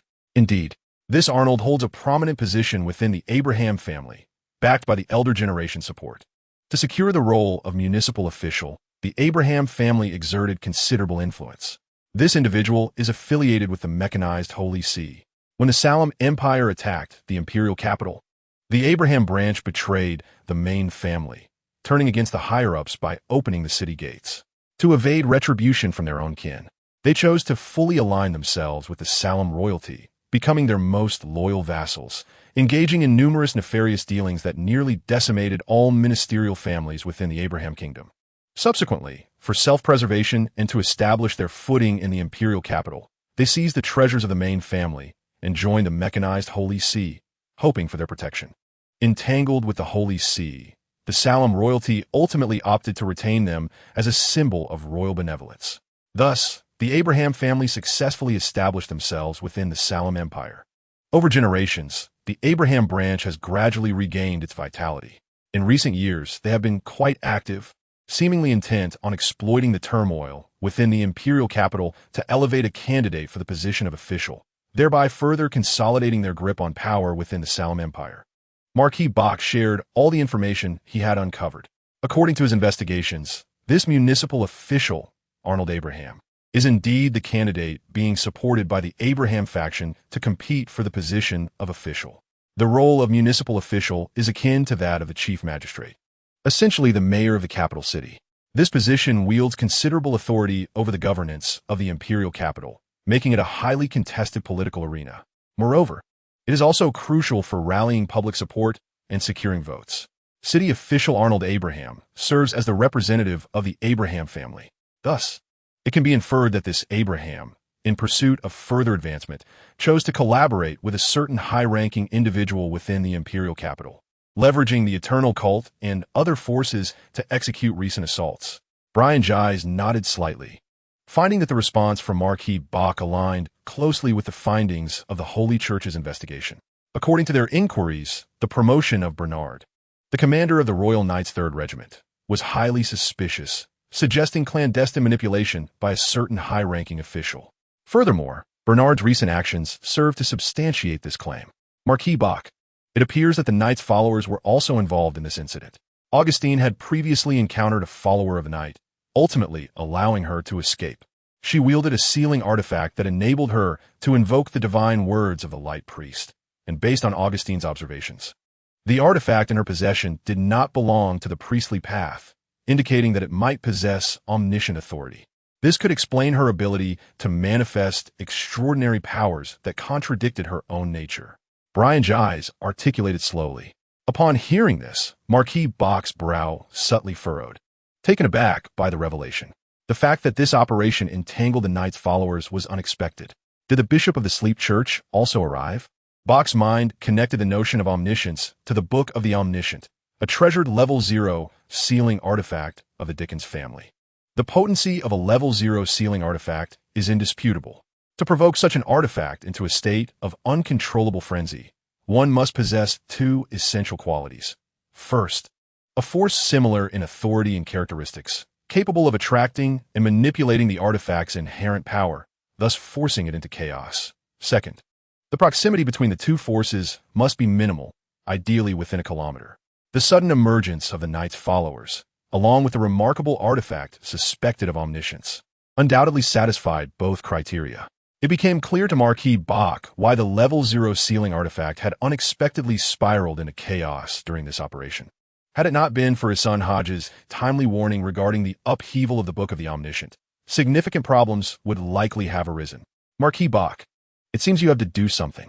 Could you enlighten me as to why the Bishop of the Sleep Church would collaborate with the Eternal Church and the Blasphemer family? Brian Gies inquired, awaiting his response. Chapter 124. The Past of Marquis Bach. Indeed, collaboration. This is a most peculiar affair. The Blasphemer family, the Eternal Cult, the Sleep Church, alongside the high echelons of the Salem Empire and a defector bishop from the Mechanical Church. These factions were, according to the Holy Church's investigation, almost entirely unconnected. It is indeed a peculiar matter that they have united to confront Marquis Bach. One must understand that the foundation of collaboration lies in the mutual benefits sought by all parties involved. Only when interests reach a harmonious equilibrium can diverse forces come together. The existence of ulterior motives is the very essence of any cooperative endeavor. But what could the Dickens family possibly possess? What secrets could they harbor that would draw the attention of so many powerful entities? It is worth noting that the entanglement of these factions could easily dismantle even the most clandestine of organizations. To target merely a marquis of an empire? Truly strange. Your Excellency, Archbishop, I am still investigating the precise reasons behind their collaboration, Bach remarked after a moment of contemplation regarding his choice of words. From the night worshippers. I have received an intriguing piece of intelligence, Brian Gies stated calmly. Marquis Bach, your lineage appears to be quite extraordinary in ancient times. It was referred to as the angelic family. The Dickens family emerged during the fourth era of the true God's presence in the world, gradually distinguishing itself amidst turmoil and chaos. This ancient family has seen more than 3 angels arise within its ranks, prominent during the epochs of the Trossos Ocean Empire and the Atlantis Empire. The Dickens family holds considerable renown in the northern continent, and even the elven kingdom of New Hero treats them with great respect. Given your capabilities, being of an angelic lineage, and born in the northern continent, what compelled you to traverse the seas to the Salem Empire and attain the status of a marquis? What truths do you conceal? Marquis Bach, could you enlighten me on this matter? Faced with Brian Gies' inquiries, Marquis Bach exhibited neither surprise nor astonishment. He had anticipated such a day would come. Even when seeking aid from the Holy Church, he considered the possibility of exposure. In this world, there are no free gifts. The offerings of fate are, in the grand design, already assigned a price. The Dickens family, having received the protection and benefits of the Holy Church, must acknowledge the scrutiny that comes with the revelation of their identity. Your Excellency, this pertains to certain family secrets. I can divulge a portion, yet some matters remain beyond my capacity to share. I hope you can understand, Marquis Bach stated earnestly. Please proceed, Brian Gies replied. Marquis Bach gazed at Brian Gies and began to recount his story. I am of the Dickens lineage, a candidate for the head of the family from the previous generation. From a tender age, I was nurtured and educated by my family, fully aware of my identity and responsibilities. By the age of 25, I had ascended to Sequence 5. When I departed from the northern continent to traverse the chaotic sea, I was already the sole heir of my family. I had made an agreement with the Council of Elders that upon my return, I would assume the position of family head. Yet ultimately I broke my word. During my time on the chaotic sea, I encountered a young maiden and shared with her a blissful interlude. After our parting, I found myself contemplating rebellion against my family's decisions for the first time. I recognized the madness of such thoughts, yet I was irresistibly drawn to the desire for autonomy. My life had always been meticulously orchestrated. What to learn at what age, what extraordinary knowledge to acquire by a certain time. These paths had been charted long before my birth. For my family, they required a gifted and capable head to lead the Dickens lineage to prominence. Yet they never considered the profound sorrow and cruelty of such expectations for one who had been deprived of a childhood. Upon my return, the Council of Elders approached me, wishing for me to marry a princess of the elven royalty, thereby becoming their son-in-law and paving the final path for the rise of the Dickens family. Marquis Bach spoke with a serene demeanor, gently narrating his tale. Brian Gies listened intently, intrigued by the Marquis's past. Equally, He was curious as to why a nobleman who had dedicated his life to the pursuit of the family headship would ultimately choose to forsake the elven princess and embark on a journey across the seas to wed a merchant's daughter, one of tenuous royal blood. Was it merely for the ephemeral allure of love? Perhaps it stemmed from a deep-seated disdain for the family system. You openly defied your family for Bellissalem? How did you manage such a feat? The legacy of the angelic family is formidable. As a Sequence 5 elven hunter, even if you had ascended to Sequence 4 as a saint, would you not still be unable to contend with the Dickens family? Brian Gies was acutely aware of the terrifying depths of the angelic lineage, which had endured through the ages, earning the elven royalty's respect. The sheer magnitude of their power is evident in the fact that they remained a prominent family. The elven royalty is the proudest of races, having always regarded themselves as superior, believing the elven kind to be the mightiest of all, often adopting a condescending attitude towards other races. For them to relinquish such disdain and agree to a union, marrying off a princess, the Dickens family must possess far more than mere heritage. Brian Gies even speculated that there might be angels still alive within the Dickens lineage. The existence of angels alone would justify maintaining the prestige of the angelic family. I have received the acknowledgement of a level 0 sealed object, Marquis Bach remarked nonchalantly. The mention of a level 0 sealed object elicited a raised eyebrow from Brian Gies.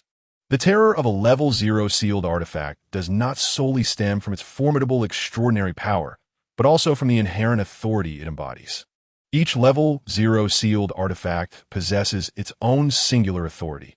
For instance, the omniscience of the Book of the Omniscient and the Shroud of the Dusk Veil. Both represent unique powers. This is precisely why the Church of Slumber is so desperate to seize them. Level 0 sealed artifacts symbolize authority. With a level 0 sealed artifact in possession, any extraordinary items of similar path and ability, regardless of their strength, can only be classified as level 1 sealed artifacts due to their lack of primal level power and insufficient authority. Some level 0 sealed artifacts even hold power rivaling that of deities. Consequently, the 6 great true God churches have united to establish a hierarchy, sealing level 0 artifacts and exercising strict control over them. After much determination, I ultimately parted ways with my family. I entered into a contract with them, promising to safeguard this artifact and, when necessary, return it to the family. Marquis Bach lifted his teacup, took a sip of black tea, and revealed the reason behind our discussion. What is the name of that sealed artifact? Brian Gies inquired tentatively. Marquis Bach did not withhold information, directly stating the designation and name of the level 0 sealed artifact. Its code is 00045, the Book of the Omniscient. Chapter 125, The Power of the Ghost Lantern. Deception. Does this not contravene the family's regulations? Brian Gies was somewhat taken aback by Marquis Bach's candor, especially since he had just mentioned that such matters were confidential. Yet, Marquis Bach had so openly disclosed this information. Was this not a breach of the contract? When I entered into the contract, I stated that if one day information regarding the sealed artifact were to leak from the family, attracting attackers, I could unilaterally breach the contract without facing its repercussions. Now that I have revealed to you the name and code of the sealed artifact, the absence of any backlash confirms that the arrival of the Night Believers indeed stems from a betrayal within the family, Marquis Bach stated calmly. It seems there is a traitor among us. Brian Gies narrowed his eyes slightly. At that moment, he seemed to gain a new understanding of this esteemed imperial marquis. Marquis Bach had always been perceived as calm and composed, never one to take risks, approaching every matter with assured deliberation. However, this time he had unhesitatingly taken an audacious step, jeopardizing himself by revealing the name and code of a level 0 sealed artifact. This was starkly different from his usual demeanor. Was there an underlying madness hidden beneath his steady exterior? Marquis Bach, how do you intend to handle this sealed artifact? You must understand that the Church of Slumber will not rest easily. This failure will only incite their next assault to be more frenzied and extreme. The Eternal Sorcerers will not spare you either, Brian Gies cautioned. In contrast to this, Your Excellency the Archbishop, I believe it is prudent for you to first address your own issues, remarked Marquis Bach, his tone subtly shifting. Own issues? Brian Gies's eyes narrowed slightly, and in that instant, he perceived a delicate sensation of awareness. There were others present. As this thought emerged, the surrounding space shimmered with a multitude of luminous points. Under their radiant glow, the entire area became extraordinarily bright, and near the stone wall where the two conversed, a ripple emerged, as if conjured from a dream, evoking an exquisite unreality, a hazy sense of illusion. Light. Without hesitation, Brian Gies uttered an ancient word from the language of Greymont. A dazzling, searing beam of light coalesced at astonishing speed, striking fiercely at the location of the rippling surface. In an instant, the ripple created waves, and two figures emerged seemingly out of thin air within the space.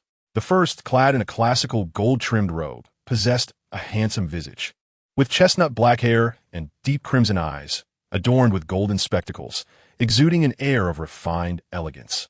The second, draped in a dark gray wizard's robe and a rounded magical hat, bore a gaunt, austere face, with scarlet eyes that radiated an aloof and haughty demeanor, resembling a beacon of light in the darkness, particularly striking. These two were none other than the divine chosen, Albert, and the puppet master, Cook Macavian. Crimson eyes? Are you of the bloodline? Brian Gies raised his hand, summoning a magical scepter composed entirely of luminous points, which materialized in his grasp. Cage of light. Countless beams of light surged from all directions toward the two, intertwining instantaneously to form a colossal prison, enveloping them completely. Truth and falsehood, right and wrong, existence and illusion all lie within a single thought. At an indeterminate moment, the divine chosen, Albert, manifested a hand lantern forged from copper and iron, within which a massive, deep green gem emitted a continuous glow, its luminescence swirling and radiating an endless halo, as if it contained myriad spectral shadows, resplendent and mysterious.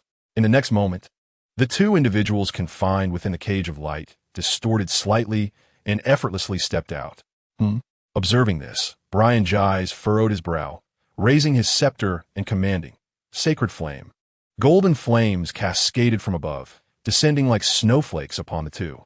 This flame, forged from the utmost light elemental power, possessed the terrifying ability to incinerate all things, particularly menacing to those of the dark element, rendering it one of the most formidable magics. Flowers are not flowers. Mist is not mist. All is mere illusion. As the golden sacred flames made contact with the two, they dissipated entirely, leaving no trace of harm. What? Brian Gies exhibited a countenance of astonishment at the scene before him.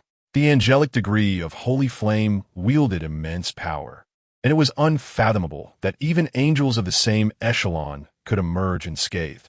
Yet, the two individuals present appeared to be entirely immune. How could this possibly be?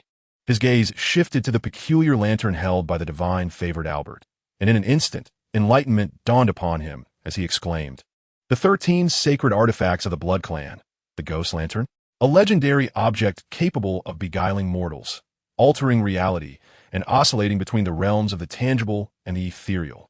I never imagined that for the sake of the puppet, your Blood Clan would resort to employing one of the 13 sacred artifacts. It seems this time, within the Light Gate, there shall be an additional level 0 sealed entity. Ha ha, Grand Bishop Brian, if you possess such prowess, do come forth, Albert, the divine favored."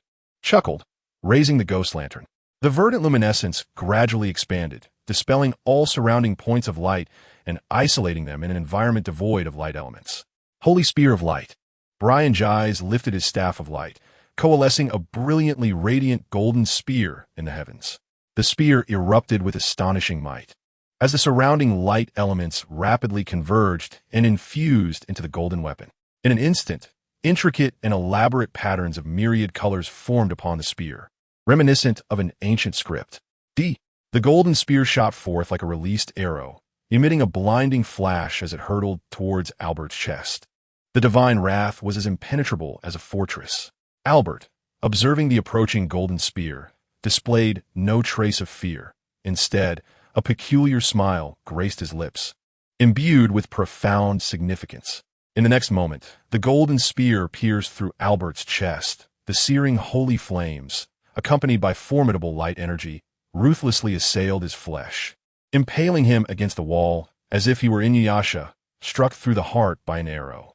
Beside him, the puppet master Cook Macavian was sent flying by the violent force, his body marred by the golden holy flames, leaving him grievously wounded upon the ground. In an instant, The tide of battle was unequivocally determined. The Blood Clan member wielding the ghost lantern lay incapacitated by the strike of Cardinal Bishop Brian Gies, while another, having merely sustained the impact, was already gravely injured. Brian Gies held an absolute advantage. Yet, his expression bore no semblance of relaxation. Rather, his brow furrowed with evident unease. Marquis Bach, standing nearby, sensed that the resolution came too effortlessly. With such power, how could they possibly abscond with the Blood Clan's 13 sacred artifacts? What audacity allowed such a Blood Clan to infiltrate the Light Gate, guarded by formidable angelic beings? Something was amiss, profoundly amiss. A sudden spark of insight illuminated Bach's mind as he abruptly turned to gaze at the Light Gate behind the two figures. Simultaneously, Brian Gies seemed to have a similar realization, also turning to face the Light Gate. This is a peculiar seal adorned with golden patterns, inscribed with the most ancient and enduring script, intertwining and overlapping to create a profoundly striking design. A four-winged angel composed of golden letters, arms outstretched and wings unfurled, with a hollow expanse beneath its chest that subtly resembles the shape of a grand doorway. At this moment, the Gate of Light appeared as it always had, unchanged in the slightest. Suddenly, Brian Gies' expression shifted dramatically. He raised his staff and pointed it at the sealed door, exclaiming vehemently. However, the anticipated scene of the seal being broken did not materialize. The seal remained intact. Cursed be it! In an instant, Brian Gies comprehended that everything he had just witnessed was merely an illusion conjured by the will-o'-the-wisp. A transposition of fantasy and reality that rendered the constructs of their dreams tangible within their perception. They had been deceived. Redemption. Brian Gies promptly invoked the extraordinary powers of the Sequence 5 Light Priest, seeking salvation. A pale beam of light enveloped both him and Marquis Bach, and in an instant, their surroundings transformed entirely. They still stood before the Gate of Light, yet the seal had vanished without a trace, leaving only a gaping, bottomless abyss of darkness. Accursed bloodkin!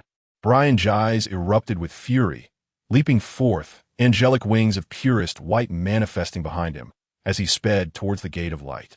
Observing Brian Gies' departing figure, Marquis Bach hesitated momentarily before following suit, leaping into the dark passage. Ethereal butterfly wings of the elvenkin sprouting from his back as he pursued rapidly. Chapter 126. The conditions of Marquis Bach in the depths of the Senley Cathedral.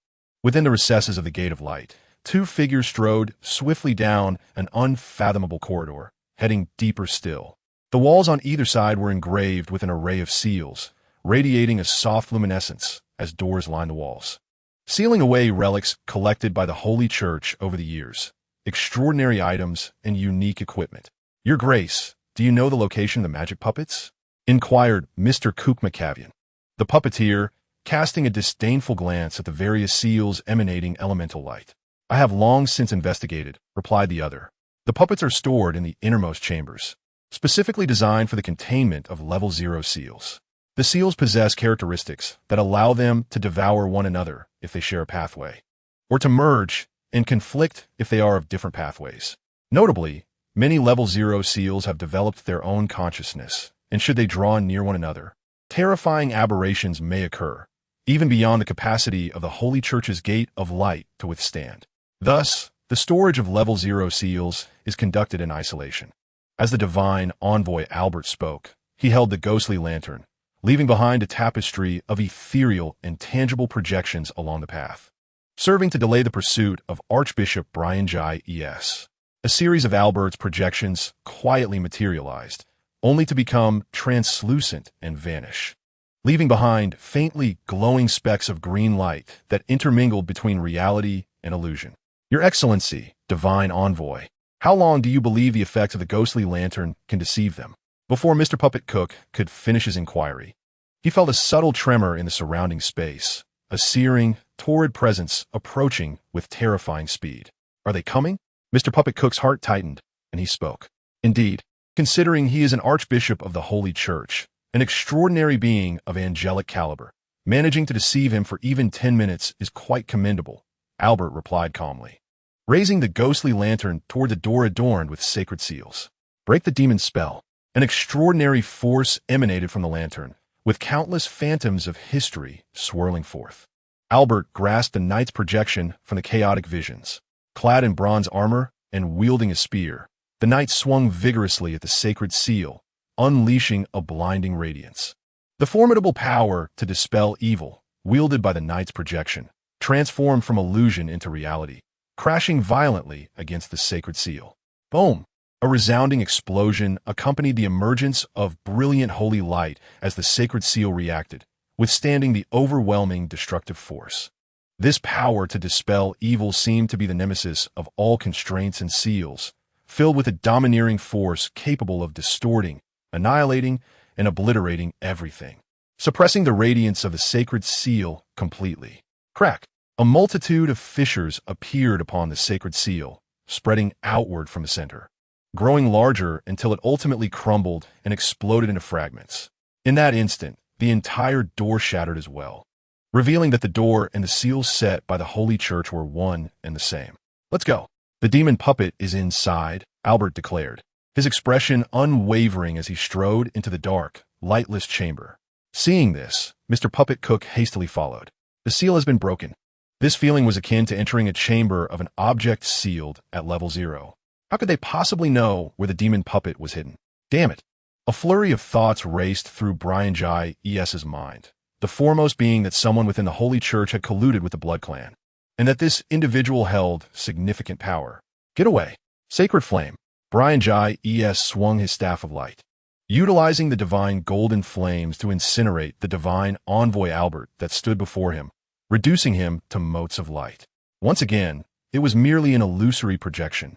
The ghostly lantern proved to be a troublesome sealing artifact. As he flew onward, this was already the 9th divine envoy Albert that Brian Jai E.S. had dispatched. The projection, a harmonious blend of reality and illusion, manifests a fraction of its power.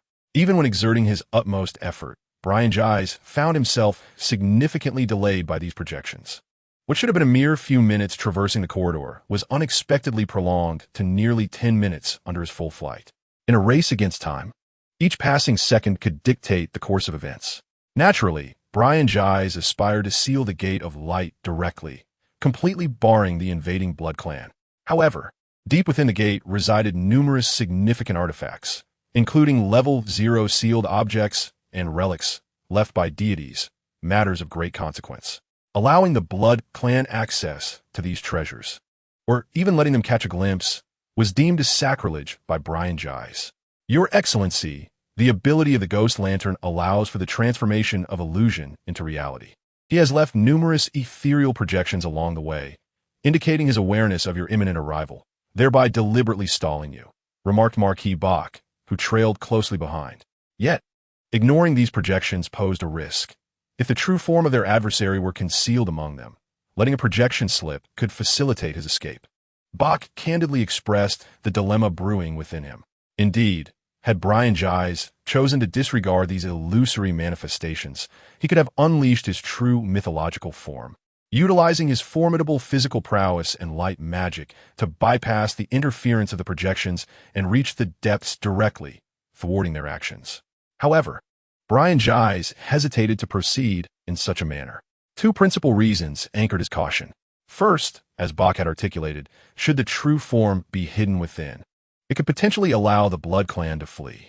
Brian Jais had witnessed their adeptness at survival, relying on their ancient longevity and unparalleled escape skills. Secondly, the complete mythological form wielded overwhelming destructive power. This was sacred ground of the Holy Church, housing a plethora of sealed artifacts and potion formulas. An all-out conflict here could lead to the catastrophic collapse of the Gate of Light, obliterating invaluable items, sealed objects, and potion materials. Such a loss would far exceed the devastation of merely losing a magical construct. Brian Jais could not bear this responsibility, especially with the artifacts left by deities before their ascension. These were sacred relics of the Holy Church of immense significance. Any damage incurred would spell the end of his tenure as cardinal.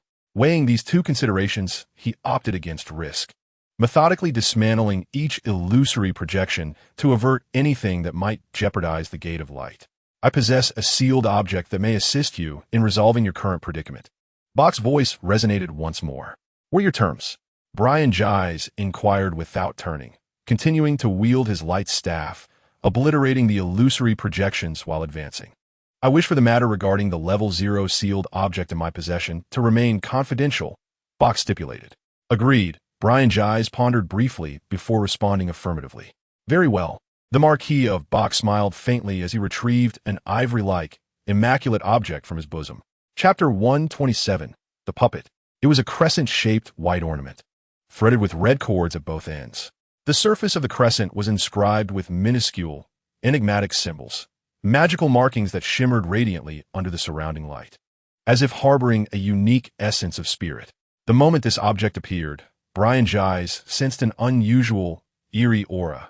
Despite its outward purity and elegance, it evoked a strange and malevolent feeling within him. Is this sealing object from the path of monsters? Although Brian Gies posed it as a question, his tone carried a significant assurance. Indeed, the Marquis of Bach graciously affirmed, directly activating the sealing object in his hand. In an instant, the crescent-shaped ivory erupted with a blinding brilliance, and from the object emerged a woman, disheveled hair, vacant gaze, and covered in scales. She possessed a long tail instead of legs, which swayed incessantly. A mermaid? Brian Gies squinted at this spirit, and with his extraordinary sensitivity, he could sense its uniqueness. Within her being lay a ferociously chaotic power, reminiscent of the monster path. Yet, the mermaid clearly belonged to the captain's domain. This absurd and peculiar sensation quietly arose in the heart of the cardinal. Proceed, commanded the Marquis of Bach, gripping the crescent-shaped white seal and invoking his spirit. He instructed the figure to clasp her hands together, bow slightly, and chant an unknown ballad. This was a language of extreme rarity, perhaps originating from the merfolk or a particular dialect from some region. Even the well-traveled Brian Gies had never encountered it. The song quickly resonated throughout the corridor of the Light Gate. It contained an enchanting quality, capable of stirring the spirit within. As the sound waves spread like surging ocean waves, enveloping the entire Light Gate, sealing the chamber of the puppet, the divine servant Albert and Mr. Cook, the puppeteer, stood before a coffin sealed with golden chains. Peering through the small glass window atop the coffin, they beheld a woman with fair skin and exquisite features, her black hair framing her serene, motionless visage. Is this the puppet? Mr. Cook gazed at the slumbering woman, excitement flickering in his crimson eyes. At last, they had found one of the 13 sacred artifacts of the Blood Clan, the puppet. Yes, she is indeed the puppet, affirmed the divine servant Albert, nodding slightly. Holding a ghostly lantern, he summoned an ethereal projection that transformed into countless sharp, sinister blades, relentlessly striking at the golden chains binding the coffin. The sound of metal clashing echoed through the chamber. She, Mr. Puppet Cook, upon hearing the peculiar terminology of the goddess chosen, slightly furrowed his brow and inquired, could it be that the predecessor of the marionette was an angel? The pronoun he refers to the divine. Only a being of angelic rank could warrant such a reference. The term angel pertains to the celestial beings of the last century, specifically those of sequence 2, rather than the terrestrial angels of this era. Regarding the origins of the marionette, even the current head of the clan is at a loss for words. Some of the bloodlines suggest that the marionette is merely a powerful puppet, while others propose that it is a vessel transformed from some higher being. Regardless of the interpretation, the might of the marionette is indisputable. A fully awakened marionette is tantamount to an angel. The goddess chosen, Albert, raised his hand to tear apart the golden chains. As soon as he touched the coffin, a hauntingly beautiful melody reverberated through the air. Sorrow, pain, despair, this is not good. Albert's expression shifted subtly.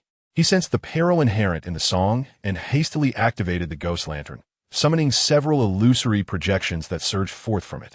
Countless wraiths swirled like a tempest, racing towards the door, intent on blocking it to prevent the melody from infiltrating the room.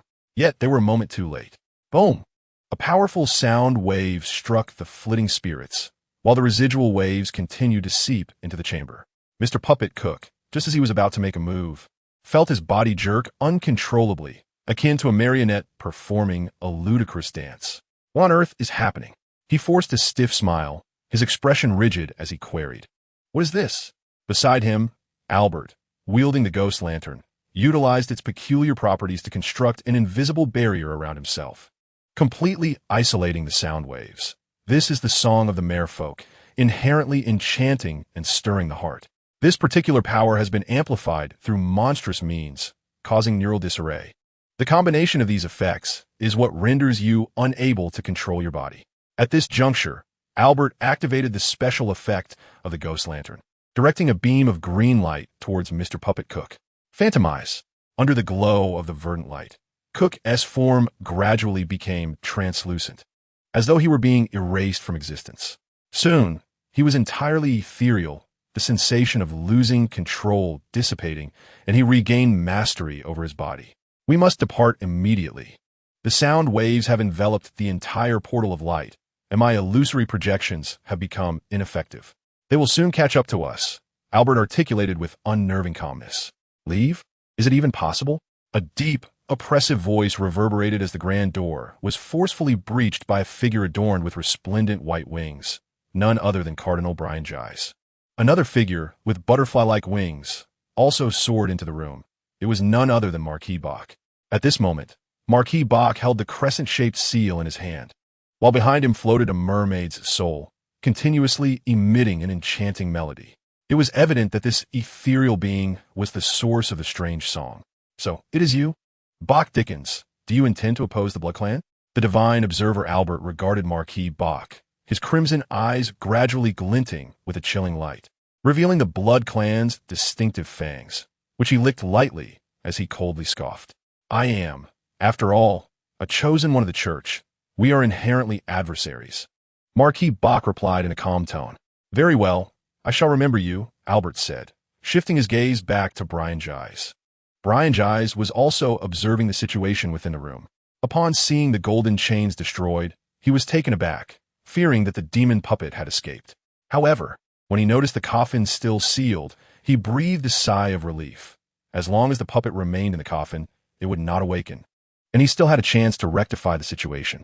Blood Clan embraced the purification of light. Brian Gies raised his scepter of light, gathering a dazzling radiance at the gem's tip, aiming it at Albert. In response, Albert's expression remained unchanged. Utilizing the unique abilities of the Blood Clan, he communicated telepathically with his companion, the puppeteer Mr. Cook. Proceed according to plan, protect yourself, and ensure the puppet is extracted. The Blood Clan will provide support. Understood, Mr. Cook thought, a chill running through him as he recognized the gravity of the moment. Having arrived at this juncture, it was imperative that he secure the puppet today. Just as both parties were on the verge of confrontation, the previously silent coffin suddenly erupted. With a resounding crash, slender, pale arms grasped the coffin's walls and began to emerge, inch by inch. This scene caused the would-be combatants to halt in their tracks, their gazes and attention fixated on the woman gradually climbing out of the coffin. As she emerged, her eyes remained tightly shut, her movements sluggish, as if she had just awakened and had yet to fully regain control of her body. The woman's appearance was exquisitely refined, with a well-proportioned figure, flawless complexion, and long black hair cascading over her shoulders, devoid of the pallor that often accompanies prolonged darkness. She appeared remarkably healthy. What does it signify that she has yet to open her eyes? Is she not fully awakened? Or is there an issue with her condition? Marquis Bach observed the woman's reactions, his mind swirling with various thoughts. Similar musings flitted through the minds of Albert, Mr. Cook, and Brian Gies. Madame Agafia, how is your current state? Albert inquired, summoning several distorted humanoid apparitions to shield the puppet woman, speaking in hushed tones. Agafia? The name struck a chord with Brian Gies. He felt a vague recollection, as if he had encountered it in some ancient tome, yet he could not quite place it. Can't recall? Upon the emergence of this thought, he was taken aback. What was his standing? He was, after all, an extraordinary being of angelic caliber, having mastered the complete forms of mythical creatures. His abilities in brain development and extraordinary powers had reached an extraordinarily terrifying level. Whenever he wished, he could instantly summon memories, retrieving even the most forgotten recollections, recalling any passage in intricate detail. Yet, faced with this name, he found himself unable to recall, unable to unearth related memories. This was truly alarming. It signified that this angel had, at some point, experienced a lapse in memory. Lady Marionette's actions momentarily faltered. She seemed to be stirred by the title uttered by the favorite of the gods, Albert. However, She soon sensed the presence of the ghost lantern. He slightly raised his hand, seemingly intending to seize the ghost lantern from the hands of the favored Albert, but hesitated for a moment before lowering it once more. Realizing he could not manipulate the marionette, the favored Albert remained composed and, leveraging the peculiarities of the bloodline, commanded, "Mr. Puppet, take Lady Marionette away immediately." "I shall hold them off." "Understood, Your Excellency," responded Mr. Puppet Cook without hesitation, channeling his extraordinary power, imbuing his palm with the unique strength of the bloodline, breaking through flesh and grasping the delicate arm of Lady Marionette, hastening towards the direction of the coffin. Trying to escape? Brian Gies instantly discerned Mr. Puppet's intentions. Raising his staff of light and invoking the divine incantation, the divine declares, "The thief shall endure torment." In an instant, a radiant spell surged forth, enveloping the entire room. The uninvited guests, the favored Albert and Mr. Puppet Cook, were designated as thieves for having entered the light gate without invitation. In the next moment, luminous blades of light materialized from thin air, piercing sharply into the hearts of the two. Above the ghost lantern, a flicker of green light shimmered, causing both to become ephemeral once more, evading this fierce assault. Temple projection. Suppress. Brian Gies, fully aware of the formidable power of the ghost lantern, did not pause, immediately unleashing the extraordinary ability of light projection at the third tier of the sequence. This light projection, a unique, extraordinary ability of the Temple Guardian at the third tier of the Divine Pathway, could summon previously encountered light element relics, magical items, and seals, wielding only 50 to 60% of the original item's power. In his determination to swiftly subdue the two, Brian Gies directly summoned the projection of the temple. A hazy and ethereal temple quietly emerged, its resplendent structure erupting with immense divine light. Dozens of heavenly pillars soared into the clouds, supporting a colossal dome. The solemn and grand hall gradually materialized before the eyes of the onlookers, its overwhelming pressure descending forcefully. Crack! Crack! The incessant sound of cracking echoed as fissures appeared in the floor of the room under the formidable pressure of the temple projection, spreading relentlessly. The densely concentrated light elements, akin to golden liquid, suffused the air, continuously searing the two bloodline beings. Even a Marquis of Bach currently feels an immense pressure and danger. This is the formidable power belonging to the sequence Three Angels, concerned about causing too much commotion that could potentially disturb other Level 0 sealed entities. This force has already been significantly restrained. Nonetheless, it remains beyond the capacity of an extraordinary being at the level of a saint to withstand.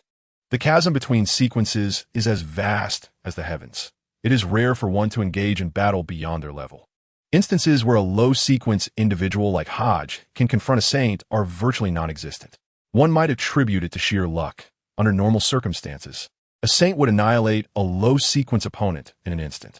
The two vampires are overwhelmed by this terrifying force, their ethereal forms gradually trembling, while the ghostly green light of the will-o'-the-wisp is also subdued by the overwhelming power. The divine favored, Albert, and Mr. Puppet Cook find themselves at a distinct disadvantage. Let us proceed. Remember your mission. The divine favored Albert turns to Mr. Puppet Cook, offering a subtle nod. Archbishop, today we shall settle the score with the Blood Clan. This is your territory, and while you have reservations, fearing a disturbance from the Level 0 sealed entities, I do not share such trepidation. The divine favored Albert slowly removes his gold-rimmed glasses, and a powerful aura surges forth, akin to a wild stallion breaking free from its restraints. The crimson light of blood rises, and his form shifts from ethereal to corporeal, reappearing resolutely within the chamber. This time, a wicked smile graces the lips of the divine favored Albert. His fangs elongate, and his back tears apart, revealing bat-like wings. His entire being expands and transforms, sprouting dark. Velvety fur and sharp claws replace his hands and feet, while his scarlet eyes emit an eerie glow. The once humanoid divine favored Albert has now fully morphed into a beast, a complete mythical creature form. This vampire is indeed an angel of Sequence 3. The Marquis of Bach is taken aback. The two infiltrating vampires had shown little prowess thus far, with their leader merely wielding the power of the ghostly lantern. leading Bach to believe that the infiltrating blood clan possessed only the strength of a blood duke, equivalent to the saint level of sequence 4.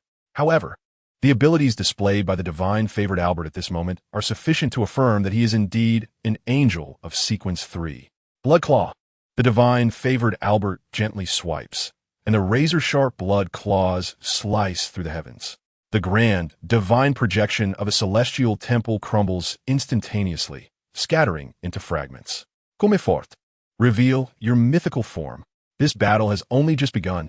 The divine favored Albert smirks coldly, vanishing abruptly from his position. In the next moment, a fierce blood claw strikes from behind Brian's eyes.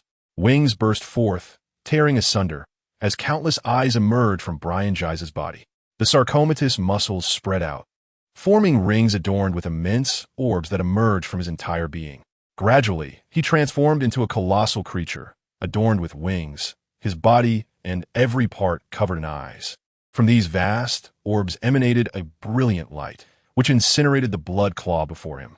Indeed, reveal your grotesque visage. Who would have imagined that those who consider themselves embodiments of justice and sanctity, the angels, would truly resemble such monstrosities? You angels never display your complete mythological forms. Do you, out of disdain for your own ugliness? In contrast, the demons possess an allure that can beguile the masses. Compared to your repugnant appearances, they resemble angels. Do they not? Chapter 129. What is reality?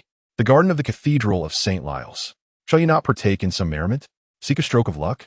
Hodges observed the playful children and their parents, a gentle smile gracing his features as he spoke to the man beside him. Master Hodges, the Marquis has instructed me to protect you and Lady Belle. A man clad in an exquisite suit, his posture erect, with a long sword at his waist, responded calmly. This robust figure, with short purple hair and a stern countenance, possessed deep, inscrutable eyes. He was none other than the Silver Knight Adrian. The Marquis Bach, adhering to Hodges' request, had specifically assigned Adrian for their protection, ensuring their safety from unforeseen events. Very well, I shall not press you. Hodges discerned that this Silver Knight was a quintessential soldier, adhering strictly to orders. To him, the Marquis's commands were akin to divine decrees, warranting unwavering support. The loyalty of such a paragon to the Marquis underscored his formidable charisma.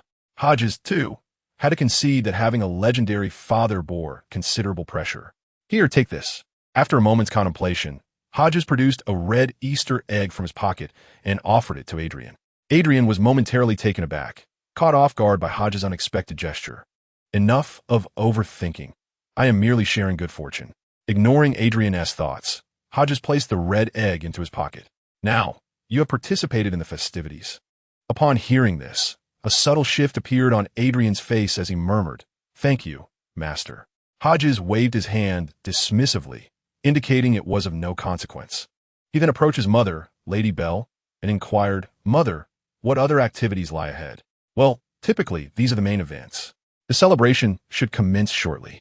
We await your father's return, which should be soon." Lady Belle pondered briefly before softly explaining. Hodges mused inwardly, pondering the duration of his father's absence. What could the cardinal have wanted with him? Was it related to that level 0 sealed object? Is it still about the matters concerning my father's family? A myriad of thoughts flickered through Hodges' mind at that moment. Just then, a peculiar heartbeat echoed, and Hodge felt a chill run down his spine. An overwhelming sense of danger surged within him.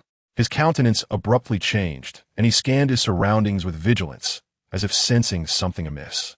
Anxiety and trepidation filled Hodges' eyes. This sensation was not unfamiliar to him.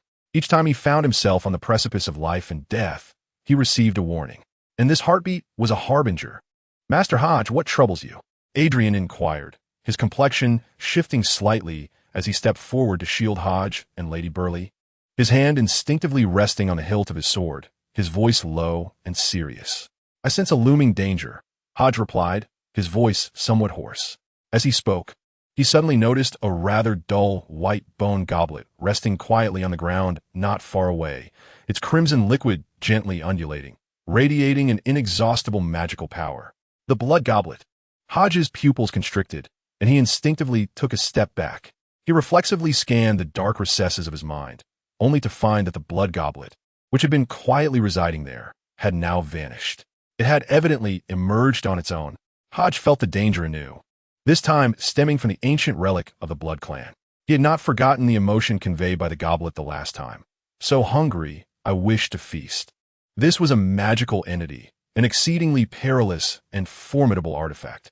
Even among the Blood Clan, only a select few extraordinary beings could wield and utilize the Blood Goblet. Yet here was Hodge, a mere human, an apothecary of only rank 9, who could effortlessly employ the goblet. Even sealed, this was profoundly unreasonable. Hodge had contemplated this predicament. Yet the human penchant for optimism often led him to believe he might be exceptional. Perhaps it was this uniqueness that allowed him to use the goblet without restraint, with the only repercussions being dizziness and unconsciousness. Perhaps I am special, he mused, but to fully master the Blood Goblet is indeed a fanciful thought. As he gazed upon the goblet that had unexpectedly emerged from the shadows, a fervent desire to grow stronger surged within him. Hodge abhorred the feeling of being at the mercy of others. The last time he felt such vulnerability was at the hands of the indolent high priest. And now it was the Blood Goblet. Lady Burleigh, who had been observing Hodge's reactions and movements, noticed his focus and followed his gaze, yet saw nothing amiss. "What do you see, Hodge?" In the direction Hodge was looking, there was nothing but playful children and their parents. "Adrian, did you perceive anything?" Lady Burleigh queried, her brow furrowing, having sensed the unease in the air. Upon hearing this, Adrian directed his gaze toward the same point of Hodge's attention, his demeanor grave. "Lady Burleigh, I see nothing at all. Nothing at all. How could that be?" Hodge's complexion gradually paled, and he murmured softly, his fists tightening with growing intensity. At this moment, he began to comprehend that the blood chalice existed in a remarkably peculiar state, akin to Schr Dinger's cat, simultaneously embodying both existence and non-existence. Different observers perceived it in varying states. From Hodge's perspective, the blood chalice was indeed present. However, in the eyes of Lady Bell, Adrian, and others, it appeared as an illusion, devoid of reality. What had transpired to induce such a strange condition in the blood chalice? Was its transformation the source of his ominous premonition? Hodge found himself ensnared in contemplation, his gaze gradually shifting to the most magnificent structure within the cathedral, the immense golden cross, the kingdom of divine light. The kingdom of divine light? In an instant, Hodge recalled the words spoken by the divine, chosen one at the Blood Clan gathering. The demon lantern possesses the ability to bewitch the heart, induce hallucinations, and manipulate behavior. The specifics of its powers are not for me to elaborate upon, as they pertain to certain agreements I have with the Bruff family. However, through the capabilities of the demon lantern, I can replicate the effects of the kingdom of divine light, causing all the faithful within the Sunlay Cathedral to believe the radiance still exists, a truth that even the angels cannot perceive. Even the angels cannot discern it. This implies that if my ominous premonition does not stem from the blood chalice, it must originate from this level 0 sealed object, personally sealed by the true God, the kingdom of divine light. No, it should be said that it emanates from the demon lantern, one of the 13 sacred artifacts, which cleverly substitutes the kingdom of divine light in its complete form. At this moment, Hodge could not ascertain whether what lay before him was indeed real. Perhaps, from the moment he entered this cathedral, everything was an illusion meticulously woven by the demon lantern. Chapter 130. The True Kingdom of Divine Light, Sunlay Cathedral. Atop the main cathedral, Bishop Augustine, draped in the crimson robes of a cardinal, stood before the towering golden cross, gazing at the magnificent structure that continuously radiated golden light. A sigh of relief escaping his lips. It seemed that the Blood Clan's influence had yet to reach this sanctuary, although the kingdom of divine light appeared unblemished. Augustine resolved to inspect the seal of the kingdom to discern any anomalies. After all, it was a directive from the archbishop, and he could not afford to be negligent. On the stone staircase, Augustine meticulously examined the sealed artifacts he carried, placing those related to the light element upon the steps, and entered the luminous realm of the kingdom of divine light empty-handed. As he stepped into the area enveloped in radiance, approaching the essence of the kingdom of divine light, he conducted a thorough inspection, confirming that the sealing incantations, along with the inscriptions left by the god of light and the sun, exhibited no irregularities. With a sense of complete relief, Augustine returned to the stone staircase, retrieved his sealed artifacts, and began his descent, step by step. 1 step, 2 steps, 3 steps. Suddenly, Augustine's footsteps came to an abrupt halt, as an instinctive sense of unease washed over him. What could possibly be amiss? The seals were intact.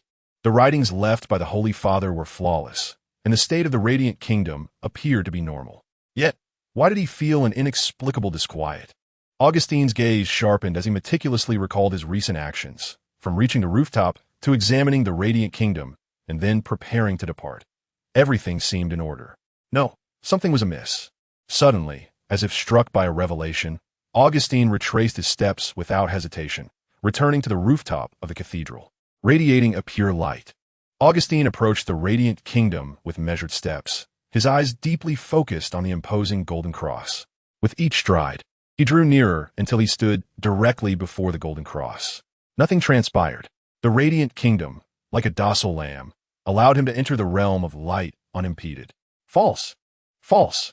Everything was an illusion. Augustine's complexion shifted dramatically as he resolutely retrieved a palm-sized crystal orb from his pocket, uttering an ancient word from the Raymond tongue. Holy light. In an instant, the orb blazed with a brilliant luminescence, casting a pure and radiant beam that shot directly toward the golden cross. The holy light entered the golden cross without obstruction, yet the radiant kingdom displayed no signs of abnormal change, as if nothing had occurred at all. Illusory. Was all of this merely a mirage? Had I been ensnared in a dream? Or had the radiant kingdom been clandestinely replaced? How could such a substitution occur unnoticed? Even the archbishop had failed to perceive it. A wave of unsettling emotions surged within Augustine. As a regional bishop, he was already a rank 4 saint and an extraordinary being of the light attribute, naturally endowed with an innate resistance to such phantasmal, bizarre, and malevolent extraordinary powers. In this context, it was unfathomable that a zero-level sealed object, personally sealed by the true God, could be exchanged without detection by enemies. This was nothing short of inconceivable. This was the most formidable cathedral of the Holy Church outside of the sanctum, boasting a configuration of 1 angel and 3 saints, an elite force within the empire.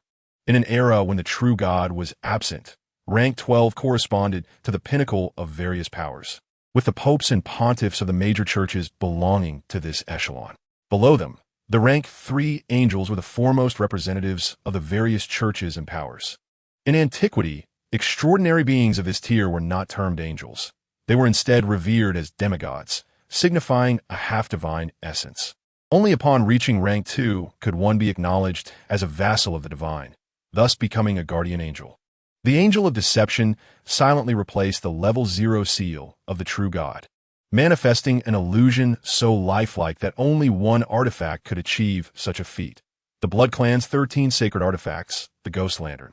Augustine gradually regained his composure, beginning to analyze his current predicament. First, he needed to ascertain whether he was ensnared in an illusion or if the entire cathedral had succumbed to one. Different circumstances warranted different responses.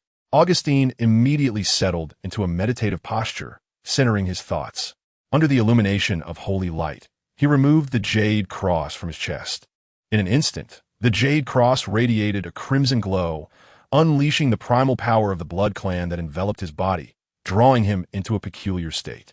If the country of divine light were genuine, using the blood clan's sealing artifact within this range would likely result in immediate engulfment by the flames of light. Augustine murmured softly, calming his mind, and began to utter ancient words in the language of Gremont, Crimson Realm. In that moment, countless streams of blood light surged forth from the surroundings, tinting the very fabric of the world with a shade of red. Blood flowed, glaringly crimson. Augustine's demeanor transformed dramatically, shifting from a gentle radiance to a chilling, sinister aura as the pale blue hue in his eyes gradually took on a tinge of scarlet, reminiscent of a being ravaged by malevolent spirits. In the Blood Clan's Crimson Realm, even the most realistic illusions would leave traces, much like footprints in freshly fallen snow. Augustine gradually surveyed his surroundings, seeking the true location of the country of divine light. Indeed, he was searching for the authentic country of divine light. The Blood Clan was undeniably powerful, with profound roots, able to survive even under the relentless pursuit of the true God. However, Augustine did not believe they could stealthily remove the country of divine light from the Cathedral of Serliers. The rationale was simple. Replacing the country of divine light with an illusion posed one challenge, while relocating it entirely from the Cathedral of Serliers presented an entirely different one. Even if the Archbishop remained within the Gate of Light, he held a corresponding awareness of the country of divine light. If it were to stray beyond the confines of the cathedral, he would be immediately alerted. Moreover, the divine seal imposed by the true God made any movement exceedingly difficult, let alone theft.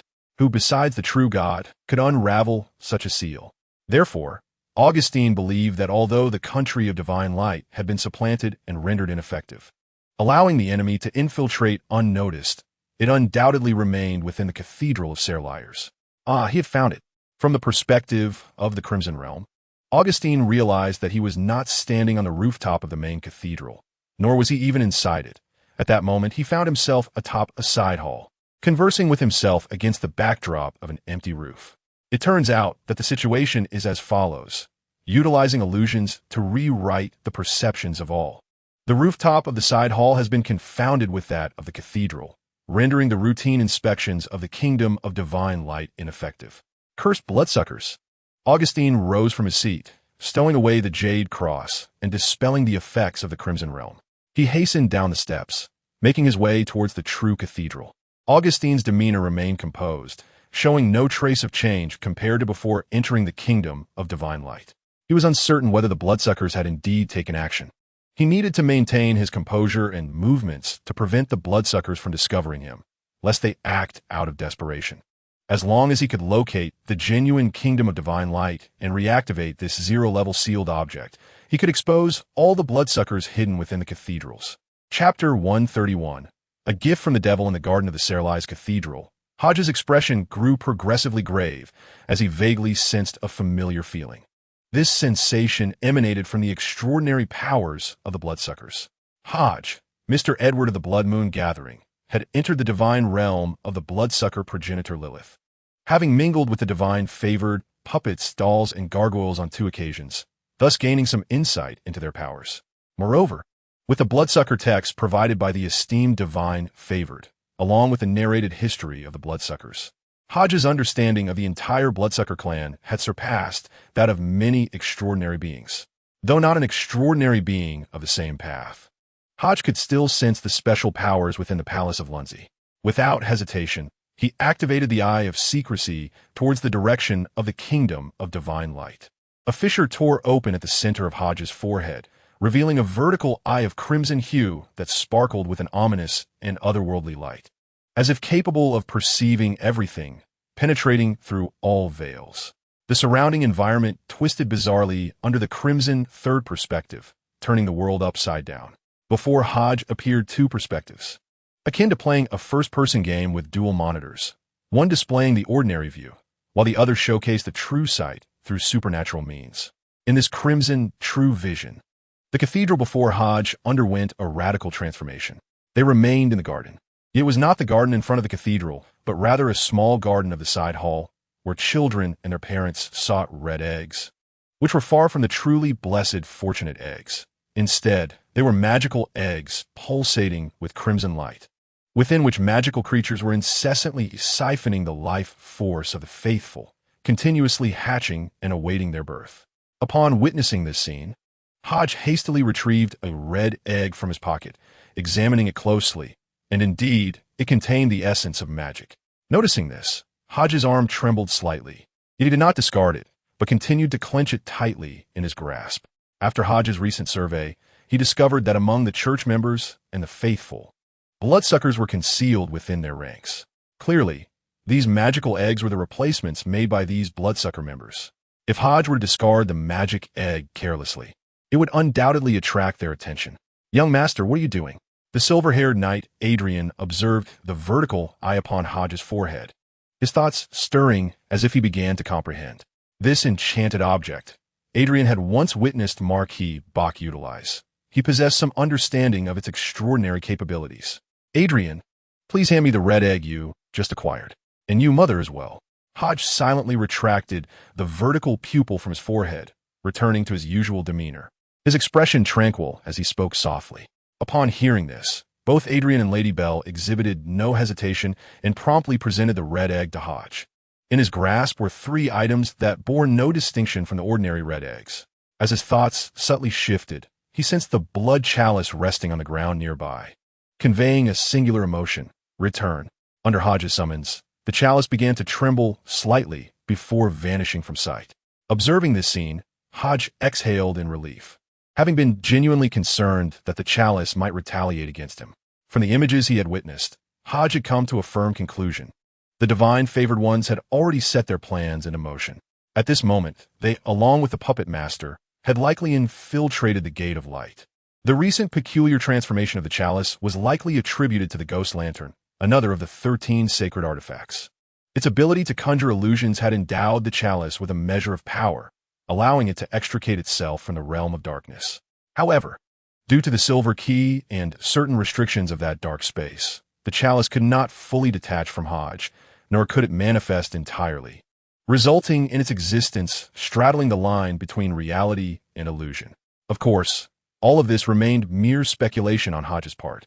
Based on the intelligence he currently possessed, this was the closest approximation to the truth.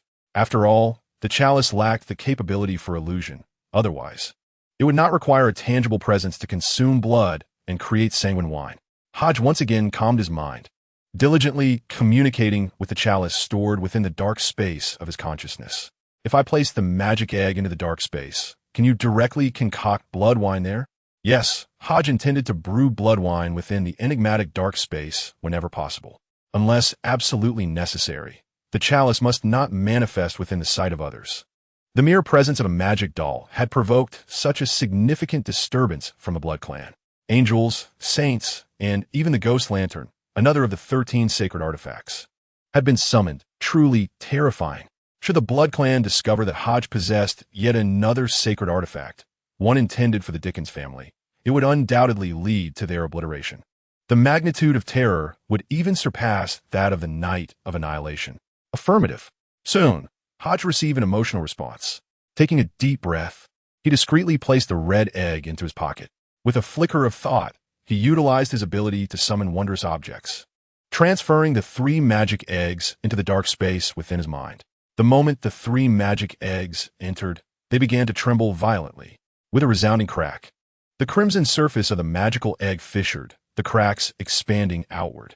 2 grotesque, plush wings burst forth from the shell, revealing dark red appendages reminiscent of a bat.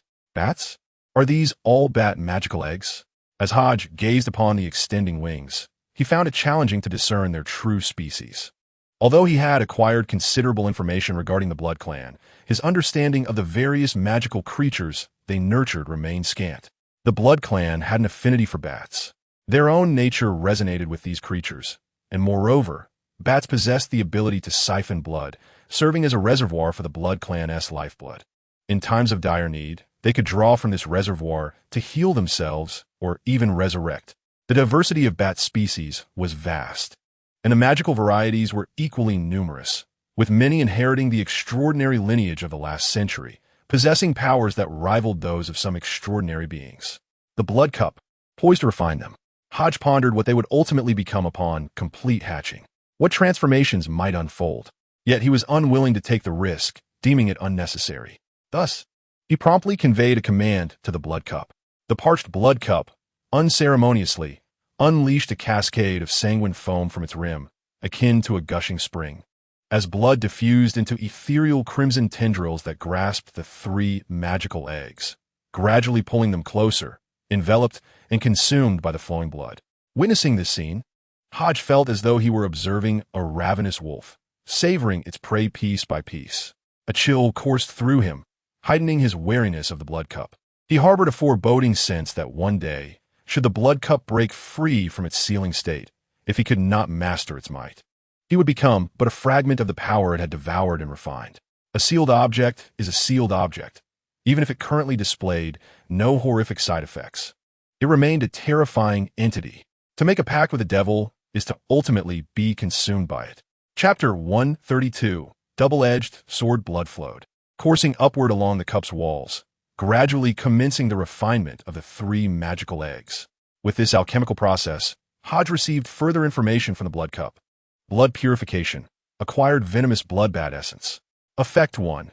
Direct consumption results in blood transformation, granting bat venom blood, inducing a primary mutation in the body, with random emergence of bat wings, claws, fangs, and ears. Negative effect: severe poisoning, difficulty regulating body temperature, potentially soaring to 56 degrees. Gradually altering lifestyle habits to favor blood consumption, incurring irreversible bodily damage. Effect 2. Serves as the primary material for crafting transformation potions. Negative effect: failed attempts at crafting transformation potions will result in permanent deformity. The primary material for transformation potions? Hodge is a potion master of Sequence 9 in the path of a wizard, possessing a unique talent for potion crafting. In recent days, he has acquired considerable knowledge on the subject and has collaborated with the sorceress Russell to concoct various healing potions, each with distinct effects. He has also heard Russell speak of transformation potions, which are special elixirs capable of altering the form of living beings. The effects of these potions are diverse, and the transformations they induce can vary greatly. Exceptional transformation potions exhibit minimal side effects and allow for a complete metamorphosis, temporarily inheriting the powers of the corresponding primary material. In contrast, inferior transformation potions may only produce partial transformations, such as the legs of a land dragon, the wings of a magical eagle, or the ears of a blood-winged bat. Despite their shortcomings, these subpar potions remain highly sought after, yet their side effect deter many potential users. The permanent deformities caused by these potions can leave individuals in a state that is neither fully human nor fully monstrous. A transformation potion made from the venomous blood bat, if of perfect quality, should ideally allow one to inherit its toxic blood abilities, flight wings, and echolocation, enabling even low-tier extraordinary beings to unexpectedly defeat mid-tier opponents when utilized effectively. Hodge is exceedingly pleased with the blood wine produced from the blood cup, a sacred artifact of the vampire lineage, as the perfect grade blood wine is nearly equivalent to the highest purity of extraordinary blood, representing the pinnacle of raw materials. "What shall Hodge do now?" Lady Bellis inquired softly, having noticed her son's unusual demeanor and glancing at those around them. Upon hearing his mother's words, Hodge gradually withdrew his thoughts, his expression composed, and replied softly, "Let us first proceed to the main cathedral. Once father emerges, we shall take our leave." "Very well." Lady Bellis nodded in agreement with Hodge's plan. Although Adrian remained unaware of what Hodge had witnessed, his instincts as a knight alerted him to the unusual atmosphere surrounding them. Today, the Cyril Gales Cathedral exuded an eerie, surreal quality, imparting a sense of unreality. "Let us depart quickly from this place," Hodge murmured as he made his way toward the side chapel. He was uncertain of the number of vampires that had arrived. He had not participated in the plans of the Divine Chosen or the puppets, and his understanding of the operation was vague at best. The overall objective was to utilize the unique qualities of the Will-o'-the-Wisp to silently replace the country of divine light, rendering this artifact, akin to a demon-revealing mirror, completely ineffective. Once this step was completed, the members of the vampire clan could infiltrate the Cyril Gales Cathedral without a sound and finalize their arrangements. According to Hodges' deductions, the next step involved infiltrating the Gate of Light to unlock the chamber containing the sealed marionette. This stage of the plan was the most perilous and the most likely to expose their intentions. Should a fierce battle ensue, Hodges' father, Marquis Bach, could easily become injured. The vampire's divine chosen, daring to engage in mischief at the Cyril Gales Cathedral, was at the very least an angel. Only an angel could contend with another angel. Although Hodge found himself unable to contend with the Divine Chosen and the Blood Clan, he had intentionally sown a seed during the previous two gatherings, the initial embrace, which pertains to the servant of Mr. Edward. At the last assembly, Hodge exchanged numerous items related to the path of the mage. This was driven both by his personal need to bolster his own strength and by a desire to avert the situation that unfolded today. As long as Mr. Edward's identity remained concealed, Hodge would possess a degree of maneuverability. Should the Divine Chosen and the Puppet Master truly set their sights on his father, Marquis Bach, Hodge could reveal certain sealed artifacts to assert his identity. He believed that, given their intelligence, the two would quickly grasp the underlying implications and abandon their aggression towards his father. In this regard, Hodge already found himself in an invulnerable position. This was precisely why he dared to attend the celebration at the Cyril Cathedral during such a crucial moment. On the surface, the Dickens family was a beneficiary of the sacred church, which would harbor no suspicions towards them. Both parties considered Hodge and his companions as their own. This allowed the family to navigate the crisis with remarkable finesse. In truth, Hodge secretly hoped for the Blood Clan to successfully abduct the automaton. Remaining sealed within the Gate of Light, the automaton could not fulfill its potential. Yet if it fell into the hands of the Blood Clan, Hodge, as a member of the Blood Moon Gathering, could, given adequate sacrifice, have the opportunity to utilize it. Furthermore, should the matter of his initial embrace by the Blood Clan's Mr. Edward come to light, a failure in the automaton's acquisition would undoubtedly lead the Blood Clan to exploit the Dickens family's connection with the Sacred Church, compelling Hodge and Marquis Bach to assist in another attempt at seizing it. Thus, the risk of exposure for Hodge would escalate significantly. The identity of the Blood Clan was a double-edged sword. Wielded wisely, it could yield great fortune. Mishandled, exposure would invite retribution from both the Sacred Church and the Blood Clan. As Hodge proceeded, Mrs. Belief, who had accompanied him for a distance, noticed they were straying further from the direction of the cathedral and promptly cautioned him. Adrian also turned his gaze towards Hodge. No, this is indeed the correct path. The Serles Cathedral has been invaded, Hodge stated calmly. Invaded? Adrian was taken aback, grounding himself as he carefully surveyed the surroundings, his demeanor growing serious. The Serles Cathedral has been invaded? How could this be? Mrs. Belief expressed disbelief, glancing at Adrian, and upon seeing his grave expression, she quickly realized Hodge spoke the truth. But this is the Serles Cathedral, one of the 5 great churches of the Sacred Church, the most formidable aside from the Sanctum. Even Mrs.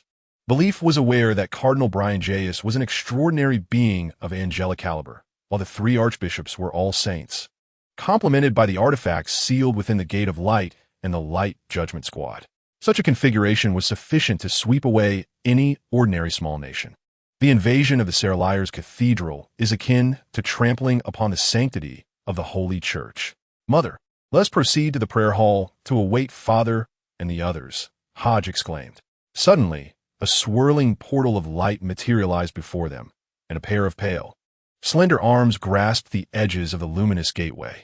With deliberate force, the portal was pried open, and a figure emerged gradually. Chapter 133. The Puppet's Rampage. Witnessing this scene, a shiver ran down Hodge's spine, a potent sense of danger surging within him, compelling him to instinctively take a step back. It was overwhelming. An extraordinarily terrifying sense of peril enveloped him. This sensation eclipsed even that of confronting the Sloth High Priest. She was formidable, far surpassing the Sloth High Priest. A certain bloodline princess? With a swift motion, Adrian unsheathed his long sword, positioning himself protectively in front of Hodge and Lady Bailey. His gaze fixed warily upon the seemingly frail woman in tattered garments with closed eyes. As a Silver Moon Knight of rank 4, he too possessed a formidable instinct for danger, particularly attuned to combat scenarios. However, in a non-combat state, this ability was notably diminished. He could only perceive the environment as illusory, devoid of tangible threats. Yet, in the presence of this gaunt woman, every cell in his body trembled, roaring with an instinctual awareness of extreme danger. Hodge, take Lady Bailey and flee. I will hold her off. Be swift. Adrian commanded sternly. Understood. Hodge, recognizing the gravity of the situation, grasped his mother's hand, making haste towards the garden. If it were merely the God-favored and the puppet, Hodge might have attempted to use the sealing object to assert their identities. However, faced with an enigmatic and extraordinarily powerful entity, he dared not take such risks. Should she perceive it as provocation, their fate would be sealed. Hodge and Lady Bailey hastened towards the bustling garden. We harbor no ill intentions and do not wish to impede your actions. You may proceed as you wish, Adrian said, striving to avoid inciting the woman.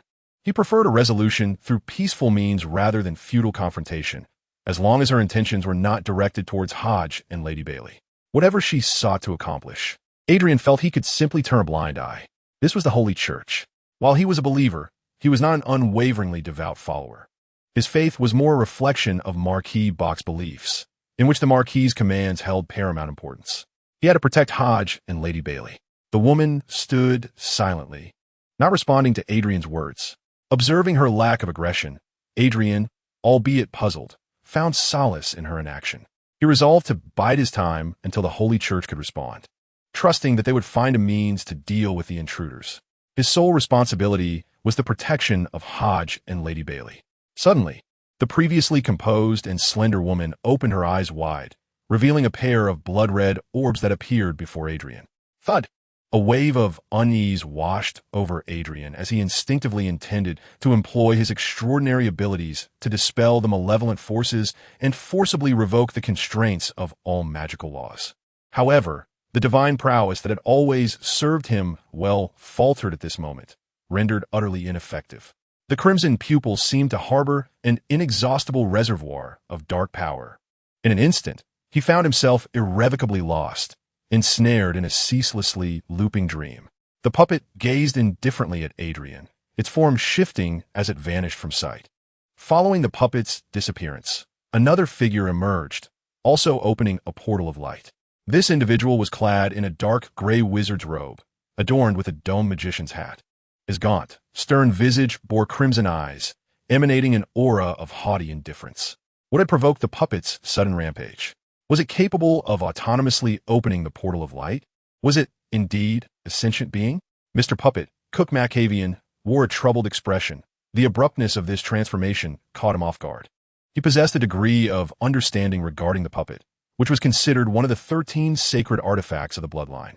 Initially believed to be the progeny of a powerful entity within the bloodline, it had, due to its extraordinary attributes, soared to the pinnacle of sanctity. However, this conjecture was soon dismissed within the bloodline. The puppet's strength transcended all expectations, far beyond what any progeny could possess. Power has its limits. No progeny, no matter how formidable, could surpass their master, and the existence of a progeny reaching the level of the 13 sacred artifacts was nearly impossible, unless they were a divine progeny. What force had stirred it to action? Mr. Cook furrowed his brow, carefully sensing the puppet's location, and flew towards a certain direction. The forces capable of invoking the puppet were few and far between. If the ethereal power of the ghost light had awakened the puppet, setting forth its anomalies, it would not be surprising. Yet, if that were the case, it should not be heading elsewhere, but rather remain in the company of the ghost light. A sense of confusion and perplexity enveloped Mr. Cook. Within the Cathedral of Senliel, the power that could invoke the puppet should only reside within the portal of light. Thud! A peculiar heartbeat echoed in Hodges' mind. His expression shifted as he abruptly halted, unwilling to advance further. Once again, he experienced that sensation, the overwhelming sense of impending dread. Gasping for breath, he felt as though he were being watched by something profoundly malevolent and terrifying. This feeling was far more intense than when he faced the mutated giant, O'Neill, or the lethargic high priest of the eternal demon cult. Hodge, what is the matter? Lady Bell felt her son's distress and quickly supported him, her concern evident in her voice. I'm fine, Mother. You must leave quickly, head in that direction. Hodge sensed that this impending danger was directed towards him. Unlike the serendipitous discovery of the Night of Annihilation, this peril was a consequence of his own existence.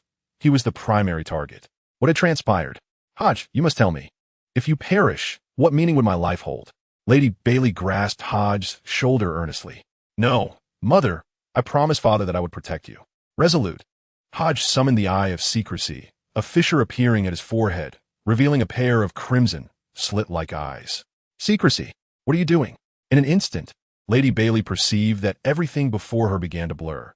Hodges' form gradually grew transparent until it vanished entirely. His figure had completely disappeared under the light of day. Stay here, trust me, I will not die. Take care of yourself. After uttering these words, Hodge draped the fiery cloak obtained from the Blood Moon gathering over his mother and swiftly ran in another direction. Aware that Hodge had invoked extraordinary powers, Lady Bailey bore a complex expression, wrapped in the blazing cloak. Feeling the incessant warmth emanating from it, she called out to the empty garden, Child, be cautious. You must safeguard yourself. Chapter 134. Death. Hodge ran desperately, his mother's voice echoing in his ears, filling him with determination. After finally resolving the Night of Annihilation, how could he allow his mother to face danger once more? Through the intricate details of that fateful night, Hodge gradually comprehended much. Initially, the Night of Annihilation was instigated by certain high-ranking conspirators within the Empire, who aimed to take action against the dark forests of the New Jill region. thereby establishing the final passage for the Empire to the Hob Union. For various reasons, these individuals gathered: heretics, traitorous bishops of the mechanized church, the slumbering church, and the eternal demon cult.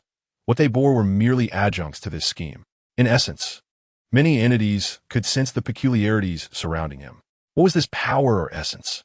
Was the aura of the deity, as spoken by the indolent high priest, the source of the extraordinary nature within me, originating from that self-proclaimed omniscient and omnipotent malevolent deity? The primary objective of the vampire invasion was one of the 13 sacred artifacts, the demon doll. There was no reason for them to target him unless they deemed what he possessed to be equivalent to or of greater significance than the demon doll. This sense of danger stemmed from that realization. After thorough contemplation and analysis, Hodge concluded that the reason he was being targeted was due to the uniqueness of his own essence, rather than the exposure of the blood cup. Aside from the peculiar projection that had just occurred, the blood cup remained quietly stored in the dark abyss.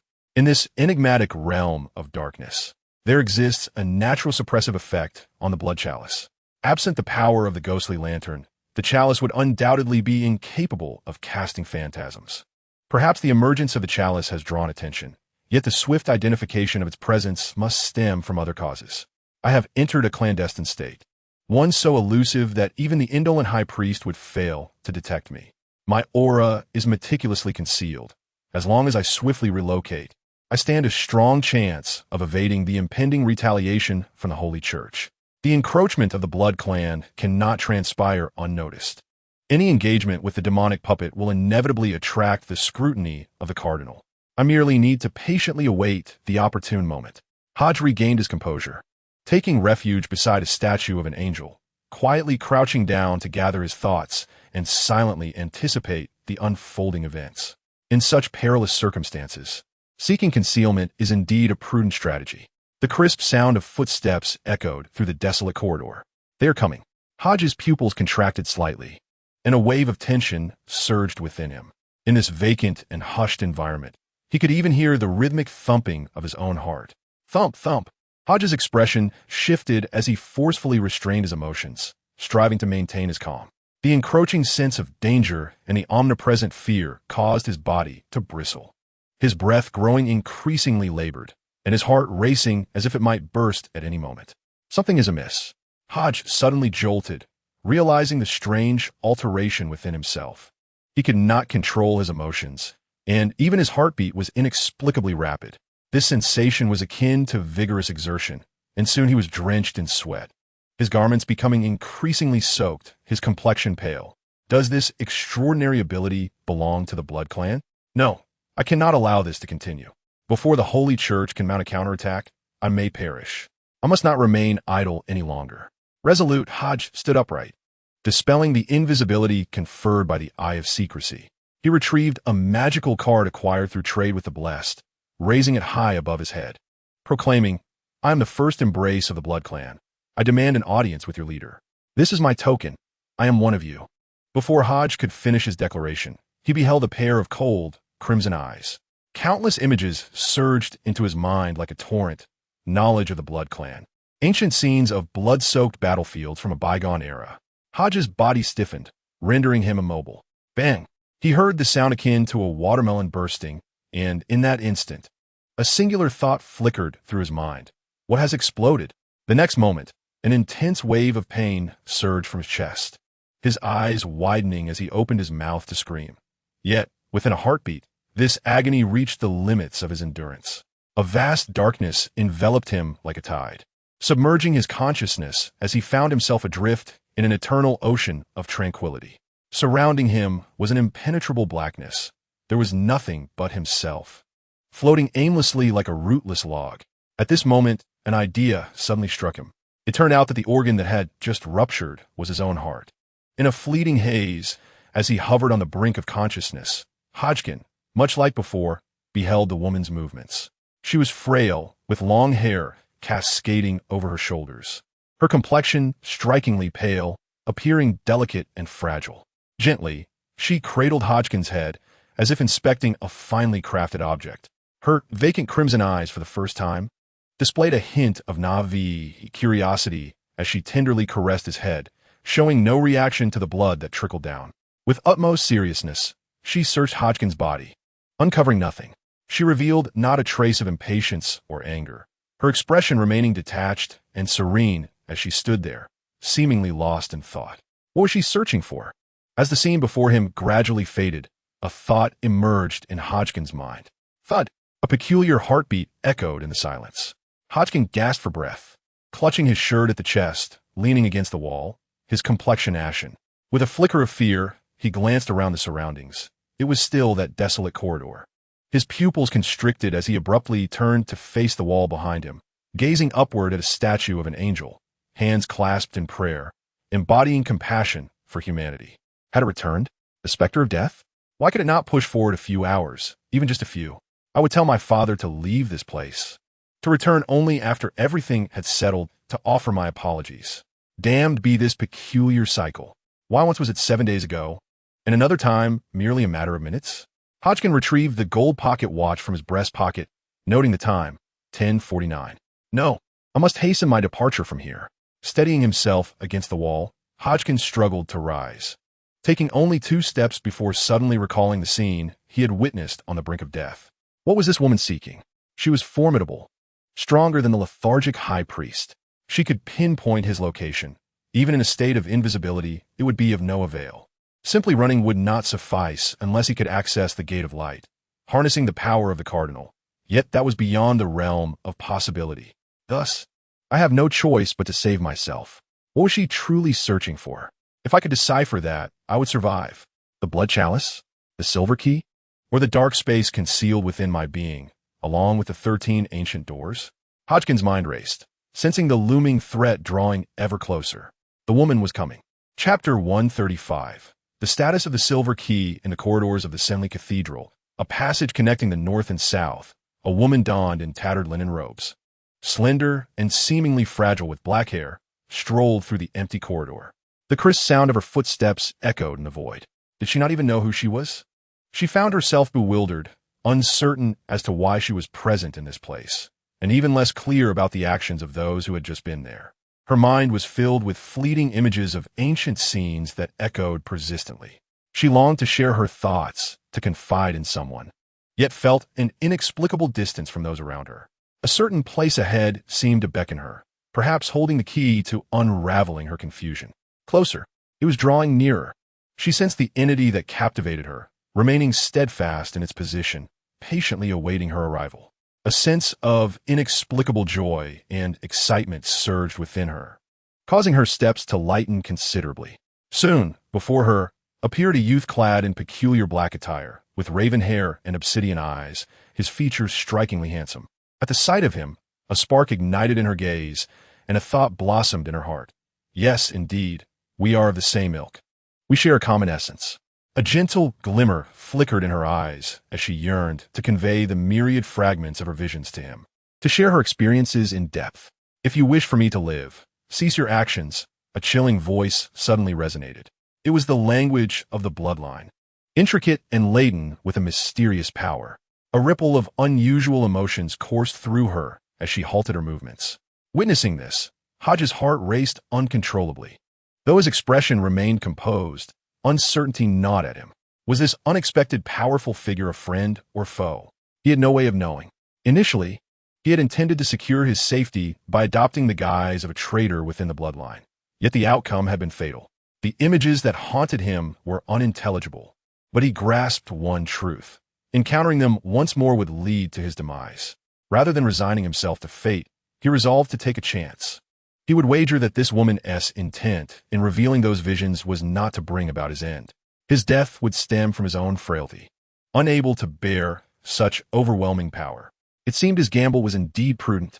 Upon noticing the woman cease her movements and refrain from unleashing her eerie gaze, relief washed over Hodge. The first step had been successfully navigated. Why have you sought me? Hodge pondered, continuing to converse in the bloodline's tongue. Curiosity piqued within him. How had she pinpointed his existence? What was her motive in seeking him? Why had she shown him those visions?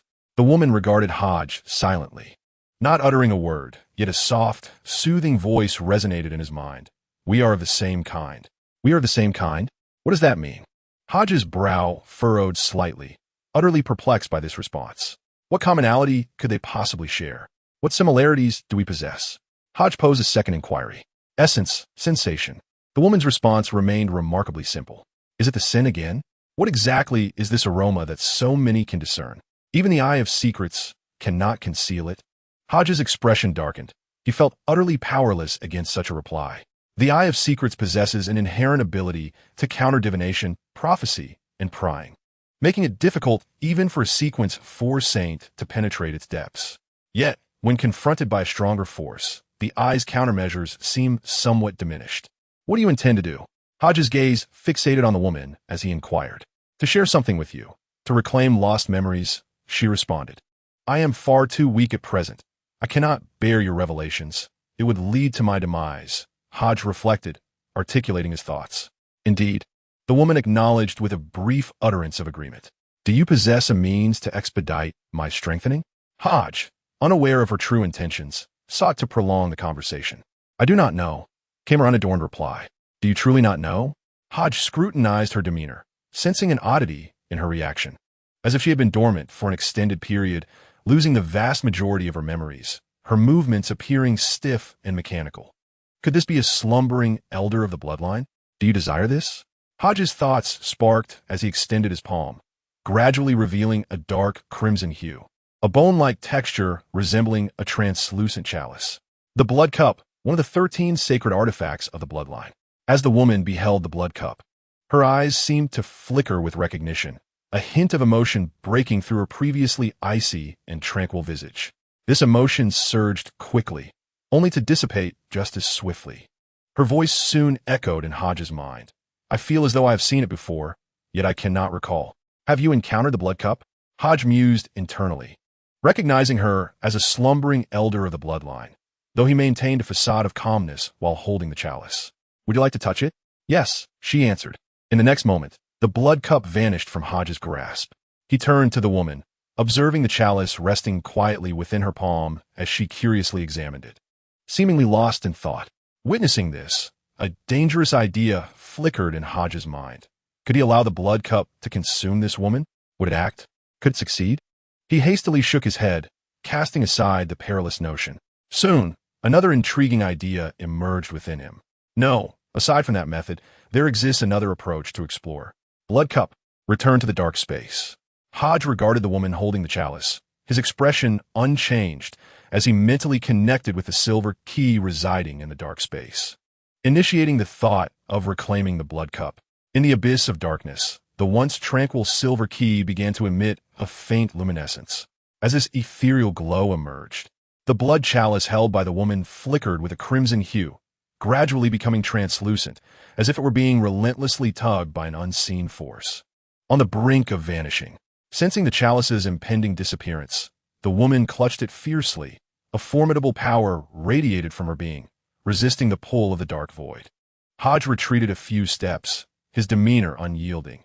The woman before him was the most powerful entity he had ever encountered, the only one capable of opposing the dark space's grasp. Ordinarily, the dark realm would subdue any entity, even one as sinister as the blood chalice, with ease. Yet this time, the omnipotent dark space was thwarted. The dark void shuddered, and the silver key's radiance intensified, its rust gradually dissolving. At the tip of the key, a series of distorted, ascending bubble-like orbs began to form, fragmenting, reassembling, coalescing, and splitting in an endless cycle. This wondrous force extended from the dark space, directly descending upon the chalice, manifesting countless bubble-like luminous spheres around the woman. In the next moment, Hodge perceived the woman's movements slowing dramatically as she gradually unleashed her power, only to dissipate once more in a manner reminiscent of time reversing, as if an invisible force were manipulating the clock, teasing with time itself, toying with the woman. This was no trivial matter. Hodge stood transfixed, momentarily bewildered. He had intended to leverage the dark space's grip on the chalice to see if he could draw the woman into the abyss as well. He believed that, given the dark realm's authority, once the woman entered, it would surely be under his command, thus resolving the current crisis. After all, with the chalice's status and abilities, it would have to comply within the dark space. Yet, to his astonishment, the Dark Realm's power was being obstructed by the woman's strength. Meanwhile, the seemingly unassuming silver key erupted with an unfathomable force, forcibly channeling energy through the chalice, ensnaring the woman in the process. This power was terrifying in its magnitude. Just as Hodge was grappling with the unfolding scene, a figure with bat-like wings appeared from the distance, landing in the corridor. Cloaked in a dark gray wizard's robe and adorned with a round-topped magician's hat, the newcomer's gaunt, stern visage bore crimson eyes, radiating an air of haughty indifference. It was none other than Mr. Puppet, Cook Macavian. Chapter 136. The acting begins. Is this the essence of Mr. Puppet? Hodge sensed a familiar aura emanating from this unfamiliar blood-clad figure. It was a presence marked by arrogance, aloofness, and an unmistakable trespassing demeanor. What brought him here? Hodge was engulfed in a wave of perplexity, yet soon, the whispering voice of Mr. Puppet unraveled the enigma within his heart. What force had ensnared the marionette? This power felt oddly familiar. Mr. Puppet Cook murmured in the ancient tongue of the Blood Clan. Ordinary humans, lacking an understanding of the Blood Clan and grappling with the complexity of the language, could scarcely comprehend its nuances. However, Hodge was no ordinary individual. He was Edward, who had attended the Blood Moon gathering and masqueraded as a member of the Death Clan. With the assistance of his divine favor, he had become adept in the language of the Blood Clan. The term marionette was one he knew all too well. No, it was not she, but he. Is he the marionette? The marionette, one of the 13 sacred artifacts of the Blood Clan, had always been perceived as a puppet, yet it was astonishingly alive. No, his state seemed peculiar, possessing intelligence, yet lacking a heartbeat. He claimed we are the same kind? What could this possibly mean? Is it due to the peculiar scent that clings to me, or something else entirely? As Hodge pondered, Mr. Puppet Cook, not far off, caught sight of the object in the marionette's grasp, and his expression transformed dramatically as he exclaimed, "This is the blood chalice." At these words, Hodge's pupils constricted slightly. His gravest fears had indeed come to pass. This puppet master recognized the blood chalice? Why was it present here? Mr. Puppet Cook mumbled, disbelief swirling in his eyes. And it was in the hands of the marionette? Mr. Puppet Cook's brow furrowed deeper as the unfolding events surpassed his expectations. The primary objective of this endeavor was to seize the marionette from the grasp of the Holy Church. Yet the sudden emergence of the blood chalice left him momentarily disoriented. Given the series of occurrences at the Blood Moon gathering and the actions of Mr. Edward, Mr. Puppet Cook surmised that this sacred relic was likely held by the remnants of the Death Clan, specifically the Cappadocian lineage, with Mr. Edward serving as their representative. After all, the continuous production of 3 flawless vials of blood wine was not a feat easily accomplished by an ordinary vintner. The craft of blood wine transcended that of typical extraordinary potions, encompassing a wealth of arcane knowledge. To create blood wine of impeccable quality, a vintner needed to master various techniques, including the manipulation of potions, purification, and ritualistic formations. Could it be that the Death Clan had also dispatched emissaries for this operation? Mr. Puppet Cook scanned his surroundings, instinctively overlooking Hodge, the seemingly insignificant human. To him, this human, who posed no discernible threat, was akin to the wild creatures of the jungle, easily dealt with. Observing Mr. Puppet's reaction, Hodge keenly sensed that the other party appeared oblivious to his own uniqueness and anomalies. It appears that this anomaly and peculiarity, even within the ranks of the Blood Clan, are not sensations that everyone can perceive. A flicker of understanding ignited within Hodge, allowing him to set his mind at ease. He feared that in the presence of the two individuals, his identity as Edward's progeny would be revealed. At that moment, the magical puppet opposing the radiant bubble-like sphere suddenly erupted with a terrifying aura. Its form twisted in a bizarre manner, becoming transparent, much like the blood chalice, and gradually fading away. The pace at which both the individual and the chalice vanished was swift, as if an invisible hand had effortlessly erased their existence. In an instant, they disappeared without a trace. Mr. Puppet Cook's expression darkened. They had truly vanished? Simultaneously, a silhouette emerged in Hodge's mind, unmistakably that of the Lady Puppet.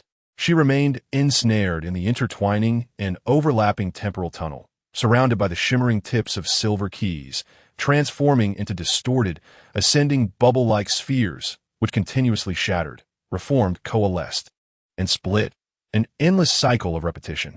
The Lady Puppet seemed like a lost lamb, eternally trapped in this unfathomable passage. Had his hypothesis succeeded?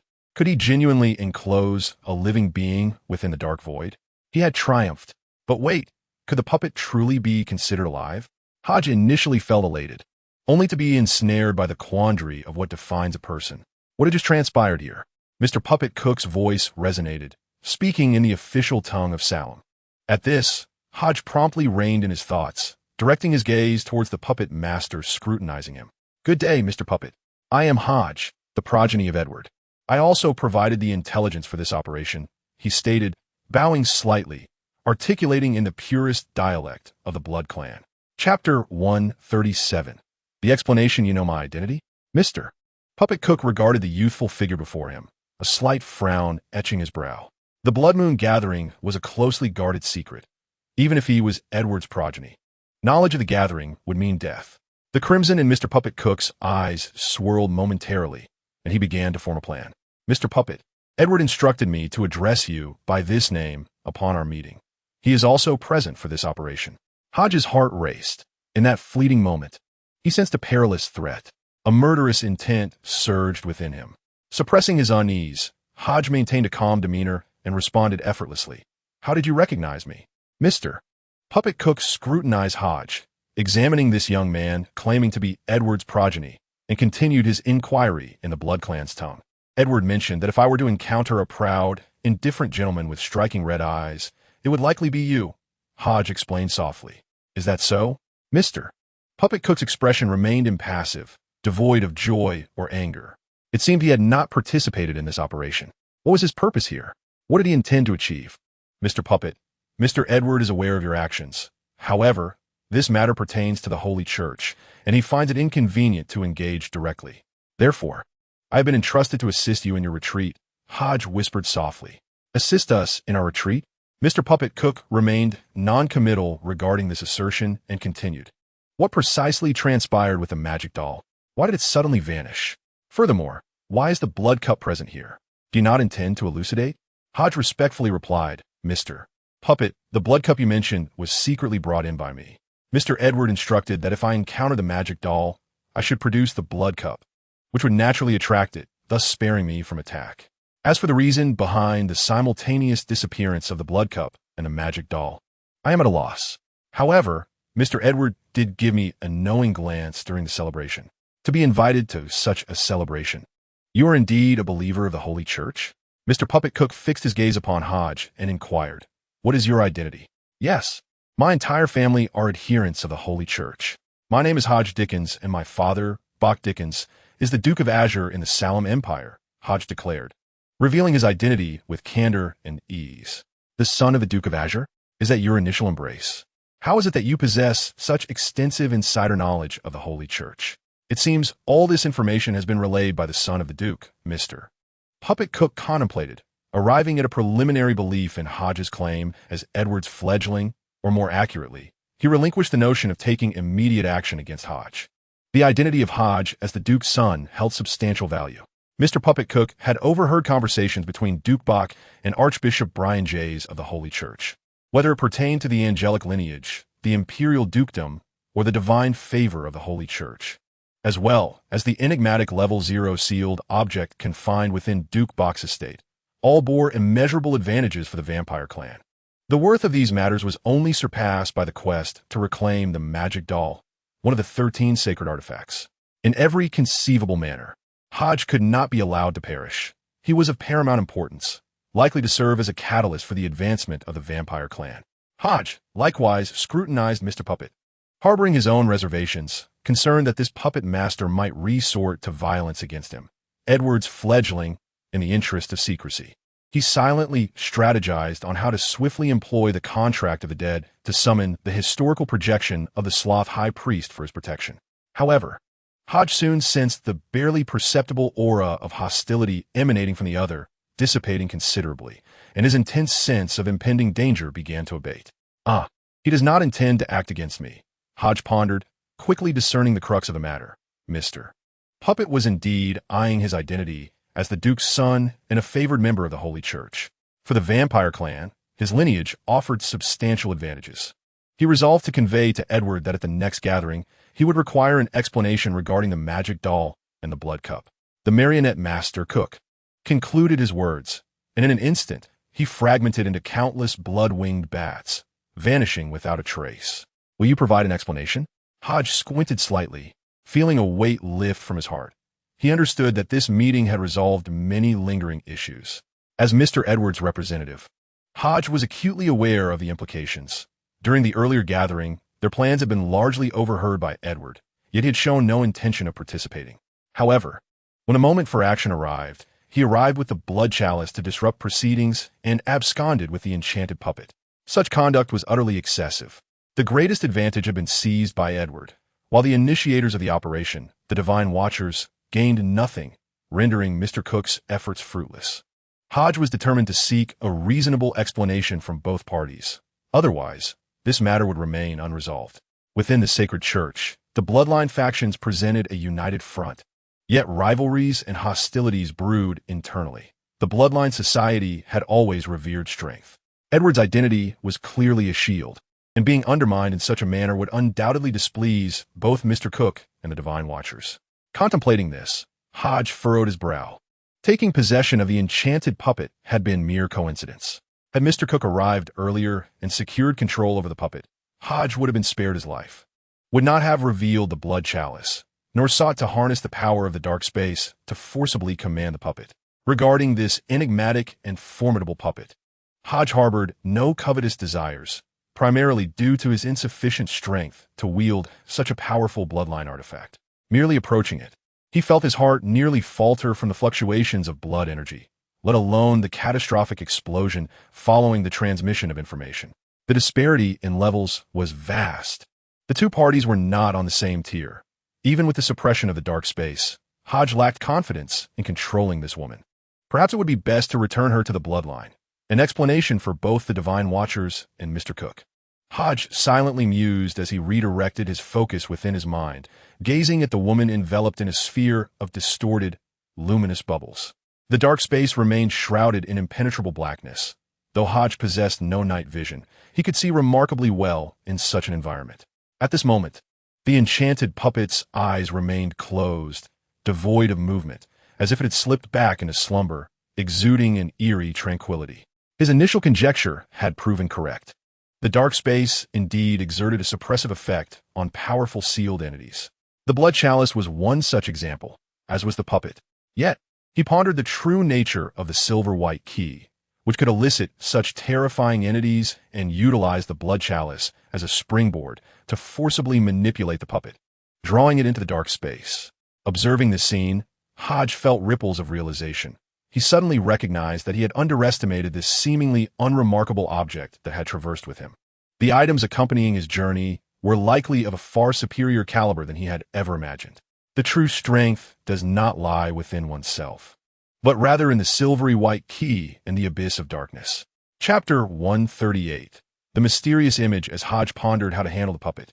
A brilliant beam of light surged skyward, exploding into a dazzling radiance that gradually formed an interwoven lattice of light, resembling a colossal protective membrane that first expanded and then began to contract. The searing heat, brilliance, sanctity, and immense power bathed the entire church in sunlight. In an instant, the surrounding scene underwent a tremendous distortion, becoming hazy. The expressions of all present turned to bewilderment, as if they were ensnared in a peculiar environment, unable to extricate themselves.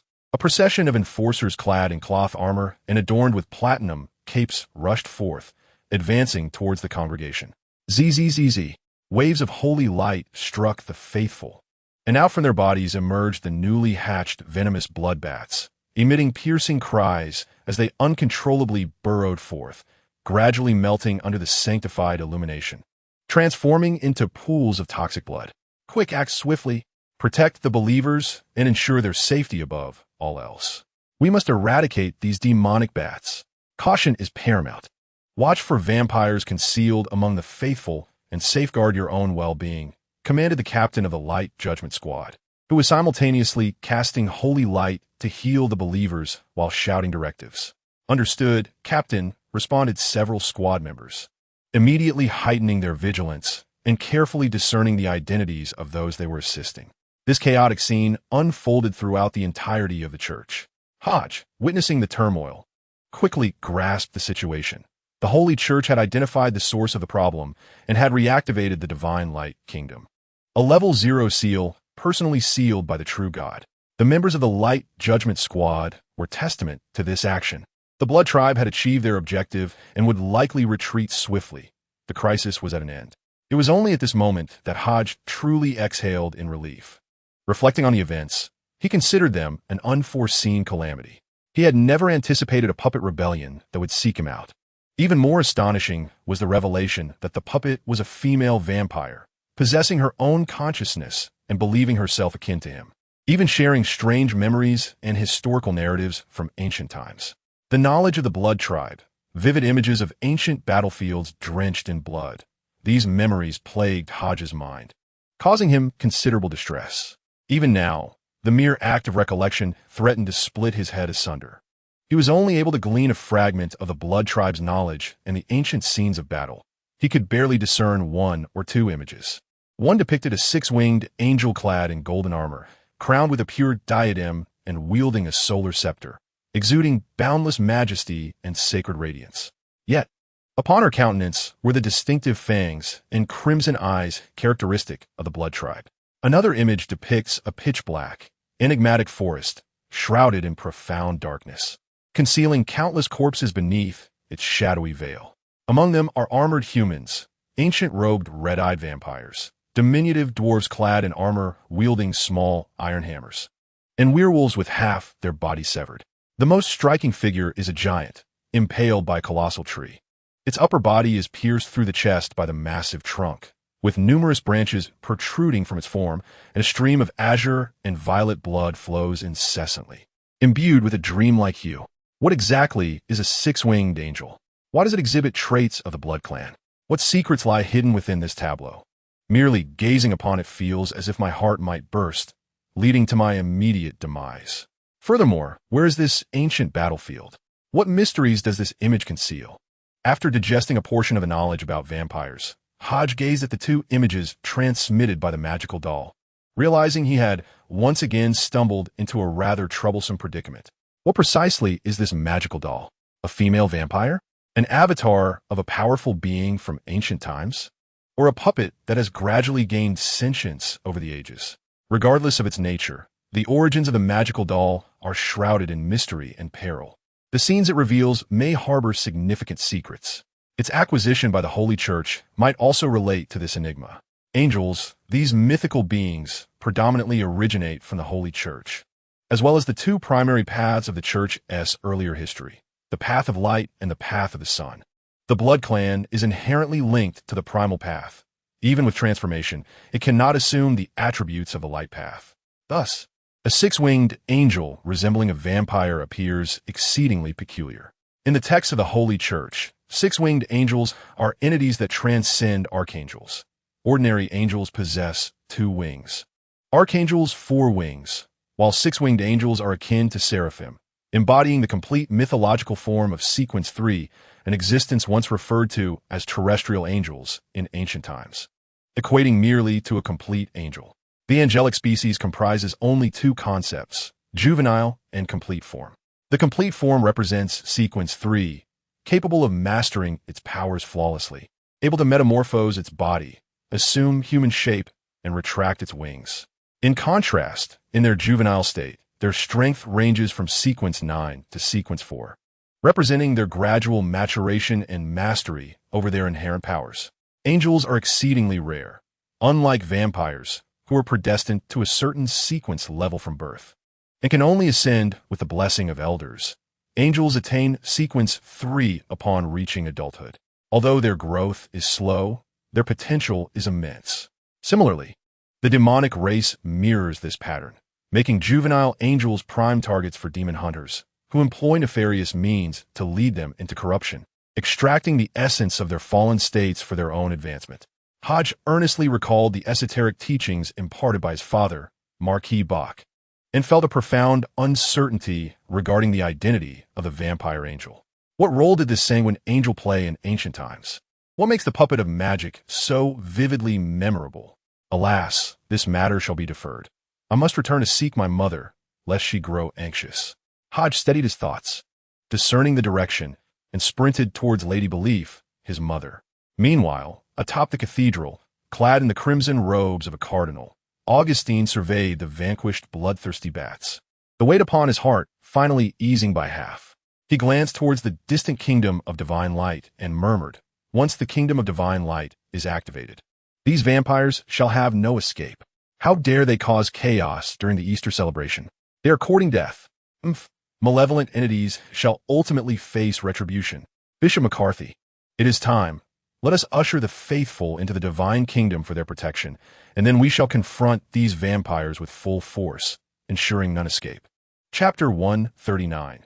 The charitable foundation. As Bishop Augustine's words echoed, a towering figure draped in cardinal robes emerged from the radiant sphere of light. This newcomer stood over 2 meters tall, with short yellow hair and brown eyes, exuding an aura of authority and ferocity. His prominent hooked nose and large eyes, combined with his imposing physique, imparted a sense of dominance and barbarism. This individual was none other than Bishop McCarthy Gigiel, the third bishop of the Holy Church of Senlith. McCarthy Gigiel possessed the bloodline of giants, a natural half-giant imbued with ferocious genes. His abilities, rage, blood-burning, enchantment, armor, and anti-magic, derived from his giant heritage, were tremendously amplified within him. He was also a sequence 4 Saint of the Night path, known as the Silver Moon Knight. "Bishop McCarthy, I entrust everything to you," Augustine said with a slight nod, his voice grave. "Leave it to me," McCarthy replied in a somewhat rugged tone, stepping back into the dazzling sphere of light. Moments later, this radiant, pure, and holy light, bizarrely tinged with a shade of azure, transformed. Countless beams of light instantaneously morphed into invisible hands, grasping the congregants one by one. Amidst the flickering brilliance, they vanished without a trace. 1, 2, 3, 4. Countless faithful merged with the light, swiftly disappearing from sight. Their states were hazy, gazing around in confusion, as if they were ensnared in a dreamlike reverie. Light, an infinite multitude of luminous points, composed the enchanting world surrounding them. Every structure was crafted from these shimmering orbs. Palaces, corridors, edifices, fountains, all appeared immensely grand, with doors towering over 10 meters, the entire palace resembling the dwelling of giants, soaring into the heavens. Hodge found himself immersed in what felt like a giant's kingdom from a fairy tale, where he and other insignificant humans had stumbled upon this realm by chance. However, a peculiar sensation pervaded the atmosphere. Hodge acutely sensed the dissonance that distinguished this space from the mysterious, dark realm of Lilith, the progenitor of the bloodline, and her divine palace, Lunzi. A subtle yet palpable sense of danger lingered in the air, casting a veil of instability over Hodge, as if everything could collapse at any moment, despite being enveloped in countless points of light. Most unsettling of all, he could hear a heartbeat that did not belong to him. Thump, thump, thump, imparting the uncanny feeling of being inside the body of a colossal entity. This sensation was reminiscent of certain animated films he had watched in his past life, depicting a gargantuan being, unknown to humanity, upon whose body cities had been constructed, lying in slumber, awaiting the day of its awakening. Hodge perceived his current predicament to be strikingly similar. Is this the interior of the kingdom of divine light? Observing the radiant structures around him, Hodge recalled the recent rejuvenation of the kingdom of divine light and the unusual hand of light he had encountered. Leading him to this conclusion, he remembered being drawn into this place by a luminous hand just before his arrival. As he began to traverse the luminous edifices, Hodge noticed numerous dazed devotees wandering about in a trance-like state, evidently still under the influence of some hypnotic spell. The invasion of the sacred church's Cyril Cathedral was a matter that must remain concealed at all costs, as its revelation would be an affront to the sacred church, resulting in a profound loss of face. "Are you Hodge?" A gentle voice called out as he searched for his mother, Lady Belith, and Adrian. Hodge immediately halted and turned toward the source of the voice. Before him stood a man of striking presence, with pale green eyes and wine-red hair. He was adorned in an exquisitely ornate tailcoat with golden trim, complemented by a deep black tie. A golden coronet medal adorned his left breast, suggesting he was no older than 25 or 26. His chiseled features and refined countenance exuded an air of authority and innate dignity. "Your Highness, Prince Malthus?" Hodge inquired, his gaze fixating on the golden coronet medal, his eyes narrowing slightly in cautious recognition. This medal was an emblem of rank exclusive to the royal family of the Salem Empire, awarded only to those royal members who had rendered significant service to the crown. Throughout the annals of Salem's history, only 7 such medals had ever been bestowed. Presently, only 3 members of the royal family remained alive, and only one among them was of an age to wear such an honor. "Ah, Hodge, it has been quite some time," Prince Malthus replied, inclining his head slightly, a hint of a smile gracing his lips as he spoke softly. "Your Highness, you are too kind," Hodge responded. Hodge slightly bowed in greeting, adhering to the customs of nobility. "I just saw your mother, Lady Belif," he remarked. I intended to approach her to exchange pleasantries, but alas, the crowd was simply too overwhelming. Prince Malthus shook his head in resignation, lamenting, "The recent incursion of the Blood Clan has stirred quite a commotion. I fear that in the aftermath, the underground blood banks of the capital will face a thorough cleansing. The unfortunate citizens and commoners will undoubtedly suffer once more." Upon hearing this, Hodges' brow furrowed ever so slightly as he responded softly, "This time, the vampires have instigated the invasion. The church has suffered a significant setback and will undoubtedly retaliate. The chaotic underground transactions in the capital present an opportune moment for rectification, akin to medical treatment. The pain of surgery may be acute in the short term, but ultimately, the benefits will outweigh the drawbacks." "Indeed, you speak wisely." Prince Malthus nodded in agreement with Hodges' sentiments. He continued, "Once the Holy Church eliminates the underground blood banks, I plan to fund the establishment of a charitable foundation primarily aimed at blood storage and utilization to alleviate the impending blood shortage in the capital." Listening to Prince Malthus's words, Hodge could not shake the feeling that the prince seemed to have anticipated the situation, coming up with a countermeasure in such a swift manner. The church's retaliation was certainly to be expected. This method of hypnosis might have some effect on ordinary people, but its influence on extraordinary individuals like Hodge was minimal. Such matters could not be entirely concealed. Unless the Holy Church intended to go to extreme lengths to erase the memories of all its followers using special arcane techniques, it would be impossible to cover up the truth completely. Furthermore, the Blood Clan members were not guaranteed to keep such secrets. Thus, the Holy Church would not take such drastic actions. The abuse of extraordinary powers against nobility would be a direct challenge to the Salem royal family. The Blood Clan had always concealed their movements well. Apart from a nearly overt presence of the underground blood banks, the whereabouts of the other Blood Clan factions remained hidden. Therefore, after this operation, the underground blood banks would undoubtedly be obliterated. "Your Highness, your concern for the populace is truly a blessing for the people," Hodge complimented. Prince Malthus regarded Hodge and softly inquired, "Hodge, you must be approaching adulthood soon, correct?" "Yes, in 2 months," Hodge nodded in response. "Hodge, after your coming-of-age ceremony, would you be interested in coming to the capital?" Prince Malthus asked with a smile. "Your Highness," Hodge began to grasp the underlying intention behind the prince's inquiry. "This foundation, given my limited capacity, I cannot manage it. I wish to entrust it to you, allowing you to take full charge while I merely lend my name." The prince revealed his true purpose. Chapter 140.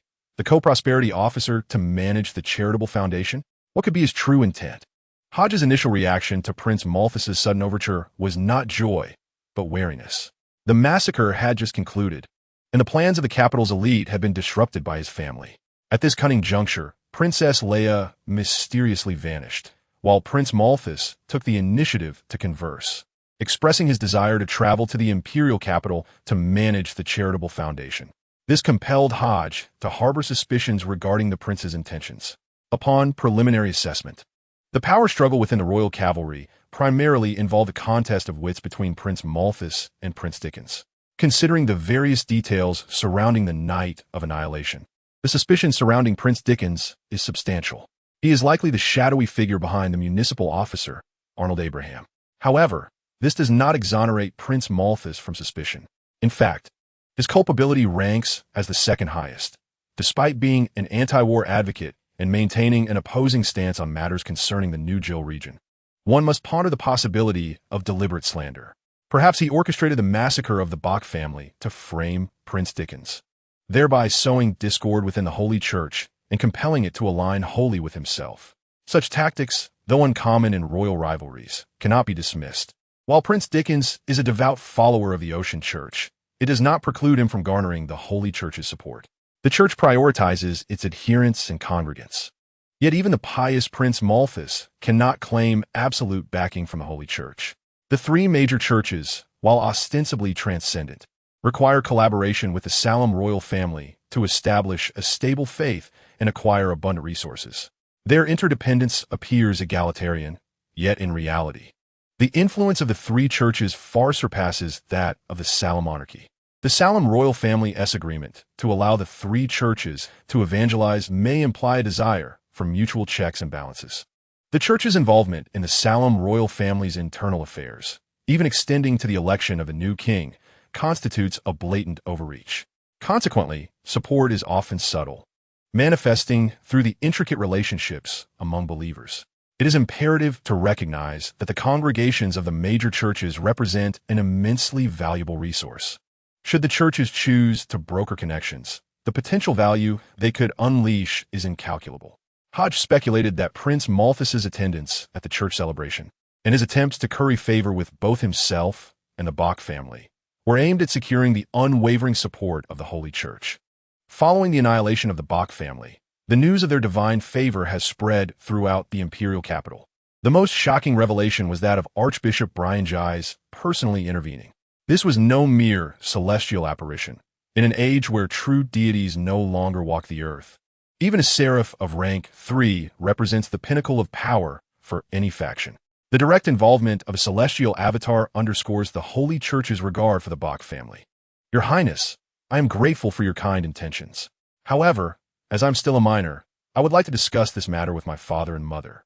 Hodge expressed his gratitude without outright refusal, instead indicating his desire to consult with his parents, thus affording the prince due respect.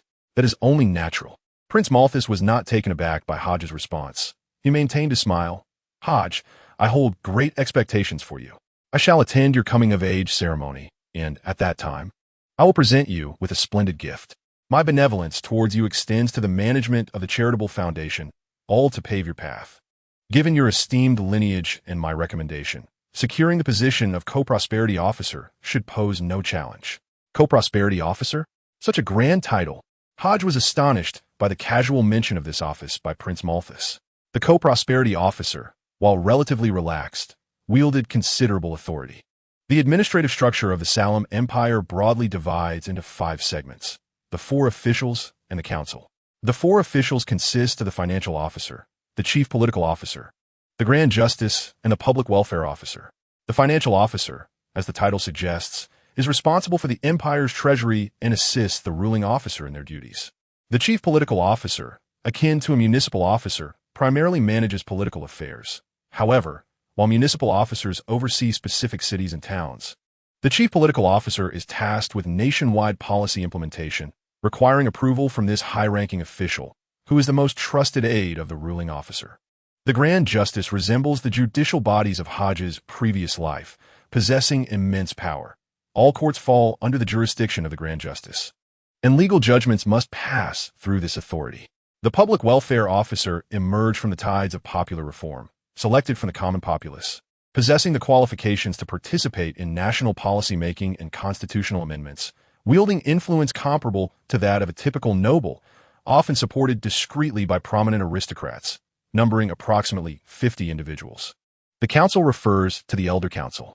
The elders, a lifetime body representing the noble class, serve as a formidable bastion of aristocratic power, overseeing the treasury's operations and all external affairs, numbering around 100, forming the central power of the entire empire. The Co-Prosperity Officer, as mentioned by Prince Malthus, is a direct position under the Elder Council, endowed with significant authority, assisting the council in managing matters that may be deemed inconvenient, thereby ensuring the enforcement of the council's power. The interests of the Elder Council align with those of the entire noble class, making the Co-Prosperity Officer a figure not to be offended within any department of the empire, regardless of the position's perceived rank, as the council's transcendental status elevates this role to one of great prestige. Thank you, Your Highness, for your kind consideration. I lack the qualifications to assume the role of co-prosperity officer directly. I fear it may attract unwarranted scrutiny, Hodge acknowledged, fully aware of the weight of such a gift. Though uncertain of the nature of the present Prince Malthus referred to, the title alone held immeasurable worth. This was not merely a matter of wealth. It represented power, a coveted asset that countless merchants and citizens yearned for yet could seldom attain. Not to worry. You need not concern yourself. A bit of experience within the Foundation will raise no objections. Prince Malthus replied with a nonchalant tone, as if all of this were merely a matter of course. Hodge was acutely aware that his intentions were unmistakably clear. By visiting the charitable foundation of Prince Malthus, he essentially declared to the world that the Bach family had pledged their allegiance to Prince Malthus. Given his association with Prince Malthus and his status as the sole heir of the Hodge family, it was only natural for him to assume the role of a co-prosperity officer. Who would dare to offend both the illustrious Prince Malthus and the esteemed Marquis Bach simultaneously at such a critical juncture? As he gazed upon Prince Malthus, Hodge recalled a profound saying: "All gifts in the hands of fate come with a predetermined price. There exists no love without reason, nor hatred without cause. To gain any benefit, one must be prepared to make a sacrifice. Such is the nature of adult social interactions." Chapter 141. The Embryo of the Divine Kingdom, Your Highness. "I must confer with my father regarding this matter," Hodge replied with a calm demeanor. "Indeed, it is prudent to deliberate thoroughly. I hope to receive your answer on the day of your coming-of-age ceremony." Prince Malthus responded with a light laugh and a nod, continuing, "Very well. I suspect you have other matters to attend to, so I shall not detain you. By the way, I noticed Lady Belief in the garden over there. You must be looking for her, correct?" Prince Malthus gestured towards the right side. "Yes, thank you. I shall take my leave now," Hodge said, bowing respectfully as he bid farewell to Prince Malthus and made his way towards the garden. Watching Hodge's retreating figure, Prince Malthus maintained a serene expression, his gaze profound. In the majestic St. Lyre's Cathedral, the main church and ceremonial hall, the Archbishop remarked, "It appears there has been a significant breach of confidentiality within the church." Dressed in a tailcoat, Marquis Bach surveyed the intricate mysterious symbols, magical sigils, and twisted texts surrounding him, softly lamenting. Cardinal Brian Gies observed the scene with a grim countenance. It was an utter disgrace that vampires had infiltrated this sacred space while he was tasked with guarding the Gate of Light, inscribing Blood Clan texts and ritual symbols upon such a significant ceremonial hall, suppressing his rising anger at the brazen provocation from the Blood Clan. Cardinal Brian Gies raised his hand and invoked his extraordinary power, the divine word. God declares, "That which is evil and fallen shall not corrupt the abode of the divine." A beam of holy light emanated from his hand, silently enveloping the entire ceremonial hall. In an instant, countless mysterious symbols, magical sigils, ritual formations, and Blood Clan texts ignited in golden flames, burning relentlessly and emitting billowing clouds of dark crimson gas. Within mere breaths, all the inscriptions were completely consumed by the fire. "Marquis Dickens, I implore you to keep this matter confidential for the church," Cardinal Brian Gies said, taking a deep breath to steady his emotions before speaking. "Rest assured, Your Grace, I shall remain discreet," Marquis Bach replied, fully aware of the significance of this event to the Holy Church. It was one thing to be invaded by the Blood Clan. It was an entirely different matter to have been breached without detection in such a crucial location. The visage of the Holy Church must indeed be preserved. The recent incursion of the Blood Clan was premeditated, with their relentless pursuit of the magical puppet. On one hand, they exploited the sealed artifacts within the Gate of Light, coercing me into restraint. On the other, they took advantage of the Easter celebration, endangering the lives of numerous faithful within the church to facilitate their escape. The cursed bloodbat's magical egg was merely a warning. In truth, the clandestine magical array composed of arcane symbols inscribed throughout the church is the crux of the matter. Should it be activated, not only the ordinary believers, but even low-tier extraordinary beings may face demise.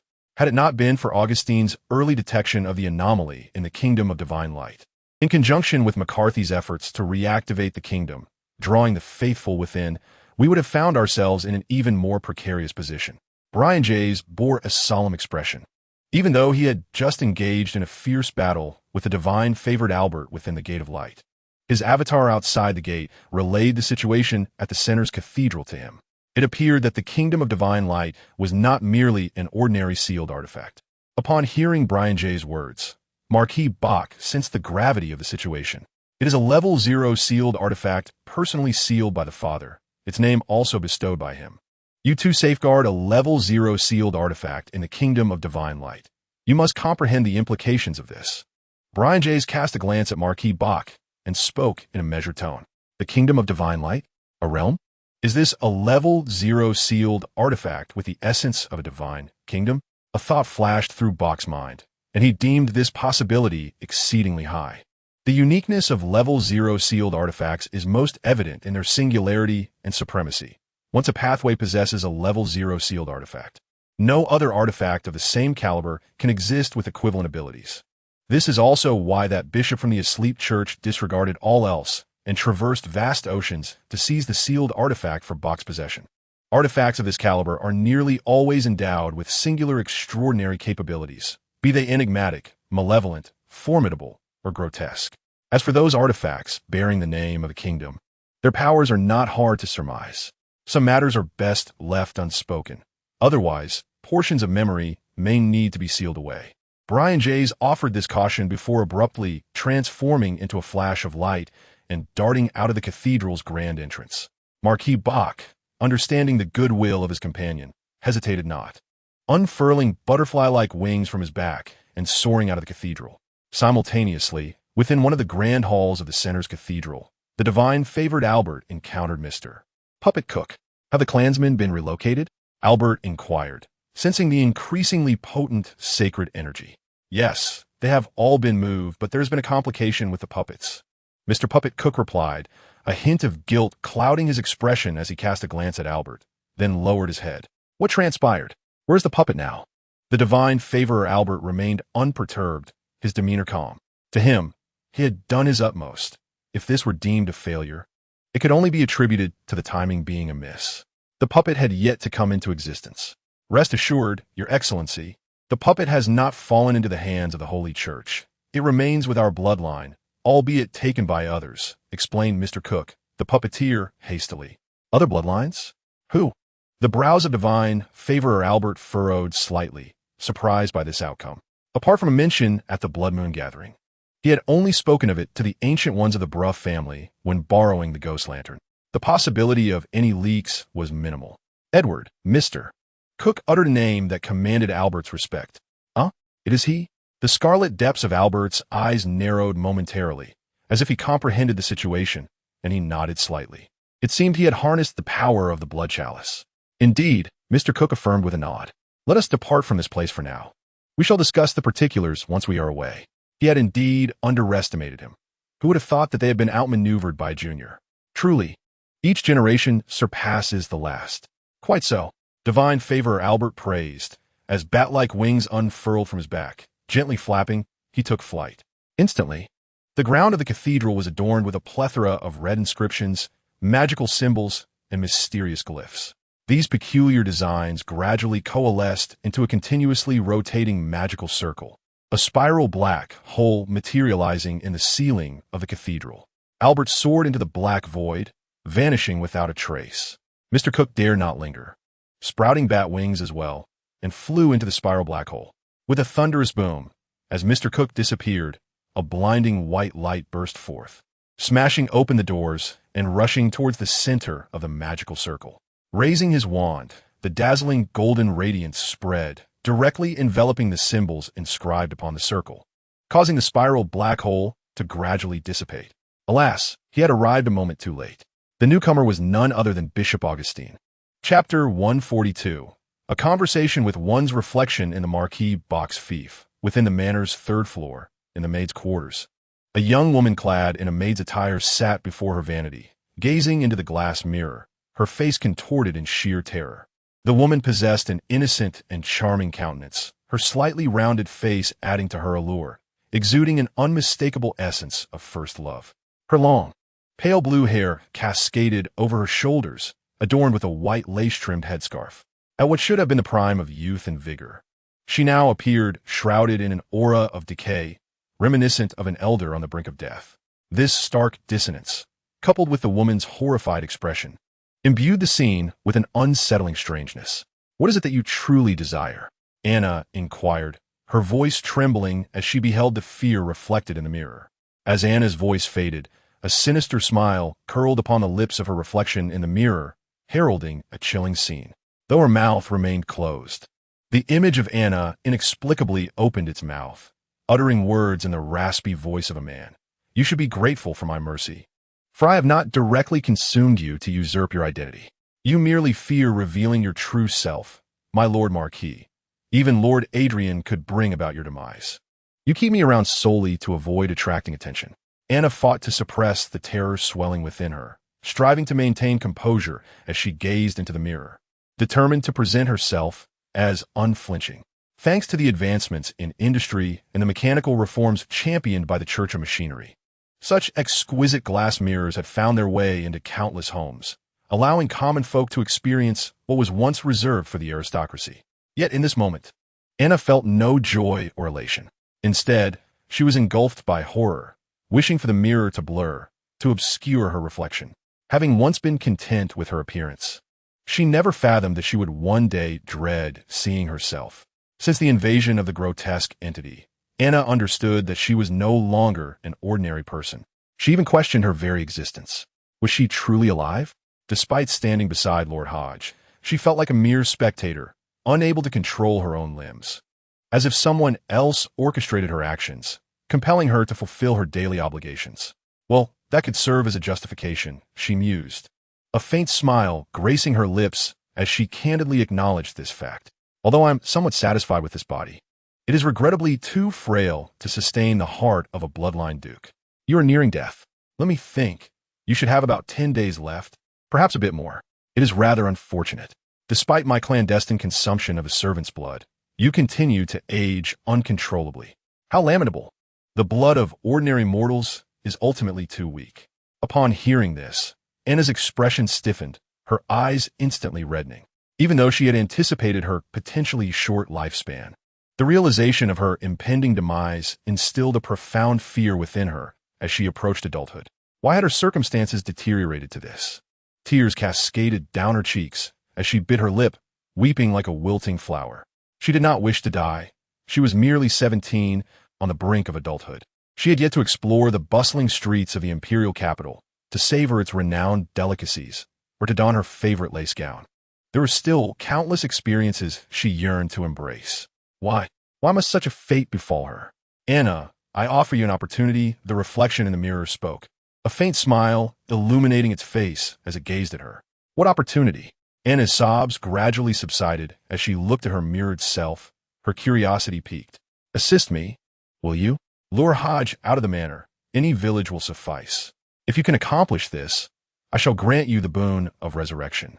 Your current vessel is beyond salvation, yet fret not, for I possess the means to transfer your soul into another body, much like my own. Furthermore, I shall obliterate the consciousness of the host, allowing you to fully assume a new identity and continue the life you left unfinished. What say you? This transaction seems fair, does it not?" Bishop Johannes, the traitor of the mechanical church, gazed at Anna, articulating his intentions with clarity. He was confident that this woman would not refuse him. Naturally, he had no intention of honoring his promise. He was a saint, a being of demigod status, far too exalted to fulfill a vow to mere insects. A dying individual, especially one of common stock, whose soul is already in tatters, could hardly hope for a resurrection. "What do you intend to do with Master Hodge?" Anna was not naive. On the contrary, her intellect shone brightly, having distinguished herself among countless maids to become Hodge's personal attendant. Her acumen and capabilities were beyond question. "Just as you surmised. You are nearing death. Why concern yourself with Hodge? He is merely a nobleman. Do you truly believe he would take a commoner like you, a maid, as his bride? Cease your daydreaming and cooperate with me. You could adopt another's identity and continue to live. If you wish, I can grant you a more favorable rebirth. How about as a noble lady? You are but a commoner, scarcely recognized as a citizen. To ascend to nobility in a single step, to live the life of an aristocrat. Does this not sound more appealing than to serve others as a maid?" Johannes continued to weave his web of persuasion. He did not believe a woman of the lower class would reject such an opportunity to rise. Nobility, In a nation rife with class disparity, the chasm between social standings is one that an ordinary person could scarcely hope to bridge in a lifetime. And now, an opportunity lay before her. Any rational person would know how to choose. What nonsense of romantic tales! What trite and melodramatic scripts! They are all mere fabrications. Only tangible benefits are the true treasures. No one could resist such temptation. Johannes felt a smirk tug at the corners of his lips as he regarded the frail Anna, akin to a lamb awaiting slaughter. He had her ensnared. On one side lay life and a future, on the other death. Surely, any reasonable individual would know how to choose. Really? Is this truly the case? Anna asked, her reflection in the mirror revealing her trepidation. Indeed, it is true. You are on the brink of death. Why would I deceive you? I can inhabit your form, and thus, I can allow you to inhabit another, enabling you to persist. A noble lady? This is a position you could never attain in a lifetime of servitude. Ponder this well. The opportunity is singular. Death or life. When one meets their demise, all is lost. A flicker of intrigue danced in John's eyes as he wielded his extraordinary abilities, employing psychological hypnosis to gradually sway Anna, instilling in her an unwavering belief in his words. Anna's gaze became increasingly hazy. She nodded faintly, murmuring, "Yes, there's only one opportunity. I cannot perish. I must live. I must truly live. Yes, indeed, that is the way." John smiled, affirming her thoughts, and continued to manipulate her mind. One must act for oneself. For to neglect one's own interests invites ruin. Survival is paramount. Without life, nothing remains. It is only through living that one can possess everything. Hodge cannot provide you with what you desire. Only I can. Your choice to assist me is your pathway to nobility, power, and wealth, leading to a life of happiness and joy. What wrong have you committed? There is no fault on your part.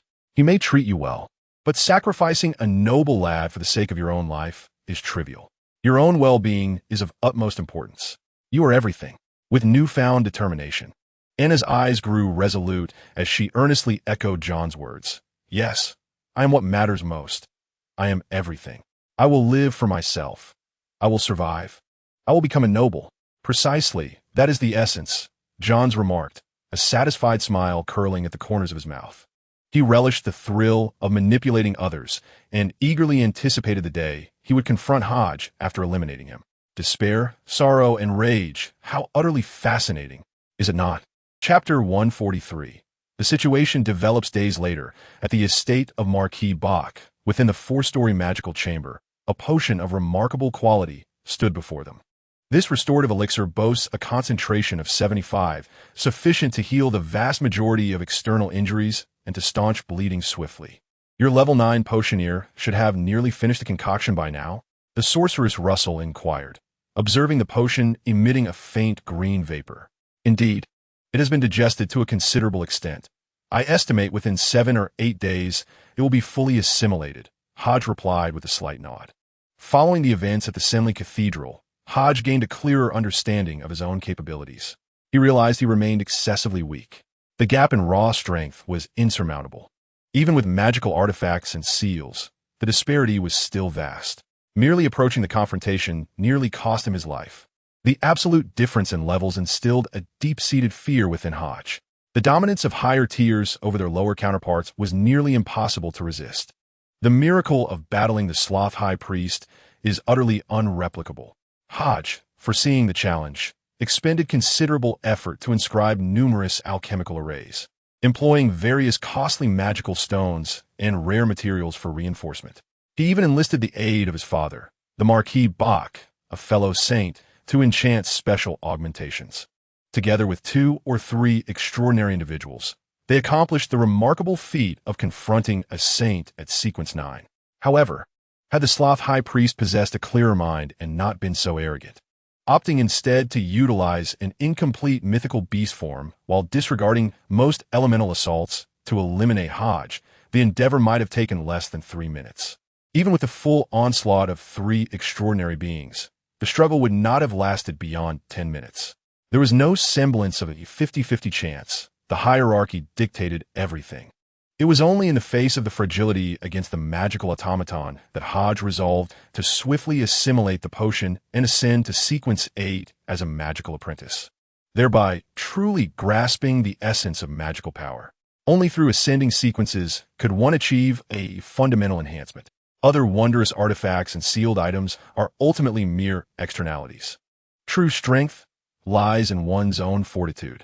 Indeed, your innate talent is remarkable, coupled with your adeptness in alchemy and, as you would phrase it, your financial prowess, allowing for an unceasing production of potions without concern for depletion. Your progress is swift and your foundation solid. The sole aspect requiring vigilance is the resilience of your mind. The elevation of sequences signifies a fundamental transformation, necessitating the extraordinary to withstand the encroaching madness. The higher the sequence, the more formidable the madness one must confront. We are beings wielding terrifying power, yet simultaneously pitiable creatures battling against insanity and aberration. The female sorceress Russell's expression grew somber, a flicker of anguish passing through her eyes as she softly articulated, "I am aware that succumbing to madness leads to loss of control, potentially transforming one into a monster." Akin to O'Neill, Hodge nodded, having perceived the fleeting pain in Russell's gaze. Perhaps she too had lost a friend to the uncontrollable nature of potion-induced transformations, such as the price of power. The anguish in Russell's eyes dissipated, returning to her usual composed demeanor. The power we sorcerers pursue originates from ancient entities, the progenitors of the dragon lineage, the king of 10,000 dragons. Some assert that sequence potions are mere imitations crafted by humanity from the designs of other races. Yet I contend otherwise, for there exists a certain connection among several materials of the same essence, akin to our instinctive understanding upon fully assimilating a potion. This instinct may be linked to our spiritual intuition. Listening intently to Russell's discourse, Hodge refrained from interjecting, absorbing her words with solemnity. In truth, he was aware of the origins of the sequence paths and the nature of the potions. However, the vast majority of extraordinary beings cannot fathom such profound secrets. In the arcane world, knowledge equates to power, and the secrets of this tier are immensely valuable as they pertain to high sequences. Noticing Hodge's earnest attention, Russell contemplated momentarily before inquiring, "You must have heard a voice, correct?" "Indeed." Hodge nodded slightly and uttered a few words. "The king of dragons, the elemental lord." Above the starry sky. Of course, he spoke in the most common Sarlon language, refraining from using the arcane tongue associated with divine matters. "Do not respond, and by no means should you employ this revered name," Russell admonished, gazing earnestly at Hodge. "I heard from my father that you once recited this revered name and subsequently garnered the attention of some mysterious entity, thereby acquiring the ability to summon the ice crystal dragon." Hodge inquired. "Indeed, but I sacrificed much for this power," Russell replied, her voice quavering as she turned her head away. "I would rather not reminisce. All I can say is, if given the choice, I would prefer to have never uttered that revered name, to have never possessed such an ability." "Very well. I understand, Miss Russell," Hodge replied with a solemn nod. "Let's conclude here for today. Please review the material, and I shall take my leave." Russell left behind the potion book she had prepared earlier and swiftly exited the magical chamber. Hodge watched her departing figure, recalling the dire circumstances faced against the magical puppet.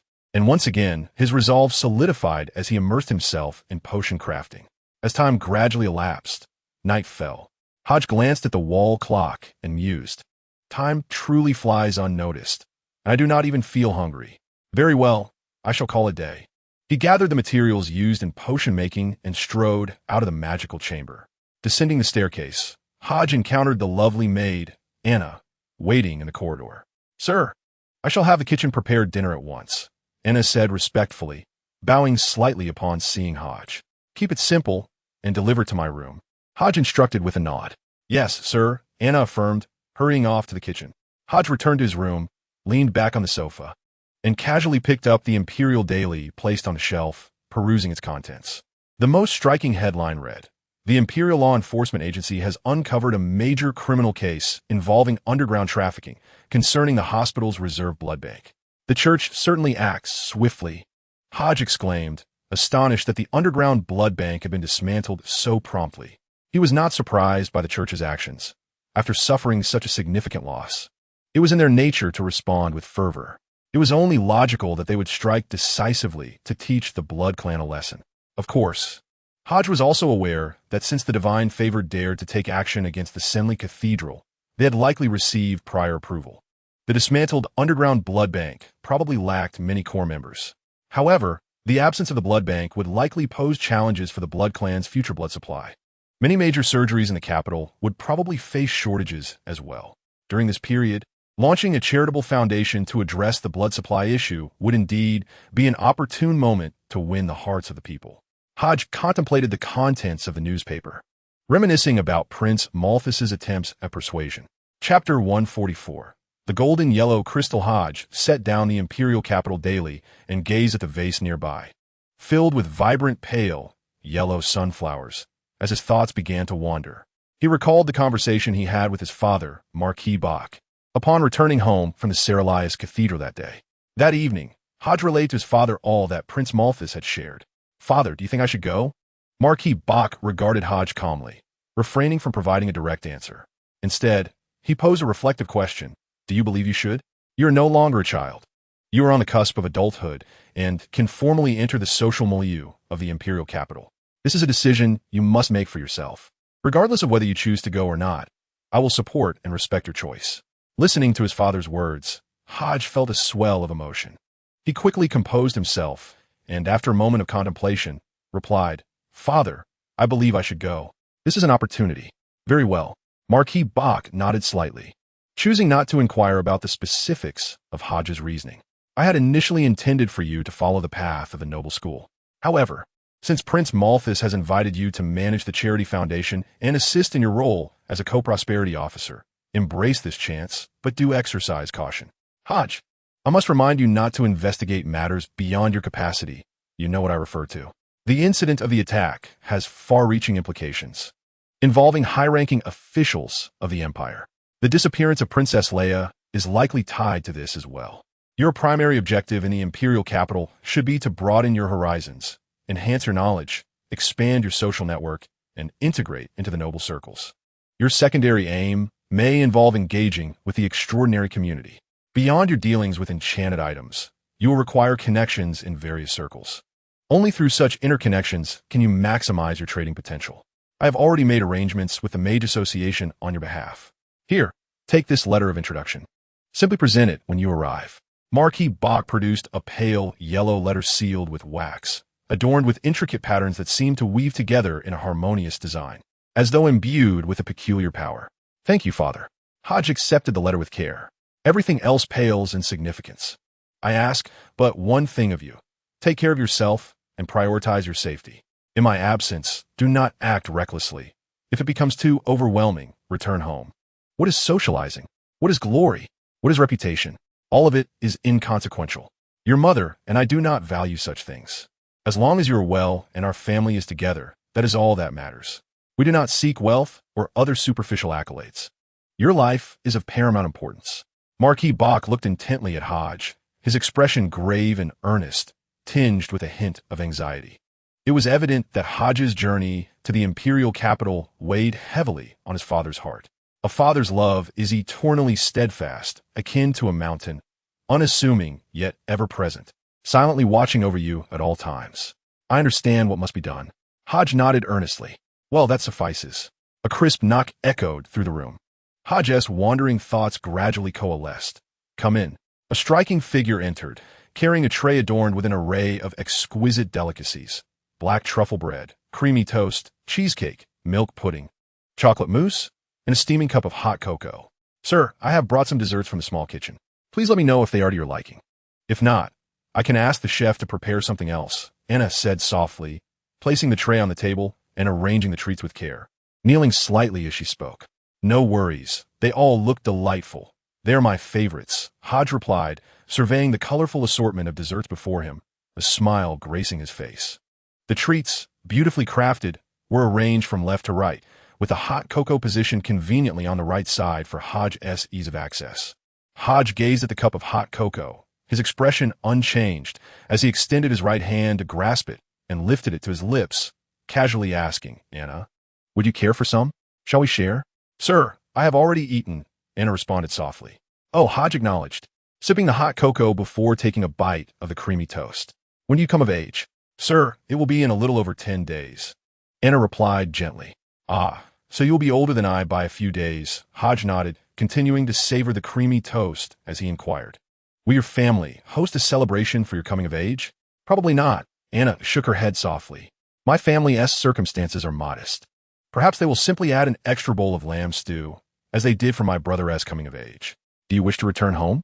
Hodge asked, observing Anna while enjoying his creamy toast. Not at all. The manor is quite pleasant, and both you and the Marquis have been exceedingly kind to me, Anna replied, shaking her head softly. Is that so? Hodge set down the creamy toast, picked up the milk pudding, and scooped a mouthful, savoring its sweet, smooth texture that burst upon his palate. This is delightful. Anna, has your family encountered any difficulties lately? Should there be any troubles, do not hesitate to confide in me. Given our relationship, I shall assist you in any way I can. Sir, my family is doing well, with no troubles at all. Anna answered. Very well then. I mentioned that on the day you come of age, I would present you with a gift. Do you remember? Hodge set down the milk pudding and took a bite of the black truffle bread, continuing to speak between chews. I do remember, Anna nodded. What would you like? Speak freely, and I shall fulfill your wishes. Hodge took another sip of the hot cocoa, swallowing the black truffle bread. Young master, Anna was about to politely refuse, stating that I had no particular desires. A peculiar voice resonated within my mind, raspy and deep, urging me to express my yearning for the golden silk yellow crystal produced in the Cinder forest. Instinctively, I wished to resist, yet soon I realized I could not control my own body, unable even to perform the simplest act of blinking. Before long, I heard my own voice speaking. Young master, my mother adores the golden silk yellow crystal. If I could bring one home, it would surely delight her. Upon hearing this, Hodge pondered for a moment, murmuring, as for the golden silk yellow crystal, the most renowned variety comes from the Cinder forest. There is a peak in the Cinder mountains that borders the westernmost lands of the fief, and the village there should possess the crystal. What was the name of that village? Let me think. It seems to be called Motril. Chapter 145, Revelation the next day. In the westernmost part of the Marquis fief in Motril village. You should be happier choosing one to take home rather than me simply gifting it to you. Hodge remarked as he walked, taking in the scenery and addressing the young maid beside him. Thank you, young master, Anna replied softly, feeling a touch of emotion. Not at all. Hodge waved his hand dismissively. He then casually inquired, by the way, during the last attack, I forgot to ask if you encountered any danger. At his words, Anna instinctively felt a surge of tension, wanting to explain, but realized her movements were again beyond her control. A look of nostalgia and fear crossed her face as she whispered. The sound from outside were overwhelming, and I was frightened. Remembering your instructions, I stayed in my room. Observing this scene, Anna felt akin to a puppet, entirely at the mercy of another, unable to resist. With this thought, her spirits inevitably sank. Indeed, during the last attack, there were quite a few enemies, some of whom even I could not contend with, Hodge affirmed, nodding slightly as he stood with his hands clasped behind his back. Gazing at the approaching village gates, Anna remained silent, listening intently. The knight's followers fled under Bishop Augustine's command, their names unknown, save for the fact that one was a lady. The slothful high priest fell to my blade. The blasphemer, Taylor Mitchell, escaped under the pursuit of the cardinal's avatar. Yet according to the slothful high priest, there were 4 saints who infiltrated the manor. Moreover, one individual seemed to vanish without a trace. Hodge turned to Anna, his tone calm and unperturbed. I inquired with the 2 esteemed individuals from the Knights' Hall and the Mages' Association, and from them, I gleaned a name. What name? Anna asked, her expression stoic, her demeanor subtly altered, no longer innocent and tranquil, but somewhat oppressive, as if concealing a dangerous beast within. The treacherous Bishop Johannes of the Mechanic Pontificate. Upon hearing that name, Anna's hair cascaded down, her left eye, obscured, emitted a faint crimson glow, as vivid as blood. Fixating intently on Hodge, her fangs, reminiscent of a vampire's, gradually revealed themselves. An aura of chilling, malevolent strangeness enveloped Anna, intertwining darkness and enchantment. When did you first perceive the anomaly? Anna's voice morphed from a gentle feminine tone into a harsh, guttural male timbre. The sequence of the creation pathway.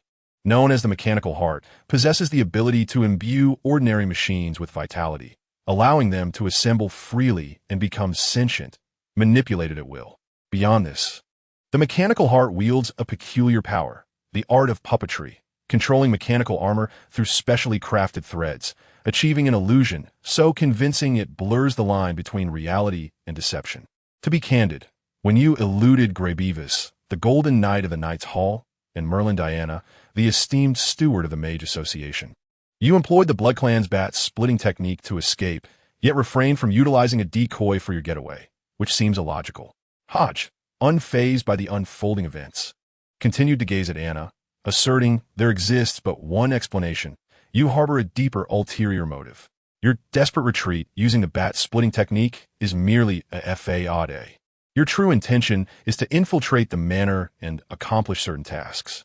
Am I correct, traitorous bishop, Mr. Johns? What do you intend? Johns coldly stared at the youth before him, refraining from immediate aggression. The reason was simple, since the opponent had already discerned the issue, yet feigned ignorance. Leading him to this secluded locale, it indicated a sense of invulnerability. Confident in their position, Johns resolved to delay his actions, opting to observe the other's objectives first. At that moment, two concealed figures emerged from the shadows.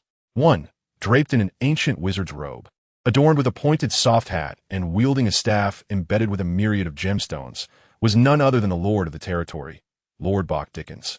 The other figure, clad in silver armor, robust in stature with a stern visage and profound gaze, exuded an aura of decisive ferocity.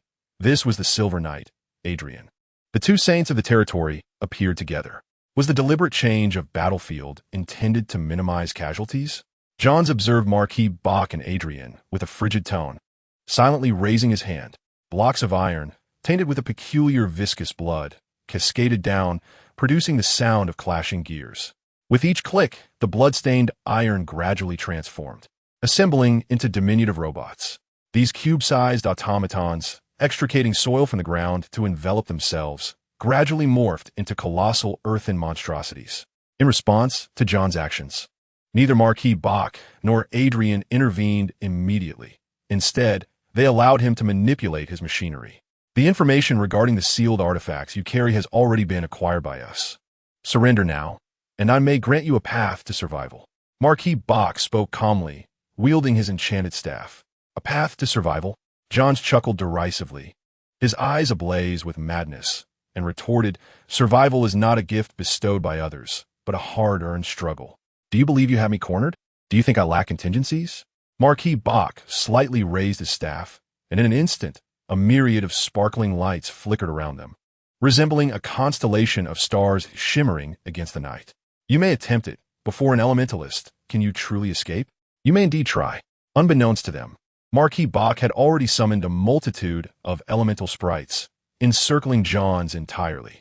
Under the blockade of the elemental sprites, even a sorcerer's teleportation or any extraordinary means of displacement would prove futile.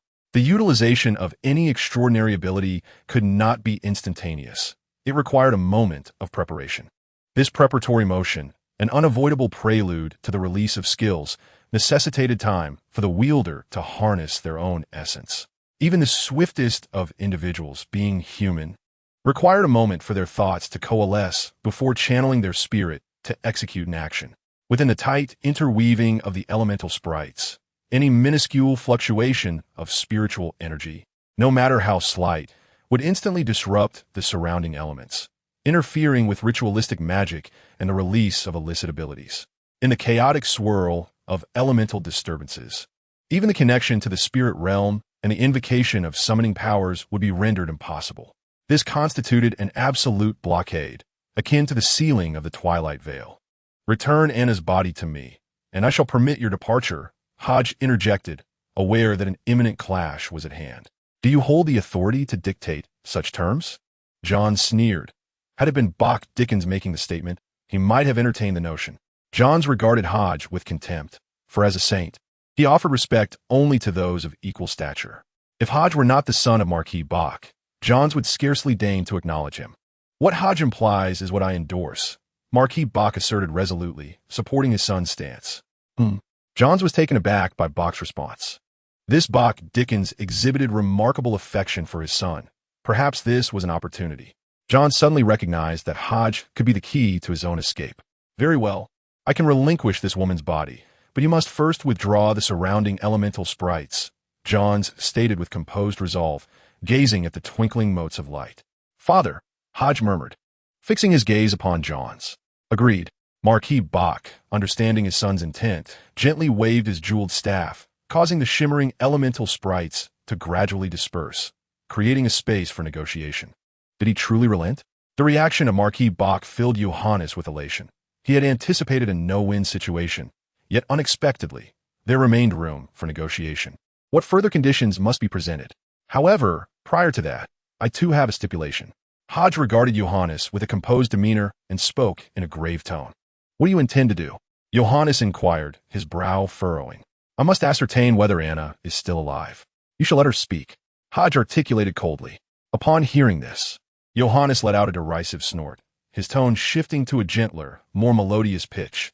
Humph, young master, can you discern truth from falsehood? You need not concern yourself with that. Hodge maintained his icy countenance and continued. Hurry up. Very well, as you wish. Johannes acquiesced, his gaze softening gradually, revealing fear and anxiety that was palpable. Young master, save me, I am so afraid. Hodge regarded Anna with indifference, his voice chilling. Are you jesting? At his words, Anna's expression stiffened, darkening immediately. How did you perceive the flaw? It is of no concern to you. Bring Anna forth, or face death. Hodge's gaze turned frigid as he fixed a stare on Johannes. I possess little patience. Fine. Johannes cast a deep look at Hodge, choosing silence as he relinquished a portion of his control. In the next moment, Anna discovered she could maneuver her own body once more. Instantly, her eyes glistened with tears, and she gazed at Hodge, her lips parting, struggling to articulate her thoughts. Ultimately, Anna uttered a single word, Master. Hodge replied with a soft sound, a tender expression gracing his features as he gently reassured. Do not fear. Rest assured, I shall protect you. This shall soon pass. Consider it a dream that will swiftly conclude. Young master, it is futile. I am nearing death. He claims he can grant me rebirth in another's body. Yet in doing so, I would merely become his accomplice. Even if he promises me the life of a noble woman, I would refuse, for I know he aims to harm you. If it requires trading your life and that of others for my future happiness, I would rather forsake it. Anna shook her head earnestly. Young master, act now. Kill me and do not allow him to escape. He will surely seek revenge against you. Enough. Silence yourself. Suddenly, a hoarse, furious voice escaped from Anna's lips. You are merely an ordinary woman, a commoner, a country girl. What dreams do you entertain?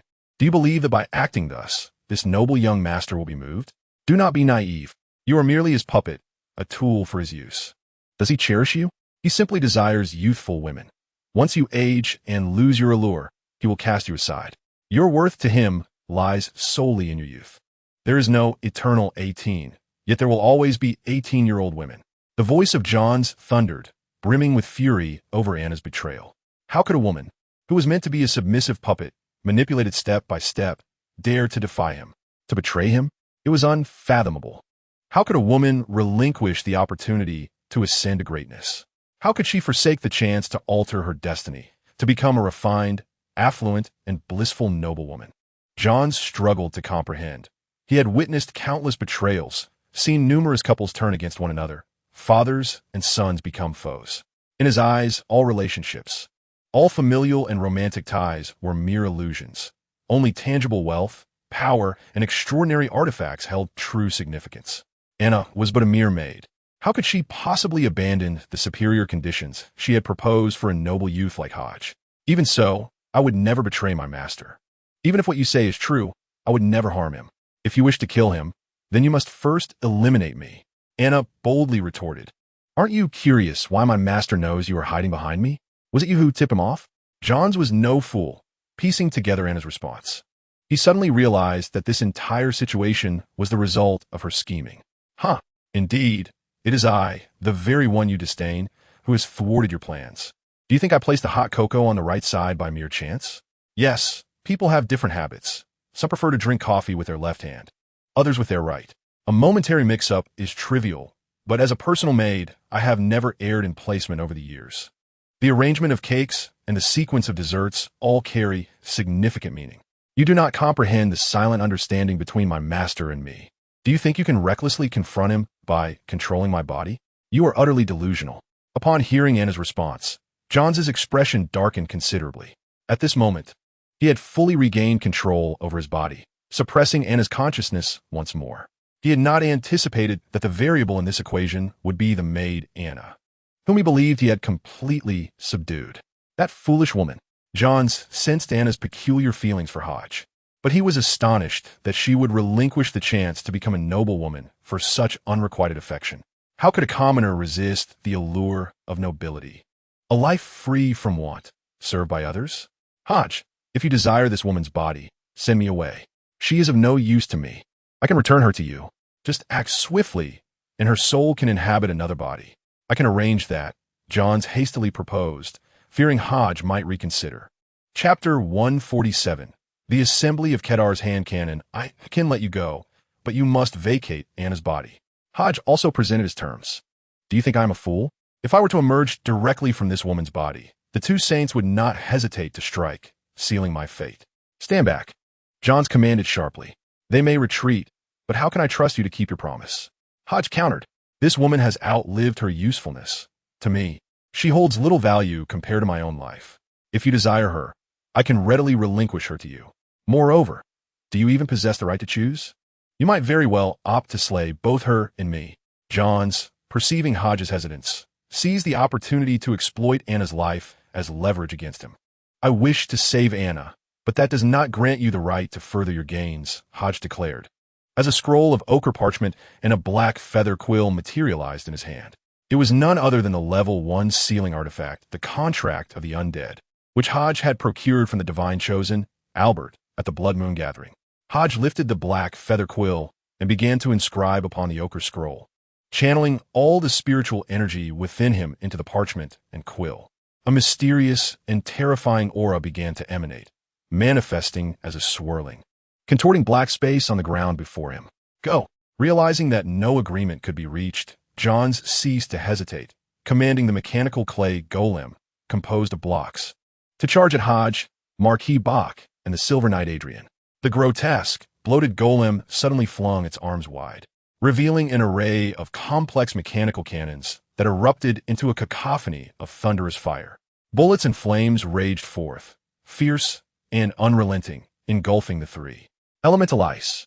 Marquis Bach raised his staff, adorned with a myriad of gemstones, as the surrounding elemental spirits radiated a soft blue light, shimmering in a dreamlike manner. In mere moments, ice crystals formed, freezing the incoming bullets and shells, suspending them in midair, bound by the ice. Without pausing, Silver Knight Adrian stepped forward, his body imbued with various enchantments. Darting through the air like a streak of white light, his sharp sword traced a graceful arc, cleaving a mechanical golem in half.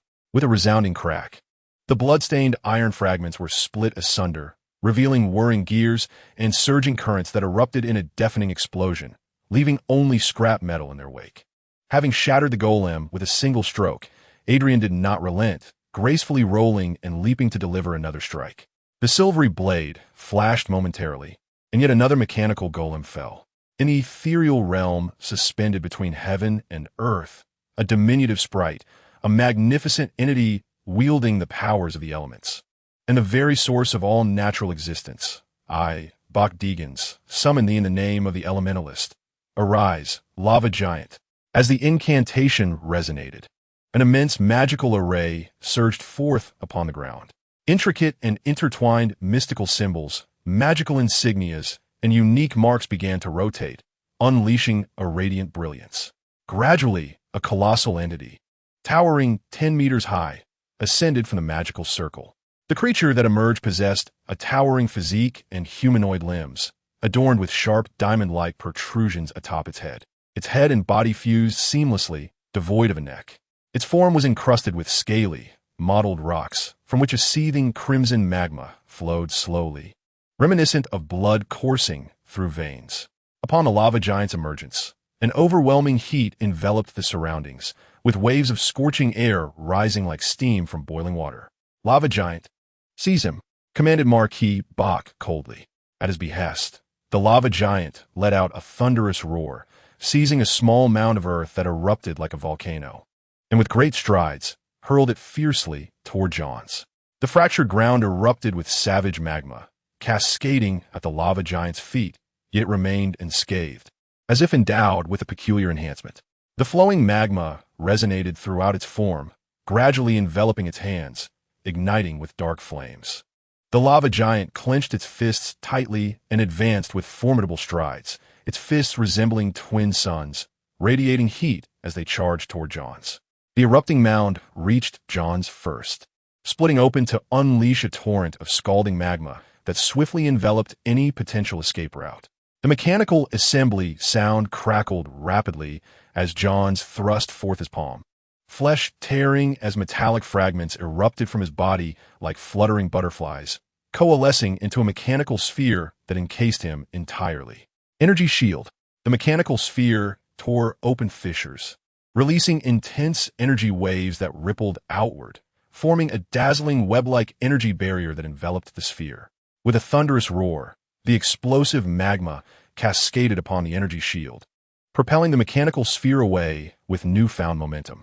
Meanwhile, the colossal form of the lava giant, exhibiting a brutish and ferocious demeanor, ripped apart the 2 or 3 mechanical mud figures that stood in its way. It raised its magma-enshrouded fist, ablaze with dark flames, and struck down upon the mechanical sphere with tremendous force, driving it deep into the ground. Boom! The relentless sound of explosions resounded as the lava giant relentlessly struck the mechanical spheres that crashed into the ground, each powerful blow sending tremors through the earth akin to an earthquake, erupting with a tremendous roar. Dust billowed and lava flowed, presenting a scene reminiscent of the apocalypse. Crack! The outer net-like energy shield could no longer bear the strain and shattered under the mighty blows of the lava giant. The assembly hand cannon, designated as code 10067, possessed the ability to morph at will, gathering surrounding elements and exhibiting powers such as energy blasts and mechanical armament. It had long been regarded merely as an offensive sealed object, yet in the hands of the creator of the mechanical heart of Pathway Sequence 4, it astonishingly transformed from attack to defense, serving as a protective shield. Witnessing this scene, Hodge couldn't help but marvel. Without the terrifying assaults of the lava giant, breaching the defenses formed by this level 1 sealed object would indeed require considerable effort. Even the Silver Knight Adrian would likely need to wield the unique demon-dispelling power of the giant pathway to succeed. Chapter 148. All means deployed as time progressed. The contract of the deceased in Hodges' hands finally completed the entire ritual. The parchment flew into the air, transforming into a beam of black light that shot into the void, vanishing without a trace. The black feather quill subsequently thinned, morphing into an ethereal ring that slipped on a Hodges' ring finger. In the next instant, everything before Hodge erupted, countless beams of white light engulfing him. He felt his consciousness dissipate entirely in that moment. Soon after, visions began to materialize before Hodge's eyes. A colossal demon wolf, akin to a small mountain, rested beneath a precipice, howling at the blood moon, its body shimmering with pale silver patterns, its eyes a deep, enigmatic hue. The image of the demon wolf quickly faded, giving way to giants, dragons, angels, vampires, an array of extraordinary beings that swiftly swept past Hodges' gaze, each scene unfolding before him like a long film accelerated 100-fold. In a flash of realization, Hodge understood. This was the projection of history corresponding to the first, second, and third eras. The images soon reached the fourth era, where many began to warp, tainted by gray mist, some entirely monochrome. Vibrant scenes seemingly sealed off in this epoch. Hodge sensed that the fragments within the historical projection were filled with ambiguity and confusion, as if some extraordinary force had enshrouded these contents in secrecy. Similarly, while the earlier epics appeared in vivid color and life, they imparted to Hodge an unsettling sense of unreality, as if meticulously fabricated by another design. He recalled a saying from his past life: "History is a little girl dressed up by others. Everything you see is what others wish for you to see." The so-called historical projections may not necessarily reflect reality. With this thought emerging, Hodge beheld the indolent high priest juice romantic candy. In the next moment, all perspectives faded away. Hodge found himself back in the real world, confronted by a shadowy figure.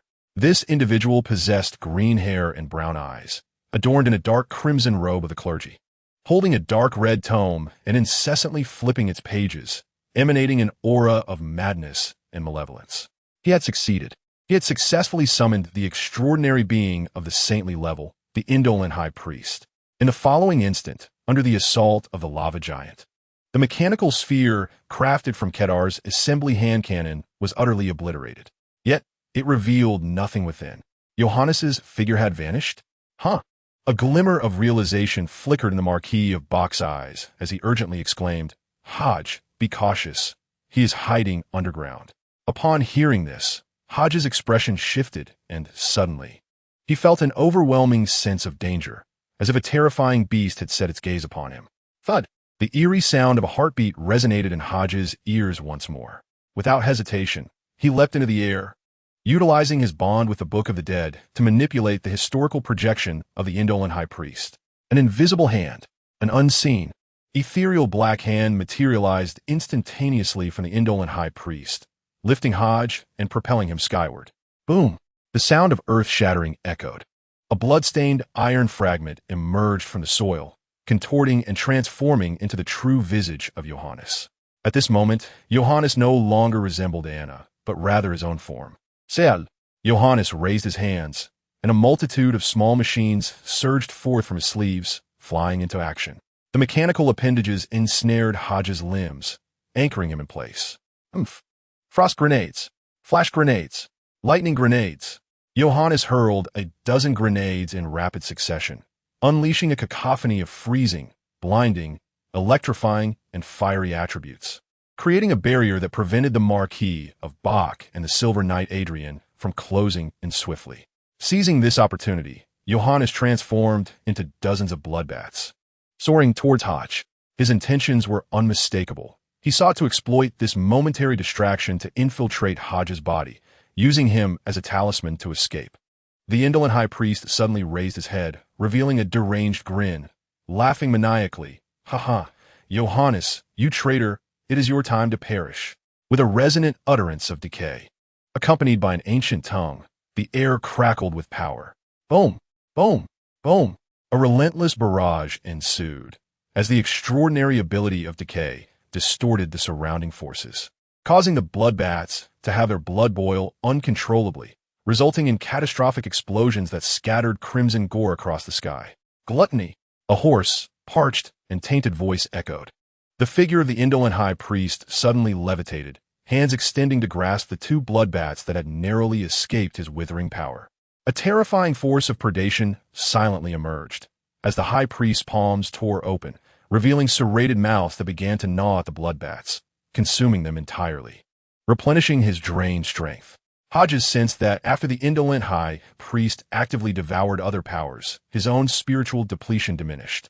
It became evident to Hodges that the ability of gluttony, upon consumption, could alleviate his spiritual exhaustion. He realized that the path of gluttony might be the most suitable for his summoning. Let the dead simply perish. Just then, John's exasperated voice rang out, and the ground fractured anew, releasing countless mechanical ladybugs, their wings fluttering in a dense swarm toward the indolent high priest. Boom! Boom! Boom! The mechanical ladybugs erupted in a series of explosions, a fierce surge of light energy enveloping the indolent high priest, momentarily trapping him. Seizing the opportunity, the last three bloodbaths of John's finally soared before Hodges. "Finally caught you." John's sinister voice emanated from the bloodbaths. The situation was now unmistakably clear. The only way for Johns to extricate himself was to seize Hodges, leveraging his life to threaten Marquis Bach. The matter was poised to unfold swiftly, all thanks to this oblivious noble scion, thought Johns, an involuntary excitement swelling within him. Yet, as the bloodbaths approached, Hodges displayed no trace of panic in his eyes. Instead, a cold smirk graced his face, as if gazing upon prey ensnared in a net. "No, something is amiss. His reaction is peculiar. 2 saints have appeared, and the indolent high priest he summoned has been ensnared by me. What other support could he possibly possess? Is he attempting to deceive me? Does he wish for me to evade him?" A whirlwind of emotions surged within Johns. On one hand, he believed Hodges had exhausted all means and could not possibly have further tactics against him, as he was a sequence 4 saint. On the other hand, a nagging fear lingered that Hodges might be concealing some other stratagem, waiting for him to fall into a trap. No, how could I be intimidated by you? Boy, do you think you can trick me? Once I penetrate your body, whatever tricks you have will be too late to employ. Johns bellowed, seemingly to bolster his own courage. And without further hesitation, he charged toward Hodges. Just as the 3 bloodbats were about to dive into Hodges' body, a bizarre vortex of time and space appeared before him. A female figure, enveloped in a bubble of distorted, radiant light, gradually materialized from the temporal whirlpool. In the next moment, Johns could not avoid the sight of a pair of blood-red eyes. These exquisitely beautiful crimson pupils seemed to harbor boundless magical power. In the blink of an eye, Johns found himself utterly lost. He was ensnared in an endlessly looping dream. Chapter 149. Further awakening. Hodge gazed at the 3 bloodbats that had been completely subdued, finally allowing himself a sigh of relief. Capturing a saint was an exceedingly arduous task, particularly when it involved a saint who had forged a path, especially a former archbishop of the treacherous mechanized church. Without certain means of self-preservation, how could Johns have repeatedly escaped the clutches of the church? The heart of machinery, a pathway of creation, possessed the innate abilities to manipulate puppets, activate mechanisms, and create illusions. Coupled with an incomplete mythic beast form, the destruction wrought in a full confrontation would be unfathomable. Cannons, grenades, laser artillery, energy cannons, various formidable weapons, if unleashed, would surely spell doom for the Marquis box estate. After the lethargic high priest had just fought, the entire Violet Gold Garden lay in ruins, still not fully restored. If another clash were to occur with a pathway of creation, the entire estate would likely be rendered uninhabitable. This was why Hodge, upon realizing Anna posed a problem, refrained from immediate action and instead chose to bring her here, away from the throngs of people. Furthermore, aside from the pathway of creation, Johns also possessed the heart of a bloodline duke, granting him all the extraordinary capabilities of the primordial pathway, a rare dual-path extraordinary being. The extraordinary powers of the bloodline were notorious for their cunning and malevolence. With numerous means of self-preservation, once invoked, they would introduce a plethora of uncertainties. To navigate these uncertainties, Hodge adopted rather extreme measures. He first communicated with the puppet, negotiating its temporary release to harness its abilities for direct control over Johns. Then, he conferred with Marquis Bach and Adrian to set a lethal trap. The puppet's might was indisputable. As a Saint of the Night pathway, Adrian found himself similarly ensnared in the presence of the puppet, unable to escape. If even the most formidable Night pathway could not evade, what hope did others have? Lady Puppet, I am grateful to you. Once this matter concludes, I shall ensure your return to the bloodline. Hodge began, but before he could finish, an unexpected turn of events transpired. The 3 bloodbats bizarrely merged into one, revealing John's true form. With a sudden thrust, the puppet performed an unforeseen act.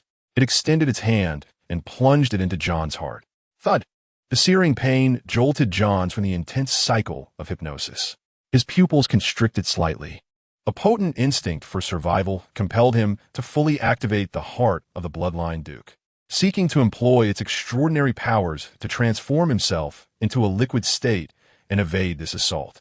Yet, the puppet's gaunt, pale hand seemed to wield a dreadful enchantment, causing John's essence to drain away uncontrollably. The implanted duke's heart became unresponsive, entirely ineffective. Damn it! John struggled desperately, twisting his body in an attempt to escape the grasp of the golem, but it was all in vain.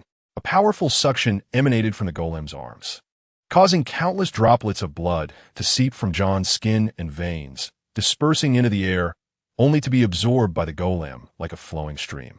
In mere moments, the once frail figure of the golem began to grow stronger, its face taking on a healthier hue. This is bad. Upon witnessing this scene, Hodge immediately understood that the golem was siphoning the power of the Blood Duke's heart. If the golem regained its strength, Hodge would lose control over it, and the risks would escalate significantly. Without hesitation, Hodge connected with the silver-white key and issued a command for retreat. Instantly, a series of distorted, ascending bubble-like spheres of light radiated immense power, gradually pulling at the golem in an attempt to return it to the realm of darkness. However, the golem appeared to awaken, a strange glimmer flashing in its eyes. Its body suddenly liquefied, transforming into a rich crimson liquid that swiftly entered John's form, escaping the control of the luminous spheres, and completely merging with him. What? Faced with such an anomaly, Hodges' expression shifted. His only means of restraining the golem lay in the peculiarities of the dark space and the silver-white key. If neither could exert control over the golem, he would be utterly powerless. After all, he was merely a Sequence 9, and with his current strength, attempting to manipulate one of the 13 sacred artifacts of the Blood Clan was indeed a formidable challenge. Instinctively, Hodge sought to distance himself, deciding to observe the ensuing situation before making further decisions. "Get out." At that moment, a cold, emotionless female voice resonated. It was the language of the Blood Clan. In the next instant, a grotesque mass of flesh was forcibly extracted from John's body. No, this is my body, my vessel. Without the power of the Blood Duke's heart, I will die.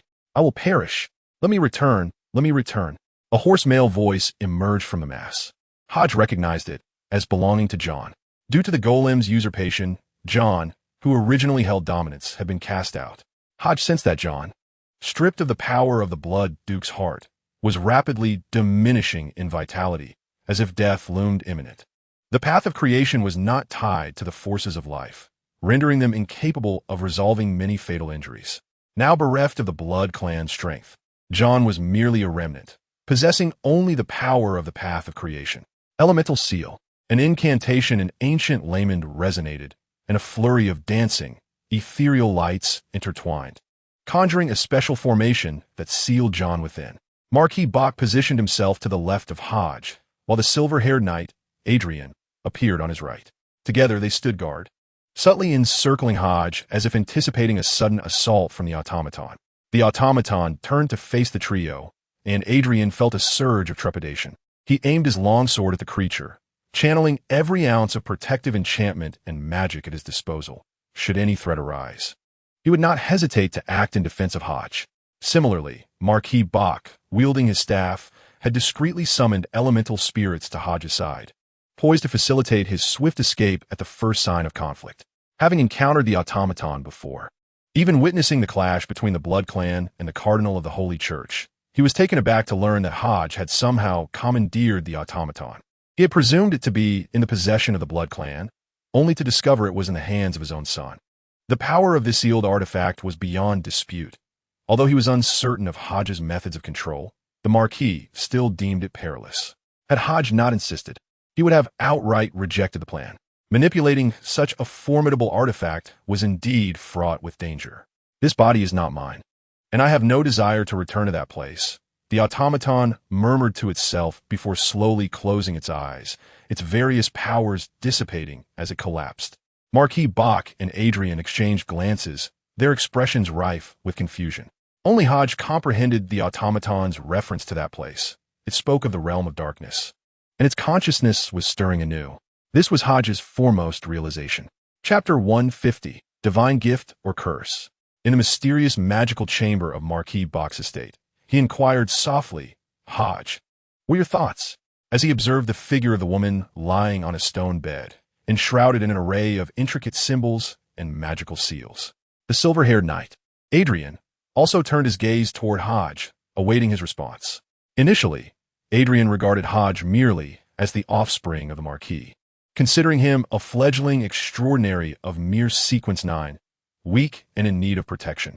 However, with the invasion of the eternal sorcery cult, the Blood Clan's assault on the Cathedral of Cellars, and the recent confrontation with the defector Bishop Johannes, Adrian suddenly realized that Hodge, whom he had perceived as frail and in need of time to grow, was not as weak as he had initially assumed. Though Hodge's current strength was insufficient, the peculiar techniques he wielded and the potent artifacts he possessed were undeniably formidable.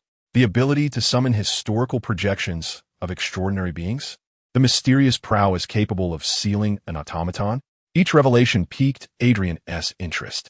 Thus, regarding Hodge's thoughts, Adrian too felt a surge of curiosity. "Initially, I intended to hand over the golem to the bloodline in exchange for peace, yet it appears that the golem is reluctant to part from me." Hodge gazed at the slumbering figure of the golem, his tone heavy with gravity, and continued, "Furthermore, I must ascertain whether Anna is still alive." Anna? That maid? Adrian was momentarily taken aback by Hodges' preoccupation.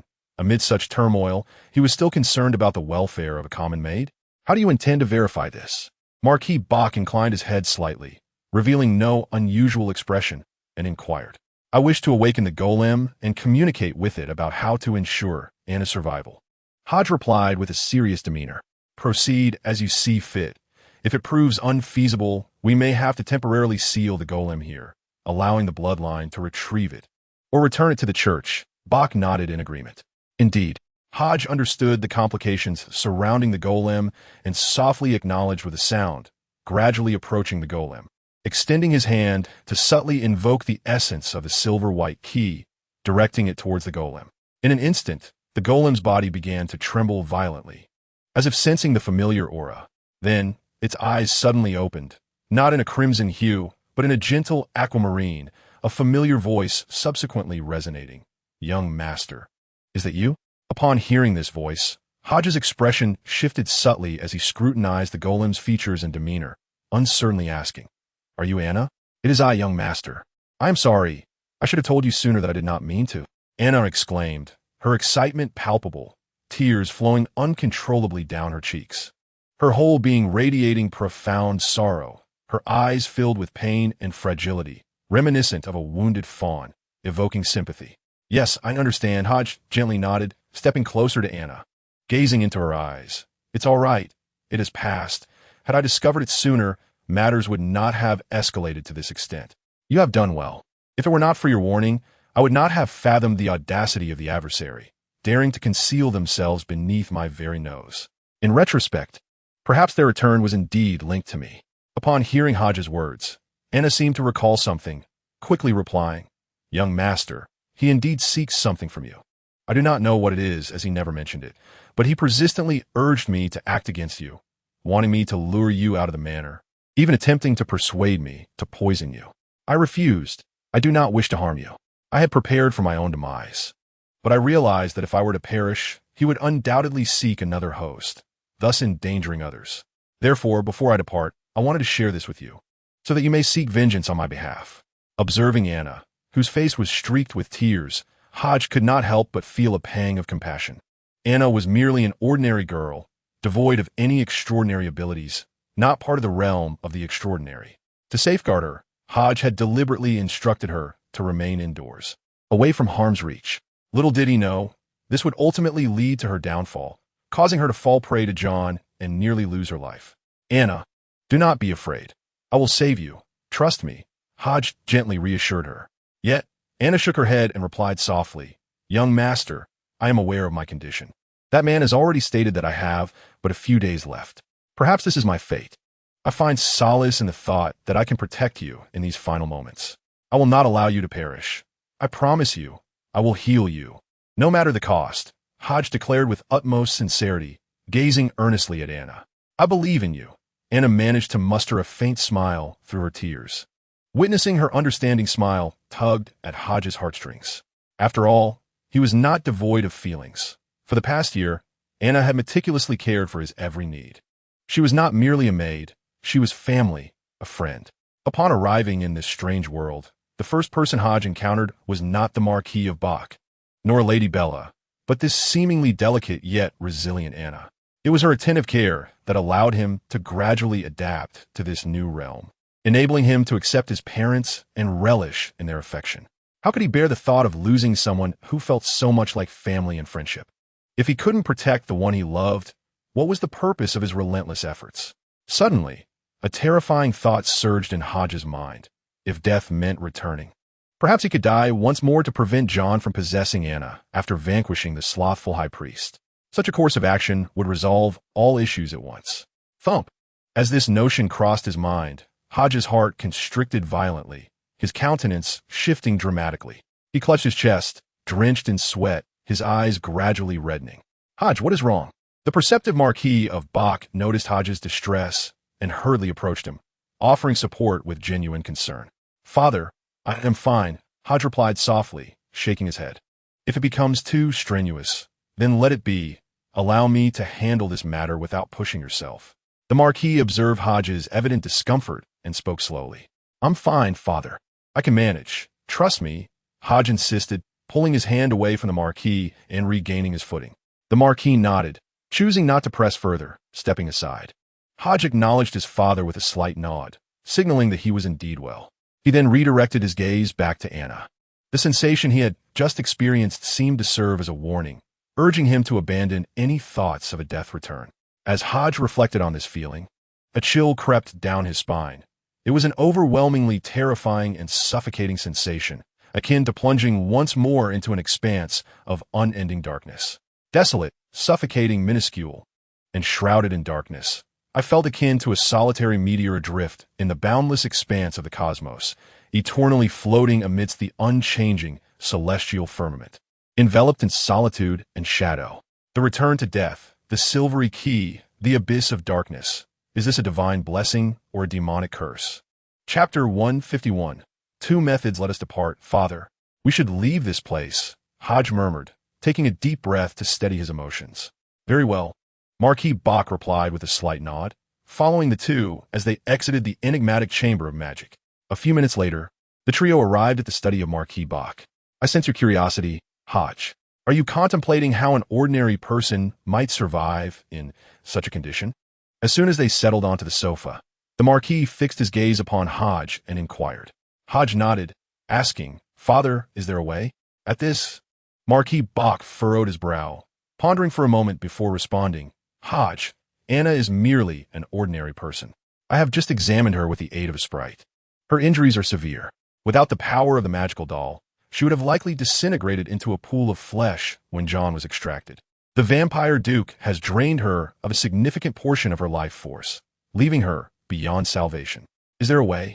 Hodge pressed on, unwilling to lose hope. There is, the Marquis replied softly, meeting Hodge's gaze. You are aware that if she wishes to survive, there is but one path. To become an extraordinary being, is it not?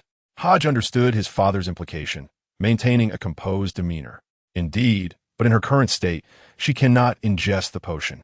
Once the magical doll departs, devoid of the sustenance and stability provided by the vampire's strength, she will face irreversible death. At this juncture, even the clergy would be powerless to save her. Marquis Bach elucidated Anna's condition before continuing. As it stands, there are two methods to save Anna. One is the fabled spring of eternal youth in the realm of the Elves, said to possess the ability to revive the gravely injured. The other is to transform Anna into one of the embraced, converting her human bloodline into that of the vampires. Once she ascends to the status of a saint, that is, a vampire duke, she will begin to wield the power of the vampire bloodline, becoming an incomplete mythic creature of vampire. At that moment, she could evade any injury through means such as flesh division, and as long as her heart endures, she could instantly restore herself. This is precisely why John must seize the vampire heart. The majority of their power lies concealed within it. Naturally, the vampire heart can shift positions at will, perhaps residing in the chest or even the head, and its size can vary, employing exceedingly peculiar methods. Listening to these two options, Hodge fell into deep contemplation. After a moment, he spoke. Father, regardless of which method is chosen, the magical doll cannot leave at this time, correct? Indeed, should the doll be withdrawn, Anna is doomed. Marquis Bach nodded slightly and spoke in a low voice. Very well, I understand. I shall communicate with the golem and also consult Anna to ascertain which path she wishes to choose. Hodge rose from his seat, preparing to make his way towards the door. Hodge, both paths are fraught with challenges. The original path to obtain the sequential potions is nearly impossible to pursue due to the church's repression at clandestine gatherings of secret organizations. It is exceedingly rare to find what you seek. To collect the potion formulas and corresponding materials from Sequence 9 to Sequence 4 exceeds the difficulty of other avenues. The alternative path, the Fountain of Youth, resides in the distant northern continent, within the Elven kingdom founded by the royal family, known as New Hero. The waters of the Fountain of Youth are sacred to the Elven race. They will not permit outsiders to enter. Moreover, given Anna's current condition, without becoming an extraordinary being, she may not even be able to approach the waters. Thus, regardless of the path chosen, Anna must become an extraordinary being, specifically of the mid-sequence. The decision on which path to take lies with you. Marquis Bach called out to Hodge after detailing the difficulties of both routes. He understood that Hodge, like himself, was a determined individual. Once a decision was made, he would pursue it with unwavering resolve. Thus, he refrained from persuasion, leaving the choice entirely in Hodge's hands. Understood, father. Hodge replied with a nod and turned to leave. Moments later, he returned to the magical chamber and approached Anna. Without concealment, he shared with her the two paths laid out by Marquis Bach. He refrained from mentioning their difficulties, for he wished to offer Anna a glimmer of hope. It was only through sufficient hope that one could persevere, especially in such an environment. Which path will you choose? Hodge inquired, awaiting her response. Regardless of the path, I must become an extraordinary being akin to the esteemed magicians and knights, correct? Anna asked softly from her bed.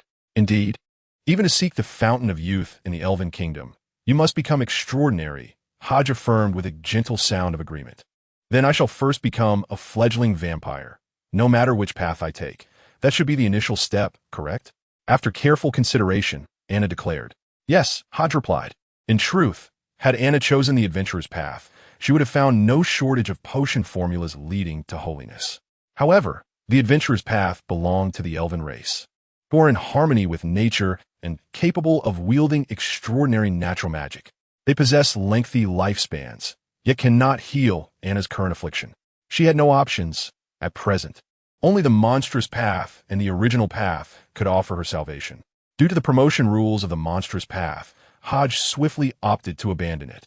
He would not allow Anna to become a madman, a butcher, a monster who hunts others relentlessly to sustain their own existence.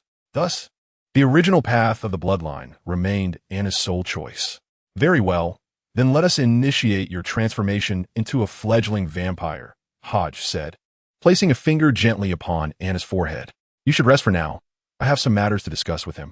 All right, Anna replied. Anna closed her eyes in understanding, compelling herself to succumb to slumber. Utilizing his innate spiritual essence, Hodge began to sketch the atmosphere of the darkened realm, delving deeper into the ocean of Anna's consciousness. With his other hand, he traced peculiar patterns in the air as an ominous and profound power emanated from his fingertips, weaving intertwining strands of black. A diminutive spirit summoning array gradually materialized before him. Hodge was employing this method of spiritual communication to connect his consciousness with a magical doll concealed within the depths of Anna's mind. The summoning array served as a medium, a safeguard ensuring his own security. Should any peril arise, he could instantaneously withdraw his consciousness back to reality through the special resonance with the spirit world provided by the array. As Hodge's awareness penetrated further, a vast sea of blood unfolded before him, revealing a series of chained islands, each adorned with structures reminiscent of a dark Gothic aesthetic, spires, eaves, and temples. Is it not reminiscent of the realm of Lilith, the progenitor of the Blood Clan? Hodge pondered silently as he gazed upon the architectural ensemble. Chapter 152, The Eerie Temple. After a moment's reflection, he deemed this quite natural. After all, the magical doll was one of the 13 sacred artifacts of the Blood Clan, belonging to Lilith herself. It was entirely plausible that the consciousness space evolved from a notable figure within the Blood Clan would bear such resemblance. Hodge's thoughts shifted, and his somewhat ethereal consciousness descended upon one of the islands. The moment his form touched the ground, an endless fog enveloped the entire isle, plunging everything into chaos. Deep within the mist, it felt as though countless peculiar eyes were fixated upon him. Madam Doll, I wish to converse with you, Hodge proclaimed, disregarding the prying gazes. As his words echoed, the fog parted to reveal a passageway, an endless stone staircase materializing silently. Without hesitation, Hodge strode confidently up the steps, venturing into the depths of the mist. With each step he took, the fog thickened, and an array of eerie whispers began to resonate around him. Help me. Let me out. Where's this place? Curse you, do not approach. A cacophony of voices and languages filled the air. Ancient Raymond, modern Raymond, Elvish, Dragon Tongue, Blood Clan dialects, and many obscure tongues even Hodge could not comprehend, all intricate and cryptic. The discordant clamor gradually coalesced into a jarring noise, causing Hodge's brow to furrow in discomfort. Whispers, screams, roars, and moans, male, female, old, young, These sounds assaulted his ears from every direction, leaving him with a sensation akin to his mind being torn asunder. Enough! Silence! Hodge suddenly halted, his voice booming with authority. Instantly, the surrounding sounds fell into a profound silence, as if the very essence of noise had been petrified by his formidable exclamation. He remained oblivious to the reasons behind their sudden quietude, but he paid it no heed. Hastening deeper into the stone-carved staircase, after an indeterminate duration of descent, Hodges' figure finally emerged before a temple of bizarre architecture. The temple's design was exceedingly peculiar, characterized by its dark-themed aesthetics, a deep crimson dome, and pitch-black walls, adorned with captivatingly exotic male and female figures, unclad and strikingly beautiful, contorted into various strange poses reminiscent of yoga, yet distinctly different. A blood-red carpet stretched invitingly into the temple's depths, seemingly awaiting Hodges' entrance. Naturally, he felt no trepidation. Being an entity of consciousness, what could he fear? He was prepared to retreat at any moment. Stepping onto the crimson carpet, Hodge strode boldly into the temple. Navigating through the courtyard and crossing the main hall, he proceeded to the very heart of the edifice. Here stood a hall adorned with a blank plaque, devoid of inscription. A blank plaque? Hodge, perplexed by the meaning of the faceless idol, pushed open the door and soon beheld a female figure seated upon a plush cushion. The woman, with cascading long hair and tightly shut eyes, appeared to be in deep meditation. "Madame Agafia, I wish to propose a transaction," Hodge declared, invoking the name bestowed upon him by his father, Marquis Bach, through the divine emissary. Upon hearing the name Agafia, the woman, still with her eyes closed, seemed stirred, gradually opening her eyes, which glowed a blood-red hue, exuding an inexhaustible magical aura, as if capable of effortlessly absorbing the very fabric of existence, enigmatic and unfathomable. "Do you seek to save the soul inhabiting this body?" Madame Agafia's voice emerged, cool and ethereal. "Yes," Hodge affirmed with a nod, unreservedly stating. "She and I grew up together, childhood companions. She has always cared for me. I wish to save her, and for that, I am willing to pay a substantial price. What can you offer?" Agafia gazed at Hodge with an unwavering calmness. Compared to their initial encounter, she seemed transformed in some inexplicable manner. Was this change a result of the blood chalice, the silver key, the dark expanse's influence, or perhaps due to her acquisition of the heart of a vampire duke, granting her the powers of a saint and furthering her revival? Hodge could not discern the cause, yet it did not impede his negotiations. "I can assist you in recovering lost memories, including those of a six-winged angel bearing the visage of a vampire, and the grand tree that penetrates the giants." Hodge presented his bargaining chip, his gaze fixed intently upon Madame Agafia, awaiting her response. "It seems you have uncovered something. Can you perceive my memories? Is it due to the blood chalice? Or the key?" "The existence of the blood chalice, and that key is indeed peculiar." Agafia's response was rather subdued, as if such a reaction were to be expected given their current state. "Naturally, I possess my own means. Do you consent to this transaction?" Hodges, of course, would not disclose to the other party that he harbored the ability of death regression. "I have no reason to refuse. Present your terms." Agafia replied with a calm demeanor, as though anticipating Hodges' thoughts. Perhaps it was simply in their nature to be so. "I wish for you to assist the owner of this body in becoming the progenitor of the blood clan, and to elevate her to the rank of blood duke." Hodges stated, "The former is not difficult, but the latter will require her own efforts." Agafia succinctly replied, providing an explanation, "To become a progenitor, I can allocate a portion of my power. A fragment of a sequence 9 extraordinary trait is within my means. However, to ascend to the status of a blood duke with a human body and to master the incomplete mythological form necessitates sufficient talent and formidable willpower, which she lacks. Even if I were to impart the complete sequence elixir to her, she would be unable to withstand it. Furthermore, I shall not create the elixir. You must gather the necessary components yourself, though I can provide part of the formula." Hodges pondered for a moment before promptly agreeing, "Very well, it is settled." In truth, Agafia's attitude had exceeded Hodges' expectations. He had anticipated that this negotiation would be arduous, especially given that he was the weaker party in this exchange, with the other side holding the upper hand. If Agafia were unwilling, Hodges could not compel them. Indeed, should they choose to depart forcefully, it would be difficult for him to intervene. After all, the other party's essence when complete, was nearly akin to that of a true deity, on par with celestial beings, if not superior. An entity of such caliber could unleash catastrophic calamities with but a flick of a finger. Sealing away such a being is, in many respects, exceedingly perilous. I can initially provide my recompense, transforming her into a Sequence 9 progenitor and offering the formula for a Sequence 8 elixir. In return, you must gather intelligence on the six-winged angel. Upon acquiring satisfactory information, you are to come here and exchange it with me promptly. If the intelligence meets my approval, I will continue to furnish subsequent elixir formulas. As for the raw materials, those I shall not provide. You will need to procure them independently. Agathia then closed their eyes once more. Hodges understood that the terms of their transaction had been finalized, and the other party was unwilling to continue the dialogue.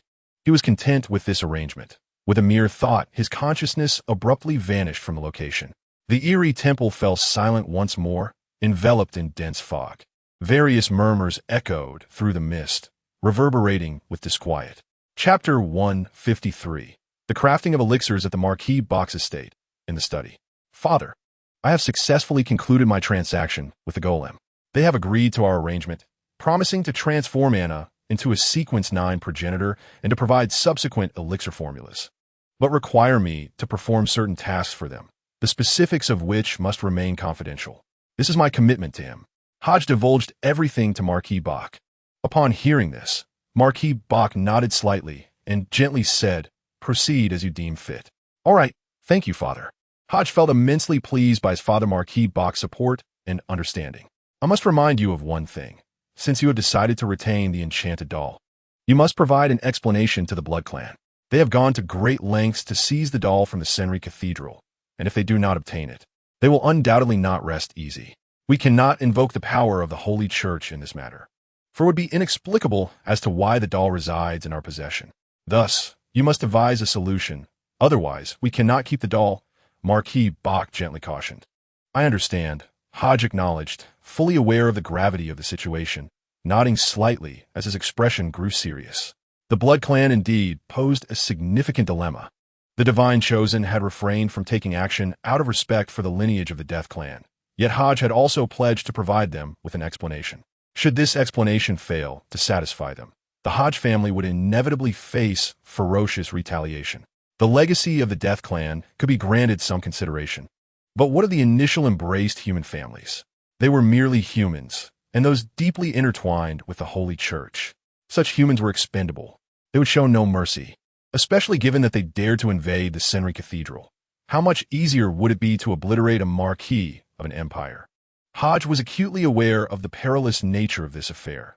Negotiating with the Blood Clan and retaining the doll was akin to courting disaster. Yet, for Anna and to fulfill his promise, Hodge felt compelled to proceed. To address this issue, Hodge resolved to first ascend to Sequence 8 and enhance his own strength. The following day, in a magical chamber, "You wish to become a Sequence 8 magical apprentice?" The sorceress Russell gazed at Hodge, somewhat astonished by his words. Although she had previously remarked that Hodge had nearly digested his potions, nearly and completely were two distinct concepts. Due to the mystical implications, any extraordinary individual possesses a remarkably clear awareness of their potion digestion status, stemming from the spirit realm and the extraordinary properties within the potions. This enigmatic source of power harbors countless mysterious abilities, including an innate sense of awareness. "Have you completed the digestion of your potions?" Russell inquired. "Indeed. After a full day of alchemical work yesterday, I have completely digested the potions of Sequence 9 Apothecary," Hodge affirmed with a nod, speaking earnestly. "Very well. Have you considered pausing for a moment, resting for 2 days before your ascension?" Russell expressed her astonishment at Hodge's rapid progress. It was exceedingly swift and beyond her expectations. Typically, even with ample materials, a normal extraordinary individual requires a minimum of 1 year to fully digest their potions. This is exceedingly common within the realm of the extraordinary. The process of potion advancement differs significantly from the training of knightly combat skills. Those endowed with exceptional talents can progress at a remarkable pace. The essence of potions lies in their extraordinary characteristics, which are inherently alien to humanity. Some races embody pathways of power, allowing them to ascend effortlessly. For instance, Vampires merely need to enter a state of slumber to enhance their abilities, while werewolves can draw upon the power of moonlight for their elevation. Their strength stems from the ultimate progenitor. As long as their innate gifts and contributions are sufficient, they can continuously ascend until they achieve the status of a saint or an angel. Such advancements often hinge upon the remnants left by fallen saints or angels. To these disparate races, such remnants are tantamount to potions, representing extraordinary traits. I believe I am adequately prepared. Hodge understands that the other party is concerned about his well-being, especially after recently experiencing the territorial conflict and the bloodshed at the Senley Cathedral. It is only natural for his composure to be unsettled. An excessive pursuit of power is also a common phenomenon. Very well, since you have made your decision, I shall refrain from further persuasion. Let us commence the potion crafting. Seeing Hodge's determination, Russell ceased his attempts to dissuade him. Although Hodge had not yet reached adulthood, he was already an extraordinary being, and he must bear the consequences of his choices. Hodge followed Russell to the table and began the preparations. The first step was to create pure water.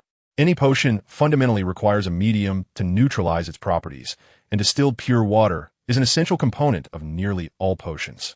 Hodge began boiling water in a beaker, then employed distillation, filtration, and specialized alchemical arrays to concoct pure water. The second step involved refining the primary materials, further integrating them to achieve a confluence of extraordinary traits. I once mentioned that extraordinary traits do not vanish. They merely transform from one form to another. The purpose of the primary materials is to facilitate the aggregation of extraordinary traits, while the auxiliary materials serve to neutralize the potion's potency, ensuring that its extraordinary characteristics do not overpower the user, allowing for a more manageable absorption. You have become a competent alchemist. Today, the potion will be prepared by you, and I shall observe closely. Should any errors arise, I will guide you. You may proceed with your crafting. Russell watched Hodge's fluid movements, nodding slightly as he spoke softly. Very well. Hodge was pleased with this arrangement. His ambition to become an alchemist stemmed from the desire to brew potions himself. Complementing the blood, wine, refined from the blood chalice. Relying solely on Russell would render him an ineffective alchemist. One must rely on oneself. This adage holds true at all times and in all places.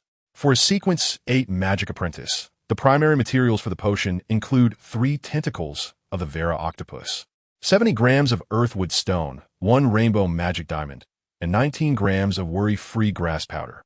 The auxiliary materials comprise 90 milliliters of pure water, 20 grams of magic stone crystal powder, a whole earth dragon scorpion, and 15 grams of sunstone powder. Hodge carefully extracted 3 writhing octopus tentacles from the tabletop and gently placed them into the cauldron. To preserve the extraordinary properties of the primary material, he refrained from adding plain water. Instead, he methodically introduced 70 grams of uthwood stone, a single rainbow gem, and 18 grams of oil-free grass powder into the cauldron. Hodge activated his alchemy, igniting a searing flame that began to scorch the cauldron, melting and blending the substances in their most primal form, ensuring the perfect amalgamation of their inherent extraordinary qualities to attain the essence of a potion.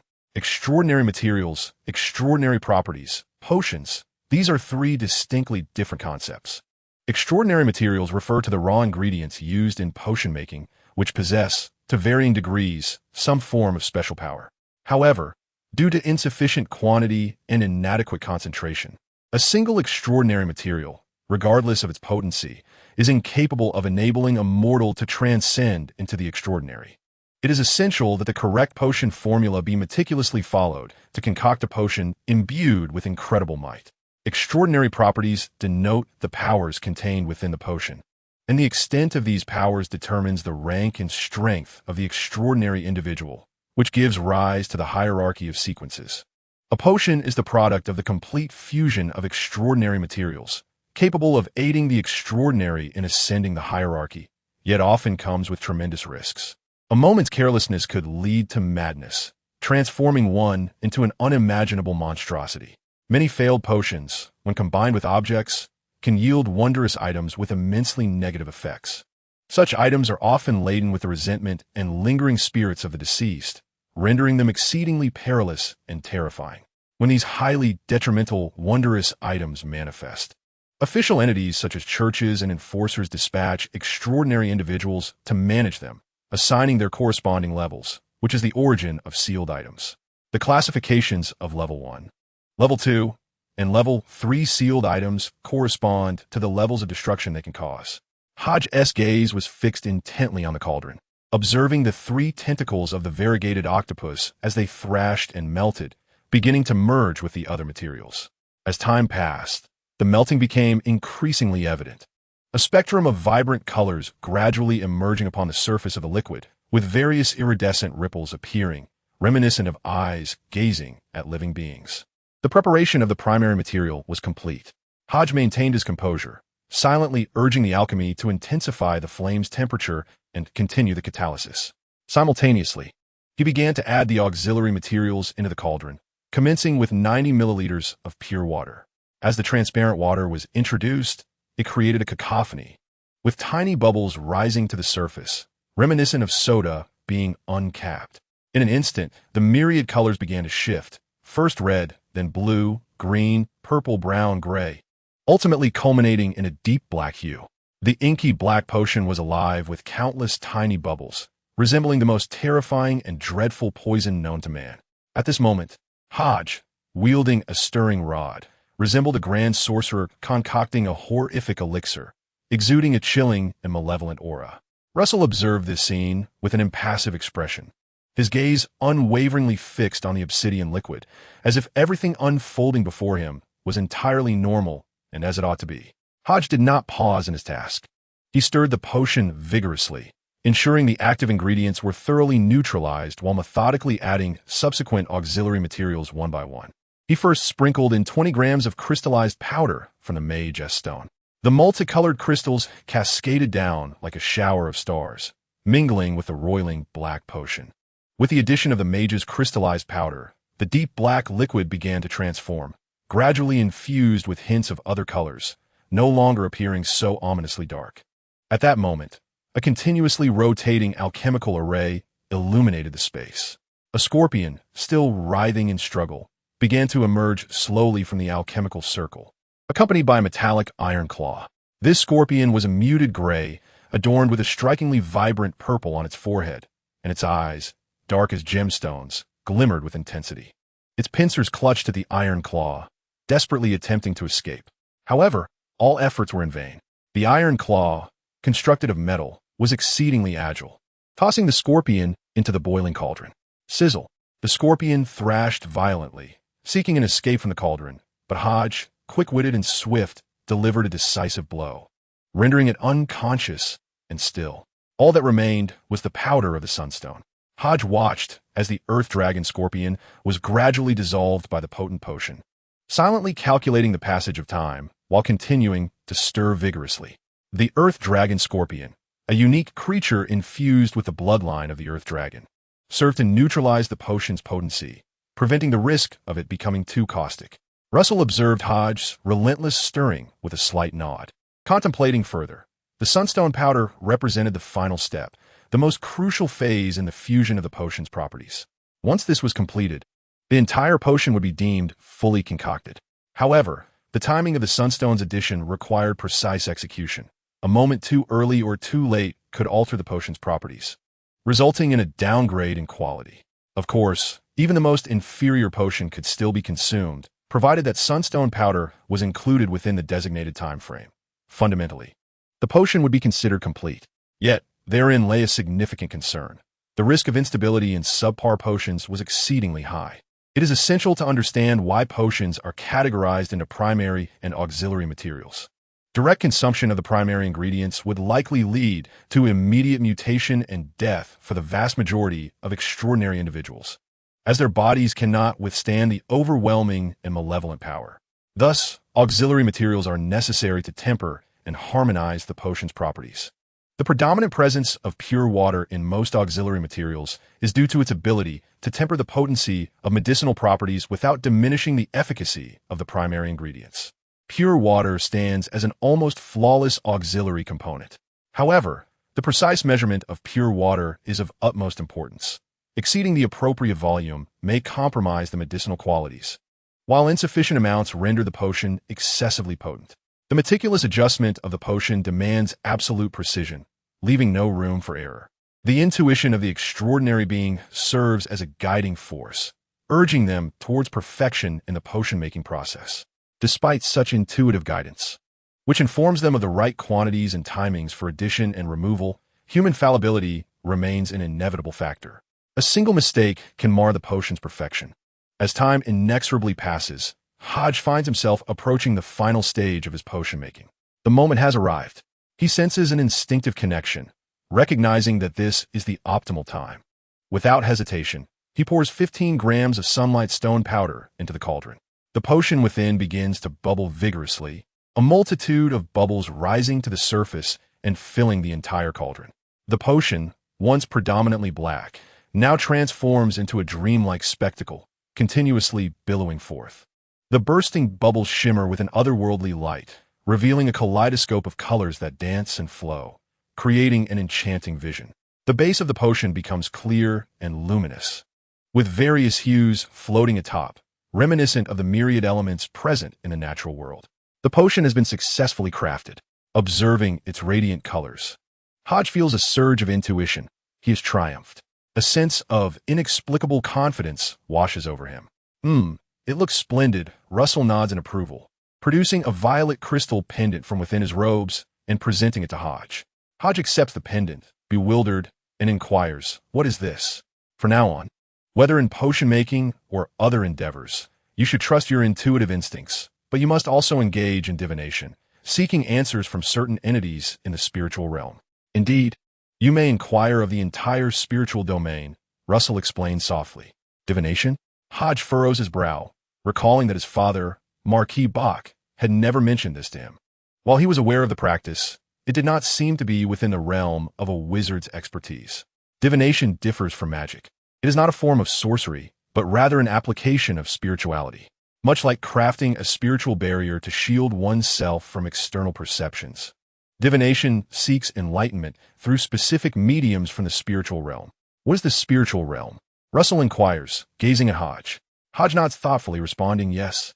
The spiritual realm is a mystic space teeming with a tapestry of knowledge, adorned with wondrous symbols and intertwined with the past and future." Indeed, the spiritual realm encompasses both the past and the future.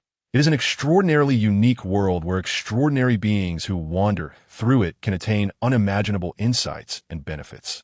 However, these benefits coexist with risks, as significant advantages often signify considerable dangers. Divination serves as a means to extract mystical revelations from the chaotic information within the spiritual realm, enabling one to foresee the future and discern right from wrong. Given that the information derived from divination is often imbued with esoteric significance, it necessitates individual interpretation by the user. The accuracy of such interpretations can, at times, alter the outcome. Russell, while speaking, produced another amethyst pendant and softly remarked, "Come, mimic my actions, and let us commence the divination." Chapter 155. The results of divination. Divination is a method employed to predict fortune or misfortune. Numerous techniques exist, including crystal divination, tarot card reading, dream interpretation, and textual divination, among others. Regardless of the technique utilized, they all rely on the resonance between the extraordinary being and the spiritual realm, drawing upon its myriad of knowledge to gain insights into the future. These insights serve merely as references, as any interpretation is inherently limited. Russell gently swayed the amethyst pendant in his hand and continued in a calm tone. An erroneous interpretation not only affects the judgment of the extraordinary being, but may also turn what should have been a smooth endeavor into an arduous one. Now, recite with me. Wanderers lost in the vast spiritual realm, I, the seeker of revelation, implore your assistance.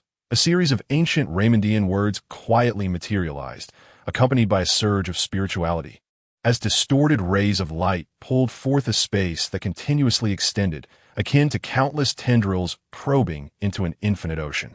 Upon witnessing this spectacle, Hodges' eyes narrowed slightly.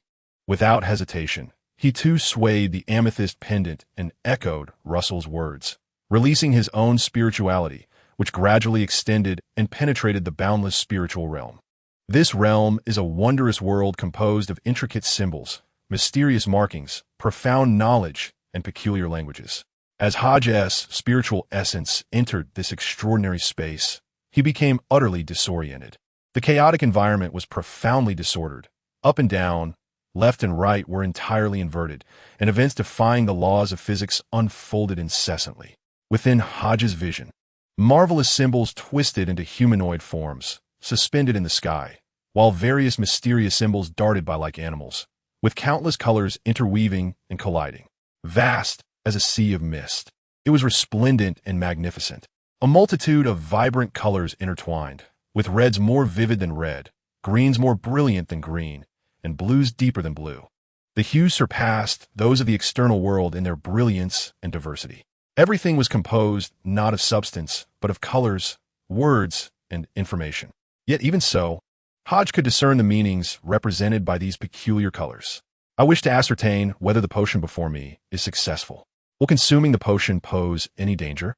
Suddenly, Hodge beheld the ethereal tendrils representing Russell, who, in turn, had noticed him as well. The tendrils gestured towards Hodge, posing two inquiries. Mimicking their actions, Hodge directed his questions into the void. Instantly, the surrounding hues began to morph in a bizarre manner. A tumultuous array of colors surged forth like a crashing wave, enveloping both Russell and Hodges' spiritual tendrils entirely. In the next moment, their ethereal appendages returned to their respective bodies. Russell, her eyes gently closed, suspended an amethyst pendant above the table laden with potions, softly murmuring, "If the potion poses no danger, let the amethyst pendant sway. Conversely, if peril lurks, let the pendant remain still." With a tranquil mind, she relaxed her arms completely, exerting no force save for the innate power she summoned. Hodge observed Russell's actions with a grave expression. Under Hodge's scrutiny, the previously motionless amethyst pendant began to sway ever so slightly. It moved? Hodge felt a flicker of surprise within, a testament to the potion's flawless concoction. Soon, the pendant swayed with increasing vigor, prompting Russell to open her eyes. Gazing at the oscillating amethyst, she nodded subtly and extended her hand to still its movements. Subsequently, Russell closed her eyes once more. An invisible spiritual energy began to stir, and she resumed her soft soliloquy in the enigmatic tongue of ancient Raymond. Will consuming the potion entail danger? Will consuming the potion entail danger? If danger exists, the amethyst pendant shall rotate clockwise. If no threat is present, it shall turn counterclockwise. Listening to Russell's words, Hodges' gaze fixated on the amethyst pendant in her grasp. Before long, the pendant commenced its motion. Was this sequence clockwise? Did consuming the potion pose a risk? A chill ran through Hodge, and his countenance shifted. The memory of his first potion consumption was vivid. Those uncanny sounds, the invasion of various negative emotions, and the scaly aberrations on his body haunted him. Although low-tier potions carry a lower risk of chaos, a reduced risk does not equate to an absence of danger. At any moment, potions can spiral out of control. The more potent the potion, the higher its tier, the more susceptible it is to chaos. In that instance, as an ordinary individual, Hodge had narrowly escaped becoming a monster. Now, as he aspired to ascend to the rank of an 8th-tier apprentice mage and become a true sorcerer, the challenges were undeniably formidable. A moment's carelessness could lead to catastrophe. Just as Hodge was lost in thought, Russell gradually opened her eyes, gazing at the amethyst pendant which continued its clockwise motion, and declared, "Consuming potions at any time harbors danger. In this world, how can there be anything devoid of risk?" Upon hearing this, Hodge felt a moment of clarity. Indeed, the consumption of potions must inherently carry risks. How could he allow the results of divination to intimidate him? If the divination continually indicated danger, would he be relegated to a lifetime without ascending to sequence 8? Such a notion was absurd. "Thank you for your guidance, Ms. Russell." Hodge expressed his gratitude. Regaining his confidence, Ms. Russell, observing the spinning amethyst pendant in her hand, elucidated, although the pendant moves in a clockwise direction, its speed is slow and its range limited, indicating that while there is danger, it is not severe and remains within a manageable scope. Given that you have fully absorbed the potion and are resolved to ascend, and with the certainty that the potion is safe, you may proceed with confidence. Indeed, Ms. Russell, Hodge nodded, preparing to grasp the potion and commence its consumption. At that moment, Ms. Russell interjected, "Do not rush. You have just sensed information from the spiritual realm. You should perform a divination as well to confirm my assessment. Ah, very well, Hodge replied, taking the amethyst pendant and mimicking Ms. Russell's earlier motions to initiate a simple divination. Shortly, the results emerged, a shake followed by a clockwise rotation. The outcome mirrored that of the potion being safe, albeit with risks. This result did not surprise Russell. She gently stated, "Very well, you may now consume the potion." Hodge murmured in acknowledgement, gazing at the potion within the cauldron. Without hesitation, he grasped the cauldron with both hands, opened his mouth wide, and began to gulp down the potion. The potent potion streamed down Hodge's throat, igniting a fiery sensation within his stomach. It felt akin to searing spirits, coursing from his throat to his belly, overwhelming in its heat. Chapter 156. The transformation the scalding potion traversed his esophagus, unleashing an immense surge of magical energy. The potion's extraordinary properties erupted instantaneously, akin to a flood breaching its dam. Hodge felt every cell in his body tearing apart as the intense magical elements detonated throughout him, merging with the external elements and violently reshaping his physique. Dense scales began to manifest upon Hodge's cheeks, intertwining in a chaotic pattern, while his once ordinary eyes morphed into slitted pupils reminiscent of dragons, evoking the ancient Western dragons, twisted and fearsome, imbued with a sense of malevolence. Hodge's body gradually contorted and expanded. Dragon claws, horns, and scales, various features derived from the ancient dragon lineage, emerged one after another. Sinister, bizarre, and frenzied whispers filled Hodge's ears. King of dragons, master of elements in the cosmos above. The peculiar murmurs, reminiscent of his previous transformation into a Sequence 9 alchemist, intensified further. Under the influence of the potion, Hodge's consciousness began to fade as vibrant, kaleidoscopic spots replaced everything around him.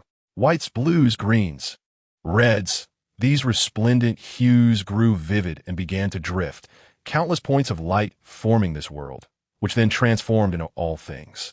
Even he became a part of these luminous fragments. A sudden thought surged in Hodge's mind. Are humans composed of elements too? Soon, as this notion took hold, he realized that his flesh began to disintegrate.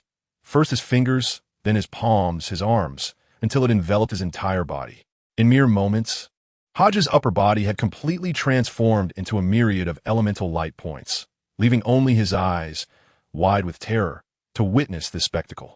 Not far away, Russell observed the change in Hodge's gaze, noting the dragon scales that surfaced on his body and the undulating waves of elemental energy. Furrowing her brow, she murmured, "Why is Master Hodge's reaction to the potion so intense?" Hodge's current state filled Russell with concern. As a Sequence 7 conjurer, she had trained more than one alchemical apprentice, assisting them in their ascension, yet none had displayed such a violent reaction, not even herself. Typically, ascending to Sequence 8 as a magic apprentice was still considered a low-tier achievement. Such an extreme transformation was simply implausible. The concentration of magical elements is excessive. If this continues, problems will arise. The extraordinary materials within the magic chamber are far too abundant. Once stirred by elemental power, the consequences could be dire. Russell's expression grew serious as she retrieved her magical staff from a robe, ready to cast a teleportation spell to relocate Hodge outside the magical chamber. At that moment, a spiral magical door silently materialized from the wall, and a figure gracefully emerged. Dressed in a silk suit, adorned with a top hat, and holding a scepter, the newcomer exuded an air of nobility.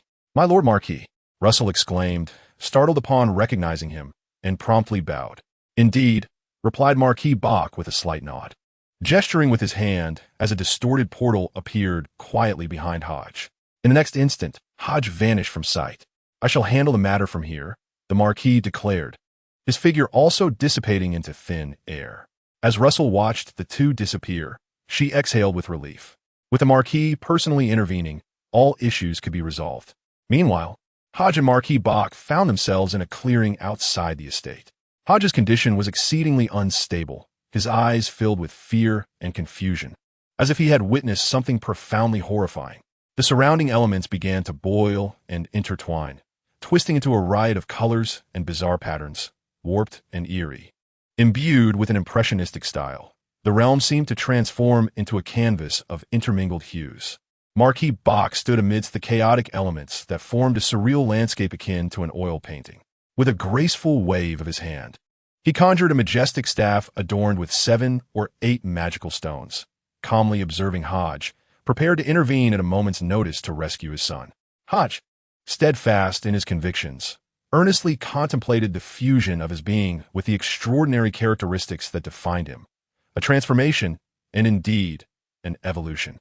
Utilizing the unique qualities of his elemental mastery, Marquis infused his voice into the atmosphere. As Hodge began to unravel, he suddenly heard his father's voice resonating within him. Was this truly an evolution? A sense of clarity washed over Hodge as he realized that his extraordinary traits stemmed from the Palace of Blasphemy, originating from some primordial entity. Although the emergence of the Palace of Blasphemy remained shrouded in mystery, the unleashed powers had benefited countless races, transforming them into extraordinary beings endowed with incredible abilities. Creatures such as vampires, werewolves, dragons, and giants had all derived their powers from the ancestral acquisition of strength within the Palace of Blasphemy, altering their very bloodlines and granting them innate extraordinary qualities, allowing them to refine their essence through continuous purification. Naturally, they required specific herbs and fruits. These botanical entities represented the essence of the extraordinary, embodying the power of potions. In contrast, humanity had not been graced by the gifts of the Palace of Blasphemy. During the chaotic and frenzied Second Era, humans were often relegated to mere sustenance for various races, serving as slaves and subordinates, perpetually teetering on the brink of annihilation. However, as the ages progressed, a segment of humanity began to align themselves with powerful races in pursuit of their own evolution. Examples include the initial embrace of the bloodline by vampires, the wolf children of werewolves, and the dragonfolk of the dragonkin. Through their cunning intellect, humans gradually carved out a niche for themselves. With the assistance of these transformed humans, a fortunate few gained entry into the Palace of Blasphemy, uncovering profound secrets held by various races. These fortunate individuals, inspired by the murals within the palace, deduced the formulas for potions and embarked on a gradual journey toward ascension. This culminated in the resplendent achievements of the late Third Era and the establishment of humanity's first empire, the Empire of Alexander. At this moment, Hodge was in the process of transforming into a member of the dragon race. The so-called imperfect mythological form represented an incomplete state of that particular race. The reason why Sequence 3 is referred to as terrestrial angels is that they are akin to fully realized ancient beings, once they manifest their complete mythological forms. It heralds the arrival of draconic entities, the awakening of giants, the resurgence of werewolves, and the invasion of vampires. It appears my judgment was not amiss. Due to the theft of primal powers, the ascension sequence of potions equates to a change in race. This elucidates the formidable barriers that exist between potions, as this represents an interracial evolution that inevitably leads to madness and mutation. As for why adjacent pathways can transition at the saintly level, it is likely because the saintly level embodies an incomplete mythological form, which is yet to solidify, thus retaining the potential for correction. Once it ultimately takes shape, there will be no turning back. A flicker of enlightenment arose in Hodges' heart, and the terror in his eyes gradually diminished.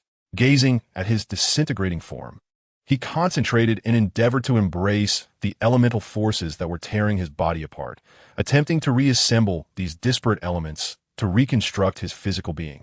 Since the elements were indeed a part of the corporeal form, the power of the potion could cause elemental fragmentation. Why should he not harness the corresponding force to mend his corporeal self? The power of the potion was also an extension of his own abilities. As the master of extraordinary characteristics, he should not be subjugated. Chapter 157. The transformation of the wind element with Hodges' newfound understanding. His innate spiritual essence began to awaken.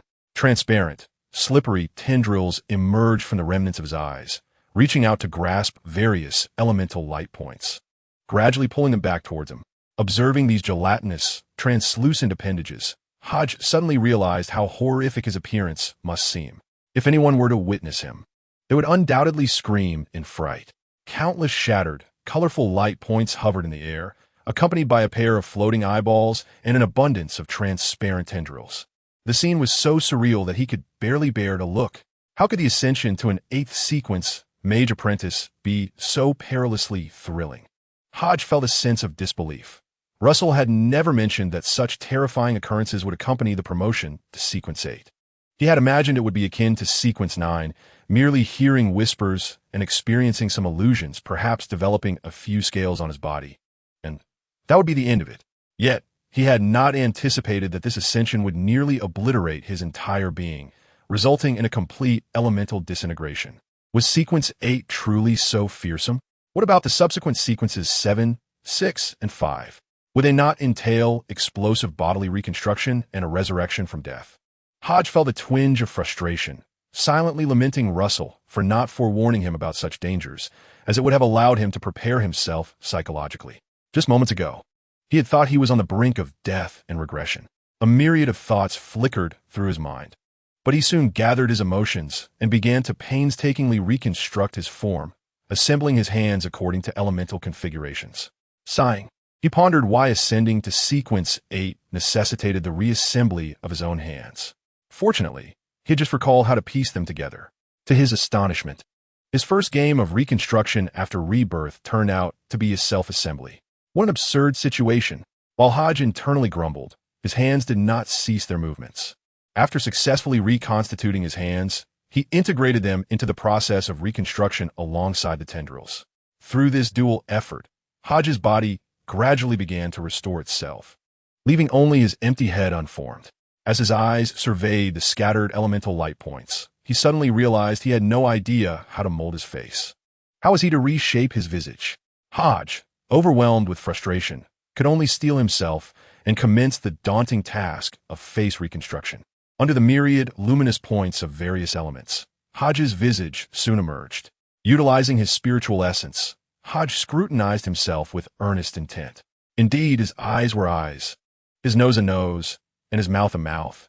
Yet, when combined, they appeared rather inept. What has happened to my once handsome countenance? This is absurd. Hodge hastily began to reshape his face. Once, twice, thrice, he toiled for a dozen attempts before managing to restore about 80% of his original appearance. Exhausted, he lamented, "Though I'm not hideous, there remains a touch of unattractiveness. I shall continue."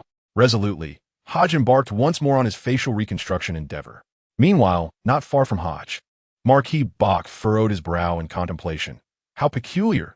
The fluctuations of the potion coursing through Hodge have evidently stabilized, yet he remains ensnared in this state. It has been over 10 minutes. Little could the Marquis suspect that Hodge was preoccupied with the intricate task of reshaping his face. After a further passage of time, the dispersal of the potion's effects upon Hodge dissipated entirely. The surrounding elemental lights gradually faded, and the ink-like world began to revert to normalcy. Recognizing this, Marquis Bach understood that Hodge had finally extricated himself from peril. Under the Marquis's watchful gaze, a spark of vitality gradually flickered in Hodge's previously vacant eyes, awakening him as he gazed around, somewhat bewildered. Upon spotting Marquis Bach, he called out, "Father, congratulations.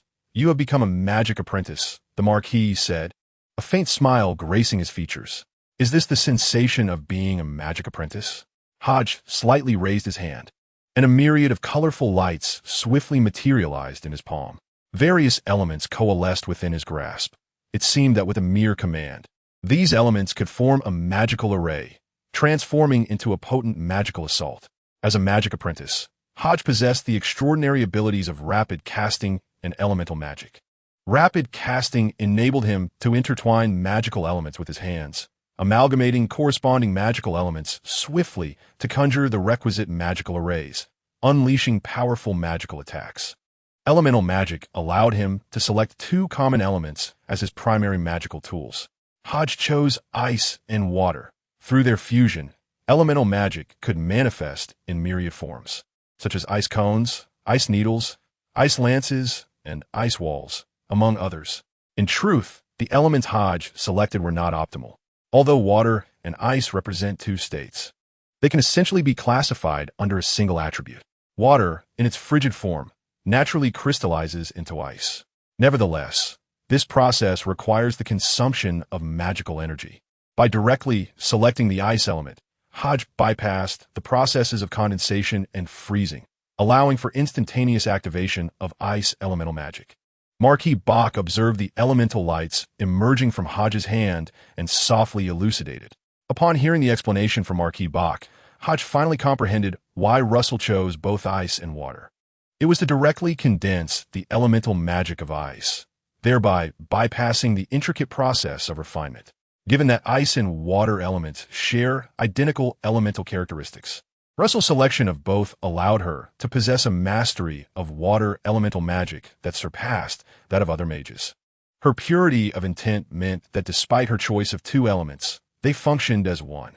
This is the essence of a single-element mage. Therefore, could I also opt for a singular element or perhaps a harmonious combination of elements? Hodge nodded thoughtfully, contemplating his own decision. Your blazing cloak enhances the success rate and potency of fire elemental magic. It would be prudent to align your elemental combination with fire, Marquis Bach advised. Very well. I shall select fire and wind elements. Hodge declared, the wind shall aid the fire, allowing the flames to blaze with greater ferocity. He soon resolved his direction. The wind element, capable of stirring tempestuous gales, indeed complemented fire elemental magic splendidly.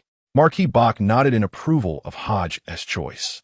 Hodge's lips curled into a subtle smile, an enigmatic expression gracing his face as he softly remarked, Father, the wind element is not merely for generating breezes. It can conjure storms for offensive purposes. Much like alchemy, the wind element is an equally underestimated force of nature. An underestimated elemental power?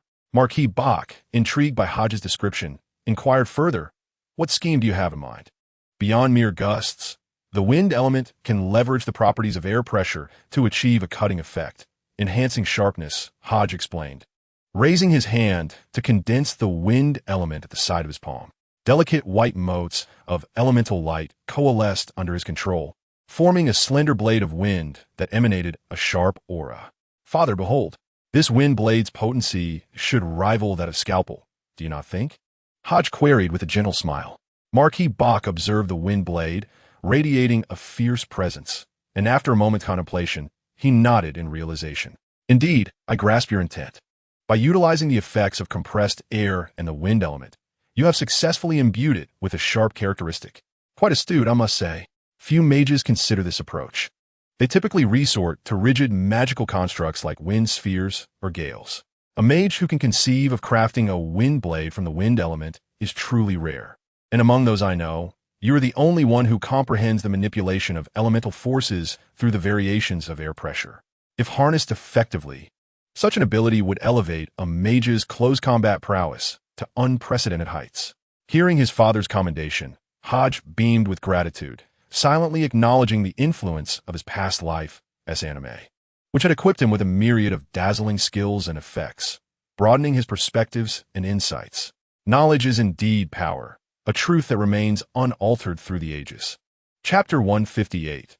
The development of magic in the ensuing days, Hodge embarked on a relentless quest to master the elemental magics of fire and wind. Harnessing the remarkable abilities of rapid casting and elemental manipulation, he sought to create powerful spells capable of instantaneous manifestation.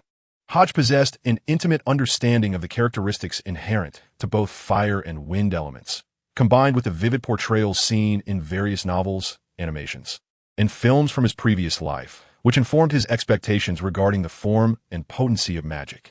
Through his unwavering dedication, Hodge successfully developed 3 foundational spells utilizing wind elements and 2 foundational spells employing fire elements. The wind element spells include 1. Windblade. This spell allows Hodge to infuse his weapons, arms, and equipment with razor-sharp wind blades, enhancing their cutting properties. While he can also project these blades directly, he currently finds himself limited to controlling approximately 30 at a time. Exceeding this threshold results in dizziness, nosebleeds, and fainting, symptoms reminiscent of his previous overexertion with the blood chalice. 2. Vacuum bullet. Utilizing the principle of air compression, Hodge compresses the wind element and releases it instantaneously to simulate the effect of a bullet being fired. The power of this spell far surpasses that of standard handgun, rivaling the elemental bullets of his revolver, the Whisper of the Dead. Notably, Hodge can release these vacuum bullets discreetly, either through exhalation or from the tips of his fingers and sleeves, rendering them an effective means of assassination. The vacuum bullets leave no trace of their existence beyond the potent wind element, making them a superb tool for stealthy kills. 3. Spiral Wind Sphere. This spell manifests as a spiraling sphere of wind, exhibiting substantial destructive potential, though it falls somewhat short of Hodges' expectations. He also contemplated a method to enhance his close combat techniques, inspired by a technique from an anime in his past life, known as the Spiral Sphere. By emulating the principles of air and storms, he aimed to create a magical sphere in the palm of his hand for offensive purposes. Unfortunately, after extensive compression, the wind element became exceedingly volatile and difficult to control, with erratic movements that were fraught with uncertainty, leading to frequent failures in his attempts. Reluctantly, he decided to temporarily abandon this line of experimentation. Reflecting on his battered right hand, Hodge shook his head, pondering whether he could ever achieve such a feat. If he succeeded, would it possess the desired power? He resolved that next time, he would begin by practicing the method seen in the anime, starting with the condensation of elemental energy, followed by water spheres and rubber balls, ultimately aspiring to replicate the spiral sphere. Hodge did not feel compelled to replicate the techniques from his past life as anime. He merely believed that if this concept could be realized, many skills he had encountered before could be brought to life. With the spiral sphere seemingly attainable, could the wind release spiral shuriken also be within reach? As a sorcerer, is it not reasonable for me to summon dozens of wind-style shurikens in one breath? Fire element, fireball. Hodge stood upon the desolate plain, gazing at a dozen magical targets in the distance. He raised his wand, and small fireballs, akin to shooting stars, soared toward the targets. Boom, boom, boom. A series of thunderous explosions erupted as the magical targets fell, bursting into flames. Fire element, great fireball. With another flick of his wand, a colossal fireball, several times larger than the previous ones, manifested instantaneously, hurtling toward the magical target. Boom! A massive explosion ensued, sending clouds of dust swirling into the air. Feeling the depletion of his magical energy, Hodge shook his head, lamenting, "No wonder Russell was so eager to drag me away last time. The sorcerer's mana pool is alarmingly shallow. Merely using 2 or 3 spells drains it completely." It was only now that Hodge grasped why Russell always carried restorative potions. The consumption of mana and spiritual energy by sorcerers reached terrifying levels. Even when harnessing the ambient elements of the world as a medium, the expenditure was staggering. For instance, Hodge had already cast 30 wind blades, while he could only conjure a maximum of 20 small fireballs. Exceeding this number would leave him dazed and unable to fight. The mana cost of the great fireball surpassed that of 6 or 7 small fireballs. The magic wielded by extraordinary beings, such as sorcerers, exhibited a direct correlation between power and consumption. Hodge retrieved a vial of azure potion from his pocket, uncorked it, and downed it in one gulp. Gradually, his depleted spiritual energy and mana began to restore, and he felt significantly rejuvenated. A magic apprentice truly embodies the essence of an apprentice. To cast spells capable of sustaining a battle, one must at least attain the rank of a sequence 7-chant caster. Otherwise, a few spells render one devoid of combat capability, ultimately relying on enchanted items and sealed artifacts. Hodge sighed, feeling a sense of resignation, yet understanding that this was the natural order of things. If magic apprentices could wield spells without restraint, it would be unreasonable for the equally ranked Iron Blood Knights to seem so feeble. The reason lower sequences are deemed lower is due to their inherent shortcomings and vulnerabilities. Nonetheless, even at this level, his combat prowess far surpassed that of an ordinary individual. Compared to a sequence 9 apothecary, Hodge now truly considered himself an extraordinary being with combat capability. He waved his wand to summon water, extinguishing the flames, before mounting his steed and heading towards the manor. Although magic apprentices could only select 2 elemental spells for rapid casting, it did not mean they were restricted to these 2 elements. In fact, if they desired, they could wield spells from all elemental schools, given enough time, albeit with significantly reduced power and lengthy casting times. In the realm of extraordinary beings, battles of intense ferocity are often decided within mere seconds, and the casting of spells by mages is a race against time. Unless absolutely necessary, incantations are frequently omitted. Thus, confrontations among mages essentially boil down to a contest of elemental magic, who possesses greater mastery, who can execute spells with swifter speed, who wields greater power, and who can sustain their efforts the longest. No one will wait for you to complete your incantation before unleashing formidable magic. Should you dare to audaciously cast a spell, others will not hesitate to pierce your skull with an ice shard. Unless you are indifferent to death, no mage would take such a risk. This explains why the last battle saw the magician, Sir Terence, waiting for protection before daring to utter his spells, resembling Russell's approach in their previous encounter. A mage is a profession that requires the support of a warrior to buy time, enabling them to unleash their devastating potential. Not long after, Hodge returned to the manor. As he stepped into the hall, he spotted Marquis Bach seated on the sofa. "Hodge, have you considered how to address the bloodsuckers?" Marquis Bach inquired, lowering his newspaper upon noticing Hodge's return. In response, Hodge nodded and replied, "Father, I believe we must rely on negotiation." "Negotiation? How do you plan to proceed?" The Marquis regarded his son with a mix of anticipation and curiosity, eager to discover what form of negotiation Hodge would propose to confront this crisis. It is essential to recognize that the bloodsuckers are not to be trifled with. They have shown their resolve by attacking one of the 5 great cathedrals. The Cathedral of St. Ligus, on the sacred holiday of Easter, sacrificing their underground blood vault in their quest for the magical doll. This act underscores their determination to seize the doll.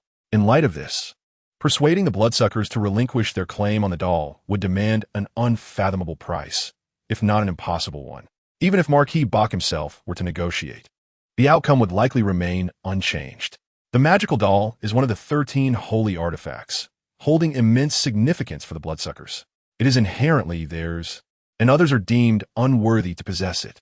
Father, what the bloodsuckers desire is merely the right to use the magical doll. Their concern lies in our returning it to the church. Should the church regain possession, they would undoubtedly impose even stricter seals. Given that the light gate of St. Ligus Cathedral has already been breached, the next resting place for the doll could very well be within the divine realm of the true God. The bloodsuckers would certainly wish to prevent this eventuality. I believe we can leverage this point to negotiate with them, agreeing to return the doll after a certain period. After all, considering the lifespan of the bloodsuckers, our few decades are but a fleeting moment of slumber for them. Hodge articulated his thoughts in full. Marquis Bach nodded slightly, saying, "You have a point, yet this still fails to sway the Blood Clan. Indeed, the Blood Clan has waited for so many years. They might endure a few more decades, provided it guarantees the return of the magical effigy. However, we lack the leverage to persuade them. In other words, we do not possess any trade goods that would be acceptable to them. The level of the magical effigy is equivalent to that of a level 0 sealed artifact, and the cost required to lease such an artifact is simply unimaginable. Currently, the only equivalent we can offer is..." At this juncture, Marquis Bach seemed to grasp Hodge's implication, yet he shook his head once more. "No, we cannot exchange that item. It is the family treasure of the Dickens lineage." Upon hearing this, Hodge revealed a faint smile tinged with bitterness, softly replying, "Father, I never suggested we trade our ancestral treasure. The Blood Clan would not be satisfied with anything else." Marquis Bach shook his head again, clearly skeptical of the transaction Hodge proposed.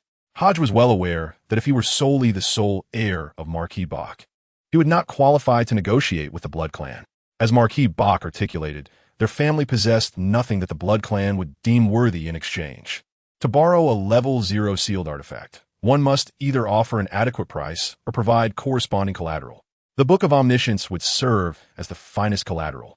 Being another level 0 sealed artifact, its power rivals that of the magical effigy. Entrusting to the Blood Clan would also allow them to seal it on behalf of the Bach family, alleviating any concerns regarding the dangers posed by the Book of Omniscience. It was indeed a win-win situation. Yet, there lay a dilemma. The Book of Omniscience was an heirloom of the Dickens family, and Marquis Bach was merely its custodian, bound by an agreement from years past. Hodge was unaware of the specifics of this agreement, but he was unwilling to let his father, Marquis Bach, breach it. Moreover, from the very beginning, Hodge had no intention of utilizing this sealed artifact for trade. He envisioned a clever ruse instead. "Father, the Blood Clan has graciously granted me time, allowing me to temporarily safeguard the magical effigy without fear of my withdrawal, due to my borrowed identity from the Death Clan of the Cappadocian lineage." Hodge first conjured a barrier through spiritual means, obscuring everything around them before revealing a hidden facet of the truth. The Death Clan? I see, Marquis Bach said, his expression shifting as understanding dawned upon him. No wonder the Blood Clan had not approached them for days, seemingly unconcerned. It was due to Hodges' borrowed identity from the Death Clan of Cappadocia. But why would they place their trust in this? Hodge, what else are you concealing? Marquis Bach astutely identified the underlying issues. This time, Hodge disclosed the details of the Blood Moon gathering to Marquis Bach without reservation, for he had nothing further to hide. The Marquis of Bach, his father, has always provided immense assistance to Hodge, offering unwavering support for his choices and decisions. If there is no one in this world, not even a father, to place trust in, Hodge is left uncertain about whom he can believe. He harbors an abundance of secrets, traversing realms, rebirth, a mysterious space. 13 Grand Gates, Death Retrospection, and the Blood Moon Gathering. Each of these burdens would be sufficient to overwhelm a youth under 18. And Hodge has long yearned to confide in someone. Yet, he has always hesitated, uncertain whether revealing these matters to his parents would be right or wrong. Thus, he has remained silent. However, today Hodge feels that the events surrounding the Blood Moon Gathering can be disclosed. There is no need for concealment any longer. The Marquis' countenance darkens with grave concern. He never anticipated that his son would become a member of the clandestine Blood Clan gathering. Nor did he foresee that the intelligence pertaining to the Senley Cathedral would be divulged by his own son to the Blood Clan. Just the other day, he jested with the Cardinal about the Holy Church harboring a traitor, only to discover that the traitor was his own flesh and blood. During the first gathering, you acquired that revolver. At the second, you received that cloak and 2 other wondrous items. They all believe you to be a member of the Death Clan, as you possess the ability to manipulate the blood chalice. Upon hearing his father's words, Hodge obediently retrieved the remarkable items he had traded for at the 2 Blood Moon gatherings. The special revolver, Whisper of the Departed, the magical card, Enchanted Throwing Knives. The cloak of Scorching Heat, which enhances fire elemental magic, and the parchment, along with a black feather quill, the contract of the departed. The Marquis gazed at the array of extraordinary items before Hodge, momentarily at a loss for words. Ultimately, he could only shake his head in resignation, realizing that his son was far too audacious and reckless, shamelessly deceiving the Blood Clan at their gathering, exploiting the advantages of intelligence, and repeatedly extracting benefits from them, an act bordering on madness. A single misstep, and should his true identity be uncovered, the wrath of the Blood Clan would undoubtedly lead to Hodge being torn apart. It was akin to dancing on the edge of a blade, fraught with peril and insanity. Remarkably, Hodge had managed to survive both gatherings unscathed while reaping such substantial rewards. Truly unfathomable. Is it possible to abstain from attending the Blood Moon gathering? The Marquis posed the pivotal question. Hodge shook his head, replying, I do not know. I automatically enter that space in my dreams, and I have no intention of relinquishing this identity. We can fully leverage the Blood Clan's influence to accomplish many things. Father, without the Blood Clan's gathering, we might never uncover the truth of the matter, nor understand the genuine reasons behind the High Priest's invasion. The Blood Moon gathering is indeed beneficial for our family. My growth has greatly benefited from this experience, and I cannot relinquish this identity. Moreover, if I were to miss the upcoming full moon night, the divine favored ones would undoubtedly spiral into madness, with our family becoming their primary target. I must attend, and I must do so with confidence and poise, suppressing their fervor. Only in this manner can I seize the initiative in the negotiations and compel them to yield. My current identity is not merely that of the heir to the Marquis of Salem Empire, but rather that of a descendant of the Death Clan, likely supported by more than one terrestrial angel. In the face of the divine favored ones and other members, I should not succumb to fear. I ought to embody strength. Indeed, Hodges' strategy is deception. Given their unwavering belief in their identities, why should Hodges not exploit this? I am a scion of the Death Clan. I possess the formidable legacy of the Death Clan behind me. Why should I be afraid? Chapter 160. Investigating the disappearance of His Majesty the King to ensure the smooth progress of the plan. It is essential to project the strength of the remaining bloodline of the Death Clan, without overstepping, as excess can be counterproductive. Marquis Bach pondered earnestly before continuing. To speak candidly, my knowledge of the affairs of Vladimir Castle is limited, yet from various texts and records. One fact stands out. Other bloodlines owe a debt to the Cappadocian branch of the Death Clan. In the past, the Death Clan bore the sins for the entire bloodline. sacrificing their own for the survival of others. In this regard, as a descendant of the Death Clan, you hold a significant advantage. Perhaps this explains why the members of the bloodline refrained from direct confrontation, waiting for your elucidation at the Blood Moon Gathering. Indeed, with Marquis Bach's insight, Hodges experienced an awakening. Yes, Father, the Blood Chalice substantiates the existence of my remaining bloodline from the Death Clan, and the bloodline's attitude towards this heritage is assuredly amicable.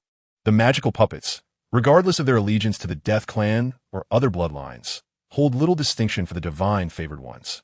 I might leverage this to communicate with them and establish a mutually beneficial arrangement, such as renting the magical puppets for decades, allowing them to assist when needed. Marquis Bach shook his head. Affection, ultimately, is merely affection.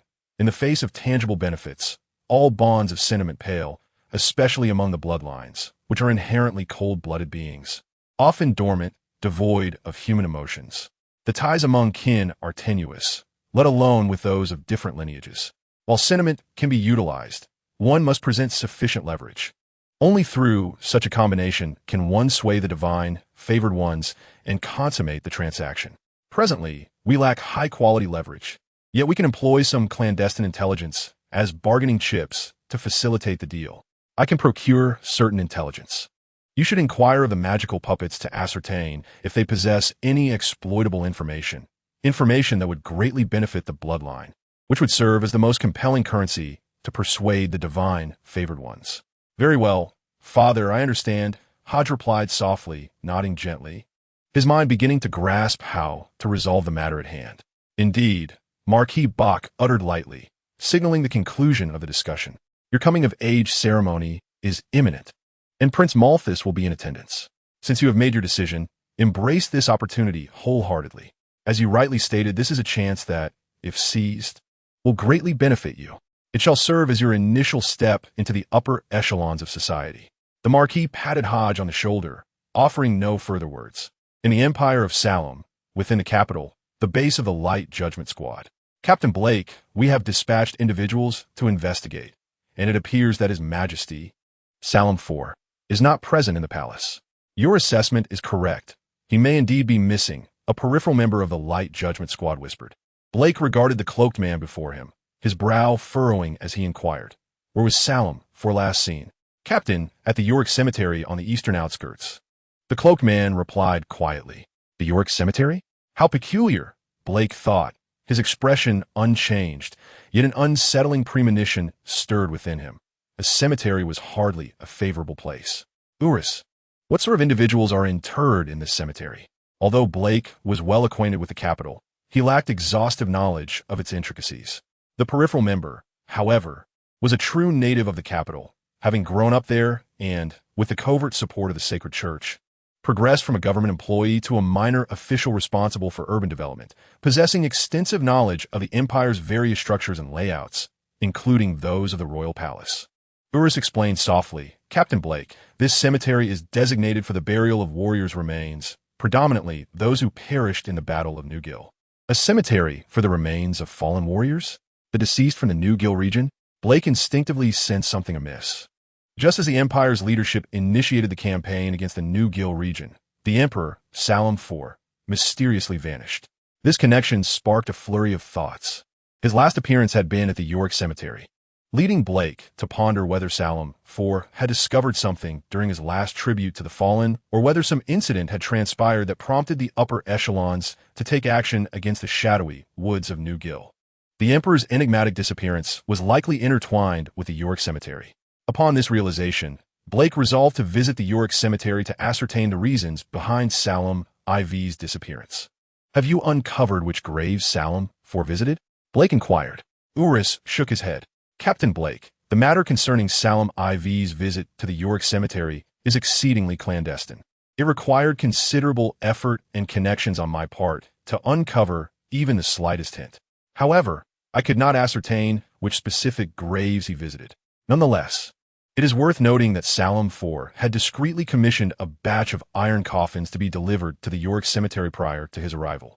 This revelation is what led me to deduce that he had indeed been there.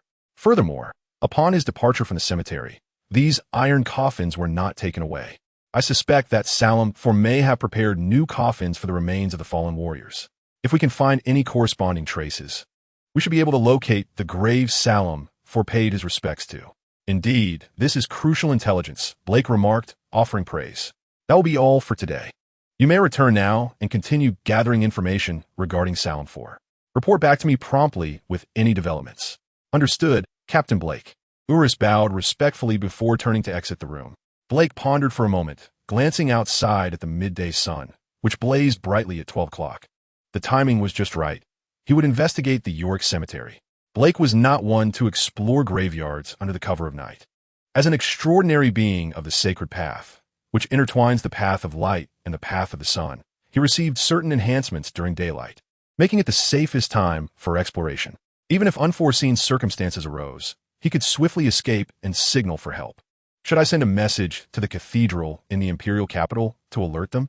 Blake contemplated this, but ultimately shook his head, remembering that Bishop Augustine had instructed him to report solely to him regarding this matter, which was to remain confidential. After all, it was broad daylight. The likelihood of encountering trouble was minimal. Chapter 161. The cruel, mysterious tycoon in the Salem Empire. Within the Queen's District, a solitary villa belonging to a mysterious tycoon. Is someone investigating His Majesty's affairs? Or is it the Holy Church? A man in a blue tailcoat with violet hair mused, taking a sip of dark red wine, a faint smile gracing his lips. "My lord, what shall we do?" inquired a middle-aged man dressed as a servant, bowing respectfully. "Bring in that peripheral member. I am quite curious to know how far the Holy Church has progressed in their inquiries." The violet-haired man replied with a light chuckle, his tone nonchalant. "Yes, my lord." The middle-aged man promptly departed. Approximately 30 minutes later, a man bound with ropes was thrown into the room. "My lord, the individual has been brought before you," the middle-aged man announced respectfully. Urus struggled desperately, his vision engulfed in darkness and his mouth gagged. Fear gripped him. Initially, he believed he had been kidnapped. Upon hearing the middle-aged man speak, he realized he had been captured, and by someone of considerable significance. Though invisible and silent, he could ascertain his current location from the jolts of the carriage and the cacophony outside. This was no rural area, nor a secluded commoner district, but rather the most opulent and prosperous quarter of the realm, the Queen's District. Since entering this illustrious area, the ground had become noticeably smoother, the carriage's bumps had subsided, and the surrounding noise had diminished significantly, conditions unattainable in the outskirts or commoner zones. Ulysses, having participated in urban development, was acutely aware of the layout of the imperial capital. Under the broad daylight, being brazenly seized by a powerful individual indicated their elevated status.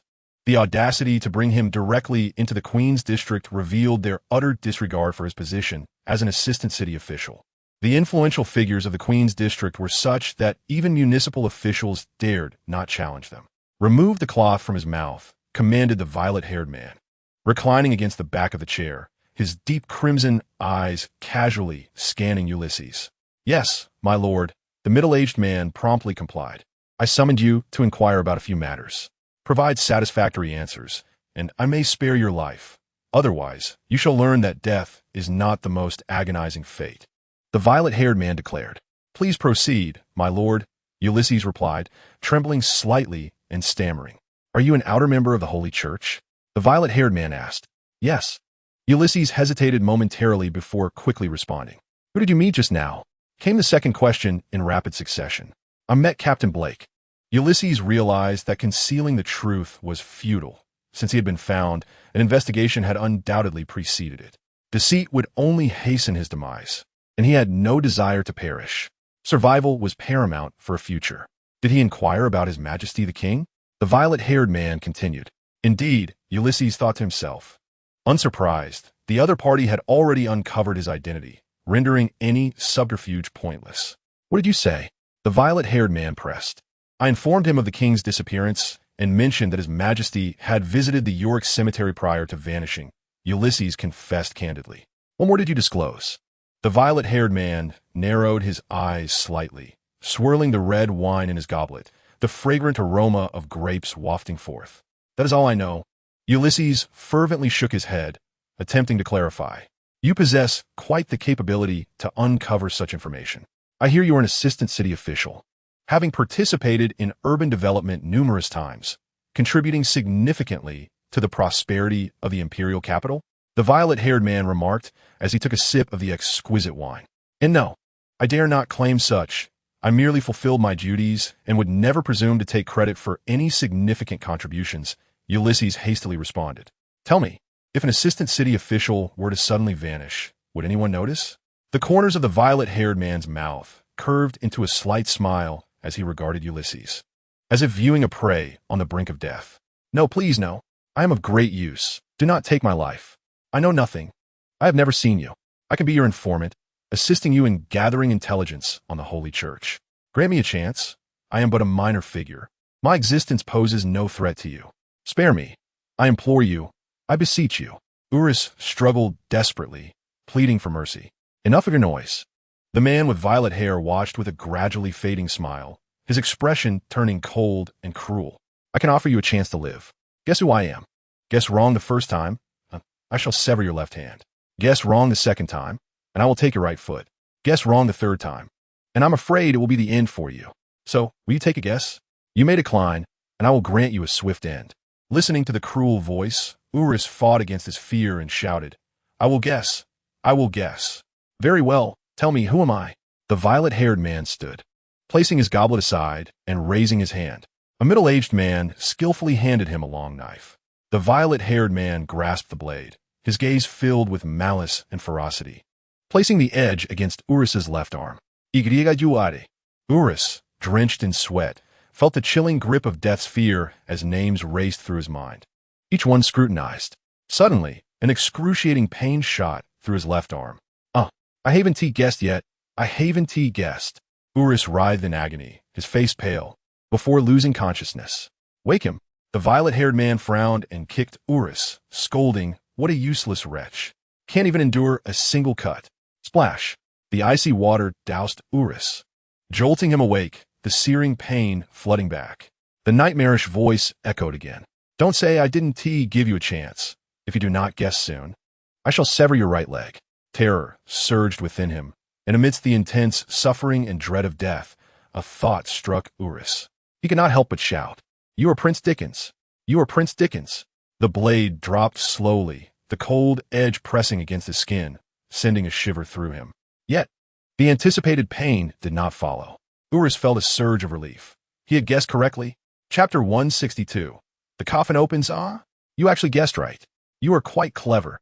Prince Dickens lightly tapped the cold blade against Urus's cheek, his laughter ringing out. Your Highness, grant me my life.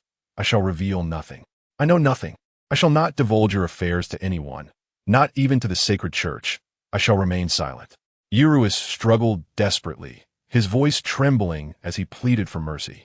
I am a man of integrity, and I shall undoubtedly honor my commitments. Prince Dickens chuckled lightly and commanded, Come, staunch his bleeding. Yes, my lord, replied the servant, stepping forward with a bandage, applying it to Bruce's severed hand. With a subtle wave of his hand, he conjured a rudimentary spell to halt the torrent of blood. Thank you, your highness, thank you. Urus hastily expressed his gratitude, suppressing any hint of resentment, acutely aware of the chasm between himself and the nobility. Though he appeared esteemed in the eyes of outsiders, having ascended from citizen to aide of the city and garnered the church's support, he understood all too well that he was but a dog to the nobility, a mere pawn in the hands of the church. The disparity with true aristocrats was insurmountable, and the gulf between him and the royal family was astronomical. Prince Dickens stood out as the most exceptional of the young royals, recently embroiled in a contest with another prince for the right of succession, with the potential to ascend to kingship. How could Urus dare to resist? How could he harbor discontent? An ant ought to humbly remain upon the ground. Any struggle would be a path to self-destruction. Come, remove the cloth from his eyes. Prince Dickens ordered as he resumed his seat. Yes, my lord, the servant replied, bowing respectfully as he approached Urus. No, your highness, I was mistaken. I dare not look. I know nothing, I will say nothing. Urus thrashed violently, fully aware that a glimpse of the prince's visage would seal his fate. Dickens would not spare those who had seen him. You are quite clever. I find myself rather fond of you. Alas, such intelligence should inform you that only the dead can keep secrets eternally. What a pity. In your next life, remember to serve the right master. With a wave of his hand, Prince Dickens made a gesture of dismissal. The servant, expressionless, gently raised his hand and removed the blindfold from Eurus's eyes.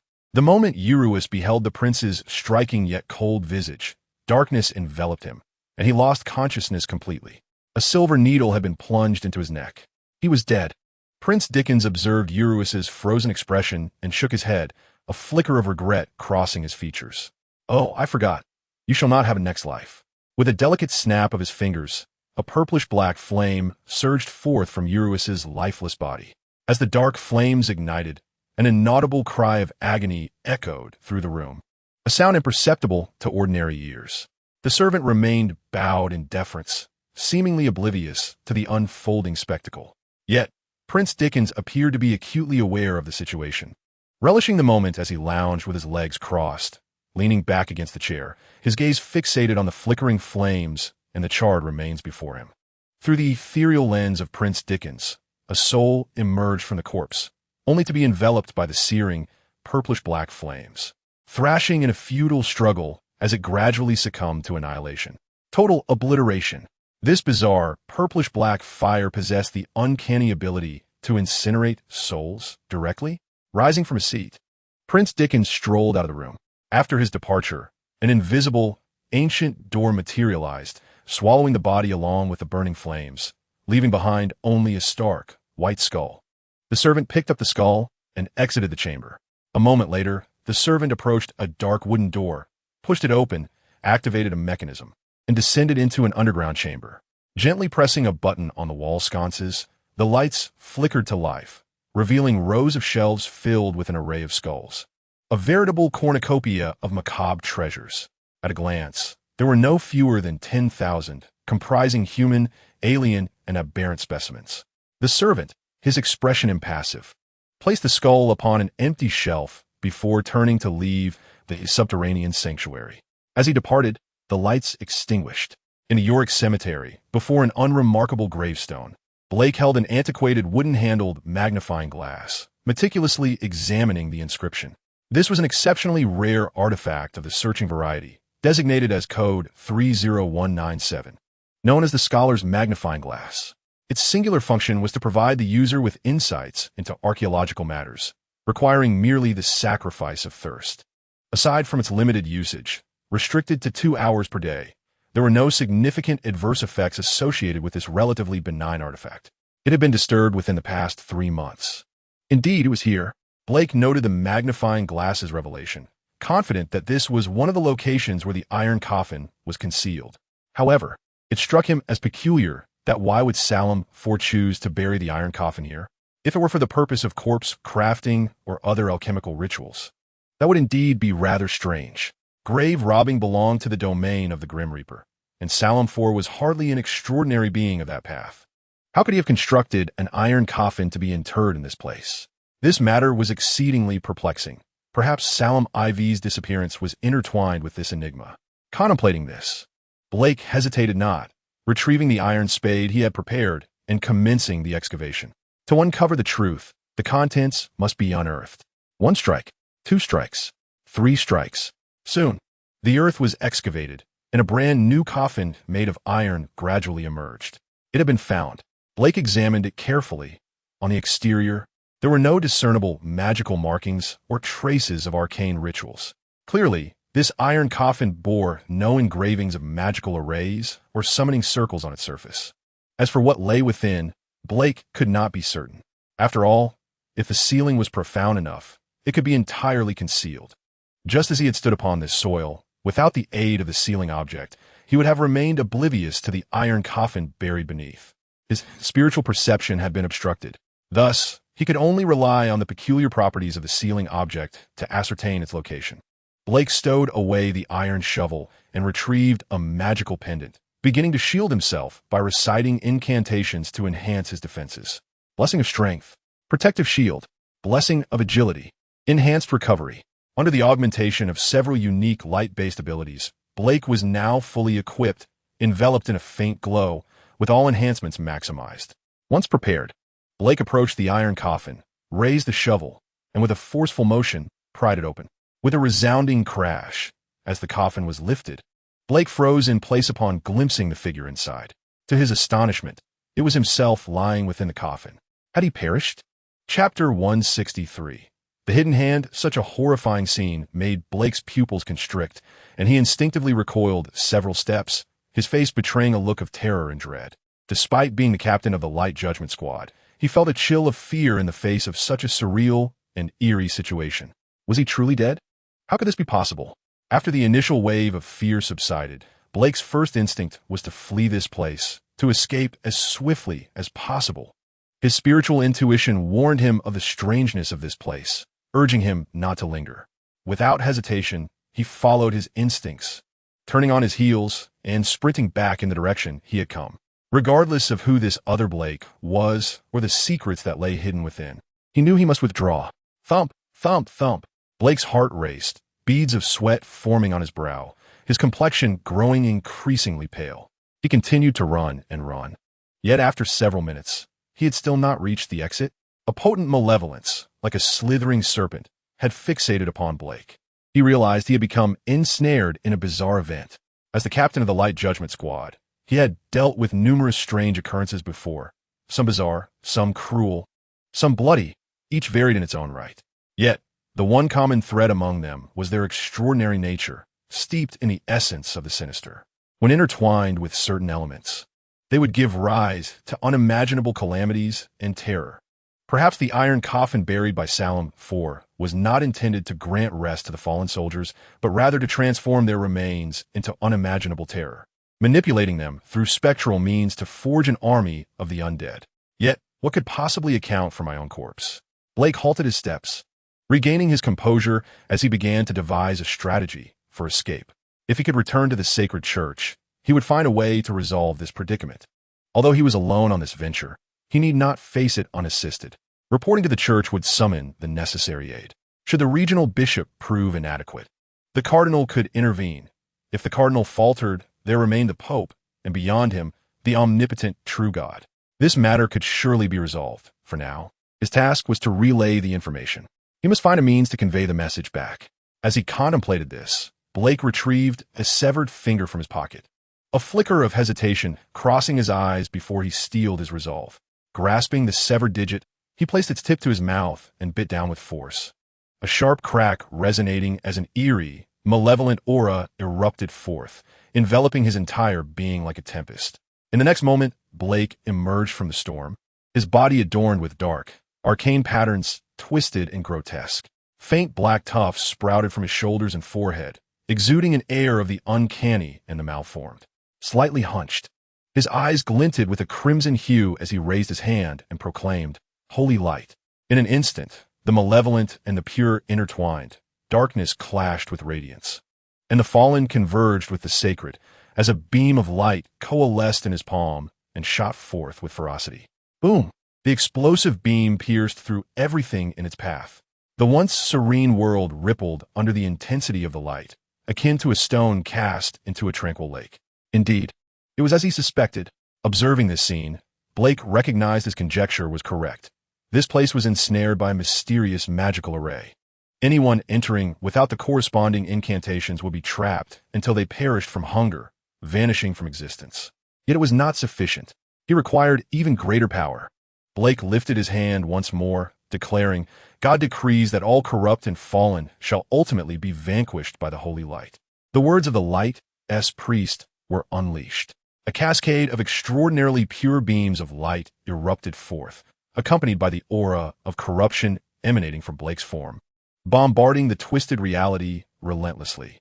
Eventually, the distortion escalated to its zenith. Crack! The sound of shattering glass echoed, and the world before him underwent a cataclysmic transformation. The once smooth and tidy path morphed into thickets, while the surrounding woods became ominously foreboding, the trees and stones entirely unrecognizable from their former selves. Unbeknownst to him, Blake found himself in a most unfamiliar locale. His expression shifted subtly, yet without hesitation, he gauged his surroundings and sprinted towards the exit of the thicket. At that moment, a somewhat flippant voice rang out. "You are swifter than I had anticipated. Had I not awaited your arrival, you would have truly disrupted my plans." Upon hearing this voice, Blake immediately grew wary, aware that his presence had thwarted the designs of certain individuals.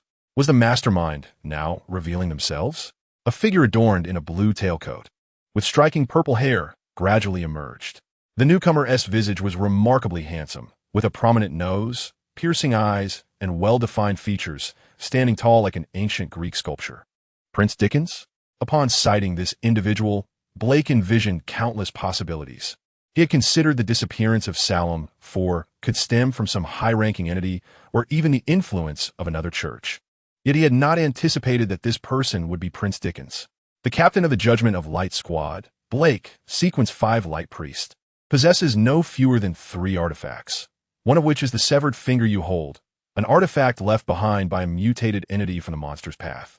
According to legend, there are 10 fingers in total, each entrusted to several key members, and you are one of them, Prince Dickens mused, glancing at the severed finger in Blake's grasp with keen interest.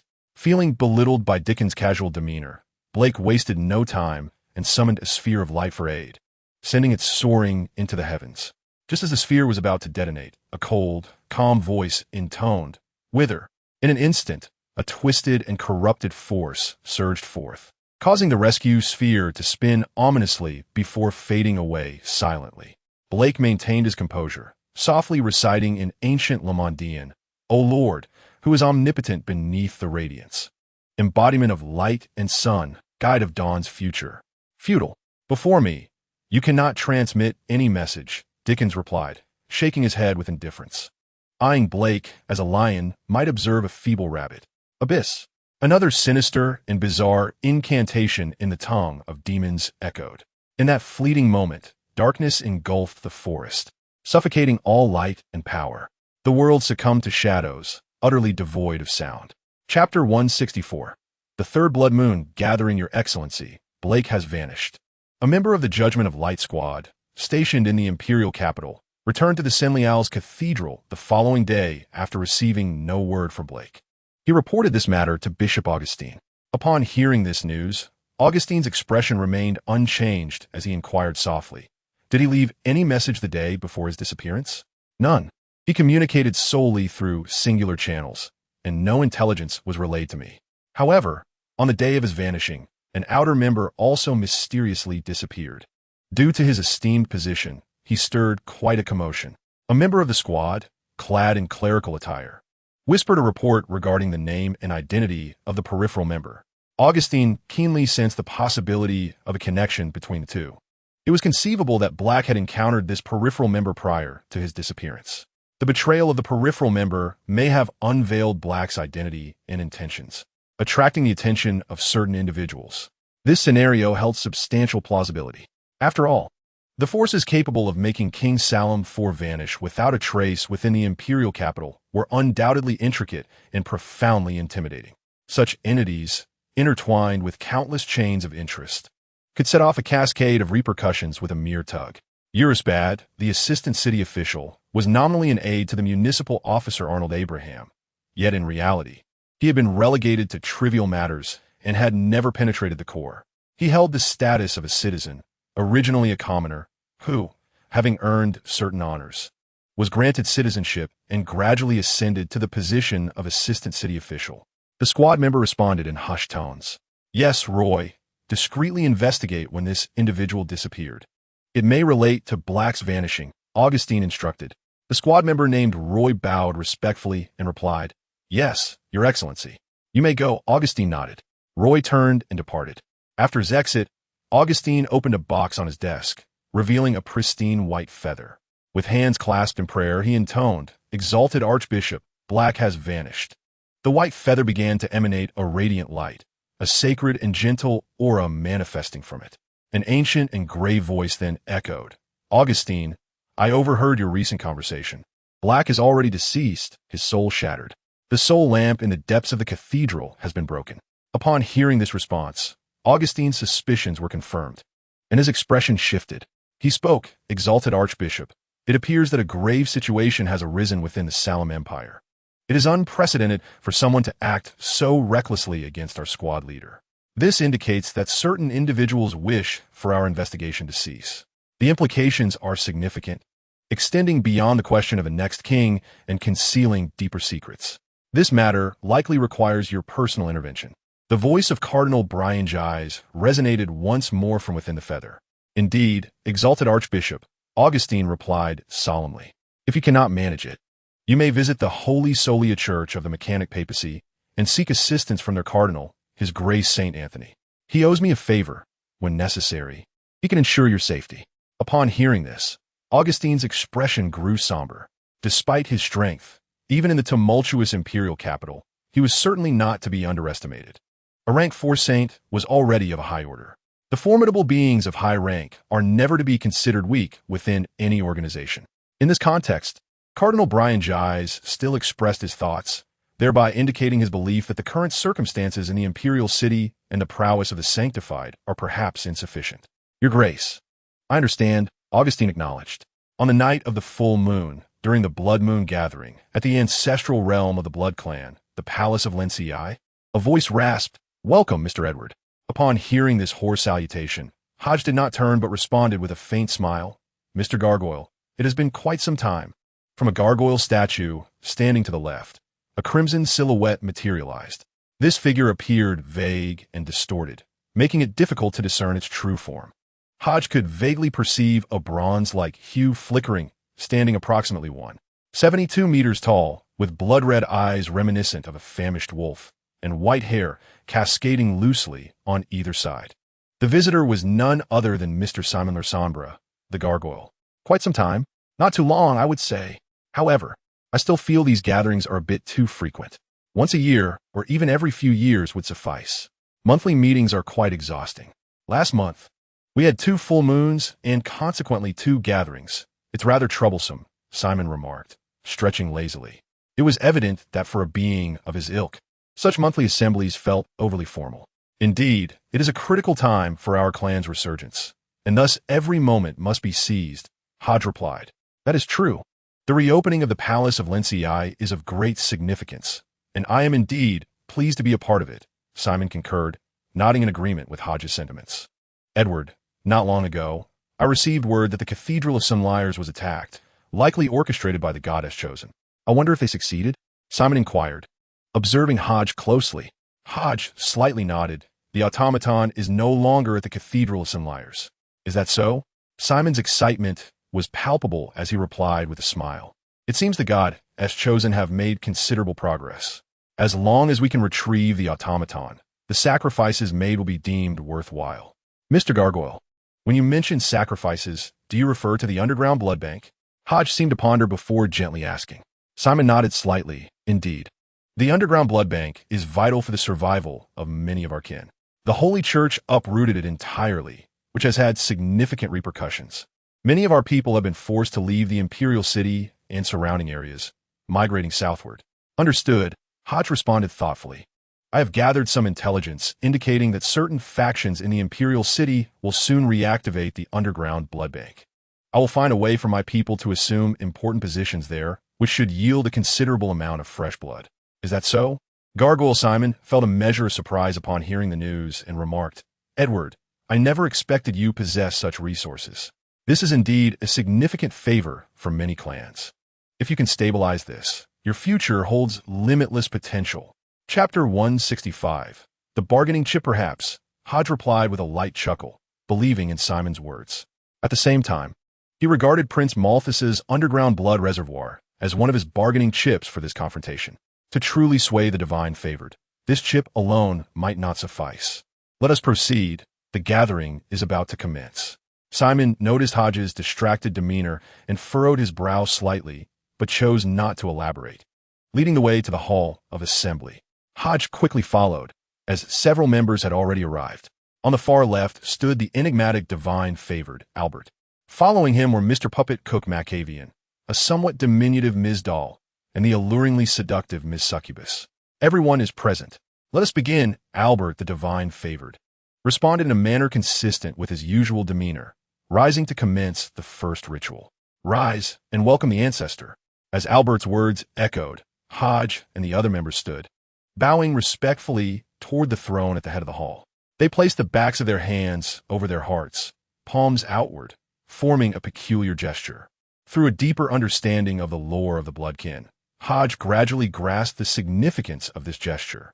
It represented the highest and most revered salutation among the blood kin, signifying an audience with the divine. Only the ancient goddess Lilith and a few other angelic blood kin merited such a gesture. Under the watchful gaze of the 6 gathering members, the dark golden throne, adorned with a blood diamond larger than a human head, began to shimmer with a hazy glow. Striking pink beams of light surged from all corners of the palace, coalescing into a dark red projection that settled upon the main seat. The dark red silhouette gradually defined its contours, exuding an aura of allure and nobility. Without a doubt, it represented a lady of considerable charm, Lilith, the progenitor of the blood kin, the sole true deity of their kind. "Welcome, ancestor." The assembly bowed in reverence, reciting in the blood kin's unique arcane tongue. The grand hall fell into an eerie silence, with no response forthcoming. Naturally, the members had long grown accustomed to this scene. After a half-minute's pause, Albert, the divine favored, spoke. "That will suffice. Please take your seats." The assembly promptly settled, transitioning to the second agenda of the Blood Moon Gathering.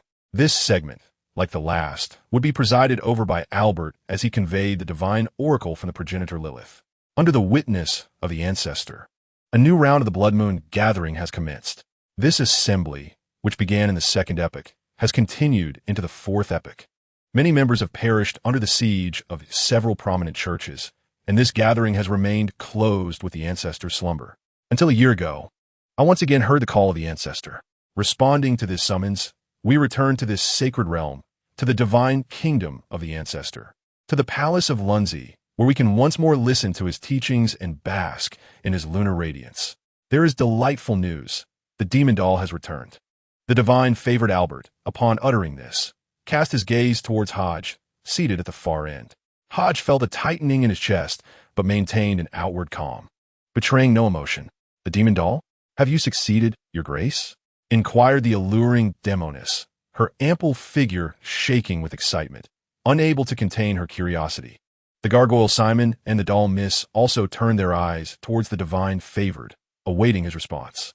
The puppet master cook, having participated in the operations at the Cathedral of St. Lyres, was aware of the details and key elements, revealing no other reactions. Hodge similarly looked towards the divine favored, remaining silent. There were some minor incidents, but the outcome is favorable, Albert replied with a gracious nod and a light chuckle.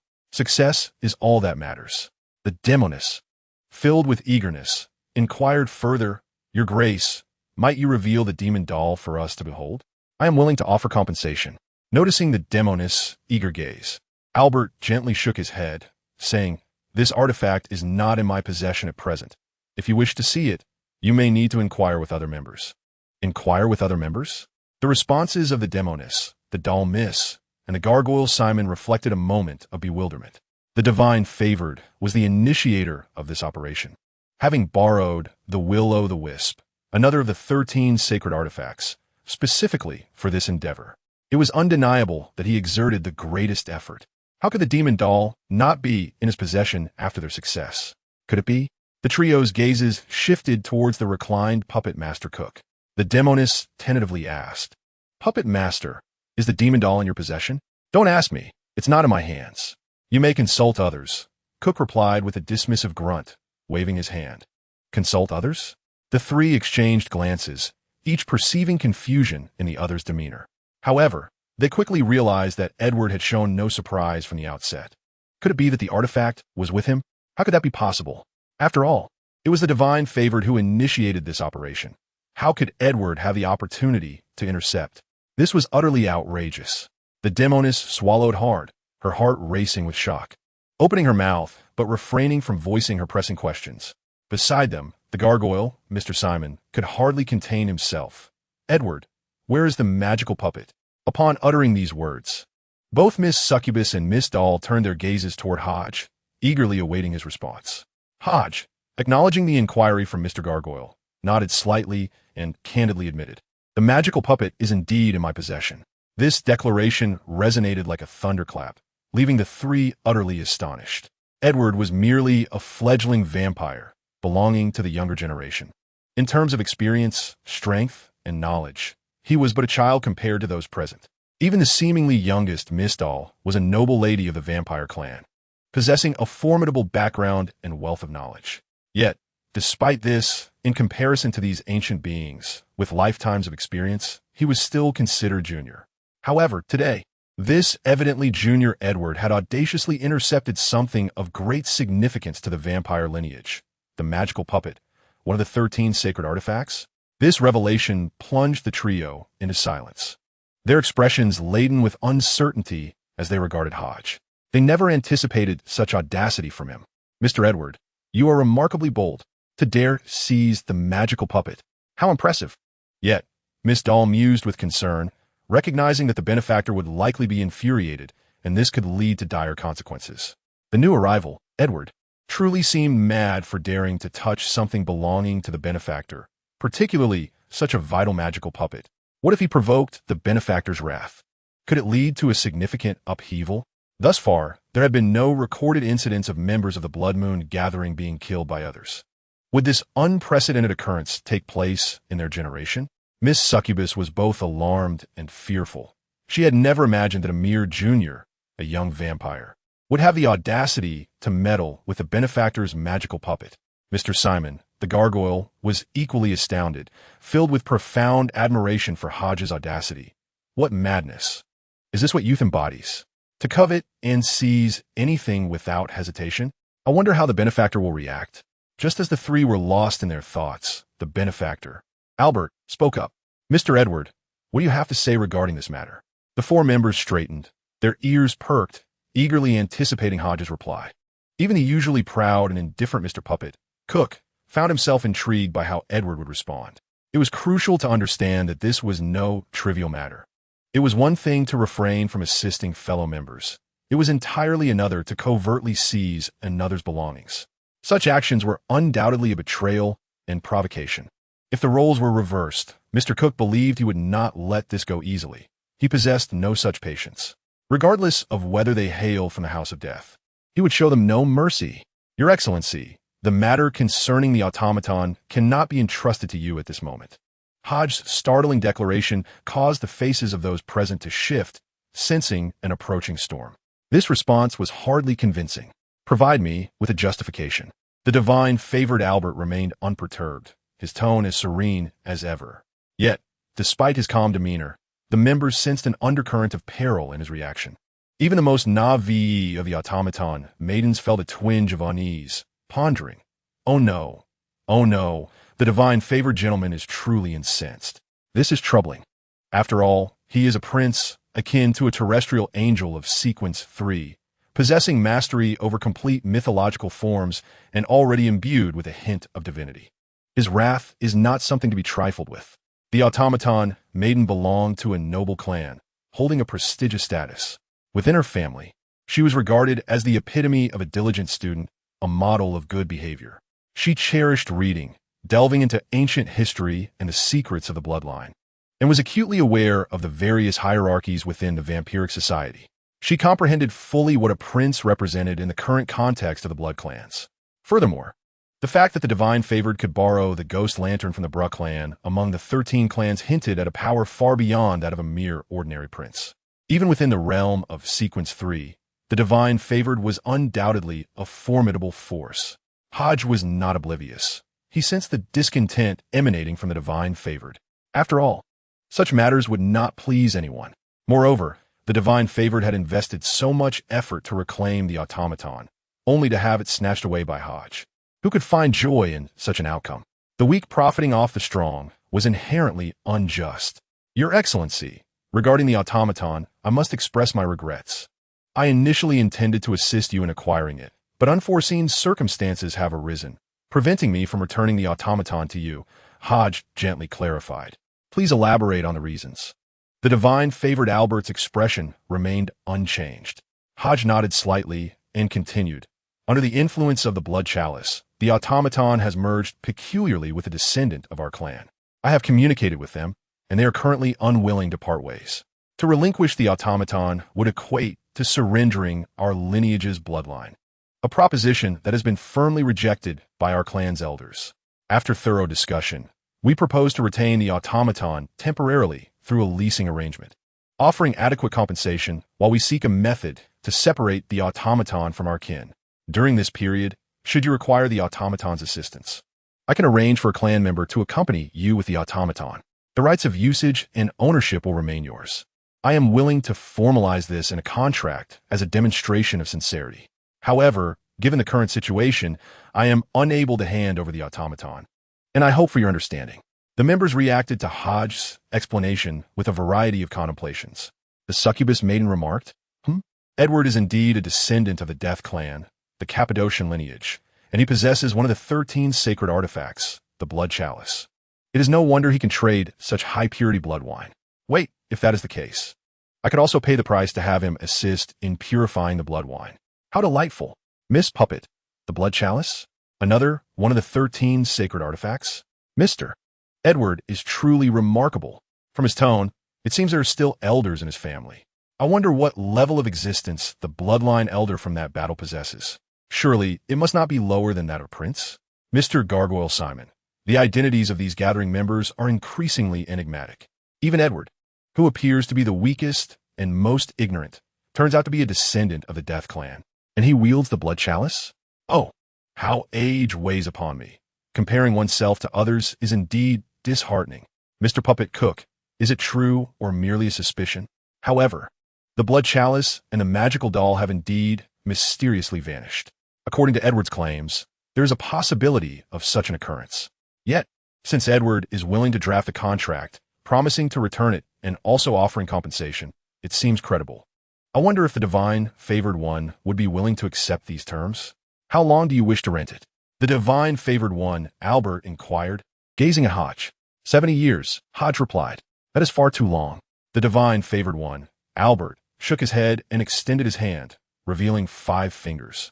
I can accept no more than 50 years. Furthermore, at the next gathering, you must bring 10 drops of blood from your descendant.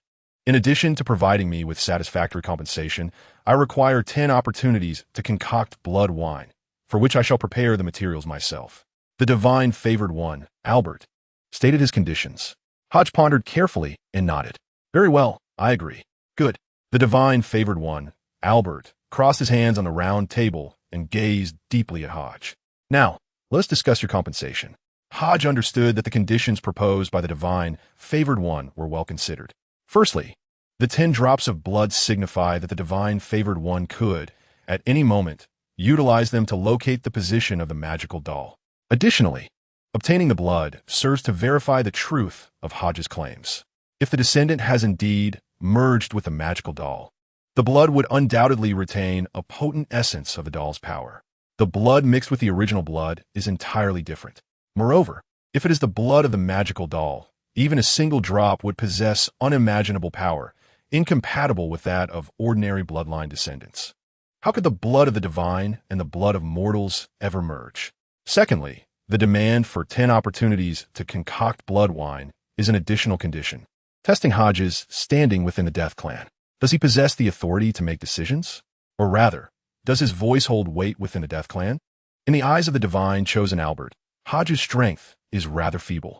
The use of the blood cup demands a significant price, requiring at least a high sequence to wield it, and each invocation necessitates the sacrifice of considerable vitality. Albert is not surprised by the existence of high-sequence powerhouses among the descendants of the Death clan. After all, the ability to utilize the blood cup signifies possessing a high sequence. Although Albert has never employed the blood cup, he has manipulated the ghost lantern, another of the 13 sacred artifacts, which possesses formidable negative effects that even he cannot fully evade. Thus, Hodges' response is of paramount importance at this moment. His readiness to comply indicates his esteemed status within the family, granting him full authority to manage affairs, including the utilization of the blood cup. I can offer 3 mid to high sequence sealed items, along with some valuable extraordinary materials, as well as 2 secrets from the automaton, Hodge stated, revealing his bargaining chips. Regarding the first 2, Albert, being a member of the blood clan and a high sequence one at that, is not particularly concerned. His blood purity is sufficiently high, and having attained the complete form of a mythological being, his lineage already meets the criteria of ancient races. He lacks for sealed items and is also not in dire need of high-value extraordinary materials, unless they are essential for his advancement. Other extraordinary materials hold little significance for him. However, he's quite intrigued by the final condition, the secrets provided by the automaton. The other members also felt a profound curiosity regarding the automaton's secrets mentioned by Hodge, yet they understood that, given the current circumstances, they were not entitled to such knowledge. What is the automaton? It is one of the 13 sacred artifacts of the Blood Clan, reputed to be the most ancient embodiment, having accompanied the progenitor Lilith to the throne, aiding her in achieving true divinity. Secrets pertaining to such an entity are beyond their grasp. Have you communicated with the automaton? The divine chosen Albert inquired in a grave tone. Hodge nodded, speaking softly, Your Excellency, an elder of my family has engaged in a brief exchange with the automaton, from which he received some memories and visions he hopes to offer as compensation to you. It appears that there indeed exists a connection between the blood cup and the automaton. I failed to establish contact with the automaton using the ghost lantern, yet the holder of the blood cup can communicate with it. Albert mused internally, maintaining a composed exterior. Go on, I am quite interested. As long as the secrets you provide possess sufficient value, this transaction shall be deemed accomplished. Good. At this moment, Hodge finally exhaled in relief. Both the sealed items and the extraordinary materials were provided by his father, Marquis Bach. As for the so-called secrets, Hodge had previously sought the automaton, but it had ignored him entirely, yielding no useful information. However, he had indeed obtained 2 visions and some data from the automaton. This is not a fabrication. Regardless, Hodge intends to investigate these 2 locations and their specific meanings, treating this information as a bargaining chip to be shared. Moreover, he can enlist the aid of the divine favor to assist in the search, a truly advantageous endeavor. Specifically, there are 2 visions that I need to invoke through prayer to the ancestor, Hodge murmured. Indeed, let us recite the incantation, Albert. The divine favor nodded slightly, expressing no objection to the matter. Very well. Hodge clasped his hands together, channeling his essence, and began to chant in the language of the Blood Clan, invoking the revered name of the blood ancestor. Lilith, sovereign of the crimson moon and the blood, you are the master of secrets, the eternal monarch, the origin of the Blood Clan, and the embodiment of calamity and dread. As Hodge recited, the entire palace began to tremble slightly, and the projection of the ancestor gradually illuminated with radiance. In a hazy vision, a pair of scarlet eyes suddenly turned toward Hodge. Hodge felt every hair on his body stand on end, a potent sense of danger coursing through him. His heart raced as he sensed a probing essence, emanating from the gaze of the blood ancestor, Lilith. He resisted the mysterious force of this scrutiny and continued to chant in the language of the Blood Clan. Noble, exalted, and great ancestor, your humble and loyal descendant beseeches you, hoping to manifest certain visions within your divine realm. There was no response. The projection of the blood ancestor, Lilith, did not respond as it had during the previous prayer of the puppet maiden. Instead, it silently observed Hodge. Hodge's heart sank. He felt as though he were courting disaster.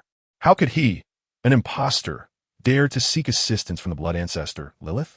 He was but a human, not of the Blood Clan, and even the sequence he had chosen bore no relation to them. However, Hodge was deliberate in his approach. He was not courting demise. He was taking a gamble, wagering on a hypothesis.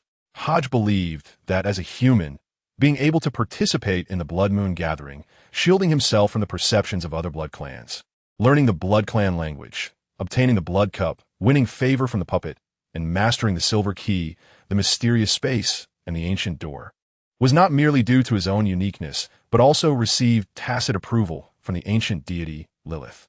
One instance could be deemed fortunate. 2 instances might suggest luck.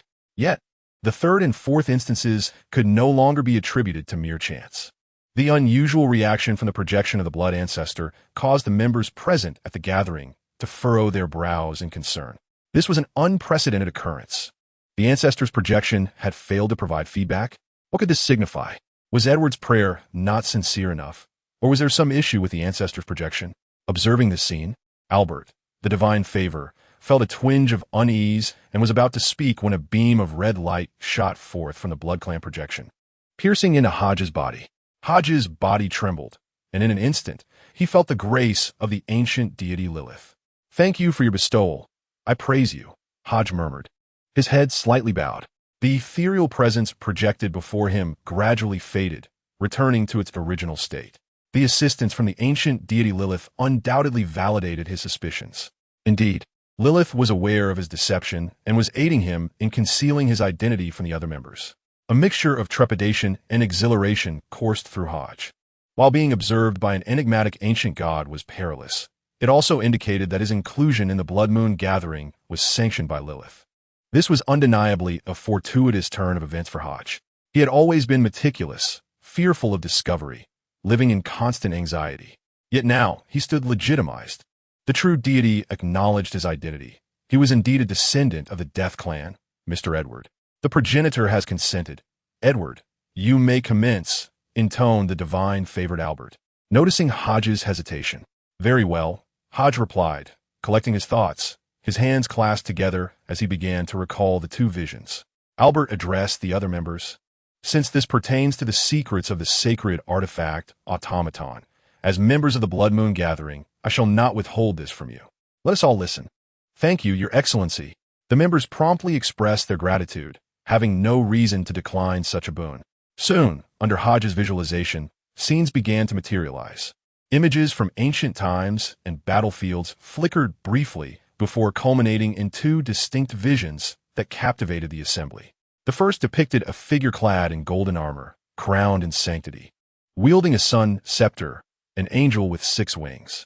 He emanated boundless majesty and holy radiance, akin to the resplendent dawn, yet peculiarly beneath his helmet. He bore the fangs and crimson eyes unique to the vampire lineage. Was he truly one of the Bloodkin? An angel of the radiant path, adorned with 6 wings. Was indeed a vampire? At this revelation, the expressions of all present shifted dramatically, their crimson eyes reflecting sheer astonishment. Even Albert, gazing at the visage of the Bloodline's 6-winged angel, found it absurd and surreal. The path of the vampires was one of darkness, coldness, and shadow, starkly contrasting with the luminous sequences, 2 entirely divergent realms.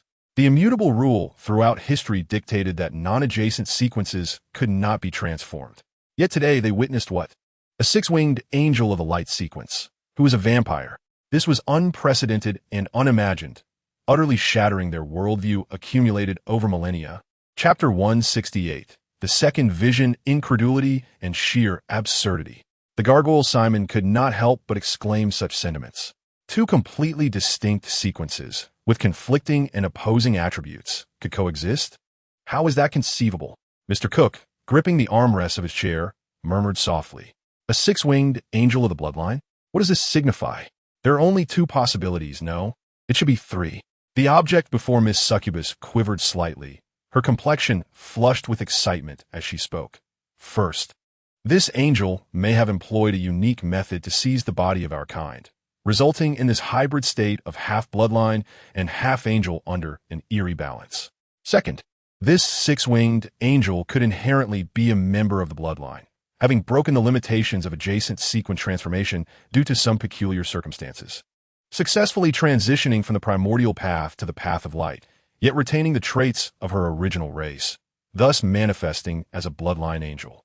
Third, this indicates that an ancestor of the bloodline has shattered centuries-old restrictions, achieving a miraculous and astonishing sequence transformation. This is nothing short of a divine miracle.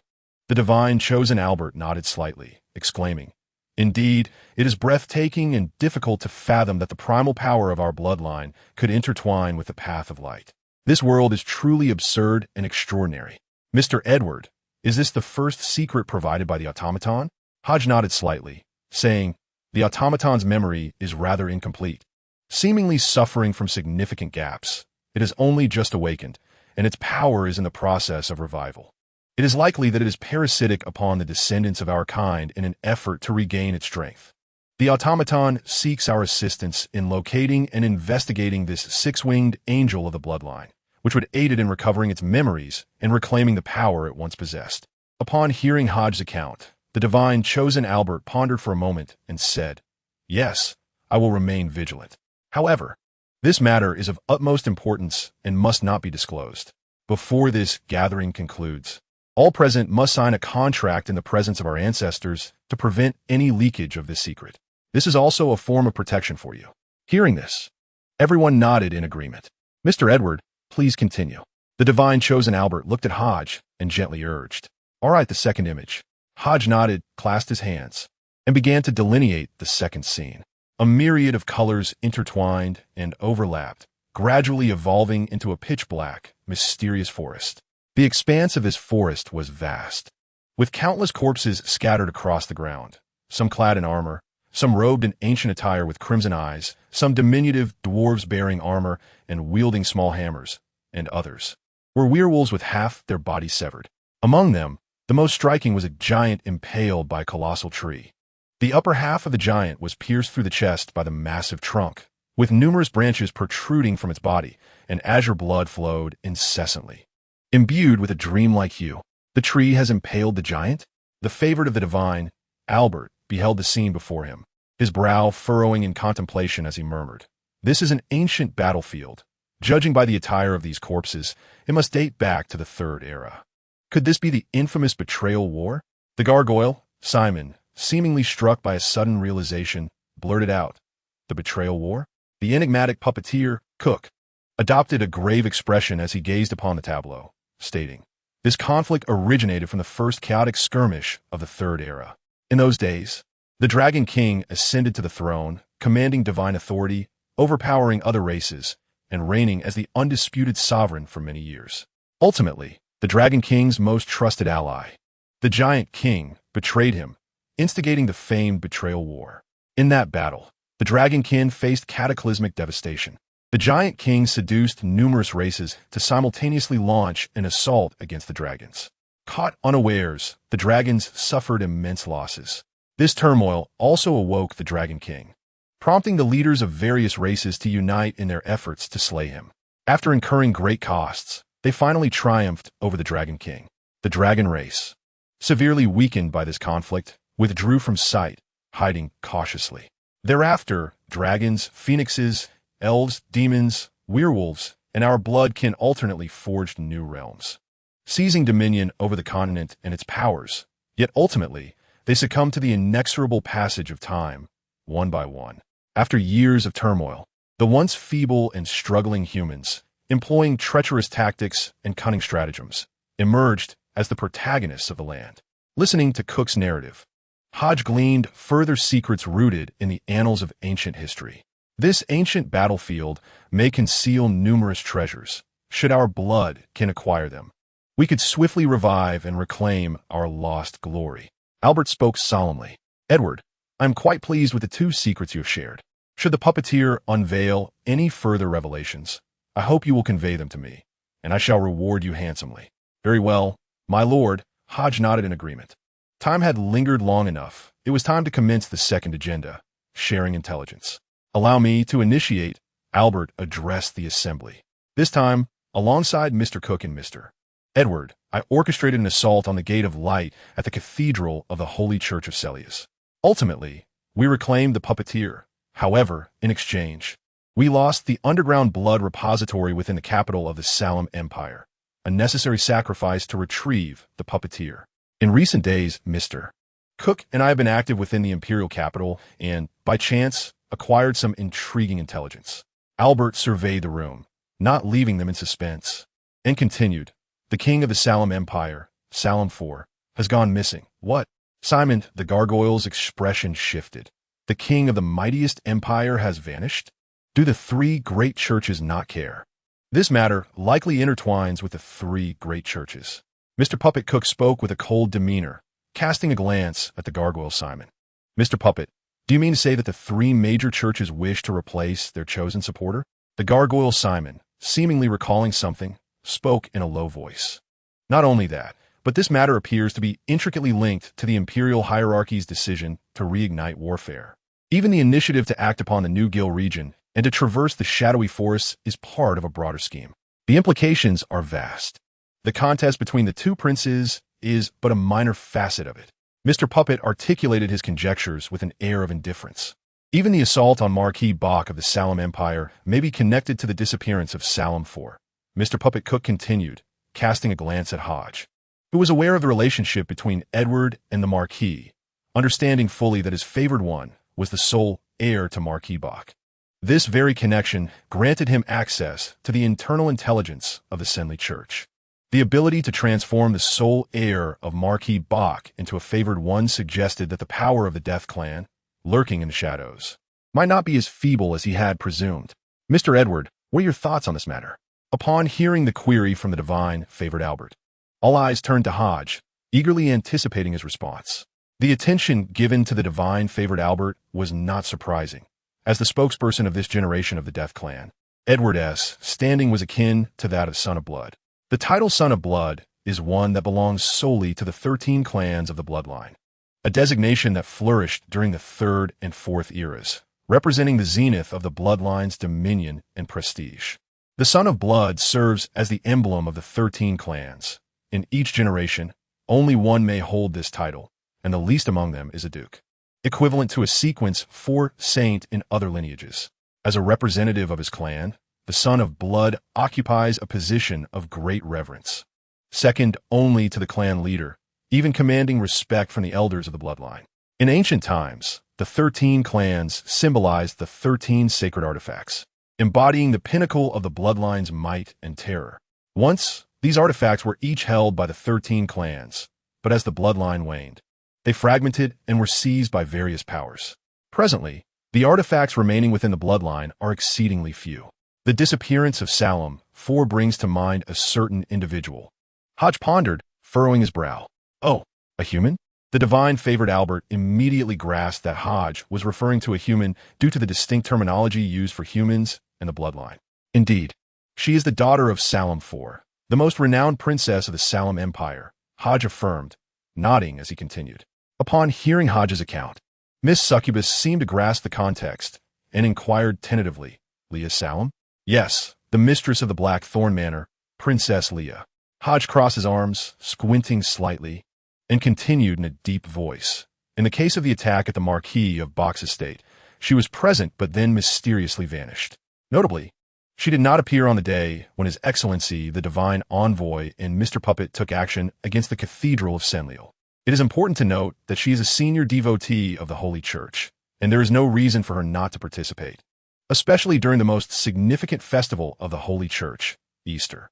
According to the information provided by my envoy, he sensed an unusual aura surrounding her, something dreamlike and elusive, as if she were concealing a secret. Hodge articulated his thoughts candidly, employing Edward's identity and perspective. Mr. Edward, do you believe that the disappearance of Leah Salome is connected to the vanishing of Salome IV? The divine envoy Albert appeared dissatisfied with Hodge's analysis and conjecture. However, as far as I know, Salome IV has been missing for over a month, which does not align with the timeline of Leah Salame's disappearance. Is it not possible, Hodge countered, that Leah Salame's absence is a consequence of investigating Salome IV's disappearance? Oh, the divine envoy Albert expressed newfound interest in Hodge's intriguing perspective. Are you suggesting that we could initiate our investigation from Leah Salame's disappearance? Indeed, Hodge affirmed, if we can uncover the mystery surrounding Salome IV's disappearance. It stands to reason that the imperial authorities, the 3 major churches, and other clandestine forces have also taken notice. How could the king of the southern continent's most powerful nation simply vanish without a trace? No faction would remain indifferent to such news. Hodge presented his analysis, asserting that they too must be probing into Salome IV's disappearance. The influence of the 3 major churches, deeply rooted in the Salome Empire for years, allows them to operate with the support of official power, making their inquiries more efficient. If even they have failed to ascertain the reasons, our efforts may likely prove futile. Conversely, investigating Leah Salame's disappearance presents a blind spot for them. It allows us to avoid collisions with their inquiries and may provide us with crucial insights that could enhance our influence. A matter involving the king's disappearance is undoubtedly of paramount significance. With risk comes opportunity. Where there are significant risks, substantial rewards may follow. If our adversaries are orchestrating a scheme involving all of Salome, identifying their vulnerabilities could allow us to seize a share of the spoils. Listening intently to Hodges' discourse, the other members nodded in agreement, acknowledging the merit of his analysis. As members of the bloodline, they were, in truth, indifferent to the disappearance of Salome IV. The disappearance of a human king? Even if he were dead, it bore little relevance to them. As beings of longevity, such matters held no significance whatsoever. Their concern stems from the disappearance of Salem 4, which is likely to trigger a chain reaction that could alter their living environment. This is the crux of their apprehension. Much like their unease regarding the destruction of the underground blood bank. The loss of this repository means they have one less source for easily procuring copious amounts of fresh blood. The longevity of the Blood Clan is notable. They maintain a constant body temperature of 15 degrees Celsius and do not experience the emotional fluctuations characteristic of humans. Their emotional expressions are generally limited to matters of interest, such as reclaiming the 13 sacred artifacts or how to secure advantages. Mr. Edward, what do you know about Princess Leia? The favored one, Albert, concurred with Hodges' sentiments and inquired forthwith. This Princess Leia has long been a fixture within the imperial social sphere. Hodge recounted the basic details concerning Leia Salem. Having cultivated a friendship with her mother, Lady Belif, he had gathered pertinent intelligence, thus speaking with considerable authority on the matter. At this juncture, the sudden disappearance of Princess Leia could be attributed to two possibilities. First, her involvement in the incident concerning Marquis Bach, which may have led the mastermind behind that operation to eliminate her. Or second, her clandestine investigation into the disappearance of Salem 4, which could have drawn the attention of certain individuals, ultimately resulting in her vanishing. Albert, maintaining an impassive demeanor, calmly stated, regardless of the scenario, this human possesses considerable value. I am willing to offer a reward for any information regarding this woman, with the compensation being blood diamonds of less than 1% impurity.